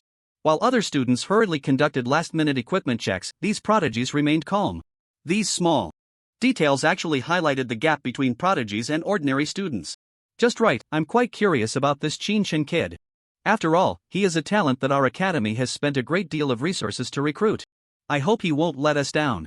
Some teaching staff sighed softly. Only a few deans and vice-deans had watched Qin Chen's college entrance exam video, and now these teachers were still unfamiliar with his situation. However, the teachers' perspectives were naturally more long-term than those of these inexperienced freshmen. They knew their academy wouldn't spend such a high price to recruit a waste. Yet, it was inevitable that they were filled with curiosity about this student who had been the focus of public opinion for some time. Don't worry, Teacher Anna, just don't be surprised by that kid later. Vice Dean He Yalan smiled calmly. The elven teacher named Anna nodded with a smile. Then I will wait and see. 3 minutes of preparation time quickly came to an end. Buzz. At the moment the preparation time ended, nearly 1,000 diamond teleportation portals leading to the secret realm instantly burst forth with dazzling brilliance. Mysterious spatial fluctuations also spread out. There was no need for the staff nearby to remind them. All the freshmen had already stood in front of the diamond doors corresponding to their ranking numbers, placing their hands on them. In that instant, detailed information about this diamond-level secret realm dungeon appeared in the minds of all the freshmen in the form of an information panel. Secret Realm, Imperial Underground Laboratory. Level. Requirement, level 20 to 35. Difficulty, Hell. Number of players limit, 1 to 5. Secret Realm background, in the dark and damp underground. Laboratory, strange low moans and roars can be heard from time to time. The air is filled with the stench of decay and the rust of machine oil. Some say it holds the Empire's conspiracies, while others say it actually harbors endless biochemical mechanical monsters. Buzz. The once bustling arena, filled with nearly 1,000 people, suddenly lost more than half of its crowd. All the freshmen had already thoroughly understood the content of this freshman exam on the school's official website. They had also gathered information about the Imperial Underground Laboratory, this diamond-level dungeon, which was known to be a high-difficulty secret realm that even provincial champions could not solo. Therefore, these freshmen had already formed their teams in advance. What shocked the other freshmen who had not yet entered was that Qin Shen and Bai Wushwang actually chose to step into that diamond teleportation portal alone. Many people were dumbfounded. Qin Shen is simply seeking death. Bai Wushwang has a 4-winged Wind Thunder Dragon as a trump card. What does Qin Shen have? He can't really have contracted a giant dragon, can he? That's just overthinking it. If dragons could truly be contracted and tamed, those dragon tamers from years past wouldn't have quietly perished in obscurity. Overestimating oneself. Sister Su Ro, let's go. Luo Tao sneered as she glanced at the number 1 diamond teleportation portal, then took Su Ro's hand and walked towards the portal. Their team composition remained the same this time: Luo Hao, Su Ro, Luo Tao, Feng Yuan, and Chen Wei. Luo Hao had considered trying to solo the dungeon. But upon further thought, although Bai Wushwang had a 4-winged Wind Thunder Dragon, in terms of clearing speed and monster killing efficiency, soloing would likely not compare to teaming up. It was still easier to team up. As for Qin Shen's solo attempts, in his eyes, it was merely a choice of self-humiliation. At that rate, he might not even pass the first level and would be directly teleported out. Once all the new students officially entered the Secret Realm dungeon, a clear holographic projection screen appeared in the center of Arena Number 1 under the staff's operation. The images on the screen had not fully materialized yet, but a loud, maniacal laughter came from the nearby loudspeaker. Ha ha ha! Who would have thought? The monsters in this Secret Realm dungeon are all of the dark type. This is absolutely exhilarating for our team. As the images became clearer, they finally saw beams of magical light striking the grotesque monsters lurking in the dark corners. It turned out this was a small team, with a Holy Spirit Mage as the main damage dealer. All of the Holy Spirit Mage's spells carried a light attribute, which naturally countered dark-type monsters. No wonder they were laughing maniacally. When the screen shifted again, a high-pitched dragon roar echoed out. Ha! This made all the deans and teachers sit up straight, their expressions turning serious. They saw a massive dragon covered in white scales unleashing a breath of destruction infused with wind and thunder power at the grotesque monsters of the first level. Those grotesque monsters couldn't even withstand a second under that breath of wind and thunder, instantly being obliterated. Hiss hiss. Many of the teaching staff present couldn't help but gasp in shock. Wow! Bai Wushwang's 4-winged Wind Thunder Dragon was too overpowered. Although the first level was meant to be a warm-up, with the weakest monsters in the entire Secret Realm dungeon, they were still at level 28. Other new student teams couldn't achieve a one-hit kill. After all, this was a highly difficult diamond level dungeon. Yet, in front of Bai Wushwang's dragon, they couldn't even withstand a single breath. If nothing unexpected happens, Bai Wushwang will undoubtedly become one of the strongest beast tamers in the world in the future. Mainly because this 4-winged Wind Thunder Dragon is a rare existence even among dragons. It is said that when this 4-winged Wind Thunder Dragon fully matures, its bloodline might even break through. If it truly grows into a sub-dragon species, then Bai Wushwang will really take off. The teachers all expressed optimism about Bai Wushwang's future prospects. Even several deans nodded frequently, clearly agreeing with the teacher's statements. The dragon race is truly powerful. It can almost be said to be at the top of the biological chain. Not to mention this 4-winged Wind Thunder Dragon, even the armored dragon of the Earth Dragon species is an extremely formidable beast pet. Only nobles from powerful duchies could obtain one. Speaking of dragons, shouldn't we give Qin Shen a moment in the spotlight? After all, this little guy is a genuine dragon tamer. It's just right that we see if he really has a dragon. At this moment, a teacher from the elf race named Anna couldn't help but curiously suggest. This remark made many teachers nod in agreement. They were indeed curious about what abilities Qin Shen, ranked first by the deans, possessed. Could it be that he had truly contracted a Real dragon? Alright, let's get a feat of Qin Shen. Dean Lu Jinoa spoke up at that moment. A second later, the director in the control room switched to Qin Shen's feed. However, the image on the screen immediately left all the deans and teachers completely stunned. White. So white. The entire shot seemed to be engulfed in an extremely terrifying snowstorm filled with endless snowflakes. Whether it was the deans or the teachers, everyone was dumbfounded. Even the director's eyes widened. What's going on? Did he switch to the wrong camera? How could a dark basement entrance be filled with frost and snow? This is truly bizarre. Activate camera 2. Lu Jinoa said in a deep voice. The dean spoke, and the director dared not delay, directly activating camera 2. The result was still a scene of frost everywhere. What the hell is this? Camera 3. Lu Jinoa continued to command. The director fumbled to switch, and the result was still a sea of white. Camera 4, white. Camera 5, white. Camera 6, white. Bang! Lu Jinawa could no longer hold back and slammed the table, shouting, "Old Joe! What the hell are you doing? Are you sure you switched to the camera in the Empire's underground laboratory?" The director, referred to as Old Joe, quickly raised his hand and swore to the heavens, "Dean, this really is Qin Shen's camera." Lu Jinawa fell silent. The school had already set up nano cameras in every secret realm space in advance. Each level had thousands of nano cameras to capture the combat details of the challengers from all angles. Yet, after switching dozens of cameras, it was all just a sea of white. Not to mention people, even the most basic images were unclear. Moreover, if the cameras had malfunctioned, that was impossible. The images were very clear. It was obvious that the lens was covered by a blanket of frost. Forget it. Switch Qin Shen's camera to the second level. The scene before us is probably due to that little guy using some kind of frost technique. We are waiting for him at the second level. Lu Jinawa could only make this decision helplessly. The several deans and all the teaching staff were now filled with curiosity. It wasn't that they were short-sighted, but they had never encountered such a situation before. Even the few deans and vice-deans who knew that Qin Shen possessed the blazing sacred dragon were now deeply engulfed in self-doubt. Logically speaking, even if the image was obstructed, it should have been covered by endless divine fire, not frost. Could it be that this kid had obtained some kind of frost divine skill during this time? But no matter what, the answer would soon be revealed. As long as they waited to see the next camera feed at the next checkpoint.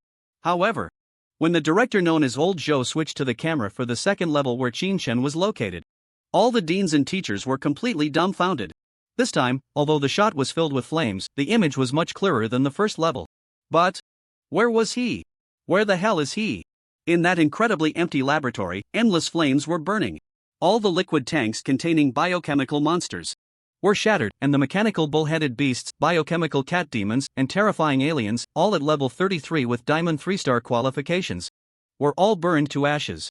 Moreover, the sound of squeak squeak squeak from the burning echoed through the speakers. This is the second level of the Empire's underground laboratory. An assault of 8,000 alien monsters. And they were just burned to death like that. Even more shocking was when Dean Lu Jinawa, with a face full of shock, asked Old Joe to switch to other cameras for the second level. A voice filled with helplessness came from Old Joe, almost in tears. "Dean, those cameras are really broken. They've all been burned out." What? This conclusion undoubtedly left the teachers stunned. Once again. Burned out? The high-tech nano cameras, specially treated with magic to prevent damage from the new students' skills, you're saying? They were destroyed. Those high-tech nano cameras had passed quality tests when they were produced. They were bombarded in turn by over a dozen level 45 second transformation mages to ensure they were intact before being installed in these secret realms. And now you're telling me these cameras, capable of withstanding bombardment from level 45 second transformation mages, were burned out by a level 29 freshman? Aside from the few deans who knew about the existence of the blazing holy dragon, all the teachers were left dumbfounded. Completely dumbfounded. In just 1 minute, the shock they experienced was greater than that of an entire year. Uncle Joe immediately switched to the camera at the 6th level. At that moment, Teacher He Yalan seemed to realize something and quickly spoke up. This sentence undoubtedly left the teachers present in shock once again.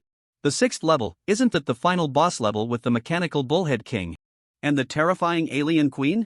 Old Joe, without any hesitation, quickly complied.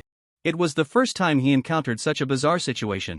Having spent most of his life in this school, he had organized hundreds of campus competitions and assessments. It was the first time he had seen a situation where the cameras couldn't keep up with the action.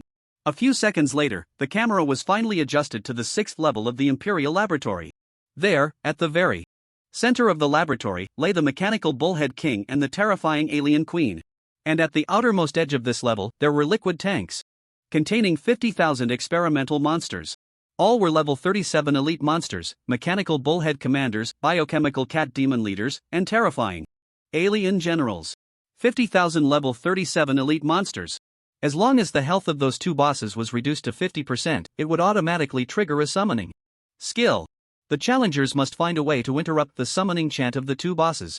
If they made a mistake here and failed to successfully interrupt the boss's summoning chant, they would have to crush their return scroll and immediately go home. Because what awaited them next was the crushing onslaught of 50,000 elite monsters. However, as the camera at the 6th level gradually came into focus, a tall figure finally appeared before the deans and teachers. They swore it had been a long time since they had felt such an intense obsession with someone. Unfortunately, while the deans and teachers saw the person they had been longing for, their expressions froze in shock. Before that tall figure, a dazzling diamond treasure chest lay quietly. Behind him, the ground was littered with countless monster corpses. Among them were, of course, the massive bodies of the mechanical bullhead king and the terrifying alien queen. At that moment, the voice of the spirit of the secret realm echoed through the speakers, resonating in the ears of all the deans and teachers. Ding! Congratulations to freshman Qin Chen for successfully clearing the diamond-level secret realm instance Imperial Underground Laboratory. Current level difficulty, Hell. Level. Clear time, 2 minutes and 07 seconds. Performance rating, SSS level. Duration rating, SSS level. Overall rating, SSS level. Your score has been successfully uploaded to the Fengtian Academy Data Center. The secret realm clearance rewards will be distributed in 1 minute. Please collect them in a timely manner, freshman Qin Chen. Can you imagine? A group of big shots collectively frozen in place. At this moment, all the deans and teachers were overwhelmed with an unprecedented sense of regret. They regretted why they had wasted over a minute watching the performances of other students in the first place. If only they could have another chance, then the camera would definitely be locked on Qin Chen from the very beginning. Hiss who? At this moment, Dean Lu Boming took a deep puff of his cigar and slowly exhaled, the smoke enveloping his face, which showed no signs of aging.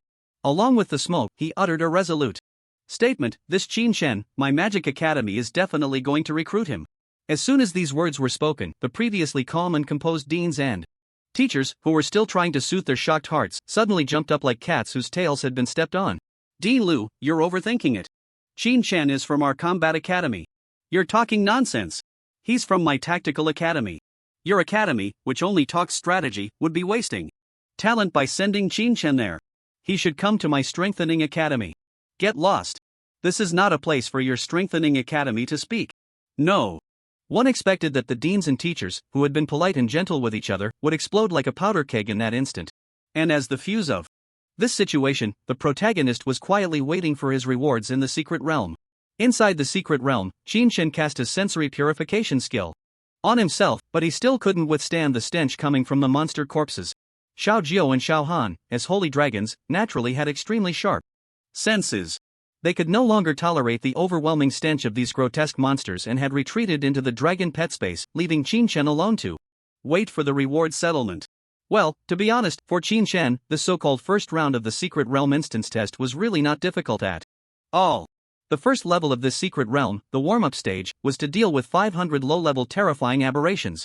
Under Xiao Han's S-rank Halo skill, Winter Domain and S-rank skill Frostbreath, the relatively narrow entrance of the laboratory turned into a frozen wasteland. Those 500 low-level terrifying aberrations, serving as the warm-up stage, were frozen into ice sculptures. Then, under Xiao Jiao's trampling and the sweeping of the dragon's tail, they were eliminated in just a few seconds. The second level, with 8,000 monsters, met the same fate. For Xiao Jiao, it was just a matter of spraying a few more breaths of dragon fire. Don't forget, as a dragon tamer, Qin Chen complemented his dragon pets. The dragon pets could help Qin Chen, and Qin Chen could help the dragon pets. Under the B-rank skill Dragon Frenzy, all dragon pets received a 20% boost to all attributes. Plus, with the title Dragon's Majesty, all skill damage for both himself and his dragon pets increased by 20%. Additionally, there was another B-rank skill Hate Mark, which made marked enemies suffer a 30% increase in damage. With Xiao Han's support, well, it was a complete crushing victory. Even the elite monster levels of the 3rd, 4th, and 5th stages were easily overwhelmed. Considering that this was a test and a competition with other students, Qin Chen didn't waste any time, quickly stepping through the teleportation gates to the next level with his 2 little dragon cubs after each clearance. He truly wasted no time at all. However, during this period, the 2 little dragon cubs were wrinkling their noses at the strange smell in the laboratory. Even applying the sensory purification universal skill didn't help. Crack. At this moment, Qin Chen also opened the reward chest in front of him. Congratulations on clearing the Imperial Underground Laboratory Secret Realm Instance. The following are the exclusive rewards for clearing the Secret Realm. Reward, 1 million experience points. Reward, 1000 skill points, 600 free attribute points. Reward, Title Alien Slayer. Reward, Weapon Mechanical Bullhead King's Battle Axe, level 30, gold quality. Reward, Tentacle Longsword of the Terrifying Aberration Queen, level 30, gold quality. Reward, A rank Priest Skill Book, Holy Blessing. Reward, A rank.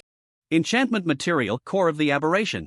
Reward, S rank Forging Material, Terra Mechanical Divine Stone. Due to you becoming the first solo player to clear the Secret Realm instance, you have triggered additional rewards. Reward, S rank Dragon Tamer Skill, Heavenly Dragon Flight. Reward, S rank Talent. Staffless Casting. Looking at the dazzling array of rewards before him, Qin Shen's originally calm eyes were filled with ecstatic joy. Abundant. Not just ordinary abundance. Setting aside the additional rewards, the total value of the other rewards was actually higher than the combined value of the three secret realms Qin Shen had cleared. Even the experience points awarded were a whopping 1 million. The environment here was truly terrible. The corpses of those deformed experimental monsters, even after being burned by the divine fire of the little wine, still retained a disgusting stench. Qin Shen quickly stored the other rewards in his storage ring but directly chose to comprehend and learn the S-rank Dragon Tamer skill, Heavenly Dragon Flight first. Heavenly Dragon Flight.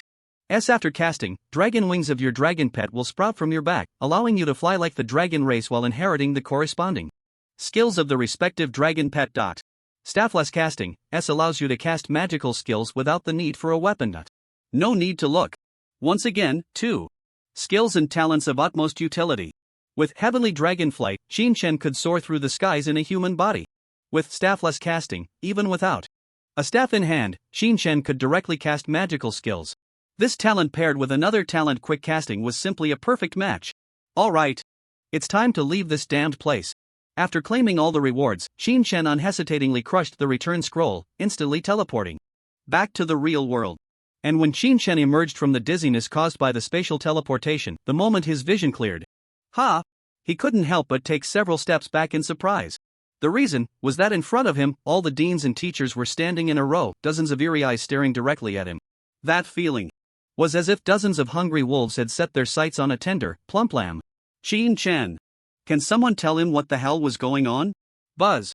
Just as Qin Shen was surrounded by this group of deans and teachers, the other corresponding teleportation portals suddenly stirred with spatial fluctuations. Soon, several figures were teleported out from the secret realm.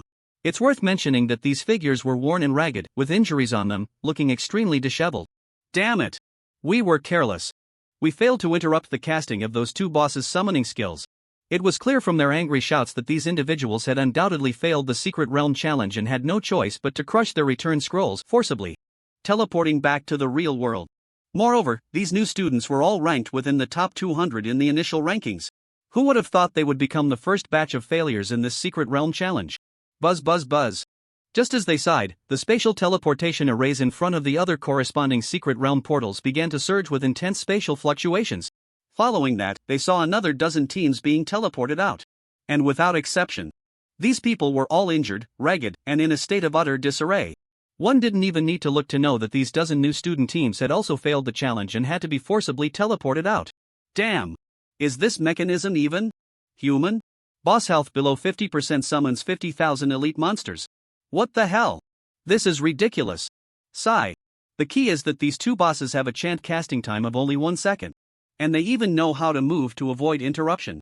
Skills while chanting. I'm done. Please, school, send someone competent. How can there be such a difficult instance? I feel like only those top few teams can barely make it through. As this group of disheveled freshmen appeared, they couldn't help but curse and complain.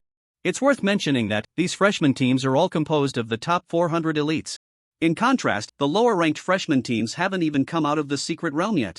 Does this mean that the higher-ranked teams are trash, unable to compete with the lower-ranked freshman teams? No. It's just that those lower-ranked teams probably haven't even passed the elite monster checkpoints ahead. It's likely that soon, those lower-ranked teams will also be advised to retreat at the boss checkpoint. Although this group of strong freshmen can easily handle the minor monsters and elite monsters ahead, they ultimately stumbled at the boss. Alas! Who would have thought that the final level's mechanical bullhead king and the terrifying alien queen had so many disgusting mechanics?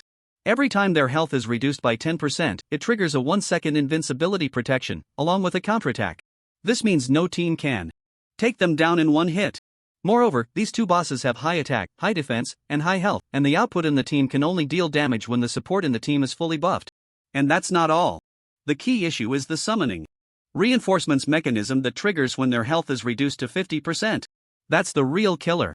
Before, they could rely on movement and combat skills to hold on a bit. But this is truly impossible. 50,000 elite monsters. Even if they gave the mages in their team 10 more mana pots, they still couldn't clear them. It's unimaginable what other disgusting mechanics the mechanical bullhead king and the terrifying alien queen have in store. According to the information left by seniors who have previously cleared it on the campus official forum, when those two bosses' health is reduced to 10%, they will trigger a revival mechanism. They directly recover full health and mana. No wonder this diamond level dungeon has no solo clear records at all. Who the hell can clear this solo? In response, the strategy information left by seniors on the forum states, this diamond level secret dungeon is best attempted when your level reaches 35 and you have completed the second job transfer, while being part of a 5-person team composed of members from the top 100 of the grade, to pass more easily. Initially, this group of prodigies from various places scoffed at this strategy information. What a joke! I am a prodigy from a certain province, a certain city. I usually solo dungeons. Even if this dungeon is diamond level, what can it do to me? However, reality gave them a heavy and resounding slap. Ha! Isn't that Qin-Chen? He actually came out this early? Just as everyone was sighing, suddenly, someone caught sight of a tall figure surrounded by the dean and teachers in the distance. As soon as this was said, whoosh! Everyone immediately forgot their lamentations and turned their gazes toward that figure in the distance. Ah! It really is him. What the hell? He came out earlier than us. What's going on? Did he clear it? Clear my ass. Can't you see he's surrounded by the dean and teachers? He must have been scolded for losing so badly. Looks like these deans have poor judgment. Is this really their chosen freshman number 1? Ha ha. These deans wanted to slap us doubters in the face with this diamond level dungeon, but now they've been slapped instead. I can only say that Qin-Chen is just not trying hard enough. Ha ha ha ha. Amidst their conversations, the originally gloomy crowd suddenly cleared the clouds of despair. In fact, there were indeed some among them who maintained a wait-and-see attitude towards Qin-Chen's strength. But under this miserable defeat, it was enough to show just how inflated the so-called freshman number 1 really was. This made these people immediately scoff at Qin-Chen. When Bai Wuxuang, Luo Hao, Sun Yanyan, and the other prodigies come out later, their expressions are probably going to be quite spectacular. How could it not be spectacular? Not only did it slap the face of Qin-Chen, the top scholar from Nanzhou province, but it also slapped the faces of those deans responsible for setting the initial rankings. I just wonder who will come out first between Bai Wuxuang and Luo Hao. Buzz. As the saying goes, speak of the devil, and he shall appear. The moment the new students finished speaking, the gates of the secret realms numbered, and lit up in succession, followed by the familiar spatial transmission fluctuations. In the next moment, the proud Bai Wuxuang appeared before everyone, and perched on his shoulder was a small white dragon, holding its head high in a superior manner. Without needing to look, it was clear that this guy had breezed through thanks to that incredibly powerful 4-winged thunder dragon. Ah! Bai Wuxuang is first. Luo Hao's team is second. Sun Yanyan is third. Fong Tyran is fourth. Everyone was not particularly surprised by this outcome. Congratulations to Brother Bai for taking first place. Brother Bai is amazing. Still a solo speedrun. And he came out before Luo Hao and the others, which shows that your strength is far above anyone else. Originally thinking he had failed due to the large number of people in Arena 1, Bai Wuxuang revealed an incredibly proud smile upon receiving the congratulations from his two lackeys, Bai Dejiang and Tong Jiejia. Indeed, my dragon is invincible. What Qin-Chen? What Luo Hao? What Sun Yanyan? All of you can get lost. Beside him, Luo Hao looked at the proud Bai Wuxuang, and his expression darkened immediately. He turned to glance coldly at the pale-faced Su Ro, with a clear hint of blame in his eyes. After all, it was because he had to save Su Ro that he couldn't interrupt the summoning mechanism of the mechanical Bull King in the final boss stage. Fortunately, Chen Wei was clever enough. As an assassin, he quickly approached the terrifying alien queen and interrupted the boss's chant. Even so, over 20,000 elite monsters were still summoned. In the end, Luo Hao had no choice but to use his trump card, an S-rank skill, to turn the tide. Blood Sacrifice. A skill that grants a 300% boost to all attributes for 120 seconds but leaves the user in an absolute weakened state afterward. Moreover, this skill can be influenced by support class skills. The downside is obvious: after 120 seconds, the user would revert to being an ordinary person for 5 minutes. This meant, if the current predicament couldn't be resolved in 120 seconds, they would have to regretfully exit the secret realm and declare failure. Fortunately, they managed to kill the boss in the last 10 seconds. While everyone was relieved, they couldn't help but blame Su Ro. Luo Tao, Chen Wei, and Feng Yuan were already whispering among themselves. Even Luo Hao's gaze towards Su Ro had a hint of disdain. If it weren't for saving her, they would have definitely cleared the dungeon faster than Bai Wuxuan. Su Ro saw all this and couldn't help but bitterly smile. Inside, she felt helpless. Perhaps it was because the earlier stages had gone too smoothly, causing the entire team to let loose and recklessly attack the boss for damage, disregarding her as a support in the backline.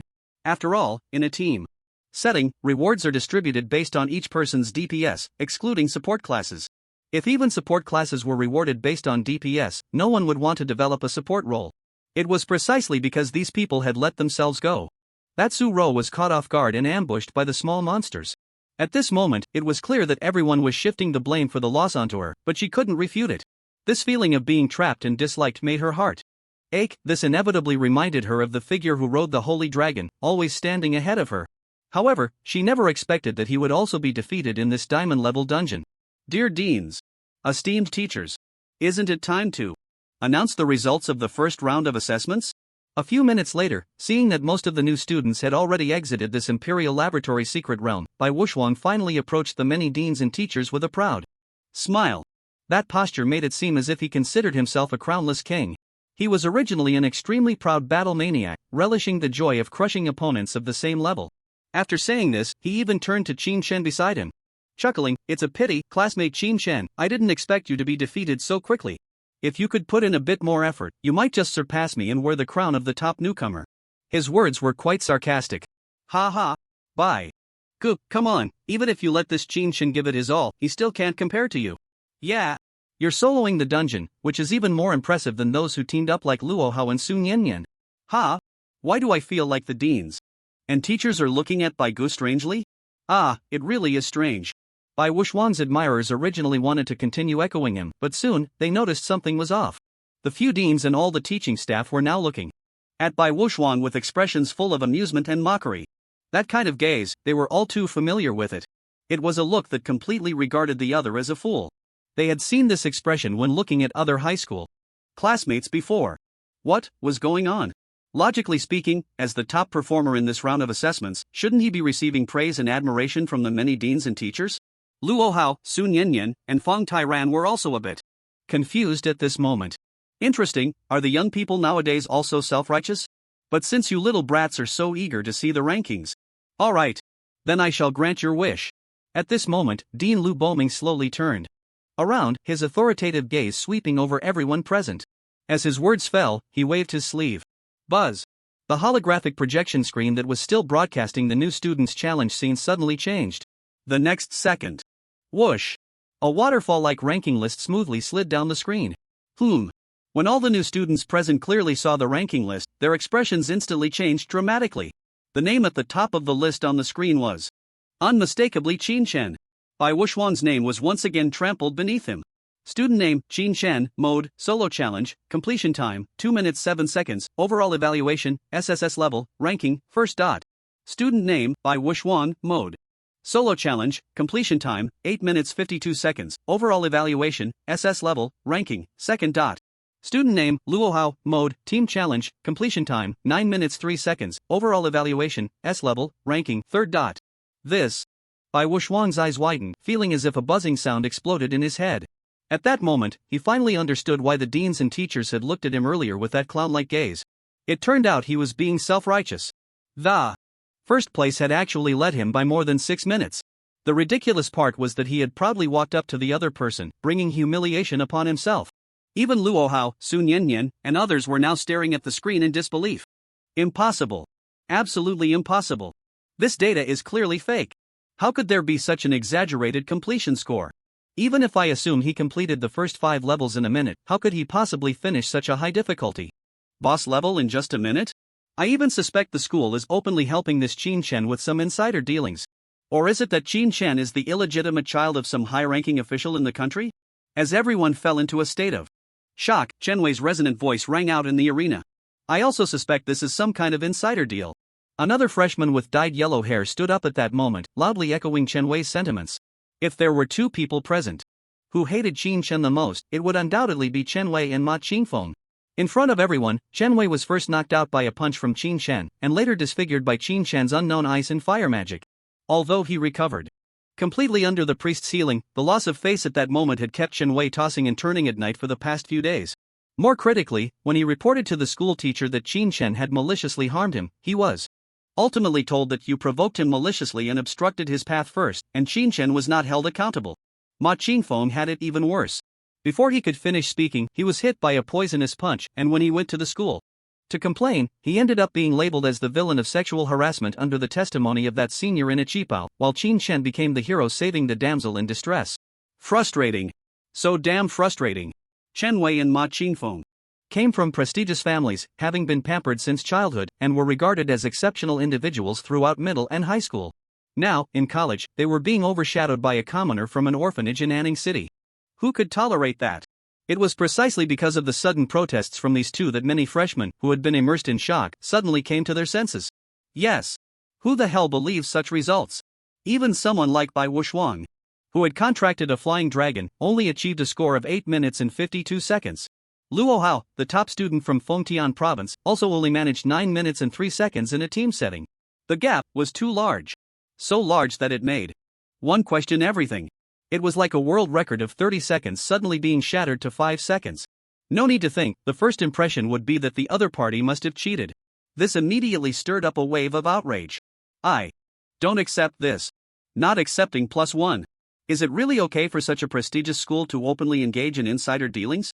If you had released a 5-minute completion time, maybe I would have believed it, but this is just over 2 minutes. Are you trying to fool a 3-year-old? Ha! I think this freshman exam doesn't even need to continue. No matter how it goes, this Qin Chen will always be first. Faced with these courageous freshmen who stood up to question the school, the deans and all the teachers were momentarily taken aback, but then exchanged glances and not only showed no anger but instead smiled. That's more like it. If you're not young and impetuous, are you really young? Since there is discontent and unwillingness, then stand up and speak out. The 5 top universities have always encouraged fierce competition among students. Moreover, the school even has a rule stating, any conflicts should be resolved on the competition stage. There was a previous case where a freshman in the wild map exerted all his effort and was about to successfully slay a monster. In the end, a sophomore suddenly jumped out as a timing thief and snatched the kill. In the wild map, whoever kills the monster gets the experience and loot. That freshman went to the teacher to appeal. The teacher smiled slightly. This is easy, just go to the competition stage and beat him up to vent your anger.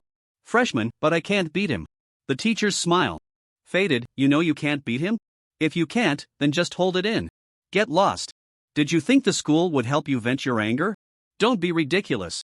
Survival of the fittest, strength is paramount. This is the rule of law upheld by all top universities. Of course, this doesn't mean that students can fight privately or even commit malicious acts of murder. All competitions must be officially approved by the school before they can take place. Still not convinced, huh? Good. I'm really afraid that after seeing Qin Chen's results, you'll turn into cowards and be too scared to speak up. Everyone, get on the competition stage now. Aren't you all doubting that the school is openly helping Qin Chen with insider advantages? Aren't you feeling dissatisfied with your initial rankings? Get up on stage, all of you. Free competition is allowed. Lower-ranked students can challenge higher-ranked ones. And higher-ranked students cannot refuse the challenge. If a lower-ranked freshman becomes the victor, they can replace the loser's current ranking. Alright, no more nonsense. Now, I declare. The second round of the freshman examination officially begins. At this moment, the dean of the Combat Academy, Lu Jinhua, also stepped forward, his authoritative gaze sweeping over everyone, and his passionate words were spoken in a deep voice. As his words fell, a wave of shock erupted from the previously indignant freshmen. Excitement and exhilaration surged on everyone's faces. Moreover, whoosh. Numerous hostile gazes all landed on the tall figure standing beside the dean. Qin Chen. From beginning to end, despite facing everyone's doubts, mockery, and disdain, Qin Chen's expression remained calm and unperturbed. This attitude of seemingly ignoring everyone only heightened their dissatisfaction with him. Did you think that relying on the dean's protection meant we couldn't do anything about you? Now that free competition has officially started, you, a relationship-based fraud, get back to the back. I, Ma Qingfeng, challenge the top freshman, Qin Chen. I, Chen Wei, challenge the top freshman, Qin Chen. I, Bai Dejiang, also challenge the top freshman, Qin Chen. I, Tong Jiejia, am the same. I, Zhang Shan, also challenge Qin Chen. In less than 5 seconds after Dean Lu Jinhua's announcement, several freshmen who wanted to challenge Qin Chen emerged. And these people were all ranked in the top 100. Damn. This has angered the masses, hasn't it? Damn it. I also want to challenge Qin Shen. But my ranking isn't as high as theirs, so I can only let them go first. It's over. Qin Shen is completely finished. Today, he probably doesn't know how many people are going to beat him up. The surrounding crowd was filled with gloating discussions. Su Ro looked worriedly at the figure that remained calm throughout, just as she was about to say something. Beside her, Luo Tao and Feng Yuan had already slowly stepped forward. Just right. I have some pent-up frustration, so I'll take it out on this Qin Shen. Feng Yuan said coldly. Let's do it together. Luo Tao also rolled up her sleeves. They both really wanted to beat up Qin Shen. Chen Wei, Luo Tao, Feng Yuan, Bai Dijiang, Tong Jiajia, Zhang Shan, Tao Qian, Ma Qingfeng. A total of 8 top 100 ranked students openly declared war on Qin Shen. Not to mention these freshmen, even the dean and teachers had never seen such a situation arise in the freshman examination. I called it first. Let me challenge first. Ma Qingfeng glared angrily at Chen Wei. Although he was ranked lower than Chen Wei, he showed no fear. You, a warrior ranked 98, think you can compete with me, an assassin ranked 7? Chen Wei sneered. Yes. Because he had cleared the Imperial Laboratory, a high-difficulty secret realm, alongside Luo Hao, Chen Wei's ranking had skyrocketed from outside the top 10 to 7th place. Even if your ranking is higher than mine, I called it first. By rights, I should be the one to challenge. Ma Qingfeng remained unyielding. The many freshmen around watched this scene, casting gloating glances at Qin Shen. Ha ha. This Qin Shen is so pathetic, he's practically being treated as a soft persimmon by these people. Isn't that right? Today, Qin Shen is probably going to get a few good beatings. This might be the most unremarkable and least intimidating freshman champion in history. When others see the first place, they are usually too scared to challenge. But now, it's the opposite, everyone is eager to step on him, which is quite amusing. Qin Shen, you can go on stage now. At this moment, Dean Lu Jinhua finally turned to look at this calm and composed student with a smile. Well, putting everything else aside, this student's temperament is truly admirable. Like a rock, he remains unmoved despite the winds and rains. Though low-key and steady, he exudes a sense of proud dignity. This kind of aura, he had never seen in strong individuals of this age and level. If it were someone else, under such provocation from the crowd, they would either be furious or trembling with fear. Moreover, he was very curious about just how strong this student's practical combat skills were. Of course, he was even more looking forward to seeing Qin Shen's dragon pet appear.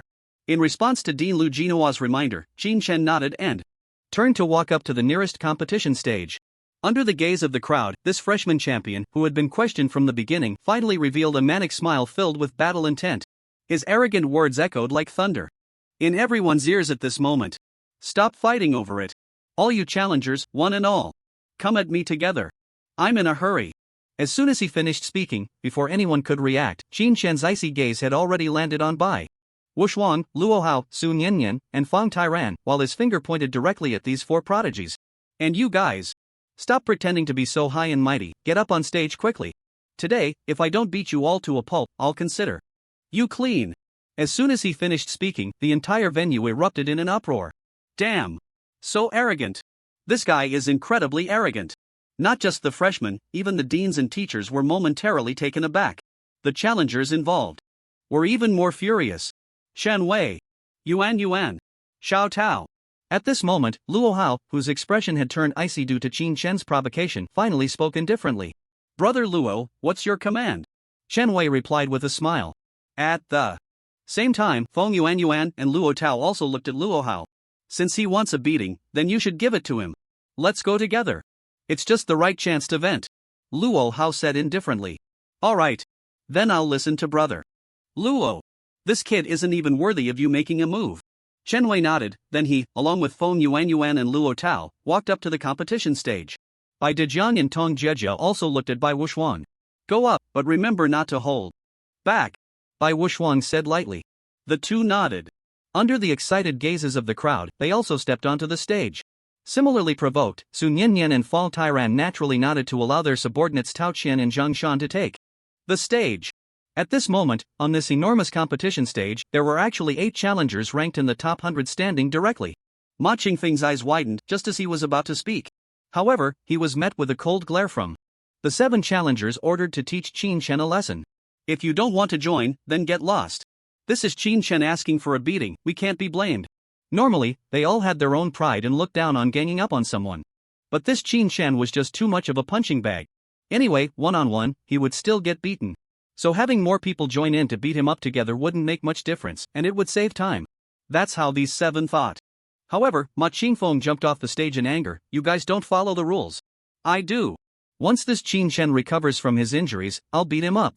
No one expected this yellow-haired kid to have such principles. But considering that he came from an ancient martial arts family, it was somewhat reasonable. A teacher responsible for acting as a referee looked at the deans. The deans did not hesitate and nodded in agreement, although they were momentarily shocked by Qin Shen's approach. Of challenging one against a group, they were not worried at all.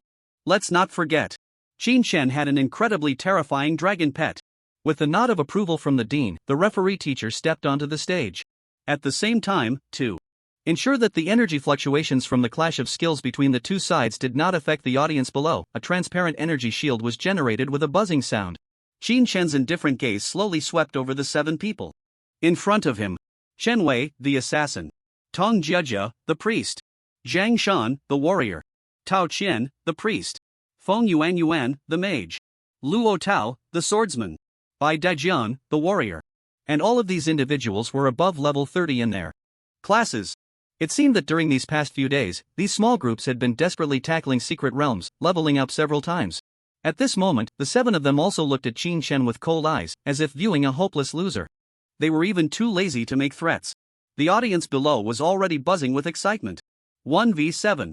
Take your positions. The referee teacher had already raised his right hand. At the same time, diffraction rays intertwined above the center of the arena, forming a countdown holographic number. 3, 2, 1. Ding. The moment the countdown ended, whoosh. As an assassin, Chen Wei had a finely crafted, sharp dagger appear in his hand, and his figure had already darted towards Qin Shen, 50 meters away, like a ghost. The entire arena was designed to allow both sides to showcase their strength, with each platform being quite large. Yet even at a distance of 50 meters, Chen Wei, using the A-grade skill Shadow Instant Kill, covered the distance in less than a second to reach Qin Shen. Fast. So fast. No wonder he was among the top assassins of the younger generation in Fengtian province. What was even more surprising was, damn, Tao Qian and Tong Jiejie, those 2 priests, actually gave Chen Wei 2 attack boosting buffs. It's over. Luo Tao and the others probably won't get a chance to strike, because Chen Wei is very likely to deliver a fatal blow to Qin Shen. The audience gasped in astonishment. They had already noticed that Chen Wei's momentum had peaked at this moment. His entire body was surrounded by a faint glow of enhancement. That was the effect of the buff skill. Up until now, Qin Shen still showed no intention of summoning his beast pet. This meant that the opponent truly had no dragon pet. Die for me. Chen Wei charged towards Qin Shen with overwhelming ferocity, the exquisitely sharp dagger in his hand slicing through the air in a bright arc. The blade was aimed directly at Qin Shen's arm. Goodness. Chen Wei had no intention of ending this quickly. Instead, he wanted to make Qin Shen suffer, to taste pain. It seemed that the 2 previous defeats at Qin Shen's hands had filled Chen Wei with immense hatred for this top newcomer. However, in the blink of an eye, no one noticed. At this moment, a hint of deep purple had stained Qin Shen's eyes. Demon-breaking eye. Under the activation of this A-grade talent, Qin Shen gained unparalleled visual acuity. Chen Wei's lightning-fast and shocking attack appeared to move as slowly as a turtle under this extraordinary dynamic vision. Slow. Too slow. In the face of Chen Wei's fierce dagger attack, Qin Shen merely sidestepped 1 step to the side. Whoosh. Under Chen Wei's astonished gaze, the seemingly inevitable attack fell into the air. Not good. When this scene unfolded, Chen Wei's heart sank like it had fallen into an ice cave. Here it comes. Here it comes again. The first time he fought Qin Shen, the opponent had dodged his skill and countered during his skill's recovery, leading to his defeat. At that time, he felt that the reason for his loss was not the gap in strength, but rather his own underestimation and carelessness. And now, he was giving it his all, not only using his fastest A-grade assassination skill, but also benefiting from the enhancements of 2 priests. The result, was he still going to lose? Bang! The answer to him was still Qin Shen's iron fist, which was as large as a sandbag. This punch didn't even use any skills. It was an extremely pure punch with a power attribute of 1400. When it struck Chen Wei's chest, crack. The life-saving barrier generated by Chen Wei's set of level 20 purple gear shattered instantly. Then, the terrifying force of the punch completely swept through his body. Ah! Under the incredulous gazes of the crowd, this top assassin from Fengtian province let out an extremely shrill scream, and was sent flying by Qin Shen's punch. Bang! He crashed heavily against the energy barrier, accompanied by a mouthful of blood spewing out, and fell to the ground, completely unconscious, his life unknown. Silence. A deathly silence. At this moment, everyone in the audience, including the 6 challengers on stage, stared wide-eyed in horror at this scene. What just happened? Wasn't it supposed to be Qin Shen who was directly dealt with by Chen Wei? How did it turn out that Chen Wei was instantly killed instead? Moreover, the key point was that the opponent seemed to have used no skills at all. In that instant, everyone realized a serious problem. They seem to have truly underestimated this top student from Nanzhou province. With one move, he incapacitated Chen Wei, shocking the audience completely. But it also made the 6 challengers on stage grow serious. However, Qin Shen had no intention of giving them any time to think. Whoosh! Still not using any skills. But with an agility attribute of 1300, Qin Shen unleashed an unparalleled speed of movement at that moment. 1 against 7.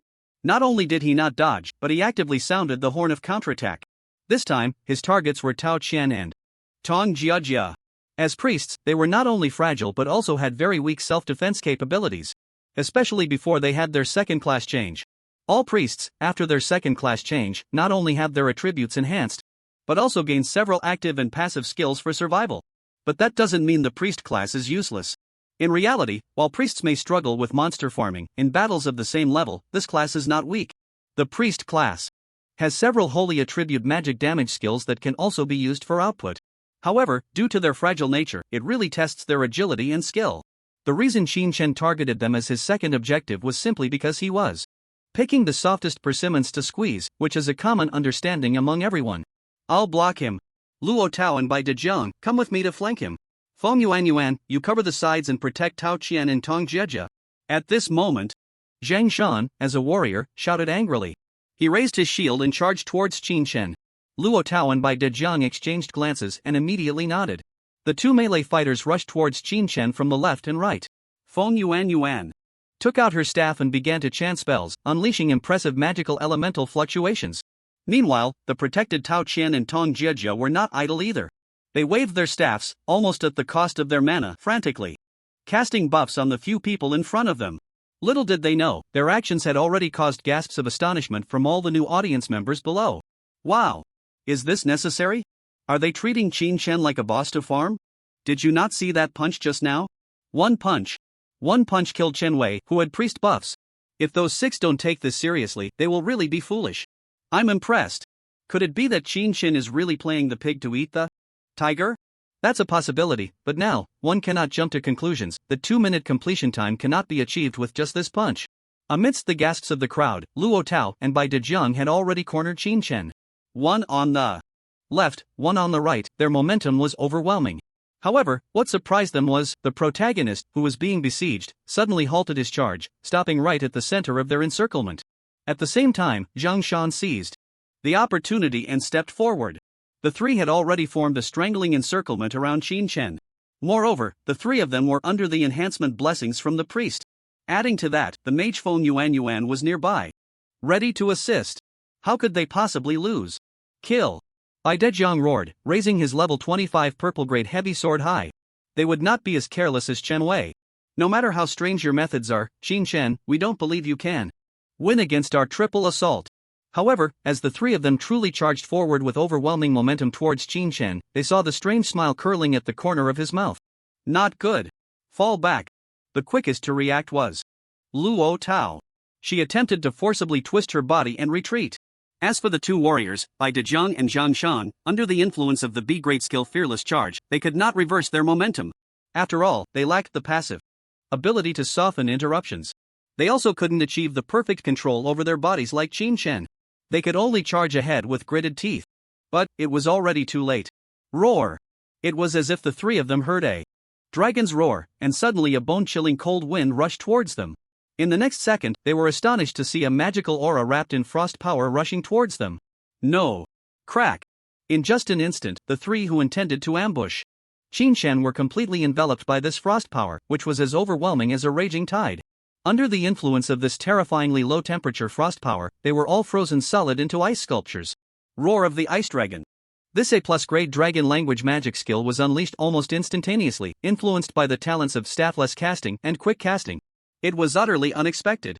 A full 8 seconds of freezing time locked these three completely in ice. Here it comes.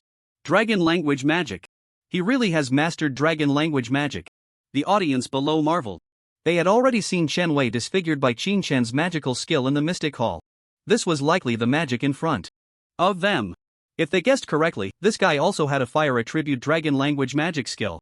In reality, they were not entirely correct. Because in the Mystic Hall, it was not Qin Shen's skill that disfigured Chen Wei, but two adorable little dragon cubs. But regardless, they guessed Qin Shen's next move correctly. Yes. Roar of the Flame Dragon. An S-grade dragon language magic skill. Qin Shen was indeed planning to unleash a true ice and fire duality on these three fools. Boom. They couldn't even see Qin Shen raise his hand to cast a spell. In the next second, a wave of terrifying high-temperature flames swept across the arena. The three who were frozen could not resist at all, only able to watch helplessly as the incredibly terrifying high-temperature flames surged towards them. Even Feng Yuan, standing behind them, had her pretty face completely frozen in shock, while Tong Jie and Tao Qian sat on the ground in despair. How could they not realize how terrifying the strength of the boy in front of them was at this moment? Magic skills are enhanced by intelligence attributes. This means that the same skill, when cast by two mages, will have completely different effects. Right now, under the recent frost magic, the vast arena floor was completely covered with a thick layer of frost. If it weren't for the energy shield, the new students watching from outside would likely have been affected by this frost magic as well.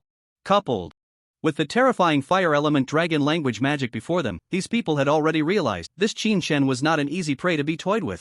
Instead, he was a fierce tiger lurking in the shadows, ready to pounce and deliver a fatal blow at any moment. Weak. Too weak. In the eyes of many new students, these 7 top-tier talents from the 100 strongest in their grade, each with exceptional abilities and formidable strength, could instill fear even if just one of them was singled out. Yet in Qin Shen's eyes, they were merely a few ants that could be crushed effortlessly. Was it necessary to call upon Xiao Jiao and Xiao Han to stomp on a few ants? Absolutely not. Qin Shen could handle it all by himself. In the minds of many, most beast tamers were seen as fragile professions. Although they could gain some backfeed abilities from their contracted beasts, compared to other combat professions, the combat power of beast tamers themselves was still quite weak. This led many to mistakenly believe that the hidden profession of dragon tamers, as a type of beast tamer, also had weak personal combat power. But now, Qin Shen had shattered everyone's preconceived notions about dragon tamers present. Many believed that after Qin Shen acquired staffless casting, the falling flame staff rewarded by the system had lost its effectiveness. In reality, that was not the case. Staffless casting actually reads the weapon attributes of the current user, and when the user casts spells using staffless casting, the power of the spells would also benefit from the enhancements of their equipped weapon attributes. At this moment, there were numerous passive enhancement effects acting on Qin Shen. First, there were the title attributes. After entering combat mode, he had the titles of Dragon's Majesty, Tomb Raider King, Goblin Slayer, Alien Nemesis, Tiger Subduer, Troll Slayer, and Ice Serpent Hunter King. Aside from the Dragon's Majesty title, the other titles alone would have minimal effects. But now, after stacking, one would find that Qin Shen had gained a whopping 450 points in 4-dimensional attributes from his title passive effects. After all, a title of the level of Dragon's Majesty provided a balanced enhancement of 300 just in 4-dimensional attributes. Next were the passive skills. The S-rank skill passive Dragon Battle in the Wild allowed Qin Shen to continuously enhance all attributes after entering combat mode, ultimately achieving a terrifying 70% increase. Dragon Frenzy further provided a 20% increase to all attributes. Finally, there were the equipment enhancements. The Falling Flame Staff offered a 20% damage increase to fire attribute, spell skills, and 30% spell penetration. Additionally, the spell damage dealt to enemies would be converted into a fire wedding dress shield. The Swift Wind set not only provided Qin Shen with significant acceleration but also granted him a 20% damage reduction. Moreover, the little Han, who had been nestled in his arms as a support-type Holy Dragon, had yet to apply its proud enhancement skills to Qin Shen. Yet even so, the attributes Qin Shen possessed at this moment had already reached an extremely terrifying level.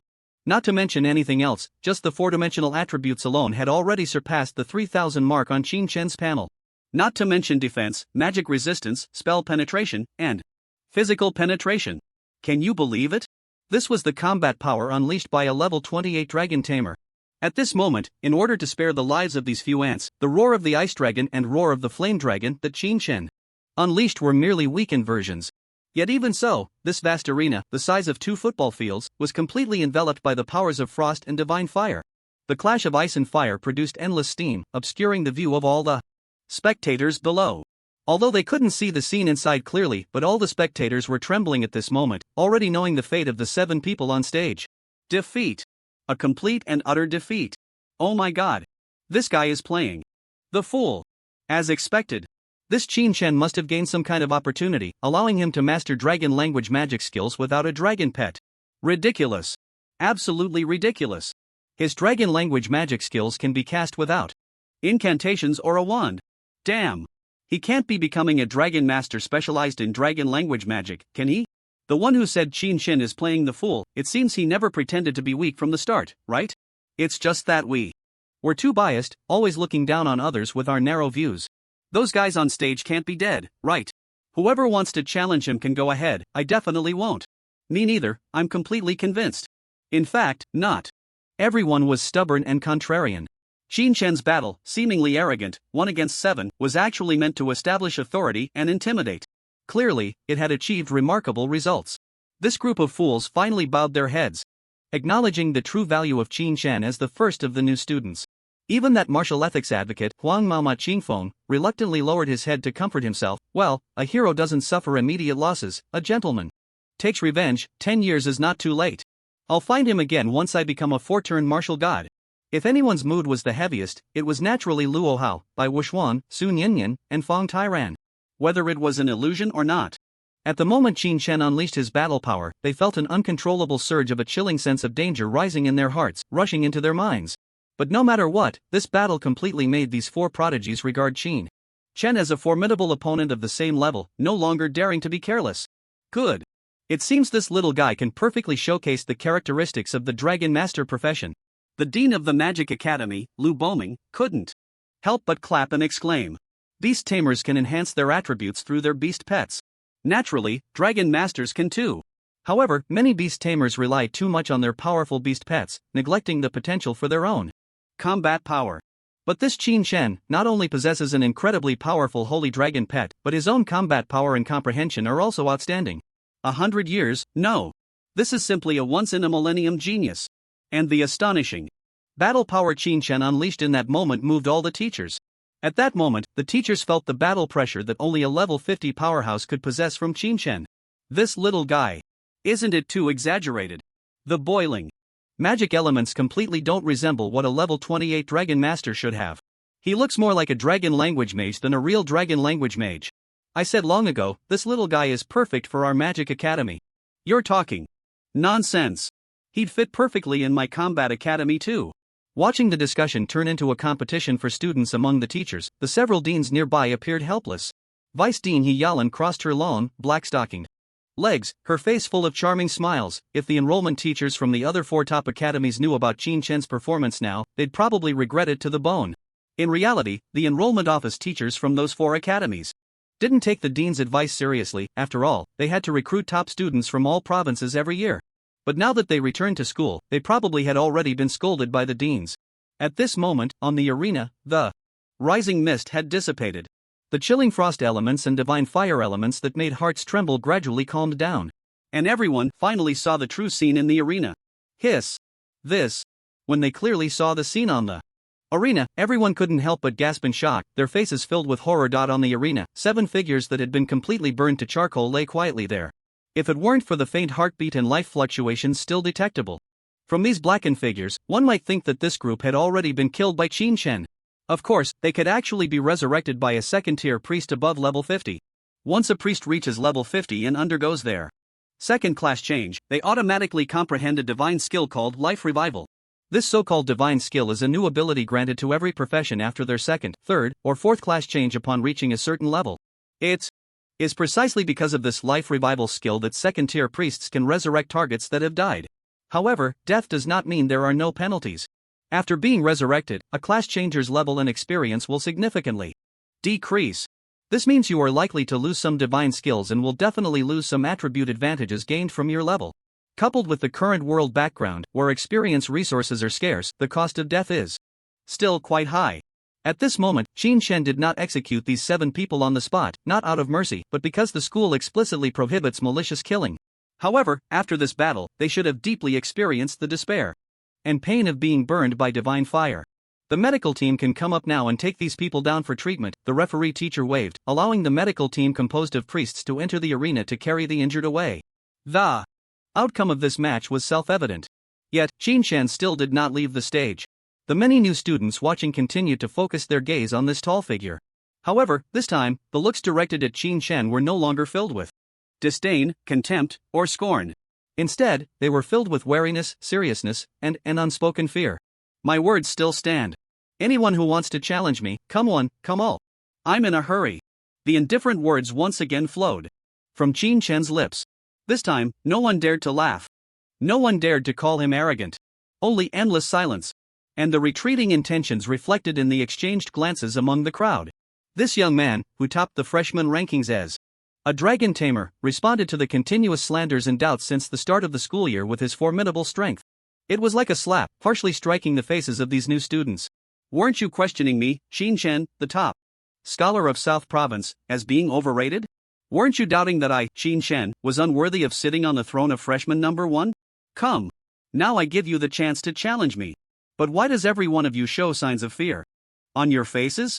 Clearly, after the 7 top students suffered a crushing defeat together, these new students had developed a deep sense of awe and fear towards Qin Shen. Even, despair began to swell in their hearts. Challenge. If even the combined efforts of the 7 top students were overturned, how could these new students, who were outside the top ranks, be anything but insignificant in front of Qin Shen? However, in the face of Qin Shen's incredibly arrogant challenge, someone ultimately couldn't hold back. I'll do it. A voice rang out. Wow.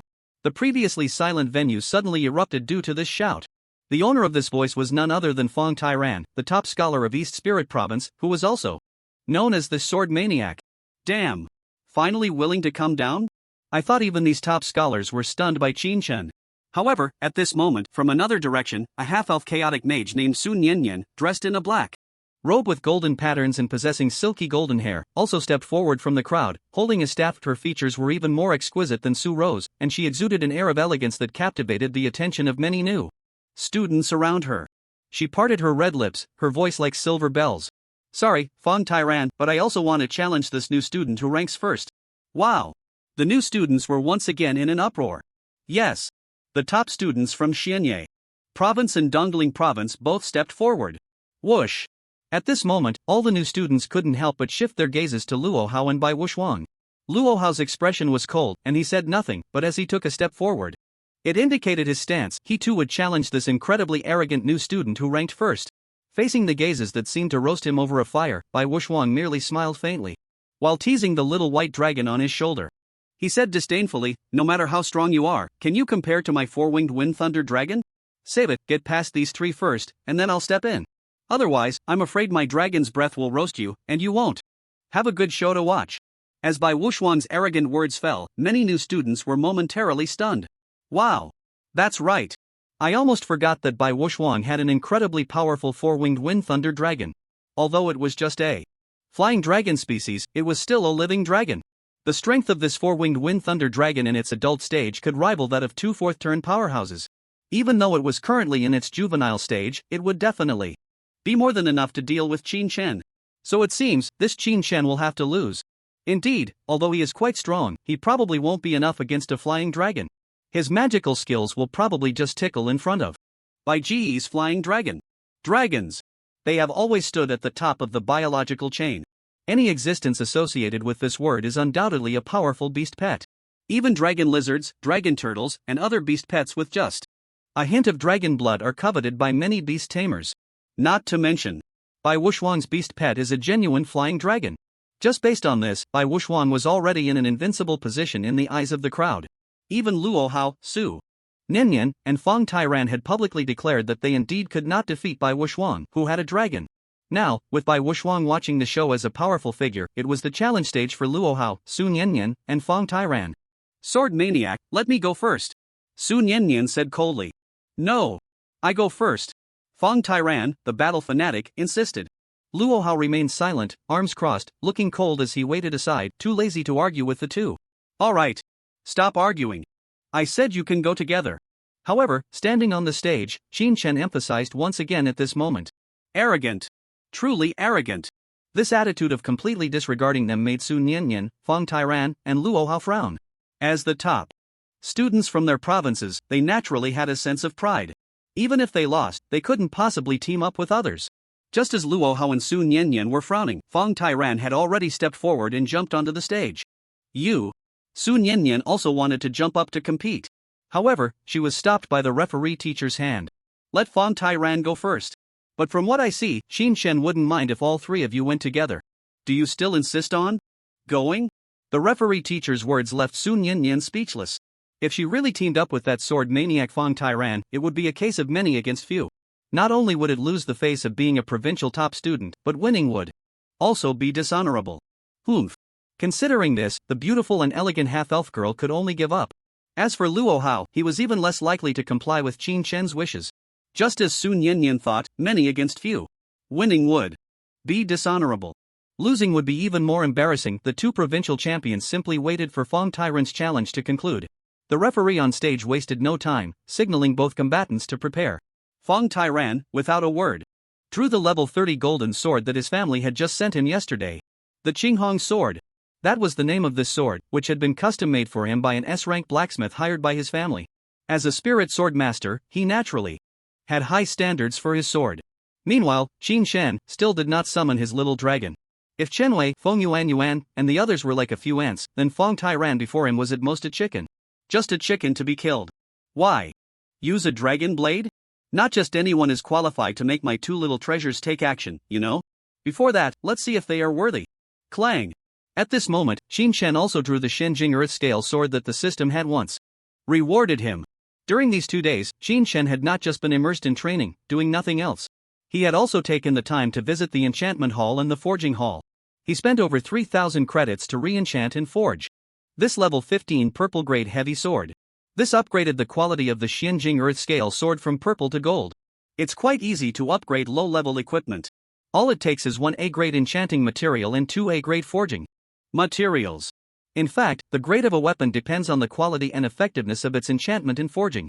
The school, in order to compensate for the delay in promised rewards, also gifted Qin Shen several enchanting and forging materials.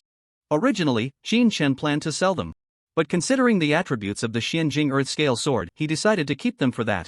He had intended to keep the terrifying abnormal Queen's Tentacle sword for himself, but unfortunately, that weapon had a class restriction and could only be used by swordsmen. He had no choice but to sell it. At this moment, Feng Tyran looked at Qin Shen drawing the Shenjing Earth Scale sword, and despite his reluctance to waste words, his expression turned ugly. He felt insulted. Because, this guy actually intended to use a sword to fight him, a spirit swordmaster. This was undoubtedly an amateur provoking a professional.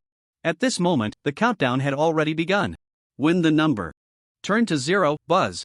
An incredibly pure and vibrant sword intent burst forth from Feng Tyran's body, its sharpness soaring into the sky.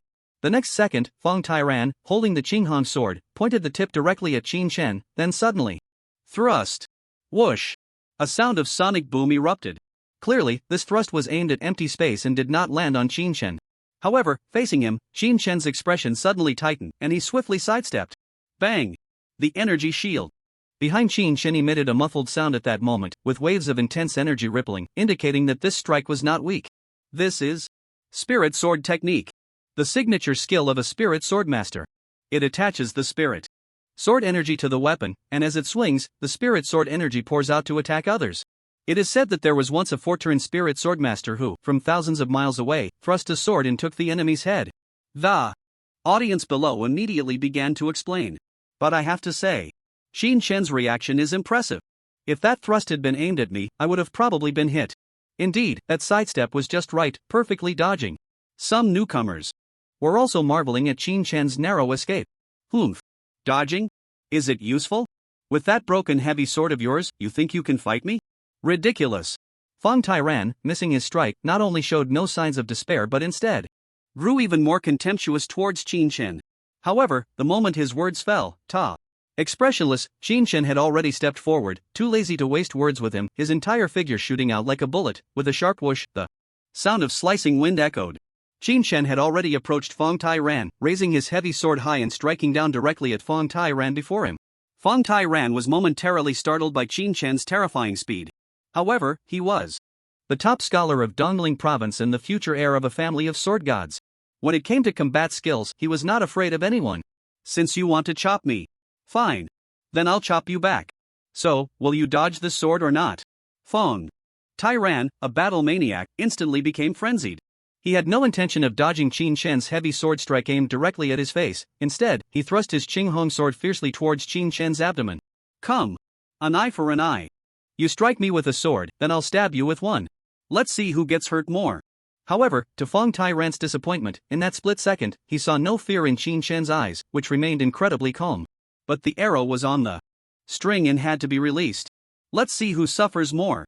One of the enchantment effects on his Qing Hong sword would inflict a weakness effect on the target for up to 10 seconds. It's time to trade injuries. In the next second, under the excited gazes of the crowd below, bang.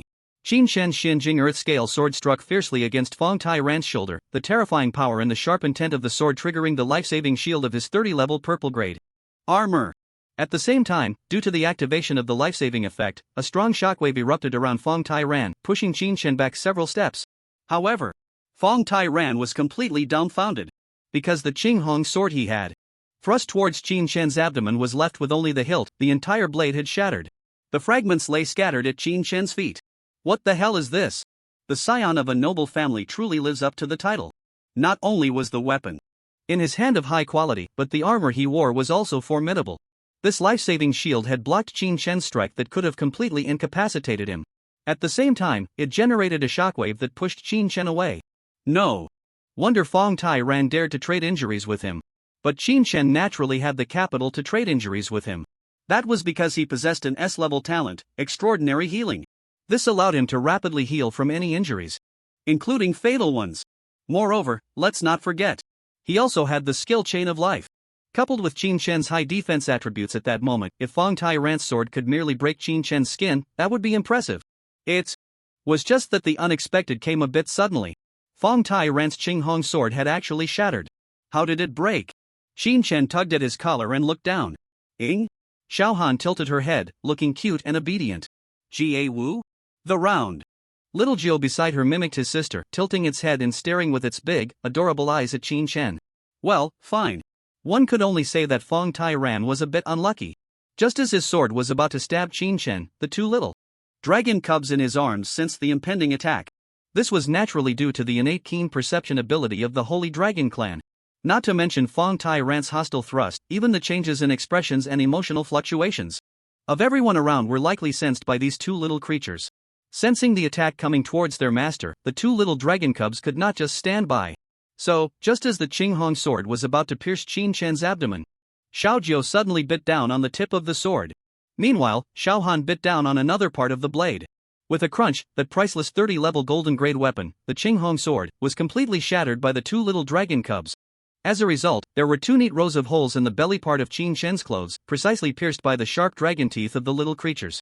Qin Chen had witnessed the biting power of the little dragon cubs. Previously, after clearing the magic tiger forest dungeon, Qin Chen obtained a level 25 purple-grade battle axe.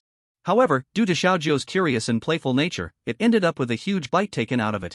This was even before Xiao Jiu had seriously bitten down. To think it could do that to a level 25 purple-grade boss weapon. Now, sensing that their master was about to be attacked, the two little dragon cubs were ready to retaliate with a fierce bite, their biting force surely at its maximum. So, this new weapon, which Fong Tyran hadn't even warmed up yet, was rendered useless, leaving only a bare hilt. Stunned, Fong Tyran stared at the hilt in his hand, utterly dumbfounded. It wasn't just him, all the spectators below were equally shocked. Good grief. Each of them had struck once, but Fong Tyran's protective shield was shattered, and his level 30 gold-grade longsword was reduced to just a hilt. In contrast, Qin Chen, aside from being pushed back a few steps by the shockwave, was completely unscathed. Fong Tyran looked down at the bare hilt and then at his armor, which had completely lost its protective effect. Just as he was contemplating his next move, whoosh! Qin Chen's figure appeared in an instant. What the hell are you dawdling for? Watch the sword! Qin Chen shouted, his arm holding the Xinjing scale sword bulging with veins and muscles. He wasn't a swordsman. He didn't understand the so-called swordsmanship at all. But he knew one thing: great strength brings miracles. In the face of absolute power, all so-called techniques seemed laughable. Just like at this moment. With his full power breaking through the 3,000 mark, Qin Shen swung down this sword without using any skills, simply relying on sheer force. Yet the sword's momentum and pressure made Fong Tyran and all the spectators below feel a chill. Without the protective shield of his armor, and without the Qinghong sword, Fong Tyran was essentially just a slightly stronger little chick. Just like a mage without a staff or a priest without a scepter. Without a weapon, your skills cannot be cast. Moreover, at Fong Tyran's level, he couldn't condense energy into a sword like a third transformation sword saint could. So, I concede. Just as Qin Shen's Xianjing scale sword was about to come crashing down, Fong Tyran finally shouted out this extremely humiliating phrase in despair. Whoosh! The Xianjing scale sword hovered just above his shoulder, the blade only a centimeter from his skin. Yet even so, the wind generated by the swing ruffled Fong Tyran's hair. Qin Shen calmly sheathed the Xianjing scale sword while gently pressing down on the two little dragon cubs nestled in his arms. Naturally, this was because the two little dragon cubs wanted to mischievously poke their little heads out to give Fong Tyran a couple of dragon breaths. Fortunately, the little dragon cubs had deliberately restrained their dragon might. Otherwise, not to mention anything else, the overly pretentious Bai Wuxuang in the audience would have been shocked to see his proud little dragon get scared out of its wits. Given that Fong Tyran has voluntarily conceded, Qin Shen wins this match, the referee announced immediately. The new students in the audience looked at each other, utterly incredulous. Ah! Fong Tyran lost just like that? Qin Shen's victory was too easy. It seemed like they had exchanged blows, and then Fong Tyran's weapon and armor were destroyed, leading to his concession. It was like expecting a duel between two extraordinary masters, only for the outcome to be decided after just one exchange. Even Luo Hao and Sun Yanyan frowned deeply. No, it wasn't that simple. The key point was that Fong Tyran's weapon had been directly destroyed. A swordsman without a sword was like a snake without fangs. But the question was, how did Qin Shen manage to destroy the opponent's weapon? It is estimated that only the dean on the podium and the teachers caught that extremely crucial moment. This also completely relieved all the teachers who still had a bit of doubt.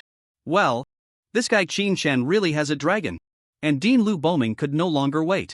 He slowly stood up and said in a deep voice, Luo Hao, Sun Yanyan, Bai Wuxuang. For the next match, the three of you should go together. Stop wasting time. As soon as the dean's words fell, the audience erupted. Ha! Goodness! Is the dean openly suggesting that Luo Hao, Sun Yanyan, and Bai Wuxuang, these three prodigies, will lose? And you lot? What are you still dawdling for? Hurry up and challenge each other. Don't you want a ranking? Dean Lu Jinhua also scolded at this moment. The group of freshmen who were called out quickly gathered their spirits and began to challenge each other. There was no other choice. If this continued, this freshman exam would almost turn into Qin Shen's personal performance show. Under everyone's gaze, Fong Tyran, who appeared quite dejected, slowly walked down from the stage. The expression on his face was somewhat lost. It was evident that this top scholar from Dongling province had probably lost to appear for the first time. And he lost so cleanly. The most critical part was that even he himself didn't know how his long sword was shattered by the opponent. That was a level 30 weapon, and of diamond quality. Just in terms of hardness, it was a high-level weapon that wouldn't be damaged even under the full bombardment of a level 42nd transformation mage. Yet in front of Qin Shen, this sharp and hard long sword hadn't even touched the opponent before. It suddenly shattered. Shattered. At the moment his long sword broke, Fong Tyran felt as if his sword heart was about to shatter. Along with it. I didn't expect that such a carefree battle maniac like Fong Tyran could actually be cast into shadow by Qin Shen. The teachers on the podium also sighed slightly upon seeing this. Do you think this kid Fong Tyran will be unable to recover from this? Some teachers expressed their concerns. Don't worry, these prodigies' hearts are not as fragile as you think. Moreover, failure is definitely a good thing for these prodigies who are used to sailing smoothly. The sooner they taste failure, the sooner they will realize their weaknesses and shortcomings, thus they will progress.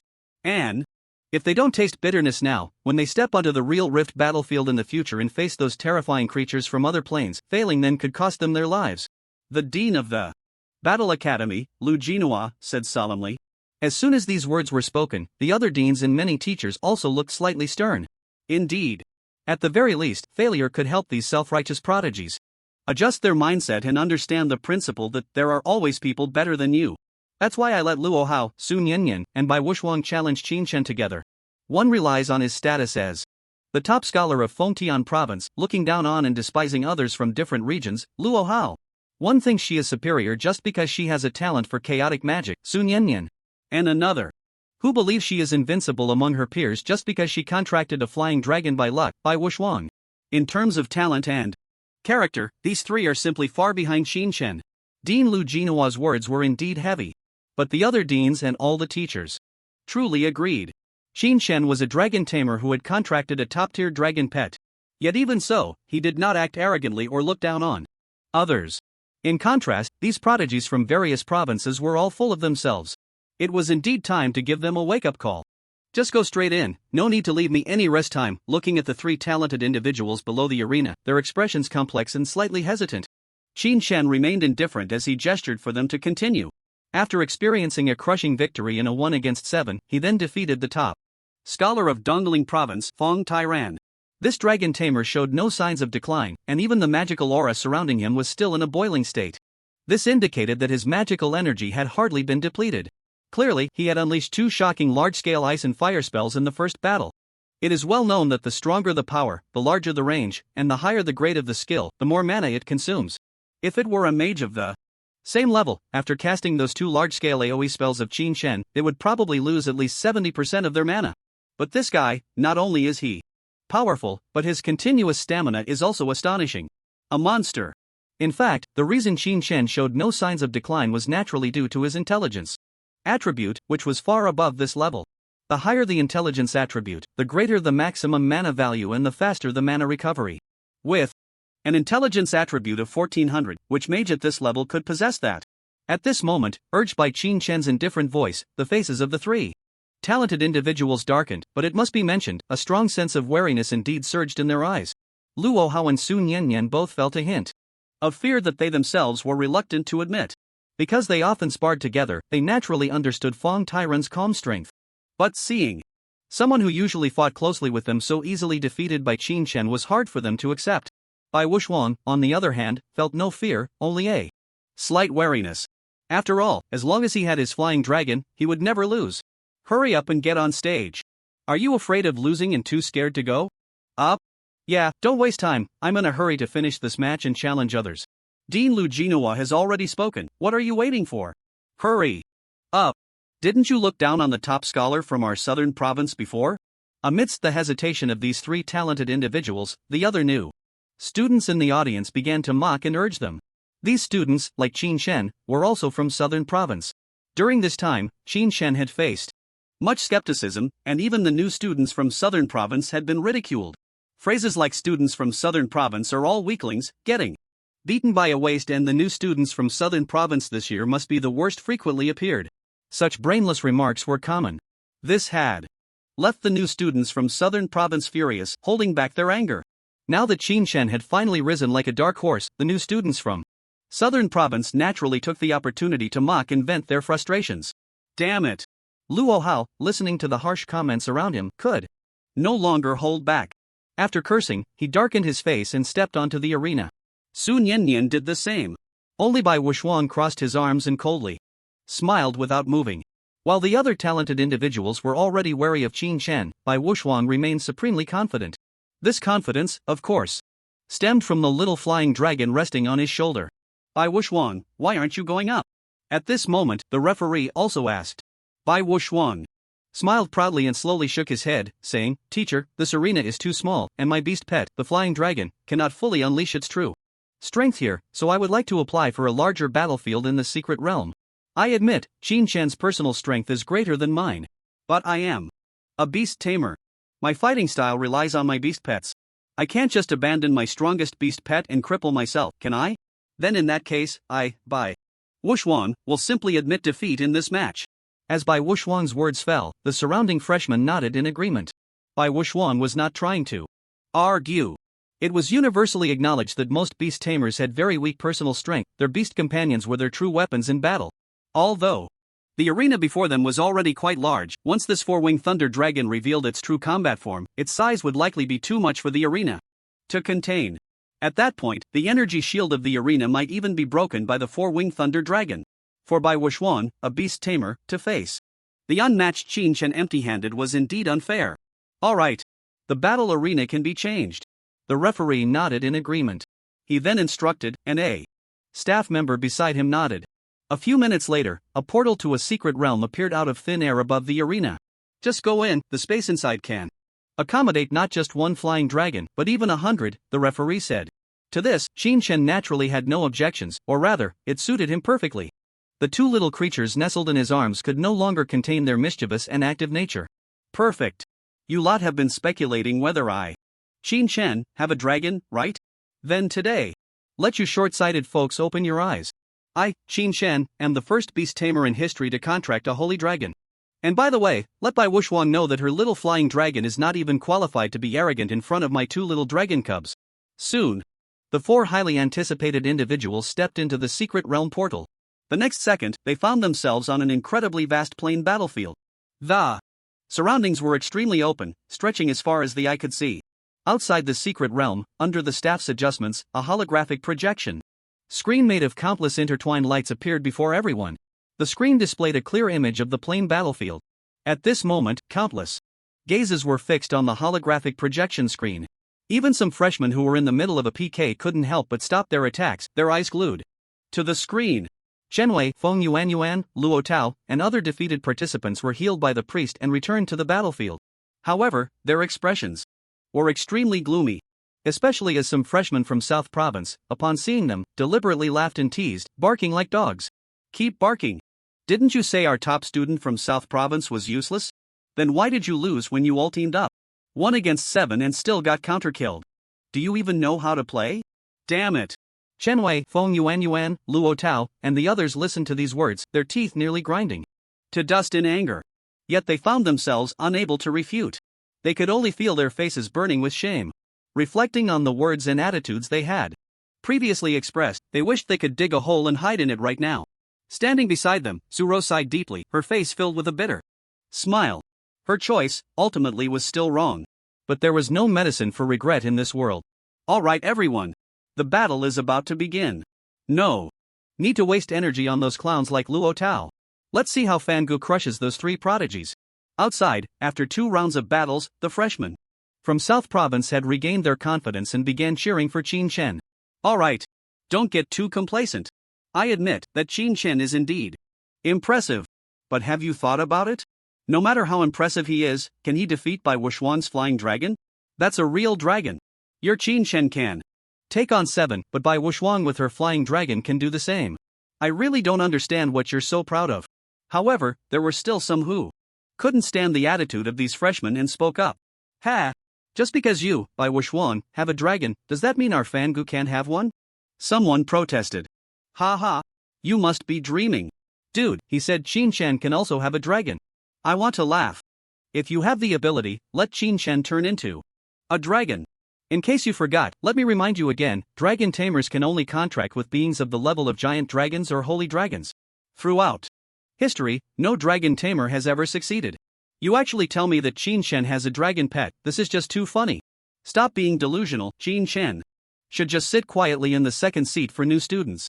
The first belongs to our Baigu. Watching the crowd burst into laughter again, the new students supporting Qin felt deflated.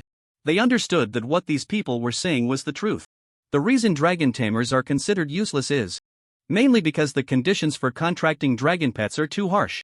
Earth dragons, flying dragons, and subdragons cannot be contracted by dragon tamers at all. They can only contract with giant dragons and holy dragons. As for the reason, according to experts' guesses, it's said that the bloodline level of earth dragons, flying dragons, and subdragons is too low. In other words, dragon tamers cannot contract with inferior dragons. They can only contract with high-level dragons. This has also led to the fact that throughout history, no dragon tamer has ever owned a dragon pet. This profession is very much like those who go on blind dates but have unrealistic expectations. They look down on those with poor conditions and feel unworthy of those with good conditions. This awkward situation has directly turned the profession of dragon tamer into a useless one. Seeing the group of new students supporting Qin lose their spirit, the others couldn't help but laugh. Alright. Next, let's just watch Bai Ji's flying dragon performance. These people couldn't help but feel excited. In the secret battlefield, Bai Wuxuan glanced at Luo Hao and Sun Yanyan, waved his hand dismissively, and said, Alright. You two just go to the side and watch the show. Let me teach this Qin a lesson. So he knows that there are people beyond. People in heavens beyond heavens. Luo Hao and Sun Yanyan looked displeased. When had they ever suffered such humiliation? Just as they were about to retort, they saw the white flying dragon perched on by Wuxuan's shoulder, giving them a menacing low growl, seemingly warning them. So they could only sulkily move to the side. Bastard! Is it so great just because you have a dragon? Luo Hao said resentfully. He could no longer maintain his previous high and mighty demeanor. He truly could not accept Bai Wuxuan. Nor could he accept Qin Chen. Sun Yanyan beside him appeared quite indifferent. In reality, although she was unwilling to admit it on the surface, she also knew that there was a significant gap between her and Qin Chen. Because Qin Chen could easily defeat Fan Tyran, while she could not. Just based on that, she knew her strength was inferior to Qin Chen's. The reason she was determined to go on stage was that she did not want to be a coward. Surrendering before the battle would be too embarrassing. Regardless of winning or losing, they had to fight first. The difference between her and Luo Hao was, she had self-awareness, while Luo Hao did not. Perhaps the glory brought by the title of the top scholar of Fengtian province had completely blinded his heart. But no matter what, this dragon duel before them was no longer something she and Luo Hao could interfere with. At this moment, under the astonished gazes of everyone, Bai Wuxuan had already unleashed the battle form of his dragon pet. Roar! With a loud and resonant dragon roar, the mini-flying dragon, which was originally only the size of a kitten, suddenly expanded in size in an instant. Boom! The deafening sound of thunder erupted in everyone's ears. In no time, a four-winged flying dragon, 50 meters tall and surrounded by raging lightning, appeared before everyone. The first form of the four-winged wind and thunder dragon. Thunderstorm form. Wow! At this moment, whether it was Luo Hao and Sun Yanyan in the secret realm or the new student spectators outside, their expressions were all filled with shock. Because this was the first time they had seen such a majestic lightning flying dragon. Damn, is this the battle form of the flying dragon? It's so impressive. This dragon is truly astonishing. Did Qin Chen really just headbutt it? Ha ha. Qin Chen even dares to let Brother Bai join in. Now, how about that? Stunned, right? Ha? Wait. Why does Qin Chen look completely unafraid? As this last remark fell, everyone saw through the camera that Qin Chen, standing opposite the towering flying dragon, was feeling the raging lightning elements sweeping across the arena. And his expression was still calm. Oh, could it be that this guy has experienced the Rift War? Or has he been so scared by this flying dragon that he forgot to show any change in expression? How can he remain so calm? If it were us spectators facing this domineering flying dragon, we would have been scared out of our wits long ago. Now, Qin Chen should let his dragon pet out. Right? At this moment, the deans and teachers were filled with anticipation. Is it a giant dragon? Or a holy dragon? Except for a few deans who had actually watched Qin Chen's college entrance exam video, the other teachers began to speculate. But what happened next left everyone in the audience utterly stunned. Under the eager gazes of the crowd, the incredibly calm Qin Chen simply unfastened his wind armor. Then, plop! 2 round, chubby little creatures fell to the ground from Qin Chen's clothes. The staff, who had already received instructions from the deans and teachers, immediately aimed the high-tech nanocamera at these 2 little creatures. This allowed everyone to finally see the true appearance of these 2 little guys. Ha! What is this? So cute! The girls outside couldn't help but look at these 2 little creatures with hearts in their eyes after seeing the footage. It's worth mentioning that the juvenile forms of Xiaojiao and Xiaohan are countless times cuter than Bai Wuxuan's flying dragon. Even when Bai Wuxuan's 4-winged thunderstorm dragon was shrunk to its juvenile form, it still appeared quite fierce and menacing. Its white scales covered its body like armor, and its head looked as if it was wearing a helmet, revealing only one eye. The pair of wings swirling with the aura of wind and thunder would occasionally tremble, exuding a chilling presence that made one frown. This ugly form had nothing to do with being cute and obedient, making it hard to like. In contrast, the 2 little creatures that fell from Qin Chen's arms, one was bright red, the other ice blue. Both had round, chubby bodies and plump little paws. Especially their big eyes, which looked as if they were inlaid with red and blue gems, radiating a pure innocence unique to children. Their scales hung down, giving them a completely non-aggressive appearance. Just looking at them made one want to hold them close and shower them with affection. Even more heart-melting was Ga-ing. Once they realized they were away from their master, they quickly hopped to Qin Chen's feet, then, like little kittens, began to climb up Qin Chen's pant leg. Clearly very clingy. And their calls were just too adorable. Not to mention the girls, even those big guys who didn't want to raise pets felt their hearts soften at this moment. At the same time, everyone realized one thing: could this be Qin Chen's dragon pets? And there are 2 of them. So what level of dragon species are these? The main thing is that these two little creatures are so cute, and Shinshen has made them deliberately suppress the terrifying dragon might unique to holy dragons. As a result, while everyone was shocked, they simply couldn't identify what kind of dragon this was. Logically speaking, as a dragon Tamer, the dragon pets Shinshen could contract must be giant dragons or holy dragons. However, the clingy behavior displayed by these two little creatures completely made it impossible to associate them with the legendary high-level dragon species. Isn't it said that giant dragons and holy dragons view humans as ants? How could they possibly be willing to sign a contract with Shinshen, or is it that this Shinshen, due to some kind of opportunity, has broken the limitation of dragon tamers cannot contract mid to low-tier dragons and successfully contracted 2 flying dragons or sub-dragons? As for earth dragons, although they are foolish, they are not incapable of distinguishing. Earth dragons do not have wings. Only those of flying dragon rank and above have wings. However, can these two round, chubby, adorable little creatures really defeat Bai Wuxuan's ferociously powerful flying dragon? Mainly, they really don't seem to pose any threat at all. If anyone is shocked, it's Bai Wuxuan who is the most shocked. When he saw Shinshen's 2 dragon pets, the saliva he was about to swallow almost sprayed out. He instinctively glanced at the towering giant flying dragon beside him. After realizing that his flying dragon showed no signs of fear, his initially terrified heart gradually calmed down. What a relief, it was just a false alarm. No wonder this Shinshen dared to be so arrogant and challenge 1 against 3. It turns out he has broken the shackles of dragon tamers cannot contract mid to low tier dragon pets and successfully contracted 2 flying dragons. It can't be sub-dragons, giant dragons, or holy dragons. Because his little Bai showed no signs of fear at the sight of these 2 dragon pets. That means these 2 are flying dragons. And they are flying dragons that are not as powerful as his little Bai. Regardless, the 4-winged wind thunder dragon he contracted is also an extremely formidable existence among flying dragons. Since that's the case, there's no need to worry. Shinshen, I have to say, I really admire you for being able to break the limitations of dragon tamers and contract 2 flying dragons. But if you think that this will allow you to win against me, then you are too naive. At this moment, Bai Wuxuan stood beside his 4-winged wind thunder dragon, looking at Shinshen with a face full of mockery. After figuring out the situation, he felt fearless. He believed that his little Bai had the strength to take on 2 opponents. Meanwhile, Shinshen, who had 2 little dragon cubs hanging on him, merely glanced at Bai Wuxuan. Then he smiled and said to his 2 little dragon cubs, Xiaojiao, Xiaohan, did you hear that? Someone said you are flying dragons.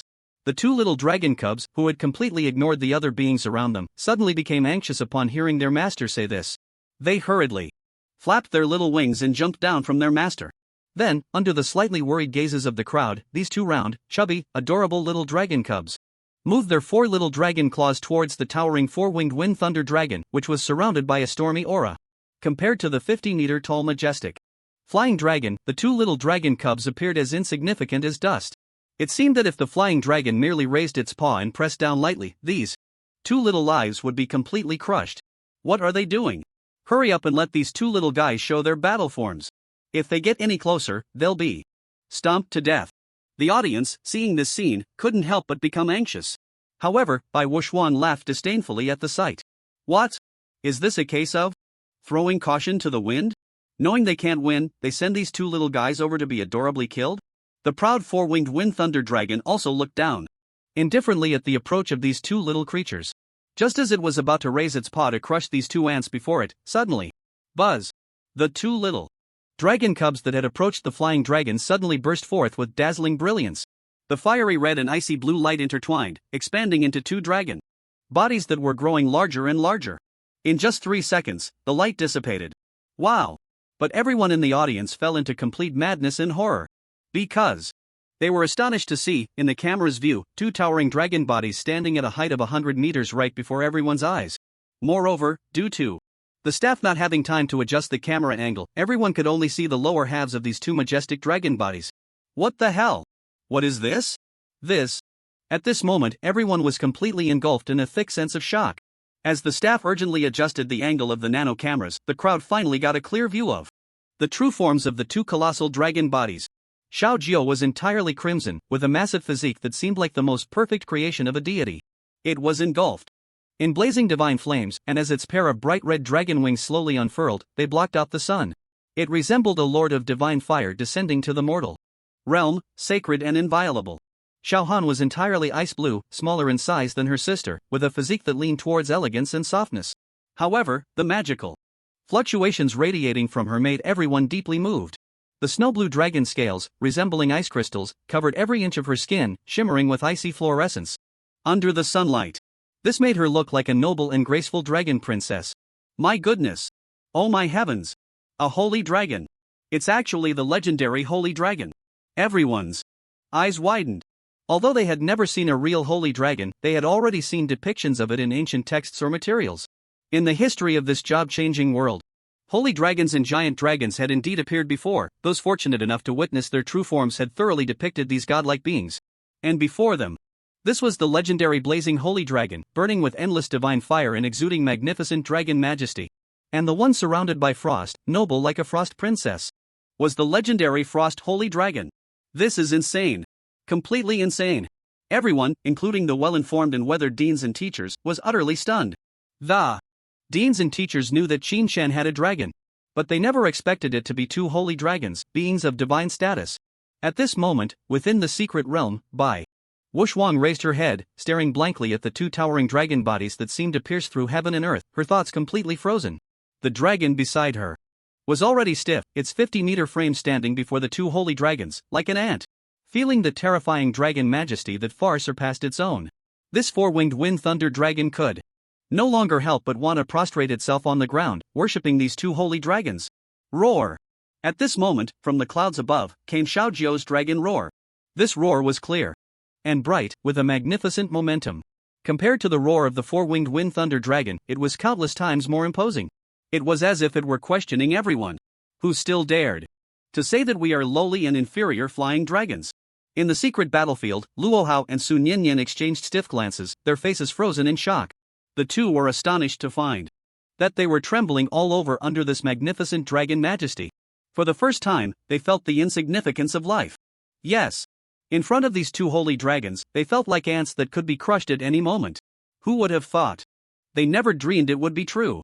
Qin Shan not only had dragon pets, but they were also the legendary holy dragons. And he had two of them.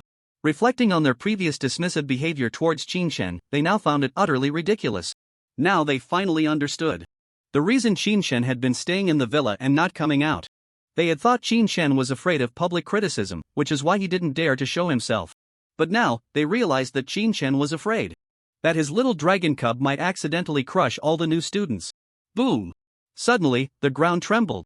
It turned out that Xiaojiu had raised its dragon claw, resembling a pillar supporting the heavens, and with one swipe, it struck the trembling flying dragon on the head. The flying dragon, with its towering 50-meter body, was sent flying over 2,000 meters away, leaving a long mark on the vast plain battlefield.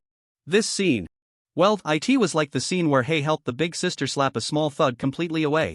However, the ridiculous part was that previously lofty flying dragon, after receiving such a heavy slap, actually fainted on the spot. This. Little Jiu glanced disdainfully at the flying dragon, letting out a low growl, as if to say, is this what they call a flying dragon? By Wuxuang's four-winged wind and thunder dragon was defeated. This dragon, possessing both wind and thunder attributes, was so easily defeated by Little Jiu's slap. Weak. Too weak. Even Xiaohan, who was beside them, didn't expect that this little flying dragon, which dared to chatter at them, would be so weak. It couldn't even withstand a slap from its own sister. As a result, it had to cancel the holy dragon magic it was about to chant. Bai Wuxuang, standing not far away, was already coughing from the dust that had been kicked up, looking utterly disheveled. He looked at his dragon pet, which had completely fallen into a coma. Then turned to the two majestic holy dragons that couldn't even be bothered to look at him. The fear and despair in his heart finally erupted completely. This is completely unreasonable bullying. What qualifications does Qin Shan have to contract with the holy dragons? The key point is that he contracted two at once. Two holy dragons. What the hell is this? Thud. He sat down on the ground in despair, his whole demeanor completely numb and stiff, the confidence he had been holding on to shattered by Qin Shan. Reflecting on his previous arrogant posture, a clown. A complete clown. Looking again at Luo Hao and Su Nianyan standing in the distance, their expressions were already dumbfounded. Their mouths were so wide open they could fit a duck egg. Not to mention the audience outside. They had completely lost their composure. Even many new students who were in the middle of a PK had stopped moving stiffly, staring blankly at the huge screen projected in the air. In fact, the moment these two little dragons revealed their true combat forms, the outcome of this 1-against-3 competition had already been declared. Looking at the three proud talents who had completely lost their fighting spirit, and the four-winged wind and thunder dragon that had been knocked out by little Geo with a single slap, Shin couldn't help but sigh with a hint of regret. It was quite boring. He had originally thought he would witness an intense battle between dragons, but unexpectedly, this four-winged wind and thunder dragon was so fragile. It couldn't even withstand a slap from little Geo. However, this also made Shin truly realize the extremely strict bloodline hierarchy among dragons. Bai Wuxuan's four-winged wind and thunder dragon was already level 24. It was 5 levels higher than little Geo and a full 13 levels higher than Xiaohan. Yet, the initial estimate of this wind and thunder dragon's four-dimensional attributes was just barely over 1,000. But little Geo was already more than 4 times that. Xiaohan, as a newly born little dragon, was only level 11, yet it had several hundred more attribute points than this wind and thunder dragon.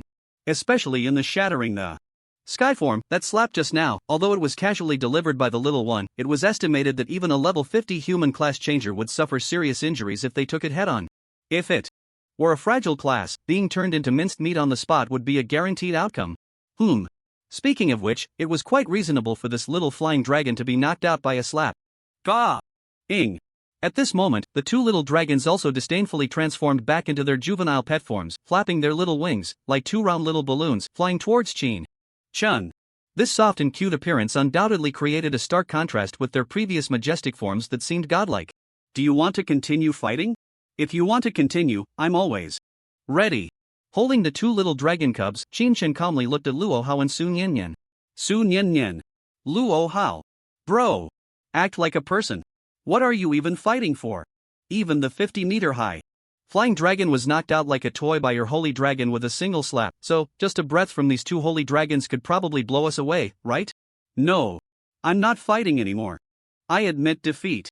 The proud top scholar from Fengtian province looked at the two little dragon cubs in terror, swallowed hard, and finally lowered his head, choosing to concede.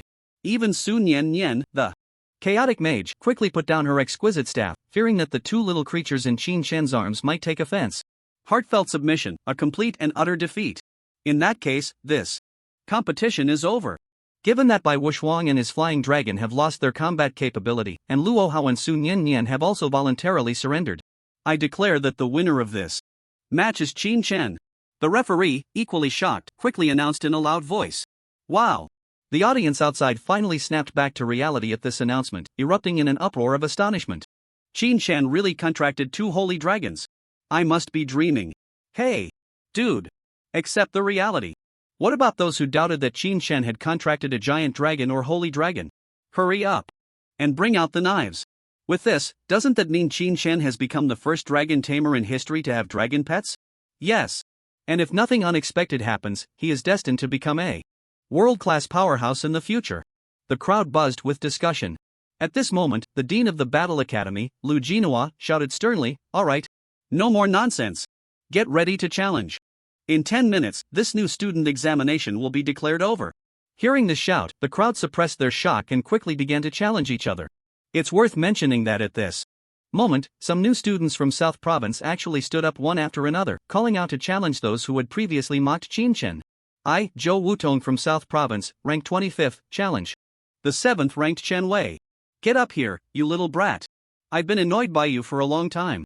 And me, Pan Yongshi from South Province, ranked 32nd, challenge the 18th ranked Feng Yuan. You were the one who mocked our Fan Gu, right? Hurry up and come up to get beaten. Humph. And you, Su Ro. Get up here right now. You even had Fan Gu help you through the college entrance exam, yet you teamed up with this bunch of people. I, Li Biao, ranked 16th, challenged the 12th ranked Su Ro. Ma Qingfeng, right? You little brat, since you talk about martial ethics, I'll let you off this time and won't challenge you. But that little brat named Bai Dejiang, don't think I can't see you with your head down, come up here.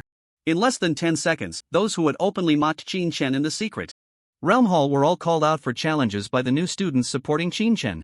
Most of these new students were from South Province.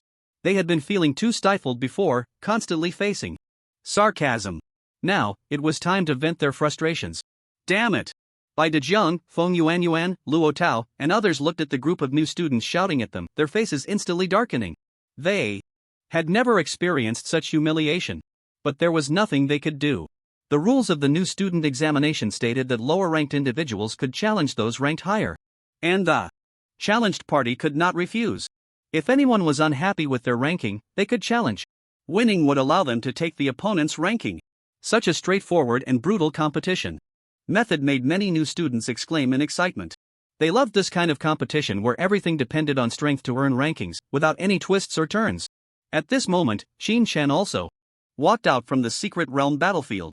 Seeing Feng Yuan and others being pulled onto the competition stage, Xin Chen merely glanced at them and lost interest in continuing to pay attention. To him, they were just clowns seeking attention. In fact, they weren't even worth being considered stumbling blocks. Looking at them any longer felt like a waste of his time. However, at this moment, a group of girls with sparkling eyes gathered around. Xin Chen, can I touch your two little dragons? Xin Chen, what are the names of these two little guys? Ah, they're so cute. I really want to hold them and give them a hug. Watching the group of girls approach. Ga! Ing! Both little dragons let out warning cries, their sensitive noses picking up the overwhelming scent of the girls' perfume. It was too pungent. Damn humans! Sparks flew from the mouth of Xiaozhou's dragon, while Xiaohan's dragon gathered a chilling aura. Clearly, they were very displeased with the humans crowding around them. The little dragons held an extreme disdain and contempt for all creatures except their master. If these humans dared to approach recklessly again, they shouldn't blame the dragons for unleashing their breath and leaving them utterly disfigured. Even in their juvenile forms, the power of their breath was not to be underestimated. Seeing the warning from the two little dragons, along with the suddenly boiling fire and frost elements, the group of girls changed their expressions and quickly retreated in fear. Xin Chen calmly said, "Want to touch? Fine. But the consequences are on you. If you get seriously hurt, don't come crying to me." The girls, watching the reluctant retreat of the humans, the angry emotions of the two little dragons finally calmed down. To comfort these little guys, Xin Chen had no choice but to endure the pain and agree to a condition for them. He must buy over 100 amethyst lionhead geese tonight to make braised and roasted goose for them. 1 amethyst lionhead goose was worth 200 credits. 100 would amount to 20,000 credits. Xin Chen would go bankrupt. But it didn't matter, as long as the two little guys were happy. 10 minutes later, the entire challenge officially ended. Feng Yuan, Luo Tao, Su Rou, Bai Dejiang, and others all ranked outside the top 100. Although their status could be restored by the priest team, the exhaustion from the continuous challenges and the mental breakdown caused by provocations from others severely affected their performance. As a result, several of those who should have stabilized in the top 50 all fell outside the top 100. Well, to put it simply, this group of people was thoroughly trained by the new students. Awesome. Let's see if you dare to be arrogant now. At the same time, these people even took the initiative to call Xin Chen brother fan. There was no way around it. Xin Chen was now undoubtedly the top new student. Moreover, he was a dragon tamer who had contracted 2 holy dragons. Whether there would be anyone to follow in his footsteps was uncertain, but it was certain that he was truly unprecedented. If this news got out, not just the entire dragon kingdom, but the whole world would probably be in an uproar. Alright. Silence. I announce that the new student examination is now officially concluded. As the chief examiner of this new student examination, the dean of the Battle Academy, Lu Jinhua, began to speak. The rankings of this new student examination have been finalized. I ask you all, is there anyone dissatisfied with the current rankings? The new students responded in unison, no. What a joke. This was simply the fairest competition. If anyone was still dissatisfied, it could only be said that they were foolish. And those who had been the loudest before had all seen their overall rankings drop significantly. Especially Feng Yuan and others, whose rankings fluctuated the most, dropping from the top 50 to outside the top 100. Luo Tao even fell to 212th place. That was what made it amusing. It also led to the current gloomy expressions on the faces of Luo Tao, Feng Yuan, and their group. Very good. Otherwise, if the Fengtian Academy gets labeled with a hat of insider dealings by you new students, then we deans and teachers will be very angry. Mentioning this matter, many felt extremely embarrassed. Yes. Previously, Xin Chen had shattered the records of those 3 secret realm dungeons with an unstoppable momentum. Yet, he was questioned by many about the school openly engaging in insider dealings. This matter had stirred up quite a commotion. It is said that other schools are also aware of this. However, now, Xin Chen gave a heavy slap to those who were secretly speculating. The sting on their faces was truly fiery. With those 2 terrifying holy dragons and such a record of achievements, isn't it quite normal? Back to the point. Regardless, this ranking is now set. Students who have achieved good rankings should continue to work hard and strive for greater heights. And those who have failed should not be discouraged, they must know shame and strive for courage. Only by tasting failure can one climb to the peak of success. Alright. No more nonsense, the sorting ceremony officially begins now. As the Dean Lu Jinhua finished speaking, the next second, he turned directly to Qin Shen, and his tone shifted. In the name of the Dean of the Battle Academy, I extend an invitation to the top new student, Qin Shen. As long as you are willing to choose our Battle Academy, I will present you with an S-grade medicinal herb, along with an S-grade universal skill book. Wow! Upon hearing this, the crowd's previously calm expression suddenly turned to deep envy. Wow! Is this how straightforwardly they are poaching students? Moreover, this treatment is only available to the top 50 new students. Other ordinary students cannot have a dean personally invite them, let alone offer such generous terms. An S-grade universal skill book and an S-grade medicinal herb. Even Qin Shen felt that these conditions were indeed quite good. Don't think that just because Qin Shen possesses several S-grade skills, he sees S-grade skill books as common. In reality, skill books above B-grade are extremely precious. Many new students around, especially those ranked slightly lower, might only have A-grade skills at most. Moreover, as Dean He Yalan mentioned earlier, it would take at least 3 months for Qin Shen to apply for resources. This is enough to illustrate the scarcity of resources. Right now, Dean Lu Jinhua proposed such a condition, which naturally came from his private treasury. As a powerful 4-turn battle god, he could still afford to offer such rewards. Qin Shen, my Magic Academy will additionally offer you an S-grade skill book for the Dragon Language Mage profession on top of the conditions from the Battle Academy. I have observed that your magical talent is also quite good. Come to my Magic Academy, and not to mention anything else, your Dragon Language magic will surely improve and benefit you immensely. At this moment, the Dean of the Magic Academy, Lu Boming, also smiled as he spoke. As soon as he finished, the audience erupted with gasps of astonishment. My goodness! They are really willing to spend big. It seems that the Dean of the Magic Academy has made up his mind to pull this immensely talented Dragon Tamer into his academy. The Magic Academy only recruits magic-type professions. And Qin Shen undoubtedly showcased magical talent that completely captivated this Dean during the first challenge match where he fought 7 opponents at once. Moreover, Qin Shen is a Dragon Tamer with 2 holy dragons. Not only the teachers but even the deans who already knew about Qin Shen's blazing holy dragon were nearly left speechless. Damn, this little guy is really hiding deep. The Dean of the Tactical Academy, Zhang Tao, sighed upon hearing this. Sigh. Damn it. Lu Jinhua and Lu Boming's private treasuries are overflowing with wealth, and he simply cannot compete with them. The Dean of the Enhancement Academy, Li Yujie, is the wealthiest among these deans. He slowly said, Qin Shen, come to my Enhancement Academy. Although I cannot provide an S-grade skill book, all the materials you need for forging and enchanting in the future will be provided to you for free, as long as they are available in the Academy's storage. Although he is wealthy, S-grade skill books cannot be bought with dragon coins or credits. They are not easily obtainable with holy crystal stones either. Holy crystal stones are the universally recognized currency in the current world. Even so, these conditions are still quite generous. It is likely that many people are feeling puzzled. Isn't the main focus of the Strengthening Academy on auxiliary and secondary professions? Sending someone like Qin Shen, who is a serious pure damage dealer, over there would only hinder his future, right? If you think that way, you're completely mistaken. It must be mentioned that the second job transfer for Dragon Tamers. When everyone undergoes their first job transfer, they are already assigned a related profession based on their awakened talents. By the time they reach the second transfer, they will face some choices. For example, a swordsman can choose to become a sword soul, a sword demon, or a sword hero during their second transfer. A mage can choose to become an elemental mage king or a magic warrior. The magic warrior profession is a brand new development for mages. Many people have the impression that mages are fragile. However, the magic warrior will completely change that perception. This profession enhances the physical body through magical techniques, allowing one to possess a physique that is not inferior to those of melee professions, while also granting significant melee combat capabilities. As for Dragon Tamers, there are already 4 known paths. One of them is called Dragon Spirit Priest. As the name suggests, the priest profession is supportive.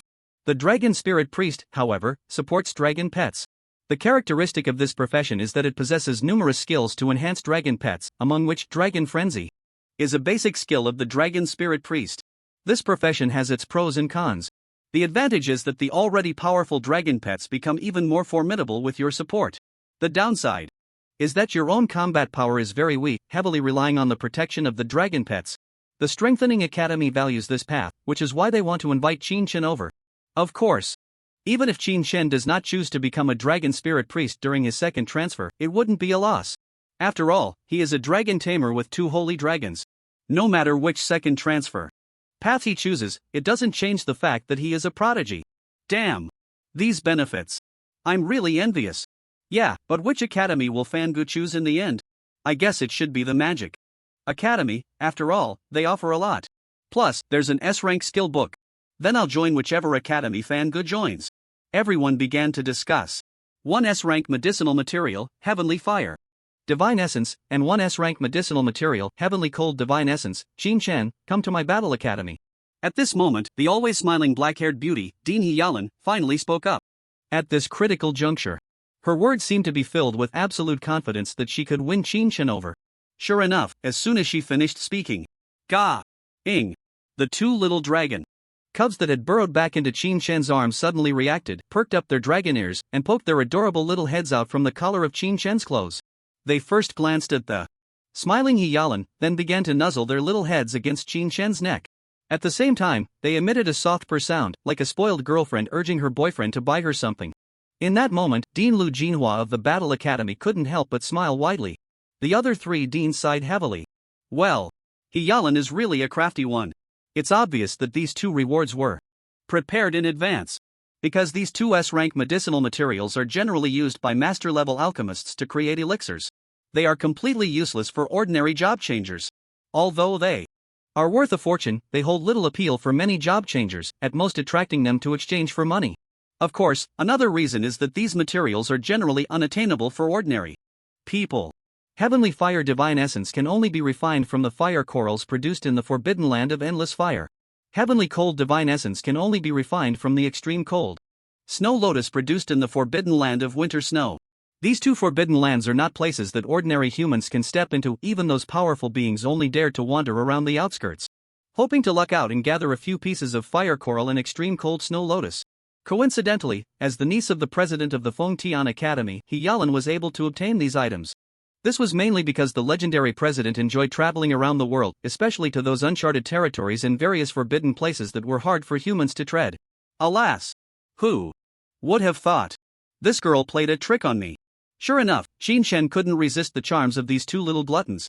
For these 2 little dragon cubs, these 2 divine essences were their favorite food. He laughed and said, Deanly, thank you for your kindness. My choice is the Battle Academy. Well then. The top freshman was snatched away by the Battle Academy just like that. Among them, Hyalan, the vice dean, played a significant role. A little over 10 minutes later, the division ceremony concluded. For those outstanding new students, it was certainly the deans or teachers who personally invited them. But for those ranked in the middle or lower, sorry. They had to obediently return to their dorms, then log into the official website using their phones or computers, and fill out their information in the Academy Selections section. The reason for returning to the dorms to make their selections was naturally because they were informed before entering the arena that recording tools were strictly prohibited. Alright, the division ceremony is over. Classes will officially start tomorrow. Students can now go back and rest. Dean Lu Jinhua was all smiles. In this new student entrance exam, if there was a biggest winner, it was undoubtedly his Battle Academy. Perhaps it was because Qin Shen also came to the Battle Academy that some other top-ranking students chose it as well. This infuriated the other 3 deans. It is worth mentioning that these academy leaders did not deliberately emphasize that other students should keep it a secret. Logically speaking, Qin Shen, as the first dragon tamer in history to contract a holy dragon, should have kept it strictly confidential to avoid being targeted by those with ulterior motives. However, the deans did not do so. They only strictly prohibited the carrying of recording tools into the venue. They were not worried at all about these students spreading the word. In fact, these academy leaders were quite pleased to see such developments. After all, without video evidence, relying solely on word of mouth, there probably wouldn't be many who would believe it. What the academy needed to do was simple. That was to fish as a key training school for the reserve forces of the Dragon Kingdom, let alone anything else. As long as you stayed on campus, even a fourth-turn powerhouse couldn't harm these students. So even if the organizations hiding in the dark got wind of it, they could come. It was just right to see if they could catch some big fish. Qin Shen was somewhat wary of this. Previously, he hid because he was afraid others would have ill intentions towards his dragon egg. But now, there was no longer much need for that. Mainly because this academy was safe enough. Qin-chan, over here. At this moment, the beautiful Dini Yalan, dressed in a professional OL dress with her long legs wrapped in black stockings, waved at Qin-chan with a smile. Come with me, these rewards come from my and Dean Lu's own pockets. So there's no need to apply, I can give them to you directly. He Yalan said with a smile. Qin-chan nodded, and the two little dragon cubs in his arms were even more delighted. The two of them arrived at a small space next to the podium with a teleportation magic array, and as the magic infused into the space, it buzzed. The space twisted. The next second, Qin-chan and He Yalan had already appeared in a grand and magnificent hall. This hall was very spacious, and the decorations around it were clearly not ordinary. The colorful pendant lights hanging from the ceiling were constantly emitting strange magical fluctuations. This is our Battle Academy's office hall. Come with me. He Yalan explained to Qin-chan while leading the way. As the top freshman of this session, and having contracted two holy dragons, Qin-chan undoubtedly enjoyed treatment that no other freshman could ever experience. The principal's niece, along with the vice president of the Combat Academy, a beautiful dean who stepped into the third transition at the age of 28, just 3 levels away from the fourth transition, was personally guiding Qin-chan. This left some of the administrative staff in the hall astonished. Soon, He Yalan brought Qin-chan to an extremely large magical door. This door had no handle and was forged from Tianqian black crystal, covered in various magical arrays. Not to mention a second transition existence, even a third transition being would find it impossible to break through this door. When He Yalan's delicate hand gently touched the door, a series of interlocking magical patterns began to operate like gears. With a click, under the overwhelming wave of magical power, the door slowly opened. Come. He Yalan, in her high heels, walked in gracefully. Qin-chan followed closely behind. It turned out to be an extremely luxurious and spacious private treasury, decorated in a style reminiscent of historical museums. At the same time, Qin-chan was astonished by the items in this private treasury. The objects placed around emitted an extraordinary aura. Especially the enormous beast skulls, which had been dead for countless years yet still radiated a shocking ferocity. Clearly, these beasts must have been incredibly powerful in life, otherwise, it would be impossible for them to exude such a terrifying aura after so many years. Here, take this. This is your reward. The beautiful dean walked to a cabinet, picked up 3 jade vials, then went to another place to retrieve a skill book contained in a box. Finally, she handed all these items to Qin-chan. 1 vial of heavenly fire essence, 1 vial of heavenly cold essence, 1 unidentified S-grade medicinal material, and 1 S-grade unknown general skill book. This was the reward given by the Combat Academy, taken from the dean's private vault. Of course, those 2 vials of essence had already been prepared by He Yalan. Alright, you can go back and rest now. Classes will start normally tomorrow, and by the way, prepare for the second transition. Tomorrow, I will prioritize applying for your entry permission to the second transition trial ground. Before you clear the Imperial Laboratory, you will already be level 28, and now with 1 million experience stored in your experience bar, as long as you manually level up, you should be able to reach level 30. The beautiful dean said with a smile. Qin-chan nodded seriously. Thank you, dean. Then I will take my leave. The first thing Qin-chan did after leaving the Combat Academy was not to count his rewards but to place an order for a purple crystal lion-headed goose on his phone. Qin-chan's enormous daily spending had long caught the supermarket's attention, and they regarded him as a VIP. In fact, the companies and other businesses that had moved in from the outside could also exchange the credits they earned here for items at the Fengtian Academy. They could then take the exchanged items to the outside world for auction, making a substantial profit. After placing the order and just returning to Villa Number 1, before he even stepped inside, a voice called out from the side. Qin-chan. Qin-chan turned to look and saw a graceful figure standing there. Su-ro. At that moment, her face was filled with guilt and self-reproach. She was about to speak when bang. The villa's door had already closed, and Qin-chan's figure had long since entered the villa. In that instant, Su-ro's heart sank to the bottom, her whole body felt cold. She finally realized that the boy who had once fought alongside her through thick and thin in dungeons had completely regarded her as a stranger. The possibility of reconciliation had already dropped to 0. In the end, she could only leave the villa area in a daze. Having already entered the villa, Qin-chen felt no fluctuations in his heart. Did you think Qin-chen was upset because Su-ro teamed up with Luo Hao? If you really think that, then you underestimate Qin-chen's perspective too much. As mentioned before, Qin-chen had no romantic feelings for Su-ro, he treated her purely as a friend. He wouldn't care who she teamed up with. Even who she dated was of no interest to him. What truly disappointed Qin-chen was He clearly regarded Su-ro as a friend, yet when everyone, including her teammates Luo Hao, Feng Yuan, and Luo Tao, mocked him coldly, Su-ro, who was seen as a friend, never stood up to say a word for him. She only knew how to put on a pitiful act. This was the reason Qin Shen was completely disillusioned with her. From that moment, he knew that this person no longer deserved his friendship. Even if Su-ro died in front of him, Qin Shen wouldn't feel the slightest emotional stir. From then on, they would be strangers, with no possibility of any intersection again. At this moment, just as Qin Shen was about to open the box containing the S-level Universal Skill Book, ding! The familiar system prompt sounded abruptly in his mind.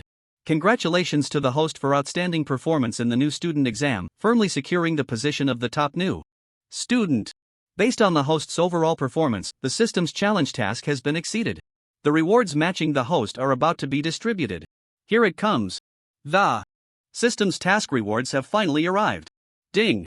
Rewards are now being distributed. Reward, Diamond Chest ×1. Reward, Legendary Chest ×1. Given the host's remarkable performance, the system has decided to grant an excess reward. Reward, Legendary Chest ×2. All rewards have been distributed. Please enter the system warehouse to check. Legendary Chest. After a long time, this item has finally been rewarded by the system again. He hadn't forgotten that SSS level skill Bloodline Fusion was obtained from this legendary chest. That's an SSS level skill.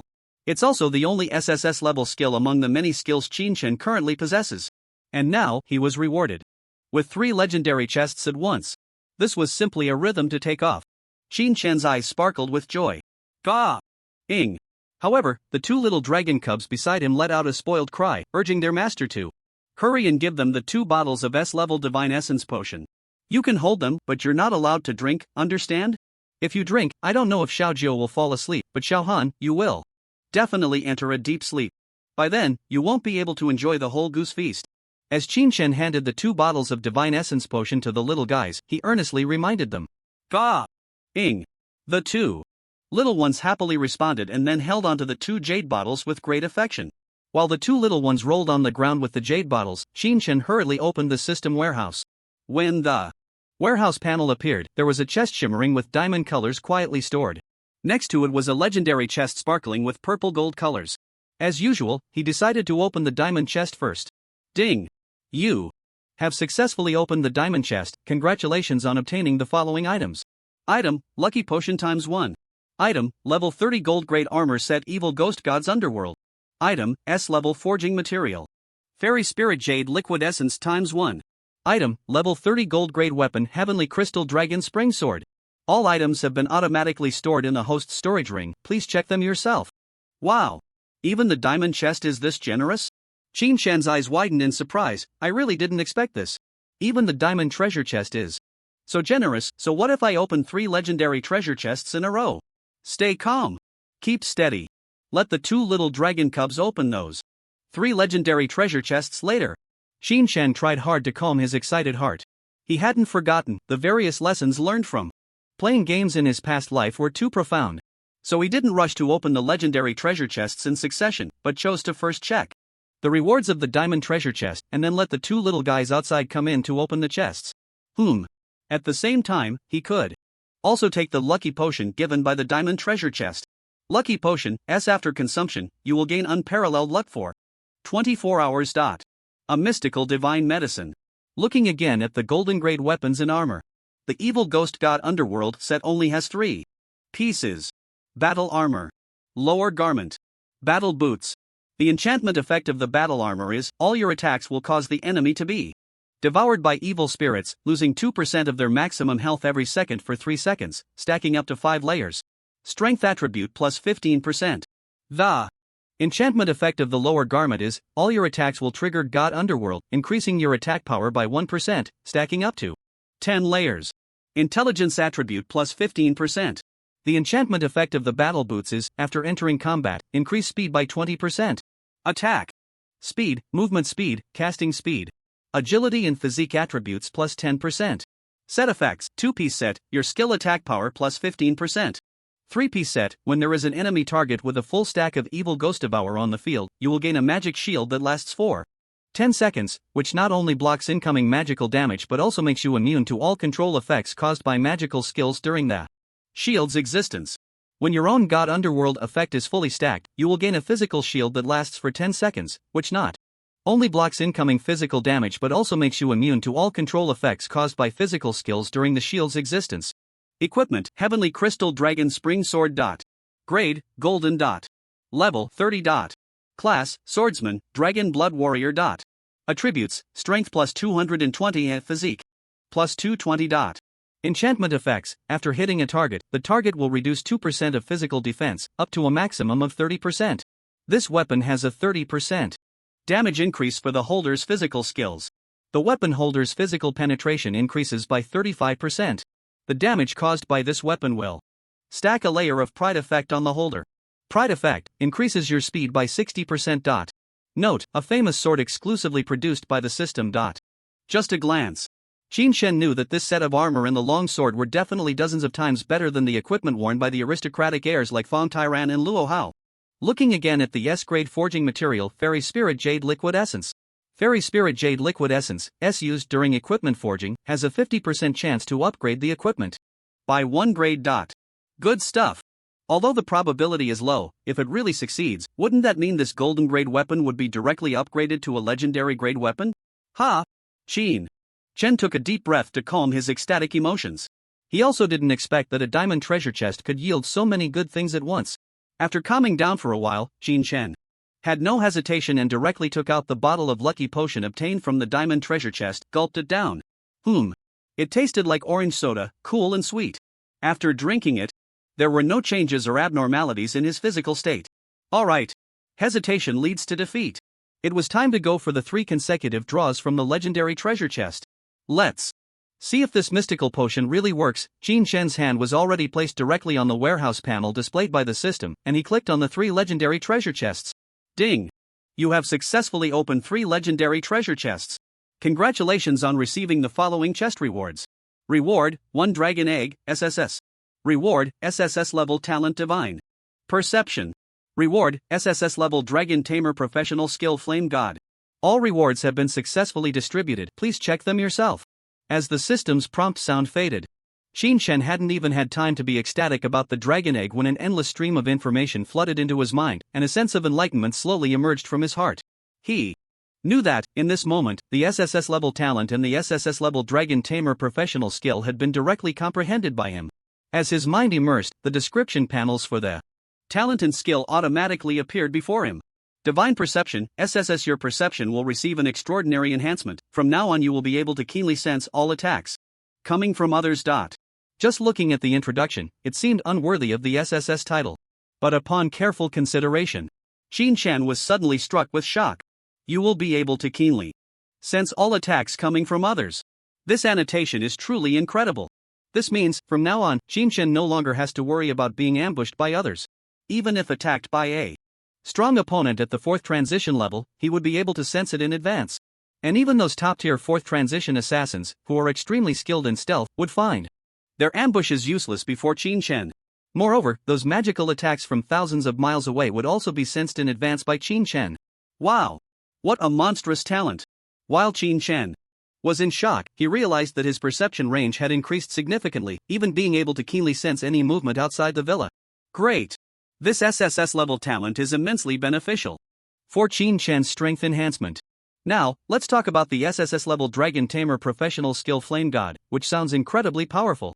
Just looking at the name, one could tell that this should be a formidable skill inherited from the blazing sacred dragon.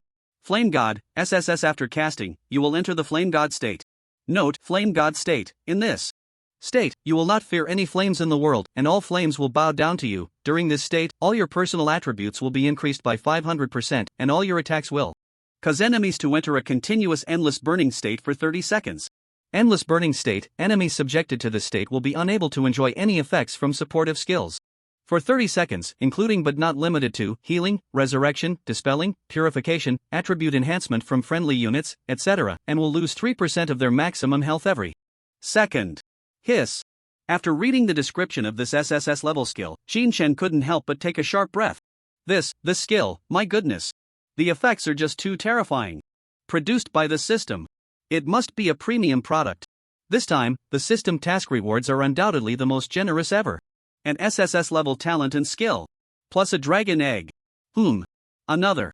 Dragon egg. Dragon egg, SSS, an unhatched dragon egg containing a young dragon of sacred dragon level. Note, all dragon eggs can only be tamed by dragon taming technique once they reach the hatching period. Unhatched dragon eggs can be carried around daily to increase the intimacy of the young dragon inside, facilitating future taming. System warm reminder, this dragon enjoys devouring all toxins in the world. If nurtured in a poison pool, its growth can be accelerated, leading to an earlier hatching period. Poison. Qin Shen couldn't help but twitch the corner of his mouth. Goodness. His third dragon pet is actually a poison dragon. At that time, this little dragon cub wouldn't accidentally poison its master, Qin Shen, would it?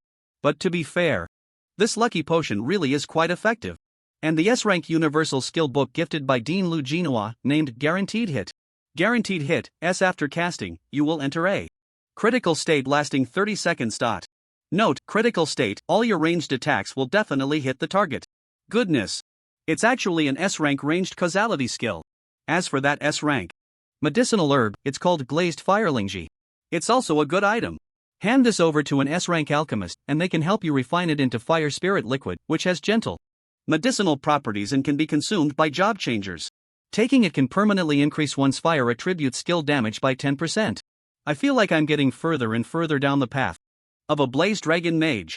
Just as Qin Shen was marveling at this, ding. The intelligent butler robot had already emitted a prompt sound. It informed Qin Shen that the 100 amethyst lionhead geese he had previously ordered had arrived. Qin Shen calmed his emotions before stepping out of the room, looking at the two little dragon cubs happily rolling on the ground while hugging the Divine Essence jade bottle. He couldn't help but smile. These two little guys probably don't even know that before long, they will be getting a new member. Upon arriving in the yard, the intelligent unmanned delivery machine responsible for transporting the 100 amethyst lionhead geese set down the goods but did not leave. The next second, buzz.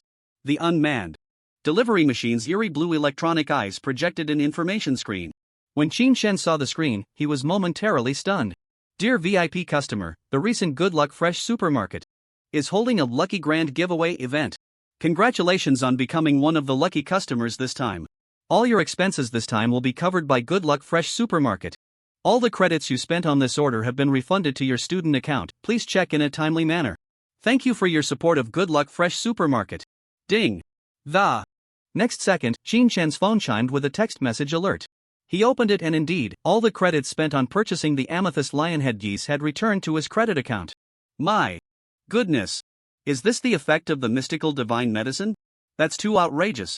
Does that mean if I buy a lottery ticket tomorrow, I will definitely win?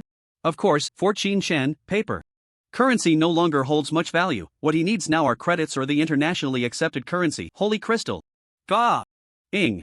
Just as Qin Shen was in a daze, the two little dragon cubs were already so hungry their stomachs were growling, flapping their wings to urge Qin Shen to hurry up and cook. And while Qin Shen began to busy himself preparing food for the little dragon cubs, little did he know that the school forum had already erupted into a frenzy. The level of discussion was unprecedented in history, because the entire forum's topic revolved around one person's name, Qin Shen, the first dragon tamer in history to contract 2 holy dragons. Even students from other schools, upon hearing the news, directly came to the official forum of the Fengtian Academy. No way. Is this true? That Qin Shen really contracted a holy dragon? Absolutely true. I saw it with my own eyes. Now I finally understand why humans compare holy dragons to deities. I almost peed myself from shock just watching through the screen. I can testify. Hurry up and post the video and photos. What good is just talking? Exactly. No pictures, no proof. During the freshman entrance exam, it was stipulated that no electronic devices with camera functions could be brought in, so there are no pictures or videos. Damn. Then what are you all talking about? Blowing hot air without any backup. If you don't believe it, come to our school and find Qin Shen. This is real. Soon, the entire school forum transformed from initial astonishment and discussion into a heated argument and debate. The second and third year students of the Fengtian Academy hurried to verify with the dean. However, the dean's response was that any news not officially released by the school lacked authority. In other words, the news about Qin Shen successfully contracting the holy dragons was all unverified and false. This left all the first-year freshmen dumbfounded. Dean, how can you speak such nonsense with your eyes wide open? Clearly, you were present when Qin Shen summoned those 2 world-destroying holy dragons. What was even more frustrating for the freshmen was that within half an hour, the posts about Qin Shen contracting the Holy Dragons on the school forum were completely deleted. And the school officially released a statement. The news regarding Qin Shen successfully contracting 2 Holy Dragons is a baseless rumor. We ask all students not to spread rumors to avoid misunderstandings. Once this news broke, all the students from other schools who had initially been skeptical lost interest and left. Even the second and third year students of Fengtian Academy felt that these freshmen were just trying to stir things up and joke around. The truth is, there are just too many sensational stories like this online.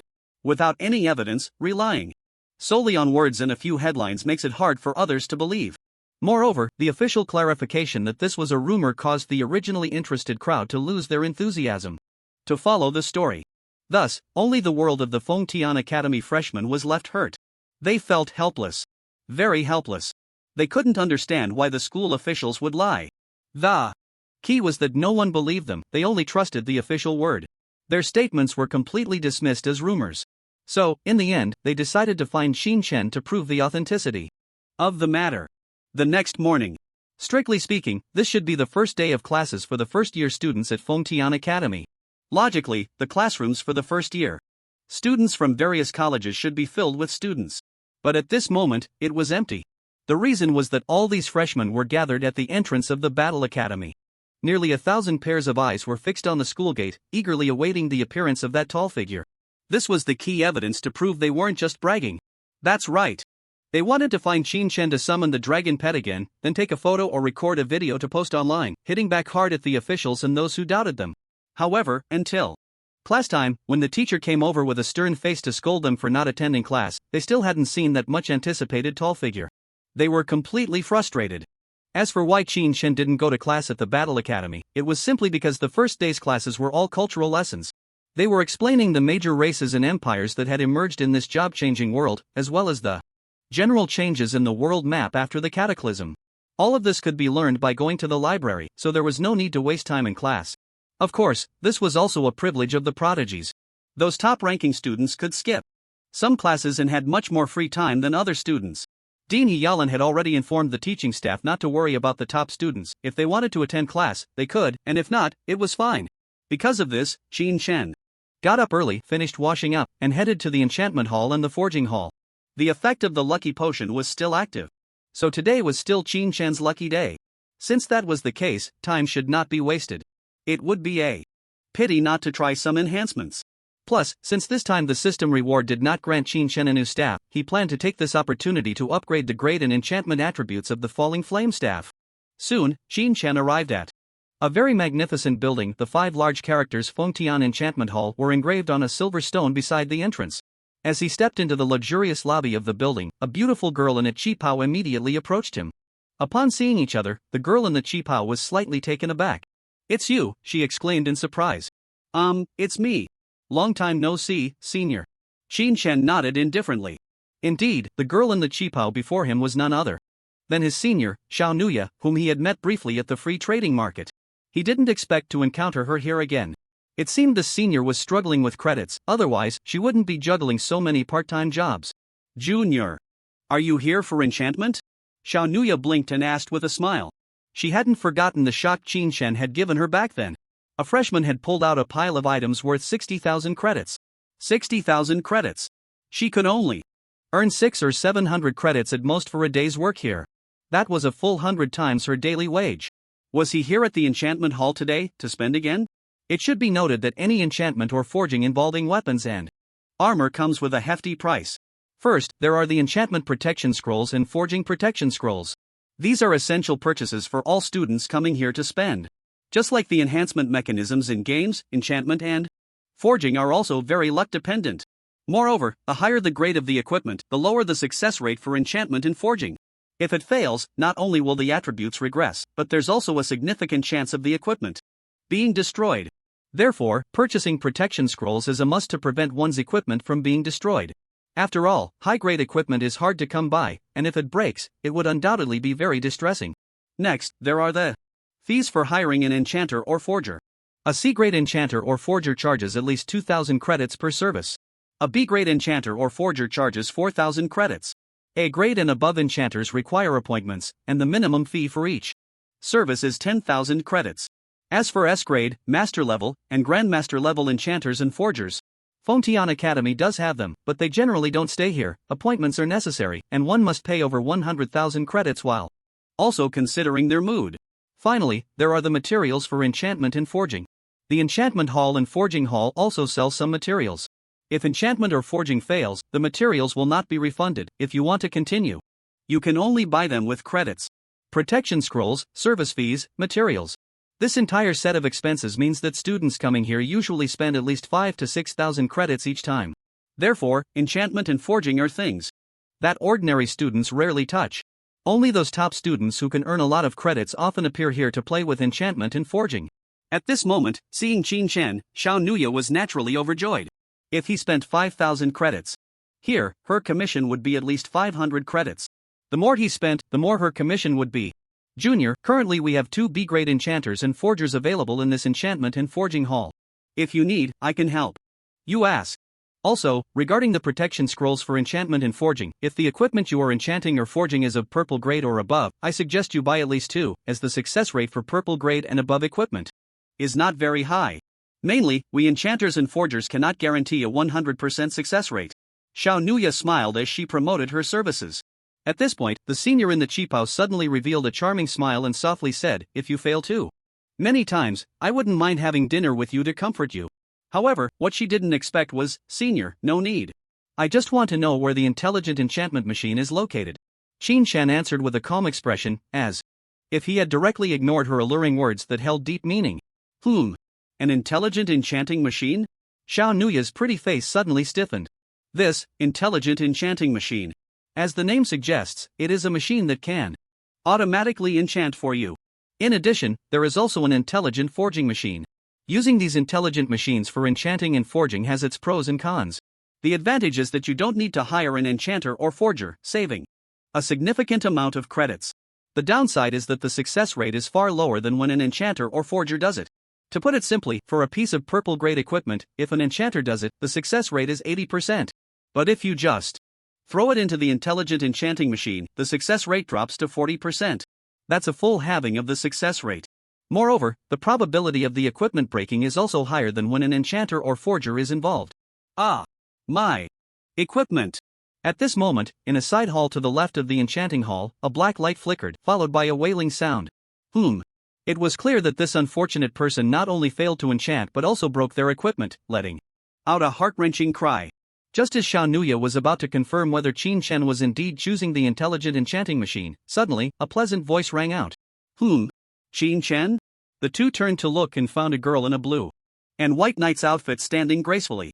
Her silky golden hair cascaded over her shoulders, and her exquisite, flawless face, paired with pointed elf ears, exuded both elegance and a spirited demeanor, causing the surrounding second-year students to glance back repeatedly. The reason they were second-year students was that today, all first-year students had to attend a cultural class collectively to learn some special background information that couldn't be obtained from the outside world. The girl who suddenly appeared here was naturally a top beauty with elven blood, Sun Yen Nian. As a chaos mage, she chose the Magic Academy during the division ceremony. Like Qin Chen, she also received certain privileges and didn't have to attend the cultural class. Today, she came here to ask an B-level enchanter to add new enchanting effects to her level 30 golden staff. With the credits allocated from her ranking and the rewards from selling items obtained in the previous Secret Realm Challenge, Sun Yen Nian could be considered a little wealthy now. Encountering Qin Chen here surprised her a bit. Qin Chen merely glanced at Sun Yen Nian, too lazy to even nod in greeting, and turned to walk towards the side hall on the left. This guy. So rude. Seeing that Qin Chen couldn't even be bothered to greet her, Sun Yen Nian pouted in anger. It wasn't a life and death rivalry. Was it necessary to be so cold? Xiao Nuya quickly shifted her attention to the elegant elven beauty. This beautiful junior, you don't need to mind that guy. Are you here to enchant? There's a B-level enchanter available right now. But before she could finish her sentence, the elegant elven beauty fixed her clear, beautiful eyes on the tall figure leaving and asked, "Is he here to enchant too?" Xiao Nuya nodded, yes, but he chose not to hire an enchanter and instead opted for the low success rate intelligent enchanting machine. Upon hearing this, Sun Yen Nian's eyes immediately sparkled. That guy, being the top freshman, had already earned so many credits from his ranking, yet he was so stingy that he wouldn't even spend credits to hire an enchanter? But that was fine. She was looking forward to seeing his disappointed expression when he failed to enchant and broke his equipment. Senior sister, let's go.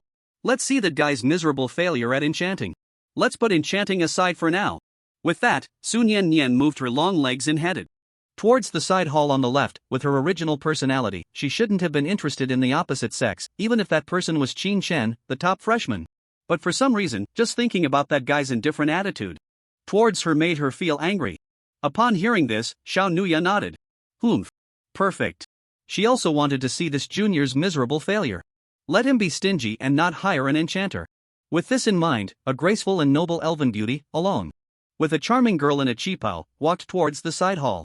Even the sophomore students who initially had no intention of going to the intelligent enchanting area couldn't help but follow these two beautiful figures. When Qin Shan arrived at the intelligent enchanting area, what caught his eye were the vintage intelligent enchanting machines. The machines were large, resembling those massive high-tech fully automatic CNC lathes. In the center of the enchanting machine were two platforms. One specifically for placing enchanting materials and the other for the equipment to be enchanted. The central control panel was a holographic projection screen, operated by the students themselves. Each enchanting machine had a large dwarf head logo on its side, indicating that these machines were manufactured using dwarf technology. Dwarves are a naturally enhanced race, extremely skilled in enchanting and forging. Of course, even though the success rate of these enchanting machines was somewhat disheartening, countries around the world still ordered a large number of intelligent enchanting machines from the Dwarf Empire every year. The main reason was that hiring an enchanter was simply too expensive. Just using holy crystal stones, the international currency, hiring a D-level enchanter would cost 500 holy crystal stones. Moreover, the success rate was not as high as that of the intelligent enchanting machines. Hiring a C-level enchanter, which is only one level higher than D, has a success rate that is only 20% higher than the machines, and the cost is double, requiring 1,000 holy crystal stones. Considering this, for many civilian job changers, the intelligent enchanting machine was undoubtedly the best choice. At this moment, dozens of intelligent enchanting machines were neatly lined up in this spacious and bright side hall. Each machine had a number of sophomore students gathered around it, occasionally making a commotion. Wow! Purple golden light. Goodness! They actually triggered a 5-fold lucky enchantment. Awesome! I'm so envious. This guy's luck really worked out. At that moment, as Qin Shan passed by one of the intelligent enchanting machines, a group of senior students immediately erupted in exclamations. Standing in front of that machine was a girl whose face was flushed with excitement, trembling as she looked at the staff shimmering with purple golden colors. Clearly, this girl had succeeded in enchanting. Moreover, she had triggered a 5-fold lucky enchantment. For example, based on the enchanting materials you originally used, the displayed enchanting effect was Strength plus 100 points, Intelligence plus 100 points. After triggering the 5-fold lucky enchantment, the enchanting effect directly changed to Strength plus 500 points, Intelligence plus 500 points. The intelligent enchanting machine could trigger a maximum of 50 times the lucky enchantment, but A-level and above enchanters could trigger up to 100 times the lucky enchantment. When you successfully enchant, the intelligent enchanting machine would emit a golden glow. If the enchantment failed, it would flash a gray light. If you were extremely unlucky and the equipment exploded, it would emit a black glow. Triggering a 5-fold lucky enchantment would flash purple golden light. 10 times would show red golden light. 50 times would display rainbow light. Moreover, the girl in front of him who triggered the 5-fold lucky enchantment was ultimately just one of the few. Most people sighed as the enchanting machine in front of them flashed gray light. Among them were also the miserable cries of many unfortunate souls, announcing the destruction of their equipment. Sigh. I told you to save up credits to hire an enchanter, but you didn't believe me. Now look, your equipment is broken. What a joke. Ha ha. I knew it would break. Some people nearby were making sarcastic comments, reveling in the misfortune. At the same time, a few material merchants and brokers quickly gathered around. Classmate, can you sell the materials from the broken equipment? I'll buy them at a high price. Well, it seems that no matter which game it is, actions like enhancement and reinforcement can easily lead to disappointment. At this moment, Qin Shan had already arrived in front of an unused intelligent enchanting machine. Following him were a beautiful elf girl dressed in a blue and white night outfit, and a mature woman in a qipao exuding a charming aura. This caught the attention of several second-year students who were watching, and they came over.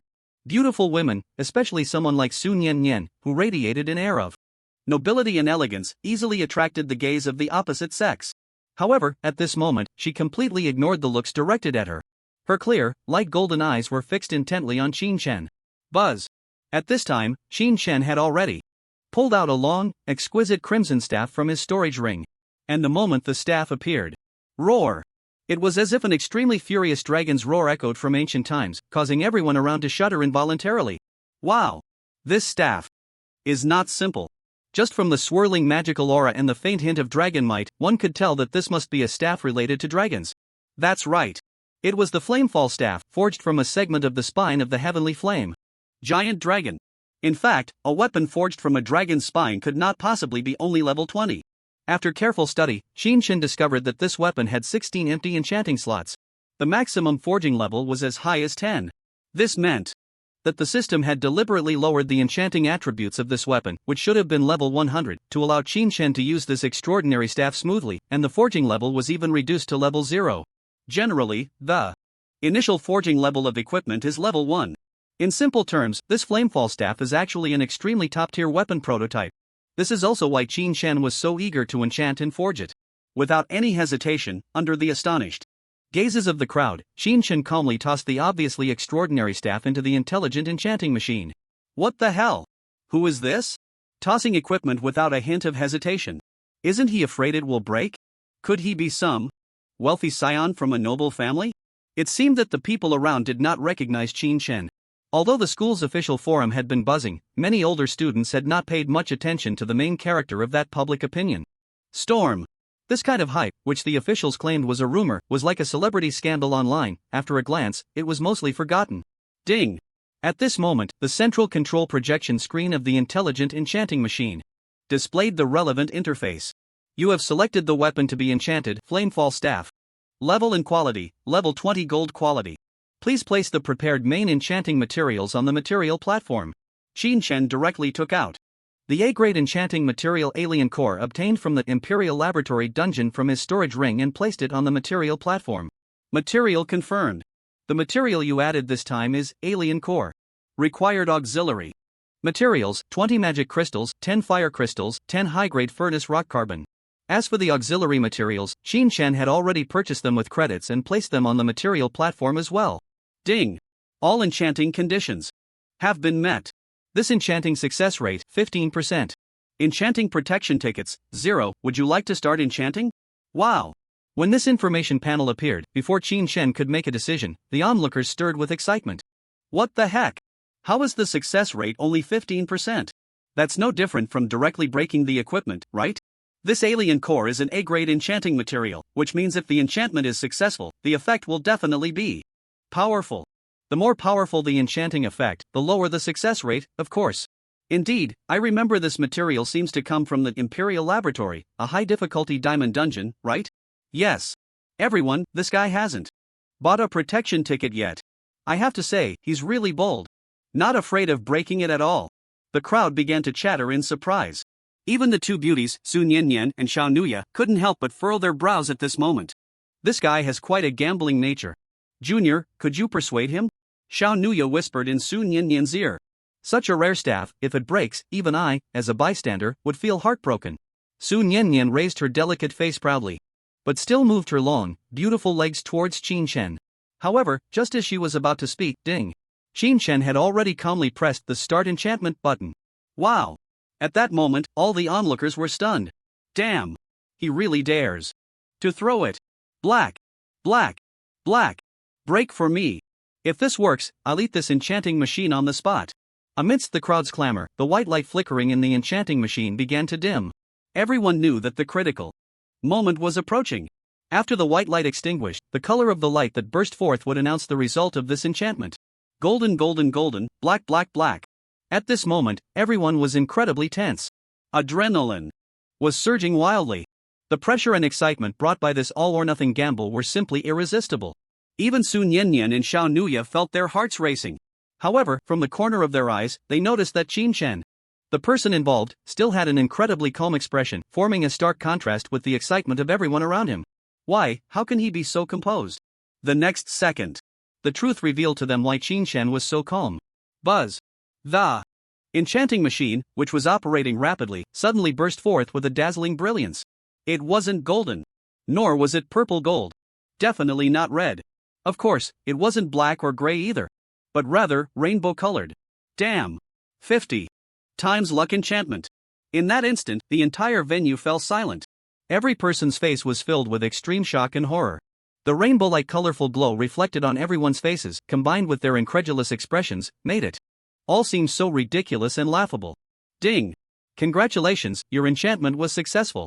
Your weapon has gained a 5th enchantment effect, Purple Shadow. Purple Shadow, intelligence plus 600, all your magic skills power increased by 30%. All AoE magic skills range increased by 300%, and after hitting an enemy with a magic skill, weaken their all attributes by 20%, lasting for 10 seconds. What the hell? All the mages present had their eyes wide open. Not bad, continue. However, before they could regain their senses, Xin Shen had already taken out an S-grade enchanting material Demon's Heart that the school had compensated him with from his storage ring and directly tossed it in. His expression remained so indifferent, as if he had never feared failure. Su Niannian, who had just snapped back to reality from her shock, was about to rush to stop Xin Shen upon seeing this scene. Buzz! However, the enchanting machine had already started again. That staff, which even Su Niannian, the chaotic mage, was quite envious of, was once again engulfed in white light. This time, the success rate of the enchantment was 10%. Even lower than the previous one. If this damn thing works, I swear I'll be single. For life. This guy has such a huge gambling nature. Not a hint of hesitation. Exciting. It's really damn exciting. Xin Shen's gambling behavior immediately excited everyone present again. They really didn't believe this guy could keep it going. However, the next second, buzz. The colorful brilliance once again dazzled everyone's eyes. Everyone was completely dumbfounded. Oh my god. Triggering the 50-fold luck enchantment twice in a row. This luck, damn it. European dogs. Eat my spear. Many who had just failed their enchantments began to crumble inside. Yet Xin Shen remained calm, as if he had long anticipated the success of the enchantment before him, showing no emotional fluctuations whatsoever. Congratulations. Your enchantment was successful. Your weapon has gained a 6th enchantment effect, Affinity of Magic. Affinity of Magic, intelligence plus 800, all enchantment effects of this weapon are double dot. Not bad. Truly worthy of an S-grade enchantment. Material. This time, the enchantment effect actually provided a significant boost to all enchantment effects of the weapon. Just as Xin Shen was about to continue throwing, a delicate, fair hand rested on his shoulder, accompanied by a melodious voice. Turning his head, he found it was Su Niannian. Faced with Xin Shen's indifferent gaze, Su Niannian's exquisite face flushed slightly, and she quickly withdrew her little hand. What was wrong with her? She had clearly come to witness this guy's miserable failure. Why couldn't she help but come over to advise him? It must be that she didn't want to see such a top-notch staff break. Yes, it must be that. However, just as she was slightly lost in thought, damn! This guy has started again. A shout came from the onlookers. That's right. Xin Shen had once again begun a new round of enchantment enhancement. He also threw in an S-grade enchantment material, Fire Phoenix's Tear. The success rate was still a pitiful 10%. The number of enchantment protection scrolls was still 0. And this time, those who enjoyed schadenfreude among the onlookers dared not utter any harsh words or make any flags. They stared intently at the enchantment machine, which was glowing white and operating wildly, sweating nervously. Could it be that he succeeded again? Could he have triggered the 50-fold luck enchantment again? No way, no way. If you have the ability, then do it. Buzz. It was as if the enchantment machine had heard their inner calls, and the extremely familiar colorful brilliance flickered again in the next second. Ah! Here it comes. Is this ever going to end? 3 in a row. And it's 3 in a row of colors. It's broken. Their mentality was completely shattered. What kind of ridiculous luck is this? How can there be such a person? Can he just go die already? Those who had experienced the despair brought by the enchantment machine could no longer hold back their 3 consecutive wails. Without comparison, there is no harm. This time, they deeply understood the meaning of this phrase. Ding! Congratulations, your enchantment was successful. Your weapon has gained a 7th enchantment effect, Devouring Flame Soul. Devouring Flame Soul, intelligence plus 600, after your fire attribute magic skills successfully hit the enemy target, it will devour 20% of their total attributes and transfer them to yourself. Not bad. Another very powerful enchantment effect. This not only steals 30% of attributes but also weakens the opponent by 30% in all attributes. Xin Shen nodded in satisfaction. Under the nearly collapsing gazes of the crowd, he finally was willing to take out the Falling Flame Staff, which had a total of 7 enchantment effects from the enchantment machine. Initially, the Falling Flame Staff had only 4 enchantment effects, all glowing red. But at this moment, it had undergone quite a transformation. The entire staff had become longer, adorned with new exquisite magical patterns, radiating a shimmering purple hue. within the magic crystal floating at the top of the staff. Faint red flames swirled, and there was even a faint sound of the fire phoenix's cry, captivating the heart. No need to look, this is definitely the most exceptional existence among all level 20 gold grade staffs in the world today. Roughly calculated, this flamefall staff is probably even more powerful than a level 40 gold grade staff. Not bad, not bad. This luck potion is simply divine. With such a low success rate, not only did he succeed 3 times in a row, but each time also triggered the highest 50-fold luck enchantment. Just as Qin Shen was about to retract the flamefall staff into his storage ring, suddenly, a man with shifty eyes and a finely crafted appearance approached him. Little brother, your luck is really impressive. The man immediately gave Qin Shen a thumbs up, praising him. In the next breath, he rubbed his hands together, revealing the shrewd smile characteristic of a merchant. Little brother, I'm willing to buy your staff at the purchase price of a level 30 gold grade staff. I wonder if you would be willing. As soon as these words were spoken, the onlookers erupted in uproar. I say, Shu Yutao, you're treating people like fools. This staff is even more powerful than a level 40 gold grade staff. And you're only willing to offer this price? Exactly. Only a fool would sell it to you. Junior, you must not sell to this equipment merchant. Not to mention the value of this staff, if sold, you could at least get 150,000 credits. And that's the minimum. The equipment merchant was essentially a reseller. He bought low and sold high, profiting from the difference. However, the price offered by Chu Yutao was so low that not only Qin Shen, but even the surrounding sophomore students found it unacceptable. Yet, Chu Yutao remained unfazed by the students' uproar. He smiled slightly and casually said, everyone, I, Chu Yutao, am indeed just a small merchant, but I am currently working for Brother Shang. Buying this staff doesn't actually earn me credits, I'll sell it to Brother Shang at the original price. Upon hearing this, the originally noisy sophomore students fell silent. At the same time, a look of deep apprehension appeared on their faces. Brother Shang? Who is this person? Qin Shen furrowed his brows. Shui Shang, the top sophomore at our Fengtian Academy, and also the vice president of the student council. The Shui family, rooted in the aristocracy of Fengtian province, still holds significant power. They are even more formidable than the Ma family. Seeing the confusion on Qin Shen and Sun Yinyan's faces, the senior in a Chongsam, Sha Nuya, quietly explained. Upon hearing this, Qin Shen couldn't help but chuckle inwardly. Well, it really does echo that saying, in Fengtian province, if you throw a brick down, you can hit 3 aristocratic families, right? Little brother, I won't use Brother Shang's name to pressure you on the price. How about this? I'll buy it at the price of a level 40 gold grade staff. Brother Shang is actually buying this staff for his sister, and he specifically instructed me to make sure to handle this well, or he would be very unhappy. Right now, he's out on a training mission with his teacher. When he returns, I can speak a few good words for you. If you follow Brother Shang, at least in your year, no one will dare to bully you again. What do you think? Shu Yutao wore a smug smile. In reality, after latching onto Shui Shang, his business at the academy had indeed become increasingly smooth. When encountering students unwilling to sell their equipment, he didn't need to utter any threats, just mentioning Shui Shang was enough. Even the most reluctant would bow their heads and sell. Some might wonder, isn't it true that top academies don't prioritize connections but rather strength? How could such a ridiculous thing happen? One can only mention that it's not Shui Shang who is powerful, but the identity of vice president of the student council. At Fengtian Academy, the student council oversees many matters.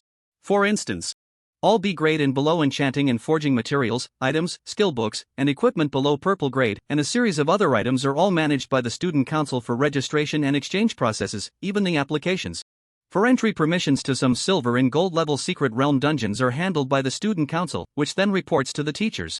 Where there are people, there are bound to be social intricacies. If you offend Shui Shang, as long as he's not a fool, he can come up with 100 ways to make your life miserable. You want to exchange for a C-level skill book, right? Fine. I'll have my subordinates spend their credits to exchange it first, and if you want to apply, you can just wait for the next skill book to be produced.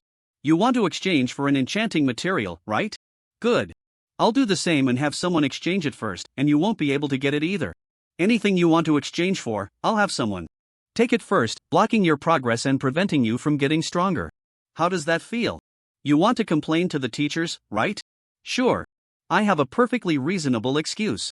I'll just say someone else applied before you, and it's all about first come, first served. Your teacher won't find any fault in that. After all, you can't just let a student council vice president step down for no reason, right? Those who follow Shui Shang would also be dissatisfied. So many ordinary students can only sacrifice some small benefits to avoid offending the other party. There's no other way. As the saying goes, where there are people, there are social circles. Where there are social circles, there are social intricacies. Of course.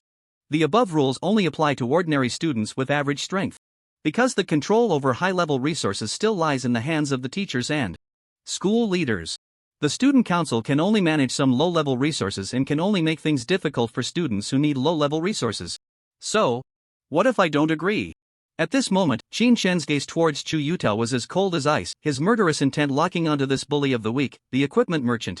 If this weren't at school, this equipment merchant who dared to threaten him would probably be in pieces by now. Today, not to mention Chu Yutao. Even if that damn student council vice president Shui Shang came, Qin Shen wouldn't give him any face. Chu Yutao, you said the strongest level 20 gold staff in history has appeared. Brother Shang asked you to buy it, have you managed to acquire it yet? Just as Chu Yutao felt the icy murderous intent from Qin Shen and thought he was about to suffocate, a deep voice came through. At the same time, a robust young man with his hands in his pockets, exuding a violent aura, suddenly walked in through the area gate. It's worth mentioning that this robust young man's skin had a sickly blue hue, with dark veins visibly coursing beneath the surface, as if he were a specially modified human from an experiment. Damn! Fong Bin. Why is he here? The surrounding sophomore students couldn't help but change their expressions upon seeing this sickly young man, clearly showing a strong sense of apprehension. And the originally frozen Chu Yutao, who was locked in by Qin Shen's aura, suddenly melted like spring snow upon hearing this voice, his face instantly breaking into a nearly sycophantic smile. As he leaned towards the sickly Fong Bin, he shot a resentful glance at the expressionless Qin Shen. Then feigned a helpless look and complained, Brother Bin, I want to acquire it, but no matter how I plead, they just won't sell. I really have no way out. Upon hearing this, Fong Bin's thick brows furrowed instantly, and the violent aura surrounding him surged at that moment. As everyone couldn't help but slightly retreat, Fong Bin's words, filled with anger, rang out. Who has that staff? Him. Chu Yutao pointed at the expressionless Qin Shen from a distance, his heart filled with joy. Ha ha. I knew the acquisition process wouldn't go smoothly. Luckily, I had a backup plan and informed Fong Bin to come early. Kid, I hope you don't get scared out of your wits later. Fong Bin, upon hearing this, felt the ferocious aura that was as chilling as a fierce beast in the maniacal gaze that could rival that of a madman locking onto Qin Shen. His massive, mountain-like physique began to stride towards Qin Shen. Senior, who is this person? Su Niannian, standing beside Qin Shen, furrowed her delicate brows and couldn't help but ask softly. Fong Bin, Shui Shang's acknowledged loyal lackey. Level 49, a second transformation biochemical maniac. This profession relies on injecting biochemical agents to enhance one's strength, and long-term drug use has turned Fong Bin into this disgusting state. His strength should not be underestimated. At this moment, Xiao Nuya's pretty face also grew serious. Biochemical maniac. Another rare profession. Amidst the conversation between the two girls, Fong Bin had already taken heavy steps to stand before Qin Shen. It's over, this freshman is probably in for some bad luck. Fong Bin's aura and appearance are indeed quite intimidating, but school rules don't allow students to fight privately, so what's there to be afraid of? Young. Don't forget he's also part of the student council. Offending Fong Bin and Shui Shang, this freshman's college life is bound to be difficult. Alas! What a pity! This freshly minted strongest level 20 staff is about to be lost in an instant. In the entire intelligent enchantment area, all the second-year students were quite familiar with Fong Bin. They also understood his nature very well. However, Su Niannian beside them had already revealed a mocking smile. Did this Fong Bin really think he was invincible just because he had Shui Shang backing him? Indeed, the student council's underhanded tactics were quite troublesome. But if he knew that the freshman he was dismissing was a dragon tamer with 2 holy dragons, he would probably be scared out of his wits. Why provoke anyone else? Why provoke this guy? Kid, are you the owner of that staff? I'll ask just once, 50,000 credits, are you selling or not? Fong Bin's fierce gaze was fixed on Qin Shen, as if trying to intimidate him with his terrifying eyes. However, Qin Shen simply shook his head calmly and replied indifferently. Not for sale. Ha! Not for sale? In that instant, the violent aura surrounding Fong Bin surged even more fiercely. The invisible pressure wave swept outwards. This was the unique pressure of a level 49 second transformation powerhouse. All the second-year students in the side hall couldn't help but take a few steps back, their expressions changing under this pressure. They had thought this freshman would be scared. into sitting on the ground by his aura. But what Fongbin didn't expect was that the kid stood there with a calm expression, not even a flicker of emotion in his eyes. Damn it! This attitude, as if he completely regarded him as a clown, only made the already irritable Fongbin's heart boil with rage. You damn! In a fit of rage, he directly extended his muscular right arm, grabbing the collar of the freshman before him. Ha! A deep growl erupted from his throat, and his entire arm began to exert force, trying to lift this ungrateful freshman as if he were a chick, intending to scare him properly. But the next second, his ugly, terrifying face suddenly showed a look of shock. Because he realized that no matter how hard he tried, he couldn't lift the slender figure before him. And in that moment, a strong sense of danger exploded in his mind. Danger! Without any hesitation, as if he wanted to quickly throw away this hot potato, he instantly released his grip on Qinshen's collar and was about to retreat decisively. However, it was too late. Under the astonished gazes of everyone, the first-year student, whose physique and aura seemed far weaker than Fongbin's, suddenly extended his long, slender hand like lightning and directly grabbed Fongbin, who was trying to retreat in fear. What was even more shocking was that when this long hand completely seized Fongbin's neck, a painful scream that sounded like he was suffocating erupted from his throat. That robust figure, resembling a small mountain, was effortlessly lifted by this freshman under the incredulous gazes of the crowd. Then, this mountain-like Fongbin was lifted as easily as a chick. What the hell is this? A level 49, already second transformed Fongbin, was actually being choked and lifted with one hand by a first-year student. In a pure contest of strength, this biochemical maniac, who had maxed out his strength attribute, actually lost. Are you kidding me? Not only the second-year students, but even the two beauties, Sun Yanyan and Xiao Nuya, were shocked. He has become stronger. In less than a day, this guy has become stronger again. Realizing this, Sun Yanyan couldn't help but feel a surge of horror within her. This elven beauty's intuition was still quite accurate. Yes, Qinshen had indeed become significantly stronger than he was a day ago. Not to mention the equipment, items, talents, and skills rewarded by the system. Just the 1 million experience points stored in Qinshen's experience bar was enough to elevate his combat power to an extremely terrifying level. When this 1 million experience gained from clearing the Imperial Laboratory dungeon was fully utilized by Qinshen and his dragon pet, both Qinshen and the little dragon underwent a shocking transformation. Level 28 Qinshen directly rose to level 31.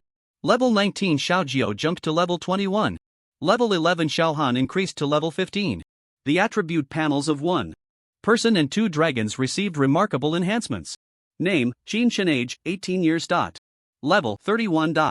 Main profession, Dragon Tamer. Secondary profession, Spirit Chef. Second transformation, Talent, Beast Affinity. SSS, Culinary Mastery, E+, Extraordinary Healing, S, Demon Breaking Eye, A, King of Conquest, S, Quick Casting, S, No Staff Casting, S, Divine Perception, SSS, Strength, 2500, Intelligence, 2500. Constitution, 2500, Agility, 2500. No equipment or item bonuses. Professional skills, Dragon Taming, S, Bloodline Fusion, SSS, Hate Mark, B, Dragon Frenzy, B, Dragon Claw Assault, B, Fire Dragon Bullet, B. Dragon Pet, Blazing Holy Dragon, Lord of Endless Fire, Name, Ingjio. Nickname, Xiaojiao. Gender, Female. Age, 1 month. Level, 21. 4-dimensional attributes, Strength 5200, Intelligence 5200, Constitution 5200, Agility 5200, no buff, equipment, or item bonuses. Dragon Pet, Frost Holy Dragon, Lord of Winter, Name, Qinghan. Nickname, Xiaohan. Gender, Female. Age, less than a month. Level, 15. 4-dimensional attributes, Strength 3000, Intelligence 3000, Constitution 3000, Agility 3000, no buff, equipment, or item bonuses. Just the inheritance of every attribute obtained through the SSS level skill passive Bloodline Fusion amounted to a staggering 1640 points. The total inheritance points for the 4 attributes added up to 6560 points. Other professions either focused on strength or intelligence. If it were a frontline profession, it would focus on constitution, while assassins would focus on agility. But Qinshen surpassed all other second transformed players of the same level in all 4 attributes. Is that not exaggerated? The existence at the Holy Dragon level is inherently characterized by a balanced development of all 4-dimensional attributes. This also allowed Qinshen, as a Dragon Tamer, to receive a balanced attribute feedback. A Level 31 Dragon Tamer who has yet to undergo a second-class change directly crushed a level 49 second-class biochemical maniac in pure strength. Attributes. This scene truly shocked everyone present. However, an even more astonishing moment occurred in the next instant. Just as Fong Bin realized something was amiss and attempted to quickly use the unique skills of a biochemical maniac to escape this dangerous chokehold, Qin Shen's left arm had already transformed into a dragon claw covered in fiery red scales in an instant. Here it comes. The B-level skill exclusive to Dragon Tamers. Dragon Claw Assault. After activation, it directly turned his arm into a dragon claw, delivering a fierce blow to the enemy in front, causing immense damage. Moreover, Qin Shen deliberately suppressed the combat power gains from other passive enhancements to avoid completely shattering Fong Bin. With this punch, in the blink of an eye, bang! This dragon fist, carrying terrifying immense power, slammed directly into Fong Bin's stomach. Puff! Fong Bin, who originally wanted to use his skills to escape, felt an unprecedented destructive force strike his belly, the immense punch instantly wreaking havoc on his insides, nearly shattering them.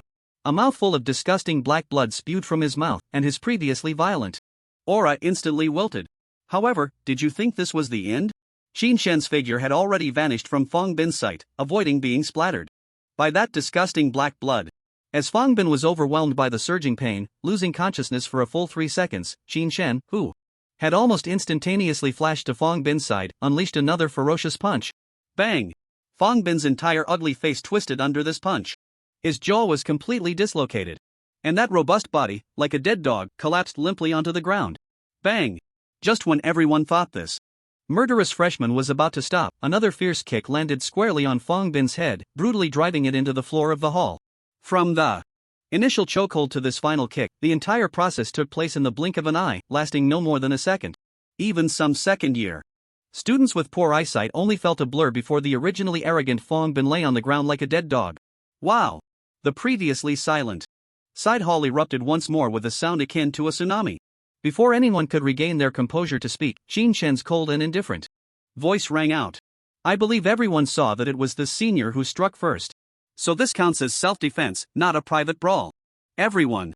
Goodness. I can't believe it. Fong Bin nearly tugged at his collar, and he was instantly knocked out and lost all combat ability. The key is, this reasoning actually holds up. Even if they reviewed the surveillance in the side hall, they would only see Qin Shen being grabbed by Fong Bin first and then Qin Shen retaliating. Hiss. With this in mind, everyone on the scene couldn't help but gasp in shock. Who exactly is this guy? What is his background? Why is he so fierce? What level is he? Under the circumstances where Qin Shen deliberately set privacy permissions on his panel information, everyone present had no way to investigate his detailed information, not even knowing his name. Gulp. The previously arrogant Zhu Yutao couldn't help but swallow hard, his legs trembling as he cautiously moved toward the door. This place is not suitable for staying long. Bang! Before the thought even settled, Zhu Yutao felt himself being kicked hard and the whole person flew out like a kite with a broken string, crashing against the wall with a loud bang, completely falling into a coma. This outsider instigated Fong Bin to come and hit me, which makes him an accomplice. I kicked him, and that's only reasonable, right? Qin Shen slowly retracted his raised leg and explained seriously to the crowd. The crowd. Ah, yes. What you said is right. In fact, the two people who were unconscious should feel fortunate. If it weren't for Xiao Jiao and Xiao Han taking the heavenly fire essence and heavenly cold essence, forcing the two little guys to dive into the beast pet space to digest the medicinal effects, otherwise. At the moment Fong Bin approached Qin Shen, 2 dragon breaths would have already sprayed onto his face. These 2 little dragon cubs had an extremely strong sense of protection for their master. In their eyes, their master Qin Shen was a noble existence standing alongside them, as for other people or creatures. Sorry. They were all mere ants. In fact, the characterization of dragons and holy dragons by humans is indeed not wrong. Dragons and holy dragons, being at the top of the food chain, are born with an arrogance that looks down on everything. It's no wonder that throughout the ages, no dragon tamer has ever truly contracted a dragon or holy dragon. Gaining their recognition must be incredibly difficult. Having casually dealt with 2 trash, Qin Shen was too lazy to continue lingering in the enchantment hall and directly turned to head to the forging hall. This trip had been quite rewarding. The lucky potion was indeed impressive.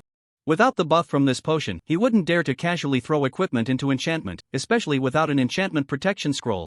Qin Shen, wait a minute. At this moment, just as Qin Shen was about to head to the forging hall, a melodious voice came from behind. He calmly turned to look, and it was the elven girl, Su Nian Nian, who had followed him. The girl's blue and white night outfit accentuated her alluring figure. Her silky golden hair added an air of nobility and Elegance. A beautiful girl was trailing behind. Others might be overjoyed, but for Qin Shen, it was an extreme hassle. Could it be that the lucky potion even boosted his romantic luck? The main issue was having someone like Su Nian Nian, a beautiful elven girl, beside him, making it too easy to trigger a brain-dead plot.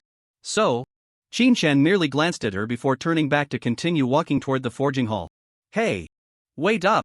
Su Nian Nian saw that this guy didn't even stop for a moment and immediately pouted in annoyance, but still hurriedly chased after Qin Shen. At the same time, she couldn't help but wonder. Did she become ugly? But that didn't make sense. When she entered the enchantment hall earlier, she could clearly feel the countless infatuated gazes directed at her. So why did it have no effect on this guy? Could it be that he liked boys? While thinking this, she quickly caught up with Qin Shen and took a glance at his profile. She hadn't noticed before, but this guy was actually quite handsome. Is there something you need? Qin Shen stopped and looked at her coldly. Yes. Su Nian Nian lightly nodded, her pointed elven ears twitching slightly. Let go. Qin Shen spat out a word. Su Nian Nian was taken aback. What do you mean, let go? If you have to fart, just do it. You. Su Nian Nian's delicate face instantly turned red. Pa. What do you mean, let go? How can you say that to a girl? Don't girls fart? Qin Shen asked back in confusion. You? Su Nian Nian was directly choked, her exquisite and flawless face flushed with anger, looking as tender and lovely as a red apple. This guy. Even a steel-straight man wasn't as straightforward as him. Alright, if you have something to say it. If not, hurry up and get out of my way, don't hinder me. Qin Shen waved his hand impatiently. Ha! Su Nian Nian placed her jade hand on her heaving chest, took a deep breath, and calmed her heart that was infuriated by this guy. Of course there's something. He said. What I want to say is, since you're so lucky, could you help me enchant my staff? Qin Shen nodded, of course. Wow! This cold guy actually agreed? Su Nian Nian's pretty face immediately lit up with joy, her clear, light golden eyes sparkling with brilliance, and her pointed elf ears twitched like cat ears, constantly moving. However, Qin Shen's next sentence made the joy in this elven beauty's eyes instantly fade, her expression freezing. Service fee, 20,000 credits. Su Nian Nian. How can this person be like this? But considering that she was about to enter the trial ground for her second job change, if she didn't quickly enhance her strength now, it would undoubtedly be much harder later. A service fee of 20,000 credits was an astronomical sum. Because even an A-grade enchanter would only charge 10,000 credits. But seeing this guy trigger a 50-fold lucky enchantment continuously, Su Nian Nian felt that the 20,000 credits were quite worth it. Can you afford the service fee? If you can't, please don't disturb me. Qin Shen asked. Sigh. In fact, he had his own difficulties. It wasn't that he really wanted to help Su Nian Nian. It was just that he had 2 little dragon cubs at home waiting to be fed. Each meal could easily cost Qin Shen 5,000 credits. Although in their juvenile form they looked like little cats, the 2 little guys had stomachs like bottomless pits, never satisfied no matter how much they ate.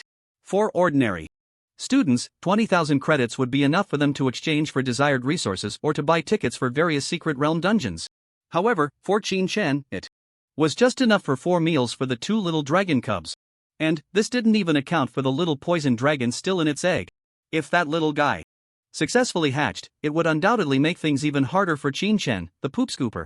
I can afford it. As long as you can guarantee the enchantment will succeed. And at least trigger a 10-fold lucky enchantment each time. Su Nian Nian gritted her silver teeth, going all out. You can rest assured about that. Please transfer the credits immediately. As long as the credits are in place, not only will I help you enchant, I can even sleep with you. Qin Shen said. Pa. You wish. Su Nian Nian spat. But then she tucked her golden hair behind her ear, her demeanor a bit shy. Qin Shen, can I discuss something else with you? Let go. You. Su Nian Nian felt that if she continued talking to this guy, she might just die of anger. Ha! After touching her ample chest again, she finally said. Hesitantly, I don't have enough for the 20,000 credits right now, can I borrow it from you? Qin Shen nodded, sure. Upon hearing this, Su Nian Nian's pretty face once again revealed a captivating smile. However, before she could be happy for 2 seconds, Qin Shen's calm voice rang out again. 9 out, 13. Back, with a deadline of half a month, if overdue by a day, both principal and interest double.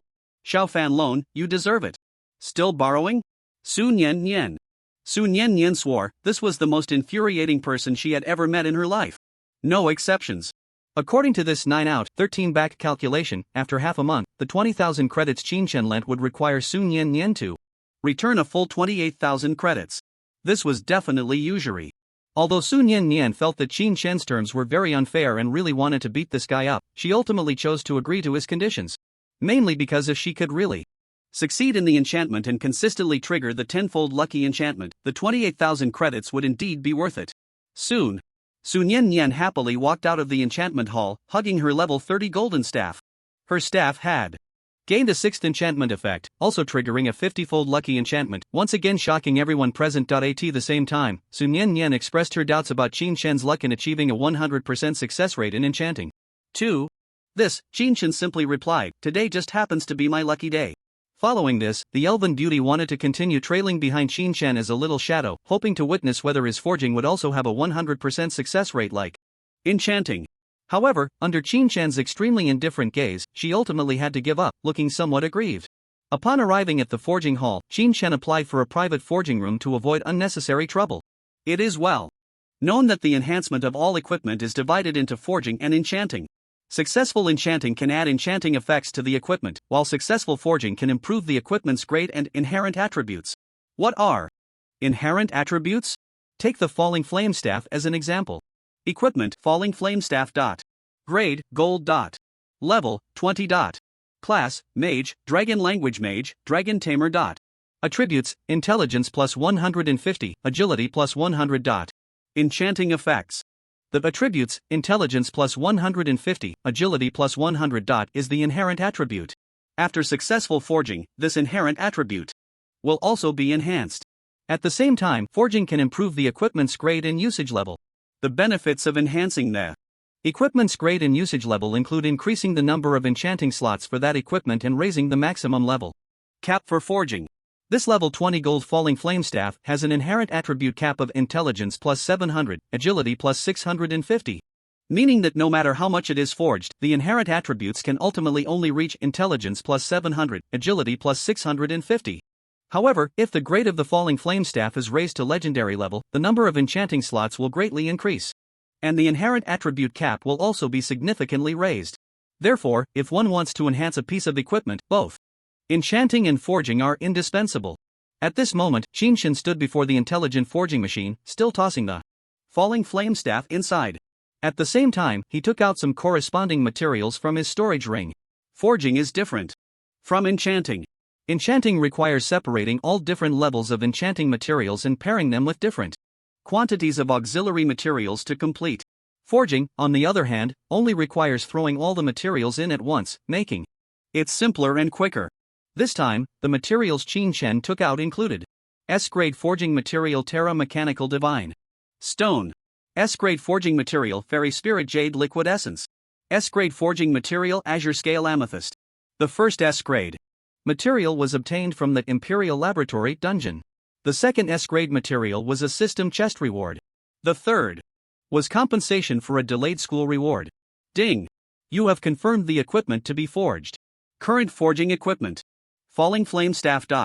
Level and grade: level 20 gold. Current forging success rate 5%. Forging protection scrolls 0. Would you like to continue with the forging? When the intelligent forging machine projected the information template, Qinshen decisively chose yes. This time, there were no onlookers. The entire forging room was filled only with the roaring sound of the intelligent forging machine operating at high speed. Ding! Soon, when the roaring of the intelligent forging machine stopped, the entire machine began to emit a golden glow. The golden glow signifies success. Of course, this is because the forging machine can only trigger a golden glow at most, unlike enchanting, which can yield doubled effects. Congratulations on your successful forging.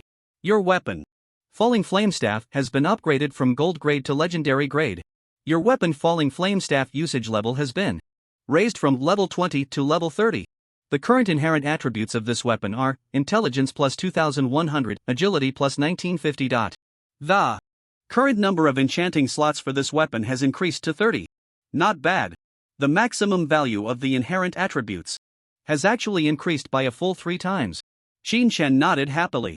Now, this Falling Flame Staff has once again shone with brilliance. A level 30 legendary staff. Not to mention in the Dragon Kingdom, even looking at the whole world, one cannot find anything comparable to the Falling Flame staff among all level 30 staffs. With the successful enchantment and forging, Qin Shen did not hesitate at all and left this place, heading to the top floor of the Combat Academy's office building. The reason for coming here, naturally, was to prepare for the hatching of his third dragon pet. You've arrived. The beautiful Dean, who particularly loved wearing black stockings and OL skirts, stood up from behind her desk and stretched. Her sexy and graceful curves were fully displayed in front of Qin Shen. The entry permission for the wild map Toxic Fog Mountains that you applied for has been approved. At the deepest part of the Toxic Fog Mountains, there is a poison pool. Even a level 40-second transformation expert must be extremely cautious when entering. However, for you, it should be no problem. Additionally, originally, you were supposed to represent our school in this year's National Freshman Exchange Competition. But after a discussion among us deans, we found that if we let you go, it would be too unfair, so we decided not to let you participate in this National Freshman Exchange Competition.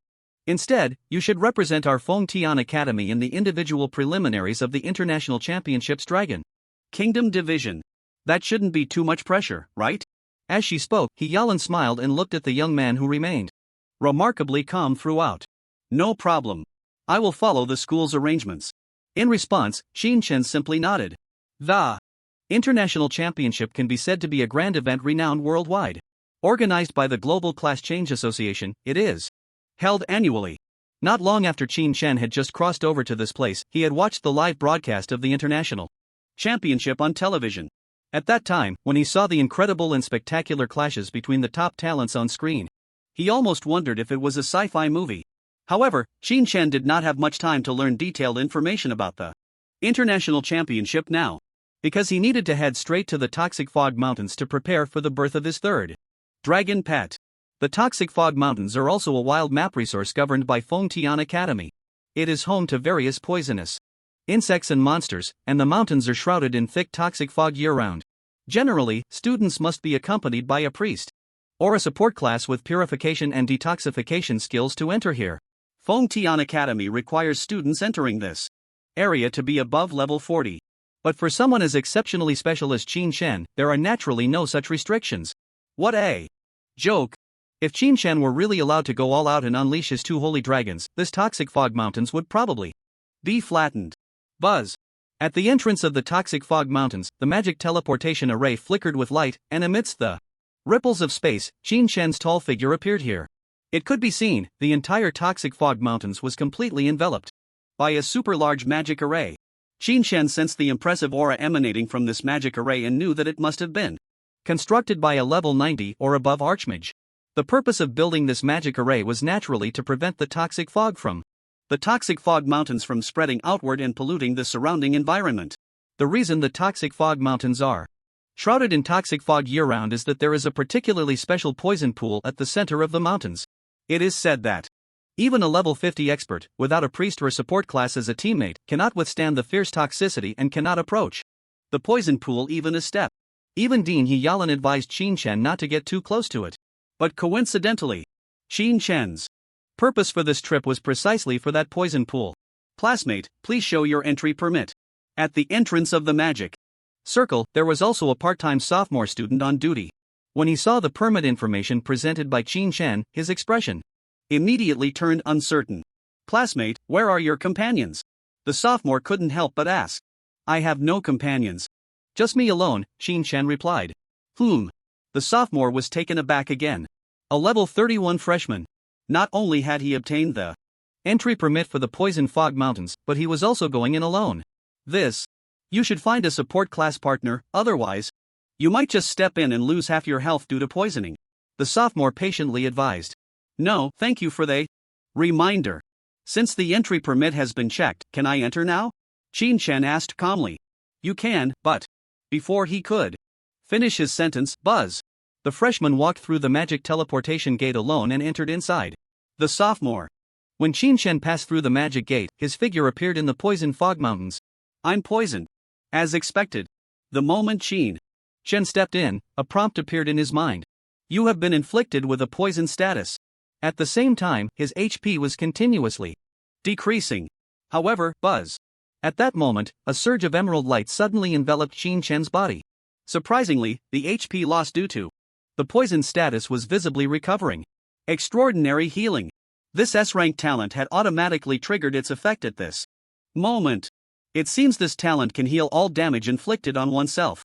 Whether it's poisoning or bleeding, these negative status effects seem to be perfectly countered by this S-rank talent. Qin Shen couldn't help but murmur in delight. Others deal with debuffs through purification or dispelling. But what about Qin Shen? You can lose health as you please. Let's see if you lose health faster or if my S-rank talent can recover faster. Right now, in just 3 seconds, all the lost HP was restored. So, that means the antidote I prepared in advance has no use now. With such an overpowered S-rank talent, these troublesome poison mists posed no threat to Qin Shen at all. It seems I'm walking a bit slowly. Perfect. Let's try that S-rank skill Dragon Flight. Looking at the steep and rugged mountain path, Qin Shen naturally chose to fly instead of walk. Buzz. As his thoughts settled, the S-rank skill Dragon Flight was fully unleashed. Whoosh. Suddenly, his shoulder blades bulged out. The next second, a pair of crimson dragon wings, 4 meters long and ablaze with divine fire, spread out from Qin Shen's back. Roar. At the same time, a dragon roar filled with an awe-inspiring majesty erupted from within Qin Shen, sweeping away with overwhelming dragon might. Crash. All around, the pairs of blood-red eyes filled with brutality, which had originally locked onto Qin Shen, suddenly scattered in panic. Even some poisonous insects and monsters fell to the ground in submission. Is this the might of a dragon? Qin Shen felt the powerful divine fire dragon wings behind him and marveled once again at the power possessed by the dragon race. It was a kind of overwhelming divine might that seemed to transcend all living beings. Just a hint of it made Qin Shen's heart swell with an uncontrollable sense of pride. Ha! After clearing his mind and taking a deep breath, whoosh! The divine fire dragon wings suddenly flapped. His figure instantly soared to a height of 100 meters. Keep in mind, this was without using any skills. Such an exaggerated instantaneous speed rivaled the advanced displacement skills of other class changers. The dragon soared into the sky. The view was expansive. The pervasive toxic mist had no effect on visibility under the A-level talent Demon Breaking Eye, while others had to spend time and energy clearing the poisonous insects and monsters along the way to reach the center of the mountain. For Qin Shen, it took merely a few seconds. It felt like flying.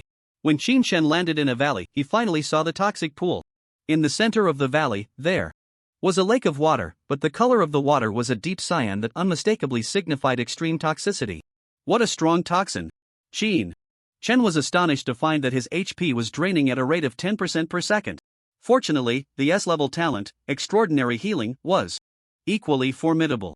Even in such an exaggerated state of poisoning, it managed to bring his health back up. Buzz. At that moment, Qin Shen felt the dragon egg in his arms begin to emit a strong desire for the toxic pool. Go! Without a second thought, Qin Shen threw the dragon egg, which still lacked clear patterns, into the incredibly poisonous pool. Splash! The dragon egg plunged into the depths of the toxic pool. After tossing the egg, Qin Shen sat quietly, waiting. According to the system's prompt, the dragon egg needed to be nurtured in a place filled with extreme poison, absorbing toxins to accelerate its hatching period. Thus, Qin Shen was prepared to stay here for several days.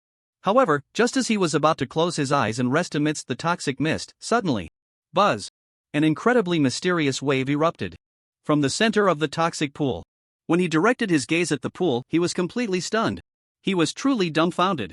Because the lake of water, which had originally been a deep cyan color and constantly exuding a toxic aura, was now completely purified into an extremely clear and transparent pool of water. This, even with Qin Shen's resilient heart, he was shocked by the scene before him.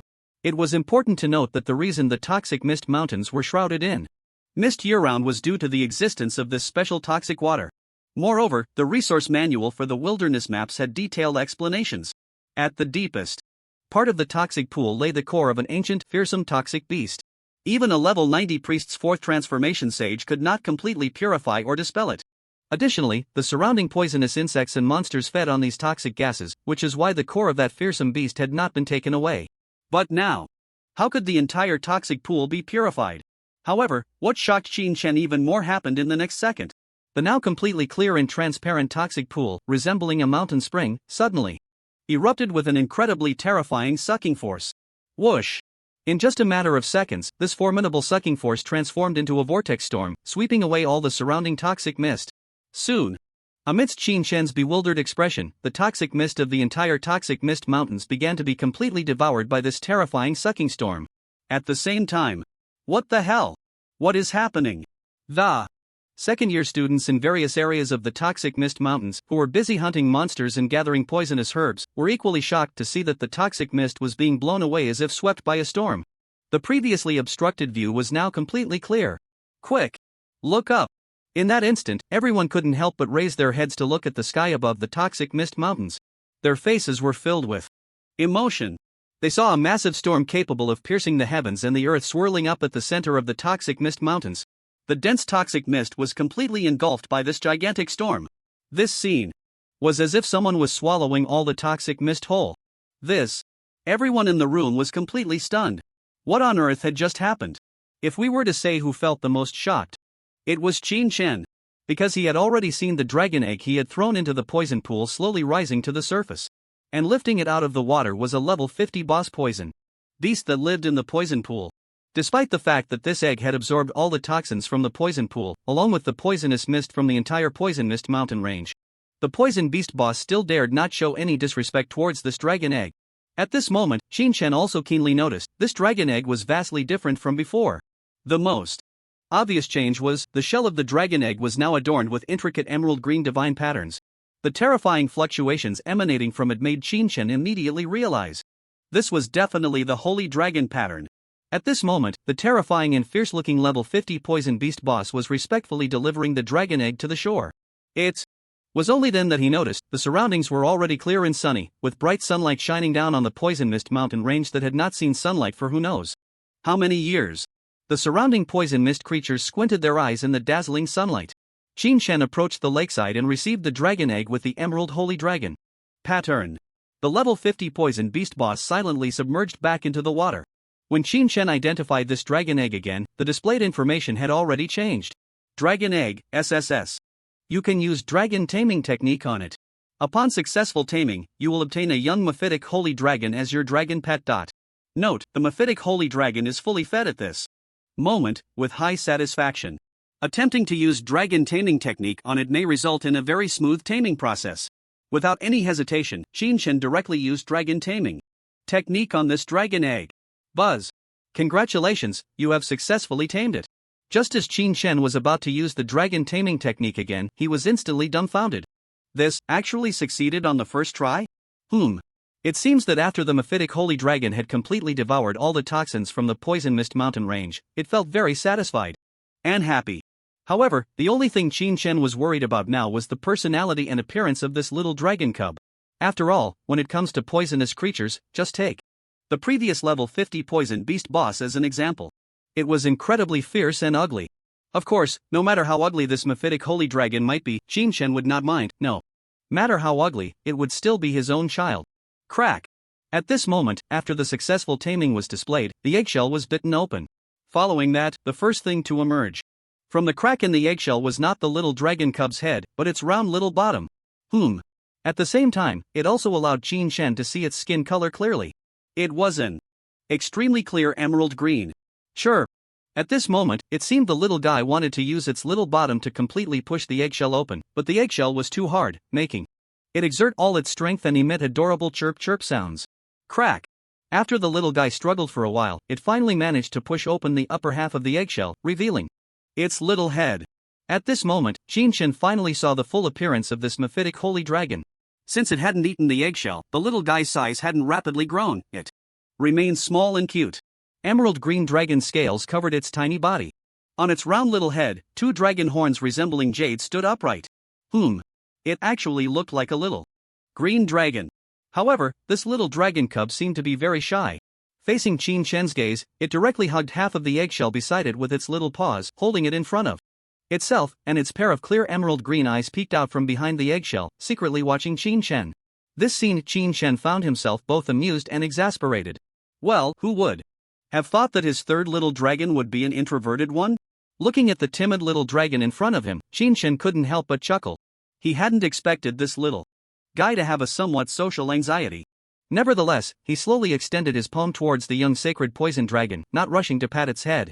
When Qin Shen reached out, the little Creature didn't shy away, it had already learned through the contract imprinted in its mind that this human, who bore no malice, was its master. Clutching the eggshell with its two small front paws, it finally relaxed its grip. Hurry up and eat the eggshell, or you won't be able to grow, Shinshin said, smiling as he picked up the broken eggshell and brought it to the little dragon's mouth. The newly hatched dragon was quite small, even smaller than a kitten. Of course, the little dragon, just born, didn't understand that it needed to eat the eggshell for nutrition. When Xiao Jiu had just hatched, it ate the eggshell simply because it was a glutton, wanting to eat everything in sight. Xiao Han had hatched quietly in the middle of the night, and when Qin Shen woke up at dawn, he found Xiao Han, with the fragments of its eggshell vanished, likely having eaten it out of hunger right after hatching. At this moment, the newly born sacred poison dragon, having absorbed all the toxins from the entire poison mist mountain, wasn't hungry at all. These toxins couldn't serve as nourishment for its growth. Although it couldn't understand human speech, as a dragon pet already bonded with Qin Shen, they had established a mental connection. So, it carefully picked up the eggshell that Qin Shen offered with its little paws and began to munch on it, crunching away. Sure. However, after finishing a piece of the eggshell, it let out a little whimper, then flapped its tiny wings and flew into Qin Shen's arms, raising its little head and looking at him with eager eyes. Clearly, it was waiting for Qin Shen to feed it. What else could he do with his little one? Naturally, he had to pamper it. So, Qin Shen broke the eggshell into smaller pieces and fed them to the little dragon. Under his attentive care, the little dragon's initial shyness and anxiety finally faded, and its gaze towards Qin Shen was filled with warmth and affection. In the intervals of feeding the little dragon, Qin Shen took the opportunity to open the attribute panel of the sacred poison dragon. Dragon. Pet, sacred poison dragon, Lord of the Abyss, name/nickname, none. Gender, female. Age, less than a month. Level 1. Attributes, Strength 300, Intelligence 300, Constitution 270. Agility 270, no buffs, equipment, or item enhancements. Skills, Body of all poisons, S passive skill, as the Lord of the Abyss, immune to all negative states and toxic attacks. Poison.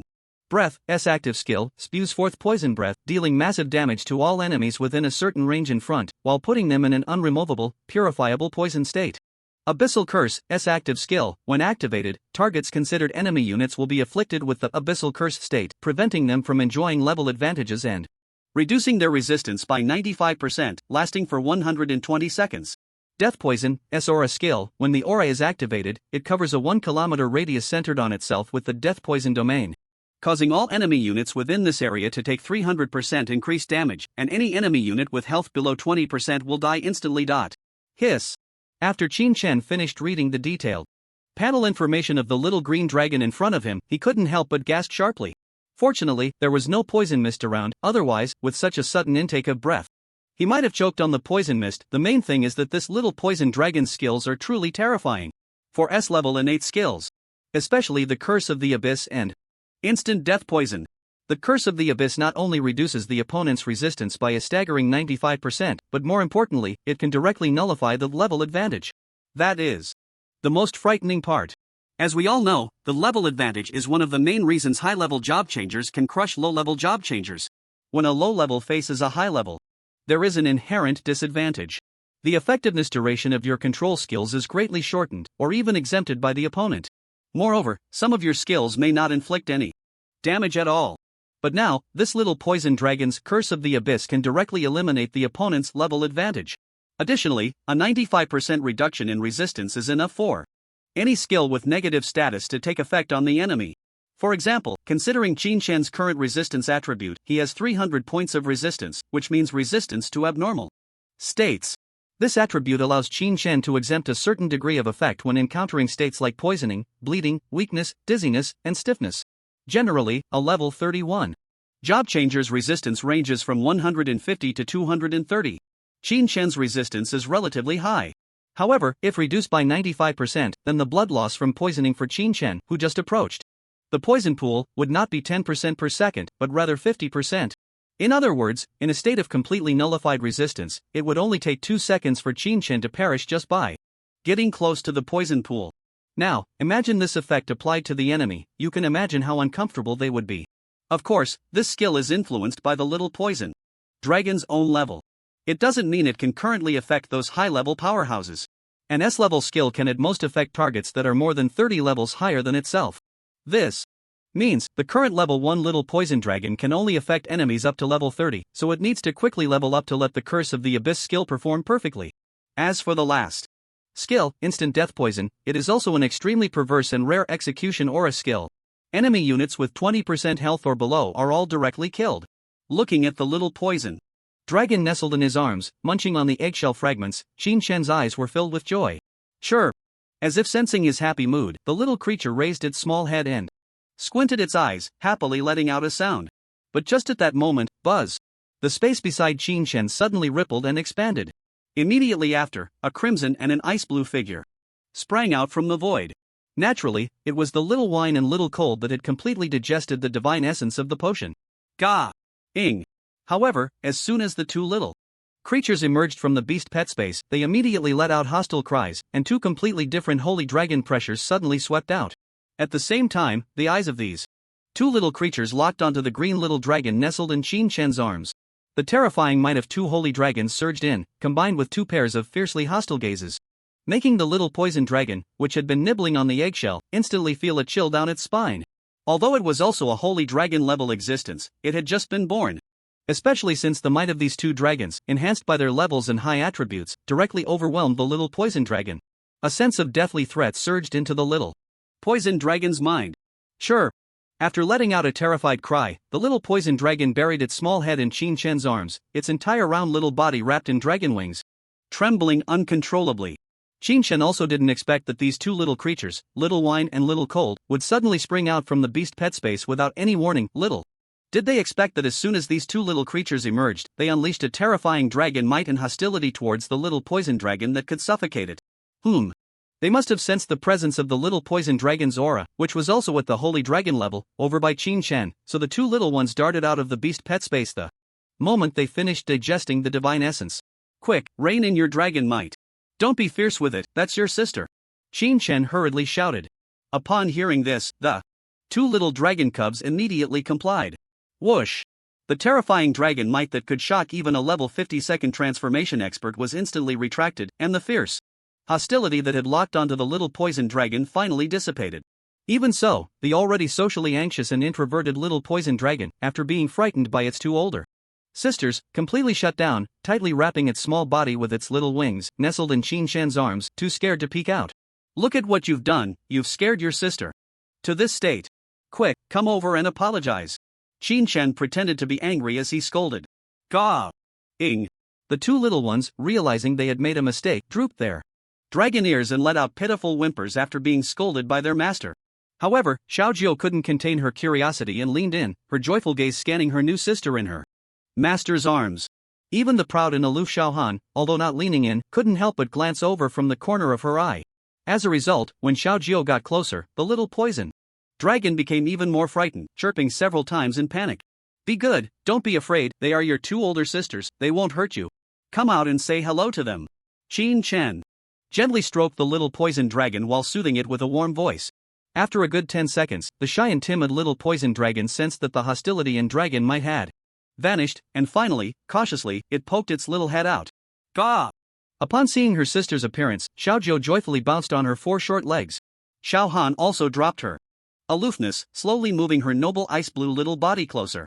Faced with the scrutinizing gazes of her two sisters, the little poison dragon initially shrank back, but after sensing Xiaojiu's friendly chirps, she mustered her courage and poked her head out. Let me formally introduce you.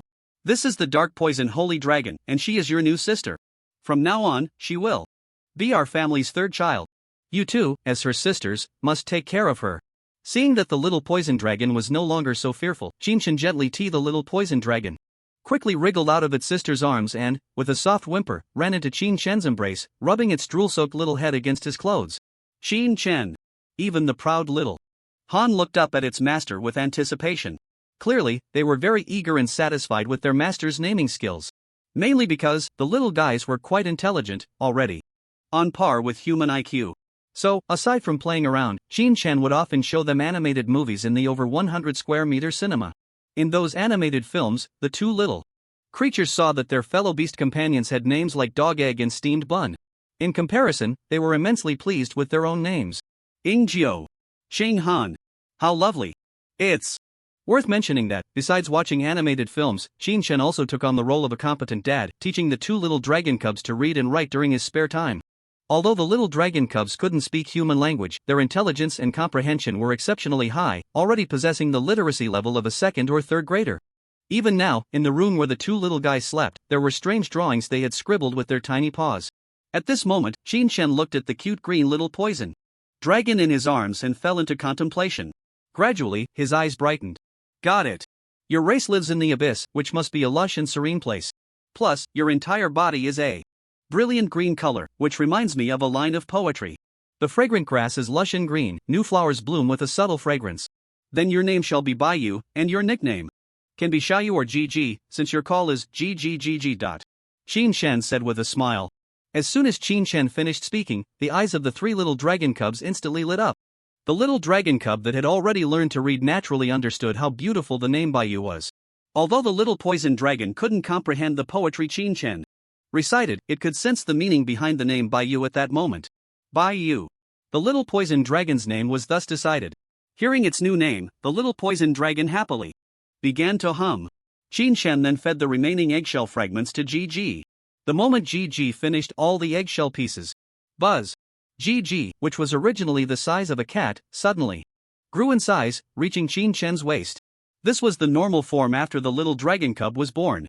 Let's go, it's time to head back. Good things come in threes, we'll throw a proper birthday party for all three of you. What do you want to eat today? I'll buy it all for you. Plenty of meat. The falling flame staff successfully leveled up and increased in quality. The third little dragon cub was successfully born and integrated into this little family. Counting the previous two little dragon cubs, it truly was a case of killing three birds with one stone. Hearing their master say this, the three little dragon cubs immediately cheered with joy. But this poison mist mountain might need to be addressed. Shin looked at the sunny, fresh air of the poison mist mountain and couldn't help but smile wryly. This outdoor map resource might be ruined. Without the long-lasting poison mist, and no toxic energy for the poison monsters and insects to absorb, the strength and levels of these monsters would visibly decline. Once their levels and strength decreased, the experience gained from killing monsters would naturally diminish.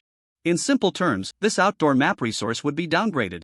But there was no way around it. He could only inform Dean Hyalan in advance. He would say that he accidentally broke the poison pearl beneath the poison pool. When Shin arrived at the entrance of the Poison Mist Mountain, a group of second-year seniors had already gathered there. All the monsters in the Poison Mist Mountain were at least level 35. Although their levels were not high, for these seniors whose levels had all exceeded 40, it was like earning a bit from a mosquito leg, but at least a mosquito leg is still meat. As for the level 50 poisonous beast boss lurking in the poison pool, they dared not provoke it. Just getting close to the poison pool would put them in a severe state of poisoning. With no credits to buy tickets for the Secret Realm dungeons, these second-year seniors could only level up through these semi-open wild map resources. What on earth is going on? Just not long ago, all the toxins in the Poison Mist Mountains were cleared away. I'm completely stunned. Could it be that the poison pool has undergone a mutation? At this moment, at the entrance of the mountains, the seniors looked in awe at the mountain that was once again illuminated by sunlight. Shin silently lowered his head and passed by these seniors. After using the teleportation array, he returned to the Feng Tian Academy, and the first thing he did was go directly to Dean Hyalan's luxurious office, saying, Dean He, the poison pool in the Poison Mist Mountains has been purified by me. Shin chose to keep the birth of his third dragon pet a secret. Just call me teacher. Wait a minute. What did you say?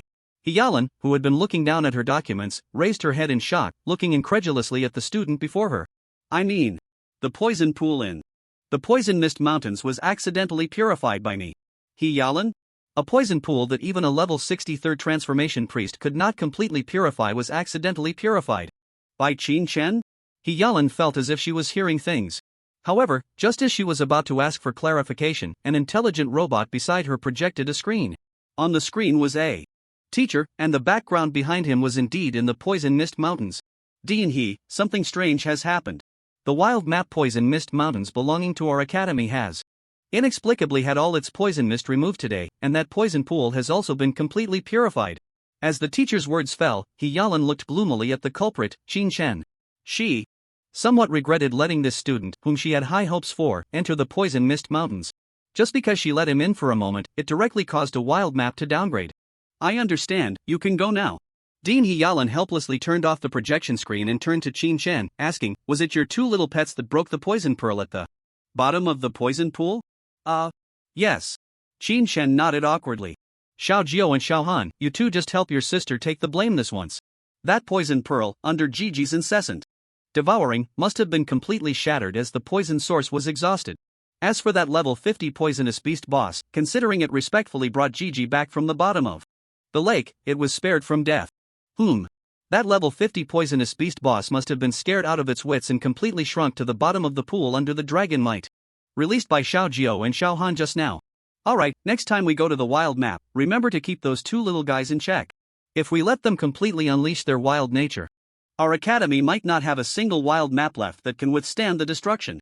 If it were an ordinary student, Yalan would have scolded them long ago. But in front of her was Qin Chen, a student she had high hopes for, who she believed could become the strongest job changer in history. If the poison mist mountains downgraded, then so be it. By the way, come here tomorrow morning at 9 o'clock. The trial secret realm for the second transformation of dragon tamers has been approved. Dean Yalan said, unable to help but smile, that trial secret realm has been abandoned for a long time and finally welcomes its first second transformation dragon tamer. This was indeed true. Although the number of dragon tamer professions was very small, they had appeared before. However, those dragon tamers had never been able to successfully undergo the second transformation. The prerequisite for a dragon tamer to successfully undergo the second transformation was that their level must reach 30.at the very least, one must have a dragon pet. It is precisely because of this condition that all dragon tamers throughout history have been completely stymied. Now that Qin Chen has become the first dragon tamer in history to possess a dragon pet, he naturally meets all the requirements for the second job transfer. Alright, thank you, teacher Qin Chen nodded in gratitude.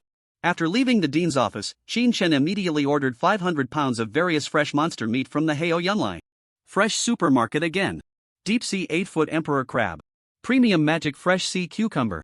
Premium Purple Finned Golden Tuna Crystal Lion-Headed Goose. Blood Essence Giant Lobster. These monster meats were basically purchased according to top-tier specifications. In total, he spent over 30,000 credits. An hour later, the familiar delivery robot numbered 8957 brought these incredibly fresh monster meats. At the same time, buzz. The holographic projection screen appeared again. Dear VIP customer, congratulations on becoming a lucky winner in the second round of the Lucky Big Giveaway event. This time, all your expenses will be covered by Heio Yunlai Fresh Supermarket. All your expenses will be refunded to your credit account, please check it. Thank you for your strong support of Heio Yunlai Fresh Supermarket. Qin Chen. Looking at the screen displayed by the delivery robot, Qin Chen was slightly taken aback. He picked up his phone to check the time. Well, it indeed hadn't been 24 hours yet, and the lucky buff was still active. So it seems he saved another 30,000 credits. That's good. After paying this 30,000 credits, Qin Chen's credits would be nearly depleted. Now winning again could be considered a significant saving. A full 500 pounds of monster meat was easily hoisted by Qin Chen with one hand. With his current strength attribute of 2,500, he could easily lift even 1,000 pounds. While Qin Chen was preparing these monster meats, in the pet room of the luxurious villa, the three little dragon pets were having a blast. To provide Xiao Jiao and Xiao Han with a sufficiently comfortable room, Qin Chen had specially applied for renovation permissions, transforming the originally large playroom for the pets into a private bedroom for Xiao Jiao and Xiao Han. Now, Qin Chen had also ordered a large bed through his phone, naturally for Gigi. At this moment, Qin Chen was downstairs preparing a barbecue feast weighing 500 pounds. Upstairs, the three little ones were playing. In the pet room, many sheets of drawing paper were stuck to the walls.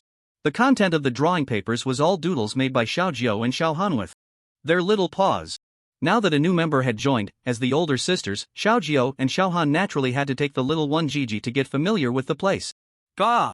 Xiao Jiao stretched out her little paw and tapped on a certain drawing paper on the wall, explaining it to the timid Gigi, who was following behind her two sisters. When Gigi looked at that drawing paper, she saw two monsters drawn on it, with a little person standing in the middle. One monster was drawn with a red marker, while the other was drawn with a blue marker. Gigi? Gigi tilted her head, indicating she didn't understand. Gah! Xiao Jiao once again seriously tapped her little paw, conveying her meaning. The drawing was of her and her second sister Xiao Han, holding hands with their master. Beside them, the noble and proud Xiao Han snorted, as if mocking her sister Xiao Jiao for drawing poorly. Then, with a gentle flick of her ice blue dragon tail, a drawing paper floated in front of the third sister Gigi. Gigi then saw that the drawing depicted a cluster of beautiful flowers. Clearly, this was the masterpiece of the second sister Xiao Han. However, Gigi couldn't comprehend it and continued to tilt her head, looking around. Originally, Gigi was quite shy, but now she had let down her guard and started playing with her two sisters. Soon, loud banging sounds echoed from the pet room upstairs. Hearing these noises from the kitchen downstairs, Qinshen couldn't help but twitch the corner of his mouth. Fortunately, when I was renovating the room, I added some specially treated magical materials as wall panels. Otherwise, with the destructive power of these three little dragons, I might accidentally end up demolishing the entire room. Meanwhile, while Qinshen was playing around, a post suddenly surged to the top of the campus forum. Well, it wasn't a post stirring up conflict, but rather a speculation post. The title of the post was, "Is Qinshen the young master of the Lucky Fresh Supermarket?" The content was a direct lament about Qinshen's outrageous luck. He won in the first round of the lucky draw yesterday. Today, in the second round of the lucky draw, he won again.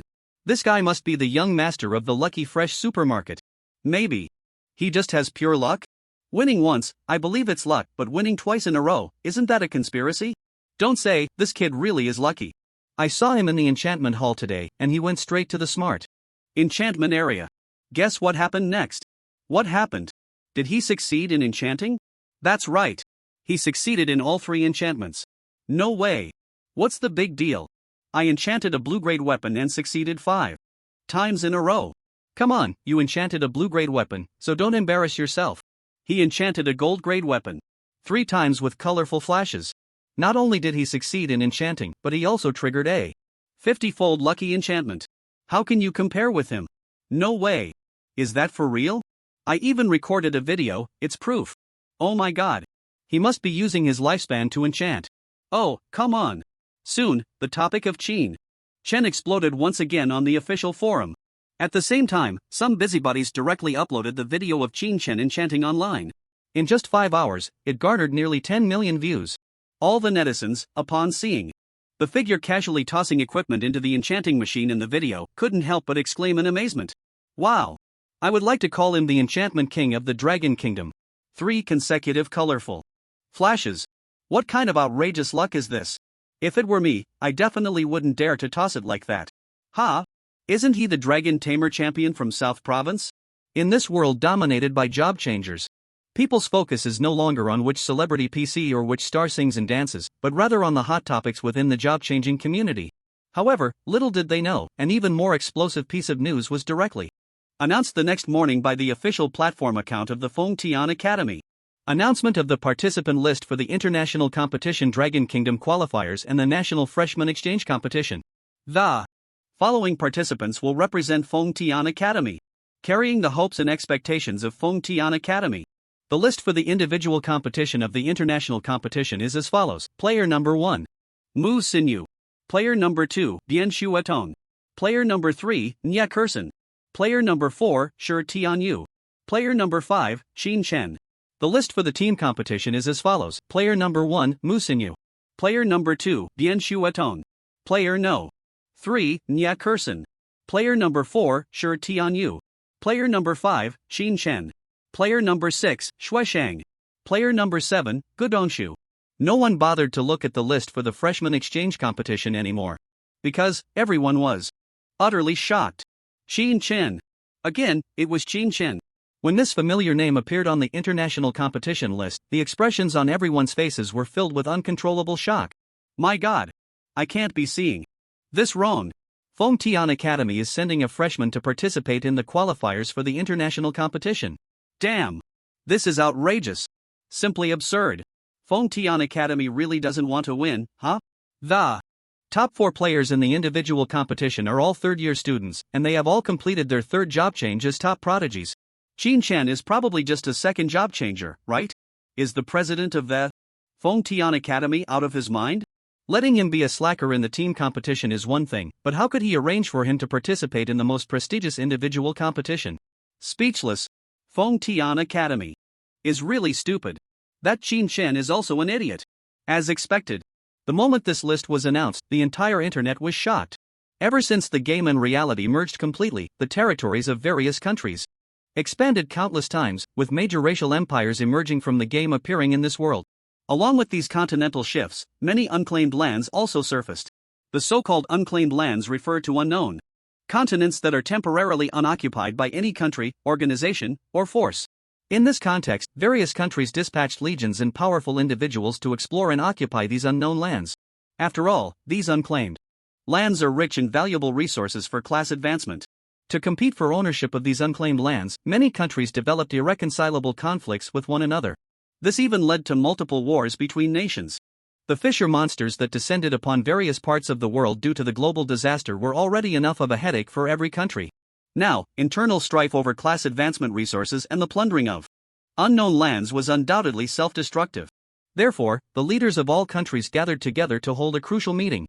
To resolve the disputes over resource competition, they directly established an authoritative organization called the Global Class Advancement Association. As for resource distribution, it was quite simple. Resolving resource issues between countries through war was not feasible, so could a relatively mild approach be taken instead? Once this question was raised, the eyes of the high-ranking officials from various countries instantly lit up. They ultimately decided that only the Global Class Advancement Association would have the rights to explore and occupy all unclaimed lands worldwide. No country was allowed to send legions to explore or occupy these unclaimed lands without the consent of the Global Class Advancement Association. The Global Class Advancement Association would conduct resource settlements every October, tallying how many unclaimed lands were explored and how many resource secrets were discovered, and so on. If resources were jointly occupied, how would they be distributed? Naturally, a relatively mild approach would be chosen to resolve this. Thus, the World Domination War was born. Since all countries felt that the distribution was unfair, it would still be based on strength. However, this time, it was not the military strength of each country that mattered, but the strength of each generation of young talents from the major countries. The final resource distribution would be based on the rankings from the World Domination War. In other words, whichever country's young talents achieved good results in the World Domination War, that country would receive a larger share of resources in this year's distribution. Every participant in the World Domination War fought for their country. They fought for glory. They represented the face of their nation. Therefore, the annual World Domination War is considered the hottest topic of interest for citizens around the globe. According to the regulations of the World Domination War, participants must be under 20 years of age. The resource allocation for individual rankings is as high as 70%, while the team competition's resource allocation is only 30%. As a result, each country typically sends top-tier third-year students who have already undergone 3 class advancements for the individual competition, with almost no second-year or first-year students being sent. This is mainly because the resource allocation for individual rankings is too high. They must send the most outstanding talents to secure good rankings, even aiming for the championship. Right now, the preliminary rounds for the various national divisions are about to be held. This means that the strongest batch of talents will be selected from the national divisions, then, they would represent the country to officially participate in the individual and team competitions of the International Championship. Although it was just the preliminary rounds, looking across the major universities, they all sent their top junior students to compete in the individual events. Even if there were 2 or 3 sophomore members in the team competition, they were at least the top 1 or 2 ranked sophomores. It was also a way to let them practice in the preliminaries and get accustomed to this world-class event, so that these top sophomore talents could smoothly adapt to the official competitions when they entered their junior year next year. However, what does it mean for the Feng Tian Academy to suddenly send a freshman to participate in the preliminaries this year? And they even placed him in the extremely important 5th position for the individual competition. What the hell? What kind of brain-dead operation is this? Are they looking down on the top juniors from other universities? Or is Feng Tian Academy completely messing around, not taking this important event seriously at all? Within an hour of Feng Tian Academy releasing the list, the school's official accounts on all major social media platforms were bombarded by netizens. It even directly trended on hot searches. Various reports, complaints, and angry comments flooded in. Don't forget, your representative from Feng Tian Academy was eliminated in the top 4 of last year's individual competition at the International Championship. Now, instead of working hard to regain face, you start slacking off, even putting a freshman on the team. Do you have no shame? Exactly. I was looking forward to Feng Tian Academy making a comeback this year. Looks like we can't count on Feng Tian Academy anymore. We can only look to other key universities. What a ridiculous decision. I really don't know what those deans at Feng Tian Academy are thinking. These comments were still somewhat directed at the school. However, some internet trolls directly targeted the name Qin Chen. Not to mention the external online platforms. Even the sophomore and junior students within Feng Tian Academy felt extremely confused. I can only say, I'm convinced. No, if there really was no one else to choose from, you could have put Shang-gu in the individual competition. What does it mean to put a freshman up there? If a freshman can go, then I might as well go. Anyway, whoever goes is going to lose. He can't really have contracted a dragon pet, can he? Get out of here. You don't really believe those previous rumors, do you? Even when boasting, you should at least draft something to make it believable. There isn't even a picture or video, and you think he contracted a dragon? I bet he can't even contract an egg. In contrast to the extreme dissatisfaction of these upperclassmen, the freshmen were instead filled with joy. Woohoo! Fanggu is taking off. This is awesome. Can't wait to see Fanggu crush these idiots. I'm really looking forward to the moment when Fanji's two holy dragons appear before the world. Everyone will definitely be completely shocked. Damn! Just thinking about it gets me fired up. While the outside world was in an uproar over this topic, Jin Chen had already followed the graceful beauty of the dean to the entrance of the Dragon Tamer's second transfer trial secret realm. Looking at the secret realm portal before him, glowing with a deep blue light, Jin Chen showed no hesitation, directly pushing it open and stepping inside. Currently, there are basically only two ways for all professions to undergo a second transfer.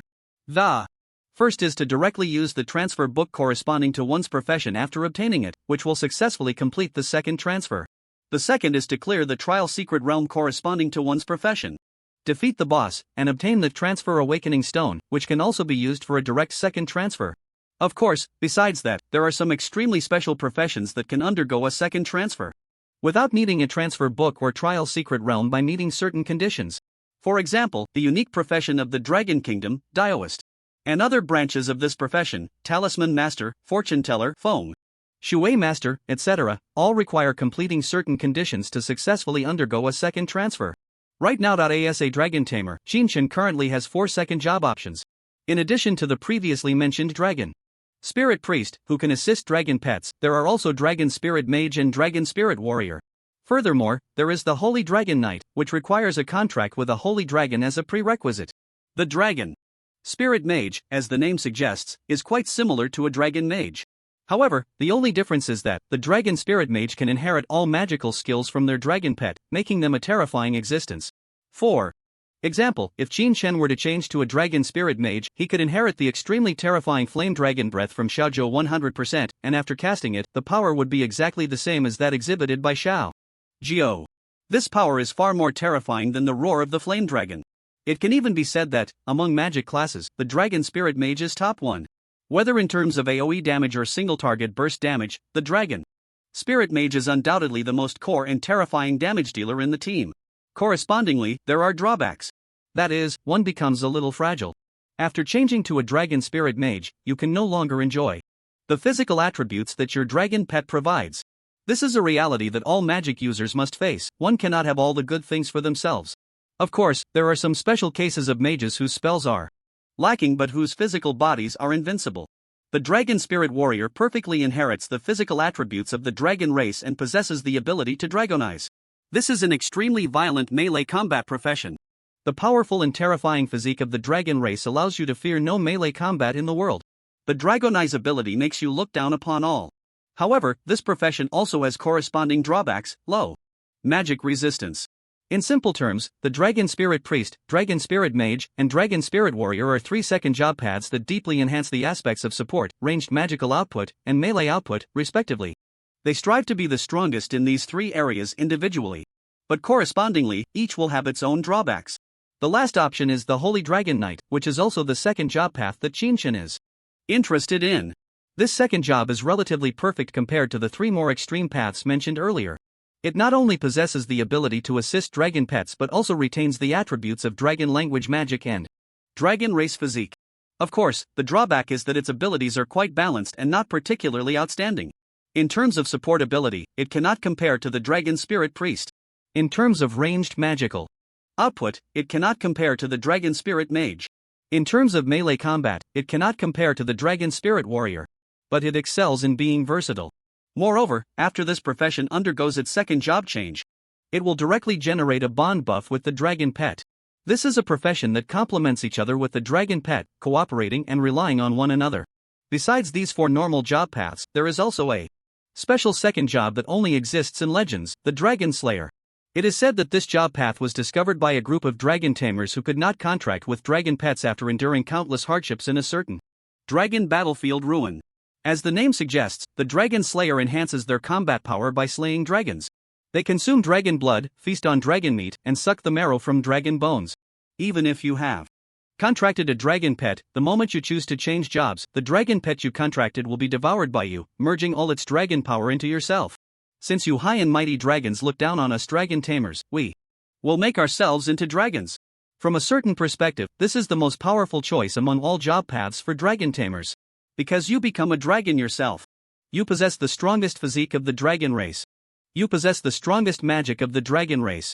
You possess the strongest support power of the dragon race. The uniqueness of this profession lies in the fact that it does not require a dragon pet. As long as you are a dragon tamer and reach the required level, you can undergo a second job change. You can also enhance your own strength by hunting and consuming the dragon blood, dragon meat, and dragon bones of lesser dragons like earth dragons, flying dragons, and wyverns. Of course, the above information is merely some rumors circulating in online news, and has not been verified in any way. Whether the Dragon Slayer truly exists remains unknown. Moreover, even if this job path really exists and is placed before Qin Shen, he would absolutely not choose it. It must be said, if Qin Shen were to become a Dragon Slayer, he might be the strongest and most terrifying existence in history. But that is absolutely 100% impossible. Isn't it delightful to have his 3 adorable little dragon cubs to cuddle? How could he cruelly devour and gnaw on them? Furthermore, after being reincarnated into this world, like other novel protagonists who trigger the isolated and helpless state, Qin Shen has long regarded his dragon pets as his family. You can trust them with your life. You never have to worry about them betraying you. They will always be loyal to you. Most importantly, you can feel their pure affection for you. Ha! After taking a deep breath to calm the myriad thoughts racing through his mind, Qin Shen gradually settled down. He entered the second transition trial ground, a place only accessible to dragon tamers, and now he found himself in an incredibly white space. No monsters. No scenery. However, a prompt appeared in his mind. Please summon all your dragon pets. Without hesitation, the 3 round and adorable little dragon cubs were summoned directly from the beast pet space. After spending a night together, the socially anxious little poison dragon was no longer afraid of its 2 sisters. Since it had yet to awaken the dragon form transformation skill, it crawled out and stood obediently beside Qin Shen's left hand, not causing any trouble. The noble and princess-like little Han raised her small head, flapping her ice blue wings, and flew onto Qin Shen's shoulder, claiming the spot. Only little Jiao, as soon as she appeared, she flitted over like a clingy bug, flapping her tiny wings and hugging Qin Shen's cheek. Before Qin Shen could remove this sticky little creature, a ding from the secret realm brought a prompt that left Qin Shen astonished. Detected that all dragon pets' affection for you has exceeded the threshold value. Congratulations, you have successfully passed the test. Now starting to distribute the completion rewards. Congratulations, you have obtained Job Transition Spirit Stone ×1. The reward has been automatically distributed to your storage ring. Please check it yourself. Ha! Is this all for the Job Transition trial? Job Transition Spirit Stone, Dragon Tamer. After use, you can choose to become one of the following 4 second transition professions. Dragon Spirit Priest, Dragon Spirit Mage, Dragon Spirit Warrior, Holy Dragon Knight. Note, the prerequisite for choosing is you must have at least 1 Holy Dragon level dragon pet. Pushing the clingy little Jiao aside, Qin Shen looked down at the white gem in his hand, which emitted a translucent glow, closed his eyes, and focused his mind, immersing himself in it. Soon, buzz. Mysterious waves began to emanate from Qin Shen, and at the same time, a surge of comprehension power swelled in his mind. The 3 little dragon cubs nearby also clearly sensed the changes happening to their master. You have successfully transitioned to the second level. Your current main profession, Holy Dragon Knight. Congratulations, you have obtained a new second transition passive, Holy Dragon Bond S. Congratulations, all your professional skills have received a 10% power increase. Holy Dragon Bond S. When you fight alongside your Holy Dragon pet, a bond buff will be triggered. Note, the bond effects triggered when fighting alongside holy dragon pets of different races are different. This bond buff cannot be purified or dispelled. The effects of this bond buff will continuously strengthen as your level with the dragon pet increases. Is this the bond skill exclusive to the Holy Dragon Knight profession? It is indeed powerful. Having fully comprehended the content of the Holy Dragon Bond skill, Qin Shen couldn't help but exclaim in amazement. According to the skill description above, as long as Qin Shen fights alongside, he will instantly gain 3 types of Holy Dragon Bond effects, Blazing Bond, you will gain a 300% increase in all attack power, a 300% increase in fire attribute skill power, a 200% increase in speed. The blazing holy dragon symbolizes destruction, primarily focused on killing. The Divine Fire Annihilation form grants it unparalleled magical damage, while the Heaven Shaking Power form provides it with terrifying physical damage. Its bond naturally corresponds, with increasing all attack power, meaning that both magical and physical attacks receive a horrific boost. Winter Bond, you will gain a 150% increase in magical attack power, and the enhancement effects applied to you will increase by 400%. The Frost Holy Dragon serves as an all-rounder capable of both offense and healing. The feedback effect of its bond corresponds to increases in magical attack power and enhancement effects. Abyss Bond, you will be immune to all negative states, and centered on yourself, generate a debuff aura within a 1 km radius that reduces enemy units' resistance by 50%. Every physical and magical attack you cast will be accompanied by toxins, causing enemies to lose 5% of their maximum health per second for 6 seconds. The bond effect of the Abyss Poison Holy Dragon is equally terrifying. It allows Qin Shen to become a madman who ignores all negative states, especially in multi-person combat situations, where Qin Shen can completely disregard all control chains and debuffs from opponents with this Abyss Poison bond and charge into the crowd for a frenzied slaughter. Besides the bond, all of Qin Shen's class skills have received a 10% boost. At the same time, he can clearly feel that his four-dimensional attributes have collectively increased from 2500 to 2700. No wonder people say there will be a huge transformation after the second job change. Indeed, Qin Shen murmured. This is the advantage brought by the second job change, far stronger than the first. At this moment, the second job change has been easily completed. Qin Shen let the three little dragons return to the beast pet space and left the secret realm. However, just as he stepped out of the secret realm, ding!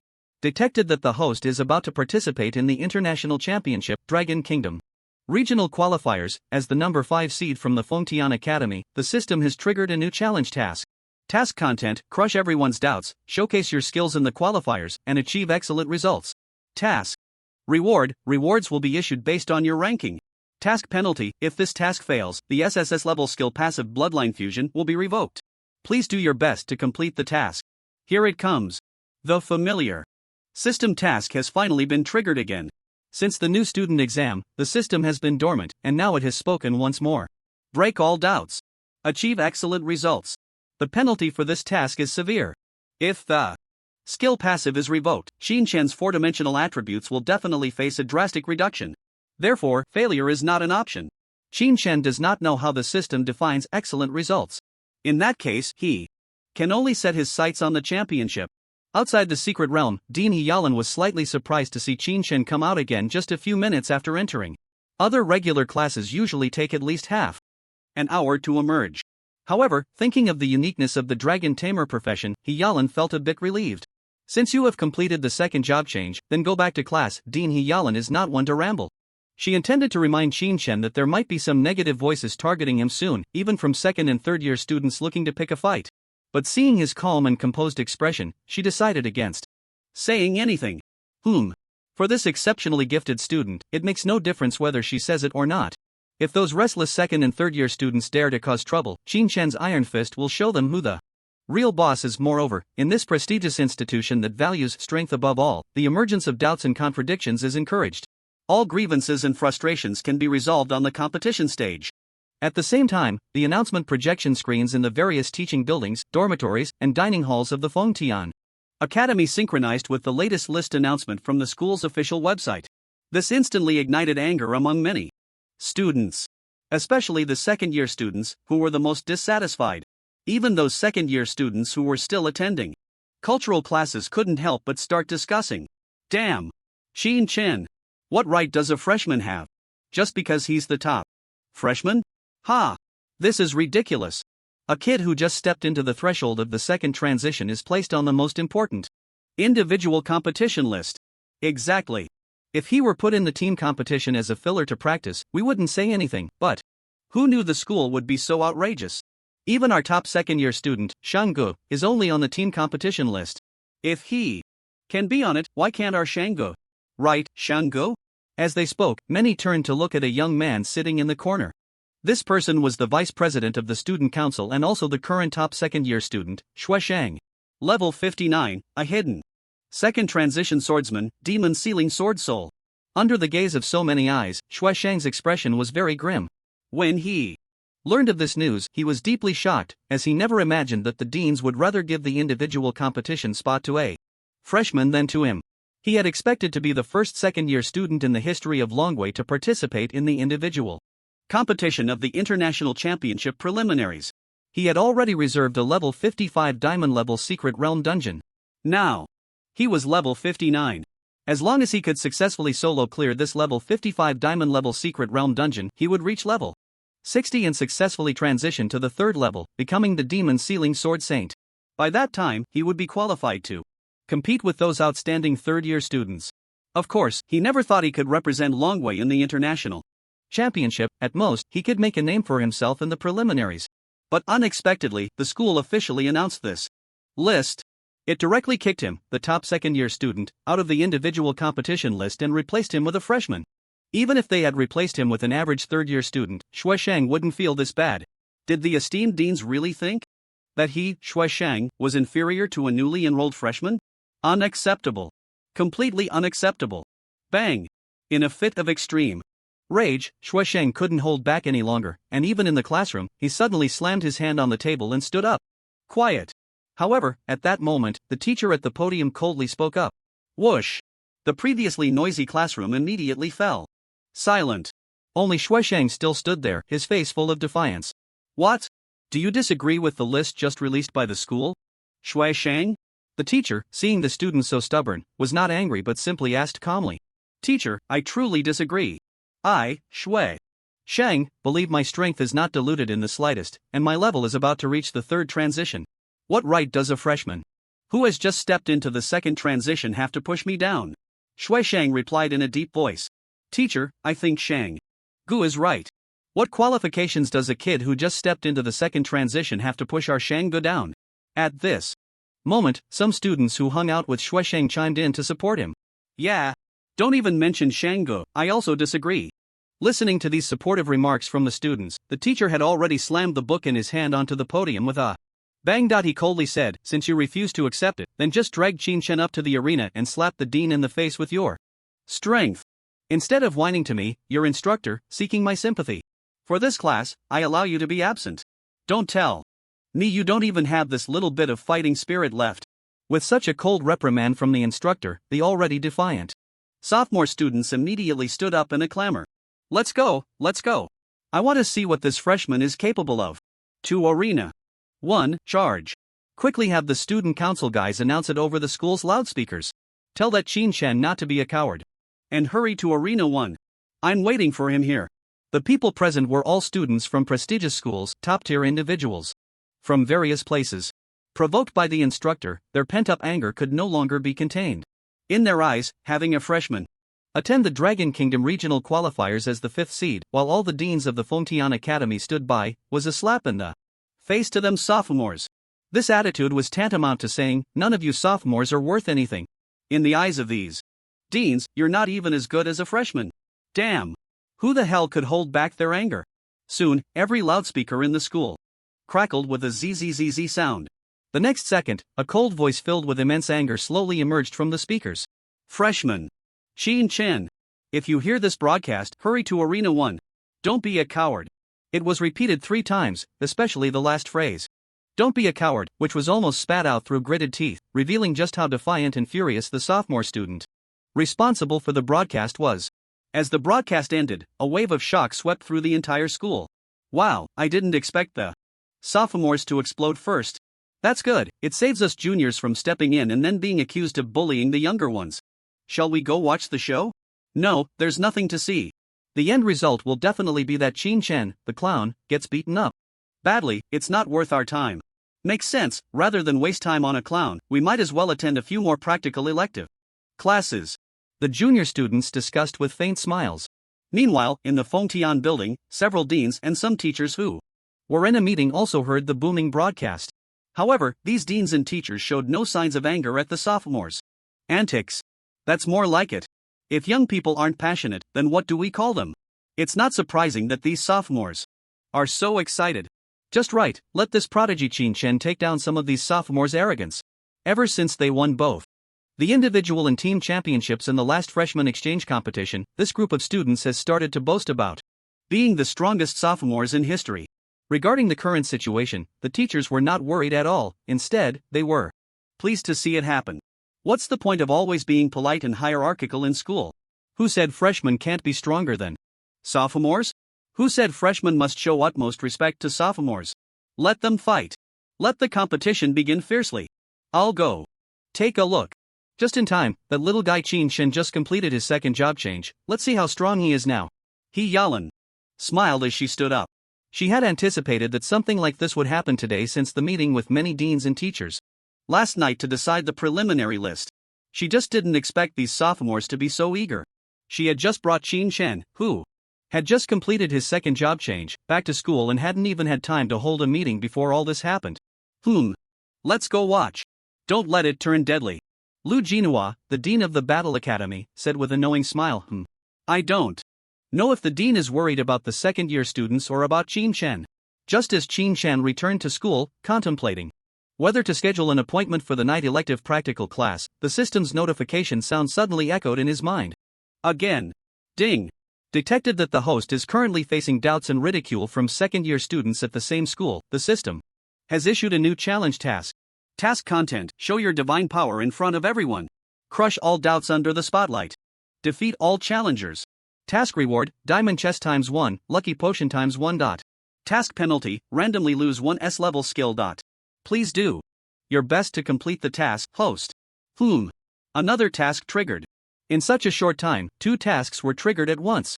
But this is quite normal. When the system issued the task that allowed him to achieve excellent results in the international competition, Qin Shen already knew he would inevitably face doubts and ridicule. After all, no matter how impressive he was, in their eyes, he was just a freshman. It was entirely normal for them to think he was unqualified to represent the Fengtian Academy in battle.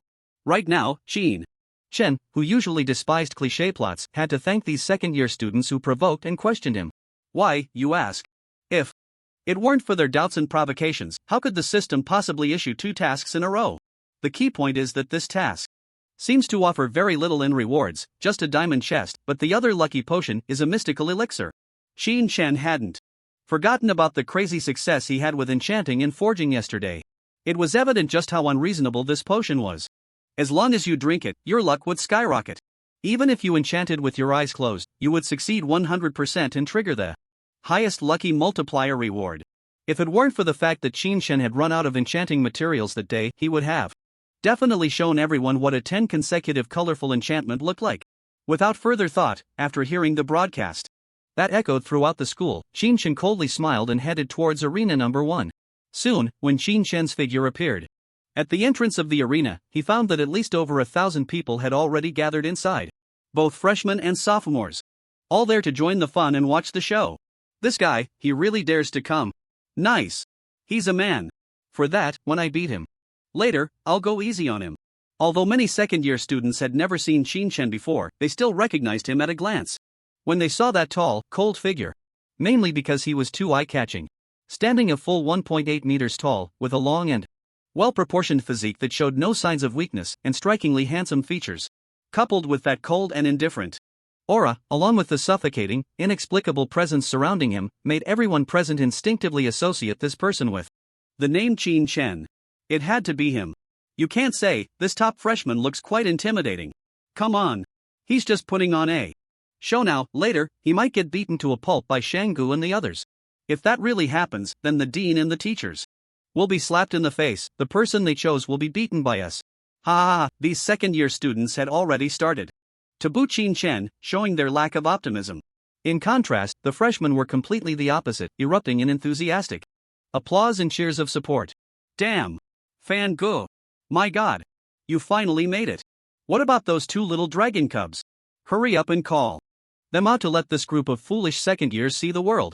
I came here for the holy dragon. Qin Shen might not need the holy dragon to beat us, but he should definitely use a dragon against these top second-year talents, right? I'm directly cheering for Fan Gu. Take them down. Such enthusiastic support even drowned out the boos from the second-year students, leaving them stunned. This group of freshmen in their first year, they can't really be deluded enough to think that Qin Shen has contracted the holy dragon, can they? Are they just fooling themselves? It's worth mentioning that Sun Yen Yen, by Wu Shuang, Fong Tyran, and others have also come to watch the show. Ever since Bai Wu Shuang went through the last battle, his originally arrogant and proud demeanor has diminished quite a bit, and even the little dragon perched on his shoulder shrank back in fear upon seeing the tall figure on the arena. It seems he has been psychologically scarred.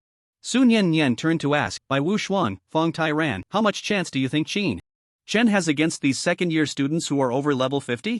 Bai Wu Shuang and Fong Tyran turned to look at her with a somewhat melancholic expression.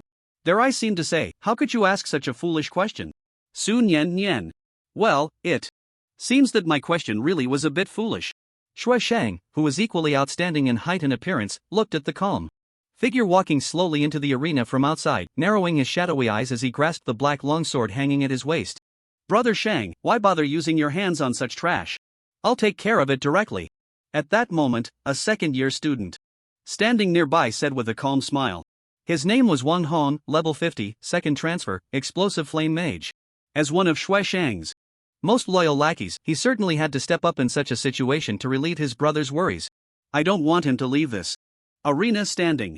Shui Shang pressed down on the sword hilt and casually reminded him, then turned and sat down in the front row of the audience.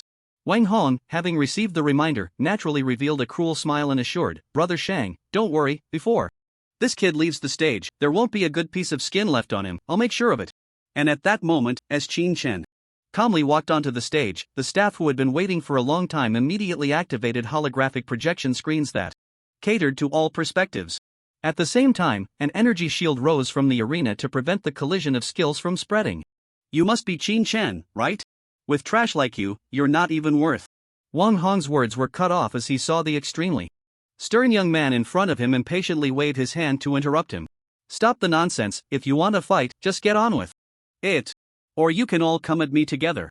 I'm in a hurry. As Qin Chen's impatient voice fell, the audience couldn't help but gasp in shock. Wow. This guy is really something else. Fine. If I don't burn you to a pulp later, then you can say I'm thick-skinned. Wang Hong was completely enraged. Damn it. He really underestimated his opponent. Both sides prepare. The countdown of 5 seconds will end, and the duel will begin. The arena staff raised their hand, signaling both sides to get ready for battle. At this moment, Shui Shang in the audience had already closed his eyes, as if the outcome of the upcoming duel no longer required his attention. Under the eager and excited gazes of the crowd, the 5-second countdown finally came to an end. The moment the countdown finished, Wang Hong, as a second transfer explosive flame mage, immediately drew his staff, which was radiating a purple glow. The tip of the staff instantly erupted with an extremely powerful wave of magical energy. It's worth mentioning that, at the same moment, Qin Chen on the opposite side also took out a staff surrounded by blazing red light. The fiery magic crystal floating at the tip of his staff emitted a magical wave even more impressive than Wang Hong's staff. When the crowd saw this scene, they immediately realized that these two were about to engage in a direct magical confrontation. Humph. Overestimating yourself. Wang Hong sneered coldly upon seeing his opponent also take out a staff. He was a genuine mage profession. Especially after becoming an explosive flame mage with the second transfer, the power of his magical skills had an extremely terrifying enhancement. Moreover, with his level and attributes far surpassing those of his opponent, he had no idea how this would end in defeat. Starflame explosion. Without any hesitation. Amidst the surging magical waves, a fireball containing terrifyingly high temperatures instantly coalesced before the staff, which radiated a purple glow. This was not an ordinary fireball spell. This was a fiery star-like sphere that seemed to compress the power of an explosion into one. Coupled with the purple glow of the staff, this A-grade high-level mage skill appeared even more astonishing. The entire chant time was merely 1 second. Wang Hong looked up at the starflame fireball gradually taking shape above his head, feeling like a perfect magical genius. Just as he was about to turn and mock his opponent, who probably hadn't even formed their spell yet, suddenly, Wang Hong, be careful. In the audience below the arena, a sophomore student who had a good relationship with Wang Hong shouted nervously. This shout transformed Wang Hong's confident smile into one of horror. Not good. Because he had already seen, in shock, a terrifying fireball resembling the head of a flame dragon roaring towards him. Damn it. Wang Hong couldn't help but curse inwardly. Impossible. He never expected that his opponent's casting speed would be faster than his own, the legitimate Mage King. What made him even more desperate was He didn't even have time to cast the life-saving skill elementalization of a second-tier Mage King, let alone swing his staff to counter the Starflame Fireball with this Flame Dragon Fireball. When he was reminded by his companion and turned to see the Flame Dragon Fireball, he had already missed the best time for defense and counteraction. So, no. With Wang Hong's desperate scream, he could only watch helplessly as the roaring Flame Dragon Fireball exploded right in front of him. Boom! At the moment the Flame Dragon Fireball exploded, all the spectators below were horrified to see the raging, scorching flames of the Flame Dragon completely engulfing Wang Hong's tiny figure. At the same time, the flames swept out, continuously crashing against the arena's protective shield, causing it to emit loud clang sounds and vibrations. This all indicated the terrifying power of this Flame Dragon Fireball. However, what left the audience even more numb was Buzz. The cold figure standing at a distance, seemingly worried that Wang Hong hadn't been completely burned, actually raised the flame staff in his hand again, and another Flame Dragon Fireball instantly coalesced. What the hell?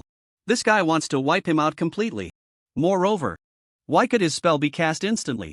There wasn't even a hint of a chant or casting time. At that moment, a staff member acting as a referee suddenly jolted awake, quickly blowing the whistle to stop the battle, while urgently shouting, "Qin Shen, stand down. Wang Hong has already lost combat capability. Don't add to the burden of the medical team." As soon as the referee's words fell, Qin Shen calmly lowered his raised staff, cancelling the release of the B-grade skill Fire Dragon Bullet. Wang Hong should be grateful this wasn't in the wild. Otherwise, he would be dead. In fact, the first Fire Dragon Bullet could have directly killed his opponent, but it was clear that the armor Wang Hong was wearing saved his life. As a result, the first Fire Dragon Bullet only left Wang Hong with severe burns all over his body, causing him to lose consciousness from the intense pain. If the second Fire Dragon Bullet hadn't been stopped in time by the referee, it would have fallen, and he would have needed a priest of level 50 or above to resurrect him. Of course, death comes with a price. Even if resurrected, the death penalty cannot be exempted. Every job changer loses several levels upon death. Losing levels means a decrease in all attributes. Additionally, the reason Qin Shen was able to unleash 2 Fire Dragon Bullets in quick succession was that after successfully advancing to a Holy Dragon Knight, some of his class skills underwent changes in form and mechanism.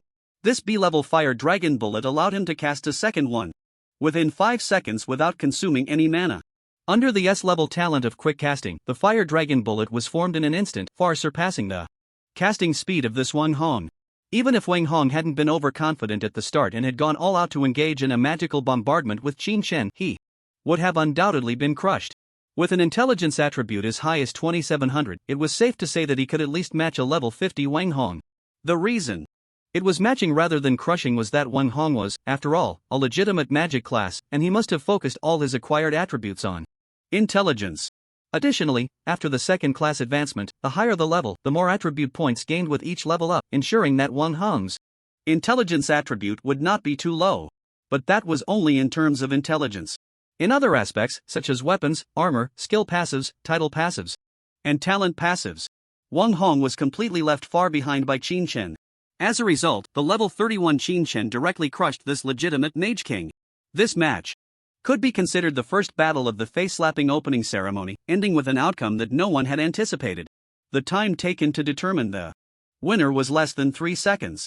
Even more chilling to contemplate was, from start to finish, Qin Shen had not moved an inch. Next. At this moment, Qin Shen put away the falling flame staff, and his indifferent voice slowly echoed again. This tone carried no hint of pride or joy, as if crushing Wang Hong was as simple as stepping on an ant, not worth any emotional fluctuation from him. Wow! When Qin Shen's cold words rang out in the arena, the stunned crowd finally snapped back to reality, erupting in a wave of astonished murmurs. What the hell? Did this first battle just end like that? Too fast. It probably didn't even take 5 seconds. And the key point was, this Dragon Tamer's dragon language magic was just too outrageous. Whether in terms of casting speed or power, this was completely not a magic skill that a freshman could unleash. Is this guy definitely a Dragon Tamer, not a dragon language mage? Damn. Did you guys notice? This kid doesn't even need to chant to cast his magic skills. Historically, in a magical duel, the one who strikes first always loses. I feel like even if Wang Hong reacted in time, he would still lose. Don't be ridiculous. Wang Hong was just careless, he didn't dodge. Indeed, Wang Hong's flaw was his excessive self-confidence. At such a critical moment, he even looked up to admire his own Starflame Fireball, leaving himself open in a duel between experts, seizing even the slightest Opportunity means instant defeat. Although Qin Shen is only a freshman, I must say, his displayed combat level is indeed promising.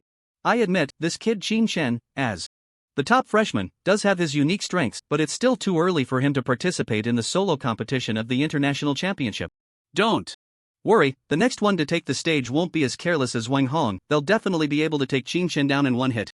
Clearly, these second-year spectators attributed Wang Hong's defeat to his own carelessness. Well, this was indeed the case. Regardless, Wang Hong was considered a top performer among second-year students. If he hadn't underestimated Qin Shen and had taken the match seriously, the outcome might have been different. It's just a bit of a pity. Meanwhile, Xue Shang, who had originally closed his eyes, now had an extremely grim expression. He never expected his lackey would actually lose, but at this moment, he was cursing even more, blaming Wang Hong for being too careless. The moment he opened his eyes, he happened to see that Guy Wang Hong was actually distracted, narcissistically admiring his own magical masterpiece. As a result, when the opponent's fireball from the flame dragon came at him, he had no time to defend.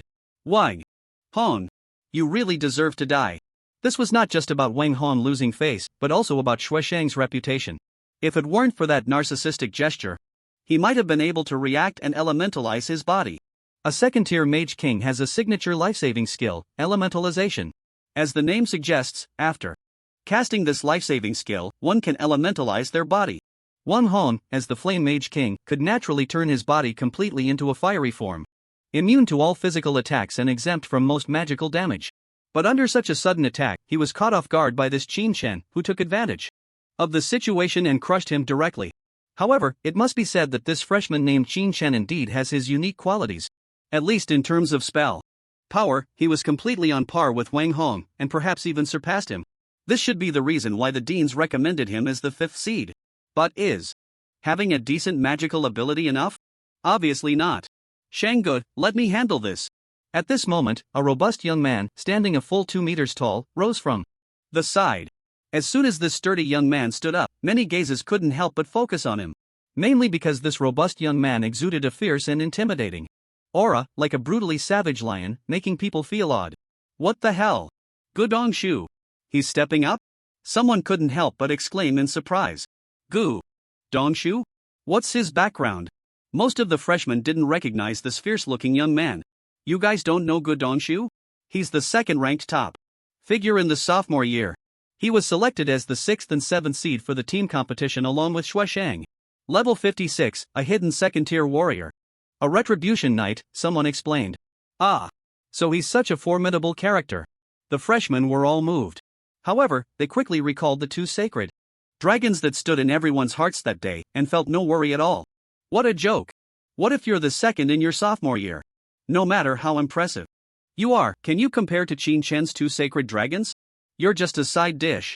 Watching this group of unconcerned freshmen, many sophomores couldn't help but laugh in anger. Hey!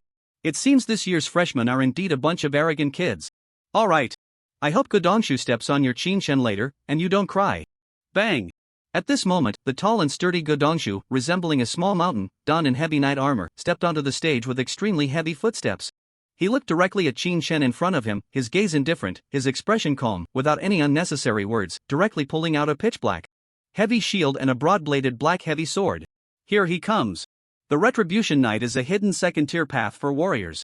Generally speaking, warriors can follow 2 paths. One is the light-armored warrior. Light-armored warriors are a mix of tank and damage dealer, although they are not as strong in burst damage as traditional pure damage classes. They excel in high tolerance and decent output. The other is the heavy-armored warrior. Heavy-armored warriors are essentially tanks, positioned as the main tank, MT, in a team, primarily taking damage, with extremely high health and dual resistances, as well as terrifying strength attributes. But their drawbacks are also obvious. They are cumbersome. And this Gu Dongshu in front of them clearly follows the heavy-armored warrior path. One hand holds a heavy shield, the other a heavy sword.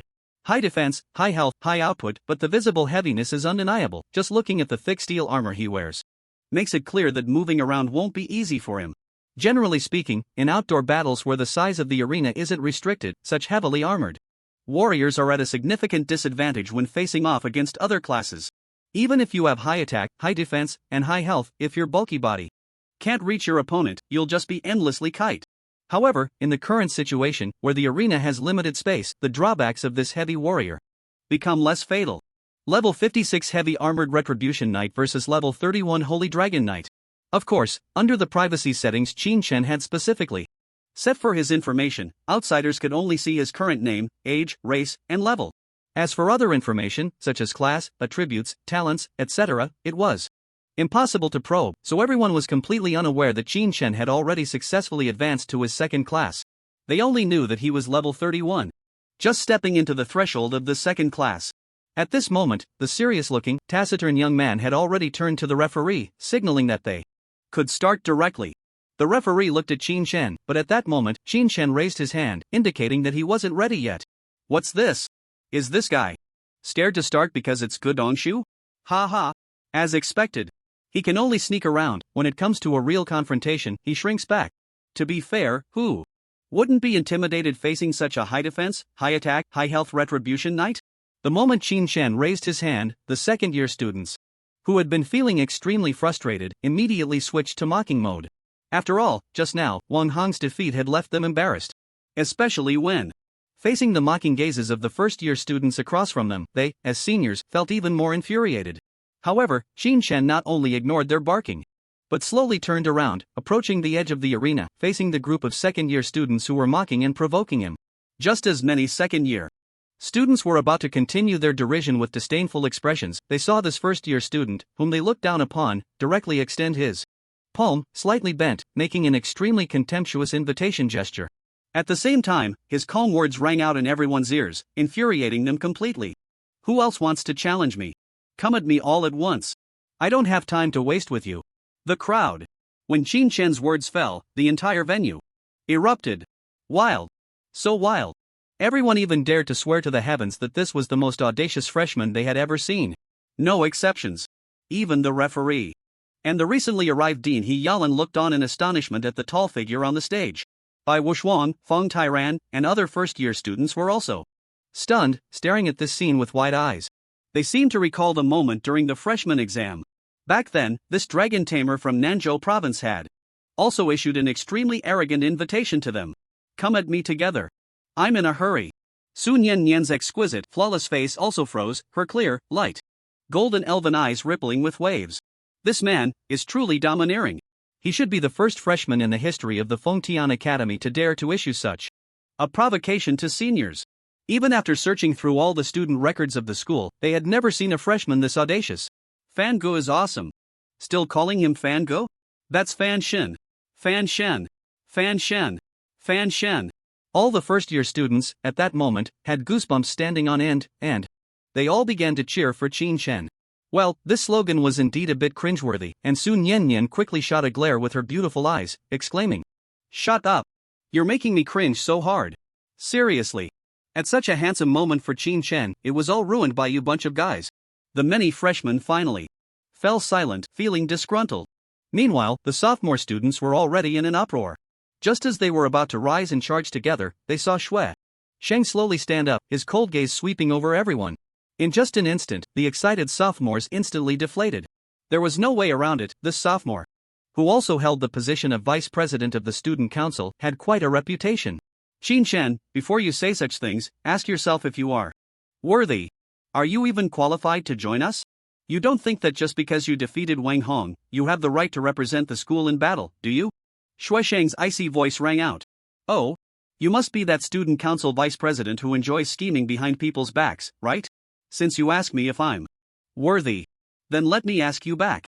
Just because you hold a tiny official position, you think you can wield authority? You think you're the top sophomore? What? A joke. I'm telling you right now.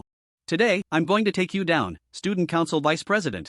From this day forward, I want you, Shui Sheng, and every member of the student council to steer clear of me whenever you see me. Including that so-called student council president. The same goes for them. The domineering and clear voice of Qin Shen echoed heavily, resonating throughout the venue under the stunned gazes of everyone.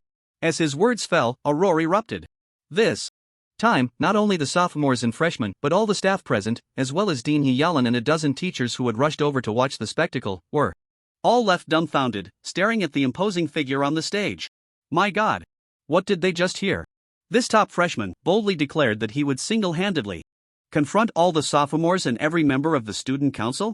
He even named Xue Shang and the student council president, who was temporarily absent from school. Unheard of. This was simply unprecedented. This was no mere mortal, this was a mad god.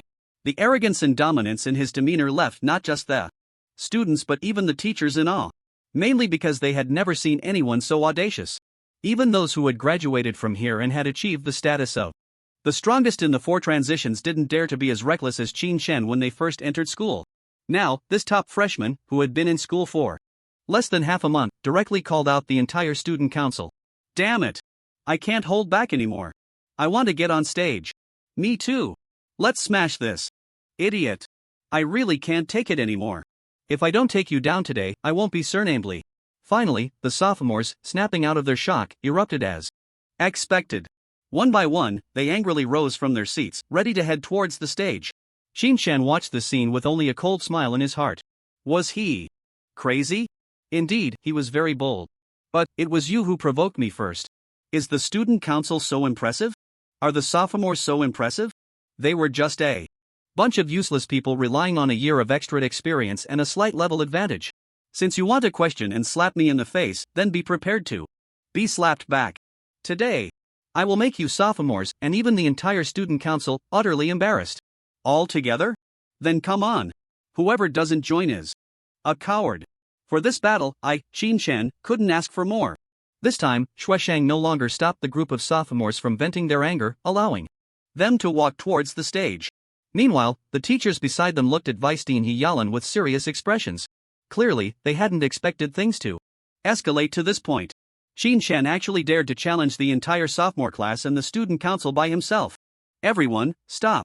Just as many sophomores surged towards the arena's stage, a furious shout suddenly rang out. Everyone quickly turned their heads and discovered that it was Gu Dongshu on the arena who had shouted. It was this angry roar that made all the second-year students, who were originally filled with righteous indignation, stop in their tracks. Dong Gu. It's just that this guy is too arrogant. It's hard not to want to hit him. Let's all go together.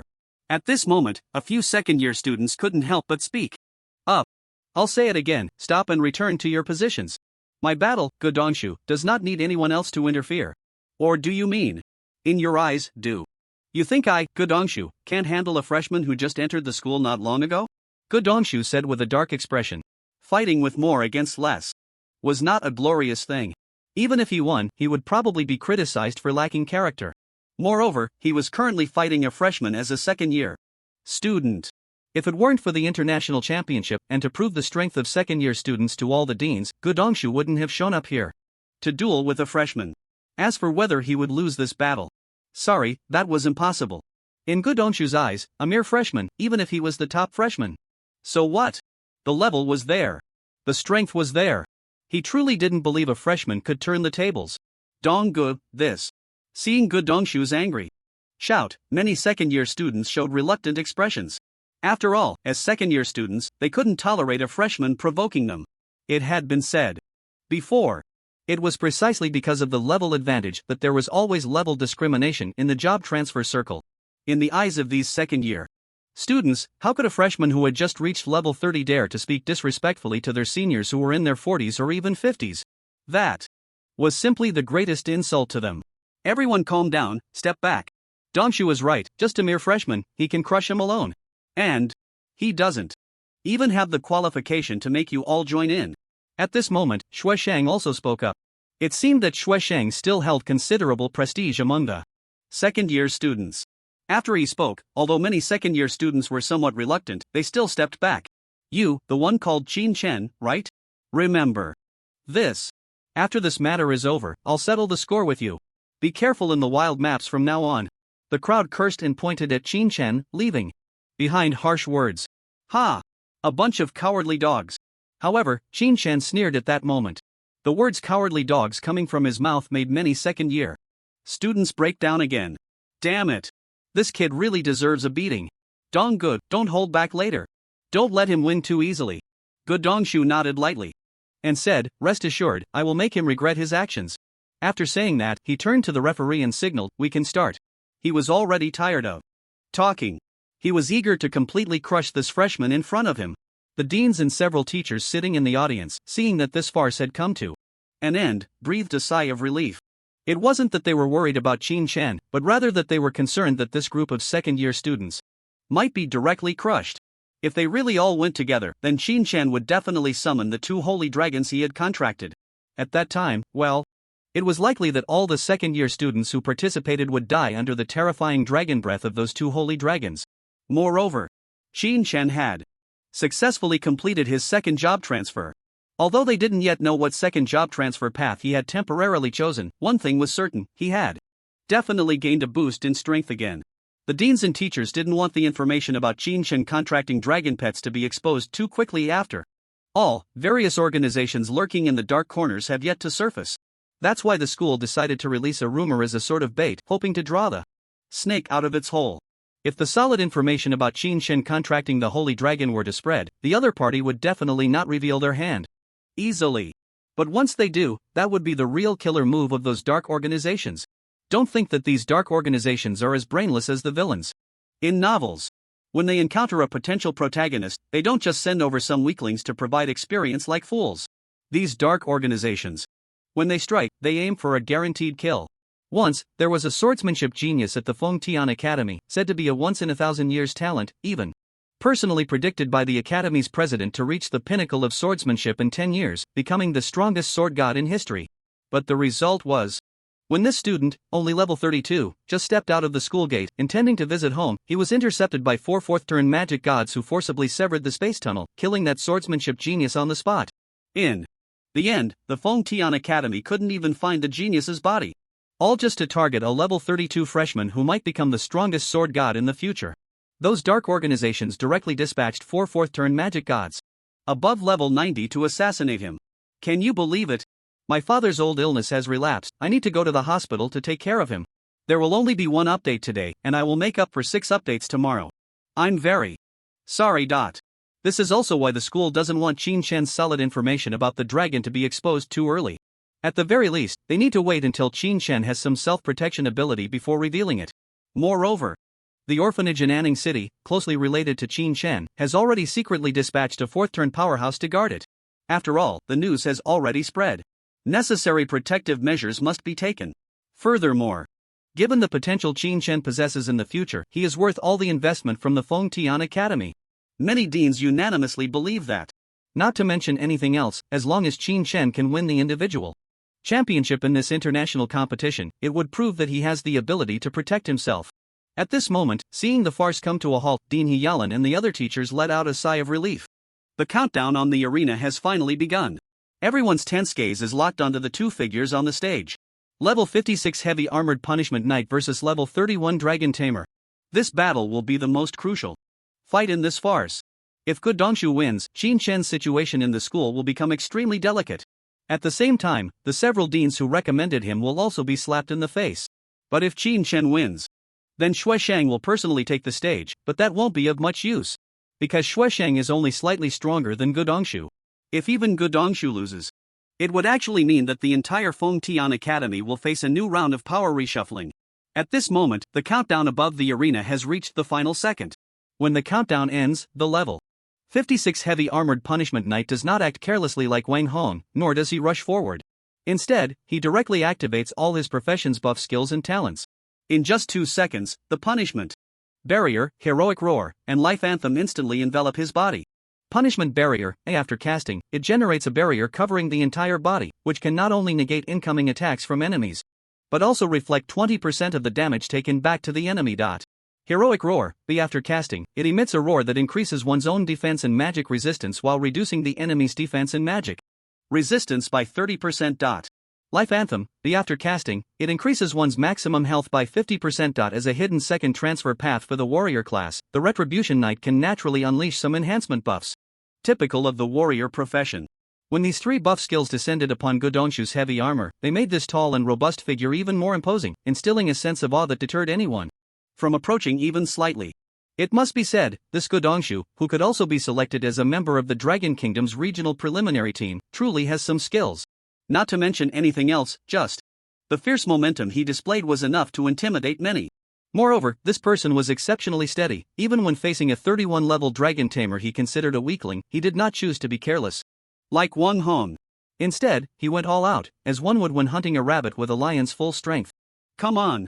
Fully prepared, Godongshu once again activated the Retribution Knight's second transfer passive. Shadow of Retribution. Shadow of Retribution S. When moving towards or charging at an enemy unit, it will continuously stack its own movement speed, up to a maximum of 300%. Note, this movement speed bonus will increase as the Retribution Knight's level rises. As is well known, every profession receives a second transfer blessing after their second transfer. Not only do they gain a fixed S-level exclusive passive skill, but some of their exclusive professional skills also undergo certain changes in form, effect, and power. The Shadow of Retribution is the Retribution Knight's signature and most troublesome passive skill. Originally, the heavy armored warrior's shortcomings were slow attack and movement speeds. Yet, with Shadow of Retribution, this serious flaw of slow movement speed was completely compensated. High attack, high defense, high health, and then a high movement speed to top it off. How could that not be a headache?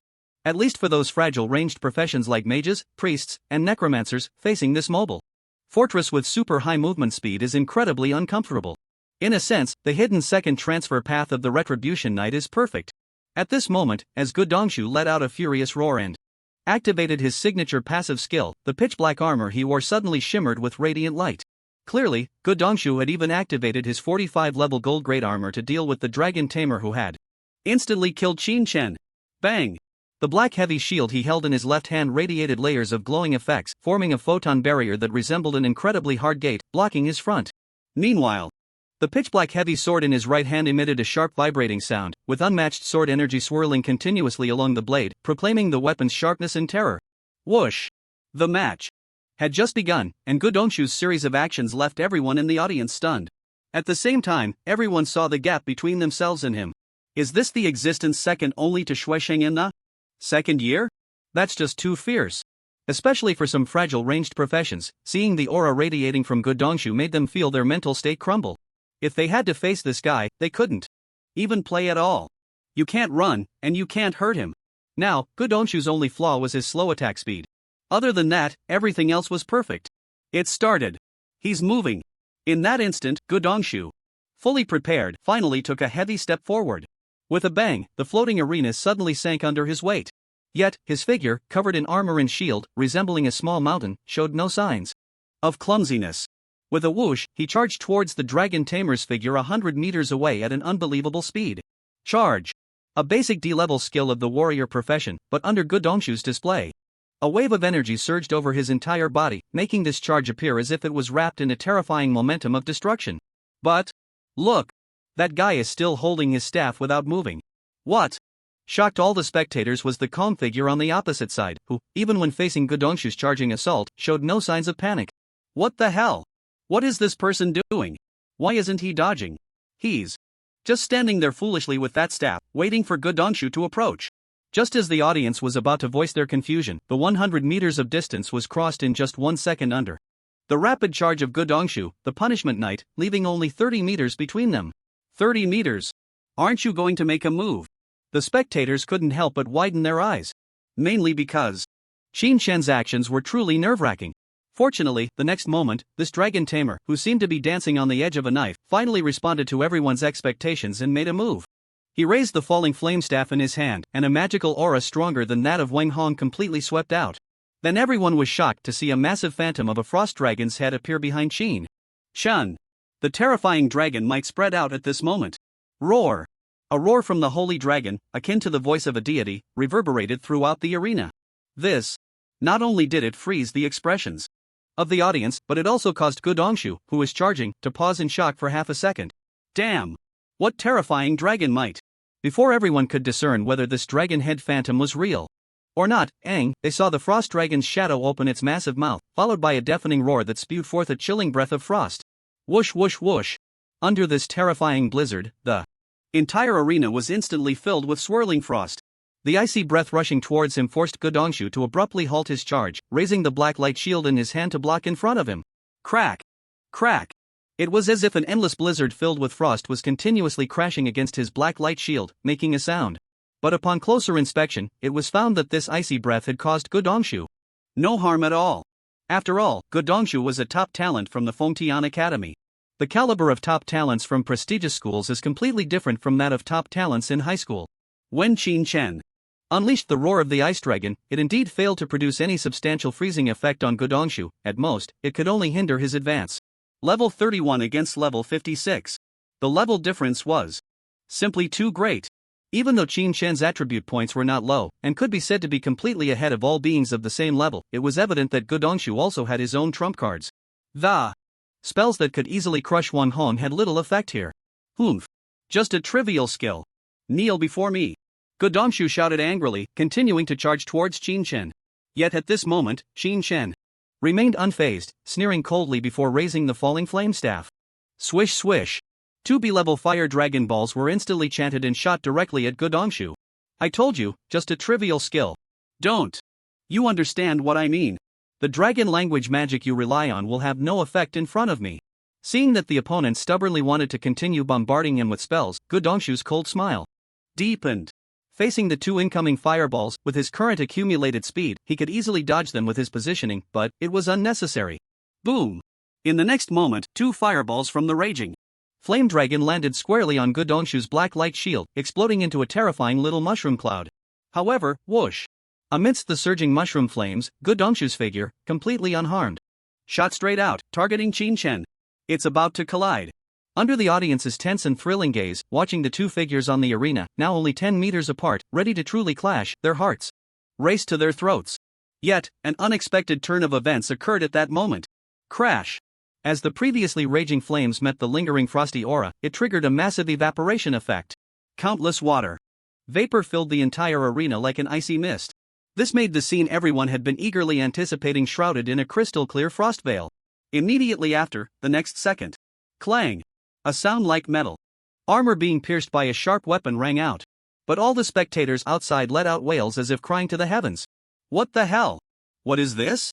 What the hell? What happened inside? Damn it!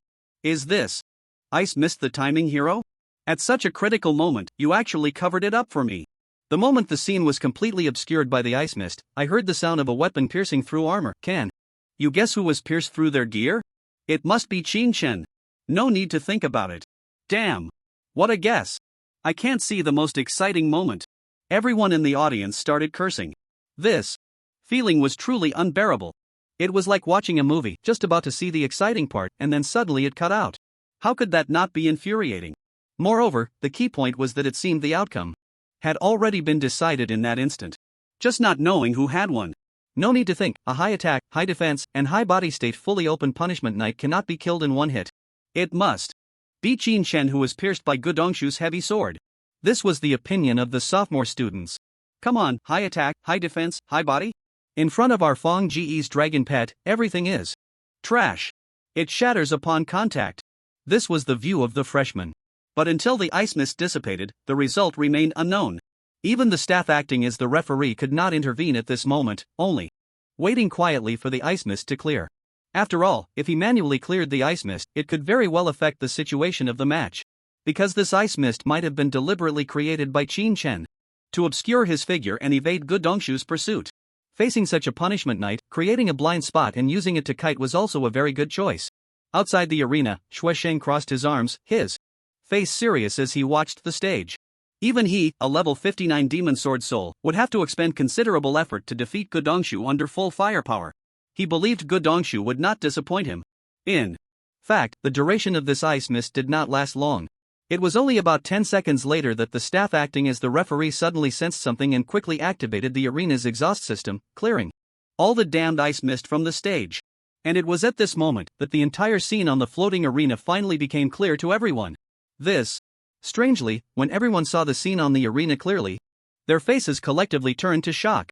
Because, on that arena, Godongshu, clad in incredibly heavy armor, lay quietly in a pool of blood, his stomach, along with his armor and shield, shattered, with 2 enormous, grotesque holes piercing through his body. The tall figure, deemed certain to fail by all the second-year students, now stood beside Godongshu with a face full of indifference, cold eyes looking down at this utterly defeated opponent. In that moment, the audience, which had been silent for several seconds, finally erupted with incredulous exclamations. No way, how could this happen? What the hell? Dong-gu actually lost. Can someone tell me what just happened? How did Qin Shen manage to take down Dong-gu, a punishment knight? Is this guy even human? I suspect he's a ghost. Everyone was completely stunned. The Freshmen who knew that Qin Shen had contracted 2 holy dragons erupted into expected applause and cheers. But the second-year students were utterly bewildered. They even felt that the worldview they had long cultivated was now cracking. Why? Why could a level 56-second transformation punishment knight be taken down by a level 31 dragon tamer? Especially one who was in peak condition. What kind of trick did Qin Shen use? This completely defied common sense. But no matter what, it seemed that the fact had truly occurred. Even the referee's announcement of Qin Shen's victory was filled with shock and confusion. This little guy. He really is asking for it. He actually pulled off something like this. The teachers were equally at a loss for whether to laugh or cry. Due to the protective shield of the floating arena, which isolated all external disturbances, including sensory transmission, even these third transformation teachers couldn't perceive everything happening in the arena. This piqued their curiosity. No need to think about it, it must have been his dragon pet that intervened. However, Dean He-Yalan sharply pointed out the answer. She acknowledged that all the freshmen in the same grade, even if Qin Shen hadn't summoned his dragon pet, could easily dominate their opponents thanks to the dragon tamer's nurturing attribute. But for Qin Shen to take down Gudongshu, who was significantly higher in level and among the top in both level and strength in the second year, should have been impossible. Especially since Gudongshu was not being careless and was giving it his all. No matter how monstrous, there must be a limit. Moreover, ultimately, it wasn't Qin Shen who was the monster, but his little dragon. Don't forget. In this world, dragons are the beings that look down upon all creatures, almost like gods. If there were truly divine beings in this world, then the only ones capable of slaying gods would undoubtedly be the legendary dragons. Thus, Dean He-Yalan immediately discerned that it was not Qin Shen who had taken down Gudongshu, but his little dragon. Of course. This didn't mean that Qin Shen was useless on his own. On the contrary, Qin Shen's combat awareness and practical skills were astonishing. This was evident from his performance in the freshman entrance exam. It was just that the opponent he faced was overwhelmingly superior in equipment and level, preventing his personal strength from being showcased. Furthermore, dragon tamers inherently relied on their dragons to fight. If someone were to say, Qin Shen is nothing without his dragon, it would be akin to saying, you're nothing without your sword too. A swordsman utter nonsense. If I, as a dragon tamer, don't rely on dragons, then what do I rely on? Just as Dean He-Yalan had determined, Qin Shen indeed summoned his dragon pet. Well, in the instant the icy mist rose, the 3 adorable little heads of Xiaojiu, Xiaohan, and Xiaoyu popped out from the beast pet space. The little ones had barely emerged and hadn't even had the chance to call out for affection before clinging to their master. Suddenly, they sensed a hostile figure charging towards them. The 3 little ones turned their heads to look. The timid Xiaoyu immediately squeaked and, frightened, hid behind Qin Shen.as the blazing holy dragon, symbolizing destruction. Xiaojiu felt the hostility in an instant, and her first reaction was, damn it. Meanwhile, Xiaohan, the most noble and elegant frost holy dragon of the dragon clan, sensed the human ants charging towards her and thought, how dare such a lowly creature offend this princess? Without any hesitation, a blazing holy dragon with a dimensional attribute of 5,200 and a frost holy dragon with a dimensional attribute of 3,000 directly used the skilled dragon form transformation to expand their forms to about 2 meters in height. Then, their incredibly sharp dragon claws transformed into a spear capable of piercing through all things in the world, and they thrust it into Gudongshu, who was rushing forward. In that moment, Gudongshu sensed the counterattack and mistakenly thought it was Qin Shen's doing, revealing a contemptuous sneer. In his eyes, Qin Shen's attack could never penetrate his shield and armor. However, the next second, he was dumbfounded. Because his proud level 45 golden heavy shield, along with his level 45 golden armor and his own defensive passives, were instantly pierced through. With a soft thud, he felt as if his stomach had been penetrated by an incredibly sharp claw, creating 2 large holes. Then, before he could see what had pierced him, he lost consciousness. With the demon-breaking eye, Qin Shen was naturally unaffected by the icy mist, and he was astonished to see the 2 little dragons encountering the provocation of a lowly creature and getting very angry. After shrinking back to their pet forms, they angrily ran to the unconscious Gudongshu and kicked him twice with their little short legs. Then, with great disdain, they rubbed off the blood stains from their claws onto Gudongshu. Xiaojiu spat out divine fire, completely evaporating the blood on her little paws. Xiaohan turned the blood into ice shards, and with a crisp sound, her little claws were clean again. After doing all this, the 2 little ones proudly raised their heads and flapped their wings back to Qin Shen. Only the third one, Xiaoyu, timidly watched everything from the side, which made Qin Shen feel a bit helpless. By name, among the 3 little dragons, the most fearsome was Xiaoyu, the Lord of the Abyss, wielding the most terrifying poison. According to ancient records, there was once an adult abyssal poison holy dragon that appeared on a continent with countless nations. However, those foolish humans later intruded into its nest, even attempting to steal the abyssal poison holy dragon's egg. The key was, they actually succeeded in stealing the egg. The abyssal poison holy dragon, having lost its only child, went into a frenzy, its anger boiling. Wherever it went, deadly poison spread, leaving no grass alive, no soil unscathed. The poison of that abyssal poison holy dragon eventually spread to every corner of that continent, and all humans there, including third transformation powerhouses, perished in the deadly poison. Just one abyssal poison holy dragon could easily destroy a continent. Of course, other holy dragons could do the same. It's just that the methods of the abyssal poison holy dragon were more chilling. You can imagine a scene where the ground is covered in poison, completely turned into a hell of deadly toxins. The suffering each creature faced before dying from the poison. However, this fearsome abyssal poison holy dragon, known as the Reaper, was currently hiding behind its master, fearfully making soft, cute chirping sounds. This indeed left Qin Shen both amused and exasperated. After completing their task, Xiao Jiao and Xiao Han rubbed against Qin Shen and finally obediently took their timid sister Xiao Yu back into the beast pet space. This was the truth hidden in the icy mist. Gudongshu was heavily injured and fell unconscious under the little dragon's casual counterattack. If Xiao Jiao and Xiao Han had not held back, at the moment their claws pierced through Gudongshu's body, they would have slashed upward. Well, then Gudongshu will be split in half. The death will be extremely tragic. The sudden outcome left all the spectators in utter shock. No one expected the final result to be like this. A level 31 dragon tamer instantly killed a level 56 heavy armored retribution knight. If you were to instantly kill a fragile mage like Wang Hong, who is arrogant and conceited, that would still be somewhat acceptable. After all, you, Qin Shan, are not an ordinary person, being able to stand out in this year's freshman, known as the Golden Year, and crushingly take first place among the newcomers already demonstrates your strength and potential. So, do you think the second and third year students are really that foolish, thinking Qin Shan is trash? Not at all. They just believe that no matter how monstrous Qin Shan is, he has only just entered school. Just looking at the level, he is only level 31. With only level 31, how high can your attributes like 4-dimensional stats, defense, magic resistance, health, mana, and speed be? In this worldview, there are generally 3 ways to increase one's attributes. First, leveling up. Raising your level grants a massive amount of attribute points and skill points, and as your level increases, the rewards become more abundant. This is the main way for many job changers to gain attribute points. Second, consuming high-grade pills of a rank or above. Certain drugs made from A and S rank materials can provide a certain boost to attributes after consumption. For example, the Heavenly Fire Essence and Heavenly Cold Essence that Xiao Jiao and Xiao Han love to drink are types of divine medicines. Third, clearing secret realm dungeons. Some secret realm dungeons do not reward attribute points or skill points upon completion, however, most do, and the higher the level and difficulty of the secret realm, the better your performance in clearing it, the higher the attribute rewards you will receive. These 3 methods are the default ways for the vast majority of job changers to acquire attribute points. Besides these, there are some more special methods. For example, certain professions can strengthen themselves by devouring opponents, creatures, herbs, etc. Here, we take the Dragon Slayer profession as an example.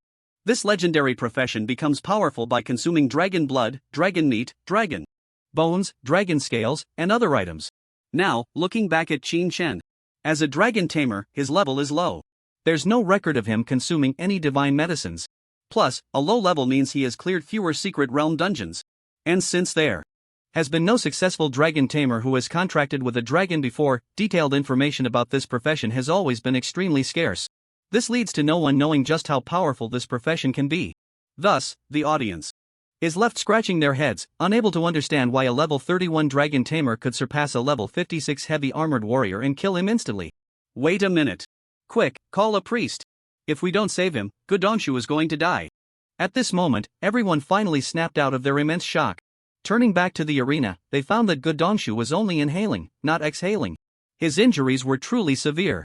That level 45 golden armor had been pierced through in 2 places. It was evident just how terrifying and fierce the attack Gudongshu had suffered was. Even a heavy armored warrior was instantly taken out if that attack were to land on them, hissing. They couldn't bear to think about it. They were afraid they would drop dead on the spot. Under the crowd's reminders, a level 55 high priest hurried to the arena and quickly cast healing spells on the barely breathing Gudongshu. As everyone watched the scene, they couldn't help but express their feelings. Damn, he really managed to achieve a level up kill. This is completely a monster, right? Although Gudongshu didn't die, it can indeed be considered a level up kill. We can only say that it seems we really kicked a steel plate. This time, This time, we second years have embarrassed ourselves to the point of no return. Ah, this, sigh. Just now, we were thinking about teaming up to gang up on them. Good thing we didn't. If they can instantly kill Godongshu, they could probably do the same to us. Damn. There's really an unprecedented monster among this year's freshmen. I'm outta here, I can't stay and embarrass myself any longer. Some second-year students could no longer endure the mocking gazes and jeers coming from the group of freshmen across from them and quickly got up to leave the arena.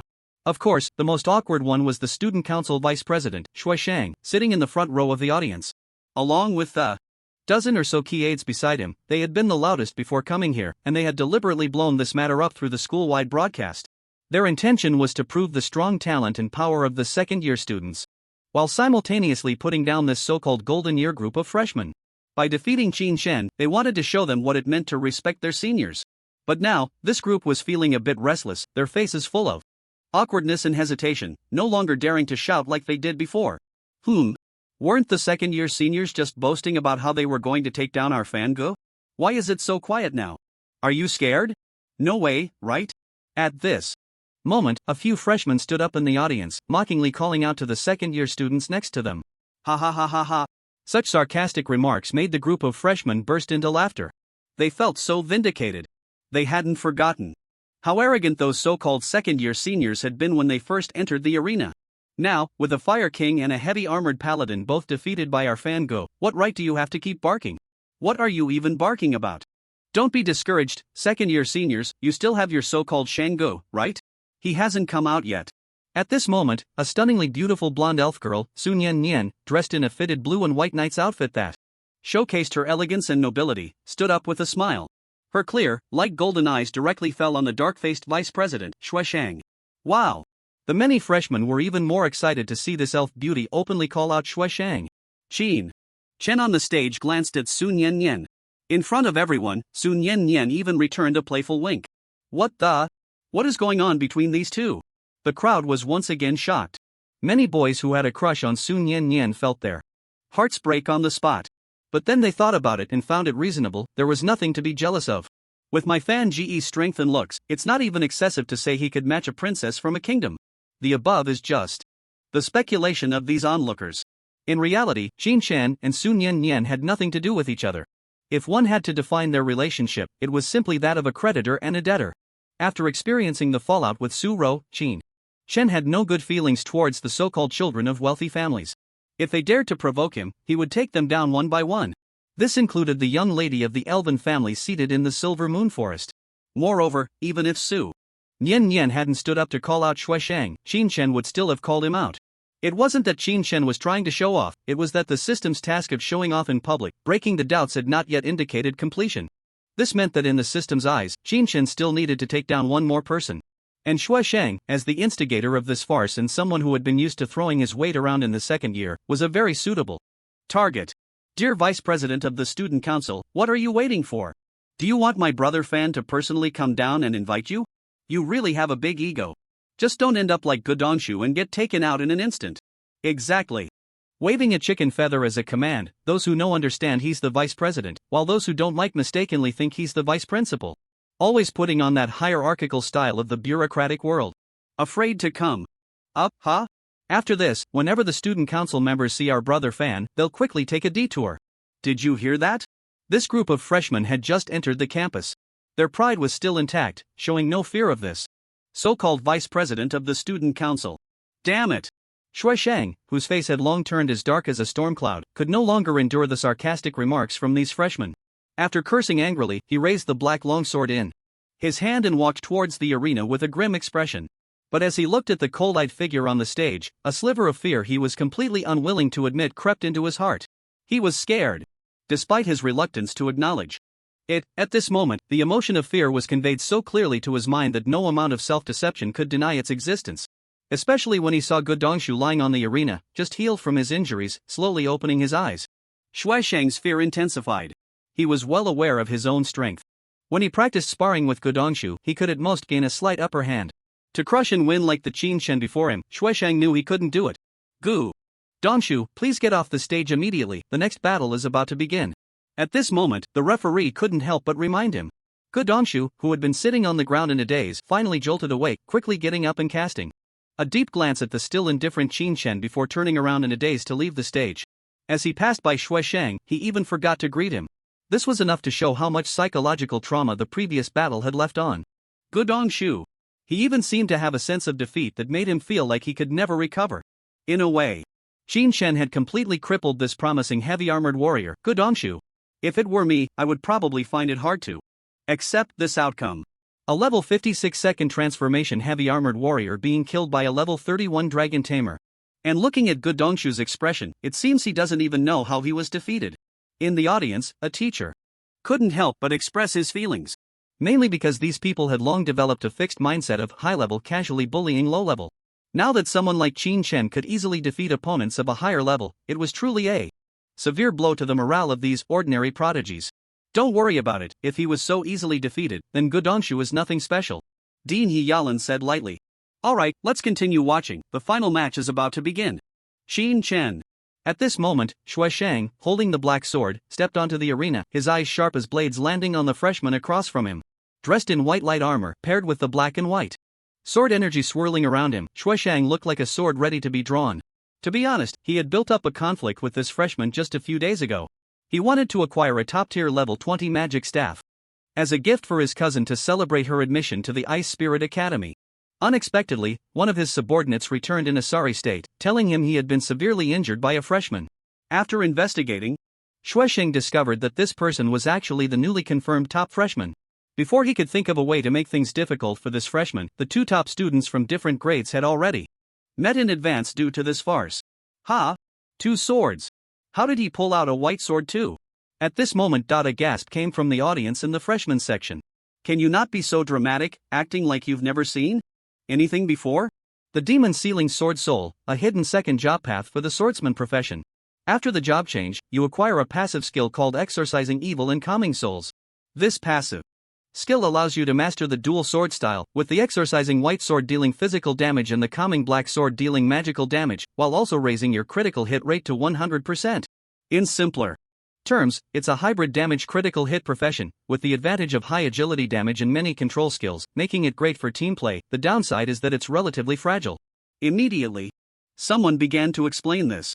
Additionally, Xue Shang himself had an S-level talent passive that was enough to support him on stage. My heart is one. When this S-level talent is activated, within 30 seconds, all damage Xue Shang deals to enemy targets will be converted into true damage. This means that as long as he can land a hit, Xue Shang can render this Qin Shen incapable of fighting. Plus, the armor he currently wore was not just any 45 level gold grade armor, but rather a 55 level gold grade armor. It was a birthday gift from the Xue family, obtained from an ancient secret battlefield. The war goddess set. Not to mention, just considering the set effect, it allows Xue Shang to be immune to 3 fatal damages.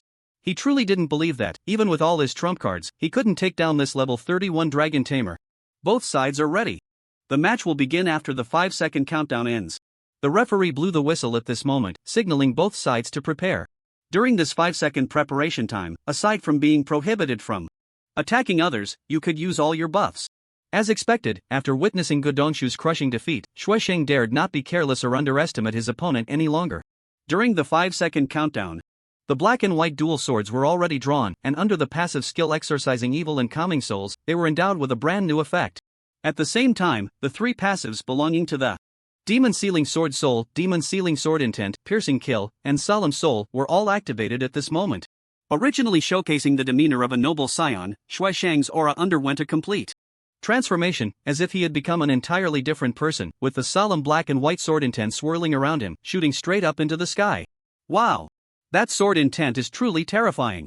After all, he is a demon sealing sword soul about to step into the 3rd job threshold. That solemn sword intent is not something we can contend with. The top student of the sophomore year really has some skills. The strength displayed by Xue Shang left the freshman in awe. Looking at Qin Shen across the arena, well, he still made no move. He didn't even take out his staff. What is he planning? The audience, having experienced the previous battle, were now watching Qin Shen on the stage with great caution. After all, they really didn't want to be blinded by the ice mist again. At this moment, the 5-second countdown had ended. In that instant, thud. With all his buffs activated, Xue Shang chose to strike first. The vice president of the student council suddenly stepped forward, his figure shooting out like a sharp sword. His sleeves made a Rustling sound, indicating the terrifying speed that this demon-sealing sword soul was unleashing. Moreover, his speed was even faster than Gudongshu, the heavily armored warrior. Over a distance of 100 meters. Gudongshu, giving it his all, would still take nearly 2 seconds to close the gap.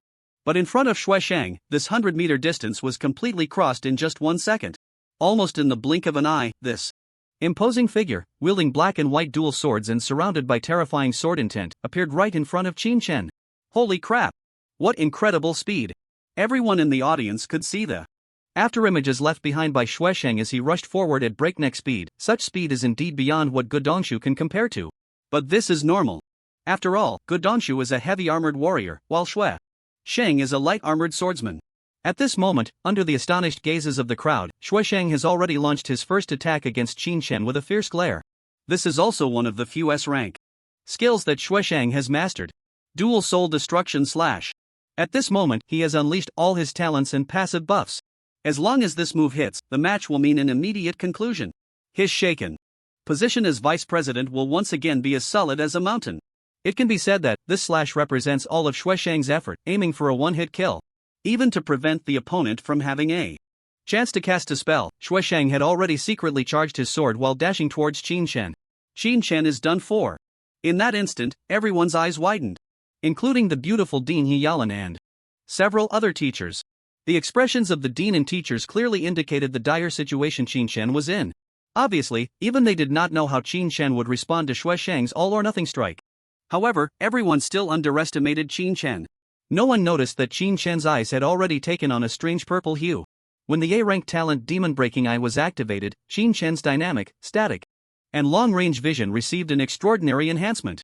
To others, Xueshang was as fast as lightning, but in Qin Shen's eyes, he was as slow as a turtle. So much so that in that brief second, Qin Shen couldn't even be bothered to make any response. In that moment, the sharp dual swords, interwoven with black and white sword energy, were already slashing towards Qin Shen's neck. Perhaps to ensure a 100% victory, or perhaps because the high priest was watching nearby and could revive him. In any case, this sword was aimed at killing Qin Shen. But now Qin Shen was also facing a dilemma. That is, his eyes were keeping up, his brain was keeping up, but his body couldn't keep up. The Demon Breaking Eye talent allowed Qin Shen's eyes to capture every detail of rapidly moving objects. Then it quickly transmitted that information to his brain.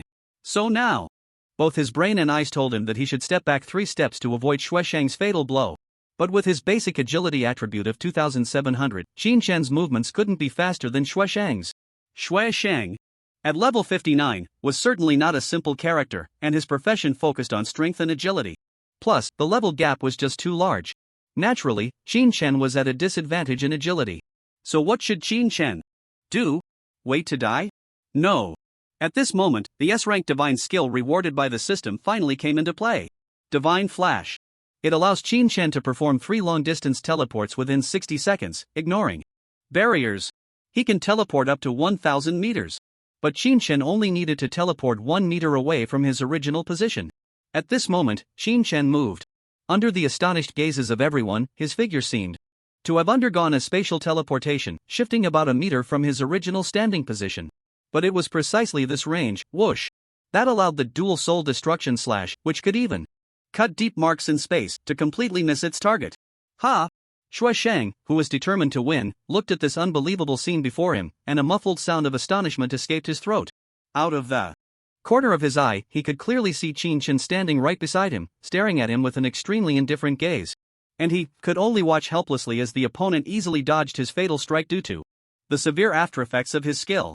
He was ultimately not a spirit swordmaster, a profession that possessed the passive ability to forcibly interrupt skill aftereffects.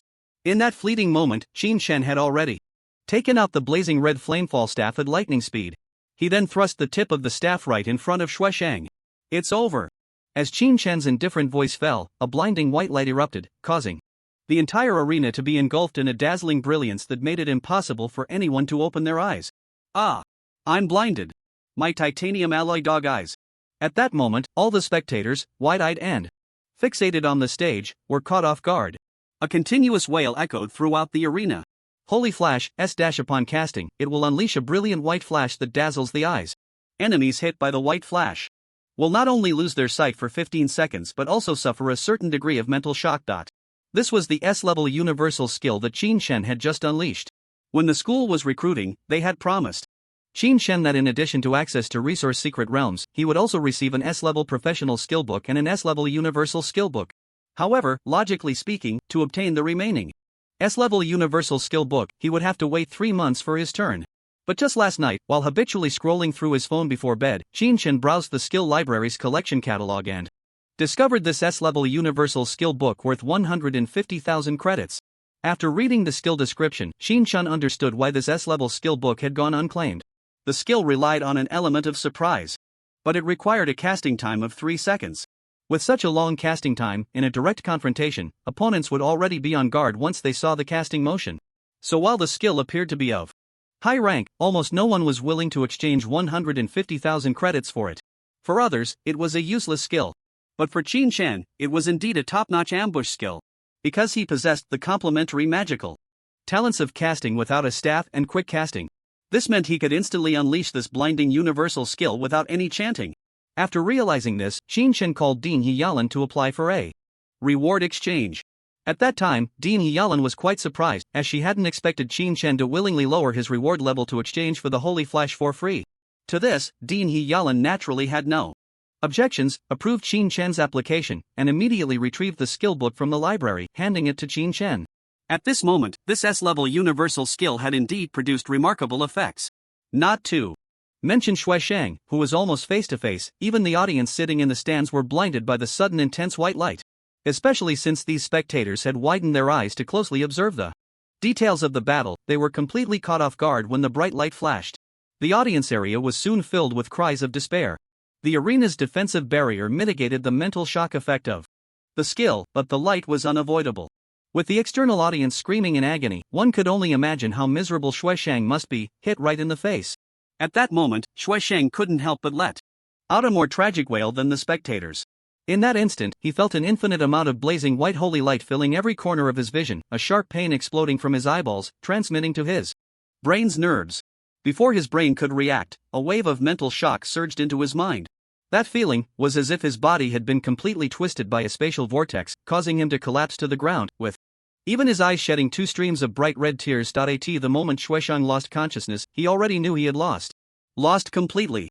No matter how many calculations he made, he never anticipated that Qin Shen had such a sinister skill up his sleeve. The set of war armor of the Goddess of Life he wore had extremely high defense and health attributes, and it could exempt him from fatal damage. However, it could not exempt him from attacks that inflicted abnormal states. The only ones capable of withstanding this blazing holy flash were the beautiful dean and several teachers whose levels far exceeded Qin Shen's. An S-level skill could only affect targets that were more than 30 levels higher than oneself.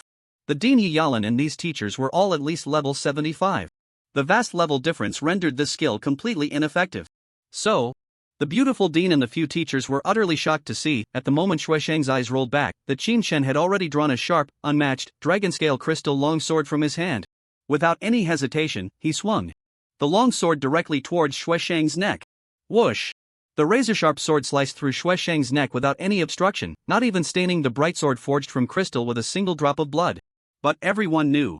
Under this sword, Shui Shang was utterly and tragically dead. Dean Heyalan and the many teachers who witnessed this scene were completely stunned.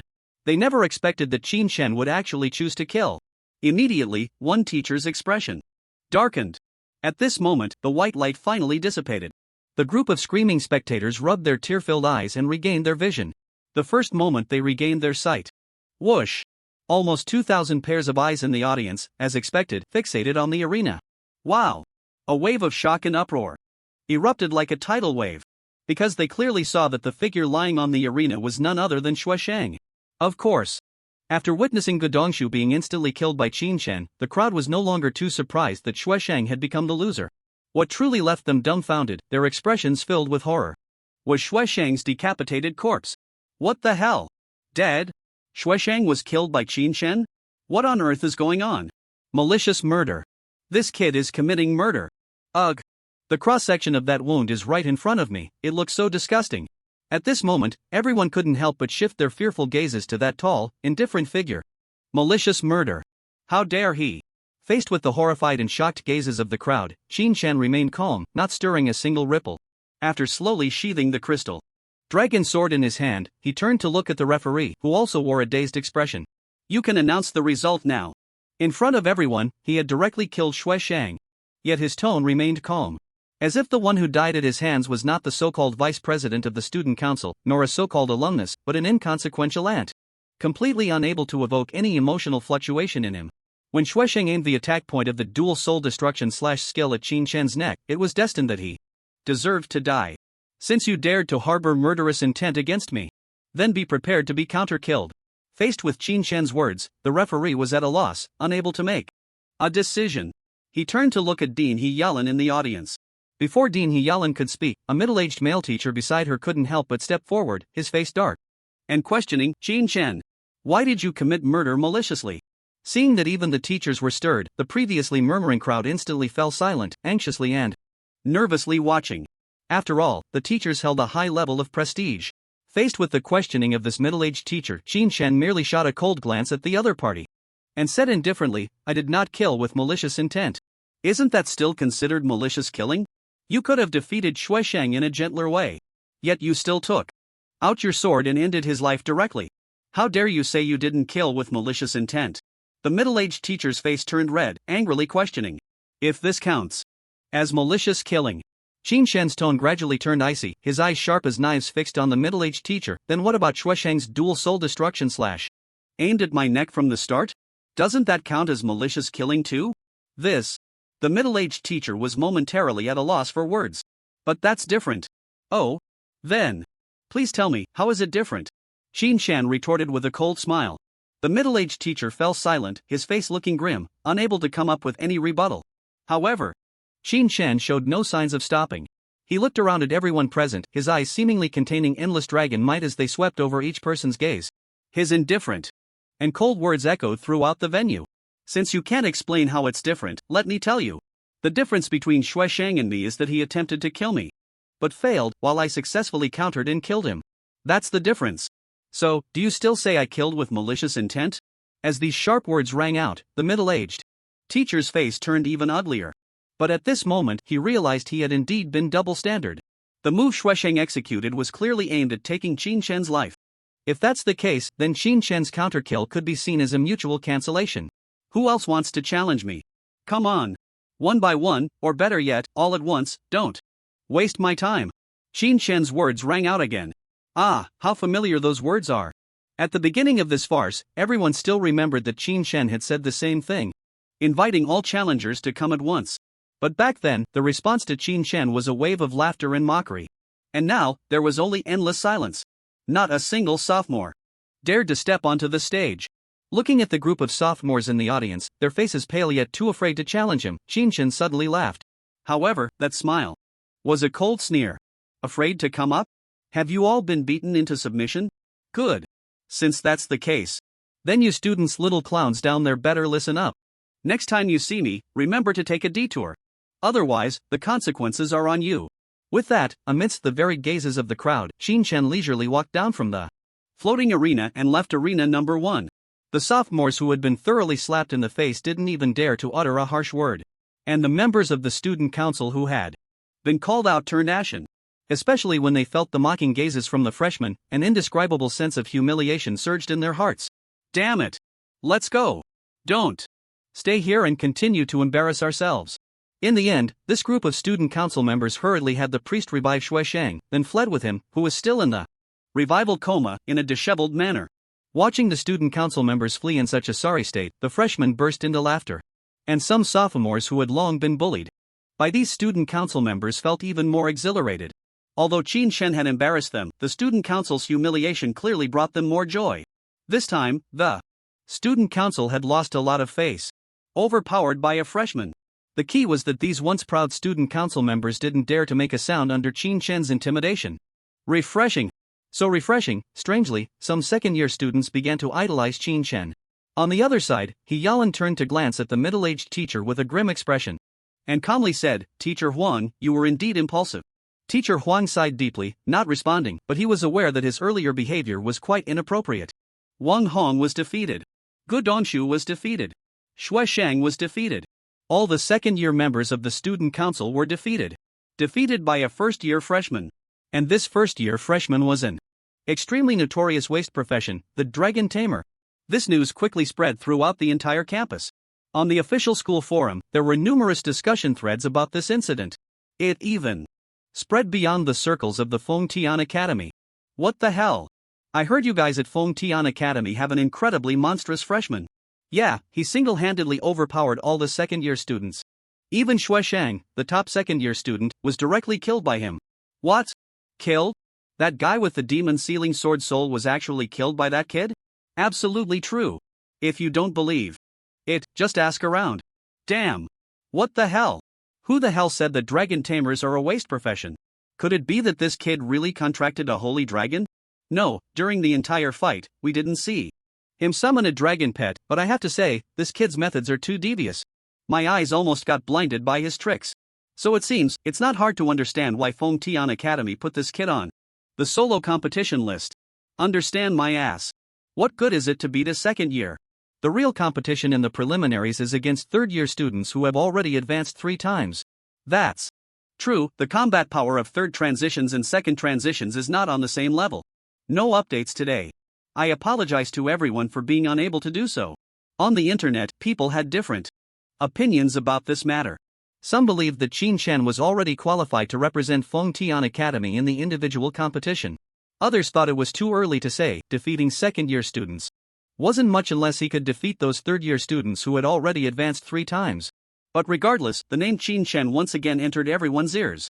Meanwhile, the person being discussed was quickly returning to his luxurious villa. Because the 3 little dragon cubs were already hungry and starting to act cute. While cooking for the 3 little dragon cubs that were constantly rubbing against his feet, Qin Shen's mind was also ringing with the system's reward settlement for this showing-off task. 1 diamond treasure chest. 1 luck potion. The rewards weren't too generous, but in Qin Shen's eyes, the luck potion was something that made him very happy. After all, he had personally experienced the terrifying effects of this mystical potion. All enchantments and forges succeeded. Even if you casually bought something from a shop, you could win a freebie as a lucky viewer. Opening a diamond treasure chest makes drinking this potion unnecessary. Qin Shen pondered for a second before decisively opening the diamond treasure chest for this reward. However, it turned out that without the mystical potion, Qin Shen's luck wasn't that great after all. You have successfully opened the diamond treasure chest. You have received the following chest rewards. Reward, B-grade enchantment material, nether flamestone. Reward, B-grade forging material, Xian crystal ore. All chest rewards have been automatically sent to the system warehouse. Please check or retrieve them yourself. This reward is a bit disappointing. But that's normal. If I kept getting explosive rewards, I would really have to question how many years of my life I have left. Qin Shen self-deprecatingly thought. When he carefully calculated, his luck during this period had indeed been excessively overwhelming, to the point where he even doubted whether he was sacrificing his lifespan for this good fortune. Taking out nearly 300 pounds of roasted meat from the large oven, the 3 little dragon cubs were already sitting obediently at the specially modified enormous dining table. In front of them were 3 gigantic dishes. Moreover, a cute little apron was tied around their tiny bellies. But this was of no use to Xiaojiu. When the tender and juicy roasted meat was placed in front of her, this little one immediately grabbed the piece of meat with her 2 little paws and started gnawing on it. The little apron prepared by Qin Shen was utterly useless. In contrast, the elegant and noble Xiaohan, like a princess, had Qin Shen cut her meat into small pieces, and she nibbled delicately. As for the third sister, Ji, well, let's call her Xiaoyu. Xiaoyu glanced at her big sister Xiaojiu, who was devouring her food like a maniac. Then she looked at her graceful second sister Xiaohan. In the end, she chose to learn from her second sister, taking small bites of the delicious roasted meat in front of her. As for why she didn't call the little poison dragon Ji, it was mainly because Qin Shen thought about it later. If he really made a true friend in the future, and that friend looked at the adorable little poison dragon and suddenly asked, "Can I touch your XX?" Qin Shen would probably feel emo right on the spot. Watching the 3 little dragon cubs devouring their food, Qin Shen, as the host, was also contentedly watching from the side. Dean Yiyalan had already informed Qin Shen of some news via text message. The Dragon Kingdom's preliminary round for the International Championship would be held on the 18th of next month in the grand city of Longdu, Fengtian Province. The detailed location was at the Divine Dragon Arena. At that time, the top young prodigies from across the country would gather here.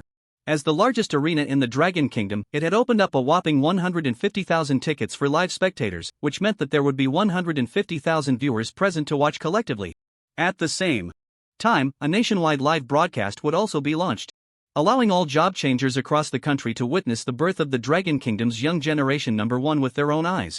Moreover, the participants in this preliminary round were not just from prestigious schools. There were also young talents carefully nurtured by major noble families and other races that had been integrated into the Dragon Kingdom as new citizens. For example, Sun Yen Nian's family belonged to a race with elven blood. In fact, before the cataclysm, Sun Yen Nian's family did not exist in reality. It was after the cataclysm that a territory called Silver Moon Forest appeared within the Dragon Kingdom. The race living there was known as Silver Moon Elves, all of whom had hair that resembled the Milky Way.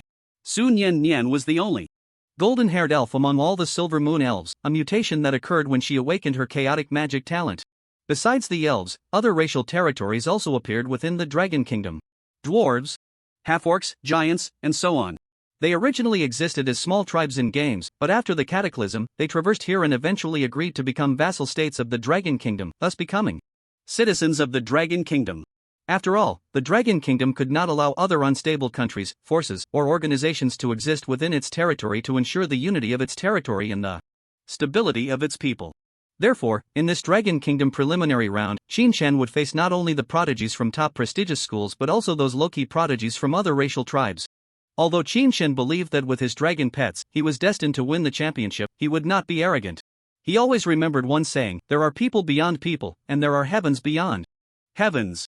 Even though he possessed a system and had contracted 3 holy dragon-level dragon pets, he still could not be complacent. The situation of capsizing in a ditch absolutely could not happen to him. In light of this, Qinshan had already decided on his plans for the next month. The next morning, Qinshan returned to the secret realm hall and directly used his remaining 8,000 credits to apply for entry. Permissions to 4 level 30 diamond dungeons to IT. Is worth mentioning that when those first and second year students in the secret realm hall saw that extremely famous figure, the bustling hall automatically parted to make way. Each person's gaze towards Qinshan was filled with various expressions: apprehension, fear, frustration, helplessness, but there was no trace of disdain or contempt. After the farcical incident yesterday that even resulted in a loss of life, Qinshan had already made a name for himself in the entire Fengtian Academy. As the top freshman, he had decisively crushed all the second-year students. The top second-year student, Shui Shang, even lost his life because of it. After being resurrected by the priest, the originally level 59, just one step away from the third transition threshold, Demon Sealing Sword Soul, directly dropped by 10 levels. He became level 49. From being the top of the second year, he plummeted to beyond the 200 mark. It is said that last night, the student council held an emergency meeting and spontaneously proposed to demote Shui Shang. Ironically, it passed unanimously. Those former underlings all turned against him. Gu Dongshu instead became the new vice president of the student council. Moreover, within just 3 hours after Shui Shang was resurrected, over 100 second-year students submitted requests for a ranking duel to the school officials. The so-called ranking duel is similar to the challenge competition of the freshman exam. Students with lower rankings have the right to challenge those with higher rankings once a month. The challenged higher-ranked students have no right to refuse. If they do, their rankings will automatically swap. In just one day, this scion from a prestigious family experienced the harsh reality and the fickleness of human relationships. What made Shui Shang even more desperate was that he was kicked out of the team list for the Dragon Kingdom qualifiers. This was only natural. Those with ability take the place. If your level drops, it means your attributes will be severely weakened, and then you won't be able to fight. If you can't fight, then just roll away obediently. There's nothing more to say. From being the lofty vice president of the student council, looking down on all second-year and even first-year students, Shui Shang has now fallen to a ranking beyond 300, constantly challenged and labeled as a mouse that everyone wants to hit. The root cause of all this, and the reason for his downfall, is this top freshman standing before everyone. No. To be precise, in the eyes of these second-year students, this freshman has transcended the grade distinction and has become the new top second-year student. And Gu Dongshu has become a name without substance. At this moment, facing this ruthless person who even dared to slay Shui Shang, the second and first-year students present no longer dared to utter a word, only silently parting to make way. Qinshan looked at this group of students who were extremely wary of him, and inside, he felt no pride or arrogance. In his eyes, they were merely a bunch of worthless people who only knew how to mock others and shout nonsense. Is it worth celebrating to defeat worthless opponents? No. It is defeating the strong that is worth celebrating. Only the weak take pride in oppressing those weaker than themselves. True strong individuals only draw their swords against those stronger than them. Student Qinshan, your application for the 430 level diamond dungeons has Been approved, you just need to enter from the third side hall, said the familiar Chipaplad senior, Xiaonuya, who was also a workaholic. But at this moment, her gaze towards Qin Shen was no longer as casual and indifferent as before. She truly did not expect that this junior, whom she had only met once, would turn out to be so extraordinary. So much so that she no longer dared to call him junior. Okay, thank you, senior. However, Qin Shen still politely nodded and turned to enter the third side hall. Soon, everyone sensed the spatial fluctuations emanating from the third side hall. He went in. And he did so without hesitation, not even bothering to glance at the strategy. Once Qin Shen entered the secret realm, the crowd in the hall finally dared to exclaim in astonishment. Did he really contract a dragon pet? A second-year student asked with difficulty. Who knows? But now the only thing that can be confirmed is that even without a dragon pet, he is still very strong. If he really has a dragon pet as a trump card, who can deal with this prodigy? Even the seniors in their third year might end up defeated by him. Freshmen are adamant that this guy has a dragon. I didn't believe it at first, but now I have to. The crowd chuckled bitterly, shaking their heads in lament. Reflecting on their past ridicule, they wished they could erase their former selves. It was too embarrassing. Fortunately, they weren't the only ones embarrassed, a whole group was. Do you think he can break the record this time? No need to think about it, he will definitely break it. Sigh. From now on, let's just take a detour when we see him. Qin Shen has now applied for 4 diamond-level dungeons, named Wailing Abyss, Succubus Nest, 100 Ghost Mountains, and Plague City. All 4 diamond-level dungeons are tiered dungeons, not a single continuous run. At this moment, he is in the Succubus Nest dungeon. The fastest completion record for this dungeon is held by an all-female team. Well, as for why it's a female team and not a male one, it's because males have a natural disadvantage in this dungeon. The succubus's charm ability actually works on both genders, but it has an unparalleled extra boost when it comes to the opposite sex. Moreover, all the monsters in this Succubus Nest are female succubi, so males naturally have a disadvantage when navigating this dungeon. Conversely, in dungeons where all the succubi are male, female challengers also face some disadvantages, experiencing a more severe charm effect. Especially since there's a natural environmental debuff here that reduces the challenger's charm resistance by 50%. Who can withstand that? It is said that some boys and girls specifically spend 2,000 credits to apply for access to the Succubus Nest just to enjoy themselves in the first level. Because the first level is a leisure level. The succubi here are non-aggressive and allow challengers to do as they please, but the only downside is that if one interacts with these female succubi in the first level, they will be subjected to an additional submission effect. Submission effect, charm resistance decreases by another 30%. Well, once this buff is applied, ordinary people can basically forget about clearing the dungeon. Because as soon as you step into the second level, you will be charmed and inevitably die. So many people wisely choose to fall in the first level. Or rather, they spend 2,000 credits just to enjoy themselves in the first level, and once they're done, they slip away. Thus, the Succubus Nest dungeon has become the most popular and frequently attempted dungeon among boys at the Fengtian Academy, but it also has the highest failure rate. Girls see those boys emerging from the Succubus Nest with a sage-like expression and can't help but scold them as perverts. At this moment, Qin Shen arrives at the first level, which turns out to be a lavish hall with dim lighting and flickering pink lights. In the center of the hall, there is a clean and tidy large bed. Beautiful succubi, with voluptuous figures and charming demeanor, are lazily leaning against the bed in various uniforms. Faced with the seduction of these female succubi, Qin Shen calmly lets 3 little dragon cubs emerge from the beast pet space. As per the usual routine, he first upgrades Little Yu in the first dungeon, and then lets Little Yu practice in the subsequent dungeons. There's no need for Qin Shen to issue commands. Under the astonished gazes of the female succubi, Little Zhou and Little Han unleashed a breath of dragon fire at them. How dare these despicable demon creatures seduce their master? Isn't that courting death? Even though they are labeled as neutral units, at this moment, the 2 little dragon cubs also let out a breath of dragon fire. A terrifying breath of ice and fire erupted, and the once lavish hall instantly transformed into a hellish inferno. The dozens of succubi barely had time to let out a sharp scream before being engulfed in the dragon's breath, losing their lives completely. Continue forward. Without any hesitation, Qin Shen, who had come to break records and earn rewards, showed no mercy and began a ruthless sweep of the secret realm instance known as the Heavenly Paradise for Men with his 3 little dragon cubs. For Qin Shen, the subsequent instance assault posed no difficulty at all. The only challenge in this level 30 diamond instance was the succubi's charm, combined with environmental debuffs, which was undoubtedly a nightmare for many classes with low resistance. But for Qin Shen, it was not even a nightmare, it couldn't even stir his heart. It wasn't that Qin Shan was truly devoid of desires. Rather, under the trigger of the underworld bond, he had become immune to all negative states, rendering the so-called charm completely ineffective against him. Therefore, as expected, he cleared this instance, which had a previous best record of 8 minutes and 43 seconds, in 2 minutes and 21 seconds. The rewards were exceptionally generous.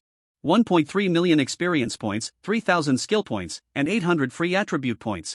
2 level 30 purple grade weapons, 1 level 30 purple grade necklace, 2 B grade mage skill books, and, most importantly, the extra reward for breaking the record. An S grade talent deadly spell. An A+ grade universal skill charm control. Deadly spell, the power of your spell-based skills will increase by randomly 3 to 5 times. Charm control, A+ after casting, it charms the target, putting them into a 30-second charm state, during which they will completely obey you. When Qin Shan saw the detailed description of the multiple casting, his eyes couldn't help but shine with joy.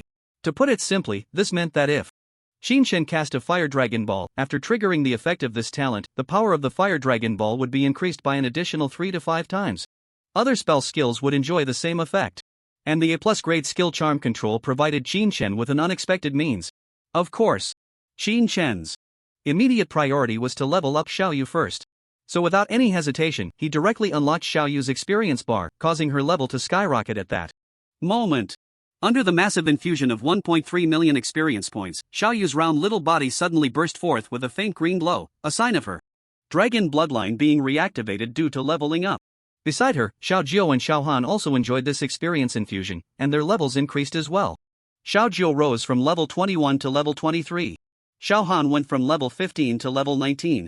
Both little ones needed to reach level 25 to awaken new skills and talents. Meanwhile, Xiaoyu, the socially anxious little poison dragon, had already soared to level 12. In addition to gaining the skill Dragon Form Transformation, she also awakened a new skill, Toxic Storm. Flapping her wings, she formed 2 swirling green storms filled with poison, sweeping toward the target, dealing massive damage while putting the enemy into an unremovable, purifiable poison state, draining 5% of the target's maximum health per second for 10 seconds. At the same time, Xiaoyu's 4-dimensional attributes reached a balanced total of 1800. Xiaojiu's 4-dimensional attributes increased from a total of 5200 to 6200. Xiaohan's 4-dimensional attributes rose from a total of 3000 to 3700. It was evident that as dragon pets leveled up, the attributes they gained increased significantly. Of course, Qin Shan also benefited from the bloodline fusion, with his 4-dimensional attributes overall increasing by 700.at this moment. His level had risen from level 31 to level 34, along with the rewards from the dungeon. Now, Qin Shan's overall 4-dimensional attributes had increased from 2700 to a staggering 3700. In reality, he hadn't gained many attribute points from leveling up. But the nurturing effect of his dragon pet was indeed too powerful. If those outside knew that after Qin Shan cleared a secret dungeon, he could collectively increase his 4-dimensional attributes by 1000 points, they would surely be even more dumbfounded. After collecting all the rewards, Qin Shan moved on to the next secret dungeon, City of Plague. The mechanics of this dungeon were similar to those of the Poison Fog Mountains. It was filled with plague viruses, and all the monsters in the city were zombie-like, extremely disgusting. Xiao Yu, go. Arriving at the first checkpoint at the city gate, looking at the hundreds of armored zombie guards before him, Qin Shan raised his hand and pointed at them, giving Xiaoyu the command, G. With her strength and level having surged dramatically, Xiaoyu finally gained some confidence. After letting out a cry, she moved her 4 little short legs and charged towards the group of zombie monsters in her beast pet form. Wait. Transform into battle form. First. Qin Shan quickly shouted to stop her, his face dark with worry. With the skill of dragon transformation, Xiaoyu naturally had her own battle stance. However, unlike her 2 older sisters, she only had 3 forms. Besides her beast pet form and normal form, she had only the venomous shadow battle stance. In the venomous shadow form, Xiaoyu's entire body would transform into an elemental body composed of deadly poison, immune to all physical damage, and any enemy unit killed by her would turn into a venomous wraith, under her control, with no upper limit on their numbers. Moreover, the combat power of the venomous wraiths retains 70% of their strength from when they were alive. No need to look further, in this venomous shadow state, if Xiaoyu were to engage in a large-scale war, the enemies would definitely fall into despair. If it were Xiaojiu, at least she could wipe them all out with a single dragon breath. But Xiaoyu was different. Not only would she kill your people, but she would also turn them into fearless venomous wraith puppets to kill you. Just ask if that feels good or not. Especially in a world-shaking battle involving tens of millions or even hundreds of millions of job changers, one can only imagine how terrifying Xiaoyu would become there. No wonder the venomous holy dragon that had its dragon egg stolen could so easily destroy a continent. It was likely that all the creatures on that continent had turned into venomous wraiths. It is worth mentioning that, in the description panel of this skill, Qinshen also saw a note, any creature killed. This meant that even if the opponent was an earth dragon, a flying dragon, a subdragon, or even a giant dragon, as long as they were killed by Xiaoyu in her venomous shadow form, would they also become battle puppets controlled by Xiaoyu? Just thinking about it was shocking. And under her master's reminder, Xiaoyu finally expanded her body while running, her poisonous elemental form towering a full 100 meters high, and with one foot, she stomped down on the city gate. Boom! The entire city gate collapsed completely under Xiaoyu's stomp. Even more shocking than the hundreds of zombie guards that died instantly was that the plague toxins that had originally permeated the entire city began to crazily converge towards Xiaoyu's dragon body. At the same time, Xiaoyu raised her massive dragon head and roared out, "Gee!" A clear and resonant cry shot up into the sky, leaving Qinshen both amused and exasperated. Perhaps she wanted to imitate her two older sisters and let out a powerful dragon roar, but what came out at that moment was exactly the same as her cry in her juvenile form. The key was that after the roar, this 100-meter-tall venomous holy dragon intertwined her two large claws and timidly looked down at her master Qinshen and her two older sisters, as if asking, "Am I scary?" Whether Xiaoyu was scary or not was uncertain, but she certainly left Qinshen utterly charmed. No one expected that its form would become so towering, resembling a divine dragon of deadly poison, yet its cries remained the same as in its juvenile form. In future battles, it would be best for Xiaoyu to refrain from making any sounds, otherwise, the enemies might be charmed by its cuteness before the fight even began. Moreover, judging from the appearances of the three dragon pets in all their battle forms, Xiaoyu's shadow of poison form was the most ferocious and intimidating. Xiao Jiu's heaven-shaking strength and divine fire of annihilation forms gave the impression of a deity symbolizing destruction. Xiao Han's mystic ice of the nether and heart of sacred snow forms exuded purity and nobility, making one feel as if they were in the presence of a holy dragon princess. However, Xiaoyu's shadow of poison transformed itself into a body of toxic elements, surrounded by an aura of abyssal energy that made one feel as if they had fallen into hell, as if they were witnessing the shadow of death. But when it let out its chirp chirp chirp sound, the intimidating aura it had painstakingly created was instantly shattered. Xiao Jiu immediately flapped its wings and flew onto Xiaoyu's shoulder, constantly gesturing with its little dragon claws while making gaga sounds, as if criticizing Xiaoyu for tarnishing their dignity as a holy dragon clan. Qinshen could only watch the scene with a mix of laughter and tears. At this moment, what caught Qinshen's attention was, the zombie monsters that Xiaoyu had ruthlessly trampled to death began to mutate.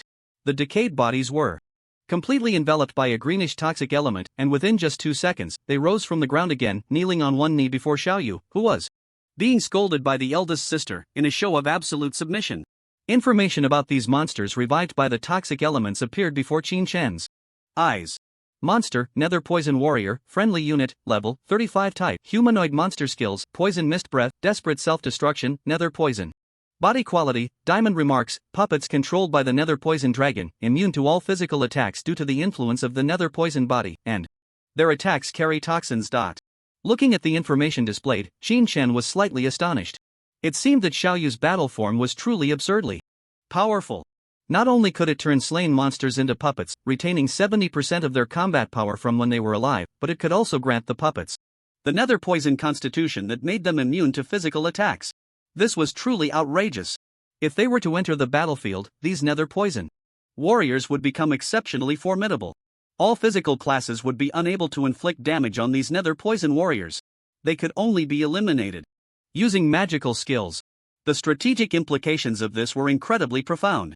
All magical forces of the enemy would be drawn to Xiaoyu's Nether Poison warriors. Wherever there were Nether Poison warriors, the enemy would have to forcibly dispatch magical legions to counter them. The key point was that these were just puppets. The little toxic dragon, which usually appeared timid and adorable, was actually a true harbinger of death on the battlefield. While Qinshen was reflecting on this, Xiao Han, who was perched on his head, gently tapped him with its little paw, signaling that the master could hurry forward. After all, the city gate had been completely shattered under Xiaoyu's foot, and even the portal to the next level appeared distorted. Alright. Next level. Let's finish the dungeon quickly and go home for a feast. But you all must promise me that while eating meat, you will also obediently listen and eat your vegetables. Shen admonished the three little dragon cubs with a serious expression, like an old father. Upon hearing the phrase, "Go home for a feast," the big eyes of the three little dragon cubs instantly brightened. However, upon hearing the word vegetables, they collectively showed their disdain. Logically speaking, the holy dragon bodies of the little dragon cubs were extremely robust, and even if they completely avoided vegetables and only ate meat, it shouldn't pose too much of a problem. But Shen, as the master, keenly observed that if the three little dragon cubs kept eating meat, the corresponding elements within them would remain in a boiling state for a long time, and their emotions would stay in a state of constant excitement. Although he couldn't find any relevant information about raising dragons online, he knew that keeping the little dragon cubs in such an excited and boiling state for an extended period was definitely not a good thing. Of course, ordinary vegetables couldn't suppress the boiling elements within the little dragon cubs. Shen purchased some spirit-enhancing vegetables that contained mild medicinal properties, compared to their previous diet of solely meat, which kept them in a state of boiling excitement after having 2 meals.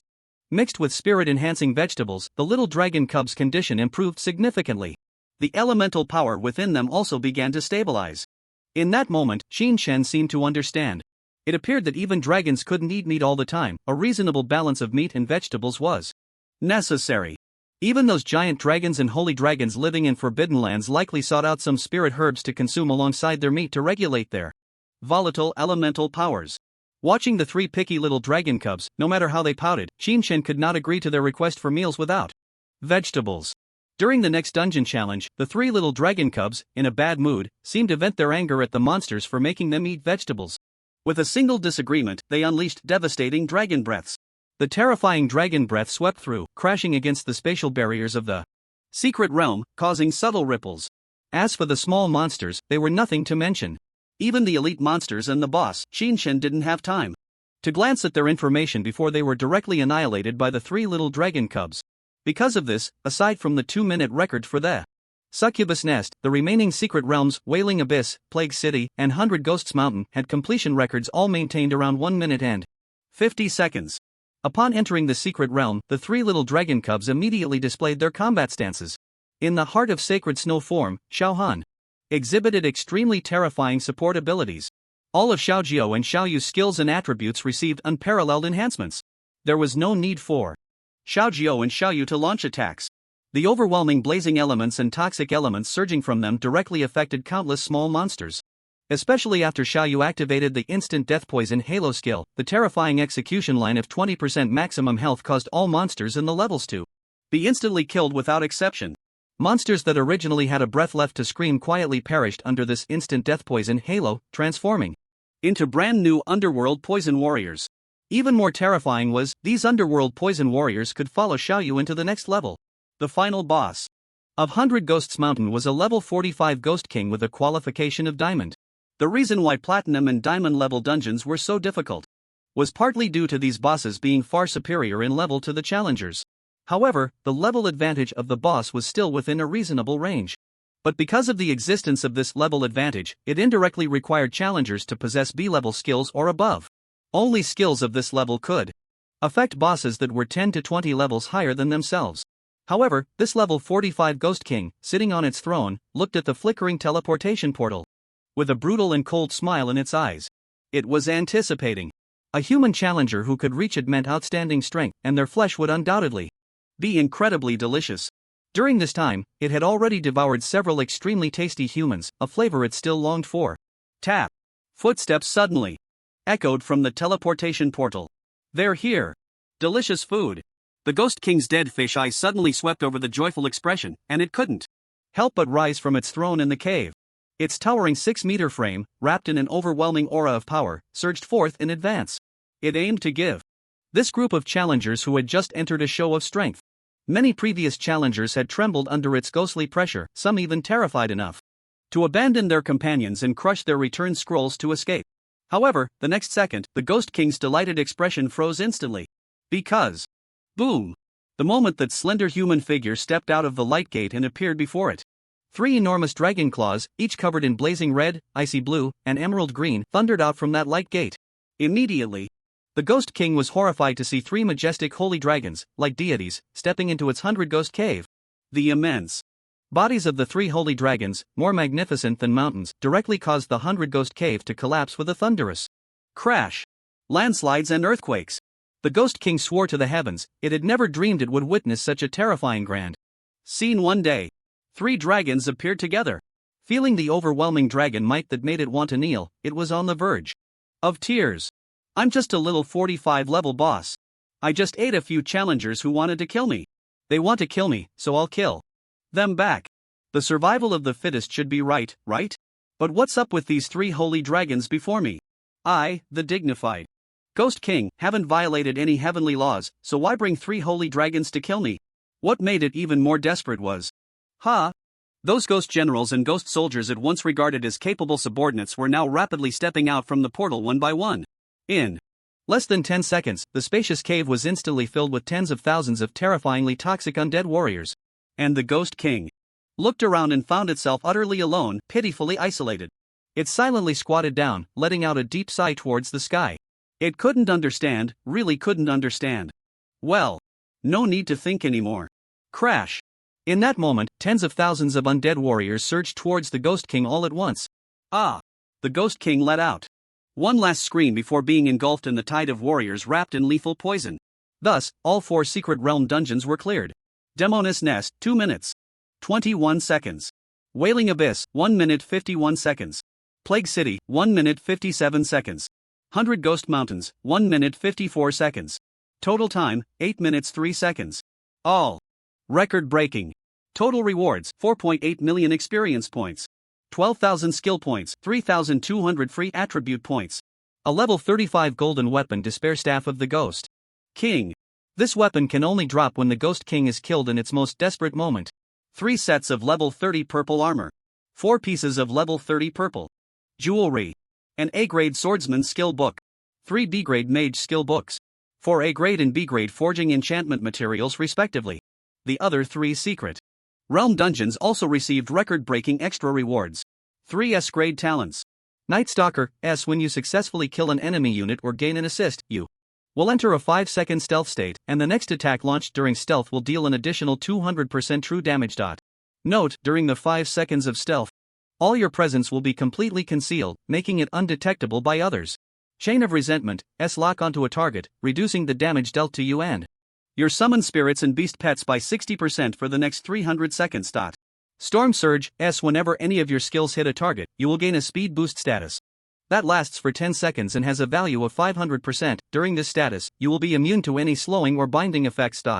Additionally, there are 3 A+ level Dragon Tamer skills that suit your profession.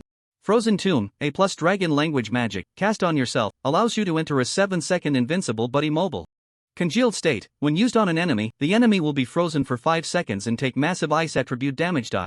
Dragon's Guardian, A+ Aura skill, after casting, friendly units within a 500 m range will receive your protection, reducing the damage they take by 40%. Dragon's Counter, A+ Holding a weapon, enter a blocking stance. After successfully blocking an enemy attack, you will enter an unbreakable state that cannot be disrupted by any skills, and the enemy will be subjected to significant stiffness, ultimately executing a killing blow on the enemy in a stiffened state. Note, enemies below 20% health will die instantly upon execution. Connecting 4 diamond-level dungeons. The rewards are extraordinarily generous. Especially in terms of talent and skill rewards, Xinshen felt immensely satisfied.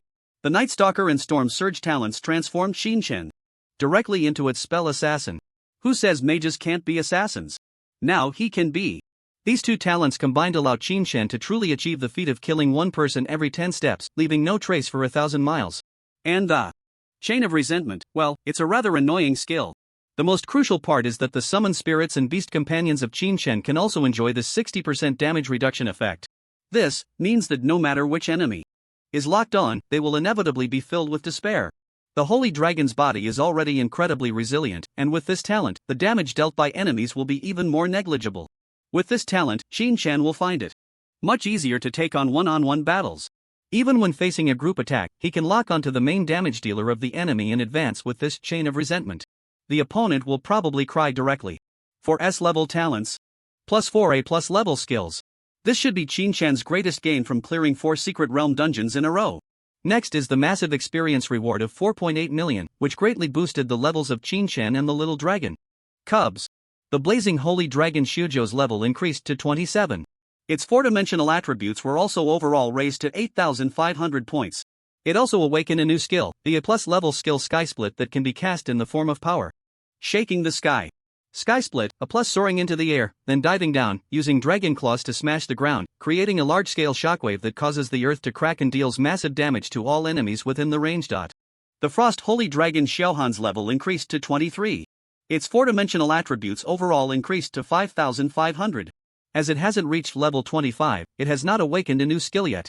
The Nether Poison Holy Dragon Xiaoyu's level increased to 19. Its 4-dimensional attributes overall increased to 4,000. It also has not awakened a new skill. Speaking of which, under such a massive amount of experience, the one who benefited the most is actually Qin Shen, the Holy Dragon Knight. Name, Qin Shen. Age, 18 years. Level, 40. Main profession, Holy Dragon Knight. Secondary profession, Spirit Chef. Second transition, Talents, Beast Affinity, SSS, Culinary Mastery, E+, Extraordinary Healing, S, Eye of Demon Breaking, A, King of Conquest, S. Quick Casting, S, No Staff Casting, S, Divine Perception, SSS, Night Stalker, S, Chain of Resentment, S, Storm Surge, S, Deadly Spell, S, Strength, 5500, Intelligence, 5500, Constitution, 5500. Agility, 5500. Without any equipment or item enhancements. Class skills, Dragon Taming, S, Bloodline Fusion, SSS, Hate Mark, B, Dragon Frenzy, B, Dragon Claw Assault, B, Fire Dragon Bullet, B. What can be seen is that Qin Shen's level has directly risen from level 31 to level 40. In just a few minutes, he skyrocketed 9 levels. Especially his 4-dimensional attributes, which have surged to 5,500. He has directly caught up with the level 23 Frost Holy Dragon, Xiaohan. Can you believe this is the 4-dimensional attribute of a level 40 human second transformation powerhouse? The reason, of course, comes from the extremely terrifying SSS level passive skill Bloodline Fusion. The combined single attributes of the 3 little dragon pets reached 18,000 points. Inheriting 20% of that, the benefit can reach 3,600 points. That means Qin Shen, aside from the attribute benefits gained from leveling up and all the attribute rewards from clearing secret realms, has at least 3,600 in bare 4-dimensional attributes. Plus the 3,200 free attribute points reward obtained from clearing 4 secret realms in one go. Averaging it out, each attribute has at least 4,400. Adding the 1,100 points from his current level, Qin Shen's 4-dimensional attributes have reached an extremely terrifying 5,500. Having such panel attributes at level 40 is unprecedented in human history. Even those seniors in their 3rd year who have already undergone their 3rd transformation can at most surpass him in one specific attribute. To surpass him comprehensively in 4-dimensional attributes is absolutely impossible. As for talent skills, Qin Shen is even less likely to suffer any losses now. Just in terms of talent, aside from the Culinary Mastery secondary profession talent, that has no effect on combat, he already possesses as many as 11 combat talents. The number of skills is even countless. As for equipment, it has been completely upgraded to the legendary level Falling Flame Staff, the Heavenly Crystal Dragon Spring Sword just rewarded by the system, and the Evil Ghost God's Dark Armor set, which ensures that Qin Shen will not fall too far behind in terms of equipment. Generally speaking, equipment, items, and rare treasures produced by the system are far superior to those of ordinary levels. Now, just considering this, Falling Flame Staff, after its grade has been upgraded, its value will definitely not be lower than those weapons of levels 50 or 60. Currently, he is just slightly behind in terms of level. However, from other perspectives, Qin Shen can already stand on equal footing with those so-called 3rd transformation powerhouses. As for the other rewards obtained from the secret realms, such as weapons and skill books, Qin Shen has not thought about keeping them. Instead, he chose to sell them directly to gain a massive amount of credits. Otherwise, it would be hard to feed his 3 little dragon cubs. Now, Qin Shen can be said to have experienced the saying, "The fat boy eats his father to death." Huff. After putting all the rewards into his storage ring, Qin Shen took a deep breath, feeling quite satisfied. Not far away, Xiao Zhou was still mimicking the little dragon claws, constantly gesturing to the 3rd sister, Xiaoyu, while making jie wu sounds. Even the proud and noble Xiaohan rarely let out tooing sounds. Clearly, the 2 little guys were still brooding over Xiaoyu's actions that undermined the dignity of the Holy Dragon Clan. Xiaoyu, too, was aggrieved, intertwining her little claws, looking pitiful as she faced reprimand. All right. The sister meeting ends here. Let's go out for a feast. Qin Shen interrupted the impromptu meeting of the 3 little ones with a smile. As expected, the words feast always brought the greatest joy to the little dragon cubs. Even Xiaoyu, who had originally been reprimanded by her sisters and felt wronged, now had her eyes brightening again, resembling 2 sparkling emerald gems.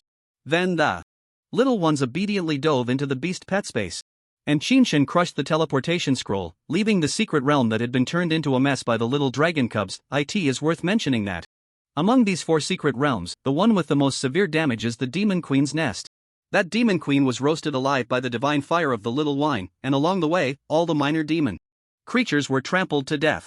In the end, the spirit of the secret realm had to issue a warning, urging the challengers to restrain themselves. Killing monsters is fine, after all, the monsters in the secret realm can respawn after a while. But try not to destroy the spatial terrain here, or the restoration work will be quite troublesome. When Chinshin stepped out of the side hall again, whoosh! In the hall of the secret realm's palace, countless gazes instantly turned towards him. At the same time, splash! Everyone tacitly made way for Chinshin, creating a path to the front desk. Damn it! He came out in less than 10 minutes. So fast? At this moment, many people couldn't help but curse inwardly, while the shock on their faces grew even more intense. That was 4 level 30 diamond dungeons. Although the difficulty in terms of monster mechanics was slightly less than that of the Imperial Laboratory, the attributes of the monsters inside were even higher than those of the Imperial Laboratory. And the key point is, how long has it been? Less than 10 minutes, right? He actually cleared 4 secret realm dungeons in one go. As a result, a teacher responsible for monitoring the resources of the secret realms walked out of the backstage control room with a serious expression, pulling Chinshin aside and speaking in a somewhat pleading tone. In the future, try not to be too fast when entering dungeons. With your results, who can break it in the future? Who else can claim the record-breaking rewards? Faced with the teacher's request, Chinshin felt it was a bit excessive. Okay, teacher. I will try to slow down a bit in the future. Chinshin nodded in agreement. His achievements, not to mention others, even he felt they were a bit exaggerated. Against the backdrop of the best records generally being around 5 to 8 minutes, his continuous record of just over a minute could almost be said to completely eliminate the chances for others to break the record and claim rewards. After registering some resource management information, Chinshin headed to the free market to sell everything he had obtained, exchanging it for credits. Right now, there is still nearly a month until the preliminary round of the World Nations Championship. In the following days, Chinshin basically spent all his time in the training room. After all, the more skills and talents one possesses, the more time must be spent adapting to them. The use of talents and skills also requires proficiency. As for the 3 little dragon cubs, well, as a naturally combat-oriented race, they don't need much training. Their combat genes are almost ingrained in their bones. Moreover, even if they wanted to train, there was no place for them to do so here. After all, if they were to display their combat postures, the sparring between the 2 holy dragons would be something else entirely, but that venue would definitely be off limits. Especially Little Yu. When it displayed its venomous shadow form, the toxic elements swirling around would instantly cause the surrounding students to perish. Only as their master, Chinshin, would he be completely unaffected by the forms of the 3 little guys. Of course, aside from training, whenever Chinshin had free time, he would also go to class. Generally speaking, students at the Fengtian Academy must attend half a day of compulsory classes every day. The so-called compulsory classes are naturally theoretical and practical courses related to their profession. The remaining half day is for elective courses. As the only dragon tamer in the entire school, and one who has dragons, the dean and teachers specially approved Chinshin's special privileges, allowing him to attend any course he wanted or not. If he had any doubts about combat, he could go directly to the dean's office to ask. Even so, Chinshin still chose to take quite a few practical courses. One noon, just after class, Chinshin was about to finish his meal and head to the training room to continue his hard practice. The text message from the beautiful dean arrived. After dinner, come to the 3rd floor conference room of the Fengtian building for a discussion. Fengtian building. Conference room 307. At this moment, several people were already seated in the conference room. Bai Wuxuan, Luo Hao, Sun Yinyan, Fang Tyran, Su Rou, Jinwei, Yi Qingling, and Lin Su, a total of 8 people, were chatting and laughing with each other. It was evident that during this time, these top-ranking talents were not hostile towards one another. After the intense freshman exam filled with tension, their relationships had become less strained. Moreover, these 8 individuals were the representatives from Fengtian Academy to participate in the National College Freshman Exchange Competition. The individual competition would be attended by Bai Wuxuan, Luo Hao, Sun Yinyan, and Fang Tyran. The team competition would involve all 8 of them together. Su Rou, ranked 32nd, would normally not qualify for the freshman exchange competition. However, after her second job change, she became a hidden class, the hymn singer, and extremely powerful support role. Additionally, since a strong support character was necessary for the team competition, among the top 100, only Su Rou met the criteria, allowing her to participate. Yi Qingling was a summoner, currently ranked 9th. Lin Su was a warrior, ranked 6th. At this moment, Chen Wei was ranked 7th. This team consisted of Luo Hao as the frontline berserker and Lin Su as a warrior. The damage dealers were Feng Tyran, the swordsman, and Su Nianyan, the mage. Chen Wei was responsible for flanking. Su Ro was the support. Meanwhile, Bai Wuxuan, with his four-winged thunder dragon, was lurking on the sidelines, waiting for the right moment to strike. This was a perfect team composition, with frontline, damage, support, and flanking roles all covered. As for why Qin Chun was not participating, the school believed it was unnecessary for him to take part. Or rather, for a mere freshman exchange competition, having Qin Chen participate would be like using a dragon-slaying knife to kill a chicken. It was better to let him compete in the more important international conquest war, fighting for the country and for glory. However, at this moment, the 7 talented individuals who had been chatting and laughing suddenly stopped. Because, click, the conference room door was opened. Then, thud, the door swung open, and a tall figure stepped into the conference room. The moment these 7 talents saw this tall figure, their expressions froze momentarily. Following that, various emotions appeared on their faces. Lin Su and Yi Qingling, also from the southern province, had defeated many in the freshman exam and made it into the top 10. Upon seeing Qin Chen, their eyes lit up with admiration. Bai Wuxuan and Luo Hao frowned in unison.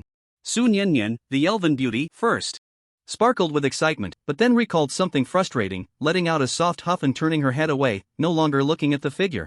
Su Ro wore a complex expression, wanting to speak but knowing she no longer had the right to do so. Chen Wei's eyes were dark, filled with unwillingness and resentment, yet he also knew he could never be a match for the person before him, so he could only turn his head away, not looking at the cold and intimidating figure. As for Feng Tyran, he sighed softly. Remembering the day he was dominated by this dragon Tamer, a deep sense of helplessness surged within him. Indeed, the figure that had suddenly entered the conference room was Qin Chen, personally summoned by Dean Heyalan. Moreover, everyone could clearly feel this guy had become even stronger. Especially the overwhelming pressure of power that unintentionally radiated from him, which moved everyone deeply. It gave the illusion that a single punch from him could easily knock them down. How many days had it been? How could he be so monstrous? Seeing these familiar faces, Qin Chen felt no sentimentality, nor any emotional fluctuations. He simply walked calmly to the corner and sat down. Yet, it was precisely Qin Chen's presence that made the originally chatty team of talents dare not utter another word, only able to sit silently in their seats. It seems everyone is here. The strange atmosphere lasted for 2 minutes. It was only broken when the meeting room opened and several deans entered. As soon as the deans stepped through the door, they saw a few young talents, cautious like quails, and Qin Chen, who sat in the corner with his eyes closed, silent and meditative. They couldn't help but laugh, recalling how this group of so-called prodigies had been so reckless and loud at the beginning of the school year. In contrast to their current trembling and timid appearance, the difference was indeed stark. Well, let's not waste any more time and get straight to the point. As you might have guessed, the reason for calling you here is to discuss the details of the freshman exchange competition. At this moment, the dean of the Magic Academy, Lu Boming, stood in the center of the meeting room, scanning the crowd before speaking. As soon as he finished speaking, the 8 prodigies were momentarily stunned, followed by expressions of confusion. Since it's a freshman exchange competition, why was Qin Chen called here? Qin Chen himself felt a bit puzzled. After all, he was supposed to participate in the international championship, not the freshman exchange competition, so what was he doing here? Noticing the confusion among the prodigies, Dean Lu Boming smiled faintly, not rushing to explain, but instead turned to Heyalan. Heyalan nodded slightly, and then a teleportation device emitting spatial fluctuations appeared in her hand. Relax, I will take you directly into the simulation's secret realm. As she spoke, she specifically turned to Qin Chen, you need to come along too. Everyone. As the words fell, the beautiful dean had already crushed the teleportation device in her hand. Buzz. Spatial fluctuations surged. In the next second, everyone in the meeting room, except for the 4 deans, was instantly transported to a certain simulation's secret realm. What appeared before them was an extremely vast battlefield plain. This, by Wuxuan, Luo Hao, and the other prodigies, were left in shock at the sight before them. This was the very secret battlefield where they had fought Qin Chen before. What did this beautiful dean want to do by bringing us here? It is worth mentioning that there were already dozens of practical teaching instructors waiting here. Just when everyone thought they might have these level 83rd transformation instructors lower their strength to practice with them, Heyalan's next words left all the prodigies stunned. According to past practices, those of you participating in the freshman exchange competition should be guided by the sophomore team that participated in previous exchange competitions. However, I have a better option for sparring partners. Saying this, the beautiful Dean smiled charmingly, turning her head to look at the always calm Qin Shen. The implication was clear. Ha! What? To have Qin Shen guide their freshman exchange competition team in practice. The 8 prodigies widened their eyes, disbelief written all over their faces. By Wushuan, Luohao, Chenwei, and Feng Tyran, these 4 proud prodigies were about to voice their objections. After all, in their eyes, Qin Shen had strength, no doubt, but they were unwilling to be guided by him. The reason was simple. It would be a blow to their pride. If this got out, they, who had been supported and admired by many netizens, would now need a fellow freshman to guide their training. How embarrassing would that be?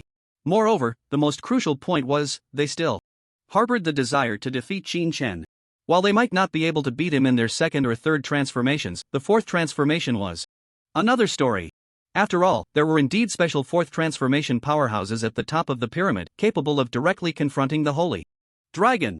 Of course, such existences were few and far between, and it was said that their levels had already reached 180. According to relevant records, it was said that the highest level of all beings in the world of job changes was capped at 199. But don't mention reaching level 199, up until now, no one has managed to hit the threshold of level 190. Some say that the holy dragons surviving in the Forbidden Lands have long since broken through level 190, even reaching level 199, stepping into the legendary level 200. These prodigies are pinning their hopes on their future 4th job change. However, before these proud prodigies could voice their objections to Dean Yalan, a cold and disdainful voice interrupted from the side. Sorry, I refuse to be a sparring partner for these people. It's a waste of time and doesn't change the fact that they are useless. The prodigies. You, aside from Lin Su and Yi Qingling, who are fans of Qin Shen, the other prodigies couldn't help but frown. Looking at these defiant prodigies, Qin Shen revealed a cold smile. What? Is there something wrong with what I said? The prodigies. What does it mean for a hero to be short of breath? This is what it means. When you lose, you realize that all your anger is just impotent rage. All your unwillingness is merely a pathetic struggle. The reasons and excuses you find for yourself are nothing but pale and feeble justifications. They wanted to criticize the Qin Shen before them, to call out his arrogance, his disregard for others, and his overbearing attitude. But suddenly recalling their own previous attitude towards Qin Shen, they realized that they were the clowns. The ones who were initially overbearing and incredibly arrogant were these few of them. It's just that now Qin Shen was returning the favor in kind. Dean Yalan and the teachers beside them looked at the tense atmosphere between both sides and felt a bit helpless. But just then, a buzzing sound erupted. Suddenly, a spatial fluctuation appeared beside Qin Shen. A spatial passage materialized just like that. Sure. In the next second, a voice filled with struggle and cuteness came from the spatial passage. Following that, a chubby little dragon rolled out from the spatial passage. After rolling out from the beast pet space, the little creature raised its small head and found itself surrounded by unfamiliar humans. Startled, it shivered and quickly climbed up its owner's pant leg, then swiftly burrowed into Qin Shen's arms, only daring to peek out with a pair of big eyes that resembled emeralds, timidly surveying its surroundings. This scene left everyone present momentarily stunned, and then they collectively gasped in shock. Logically speaking, the beautiful dean, the teaching staff, and these top prodigies had already seen the blazing holy dragon and the frost holy dragon that Qin Shen had contracted. So even if those 2 little dragons appeared before them again, they shouldn't be so shocked. However, they completely did not recognize this little creature that had rolled out from the beast pet space. It was entirely green, and its appearance was vastly different from the previous 2 holy dragons. Oh my! Could it be Qin Shen's 3rd dragon pet? Looking at the astonished crowd, Qin Shen felt a bit helpless. The reason Little Yu rolled out from the beast pet space was actually because Little Gio had caught Little Yu and given it a good licking. Perhaps it was Little Yu's timid and socially anxious personality that made the older sister Little Gio unable to resist nurturing it, so whenever she had time, she would catch Little Yu for a licking. Unable to withstand her sister's overwhelming affection, Little Yu finally struggled out from the beast pet space. Goo! Amidst the crowd's astonishment, 2 cute little heads poked out from the spatial passage. It was Little Gio and Little Han. Seeing Little Yu snuggling into Qin Shen's arms, the 2 little creatures couldn't sit still either. They clung to Qin Shen like 2 clingy kittens, climbing up his pant leg with their little paws and hanging on to him. Little Gio climbed onto Qin Shen's shoulder, hugging his neck and snuggling close to her owner. Xiaohan directly lay on Qin Shen's head, which it considered its exclusive spot. while its ice crystal-like clear eyes were filled with disdain as they looked down on everyone around. It seemed to regard this group of people as nothing more than ants. In just a short while, the chilling aura that made all the prodigies unable to help but feel apprehensive around Qin was completely disrupted by the three adorable little dragon cubs hanging on him. At the same time, this scene confirmed the earlier speculations of everyone present. These three dragon pets. They truly were his third dragon pet. My goodness. What on earth is this? Not to mention by Wuxuang and the others, even the teachers who had experienced countless storms couldn't help but lose their composure at this moment. Dean He Yalan's pretty face was filled with astonishment. Good heavens! When did he get a third dragon pet? Where did it come from?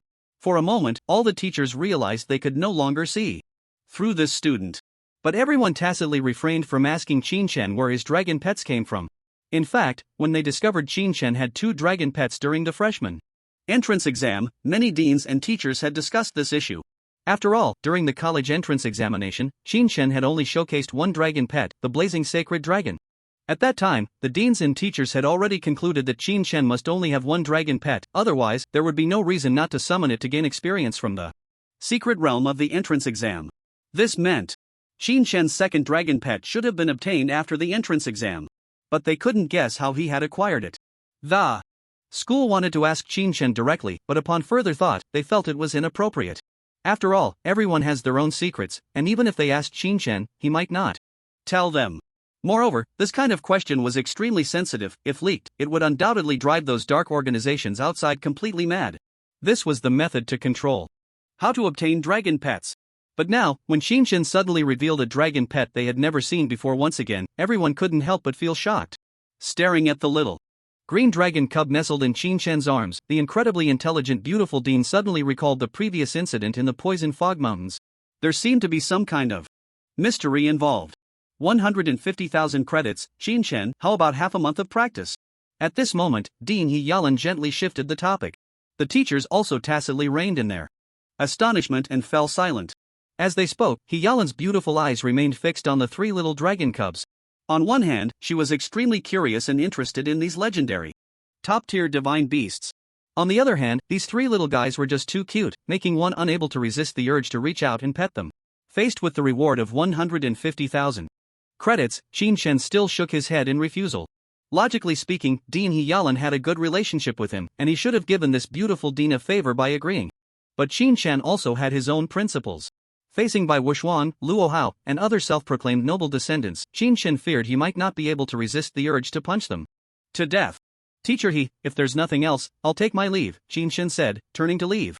Xiaojiu even deliberately turned its little head and made a disdainful face at these so-called prodigies, sticking out its tongue. Watching Qin's determined departure, He Yalan shook her head and then glanced at Bai Wuxuang, Luo Haoren, and the others, finally letting out a sigh. Dean even without him as a practice partner, we can still win the championship. Although my four-winged wind thunder dragon can't compare to Qin's sacred dragon, winning the championship in the national freshman exchange competition is definitely not a problem, Bai Wuxuang said proudly.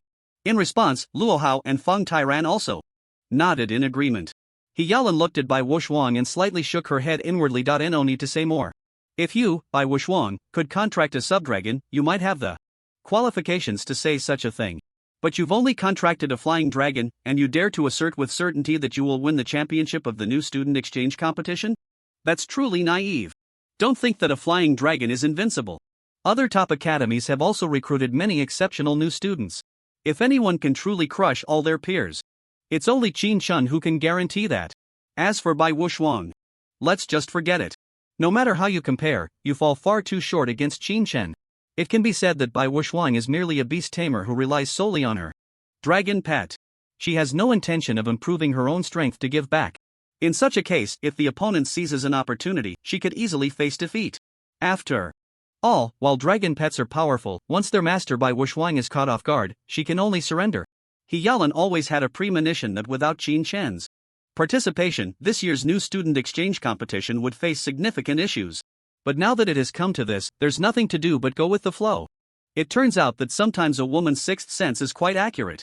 The Dragon Kingdom preliminaries for the World Championship will be held on the 18th of next month, while the new student exchange competition will take place on the 1st of next month. It's essentially a warm-up for the World Championship. As expected, the Tian Academy indeed faced a setback in the National New Student Exchange Competition.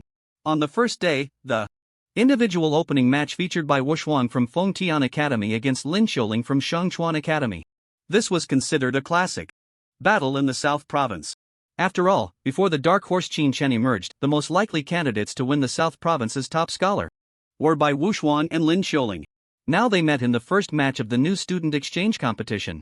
As Bai Wuxuang summoned her most proud four-winged wind thunder dragon, preparing to crush Lin Xiuling unilaterally, suddenly, Lin Xiuling, a second-turn Dark Magic King, unleashed an SS-level skill. Dark Exile. Dark Exile, SS forces the target into a dark space for 60 seconds. When this skill landed on the four-winged wind thunder dragon, it was instantly thrown into an incredibly dark space. The four-winged wind thunder dragon and Bai Wuxuang were completely isolated. By the time the four-winged wind thunder dragon spent over 30 seconds breaking through this dark space with its own skills, it found that its master, Bai Wuxuang, was already lying on the ground in a sorry state, declared defeated and eliminated by the referee. Thus, the number 1 seed from Tian Academy was regrettably defeated in the New Student Exchange Competition. After witnessing this scene, many netizens watching the live stream couldn't help but curse. Damn! What a trash number 1 seed! Without that flying dragon, has Bai Wuxuang become this pathetic? Isn't this supposed to be the golden year for all universities? How can Tian Academy's number 1 seed be so weak? It's over. If they're this bad in the New Student Exchange Competition, they'll surely be defeated by the talents of other affiliated nations in the World Championship preliminaries, right? Not to mention they even let a freshman participate in the World Championship. This year, Tian Academy's operations are truly confusing. The poor performance in the New Student Exchange Competition led netizens to associate it with the World Championship that would take place half a month later. They all believed that Tian Academy would similarly face setbacks in the World Championship preliminaries this year. As expected, Dini Yalan sat in her office, her beautiful legs wrapped in black stockings crossed, watching the scenes displayed on the computer, unable to help but shake her head with a bitter smile. Especially upon seeing the barrage of comments on the screen continuously predicting doom for Tian Academy, this beautiful dean felt quite exasperated. If only she had let Qin Chen participate in this New Student Exchange Competition, considering that Qin Chen still needed time to adapt to the new team, the school did not allow her to participate in the freshman exchange competition. Now she feels a bit regretful. During this period, there has been a special change in the expedition list of the Tian Academy. The Student Council President, who is said to have returned to her clan for trials, the true top student of the third year, Anna Chris, has finally returned to school. Anna is the princess of the Dragonkin tribe, which is the most formidable race among the half-beast tribes. 6 months ago, when she was still in her second year, her level had already reached 65, with the profession of Dragonblood Warrior, second transition, Destroyer. After that, she returned to the Dragonkin tribe to undergo tribal trials and complete the ancient Dragonblood inheritance ceremony. It was estimated that this trial would take about 1.5 years to complete. However, the Global Job Change Association urgently needed the list, so Tian Academy removed Anna from the list and selected the 2nd, 3rd, 4th, and 5th students from the 3rd year as seed players for the individual competition. Now that this student council president, who is also the top student of the 3rd year and a Dragonkin princess, has returned to school, the academy naturally needs to update the list. Logically, Qin Chen, who is the 5th seed and still a first-year student, should have been replaced. The result that all the third-year students did not expect was that the original 4th seed, Shi Tianyu, was eliminated. Of course. In the team competition, Shui Sheng was excluded, so Shi Tianyu could still remain in the team competition. Even so, it still sent the entire third-year class into a frenzy. As for the second-year students, sorry. Now when they see Qin Chen, they can only lower their heads and walk around, not daring to join in the ruckus anymore. Originally, Shi Tianyu had no objections to Qin Chen taking that spot, as it had always been the case in previous years to give a spot to a second-year student for practice in the individual competition. However, Shi Tianyu was very dissatisfied.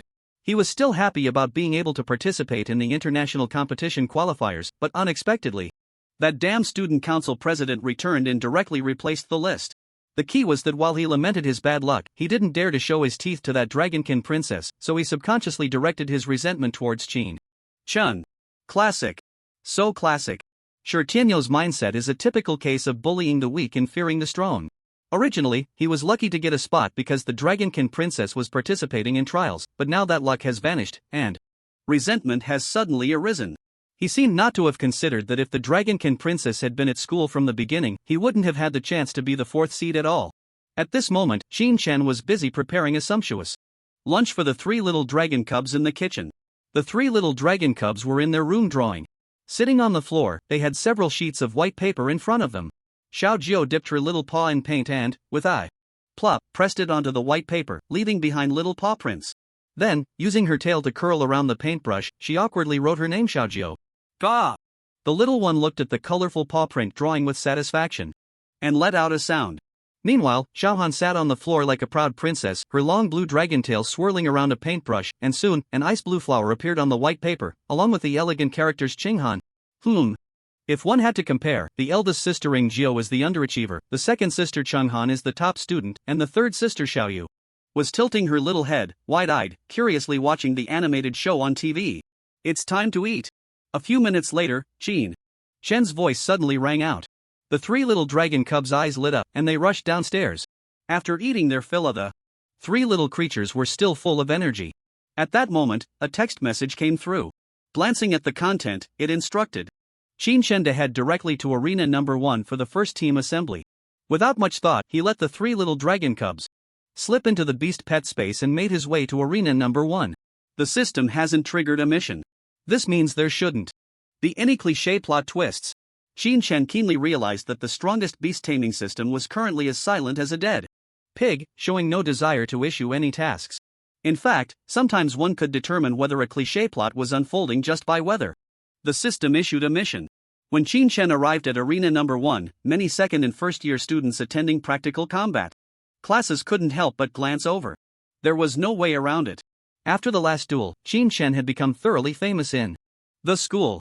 Especially when he decisively killed Shui Shang, his chilling killing intent left everyone in shock. At the same time, Shin-chan could also keenly sense that the moment he appeared here, several sharp auras locked onto him. There was no need to observe anything. When Shin-chan noticed that he was being targeted by these sharp auras, he immediately spotted several figures in the central area of Arena Number 1. Other students around also looked at them with apprehension and respect. The first figure that caught his eye was the woman standing in the very center. The reason Shin-chan looked at her first was mainly due to her striking appearance and figure. She had dragon horns on her forehead and long hair that was a fiery red. Her features were exquisite and flawless, and her eyes were red vertical pupils. Not particularly tall, she appeared to be about 1.60 m with a cute figure, dressed in a loose, elegant training outfit, which did not detract from her curvaceous form. But don't be fooled by her youthful appearance. She was far from simple. Just the powerful aura radiating from her was enough to instill fear and awe in everyone. At the same time, Shin-chan sensed a familiar dragon might emanating from her. Upon careful reflection, he realized that it was exactly the same as the dragon might emitted by his flamefall staff. Therefore, there was no need to guess the identity of this woman. She must be the legendary student council president and also a princess from the Dragonkin tribe, Anna Chris. The Dragonkin tribe's bloodline flows with the blood of the heavenly flame dragon. It is said that the first Dragonkin was born from the union of a human man and a heavenly flame dragon, revered as the royalty of the Dragonkin. Subsequently, other humans combined with advanced earth dragons, flying dragons, and subdragons that transformed into human forms. Thus, the Dragonkin tribe gradually developed. Of course, before the Great Cataclysm, the Dragonkin tribe had not yet descended into the world of class change where Shin-chan was. These background stories belonged to the Dragonkin in another world they once inhabited. However, this did not hinder the power of this race. After all, anything related to the word dragon was bound to be extraordinary. Besides this easily recognizable Dragonkin princess, there were also 2 men and 2 women standing beside her. One of the men was named Mu Xinyu, the second in the third year, a third transition mage, a great archmage. The other man standing next to him was named Shi Tianyu, the fifth in the third year, a third transition mechanic, a mechanical overlord. The woman on Anna's right was named Bian Xuetong, the third in the third year, a third transition swordsman, a sword saint. The woman on Anna's left was named Nya Kursen, the fourth in the third year, a third transition priest, a great sage. These 5 individuals were the most outstanding existences at the Tenfu Academy. Shi Tianyu had already been removed from the singles competition list, but he still had a spot in the team competition, and Gu Dongshu had become a substitute, so it was quite normal for him to appear here now. However, the look in his eyes when he glanced at Shin-chan was filled with a subtle unwillingness and frustration. There was also someone standing cautiously behind these 5 people. He was Go Dongshu, the current top student of the second year. With Shuesheng being slain by Qin Shen, his level dropped significantly, and his strength and attributes naturally followed suit. Thus, Go Dongshu, who was originally in second place, rose to take his place. When Qin Shen was watching them, these 5 people were also watching Qin Shen. The only difference was, there was no fluctuation. In Qin Shen's gaze towards them, he showed neither respect nor politeness towards the senior students of the third year, nor any hint of fear or trepidation. It was as if he had no feelings at all towards these so-called third-year seniors. In contrast, the expressions in the eyes of these few people looking at Qin Shen were varied. The Dragonkin princess, Anna Chris, stood on the high platform, her sharp gaze scrutinizing Qin Shen. She must have already known about what Qin Shen had said earlier. From now on, all members of the student council must take a detour when they see him. This rule applies equally to the president of the student council. These 2 statements made the Dragonkin princess, who had just returned to school, quite angry. Although she was not the type to bully others with her power like Shuesheng, being publicly named like that left her with no choice but to have some opinions. About Qin Shen, Mu Xinyu, Dian Shuaton, and Nye Kursen were originally supposed to look at Qin Shen with disdain, but perhaps due to having heard about Qin Shen directly crushing a group of second-year students not long ago, their gazes now held a hint of appraisal, inquiry, and curiosity. As for Shi Tianyu, well, he did not hide the disgust, contempt, and provocation in his eyes at all. After all, according to past conventions, as the 5th student of the third year, he should represent the Fengtian Academy as the 5th seed in the Dragon Kingdom's preliminary competition. Yet now, those deans were still firmly placing Qin Shen in the 5th seed position. How could he accept that? This was originally his spot. Now he could only participate in the team competition. The value of individual competitions and team competitions is not the same. In a team competition, if you win, the audience can at most see the cooperation and synergy of the entire team, or witness the performance of the standout MVP. Individual competitions are different. When you win in an individual competition, all the audience's attention is on you, and it sufficiently demonstrates that your personal strength is up to par. Throughout the history of the International Championship, many obscure contestants became famous through individual competitions. Shi Tianyu naturally wanted to do the same. However, it seemed he didn't even have the opportunity, especially since the one who took his spot was a freshman. So what if you beat Shuesheng, that waste? He was just a level 59 who hadn't even undergone his 3rd class change yet. And I, Shi Tianyu, am level 67 and have already completed my 3rd class change. How could our strengths be the same? I could easily beat Shuesheng. The more he thought about it, the angrier he became. And his gaze towards the figure below the stage grew increasingly unfriendly. Alright, is everyone here? Just as the atmosphere grew tense, to the point where the audience nearby wondered if a fight was about to break out, a gentle voice rang out. Then they saw the beautiful Dean, Hyalan, stepping out from a small teleportation array, her legs wrapped in black stockings. Following her were dozens of teaching staff. As soon as she appeared, Dean Hyalan turned to a staff member. The staff member understood immediately and activated a magic barrier, blocking the scene from view. As a result, the second-year and first-year audience outside could not see anything.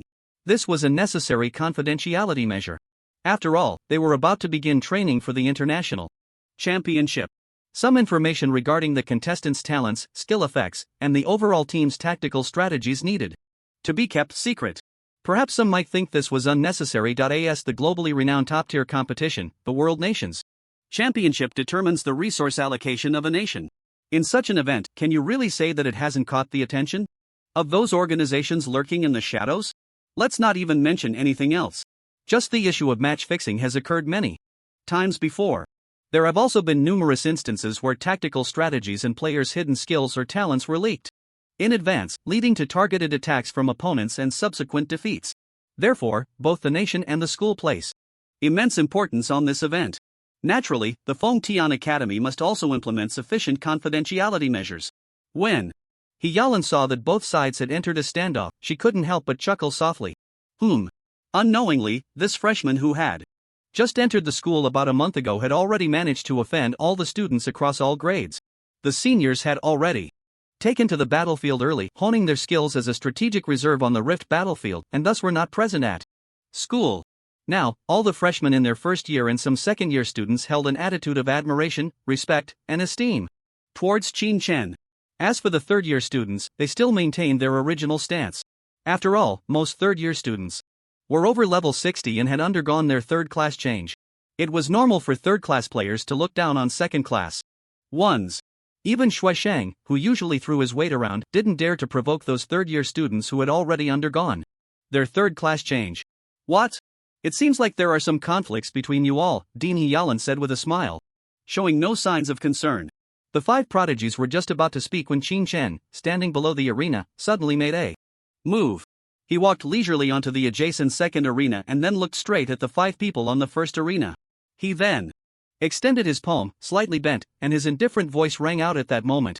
Sure enough, even without that damned mission, the cliché plot still has to unfold. Since that's the case, then stop pretending and wasting time.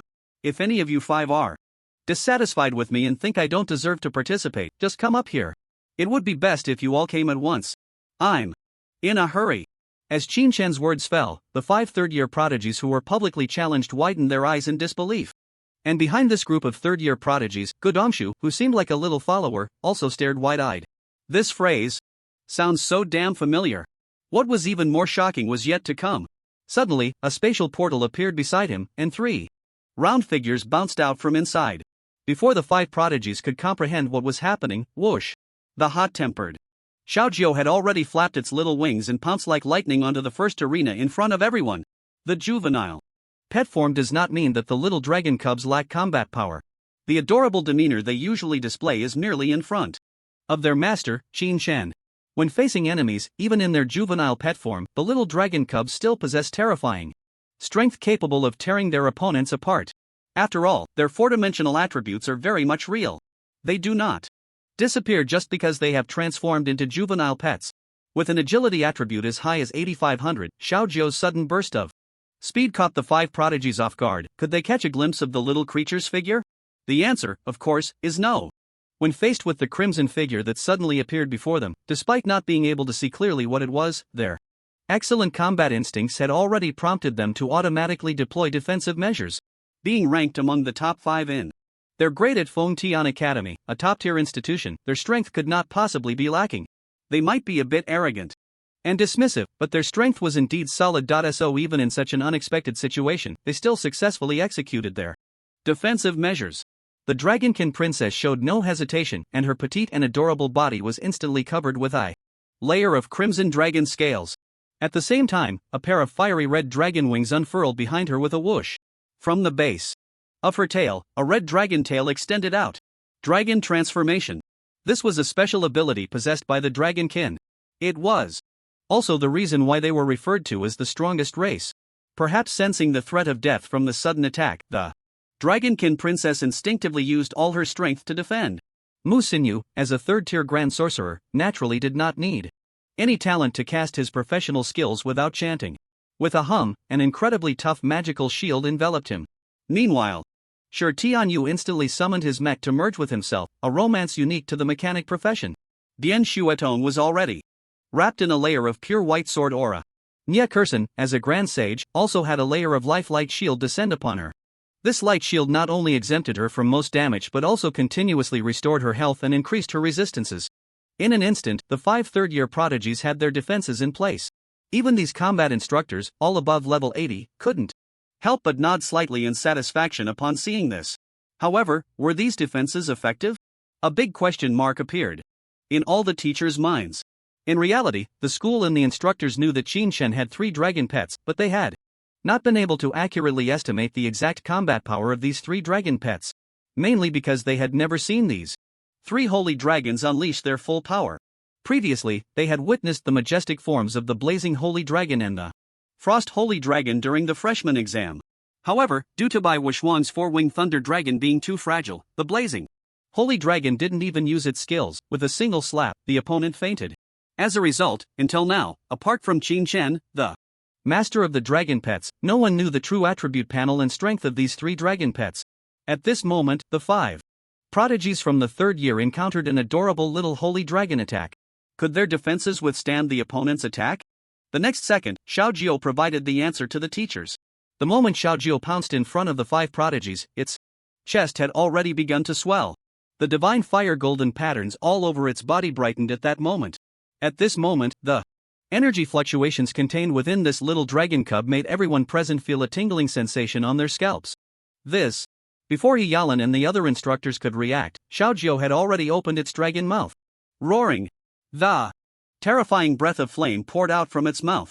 In the horrified gazes of the 5 prodigies, this endless divine fire breath completely engulfed them. Naturally, the first to bear the brunt was the dragonkin Princess Anna, who stood at the front.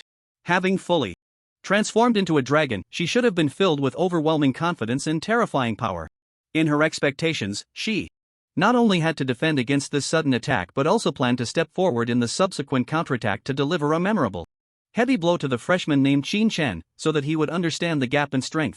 But at this moment, she lost all confidence and subsequent plans, because she sensed a true aura of destruction from the divine fire that was engulfing her. Along with the terrifying dragon might that directly extinguished her heavenly flame giant dragon bloodline, her dragon transformation features seemed to fade away in that instant.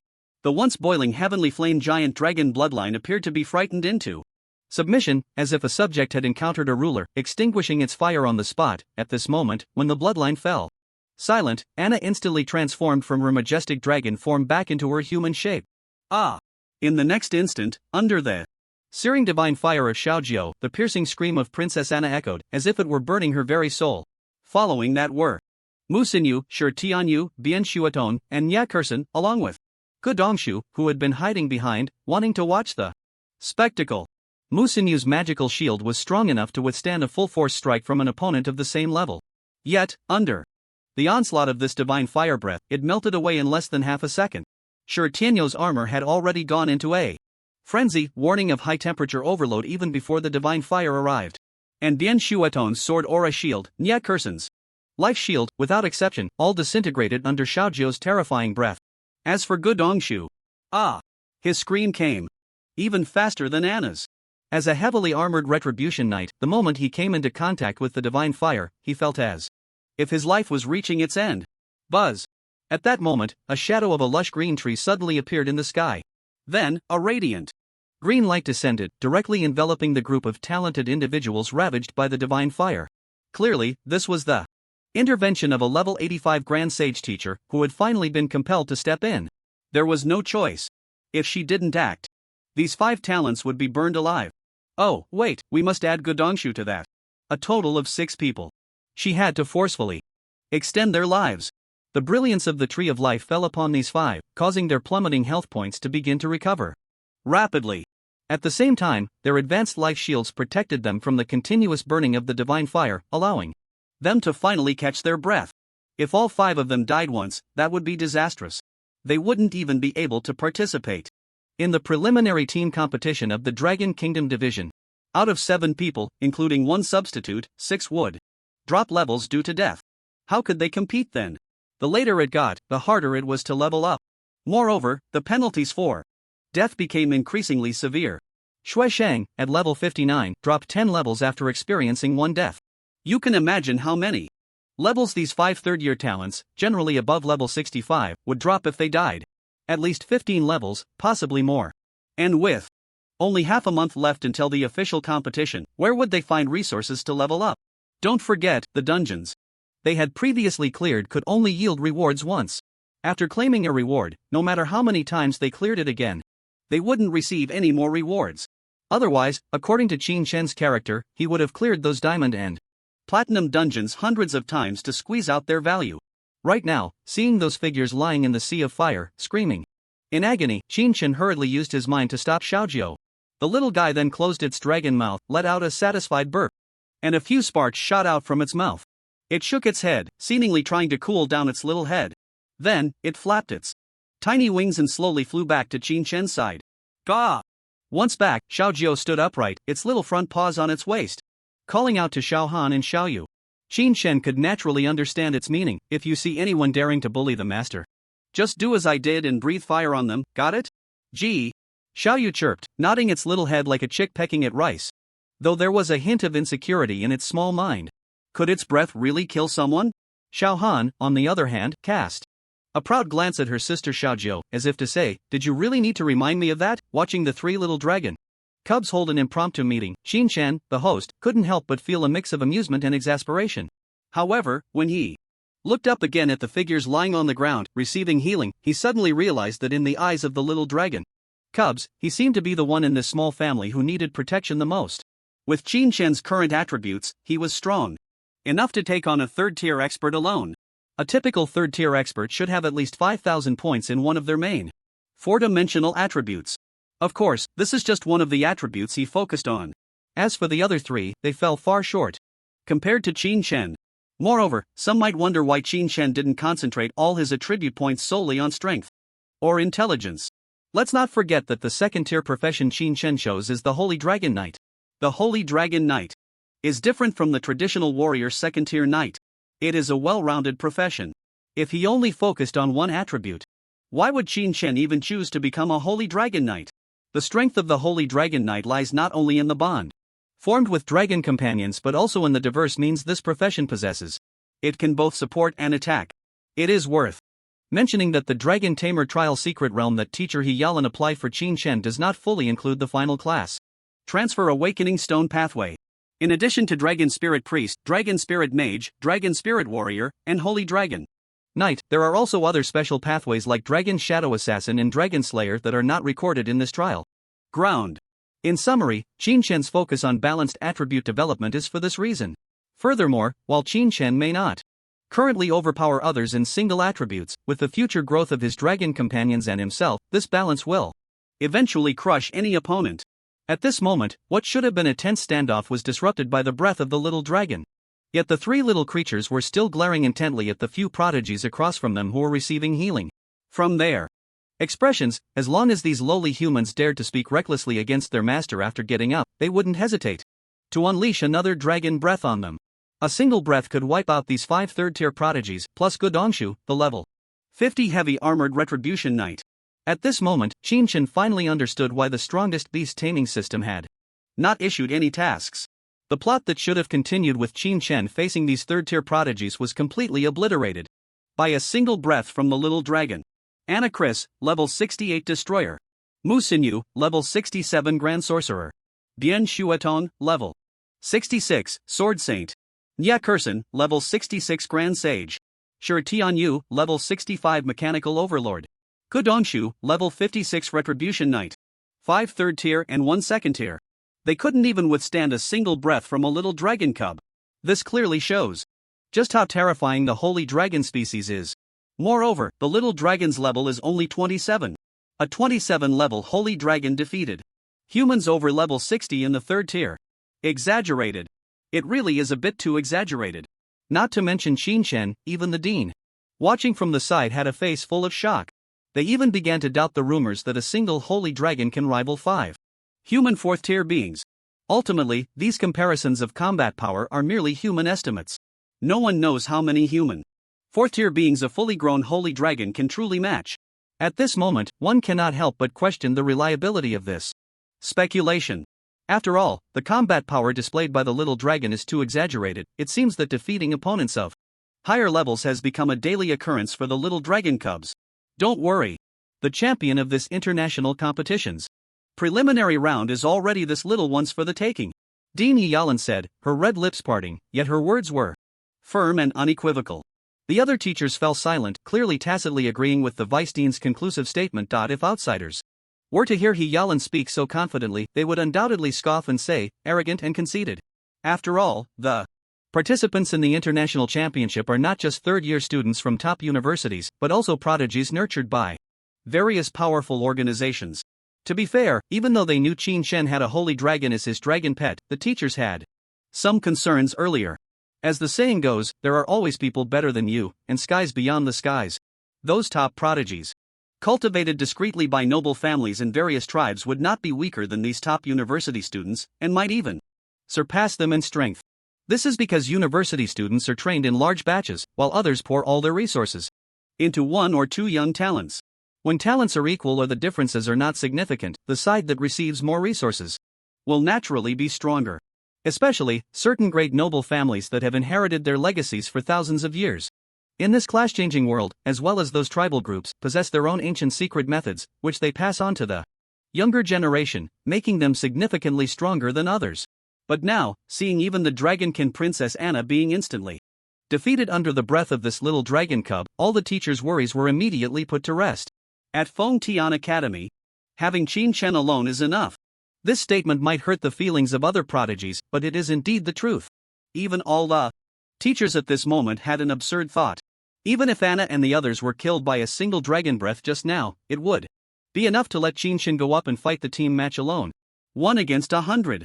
Absolutely not a problem. They are awake. At this moment, the group on the opposite stage, who were receiving treatment, finally woke up from their coma. The teacher, responsible for treating these prodigies, couldn't help but wipe the sweat from his forehead. Mainly because it was too difficult to treat. The divine fire of the blazing holy dragon is the king of flames in the world, capable of melting everything. Not to mention flesh and bones, even spirits and souls would be burned. Even this level 80 sage teacher had to expend a considerable amount of mana to completely heal the burns of these prodigies, even using the S-rank healing skill Blessing of the Goddess of Life to restore their bodies and damaged souls. This was still in the form of a young pet. If the young pet had used the divine fire of annihilation to unleash this dragon breath, those 6 people would have had no choice but to obediently resurrect. Because they wouldn't even wait for the teacher's intervention. In the instant they were scorched by the divine fire, they would have ascended. And when the 6 people on stage woke up and slowly got up, it was as if they recalled the fiery attack they had suffered before. Losing consciousness, their expressions instantly turning pale. They then suddenly turned to look at the figure opposite them. They were shocked to see 3 little dragon cubs glaring fiercely at them, standing at Qin Shen's feet. This, as the dragon kin princess, Anna's delicate and flawless face turned even paler when she saw these 3 dragon cubs whose bloodline levels completely crushed her own.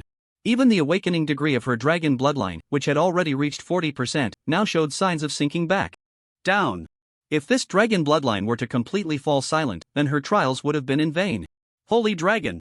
These 3 little dragon cubs glaring fiercely at them are definitely holy dragons. Otherwise, how could her dragon bloodline be completely suppressed?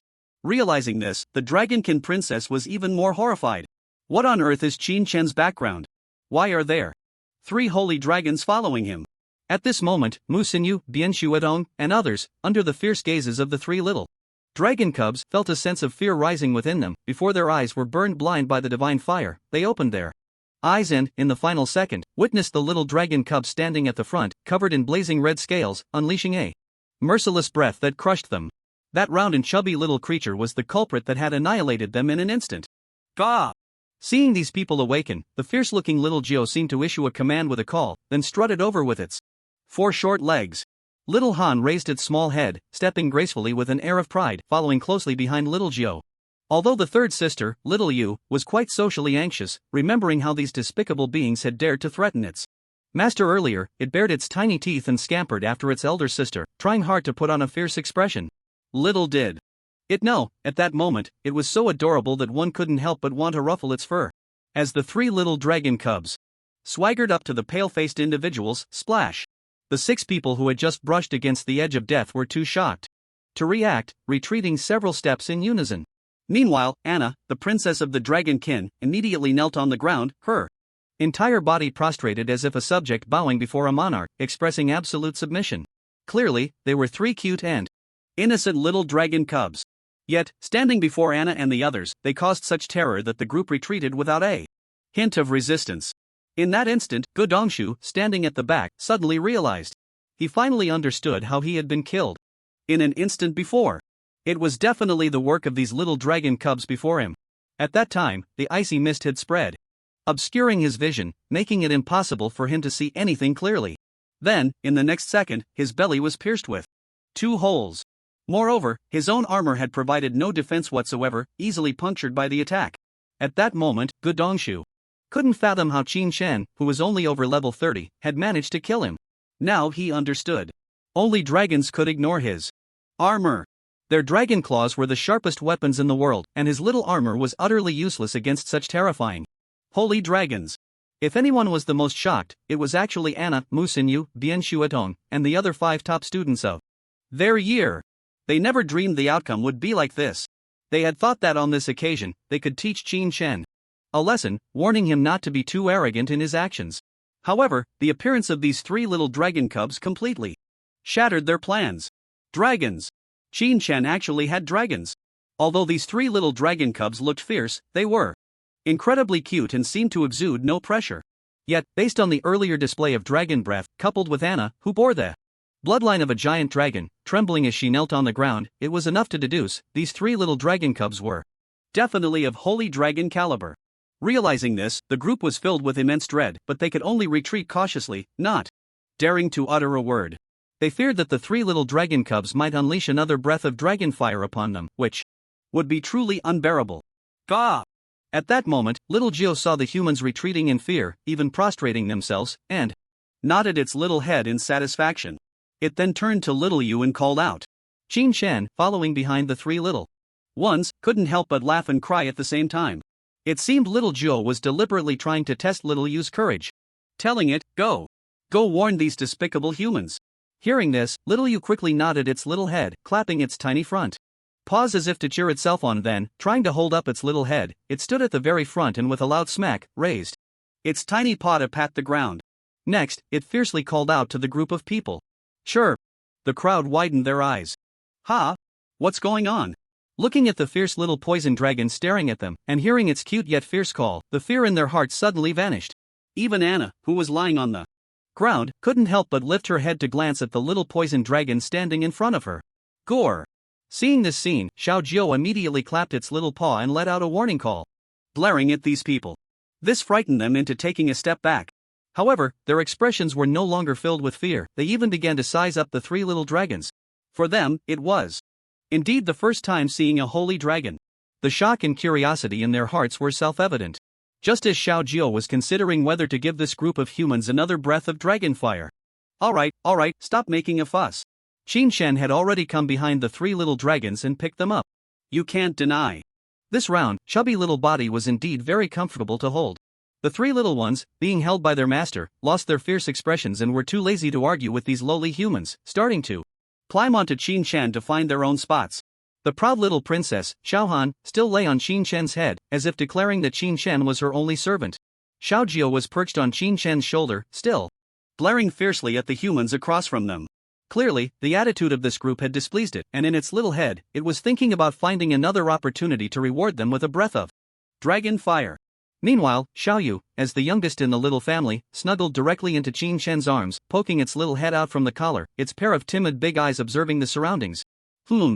With three little dragons hanging on him, the once aloof and cool Qin Shan transformed into a gentle, nurturing dad. Even if he wanted to explode in anger, he couldn't instill any sense of intimidation in others. In response, Dean He-Yalan and the group of teachers couldn't help but chuckle. They hadn't forgotten Qin Shan's coldness and indifference when he had directly slain Shueshang before. That decisive and fierce aura made it easy to forget that Qin Shan was just an 18-year-old boy. After all, this kind of temperament is usually only seen in those ruthless individuals who lick blood on the edge of a knife. Now with three little dragons hanging on him, it undoubtedly softened the cold aura around Qin Shan. Alright, the farce ends here. Do you have any objections to Qin Shan participating in the individual competition as the fifth seed of the Fengtian Academy? If you have any, you can bring them up now. He-Yalan gently clapped her hands, stepped forward, and in an instant, arrived on the stage, then turned to smile at Anna and the others. The crowd. Are you kidding? How could we dare to have any objections? This is the first dragon tamer in history to contract a holy dragon. And three of them. No wonder the deans and teachers ignored the complaints from these second and third year students. No wonder the deans and teachers disregarded all the various voices on the external networks. It turns out they were so shallow. I have no objections. This incredibly proud dragon human princess, at this moment, was shaking her head like a little quail. At the same time, she added, if classmate Qin Shan has any objections, I can give up the first seat position. The crowd. It was clear that this student council president was quite sincere. Even Anna spoke up. Mu Xinyu, Bian Xuetong, and others certainly couldn't oppose it. Of course. They didn't have the strength or courage to oppose. I have no objections. Neither do I. As they spoke, everyone's gaze involuntarily shifted to the three little creatures hanging on Qin Shan. They trembled with excitement. Those were truly holy dragons. Since there are no objections, let me announce another decision. This team competition will have Qin Shan as the captain, responsible for commanding and formulating tactics throughout the battle. You all have no objections to this, right? Dean He-Yalan also turned to the crowd with a smile. Mu Xinyu listened to Dean He-Yalan's words, his expression filled with righteous Determination is, he said. Dinhee, even if you don't say it, we've already decided to let Junior Qinchen be our captain. Everyone? Don't you agree? He looked at the rest of the group. Yes. That's right. We actually decided long ago to let Junior Chen be the captain. The previous matter was just a misunderstanding. Exactly, it's truly the younger generation surpassing the older. I genuinely admire Junior Qinchen's strength and am glad that our Fengtian Academy has such a prodigy. The crowd nodded, eagerly, sincerely expressing these words. When it comes to the speed of changing faces, these few prodigies could claim the first place. And in Fengtian Academy, no one would dare to claim the second. Understanding. Many teachers silently gave a thumbs up in their hearts upon seeing these third-year prodigies so perceptive. Qinchen, you should be willing to be the captain, right? The beautiful Dean also inquired about Qinchen's opinion. However, before Qinchen could speak, Mu Xingyu had already laughed heartily. Dinhee, how could you even ask that? Who else in our team could be the captain besides Junior Qinchen? Exactly. Dinhee, that question is a bit unnecessary. If Junior Qinchen doesn't take the captaincy, who among us has the right to? We wholeheartedly agree with Junior Qinchen being the captain. And we guarantee that if Qinchen leads us east, we absolutely won't run west. These people were afraid that Qinchen would decline. Or perhaps they were worried that if they weren't careful, the captaincy would fall to one of them. And they would be targeted by the three little dragon cubs, so they all chimed in. Even Anna, the dragon human princess, quickly nodded her little head in agreement. There was no way around it. The three little dragon cubs hanging on Qinchen still occasionally glanced over. The little poison dragon nestled in Qinchen's arms, peeking out with just its little head, was fine. It was not scary at all, but rather cute. However, the little fire dragon perched on Qinchen's shoulder and the little ice dragon on his head were definitely not to be trifled with. Especially the little fire dragon. They had personally experienced its terror. A single breath almost cost them their lives. To be honest, they had never encountered such a situation before. Since it's already decided, let's disband for today. Starting tomorrow, remember to keep what you saw and heard today confidential and not to disclose it. By the way, make sure to prepare a set of formal attire. This year's International Championship preliminary round has many prodigies from various affiliated countries, as well as some monsters cultivated by hidden clans. Therefore, the official International Championship is also hosting a banquet. All participants are required to attend, and such occasions will be quite beneficial for you. You might get to know each other and establish some connections. In the future, you'll understand the benefits of networking. Dinhee Yalan also reminded them. The crowd nodded in agreement, their expressions becoming serious. The next opponents they would face were those who usually kept a low profile but whose strength was absolutely not to be underestimated. The reason those affiliated countries and hidden clans sent their cultivated prodigies to compete for this spot was naturally driven by enormous interests, fighting for the country. If they could achieve good results in the International Championship, then the player's family, school, and themselves would receive generous gifts from the country. And this time, they, who originally lacked confidence, suddenly felt full of it because of Qinchen's joining. After all, he is a dragon tamer with a holy dragon. The probability of winning the championship can almost be said to be 90%. The reason for leaving 10% is that the world is full of wonders. No one can guarantee that with the holy dragon, Qinchen will truly be invincible in the preliminaries and even in the world competition. When Qinchen walked out of the arena, the crowd outside, isolated from the world, had been waiting for a long time. Pairs of eyes were all focused on Qinchen. The three little dragon cubs had naturally already burrowed back into the beast pet space. When these people saw Qinchen emerge unscathed from the isolation barrier, they couldn't help but be astonished. Especially the third-year students who were planning to watch Qinchen's embarrassment were left dumbfounded. Ah. They didn't even fight? That's a bit ridiculous. Didn't I hear from the student council that Anna, the student council president, would teach this Qinchen a lesson today? Could it be he even defeated the third-year students? Impossible, right? The surrounding discussions had no effect on Qinchen's mood, nor did they make him stop for even a second. Because the three little dragon cubs were already in the beast pet space, eagerly urging Qinchen to hurry up and make a big meal for them. The reason for the little cubs' insistence was that the little wine felt that today, their master had subdued those ungrateful humans. A great achievement. So, naturally, there was a reason to have a big meal. To this, Qinchen had no objections. Naturally, he could only pamper his own dragon cubs. Moreover, at this moment, Qinchen had no place to spend his credits. Currently, the dungeons in the secret realm hall were not suitable for Qin Shen to enter.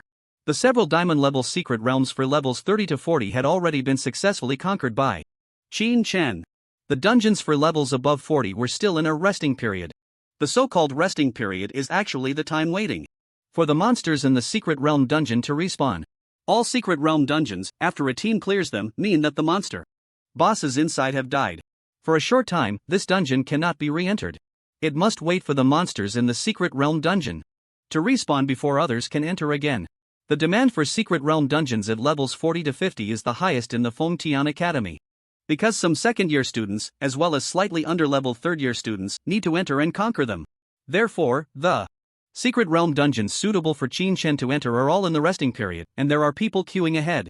As a result, for the past half-month, Qin Shen had no need to spend credits to enter dungeons.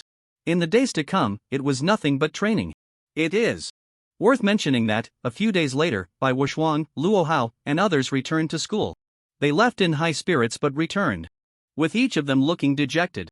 In this new student exchange competition, the best individual result was 4th place, achieved by Luo Hao, while the highly anticipated Bai Wuxuang was eliminated in the opening match by Lin Xiuling.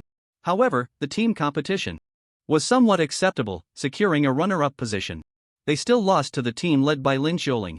The defeat in the new student exchange competition also led many new students to start booing Bai Wuxuang and Luo Hao. But the uproar was not significant, because the world is focused on the upcoming international competition preliminaries. No one was paying attention to the small matter of the new student exchange competition anymore. As one of the top 10 superpowers in the world today, Long Country was naturally the focal point of international attention. With nearly 10 days left until Long Country's preliminaries, the city of Longdu in Fengtian Province was already bustling with activity and excitement. During this time, anyone could clearly feel the increase in the number of tourists. From various countries, media reporters from various newspapers flocked in. Every shop had hung up red banners, and the sky above the city was occasionally lit up with dazzling fireworks. The entire city visibly buzzed with excitement and prosperity.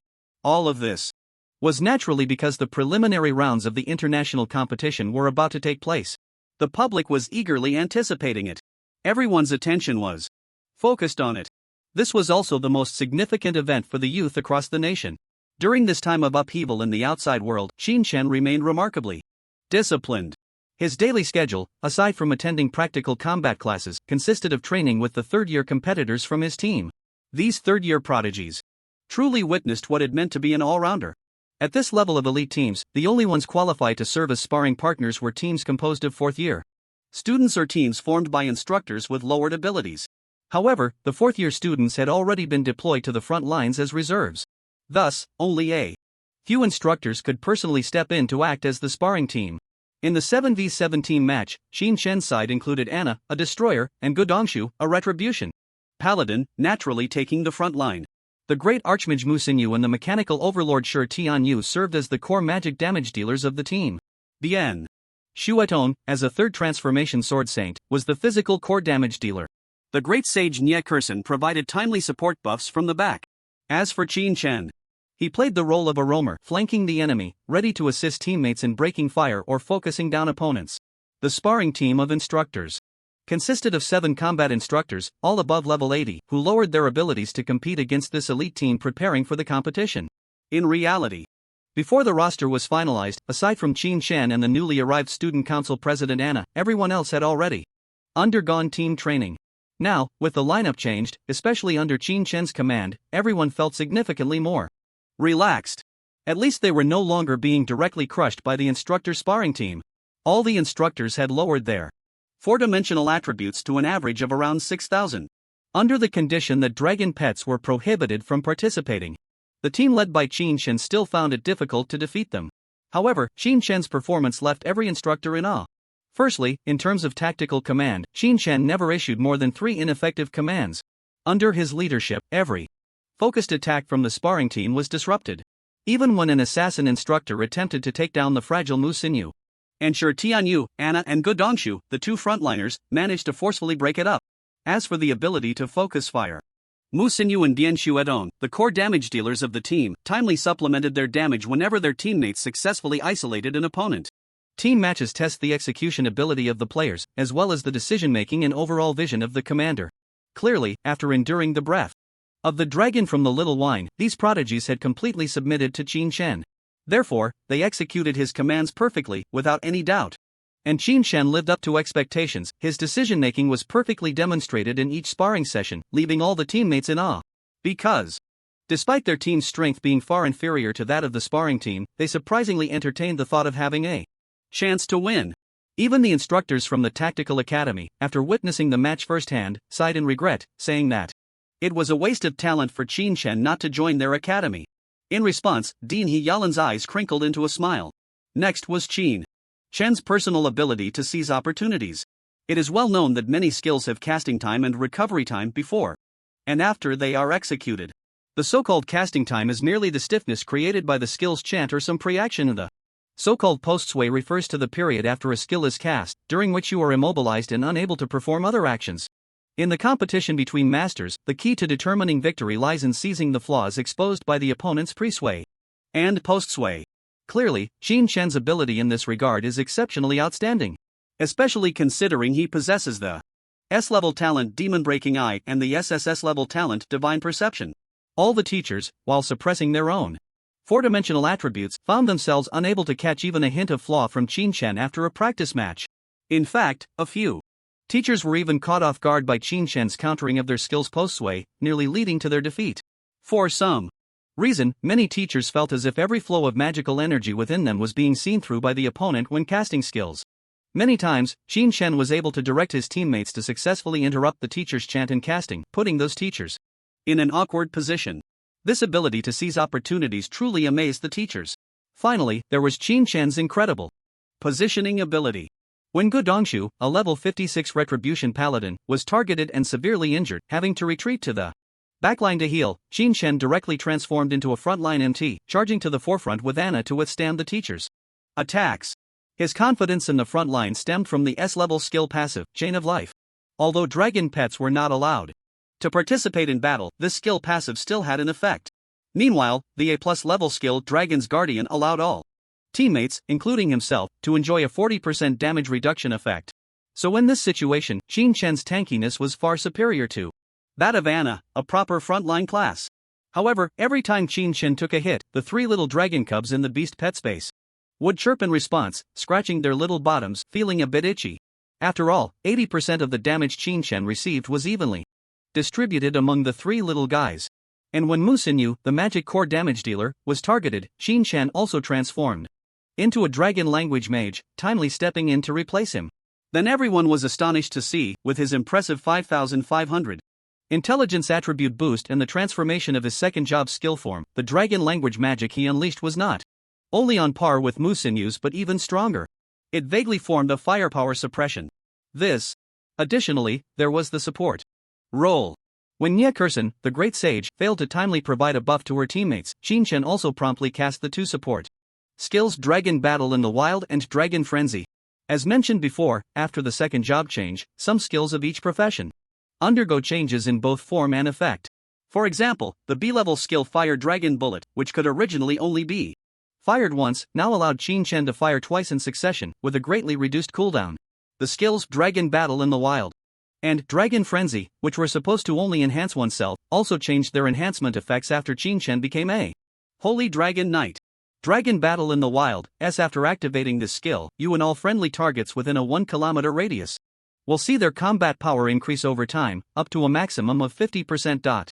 Note, your dragon pet receives an 80% combat power boost. Dragon Frenzy, after casting, you and all friendly targets within a 1 kilometer radius will receive a 20% boost to all attributes. Note, the frenzy boost for dragon pets is 40%. It can be seen that these two skills, after Qin Shen's job change to Holy Dragon Knight, have shifted towards the direction of Dragon Spirit Priest, transforming from originally enhancing only oneself or the dragon pet to being able to enhance all friendly targets. This is the versatility of the Holy Dragon Knight. Of course, if Qin Shen were to officially change his class to a Dragon Spirit Priest, then the enhancement of the skilled Dragon Frenzy would skyrocket to a terrifying 200%. The enhancement of the skilled Dragon Battle in the Wild would be even more horrifying, reaching an astonishing 400%. After all, the Dragon Spirit Priest is a class focused on support. They can draw fire for teammates in the front line, provide output to suppress enemies, and also assist by boosting teammates' attributes. It's simply a jack of all trades. Wherever there's a need, Qin Shen can fill the gap. Not only that, but Qin Shen's combat intuition has left everyone in awe. No matter how you target him, he can effortlessly escape and counterattack. It's worth mentioning that, during a certain training match, a third transformation warrior teacher, skeptical of his abilities, charged at Qin Shen after knocking Godongshu away with a charge, swinging his heavy sword directly at him. He wanted to see if this dragon tamer, who was favored by so many, was really that formidable. The next second, clang! The crisp sound of metal clashing rang in everyone's ears. Then, to their astonishment, they saw the heavy sword in the hands of that third transformation warrior teacher was actually sent flying into the air. Moreover, this teacher was caught in a state of extreme stiffness, frozen in place, completely unable to cast any skills. And Qin Shen, at this moment, was completely enveloped in golden light, striking a decisive execution pose with his weapon raised. The golden light seemed to form a dragon battle armor, indicating that in this golden invulnerability state, Qin Shen had terrifying damage reduction. In the next instant, swoosh! Qin Shen suddenly swung the heavenly crystal dragon spring sword in his hand, piercing the teacher's body fiercely. Poof! The teacher spat out a mouthful of old blood, feeling his health plummet rapidly, his expression changing drastically. He had no choice but to lift the attribute suppression in that moment, forcibly restoring his peak state, nearly letting out a low growl. Boom! A shockwave suddenly swept through, sending Qin Shen and the others flying. Looking at the wound on his body, it seemed to have instantly healed due to some powerful passive ability. Yet even so, all the teachers and Anna were left dumbfounded, staring at Qin Shen. What the hell? What did they just see? Although the teachers suppressed their attributes, their strength still surpassed that of these students. Yet this teacher, who had transformed from a warrior class to a war sovereign, was not only perfectly blocked by Qin Shen from a fierce attack, he also utilized a certain skills disarm mechanism, sending the teacher's weapon flying and executing him. Additionally, in that moment, everyone could see that Qin Shen was also enveloped in a green light, clearly indicating that this counter-execution had a healing effect. This, in fact, just now, Qin Shen had used a talent and a skill. The A+ level Dragon Counter and the S level Conqueror King.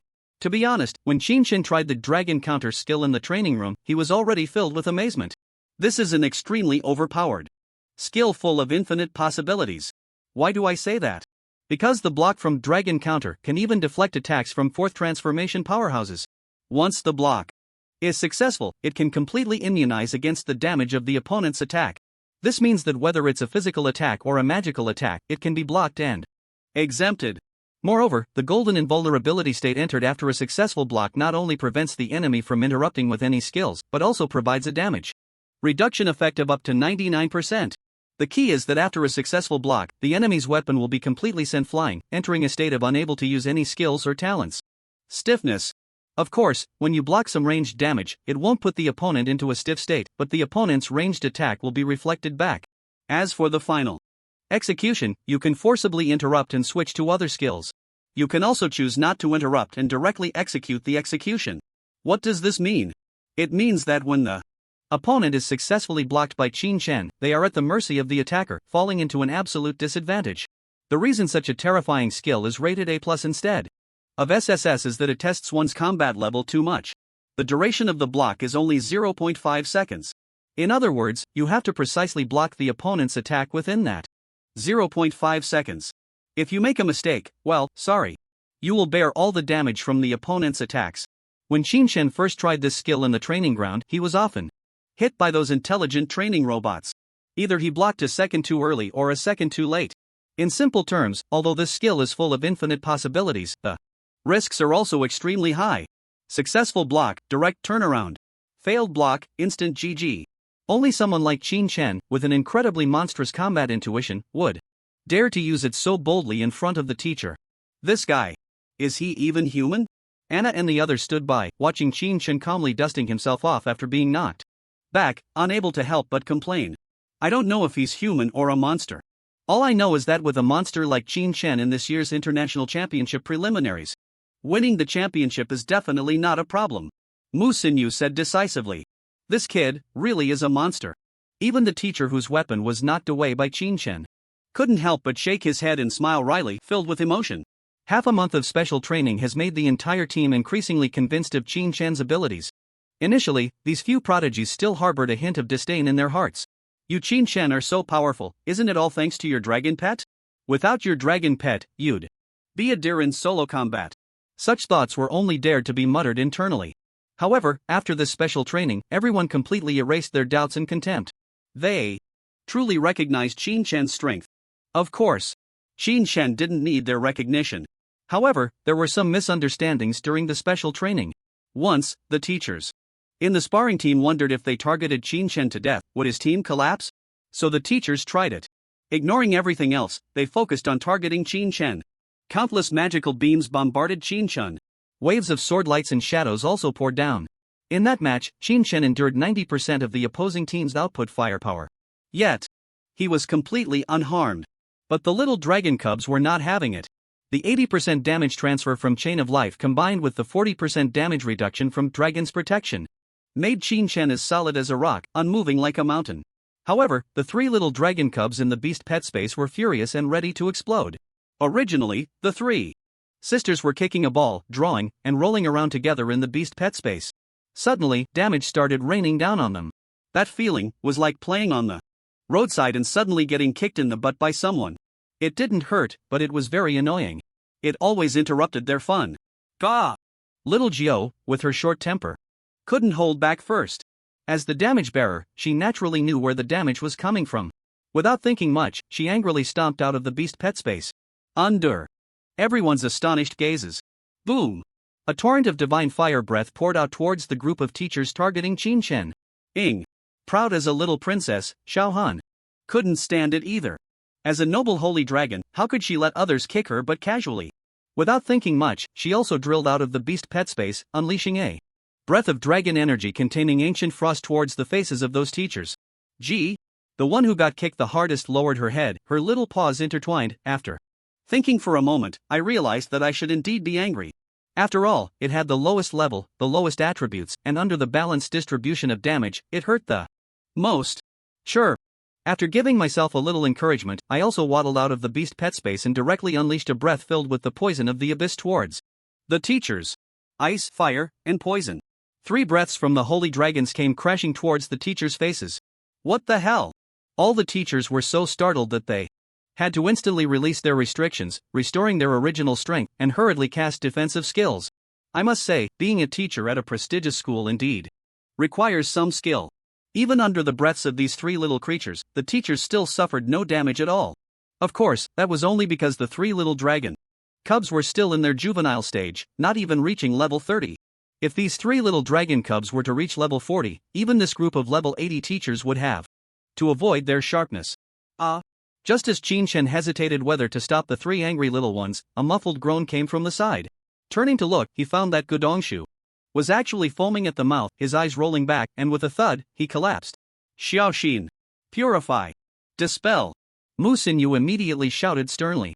But before he could finish the word dispel, he also let out an ah, and then, like a dead fish, his eyes rolled back, and with a thud, he fell down. Buzz! Nya Kursen quickly waved her staff and cast an S-level skill. Purification Holy Realm. When this holy attribute barrier enveloped all the team members, just as Nya Kursen was about to breathe a sigh of relief. Woo! Anna suddenly widened her eyes, clutched her neck, and then fell straight to the ground. Not just her. Sure, Tianyu and Dian Shuedong also fell straight to the ground at the same time. Their mouths were foaming, and they twitched from time to time. This. Nya Kursen was dumbfounded. Completely dumbfounded. She never dreamed that after her S-level skill expanded, her teammates could still be poisoned. Wait, why is my vision getting blurry? Why is it hard to breathe? Nya Kursen widened her eyes, and in the end, thud. She fell down again. Wow. Now, the group of teachers was completely stunned. Even Qin Shen's expression stiffened. Meanwhile, Xiao Jiao and Xiao Han stopped their breaths, staring with their big, cute eyes, blankly watching the little ghost who was still with closed eyes, mouth open, and little paws clenched, trying hard to expel the poison gas. Clearly, these 2 little ones were also shocked by the scene before them.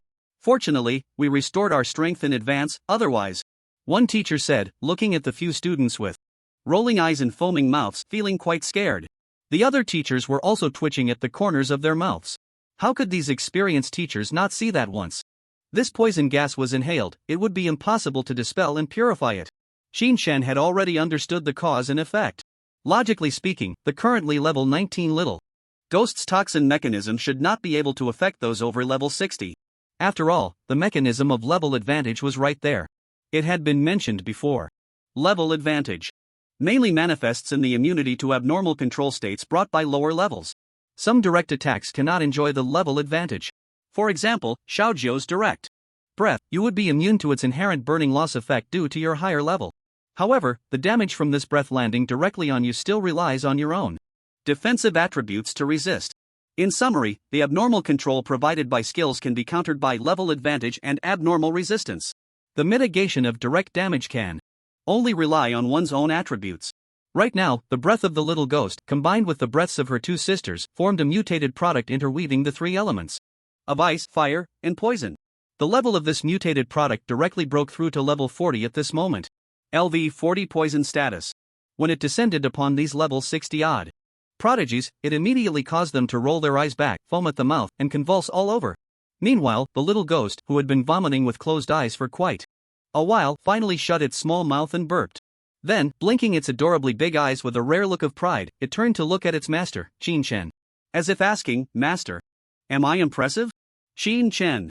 Well, you are quite impressive enough to poison my teammates into a state of collapse. Half a month of training time passed in the blink of an eye. Qin Chen's life at school was basically a routine of 3 points in a line. During this training period, those few teammates had more or less become familiar with the three little dragon cubs. However, the three little ones still maintained their indifferent attitude towards these upperclassmen prodigies. It is worth mentioning that the Dragon Spirit Secret Realm promised to Qin Chen finally opened. This is a resource secret realm. There are many types of secret realm dungeons. For instance, the Secret Realm dungeon for job transfer exams is the most ordinary and common monster-killing secret realm. The trial ground type of secret realm dungeon is a more special job transfer secret realm. Now, the Dragon Spirit Secret Realm, as a resource secret realm, is naturally filled with various spiritual herbs and plants. Of course, there are also guarding bosses inside. Defeating the boss allows one to claim the rewards from this resource secret realm. The rewards do not include experience points, equipment, skill books, items, etc. Only spiritual herbs and plants, these heavenly materials and earthly treasures. In the end, Qin Chen obtained 3 Blaze Dragon herbs, 6 Dragon Spirit herbs, and 12 Dragon Blood herbs. The effects of Dragon Spirit herbs and Dragon Blood herbs are similar to that of Heavenly Fire Divine Essence, specifically for dragons, but their potency is much milder, making them highly sought after by beast tamers who have contracted earth dragons and flying dragons. The Blaze Dragon herb, on the other hand, is significantly more precious than Heavenly Fire Divine Essence. Its effects are also more potent. When given to dragons, it can elevate their levels. Sure enough, after Qin Chen obtained the Blaze Dragon herbs, the 3 little ones became completely addicted, as if they had inhaled catnip, their round little bodies clinging to Qin Chen, constantly acting cute and begging him to let them eat the Blaze Dragon herbs. Without much thought, Qin Chen directly spent 100,000 credits to hire a master-level alchemist, along with some auxiliary herbs to further enhance the potion's effects. The 3 little ones eagerly gulped down the potion made from the Blaze Dragon herbs. The result was that the 3 little ones slept for 3 days and 3 nights. However, after rapidly digesting the powerful effects of the potion, Xiaojiu's level jumped from 27 to 35. Xiaohan's level rose from 23 to 32. And Xiaoyu even soared from 19 to 30. It can be seen that, after consuming the same Blaze Dragon herb potion, the level increases for these 3 little dragon cubs were all different. Especially Xiaoyu. It actually increased by a staggering 11 levels. This is simply outrageous. Originally, for a divine beast like the Holy Dragon, leveling up is far more difficult than for other spirit beasts or magical beasts. Yet Xiaoyu still managed to increase by 11 levels. If this isn't outrageous, then what is? However, upon careful reflection, it does make sense. After all, even though they are all holy dragons, there are still differences in bloodline and constitution. Even when consuming the same divine medicine, the effects absorbed can vary. Of course, what is even more shocking is the change in the little dragon cub's attributes. Xiaojiu's 4-dimensional attributes increased from 8,500 to a total of 12,000. Officially breaking 10,000. Xiaohan's 4-dimensional attributes rose from 5,500 to 10,000. Also breaking 10,000. The 30-level Xiaoyu's attributes increased from 4,000 to 9,500. Just 500 attributes away from also breaking 10,000, even though the 3 little dragon cubs had the same 4-dimensional attributes at birth, their growth rates in these attributes would differ as their levels increased. This indicates that even at the same level, the 4-dimensional attributes of 2 holy dragons would never be the same. Of course, the strength of a holy dragon is not solely determined by its four-dimensional attributes, but also by the various world-destroying holy dragon skills it possesses.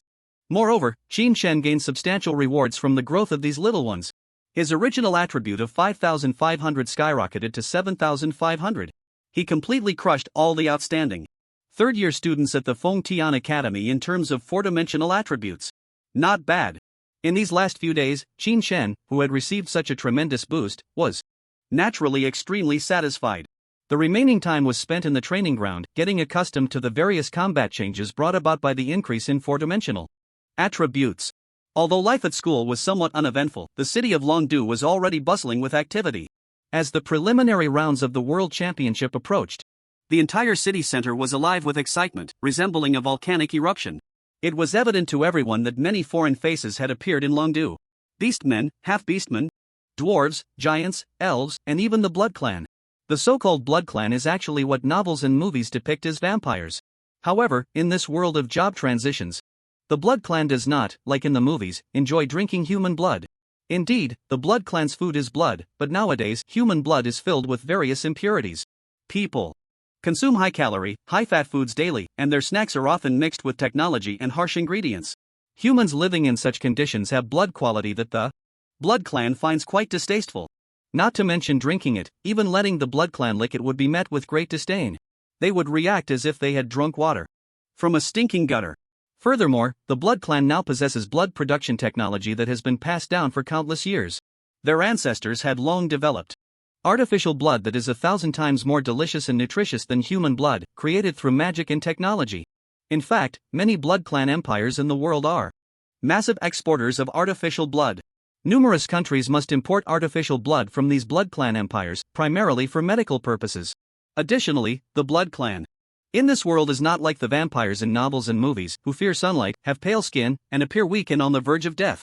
On the contrary, the Blood Clan, having access to nutritious and delicious blood, along with their own blood secret arts that can detect the health of their blood at any time, have evolved over the years. Each member of the Blood Clan is now fair-skinned, beautiful, with rosy complexions and full of vitality. They are undoubtedly healthier than many overweight, weak humans who stay home and do not exercise.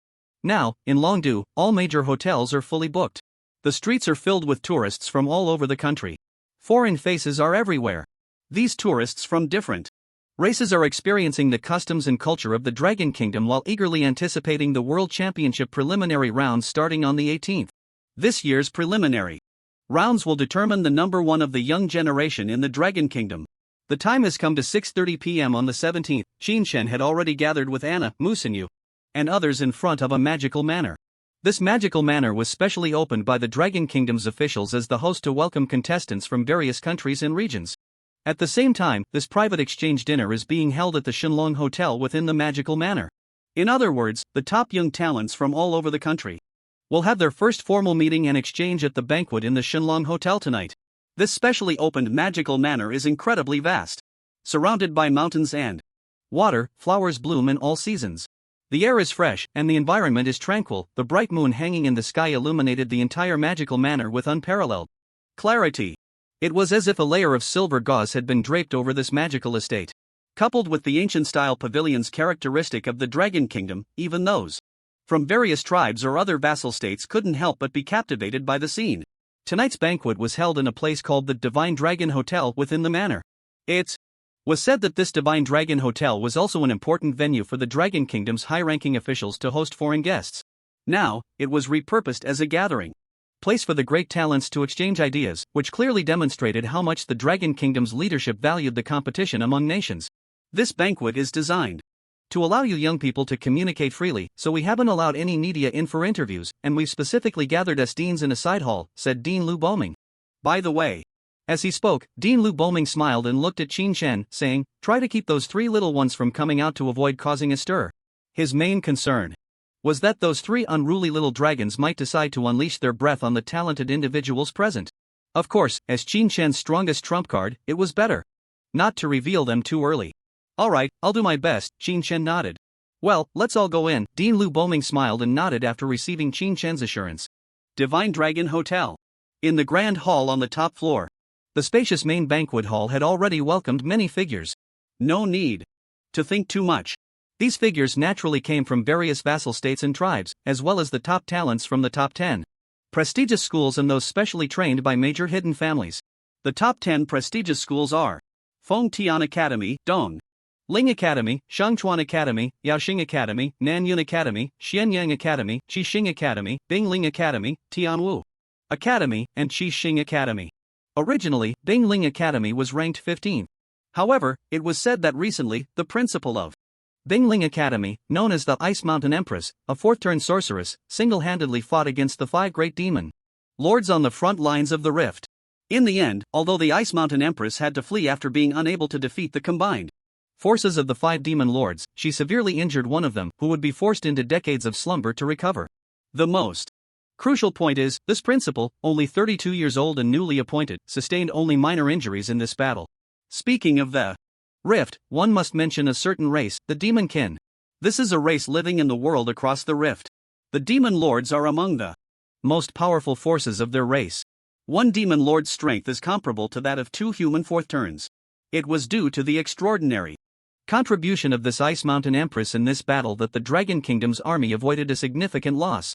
Ultimately, this led to an exceptional rise in the ranking of Bingling Academy, and the state began to allocate educational resources to this academy. Additionally, Lin Xiuling, who defeated by Wushuan, Luohao, Sun Yanyan, and others, has already become a disciple of the Ice Mountain Empress, becoming her only student. At this moment, most figures, still unfamiliar with one another, stood together with their companions, forming distinct social circles. While sizing each other up, they also conversed with their companions, sharing information. Goodness. That group of Silver Moon elves is indeed the most eye-catching. Each one is more handsome or beautiful than the last. Undoubtedly, the most captivating presence in the hall came from the Silver Moon elves of the Silver Moon Forest. These Silver Moon elves had hair that shimmered like silk under the moonlight, and their features were exquisite and flawless. Sun Yanyan also had half of her lineage from the Silver Moon elves. Her family had moved away from the Silver Moon Forest decades ago for some reason. Her father fell in love with a human woman, which led to her birth.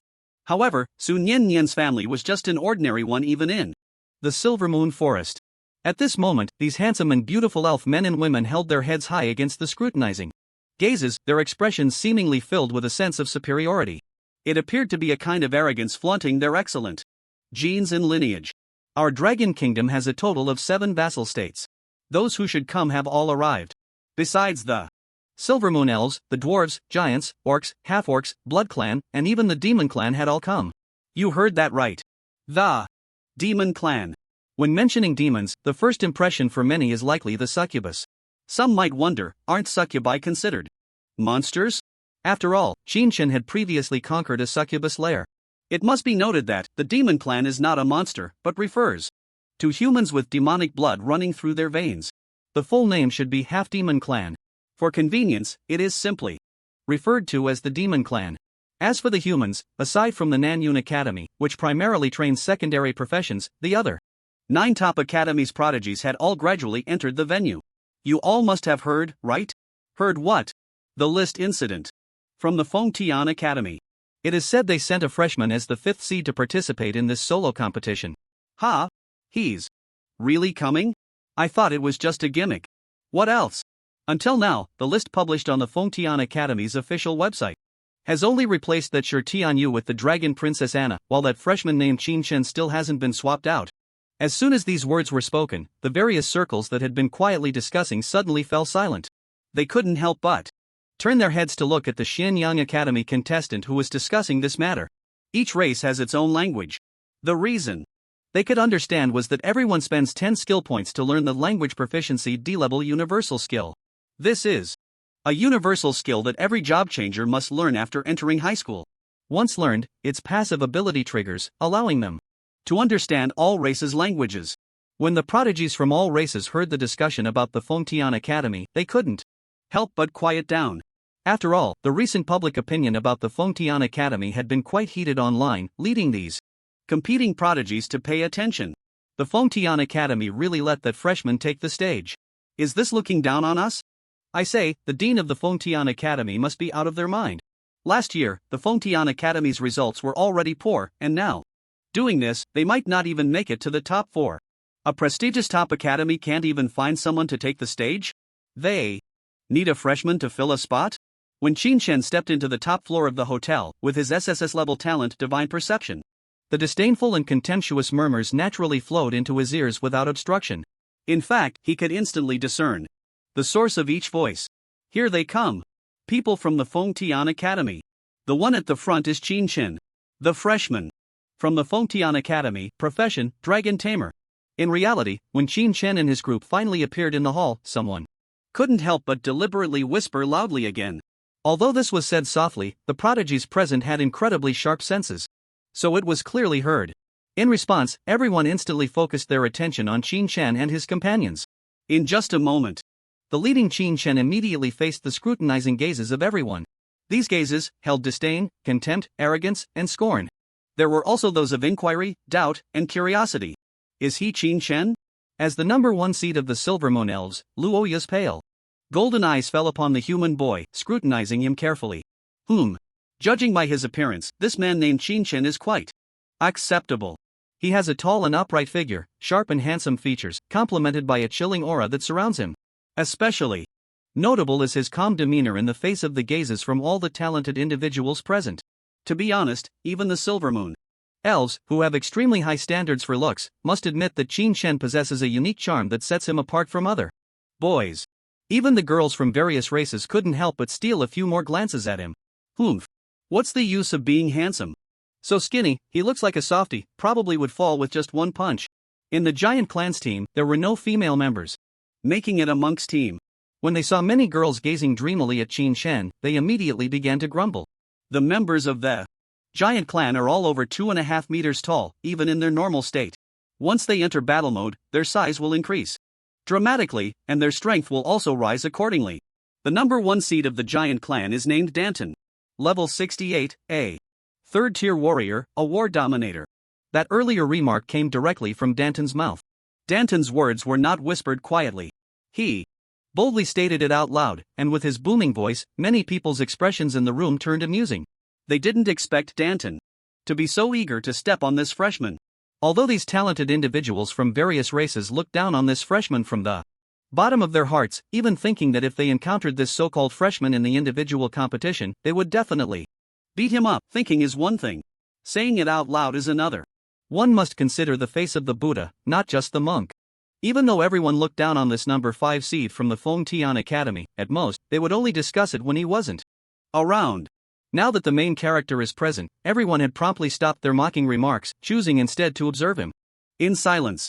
Some social niceties must still be observed. Yet, Danton, just because of this freshman's outstanding appearance, felt a surge of jealousy and directly spat out this provocative remark without holding back. He even used the insulting term softie. As a result, excitement visibly spread across everyone's faces.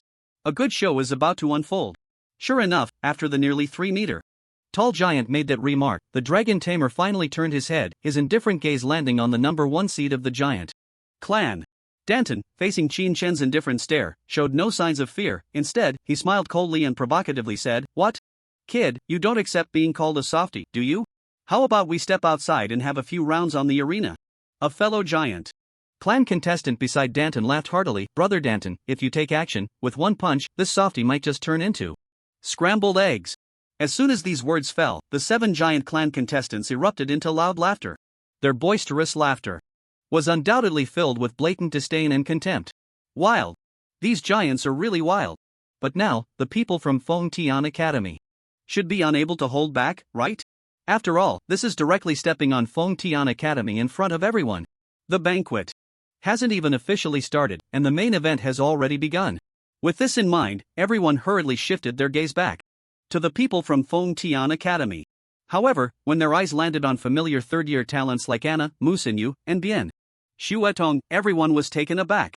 Because not only did they not see shame or anger on these people's faces, but instead, they saw blatant pity in their eyes. What on earth is going on? Especially that Dragonkin Princess Anna, known for her fiery temper. Upon seeing her companion being so provoked, she should have been furious, yet at this moment, she appeared quite docile, willingly standing behind Qin Chun. Not even a hint of anger was displayed. Instead, she looked at Danton and the other Giant Clan members with a sympathetic smile. Ridiculous. Are the people from the Feng Tian Academy like Ninja Turtles?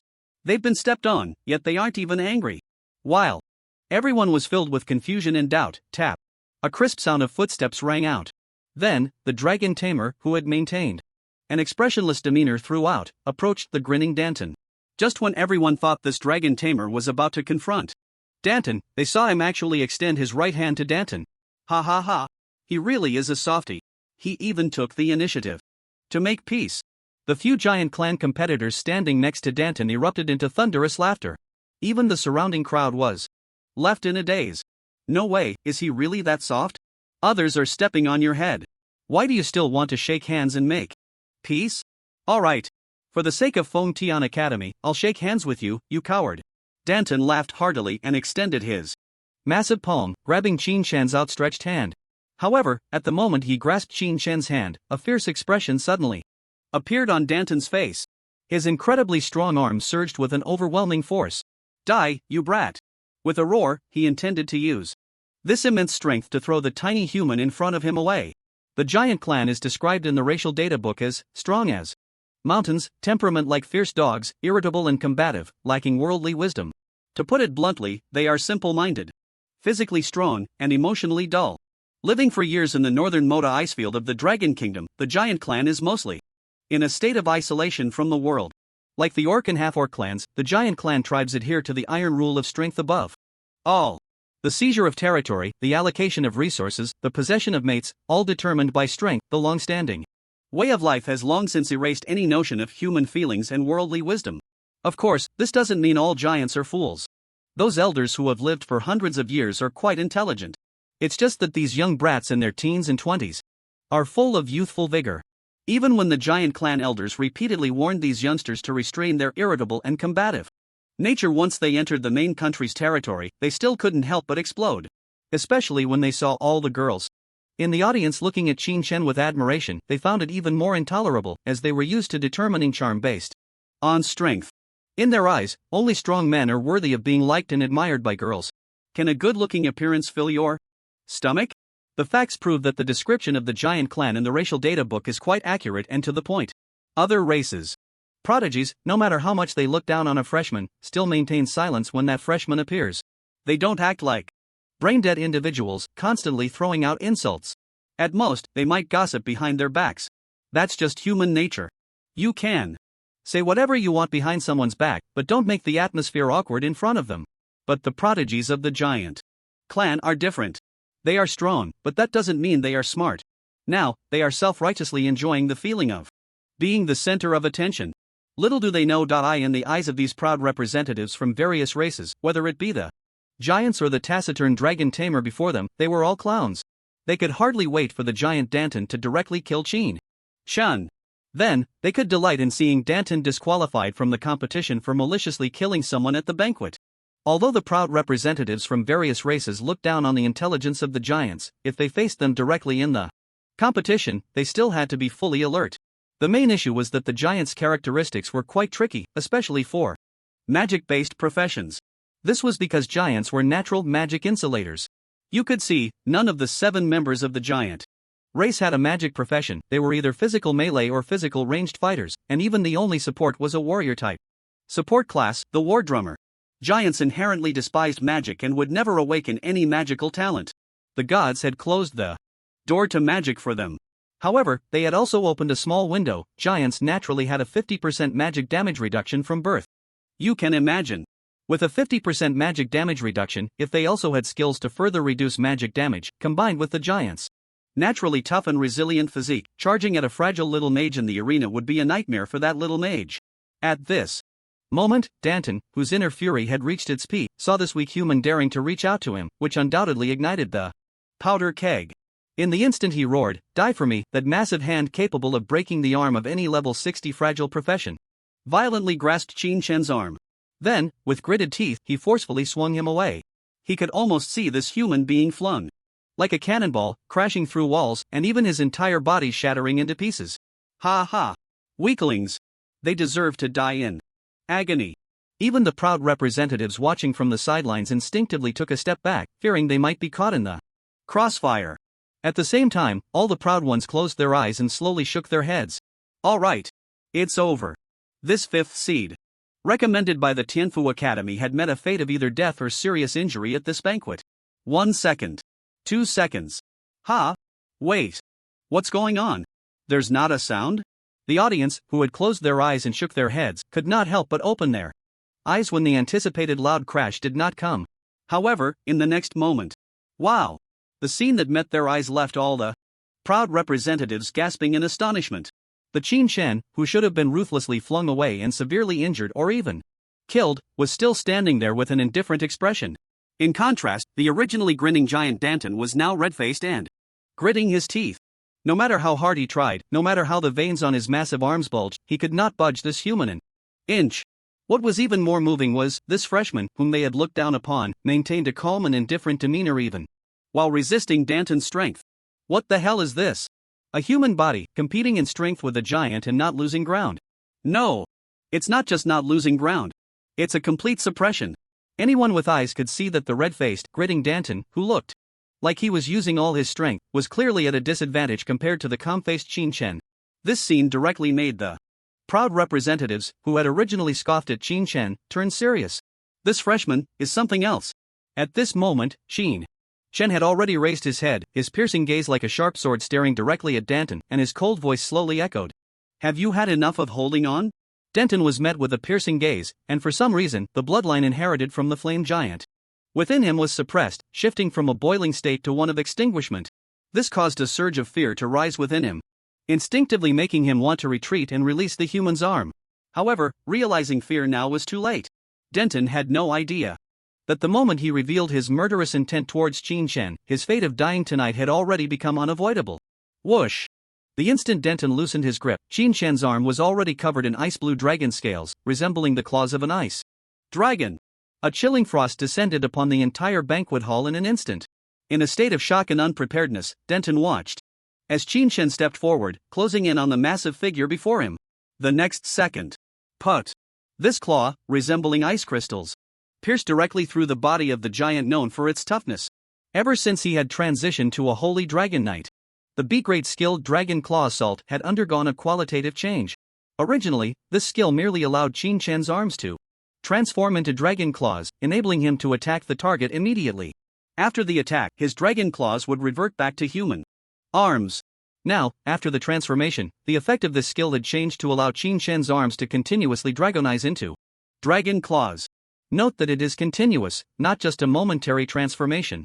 The duration is 120 seconds. Moreover, as long as his dragonized claws are used, they can have different effects based on the dragon pet he has contracted. When Qin Shen chose to transform into the blazing dragon claw, the attack would additionally inflict a divine fire explosion effect, making it extremely suitable for battling high defense, high health opponents. When he chose to transform into the frost dragon claw, the attack would inflict the mysterious ice congeal effect, instantly turning the target into an ice sculpture.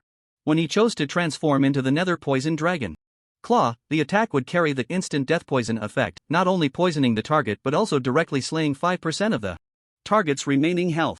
This is the benefit brought by the second transition. All skills related to your second transition profession will undergo a certain qualitative change, greatly enhancing your combat power.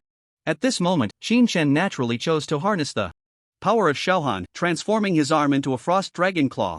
The clear ice-blue dragon claw, like crystal, effortlessly pierced through the giant's body before him. Since all the top talents had come to the banquet tonight, they were all dressed in formal attire and had not donned their combat gear. Additionally, this giant had already fallen into a state of shocked fear.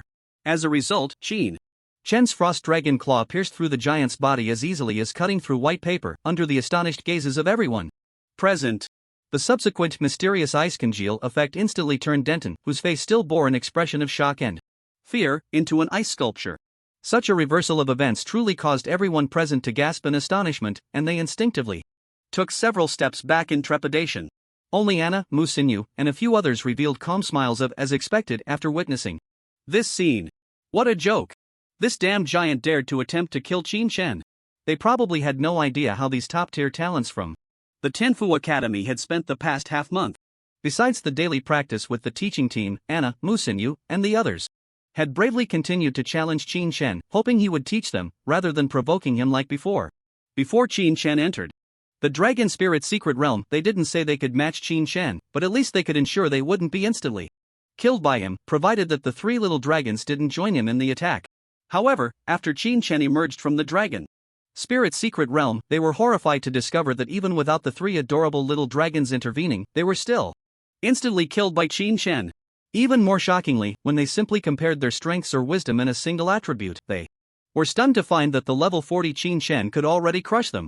Although the giant race was naturally incredibly strong, and perhaps this Danton had already surpassed a power attribute of 7,000, it was still not enough in front of Qin Shen. At this moment, under the astonished gazes of everyone, Qin Shen calmly retracted his arm that had pierced through his opponent. It was only then that everyone noticed that not a single drop of blood had stained his arm. Because at the moment the frost dragon's claw made contact, all the blood within the opponent had been completely frozen. In the end, Qin Shen simply extended his hand and lightly flicked his fingers at the giant race's prodigy, who had been completely turned into an ice sculpture. Crack! The entire massive ice sculpture shattered in response. Danton's body was further disintegrated into countless shards of ice. This clearly indicated that this level 68 War Master had met his demise. Wow! In that instant, all the prodigies present couldn't help but exclaim in shock. Someone had died. Someone had actually died. And it was none other than the number 1 seed of the giant race tribe, Danton. What a ruthless method. What a decisive mindset. What the hell? A level 68 War Master didn't even have time to use his life-saving talents and skills before being instantly killed. Did you see that? Just now he used the ability of Dragon Transformation. Isn't that the ability of a Dragon Blood Warrior? But he's a Dragon Tamer. He actually unlocked the ability of a Dragon Blood Warrior? Dragon Blood Warriors, like Dragon Language Mages, are also rare professions. However, in terms of Dragon Transformation abilities, they are far inferior to Dragon Spirit Warriors. Throughout history, no Dragon Tamer has ever successfully undergone a second job change. Therefore, to this day, no one knows the path for a Dragon Tamer's second job change. Only Qin Shen knows, because after binding the Dragon Tamer profession with the strongest beast taming system, he has already comprehended the paths for the subsequent third and fourth job changes. Others who want to know about the information after a Dragon Tamer's second job change can only obtain the Dragon Tamer's Job Change Awakening Stone. But the problem is that the Job Change Awakening Stone for Dragon Tamers can only be obtained by passing the trials of the Dragon Tamers testing ground. So now, when these people saw Qin Shen's arm transform into a dragon, they began to associate it with the Dragon Blood Warrior. I originally thought he was just a little nobody, but it turns out he's a fierce tiger in sheep's clothing. Looks like I can't underestimate this freshman anymore. But to be fair, he really does have guts to go for the kill. Many prodigies were initially stunned and shocked by Qin Shen's actions. Now that they had regained their composure, they marveled at him while also sharing their thoughts with their companions. At the same time, they looked at this freshman, who had been ridiculed and mocked online, with no trace of disdain left. Instead, what replaced it was a heavy sense of seriousness and wariness. No wonder the Feng Tian Academy dared to recommend this freshman. It turns out they had produced such a monster. Although they didn't know if he had successfully contracted a dragon, based on the dragon transformation ability he had just displayed, it was enough to show that this Dragon Tamer, even without a dragon, possessed top-tier strength to compete with them prodigies. The few giant race team members who had been standing next to Danton, after witnessing their captain being killed in an instant, all turned pale and involuntarily took several steps back. The fear in their eyes when they looked at Qin Shen was impossible to conceal, and it was at this moment that the commotion here finally attracted the attention of the high-ranking officials in the side hall. After a staff member discreetly reported the situation, a group of formidable figures, both in presence and strength, solemnly approached. Arriving even earlier than these big shots was a third-tier sage from the Shunlong Hotel. This sage was a member of the hotel's medical team. When she entered the top-level banquet hall and saw the giant's corpse, which had been shattered into ice fragments, her expression changed slightly. She never expected that a life-and-death incident could occur at such a high-level banquet. The deceased was none other than the giant tribe's top contender, Danton. Without further thought, she quickly cast her S-level skill, Divine Resurrection, to bring him back to life. At this moment, the A-level Life Resurrection would no longer be effective. Life Resurrection could only revive targets whose bodily organs were relatively intact, but this giant's top contender was not only shattered into pieces, but even the blood within him had completely coagulated. Only the so-called Great Resurrection Technique, or Divine Resurrection, could save him. While this sage was performing The life-saving spell, the door to the side hall finally swung open. The first to step in was a giant, nearly 3 meters tall, clad entirely in animal skins. However, this giant was slightly hunched, with loose skin showing wrinkles and age spots appearing on his dignified face, leaning on a massive black staff. Although this old giant tried his best to suppress the overwhelming waves of power emanating from him, the surrounding young elites all frowned, clearly affected by this pressure.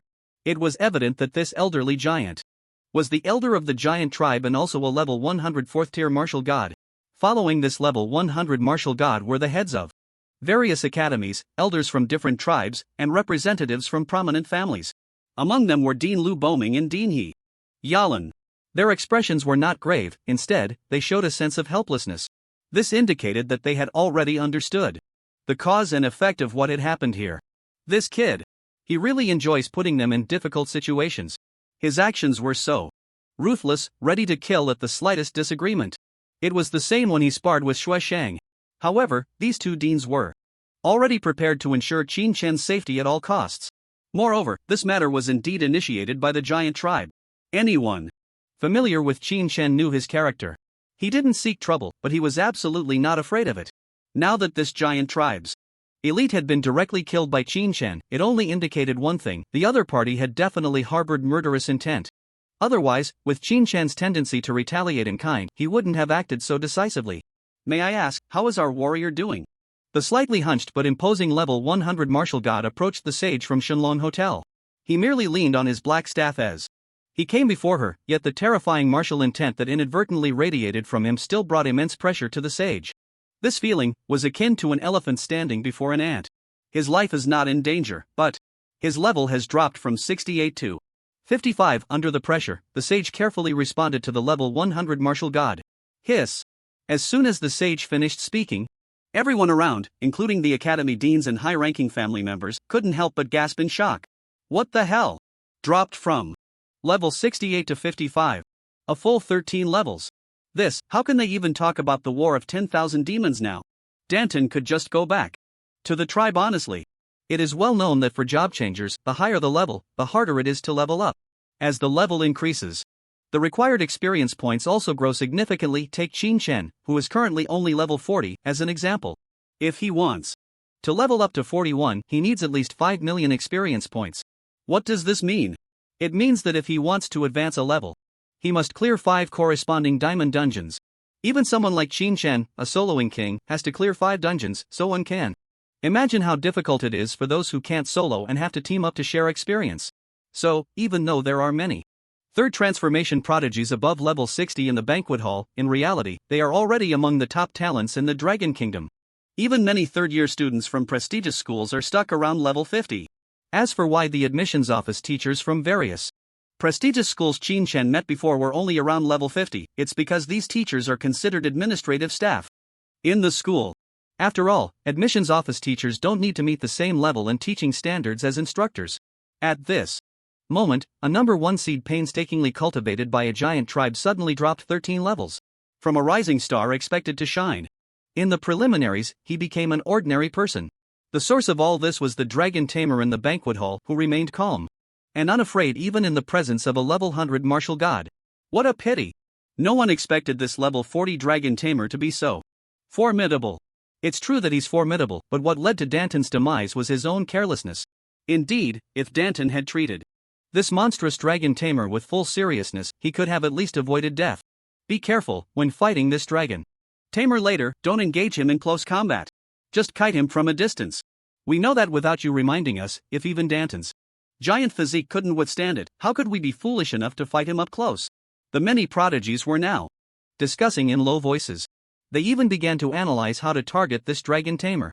The dragon Tamer was supposed to be regarded as the most useless existence among all professions.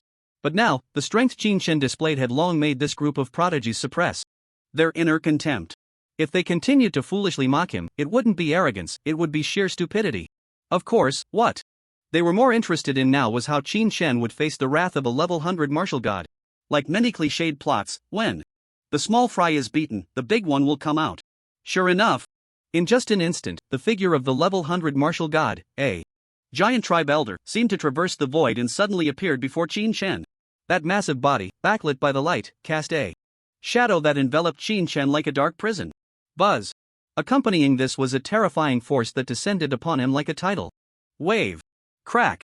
The pressure of the martial god felt as if 2 billion-pound mountains were pressing down on Qin shoulders, and the terrifying weight caused the floor he stood on to crack like a spider web. The SSS level divine perception talent had already alerted Qin's mind the moment this level 100 martial god moved. However, the speed of this level 100 martial god was simply too fast. With Qin currently only at level 40, he was still unable to take any countermeasures, leaving him to stand there waiting for the level 100 martial god to descend before him. But an incomprehensible scene unfolded before everyone around. What the hell? What the heck?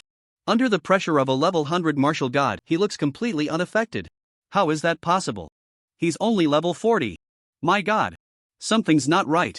Could this guy's physique already rival that of a level 100 martial god? The many prodigies around thought that this dragon tamer would be crushed into a pulp under the pressure of this level 100 martial god. At the very least, he should be crawling on the ground, right? But damn it, this guy, even under the martial god's overwhelming pressure, not only did he not crawl down, but his indifferent expression remained completely unchanged. He looked as if nothing was happening. This was too absurd. Not only the surrounding prodigies, but even those high-ranking figures widened their eyes slightly, showing signs of astonishment. A level 40 dragon tamer standing firm against the pressure of a level 100 martial god. This was simply unheard of.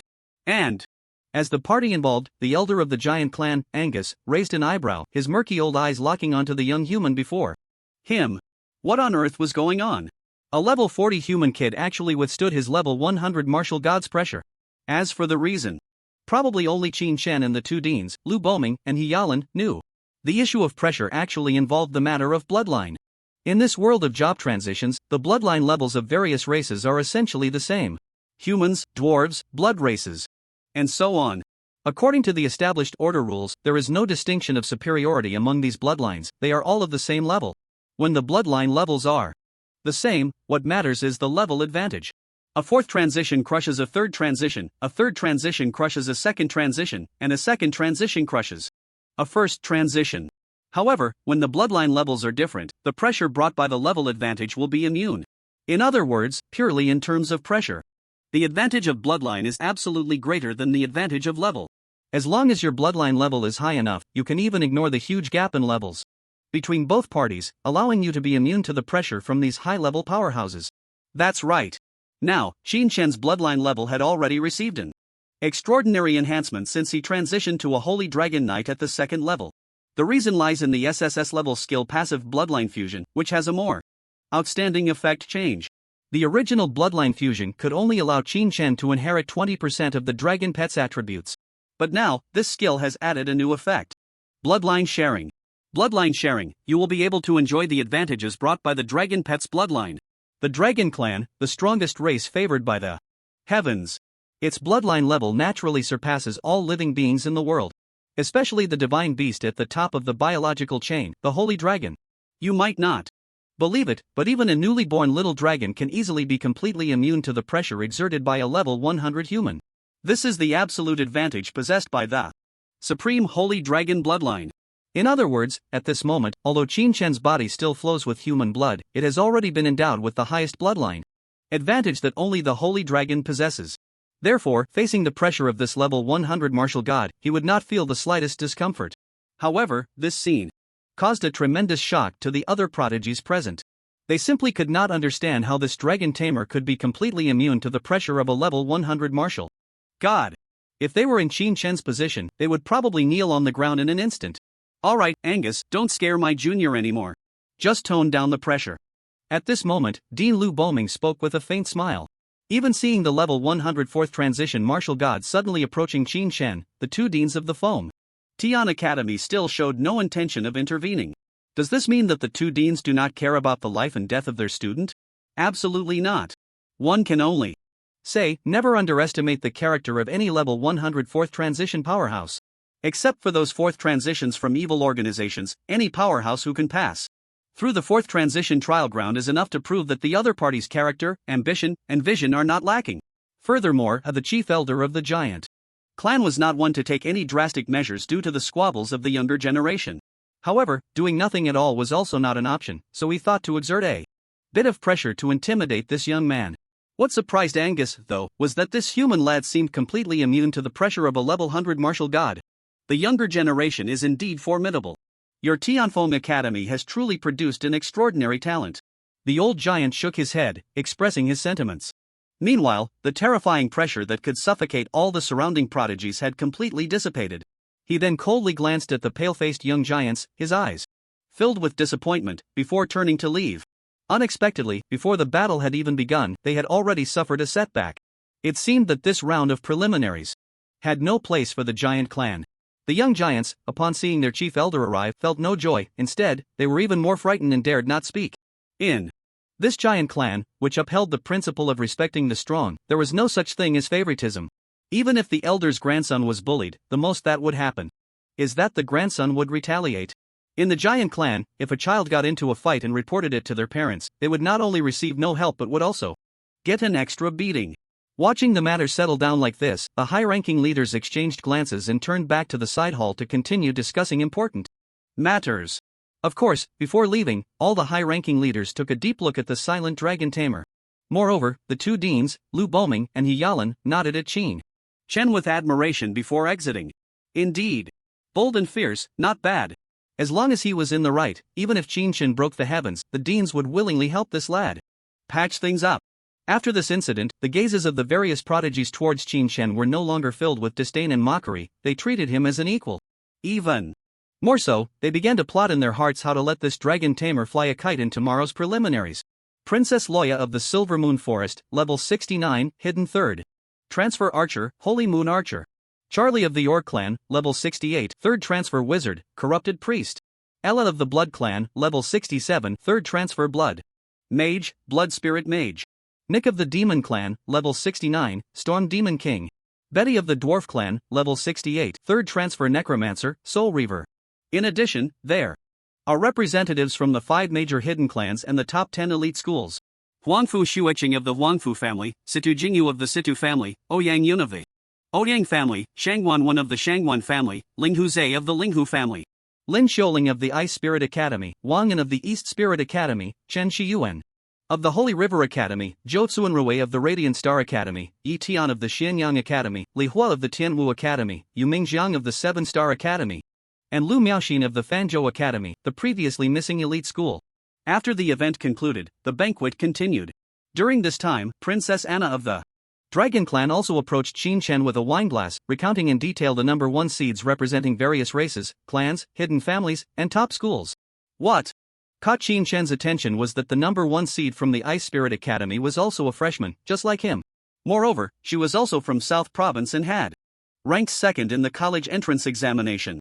At that time, she had chosen to tackle the highest difficulty in the examination's secret realm, but her score was still about 10 points lower than Qin Chen's, resulting in her taking the 2nd place. I later heard that the teachers from prestigious schools had not yet arrived at her school for recruitment. On the night of the college entrance examination, she was personally picked up by the principal of the Ice Spirit Academy, the so-called Ice Queen, who took her as her only disciple. The outside world praised Lin Xiuling as a once-in-a-millennium genius magical girl, which was even higher than the accolades received by Sun Yinyan, the top student from Xianye province. Moreover, Lin Xiuling had just brutally defeated all the top students from various schools in the National Freshman Exchange Competition.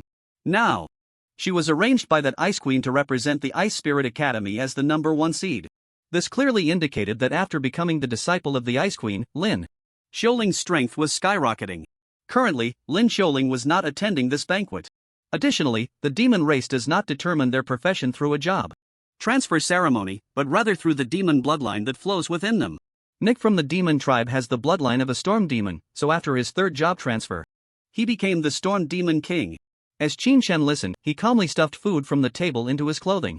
If someone approached Qin Chen, they would see a small opening on the inside of his garment, from which occasional cute little sounds emerged, along with tiny paws reaching out to catch the food Qin Chen tossed in. Before the banquet began, Qin Chen had already fed the 3 little creatures once. However, these 3 little dragon cubs were natural gluttons, and upon seeing the delicacies laid out on the table, they wanted to eat. After all, this banquet was not only hosting these hidden clan families but also the affiliated nations of various tribes, so naturally, a master-level chef was brought in to serve as the head chef. That was a master chef, and the food they prepared was undoubtedly top-notch. having already attracted a lot of attention due to the earlier incident. Qin Chen was now under even more scrutiny, with many eyes locked on his every move. They were astonished to see Qin Chen starting from table 3 and sweeping all the way to table 20. Wherever he went, whether it was dishes, fruits, or desserts, everything was cleared away by him. The key was that he didn't even seem to be eating. He just picked up the food and stuffed it into the inside of his clothing, as if he were hiding the dishes in a storage ring. Was this really necessary? It was as if he were one of those starving ghosts who started packing food in plastic bags before all the dishes were served. Anna, who was following Qin Chen, felt the strange gazes directed at them, and her delicate face, which looked like that of a 16 or 17-year-old girl, couldn't help but flush with embarrassment. She understood why Qin Chen was doing this, knowing he had 3 adorable little gluttons. But others didn't know, and they probably thought Qin Chen and she were starving ghosts. Qin Chen, you can stop now. You've already gathered food from over 10 tables. Isn't that enough? Anna quickly advised in a low voice. Qin Chen wasn't actually hungry. He lowered his head and softly asked the 3 little creatures, "Have you had enough?" Ga Wu. Ing. G. 3 voices filled with refusal echoed from the beast pet space.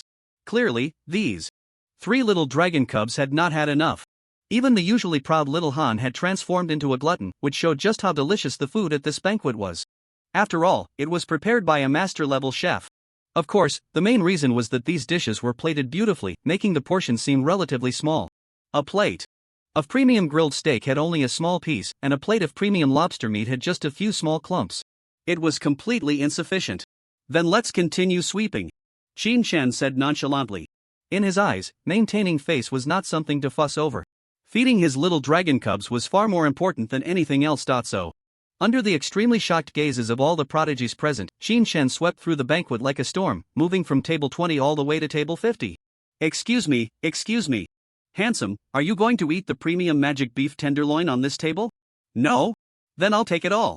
Beautiful, are you going to eat the high-end dessert strawberry cake on this table? What? You're on a diet?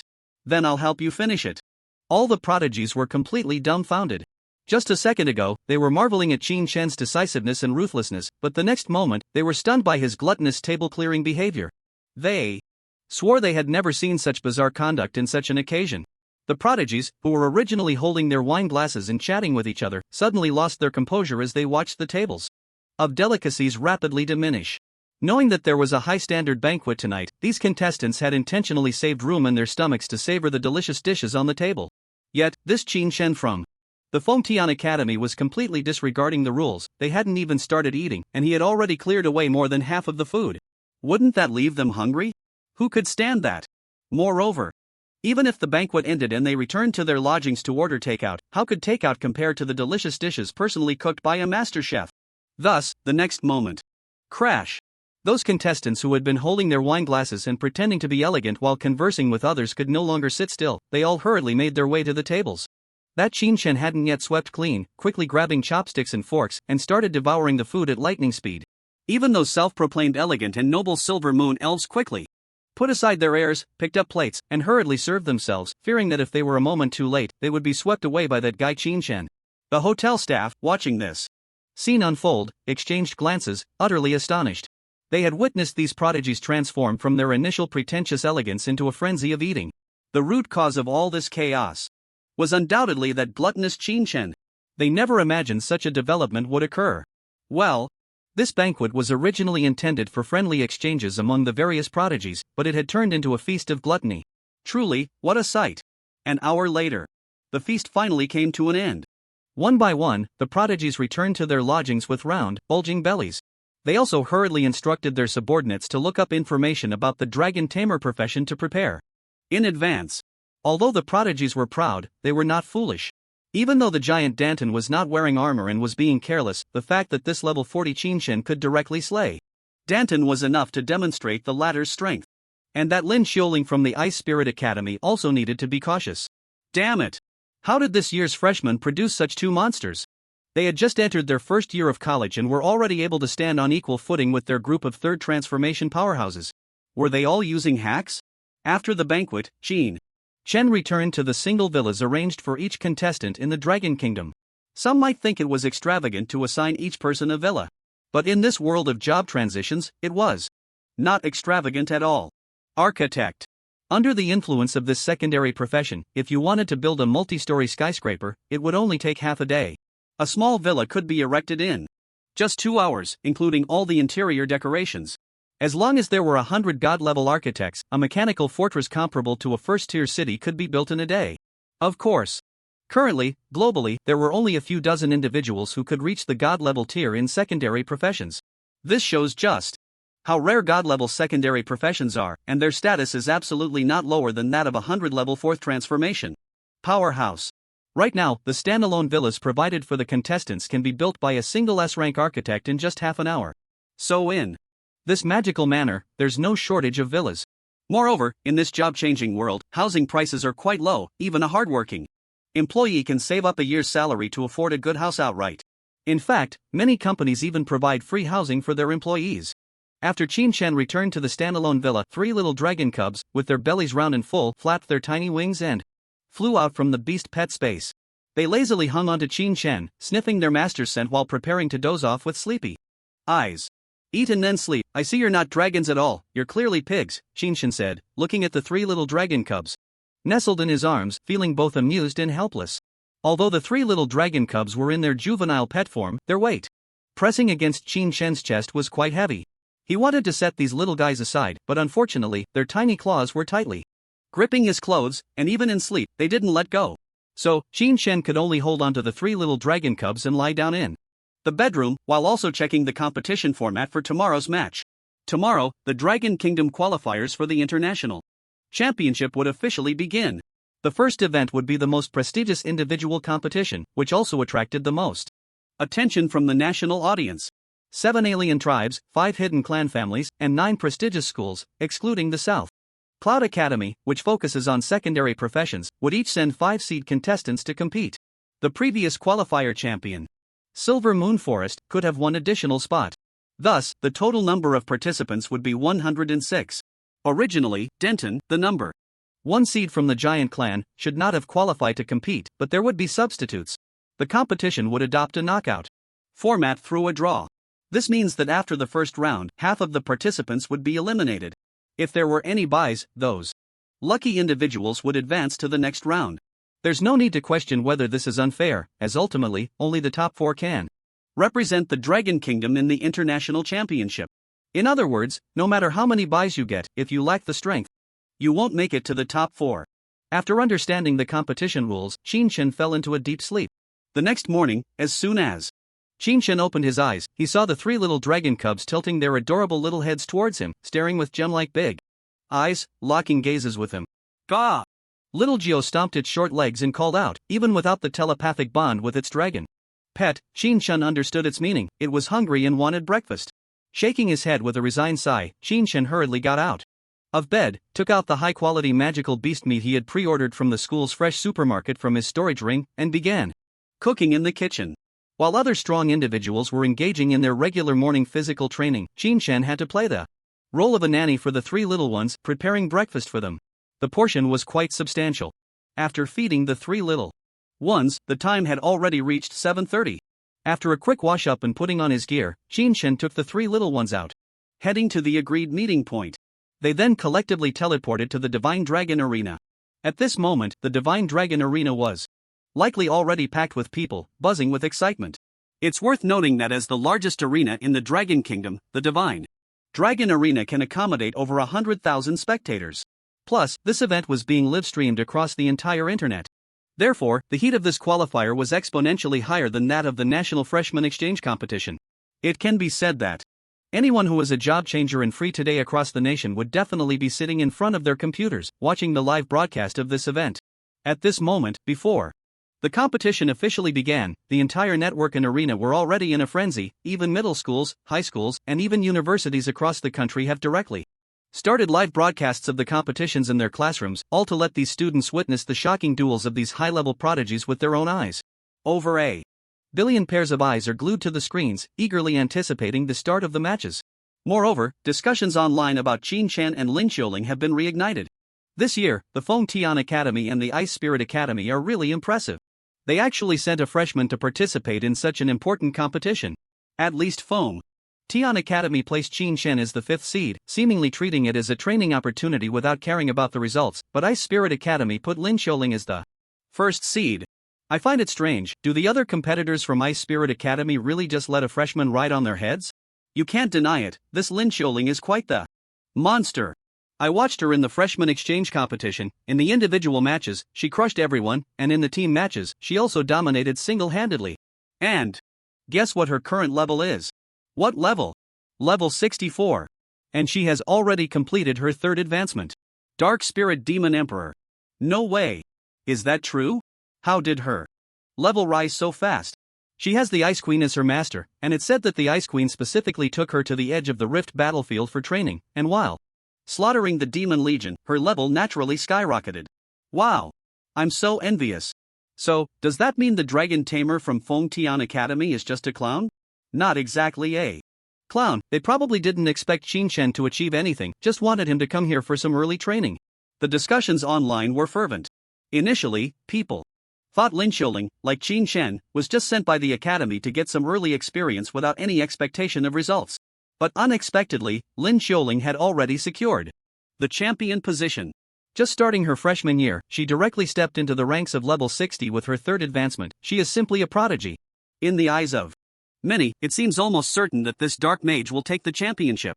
After all, for a prodigy, the level gap is nothing. Casual over-level kills are just routine. With this, Qin Shen's position appears rather delicate. After all, what happened at the private banquet last night hasn't leaked out yet. As long as we can make it to the top 4, the minimum reward is an S-level skill book plus 200,000 credits.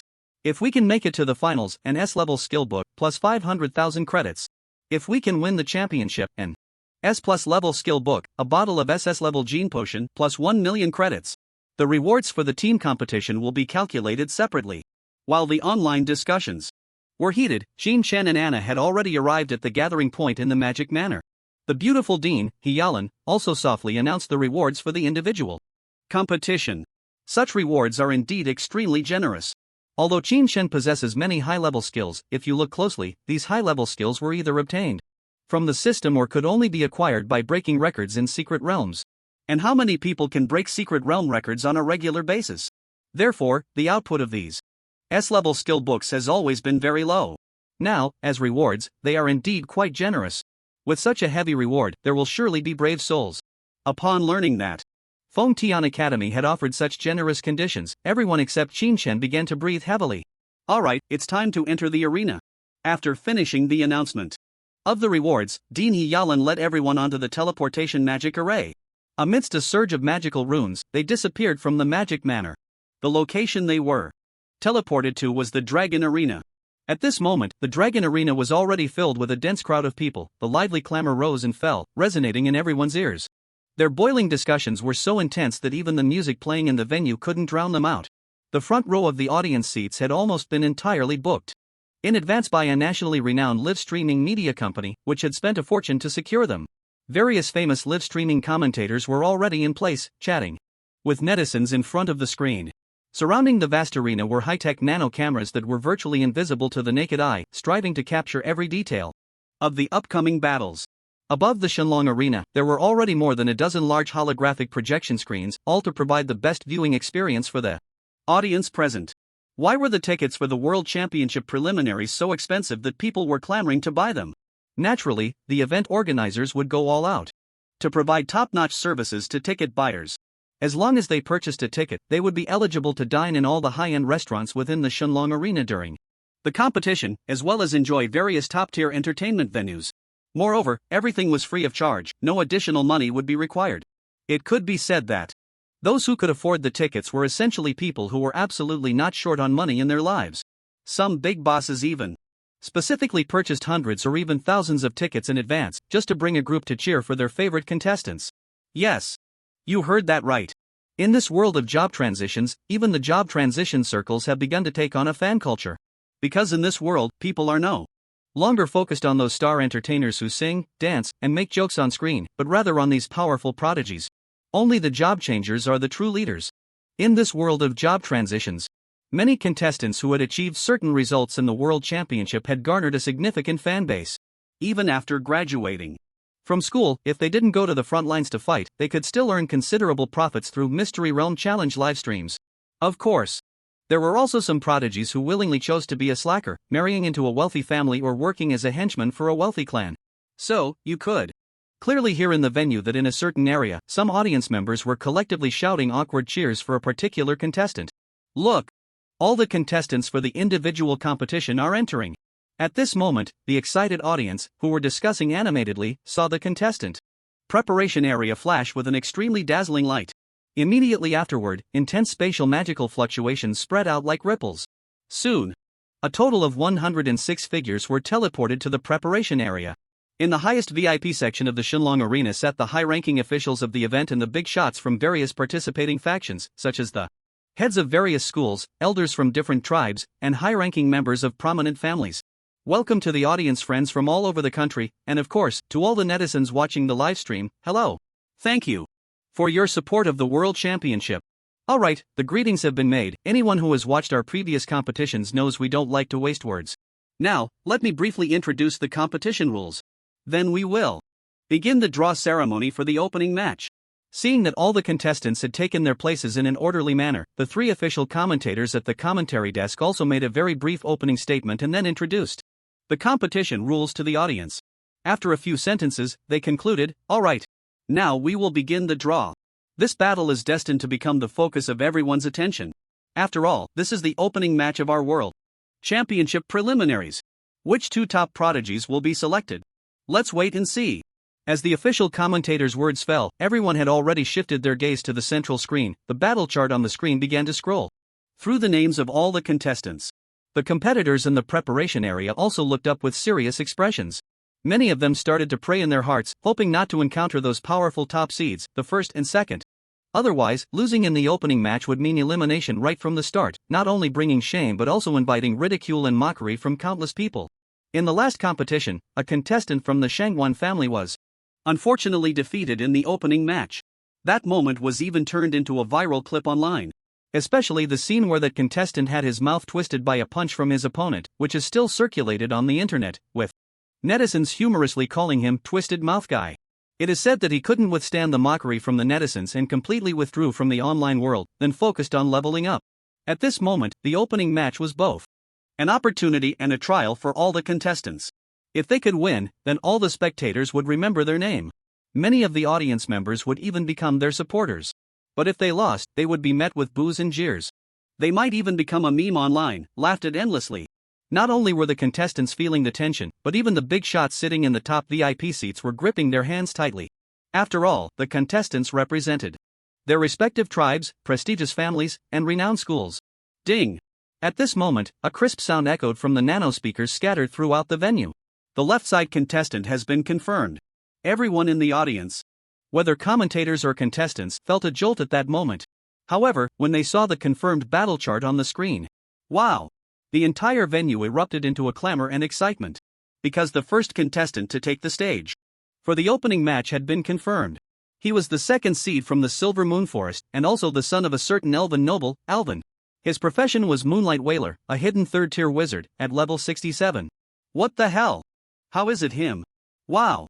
This opening match is going to be interesting. Right from the start, we have a championship favorite.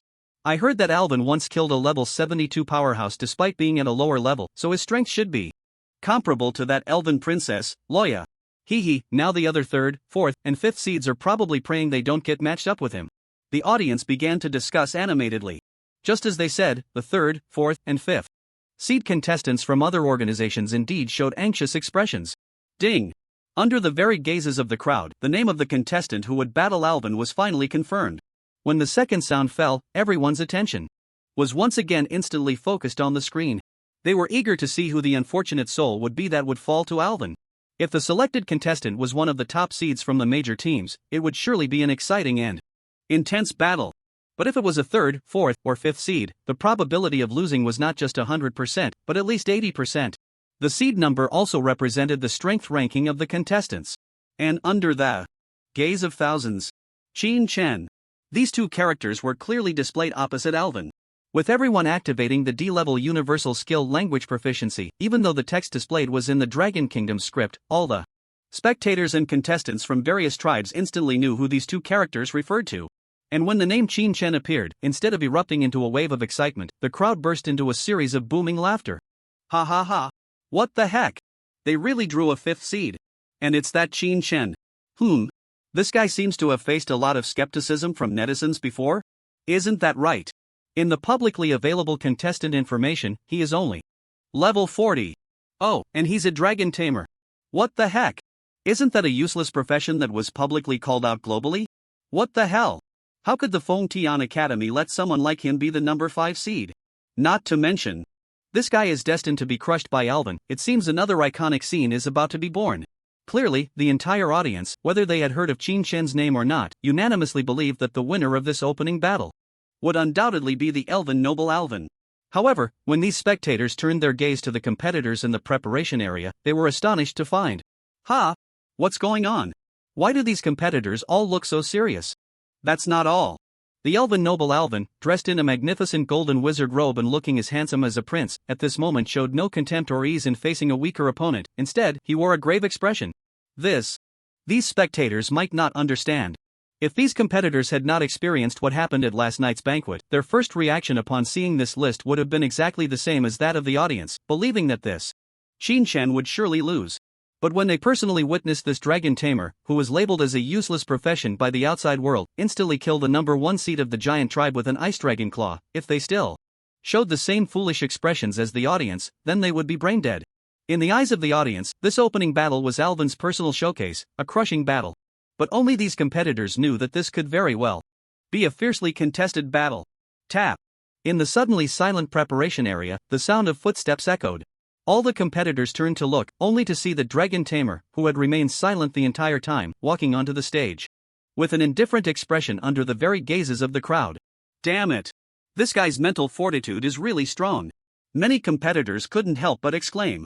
This dragon tamer had shown no sign of panic, whether facing the number 1 seed of the giant tribe or the oppressive level 104 turn martial god last night. Now, under the audience's loud ridicule, he completely ignored the pressure of public opinion, treating it as if it were air. This resilient mindset already surpassed that of many. It is well known that in some competitions, part of the reason for forming a home advantage is that there are more spectators supporting the local team, and their vocal support can easily influence the away team's players. And right now, the vast majority of the audience was cheering for the elven noble Alvin, even mocking and belittling Qin Chen, which had already created away pressure on Qin Chen. Of course, those supporting Alvin were not unpatriotic. The Silver Moon Forest tribe, to which Alvin belonged, was an affiliated nation of the Dragon Kingdom and a legitimate citizen of the Dragon Kingdom. Alvin, remember, don't let him get close. His physique is so tough that he can withstand the pressure of a level 104 turn martial god without breaking. If you want to win, you can only kite him from a distance. Clearly, it was the number 2 seed against the number 5 seed. But Princess Luoya of the Silver Moon Forest looked seriously at Alvin and advised him. Don't worry, Captain, I will definitely not let him get close to me. Just right. My profession is one of the strongest at kiting. I will make sure he can't even touch the hem of my clothes. Alvin said confidently. The wizard's hidden third turn, the Moonlight Lamenter, is a unique class path of the Silver Moon Forest. This profession is positioned as half support, half damage output. Moreover, the characteristic of this profession is abnormal status. Wizards, curses, bleeding, poisoning, death spells, and so on. They rely on putting enemies into abnormal states to defeat them.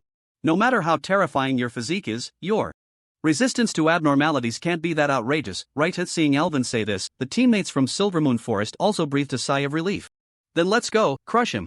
Make sure to give him a psychological shadow, otherwise, he might really think he's above us just because he defeated a giant from the Titan race. Remember to leave him some breath, don't poison him. After all, the competition rules don't allow for malicious killing. The members of Silver Moon Forest encouraged each other, saying some harsh words to cover up their own fear of that dragon tamer. With his confidence restored, Alvin calmly walked onto the stage, facing Qin Chen from 50 meters away. The audience was already impatient, urging the start of the match. Some even prepared their phones to record, planning to capture the moment Qin Chen was defeated and post it online. Counting down from 10 seconds now. No skills or items may be chanted or released in advance. Within these 10 seconds. Once the 10 seconds are up, the match officially begins. Both sides, please prepare for battle. At this moment, the referee loudly announced the countdown to the match. On the screen, a pulsating holographic number appeared.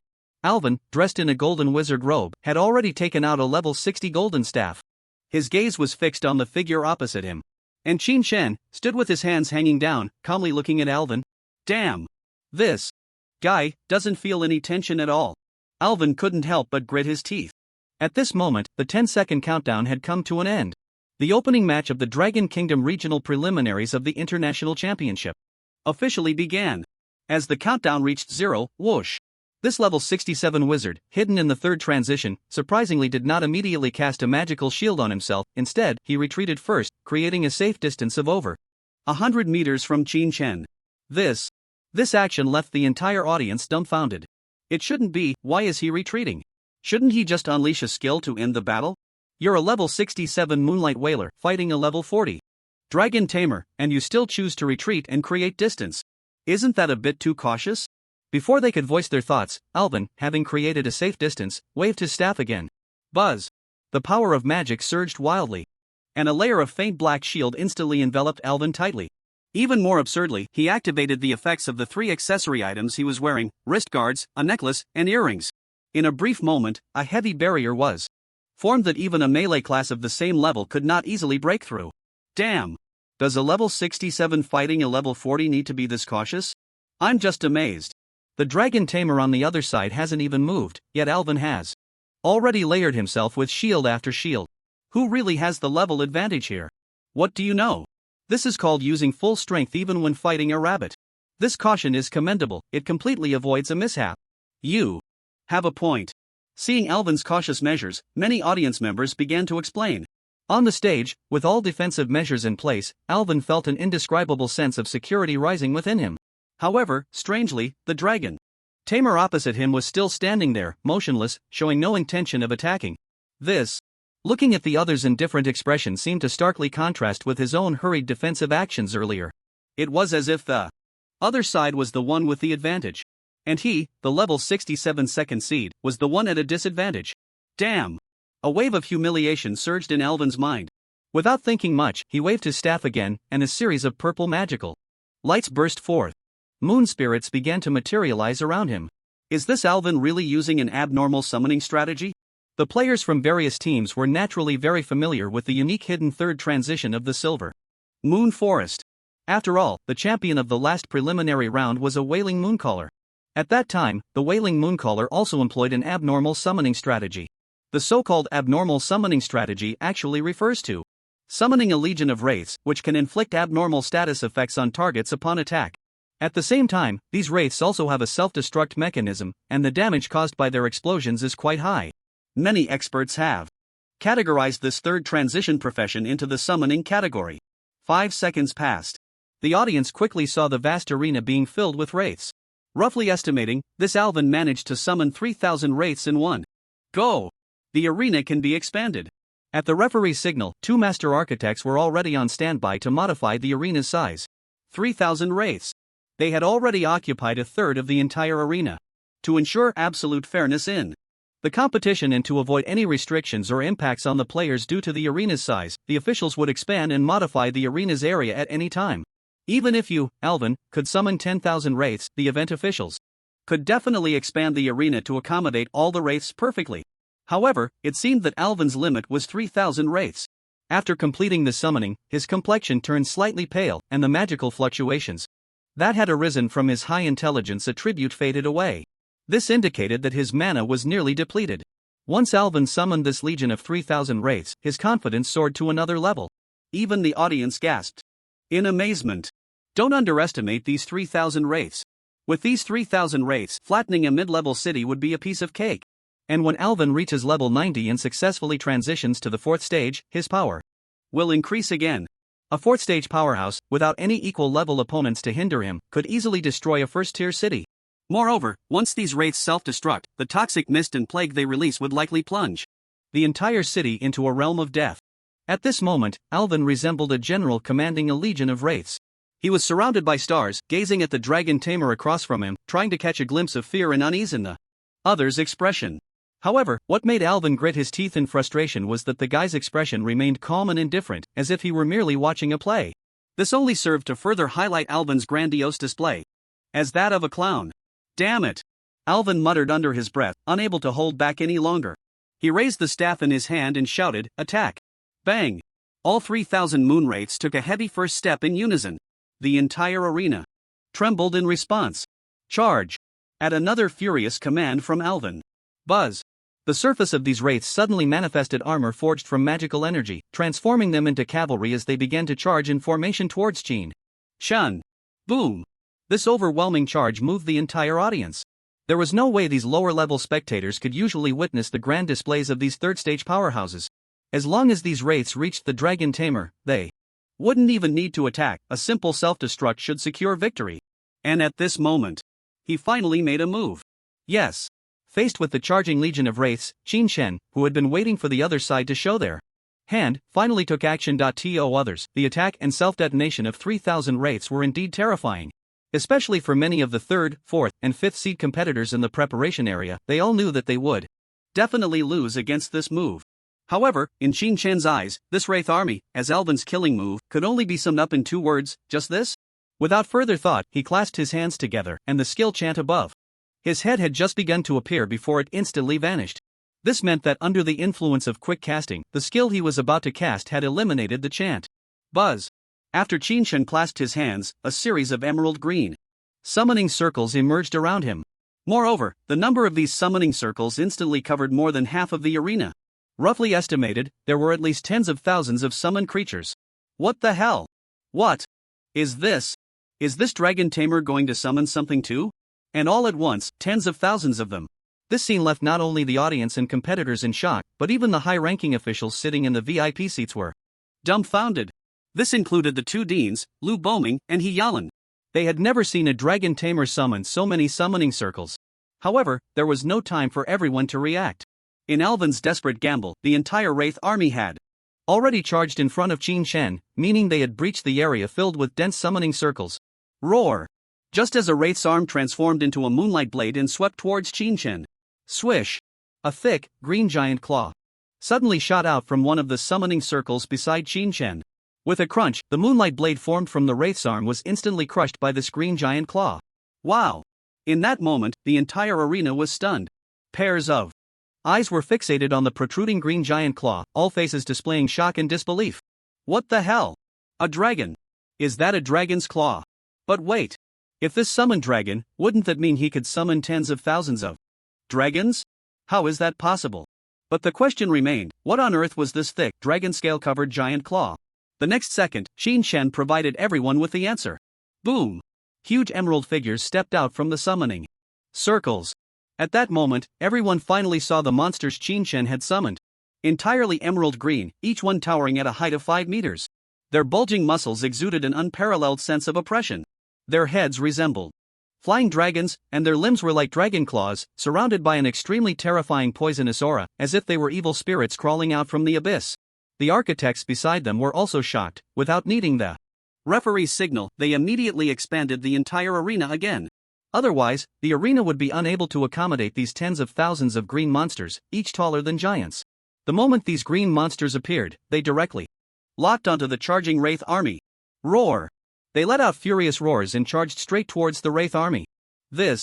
At that moment, Alvin, standing opposite, couldn't help but take a step back, his face filled with astonishment and fear.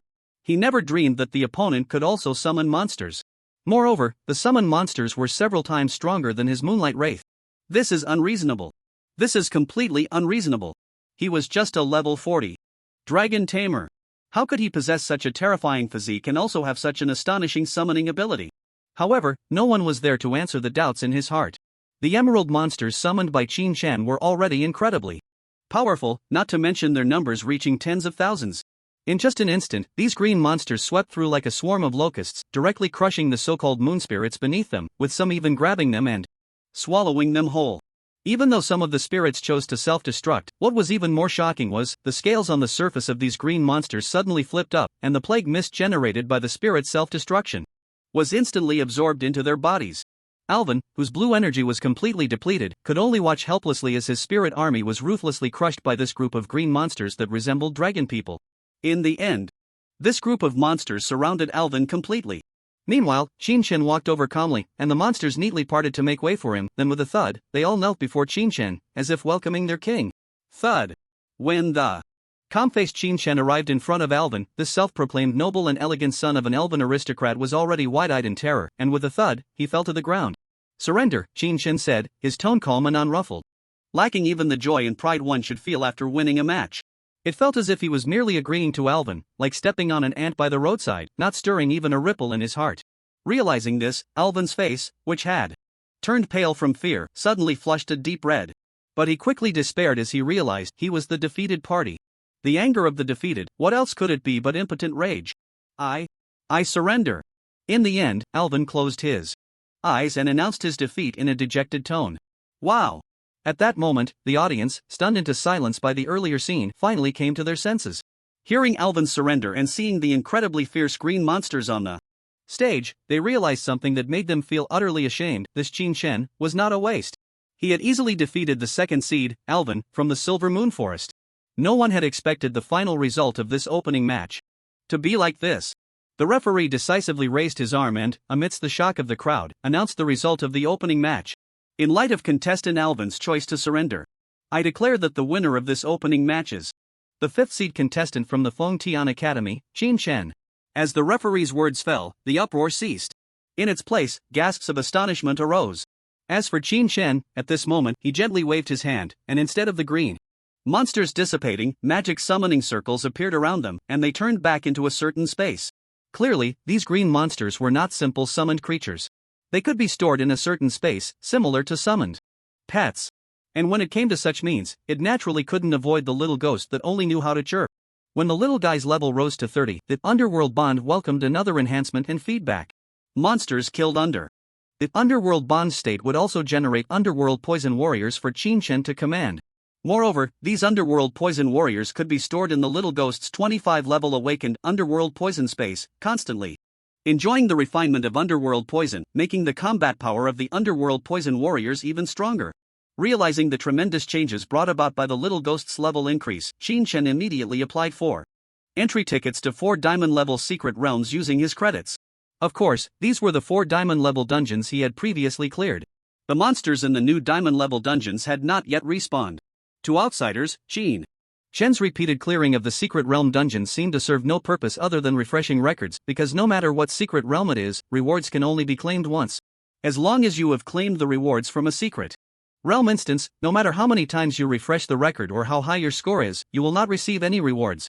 This has led many job changers to miss out on a specific secret realm's exclusive talent for their entire lives. Under the buff of the Dark Poison Bond, Qin swept through all the monsters in 4 secret realm instances.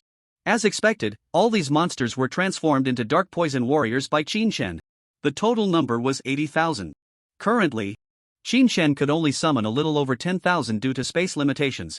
Once all 80,000 Dark Poison Warriors were summoned, no matter how hard the architect tried, they wouldn't be able to expand the arena's area. The current arena is already at its maximum capacity for expansion. The key point is that the physical transformation of these Dark Poison Warriors is increasingly resembling that of the dragon race. Their bodies are covered in emerald green scales, and their limbs and heads are also undergoing draconic changes. This means that these Dark Poison Warriors are actually influenced by the holy dragon bloodline of Xiaoyu. What does this imply?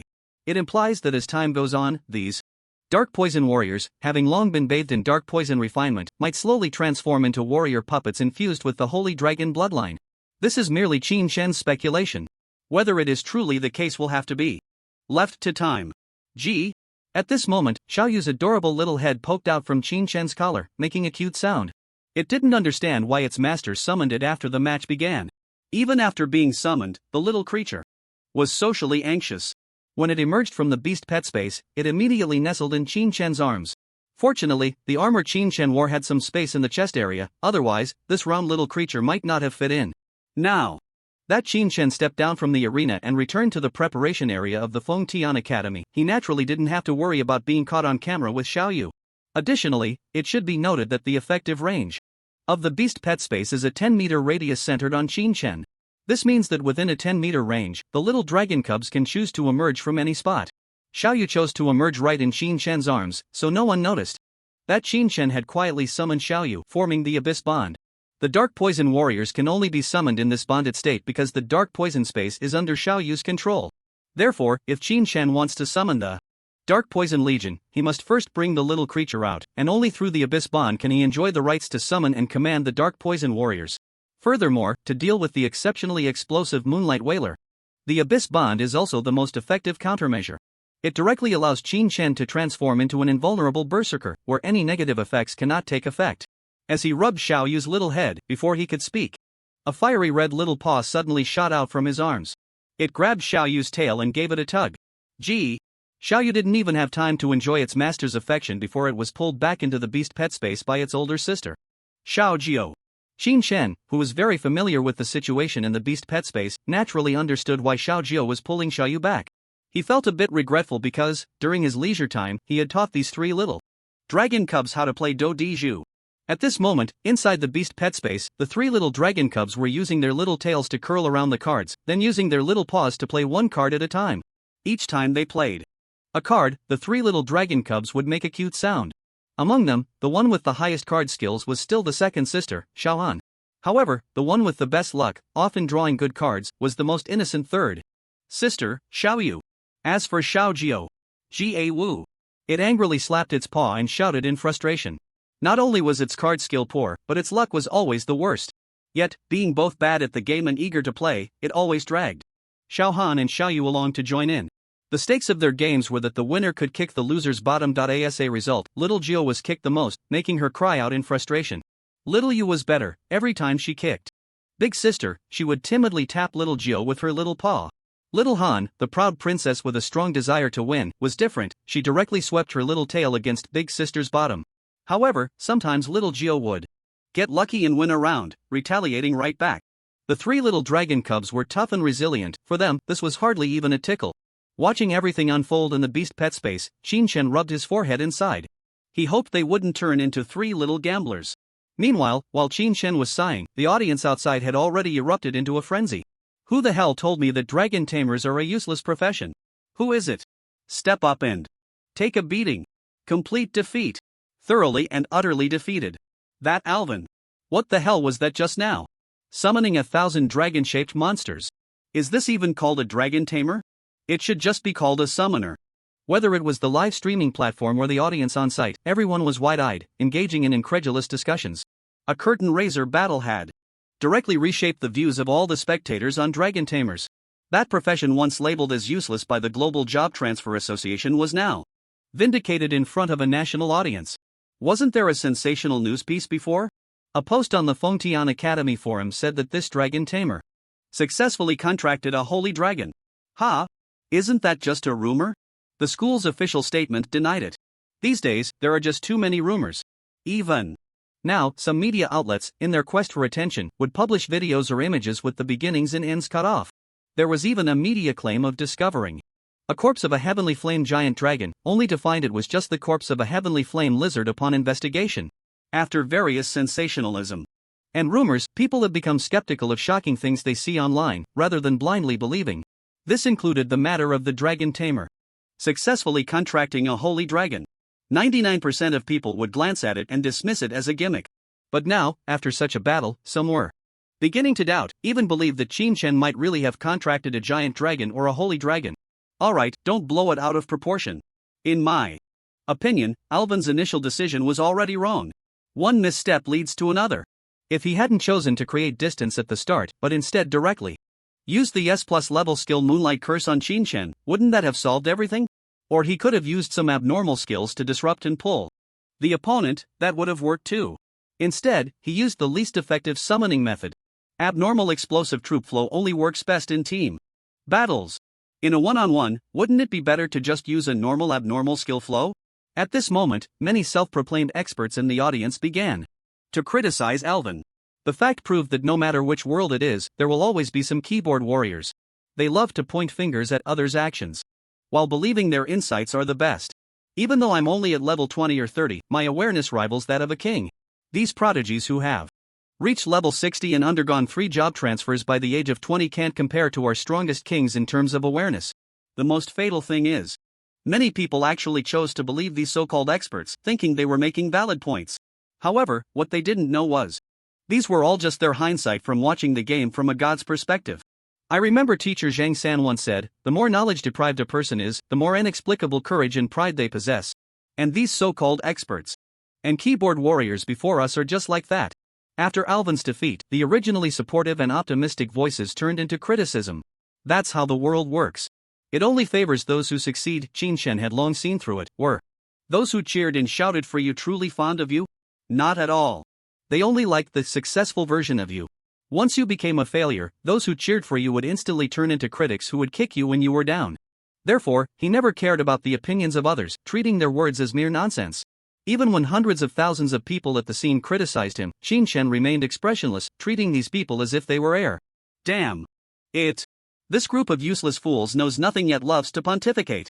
At this moment, listening to the jeers and criticisms from the crowd, Alvin, who had returned to the preparation area after his defeat, couldn't help but curse softly. These people had not faced the Dark Poison Legion directly and had no idea how terrifying the attributes of these monsters were. The moon spirit he summoned was a level 65 summon. Although he didn't know the level and attributes of the monsters Qin Shen had summoned, the fact that his spirit was directly crushed was enough to show that these monsters' attributes were at least twice that of his spirit. Moreover, even if he hadn't chosen to retreat at the beginning and had directly cast a killing spell, it would have only reduced the opponent's health by a certain amount. After that, he wouldn't have been able to stop the opponent's chantless summoning method. So, these fools just liked to pretend they understood. Alvin had clearly realized that his strength could never defeat Qin Shen. The opponent was his natural nemesis. Princess Luoya, if you want to win, you can only use instant kill methods. Once he summons those monsters again, even you will find it hard to win. After returning to the preparation area, Alvin was not disheartened. Although he hadn't expected to be eliminated in the opening battle, he thought about it and realized that there were many stronger than him, and he had to accept this reality. His princess's profession was a long-range instant kill class, the Holy Moon Archer. The skill she mastered, Holy Moon Piercing Arrow, was an SSS level skill. Facing Qin Shen, there was still a chance to instantly kill him. Upon hearing this, Luoya frowned, her beautiful moonlight brows knitting together. Her clear, light golden eyes gazed toward the distant tall figure. Ever since the incident at the banquet, she had felt that this boy was not so simple. Now, looking again, she was even more certain of this. The only other person who could make her frown like this, besides Qin Shen, was the girl named Lin Xiuling. Thinking of this, she turned her gaze toward the direction of the Ice Spirit Academy's preparation area. There, a beautiful girl in a black dress with black hair sat quietly on a chair, her large, watery eyes staring blankly into the air, seemingly uninterested in everything around her. Moreover, there was no magical fluctuation around her that a powerful mage should possess.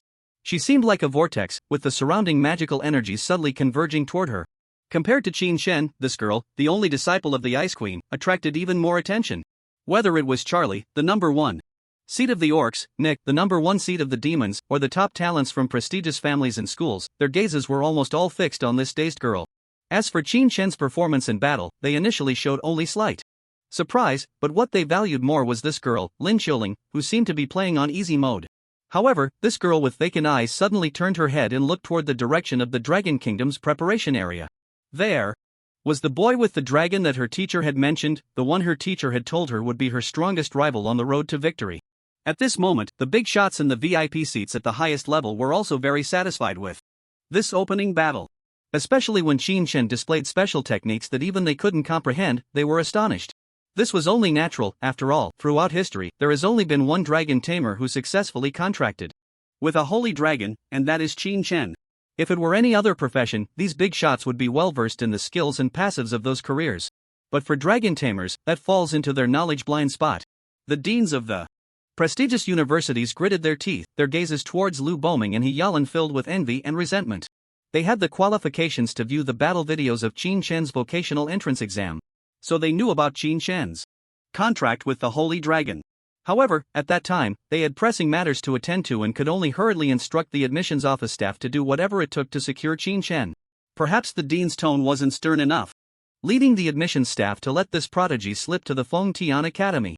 Looking back now, they truly regretted it. Only the dean of the Ice Spirit Academy remained calm.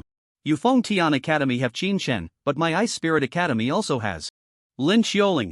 As someone who witnessed Lin Xiuling grow stronger step by step, the dean knew just how terrifying her talent was. Especially after she followed the Ice Queen, who was the principal. It was as if she had activated a cheat, her level skyrocketing. Various secret realms and dungeons within the academy had their records shattered by her. A trip to the wilds would yield a large bag of A-grade or higher treasures. Entering a secret realm, she would explode with S-grade talents and S-grade skill books. Not to mention enchanting and forging, the 60-level blue weapon in her hands was forcibly upgraded to a legendary weapon. She was like the protagonist of a novel, favored by fate. Everything she did went smoothly. If there was any setback in her life, it was during the vocational entrance exam when that dark horse, Qin Shen, suddenly snatched the top scholar title from Nanzhou province. This time, clearly, these two first-year prodigies were on the same battlefield. Again.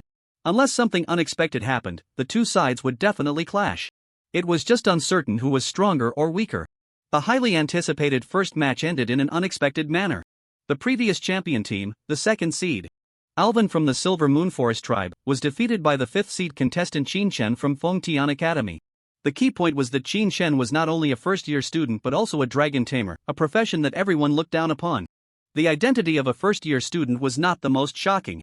It was the identity of a dragon tamer that caused the audience to gasp in disbelief.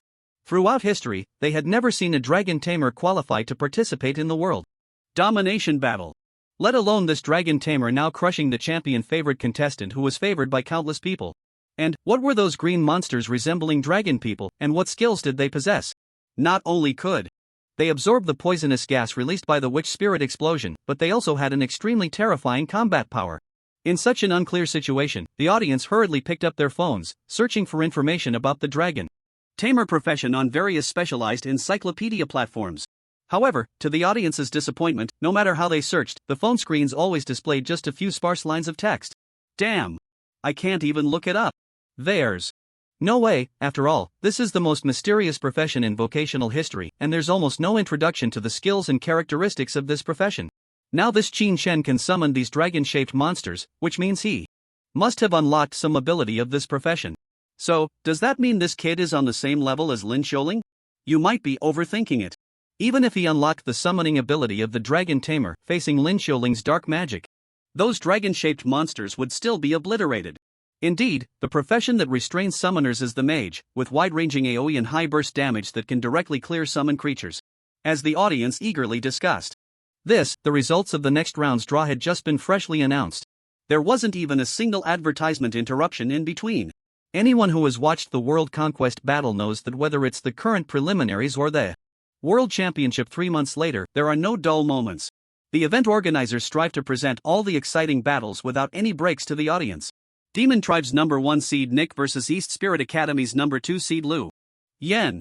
And Huangfu family's number 1 seed Huangfu Shuiqing versus Blood Clan Tribe's number 2 seed Jester. The commentators on stage were also excitedly announcing the results of this draw. The opening match is meant to be a spectacular start. Therefore, no other matches will take place simultaneously. Now that the opening match has concluded, to speed up the competition process, the event organizers have decided to hold 2 matches at the same time. In fact, considering the vast area of the Divine Dragon Arena, it could easily support 4 or 5 matches simultaneously. After all, this is the largest arena in the Dragon Kingdom, bar none. However, the event organizers chose to only hold 2 matches at once to prevent the audience from being overwhelmed and missing out on the exciting moments of the matches. On the field, when the draw results were announced, the selected players quickly took their positions. As soon as Nick, the number 1 player from the Demon Tribe, stepped onto the stage, it sparked quite a discussion among the audience. This Nick seems to be the firstborn of the royal family of the Demon Tribe. It is said that he has even single-handedly killed a level 71 third transformation powerhouse. So his strength should not be underestimated. Now that he is up against Lu Yan, the number 2 seed from East Spirit Academy, it might be a bit difficult for him. Indeed, but Lu Yan is no simple character either. This match is bound to be incredibly exciting. But isn't Nick being a bit too arrogant? He actually gave Lu Yan the middle finger. So rude. That's quite normal. The Demon Tribe has bloodline discrimination, believing their bloodlines are superior. Among demons, there are distinctions between high-ranking and low-ranking demons. For example, succubi, among all the branches of demon races, are actually considered low-ranking demons. In contrast, Nick, as a storm demon, belongs to the high-ranking demons. Within the Demon Tribe and indeed in any demon empire worldwide, status is generally allocated based on the rank of one's demon bloodline. High-ranking demons will always enjoy the highest social treatment, while low-ranking demons have a relatively humble status. This is unavoidable. In reality, demons also determine their combat power based on bloodlines. The strength and potential of low-ranking demons are indeed much inferior to those of high-ranking demons. Sometimes, bloodlines have already determined your limits and achievements. In this context, there is naturally a very obvious bloodline discrimination within the demon tribe. It is worth mentioning that in this world of job transitions, human job changers often face more discrimination. This is because other races possess an advantage that humans cannot have: bloodline talents. Yes. The strong individuals from various tribes have one more type of talent than humans, which is the bloodline talent. Generally speaking, humans can only possess awakened talents and talents rewarded in secret realms. The so-called awakened talents are those obtained during the first, second, third, or even fourth transitions. The talents rewarded in secret realms are those obtained after breaking records. As for the strong individuals from other races, in addition to these two types of talents, they can also have an additional bloodline talent. Therefore, in the various empires around the world, if someone discriminates against humans, it is a common occurrence. Nick, who possesses the bloodline of the storm demon, stood on the arena, provocatively raising his middle finger at Liu Yan. His eyes were undoubtedly filled with disdain and contempt. Moreover, demon type professions do not have a second-class change. Before reaching level 60, they are simply referred to by the name of the demon blood flowing through them. After level 60, they transform into demon kings. Currently, Nick's profession is Storm Demon King. If a succubus were to reach the third-class change, her profession would be Succubus Queen. Naturally, Liu Yan's expression darkened at such mockery, but he remained silent. He knew that although Nick was arrogant, he had the capital to be so. As the number one seed of the demon tribe, he was undoubtedly a favorite to win this individual competition. Under such circumstances, Liu Yan felt immense pressure. Meanwhile, in another match, Wangfu Xueqing was facing Jester, which was also a focal battle between the top seeds. At this moment, the holographic countdown numbers had already appeared on both arenas. Simultaneously, the protective shields of the arenas were activated. Ding! As the final second ticked down, the contestants on both sides instantly began to move with fierce intensity. As soon as the countdown ended, the 4 contestants on the 2 arenas sprang into action. Nick, as a storm demon, showed no hesitation at all, enveloped in an overwhelming force of storm, charging towards Liu Yan. Liu Yan had just raised his staff when he was astonished to find that the figure of this storm demon had already filled his vision. So fast. Truly deserving of the storm demon's reputation for speed. In an instant, Nick had teleported right in front of Liu Yan. As a third-class explosive flame mage, Liu Yan didn't even think twice and directly swung his staff to cast the S-level skill Elementalization. Any elemental mage can transform themselves into an elemental form, and in this state, a mage can evade most physical and magical attacks. Before the second-class change, mages are quite fragile. However, after the second-class change, gaining the life-saving ability of Elementalization makes it much harder for them to die. But at this moment, it was clear that Liu Yan underestimated this number 1 seed from the demon tribe. Although Nick displayed an extremely arrogant attitude, he had powerful strength to back up his arrogance. Upon seeing Liu Yan's elementalization, the Storm Demon King coldly smiled and also activated his own elementalization. You didn't misread that. Nick instantly cast elementalization as well. In fact, the demon profession was once referred to as the perfect all-round profession.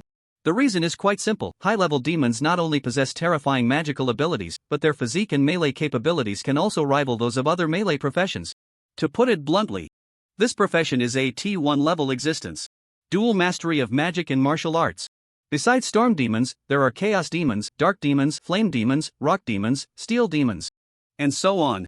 Any high-level elemental demon with a prefix basically possesses the ability to elementalize according to that element. Now, Nick instantly transformed himself into a fierce storm, directly engulfing the flames that Liu Yan had transformed into. The combination of fire and storm led to a shocking sight for all the spectators, as a firestorm erupted on the arena.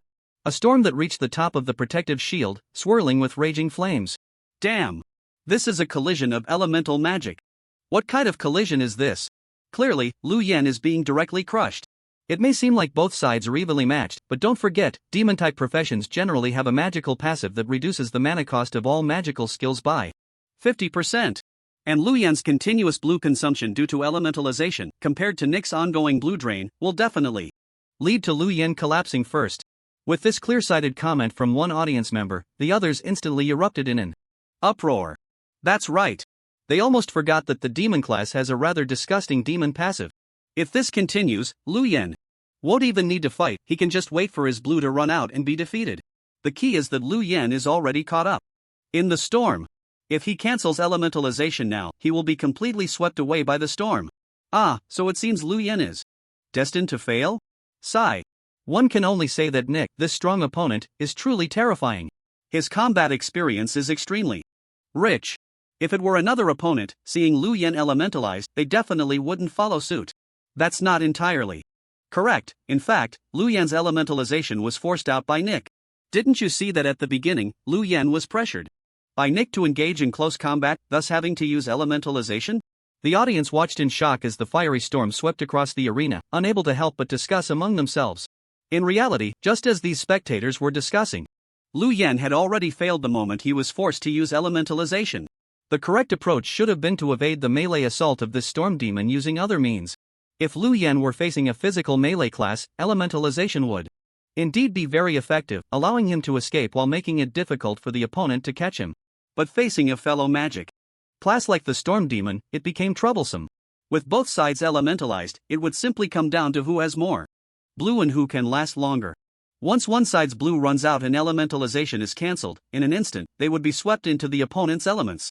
Even Qin Shen, watching from below, shook his head lightly at this scene. There was no need to think. Lu Yan's defeat was already a foregone conclusion. Now he was in a dilemma.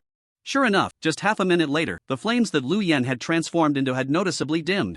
Continuous elementalization is no small drain for a mage. 1 minute later. Bang! A figure was thrown out of the storm. It was Lu Yan. At this moment, Lu Yan was battered and bruised, but fortunately, he still had a breath left. The medical team quickly rushed onto the stage to begin treating Lu Yan. The referee also decisively announced at this moment, given that contestant Lu Yan has completely lost his combat ability, I declare the winner of this match to be contestant Nick. As soon as the words fell, the audience from the demon tribe erupted into wild applause. Ha ha! I told you! Humans can never defeat our demon race. There's no way, after all, human bloodlines are the lowest grade. How can they compare to our noble demon bloodlines? Clearly, the strength gap isn't that big, but our contestant crushed them. Human bloodlines are indeed worthless. Humph. I say, in the future preliminaries, just let the number 1 seeds from our tribes win directly. In an instant, the words of these demon audience members were so harsh. Many human spectators immediately jumped up in outrage. Damn it! Here, only pets care about bloodlines. Are you dogs?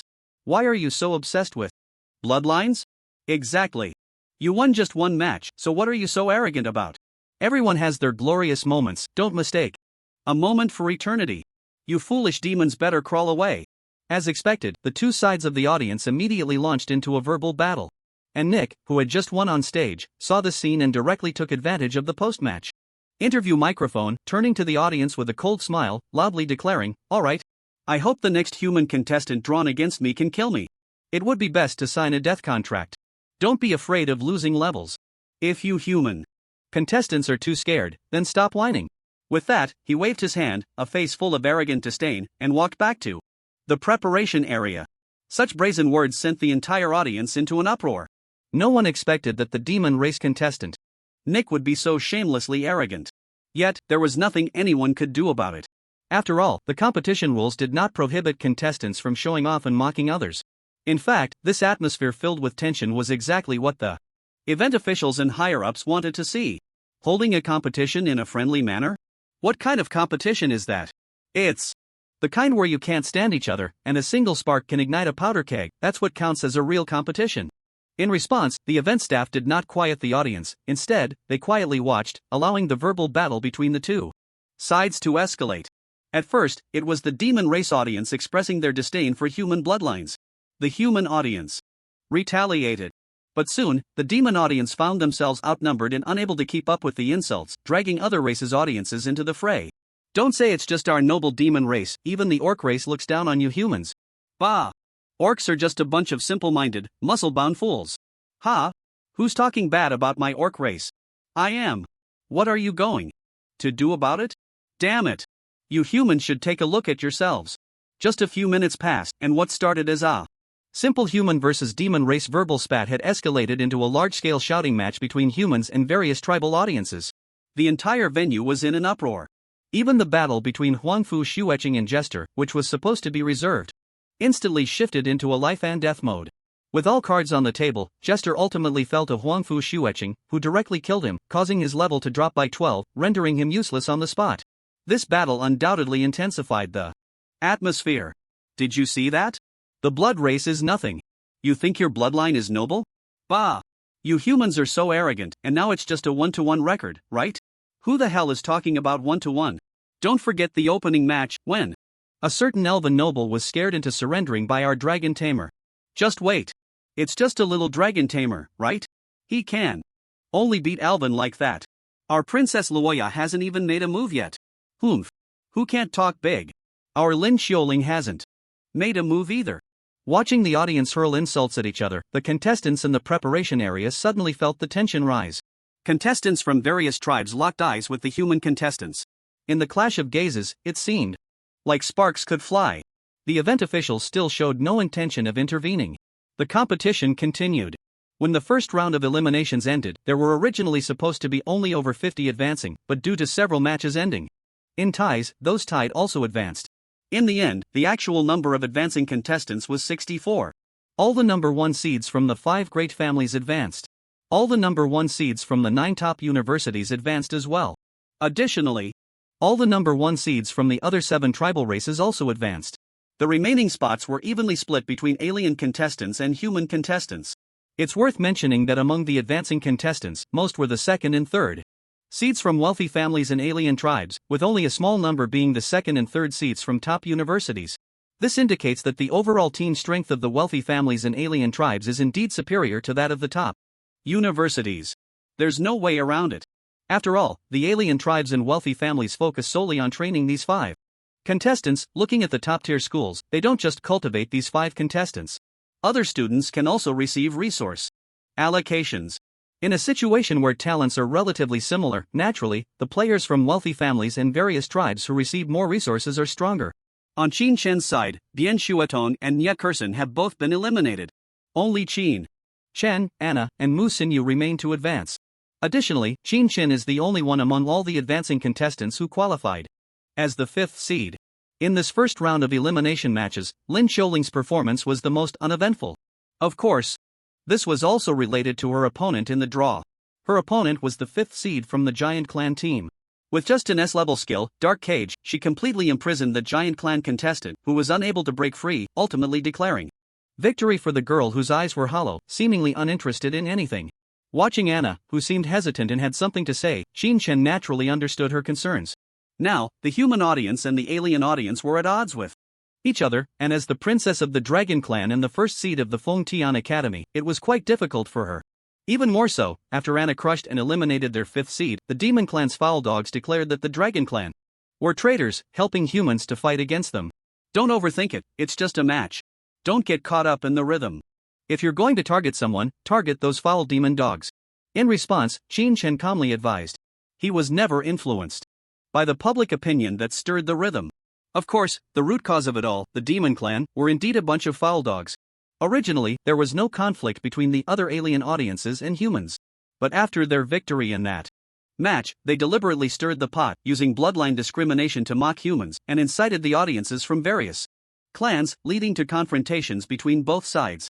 So, if there's a need to kill, let it be those scheming demon dogs.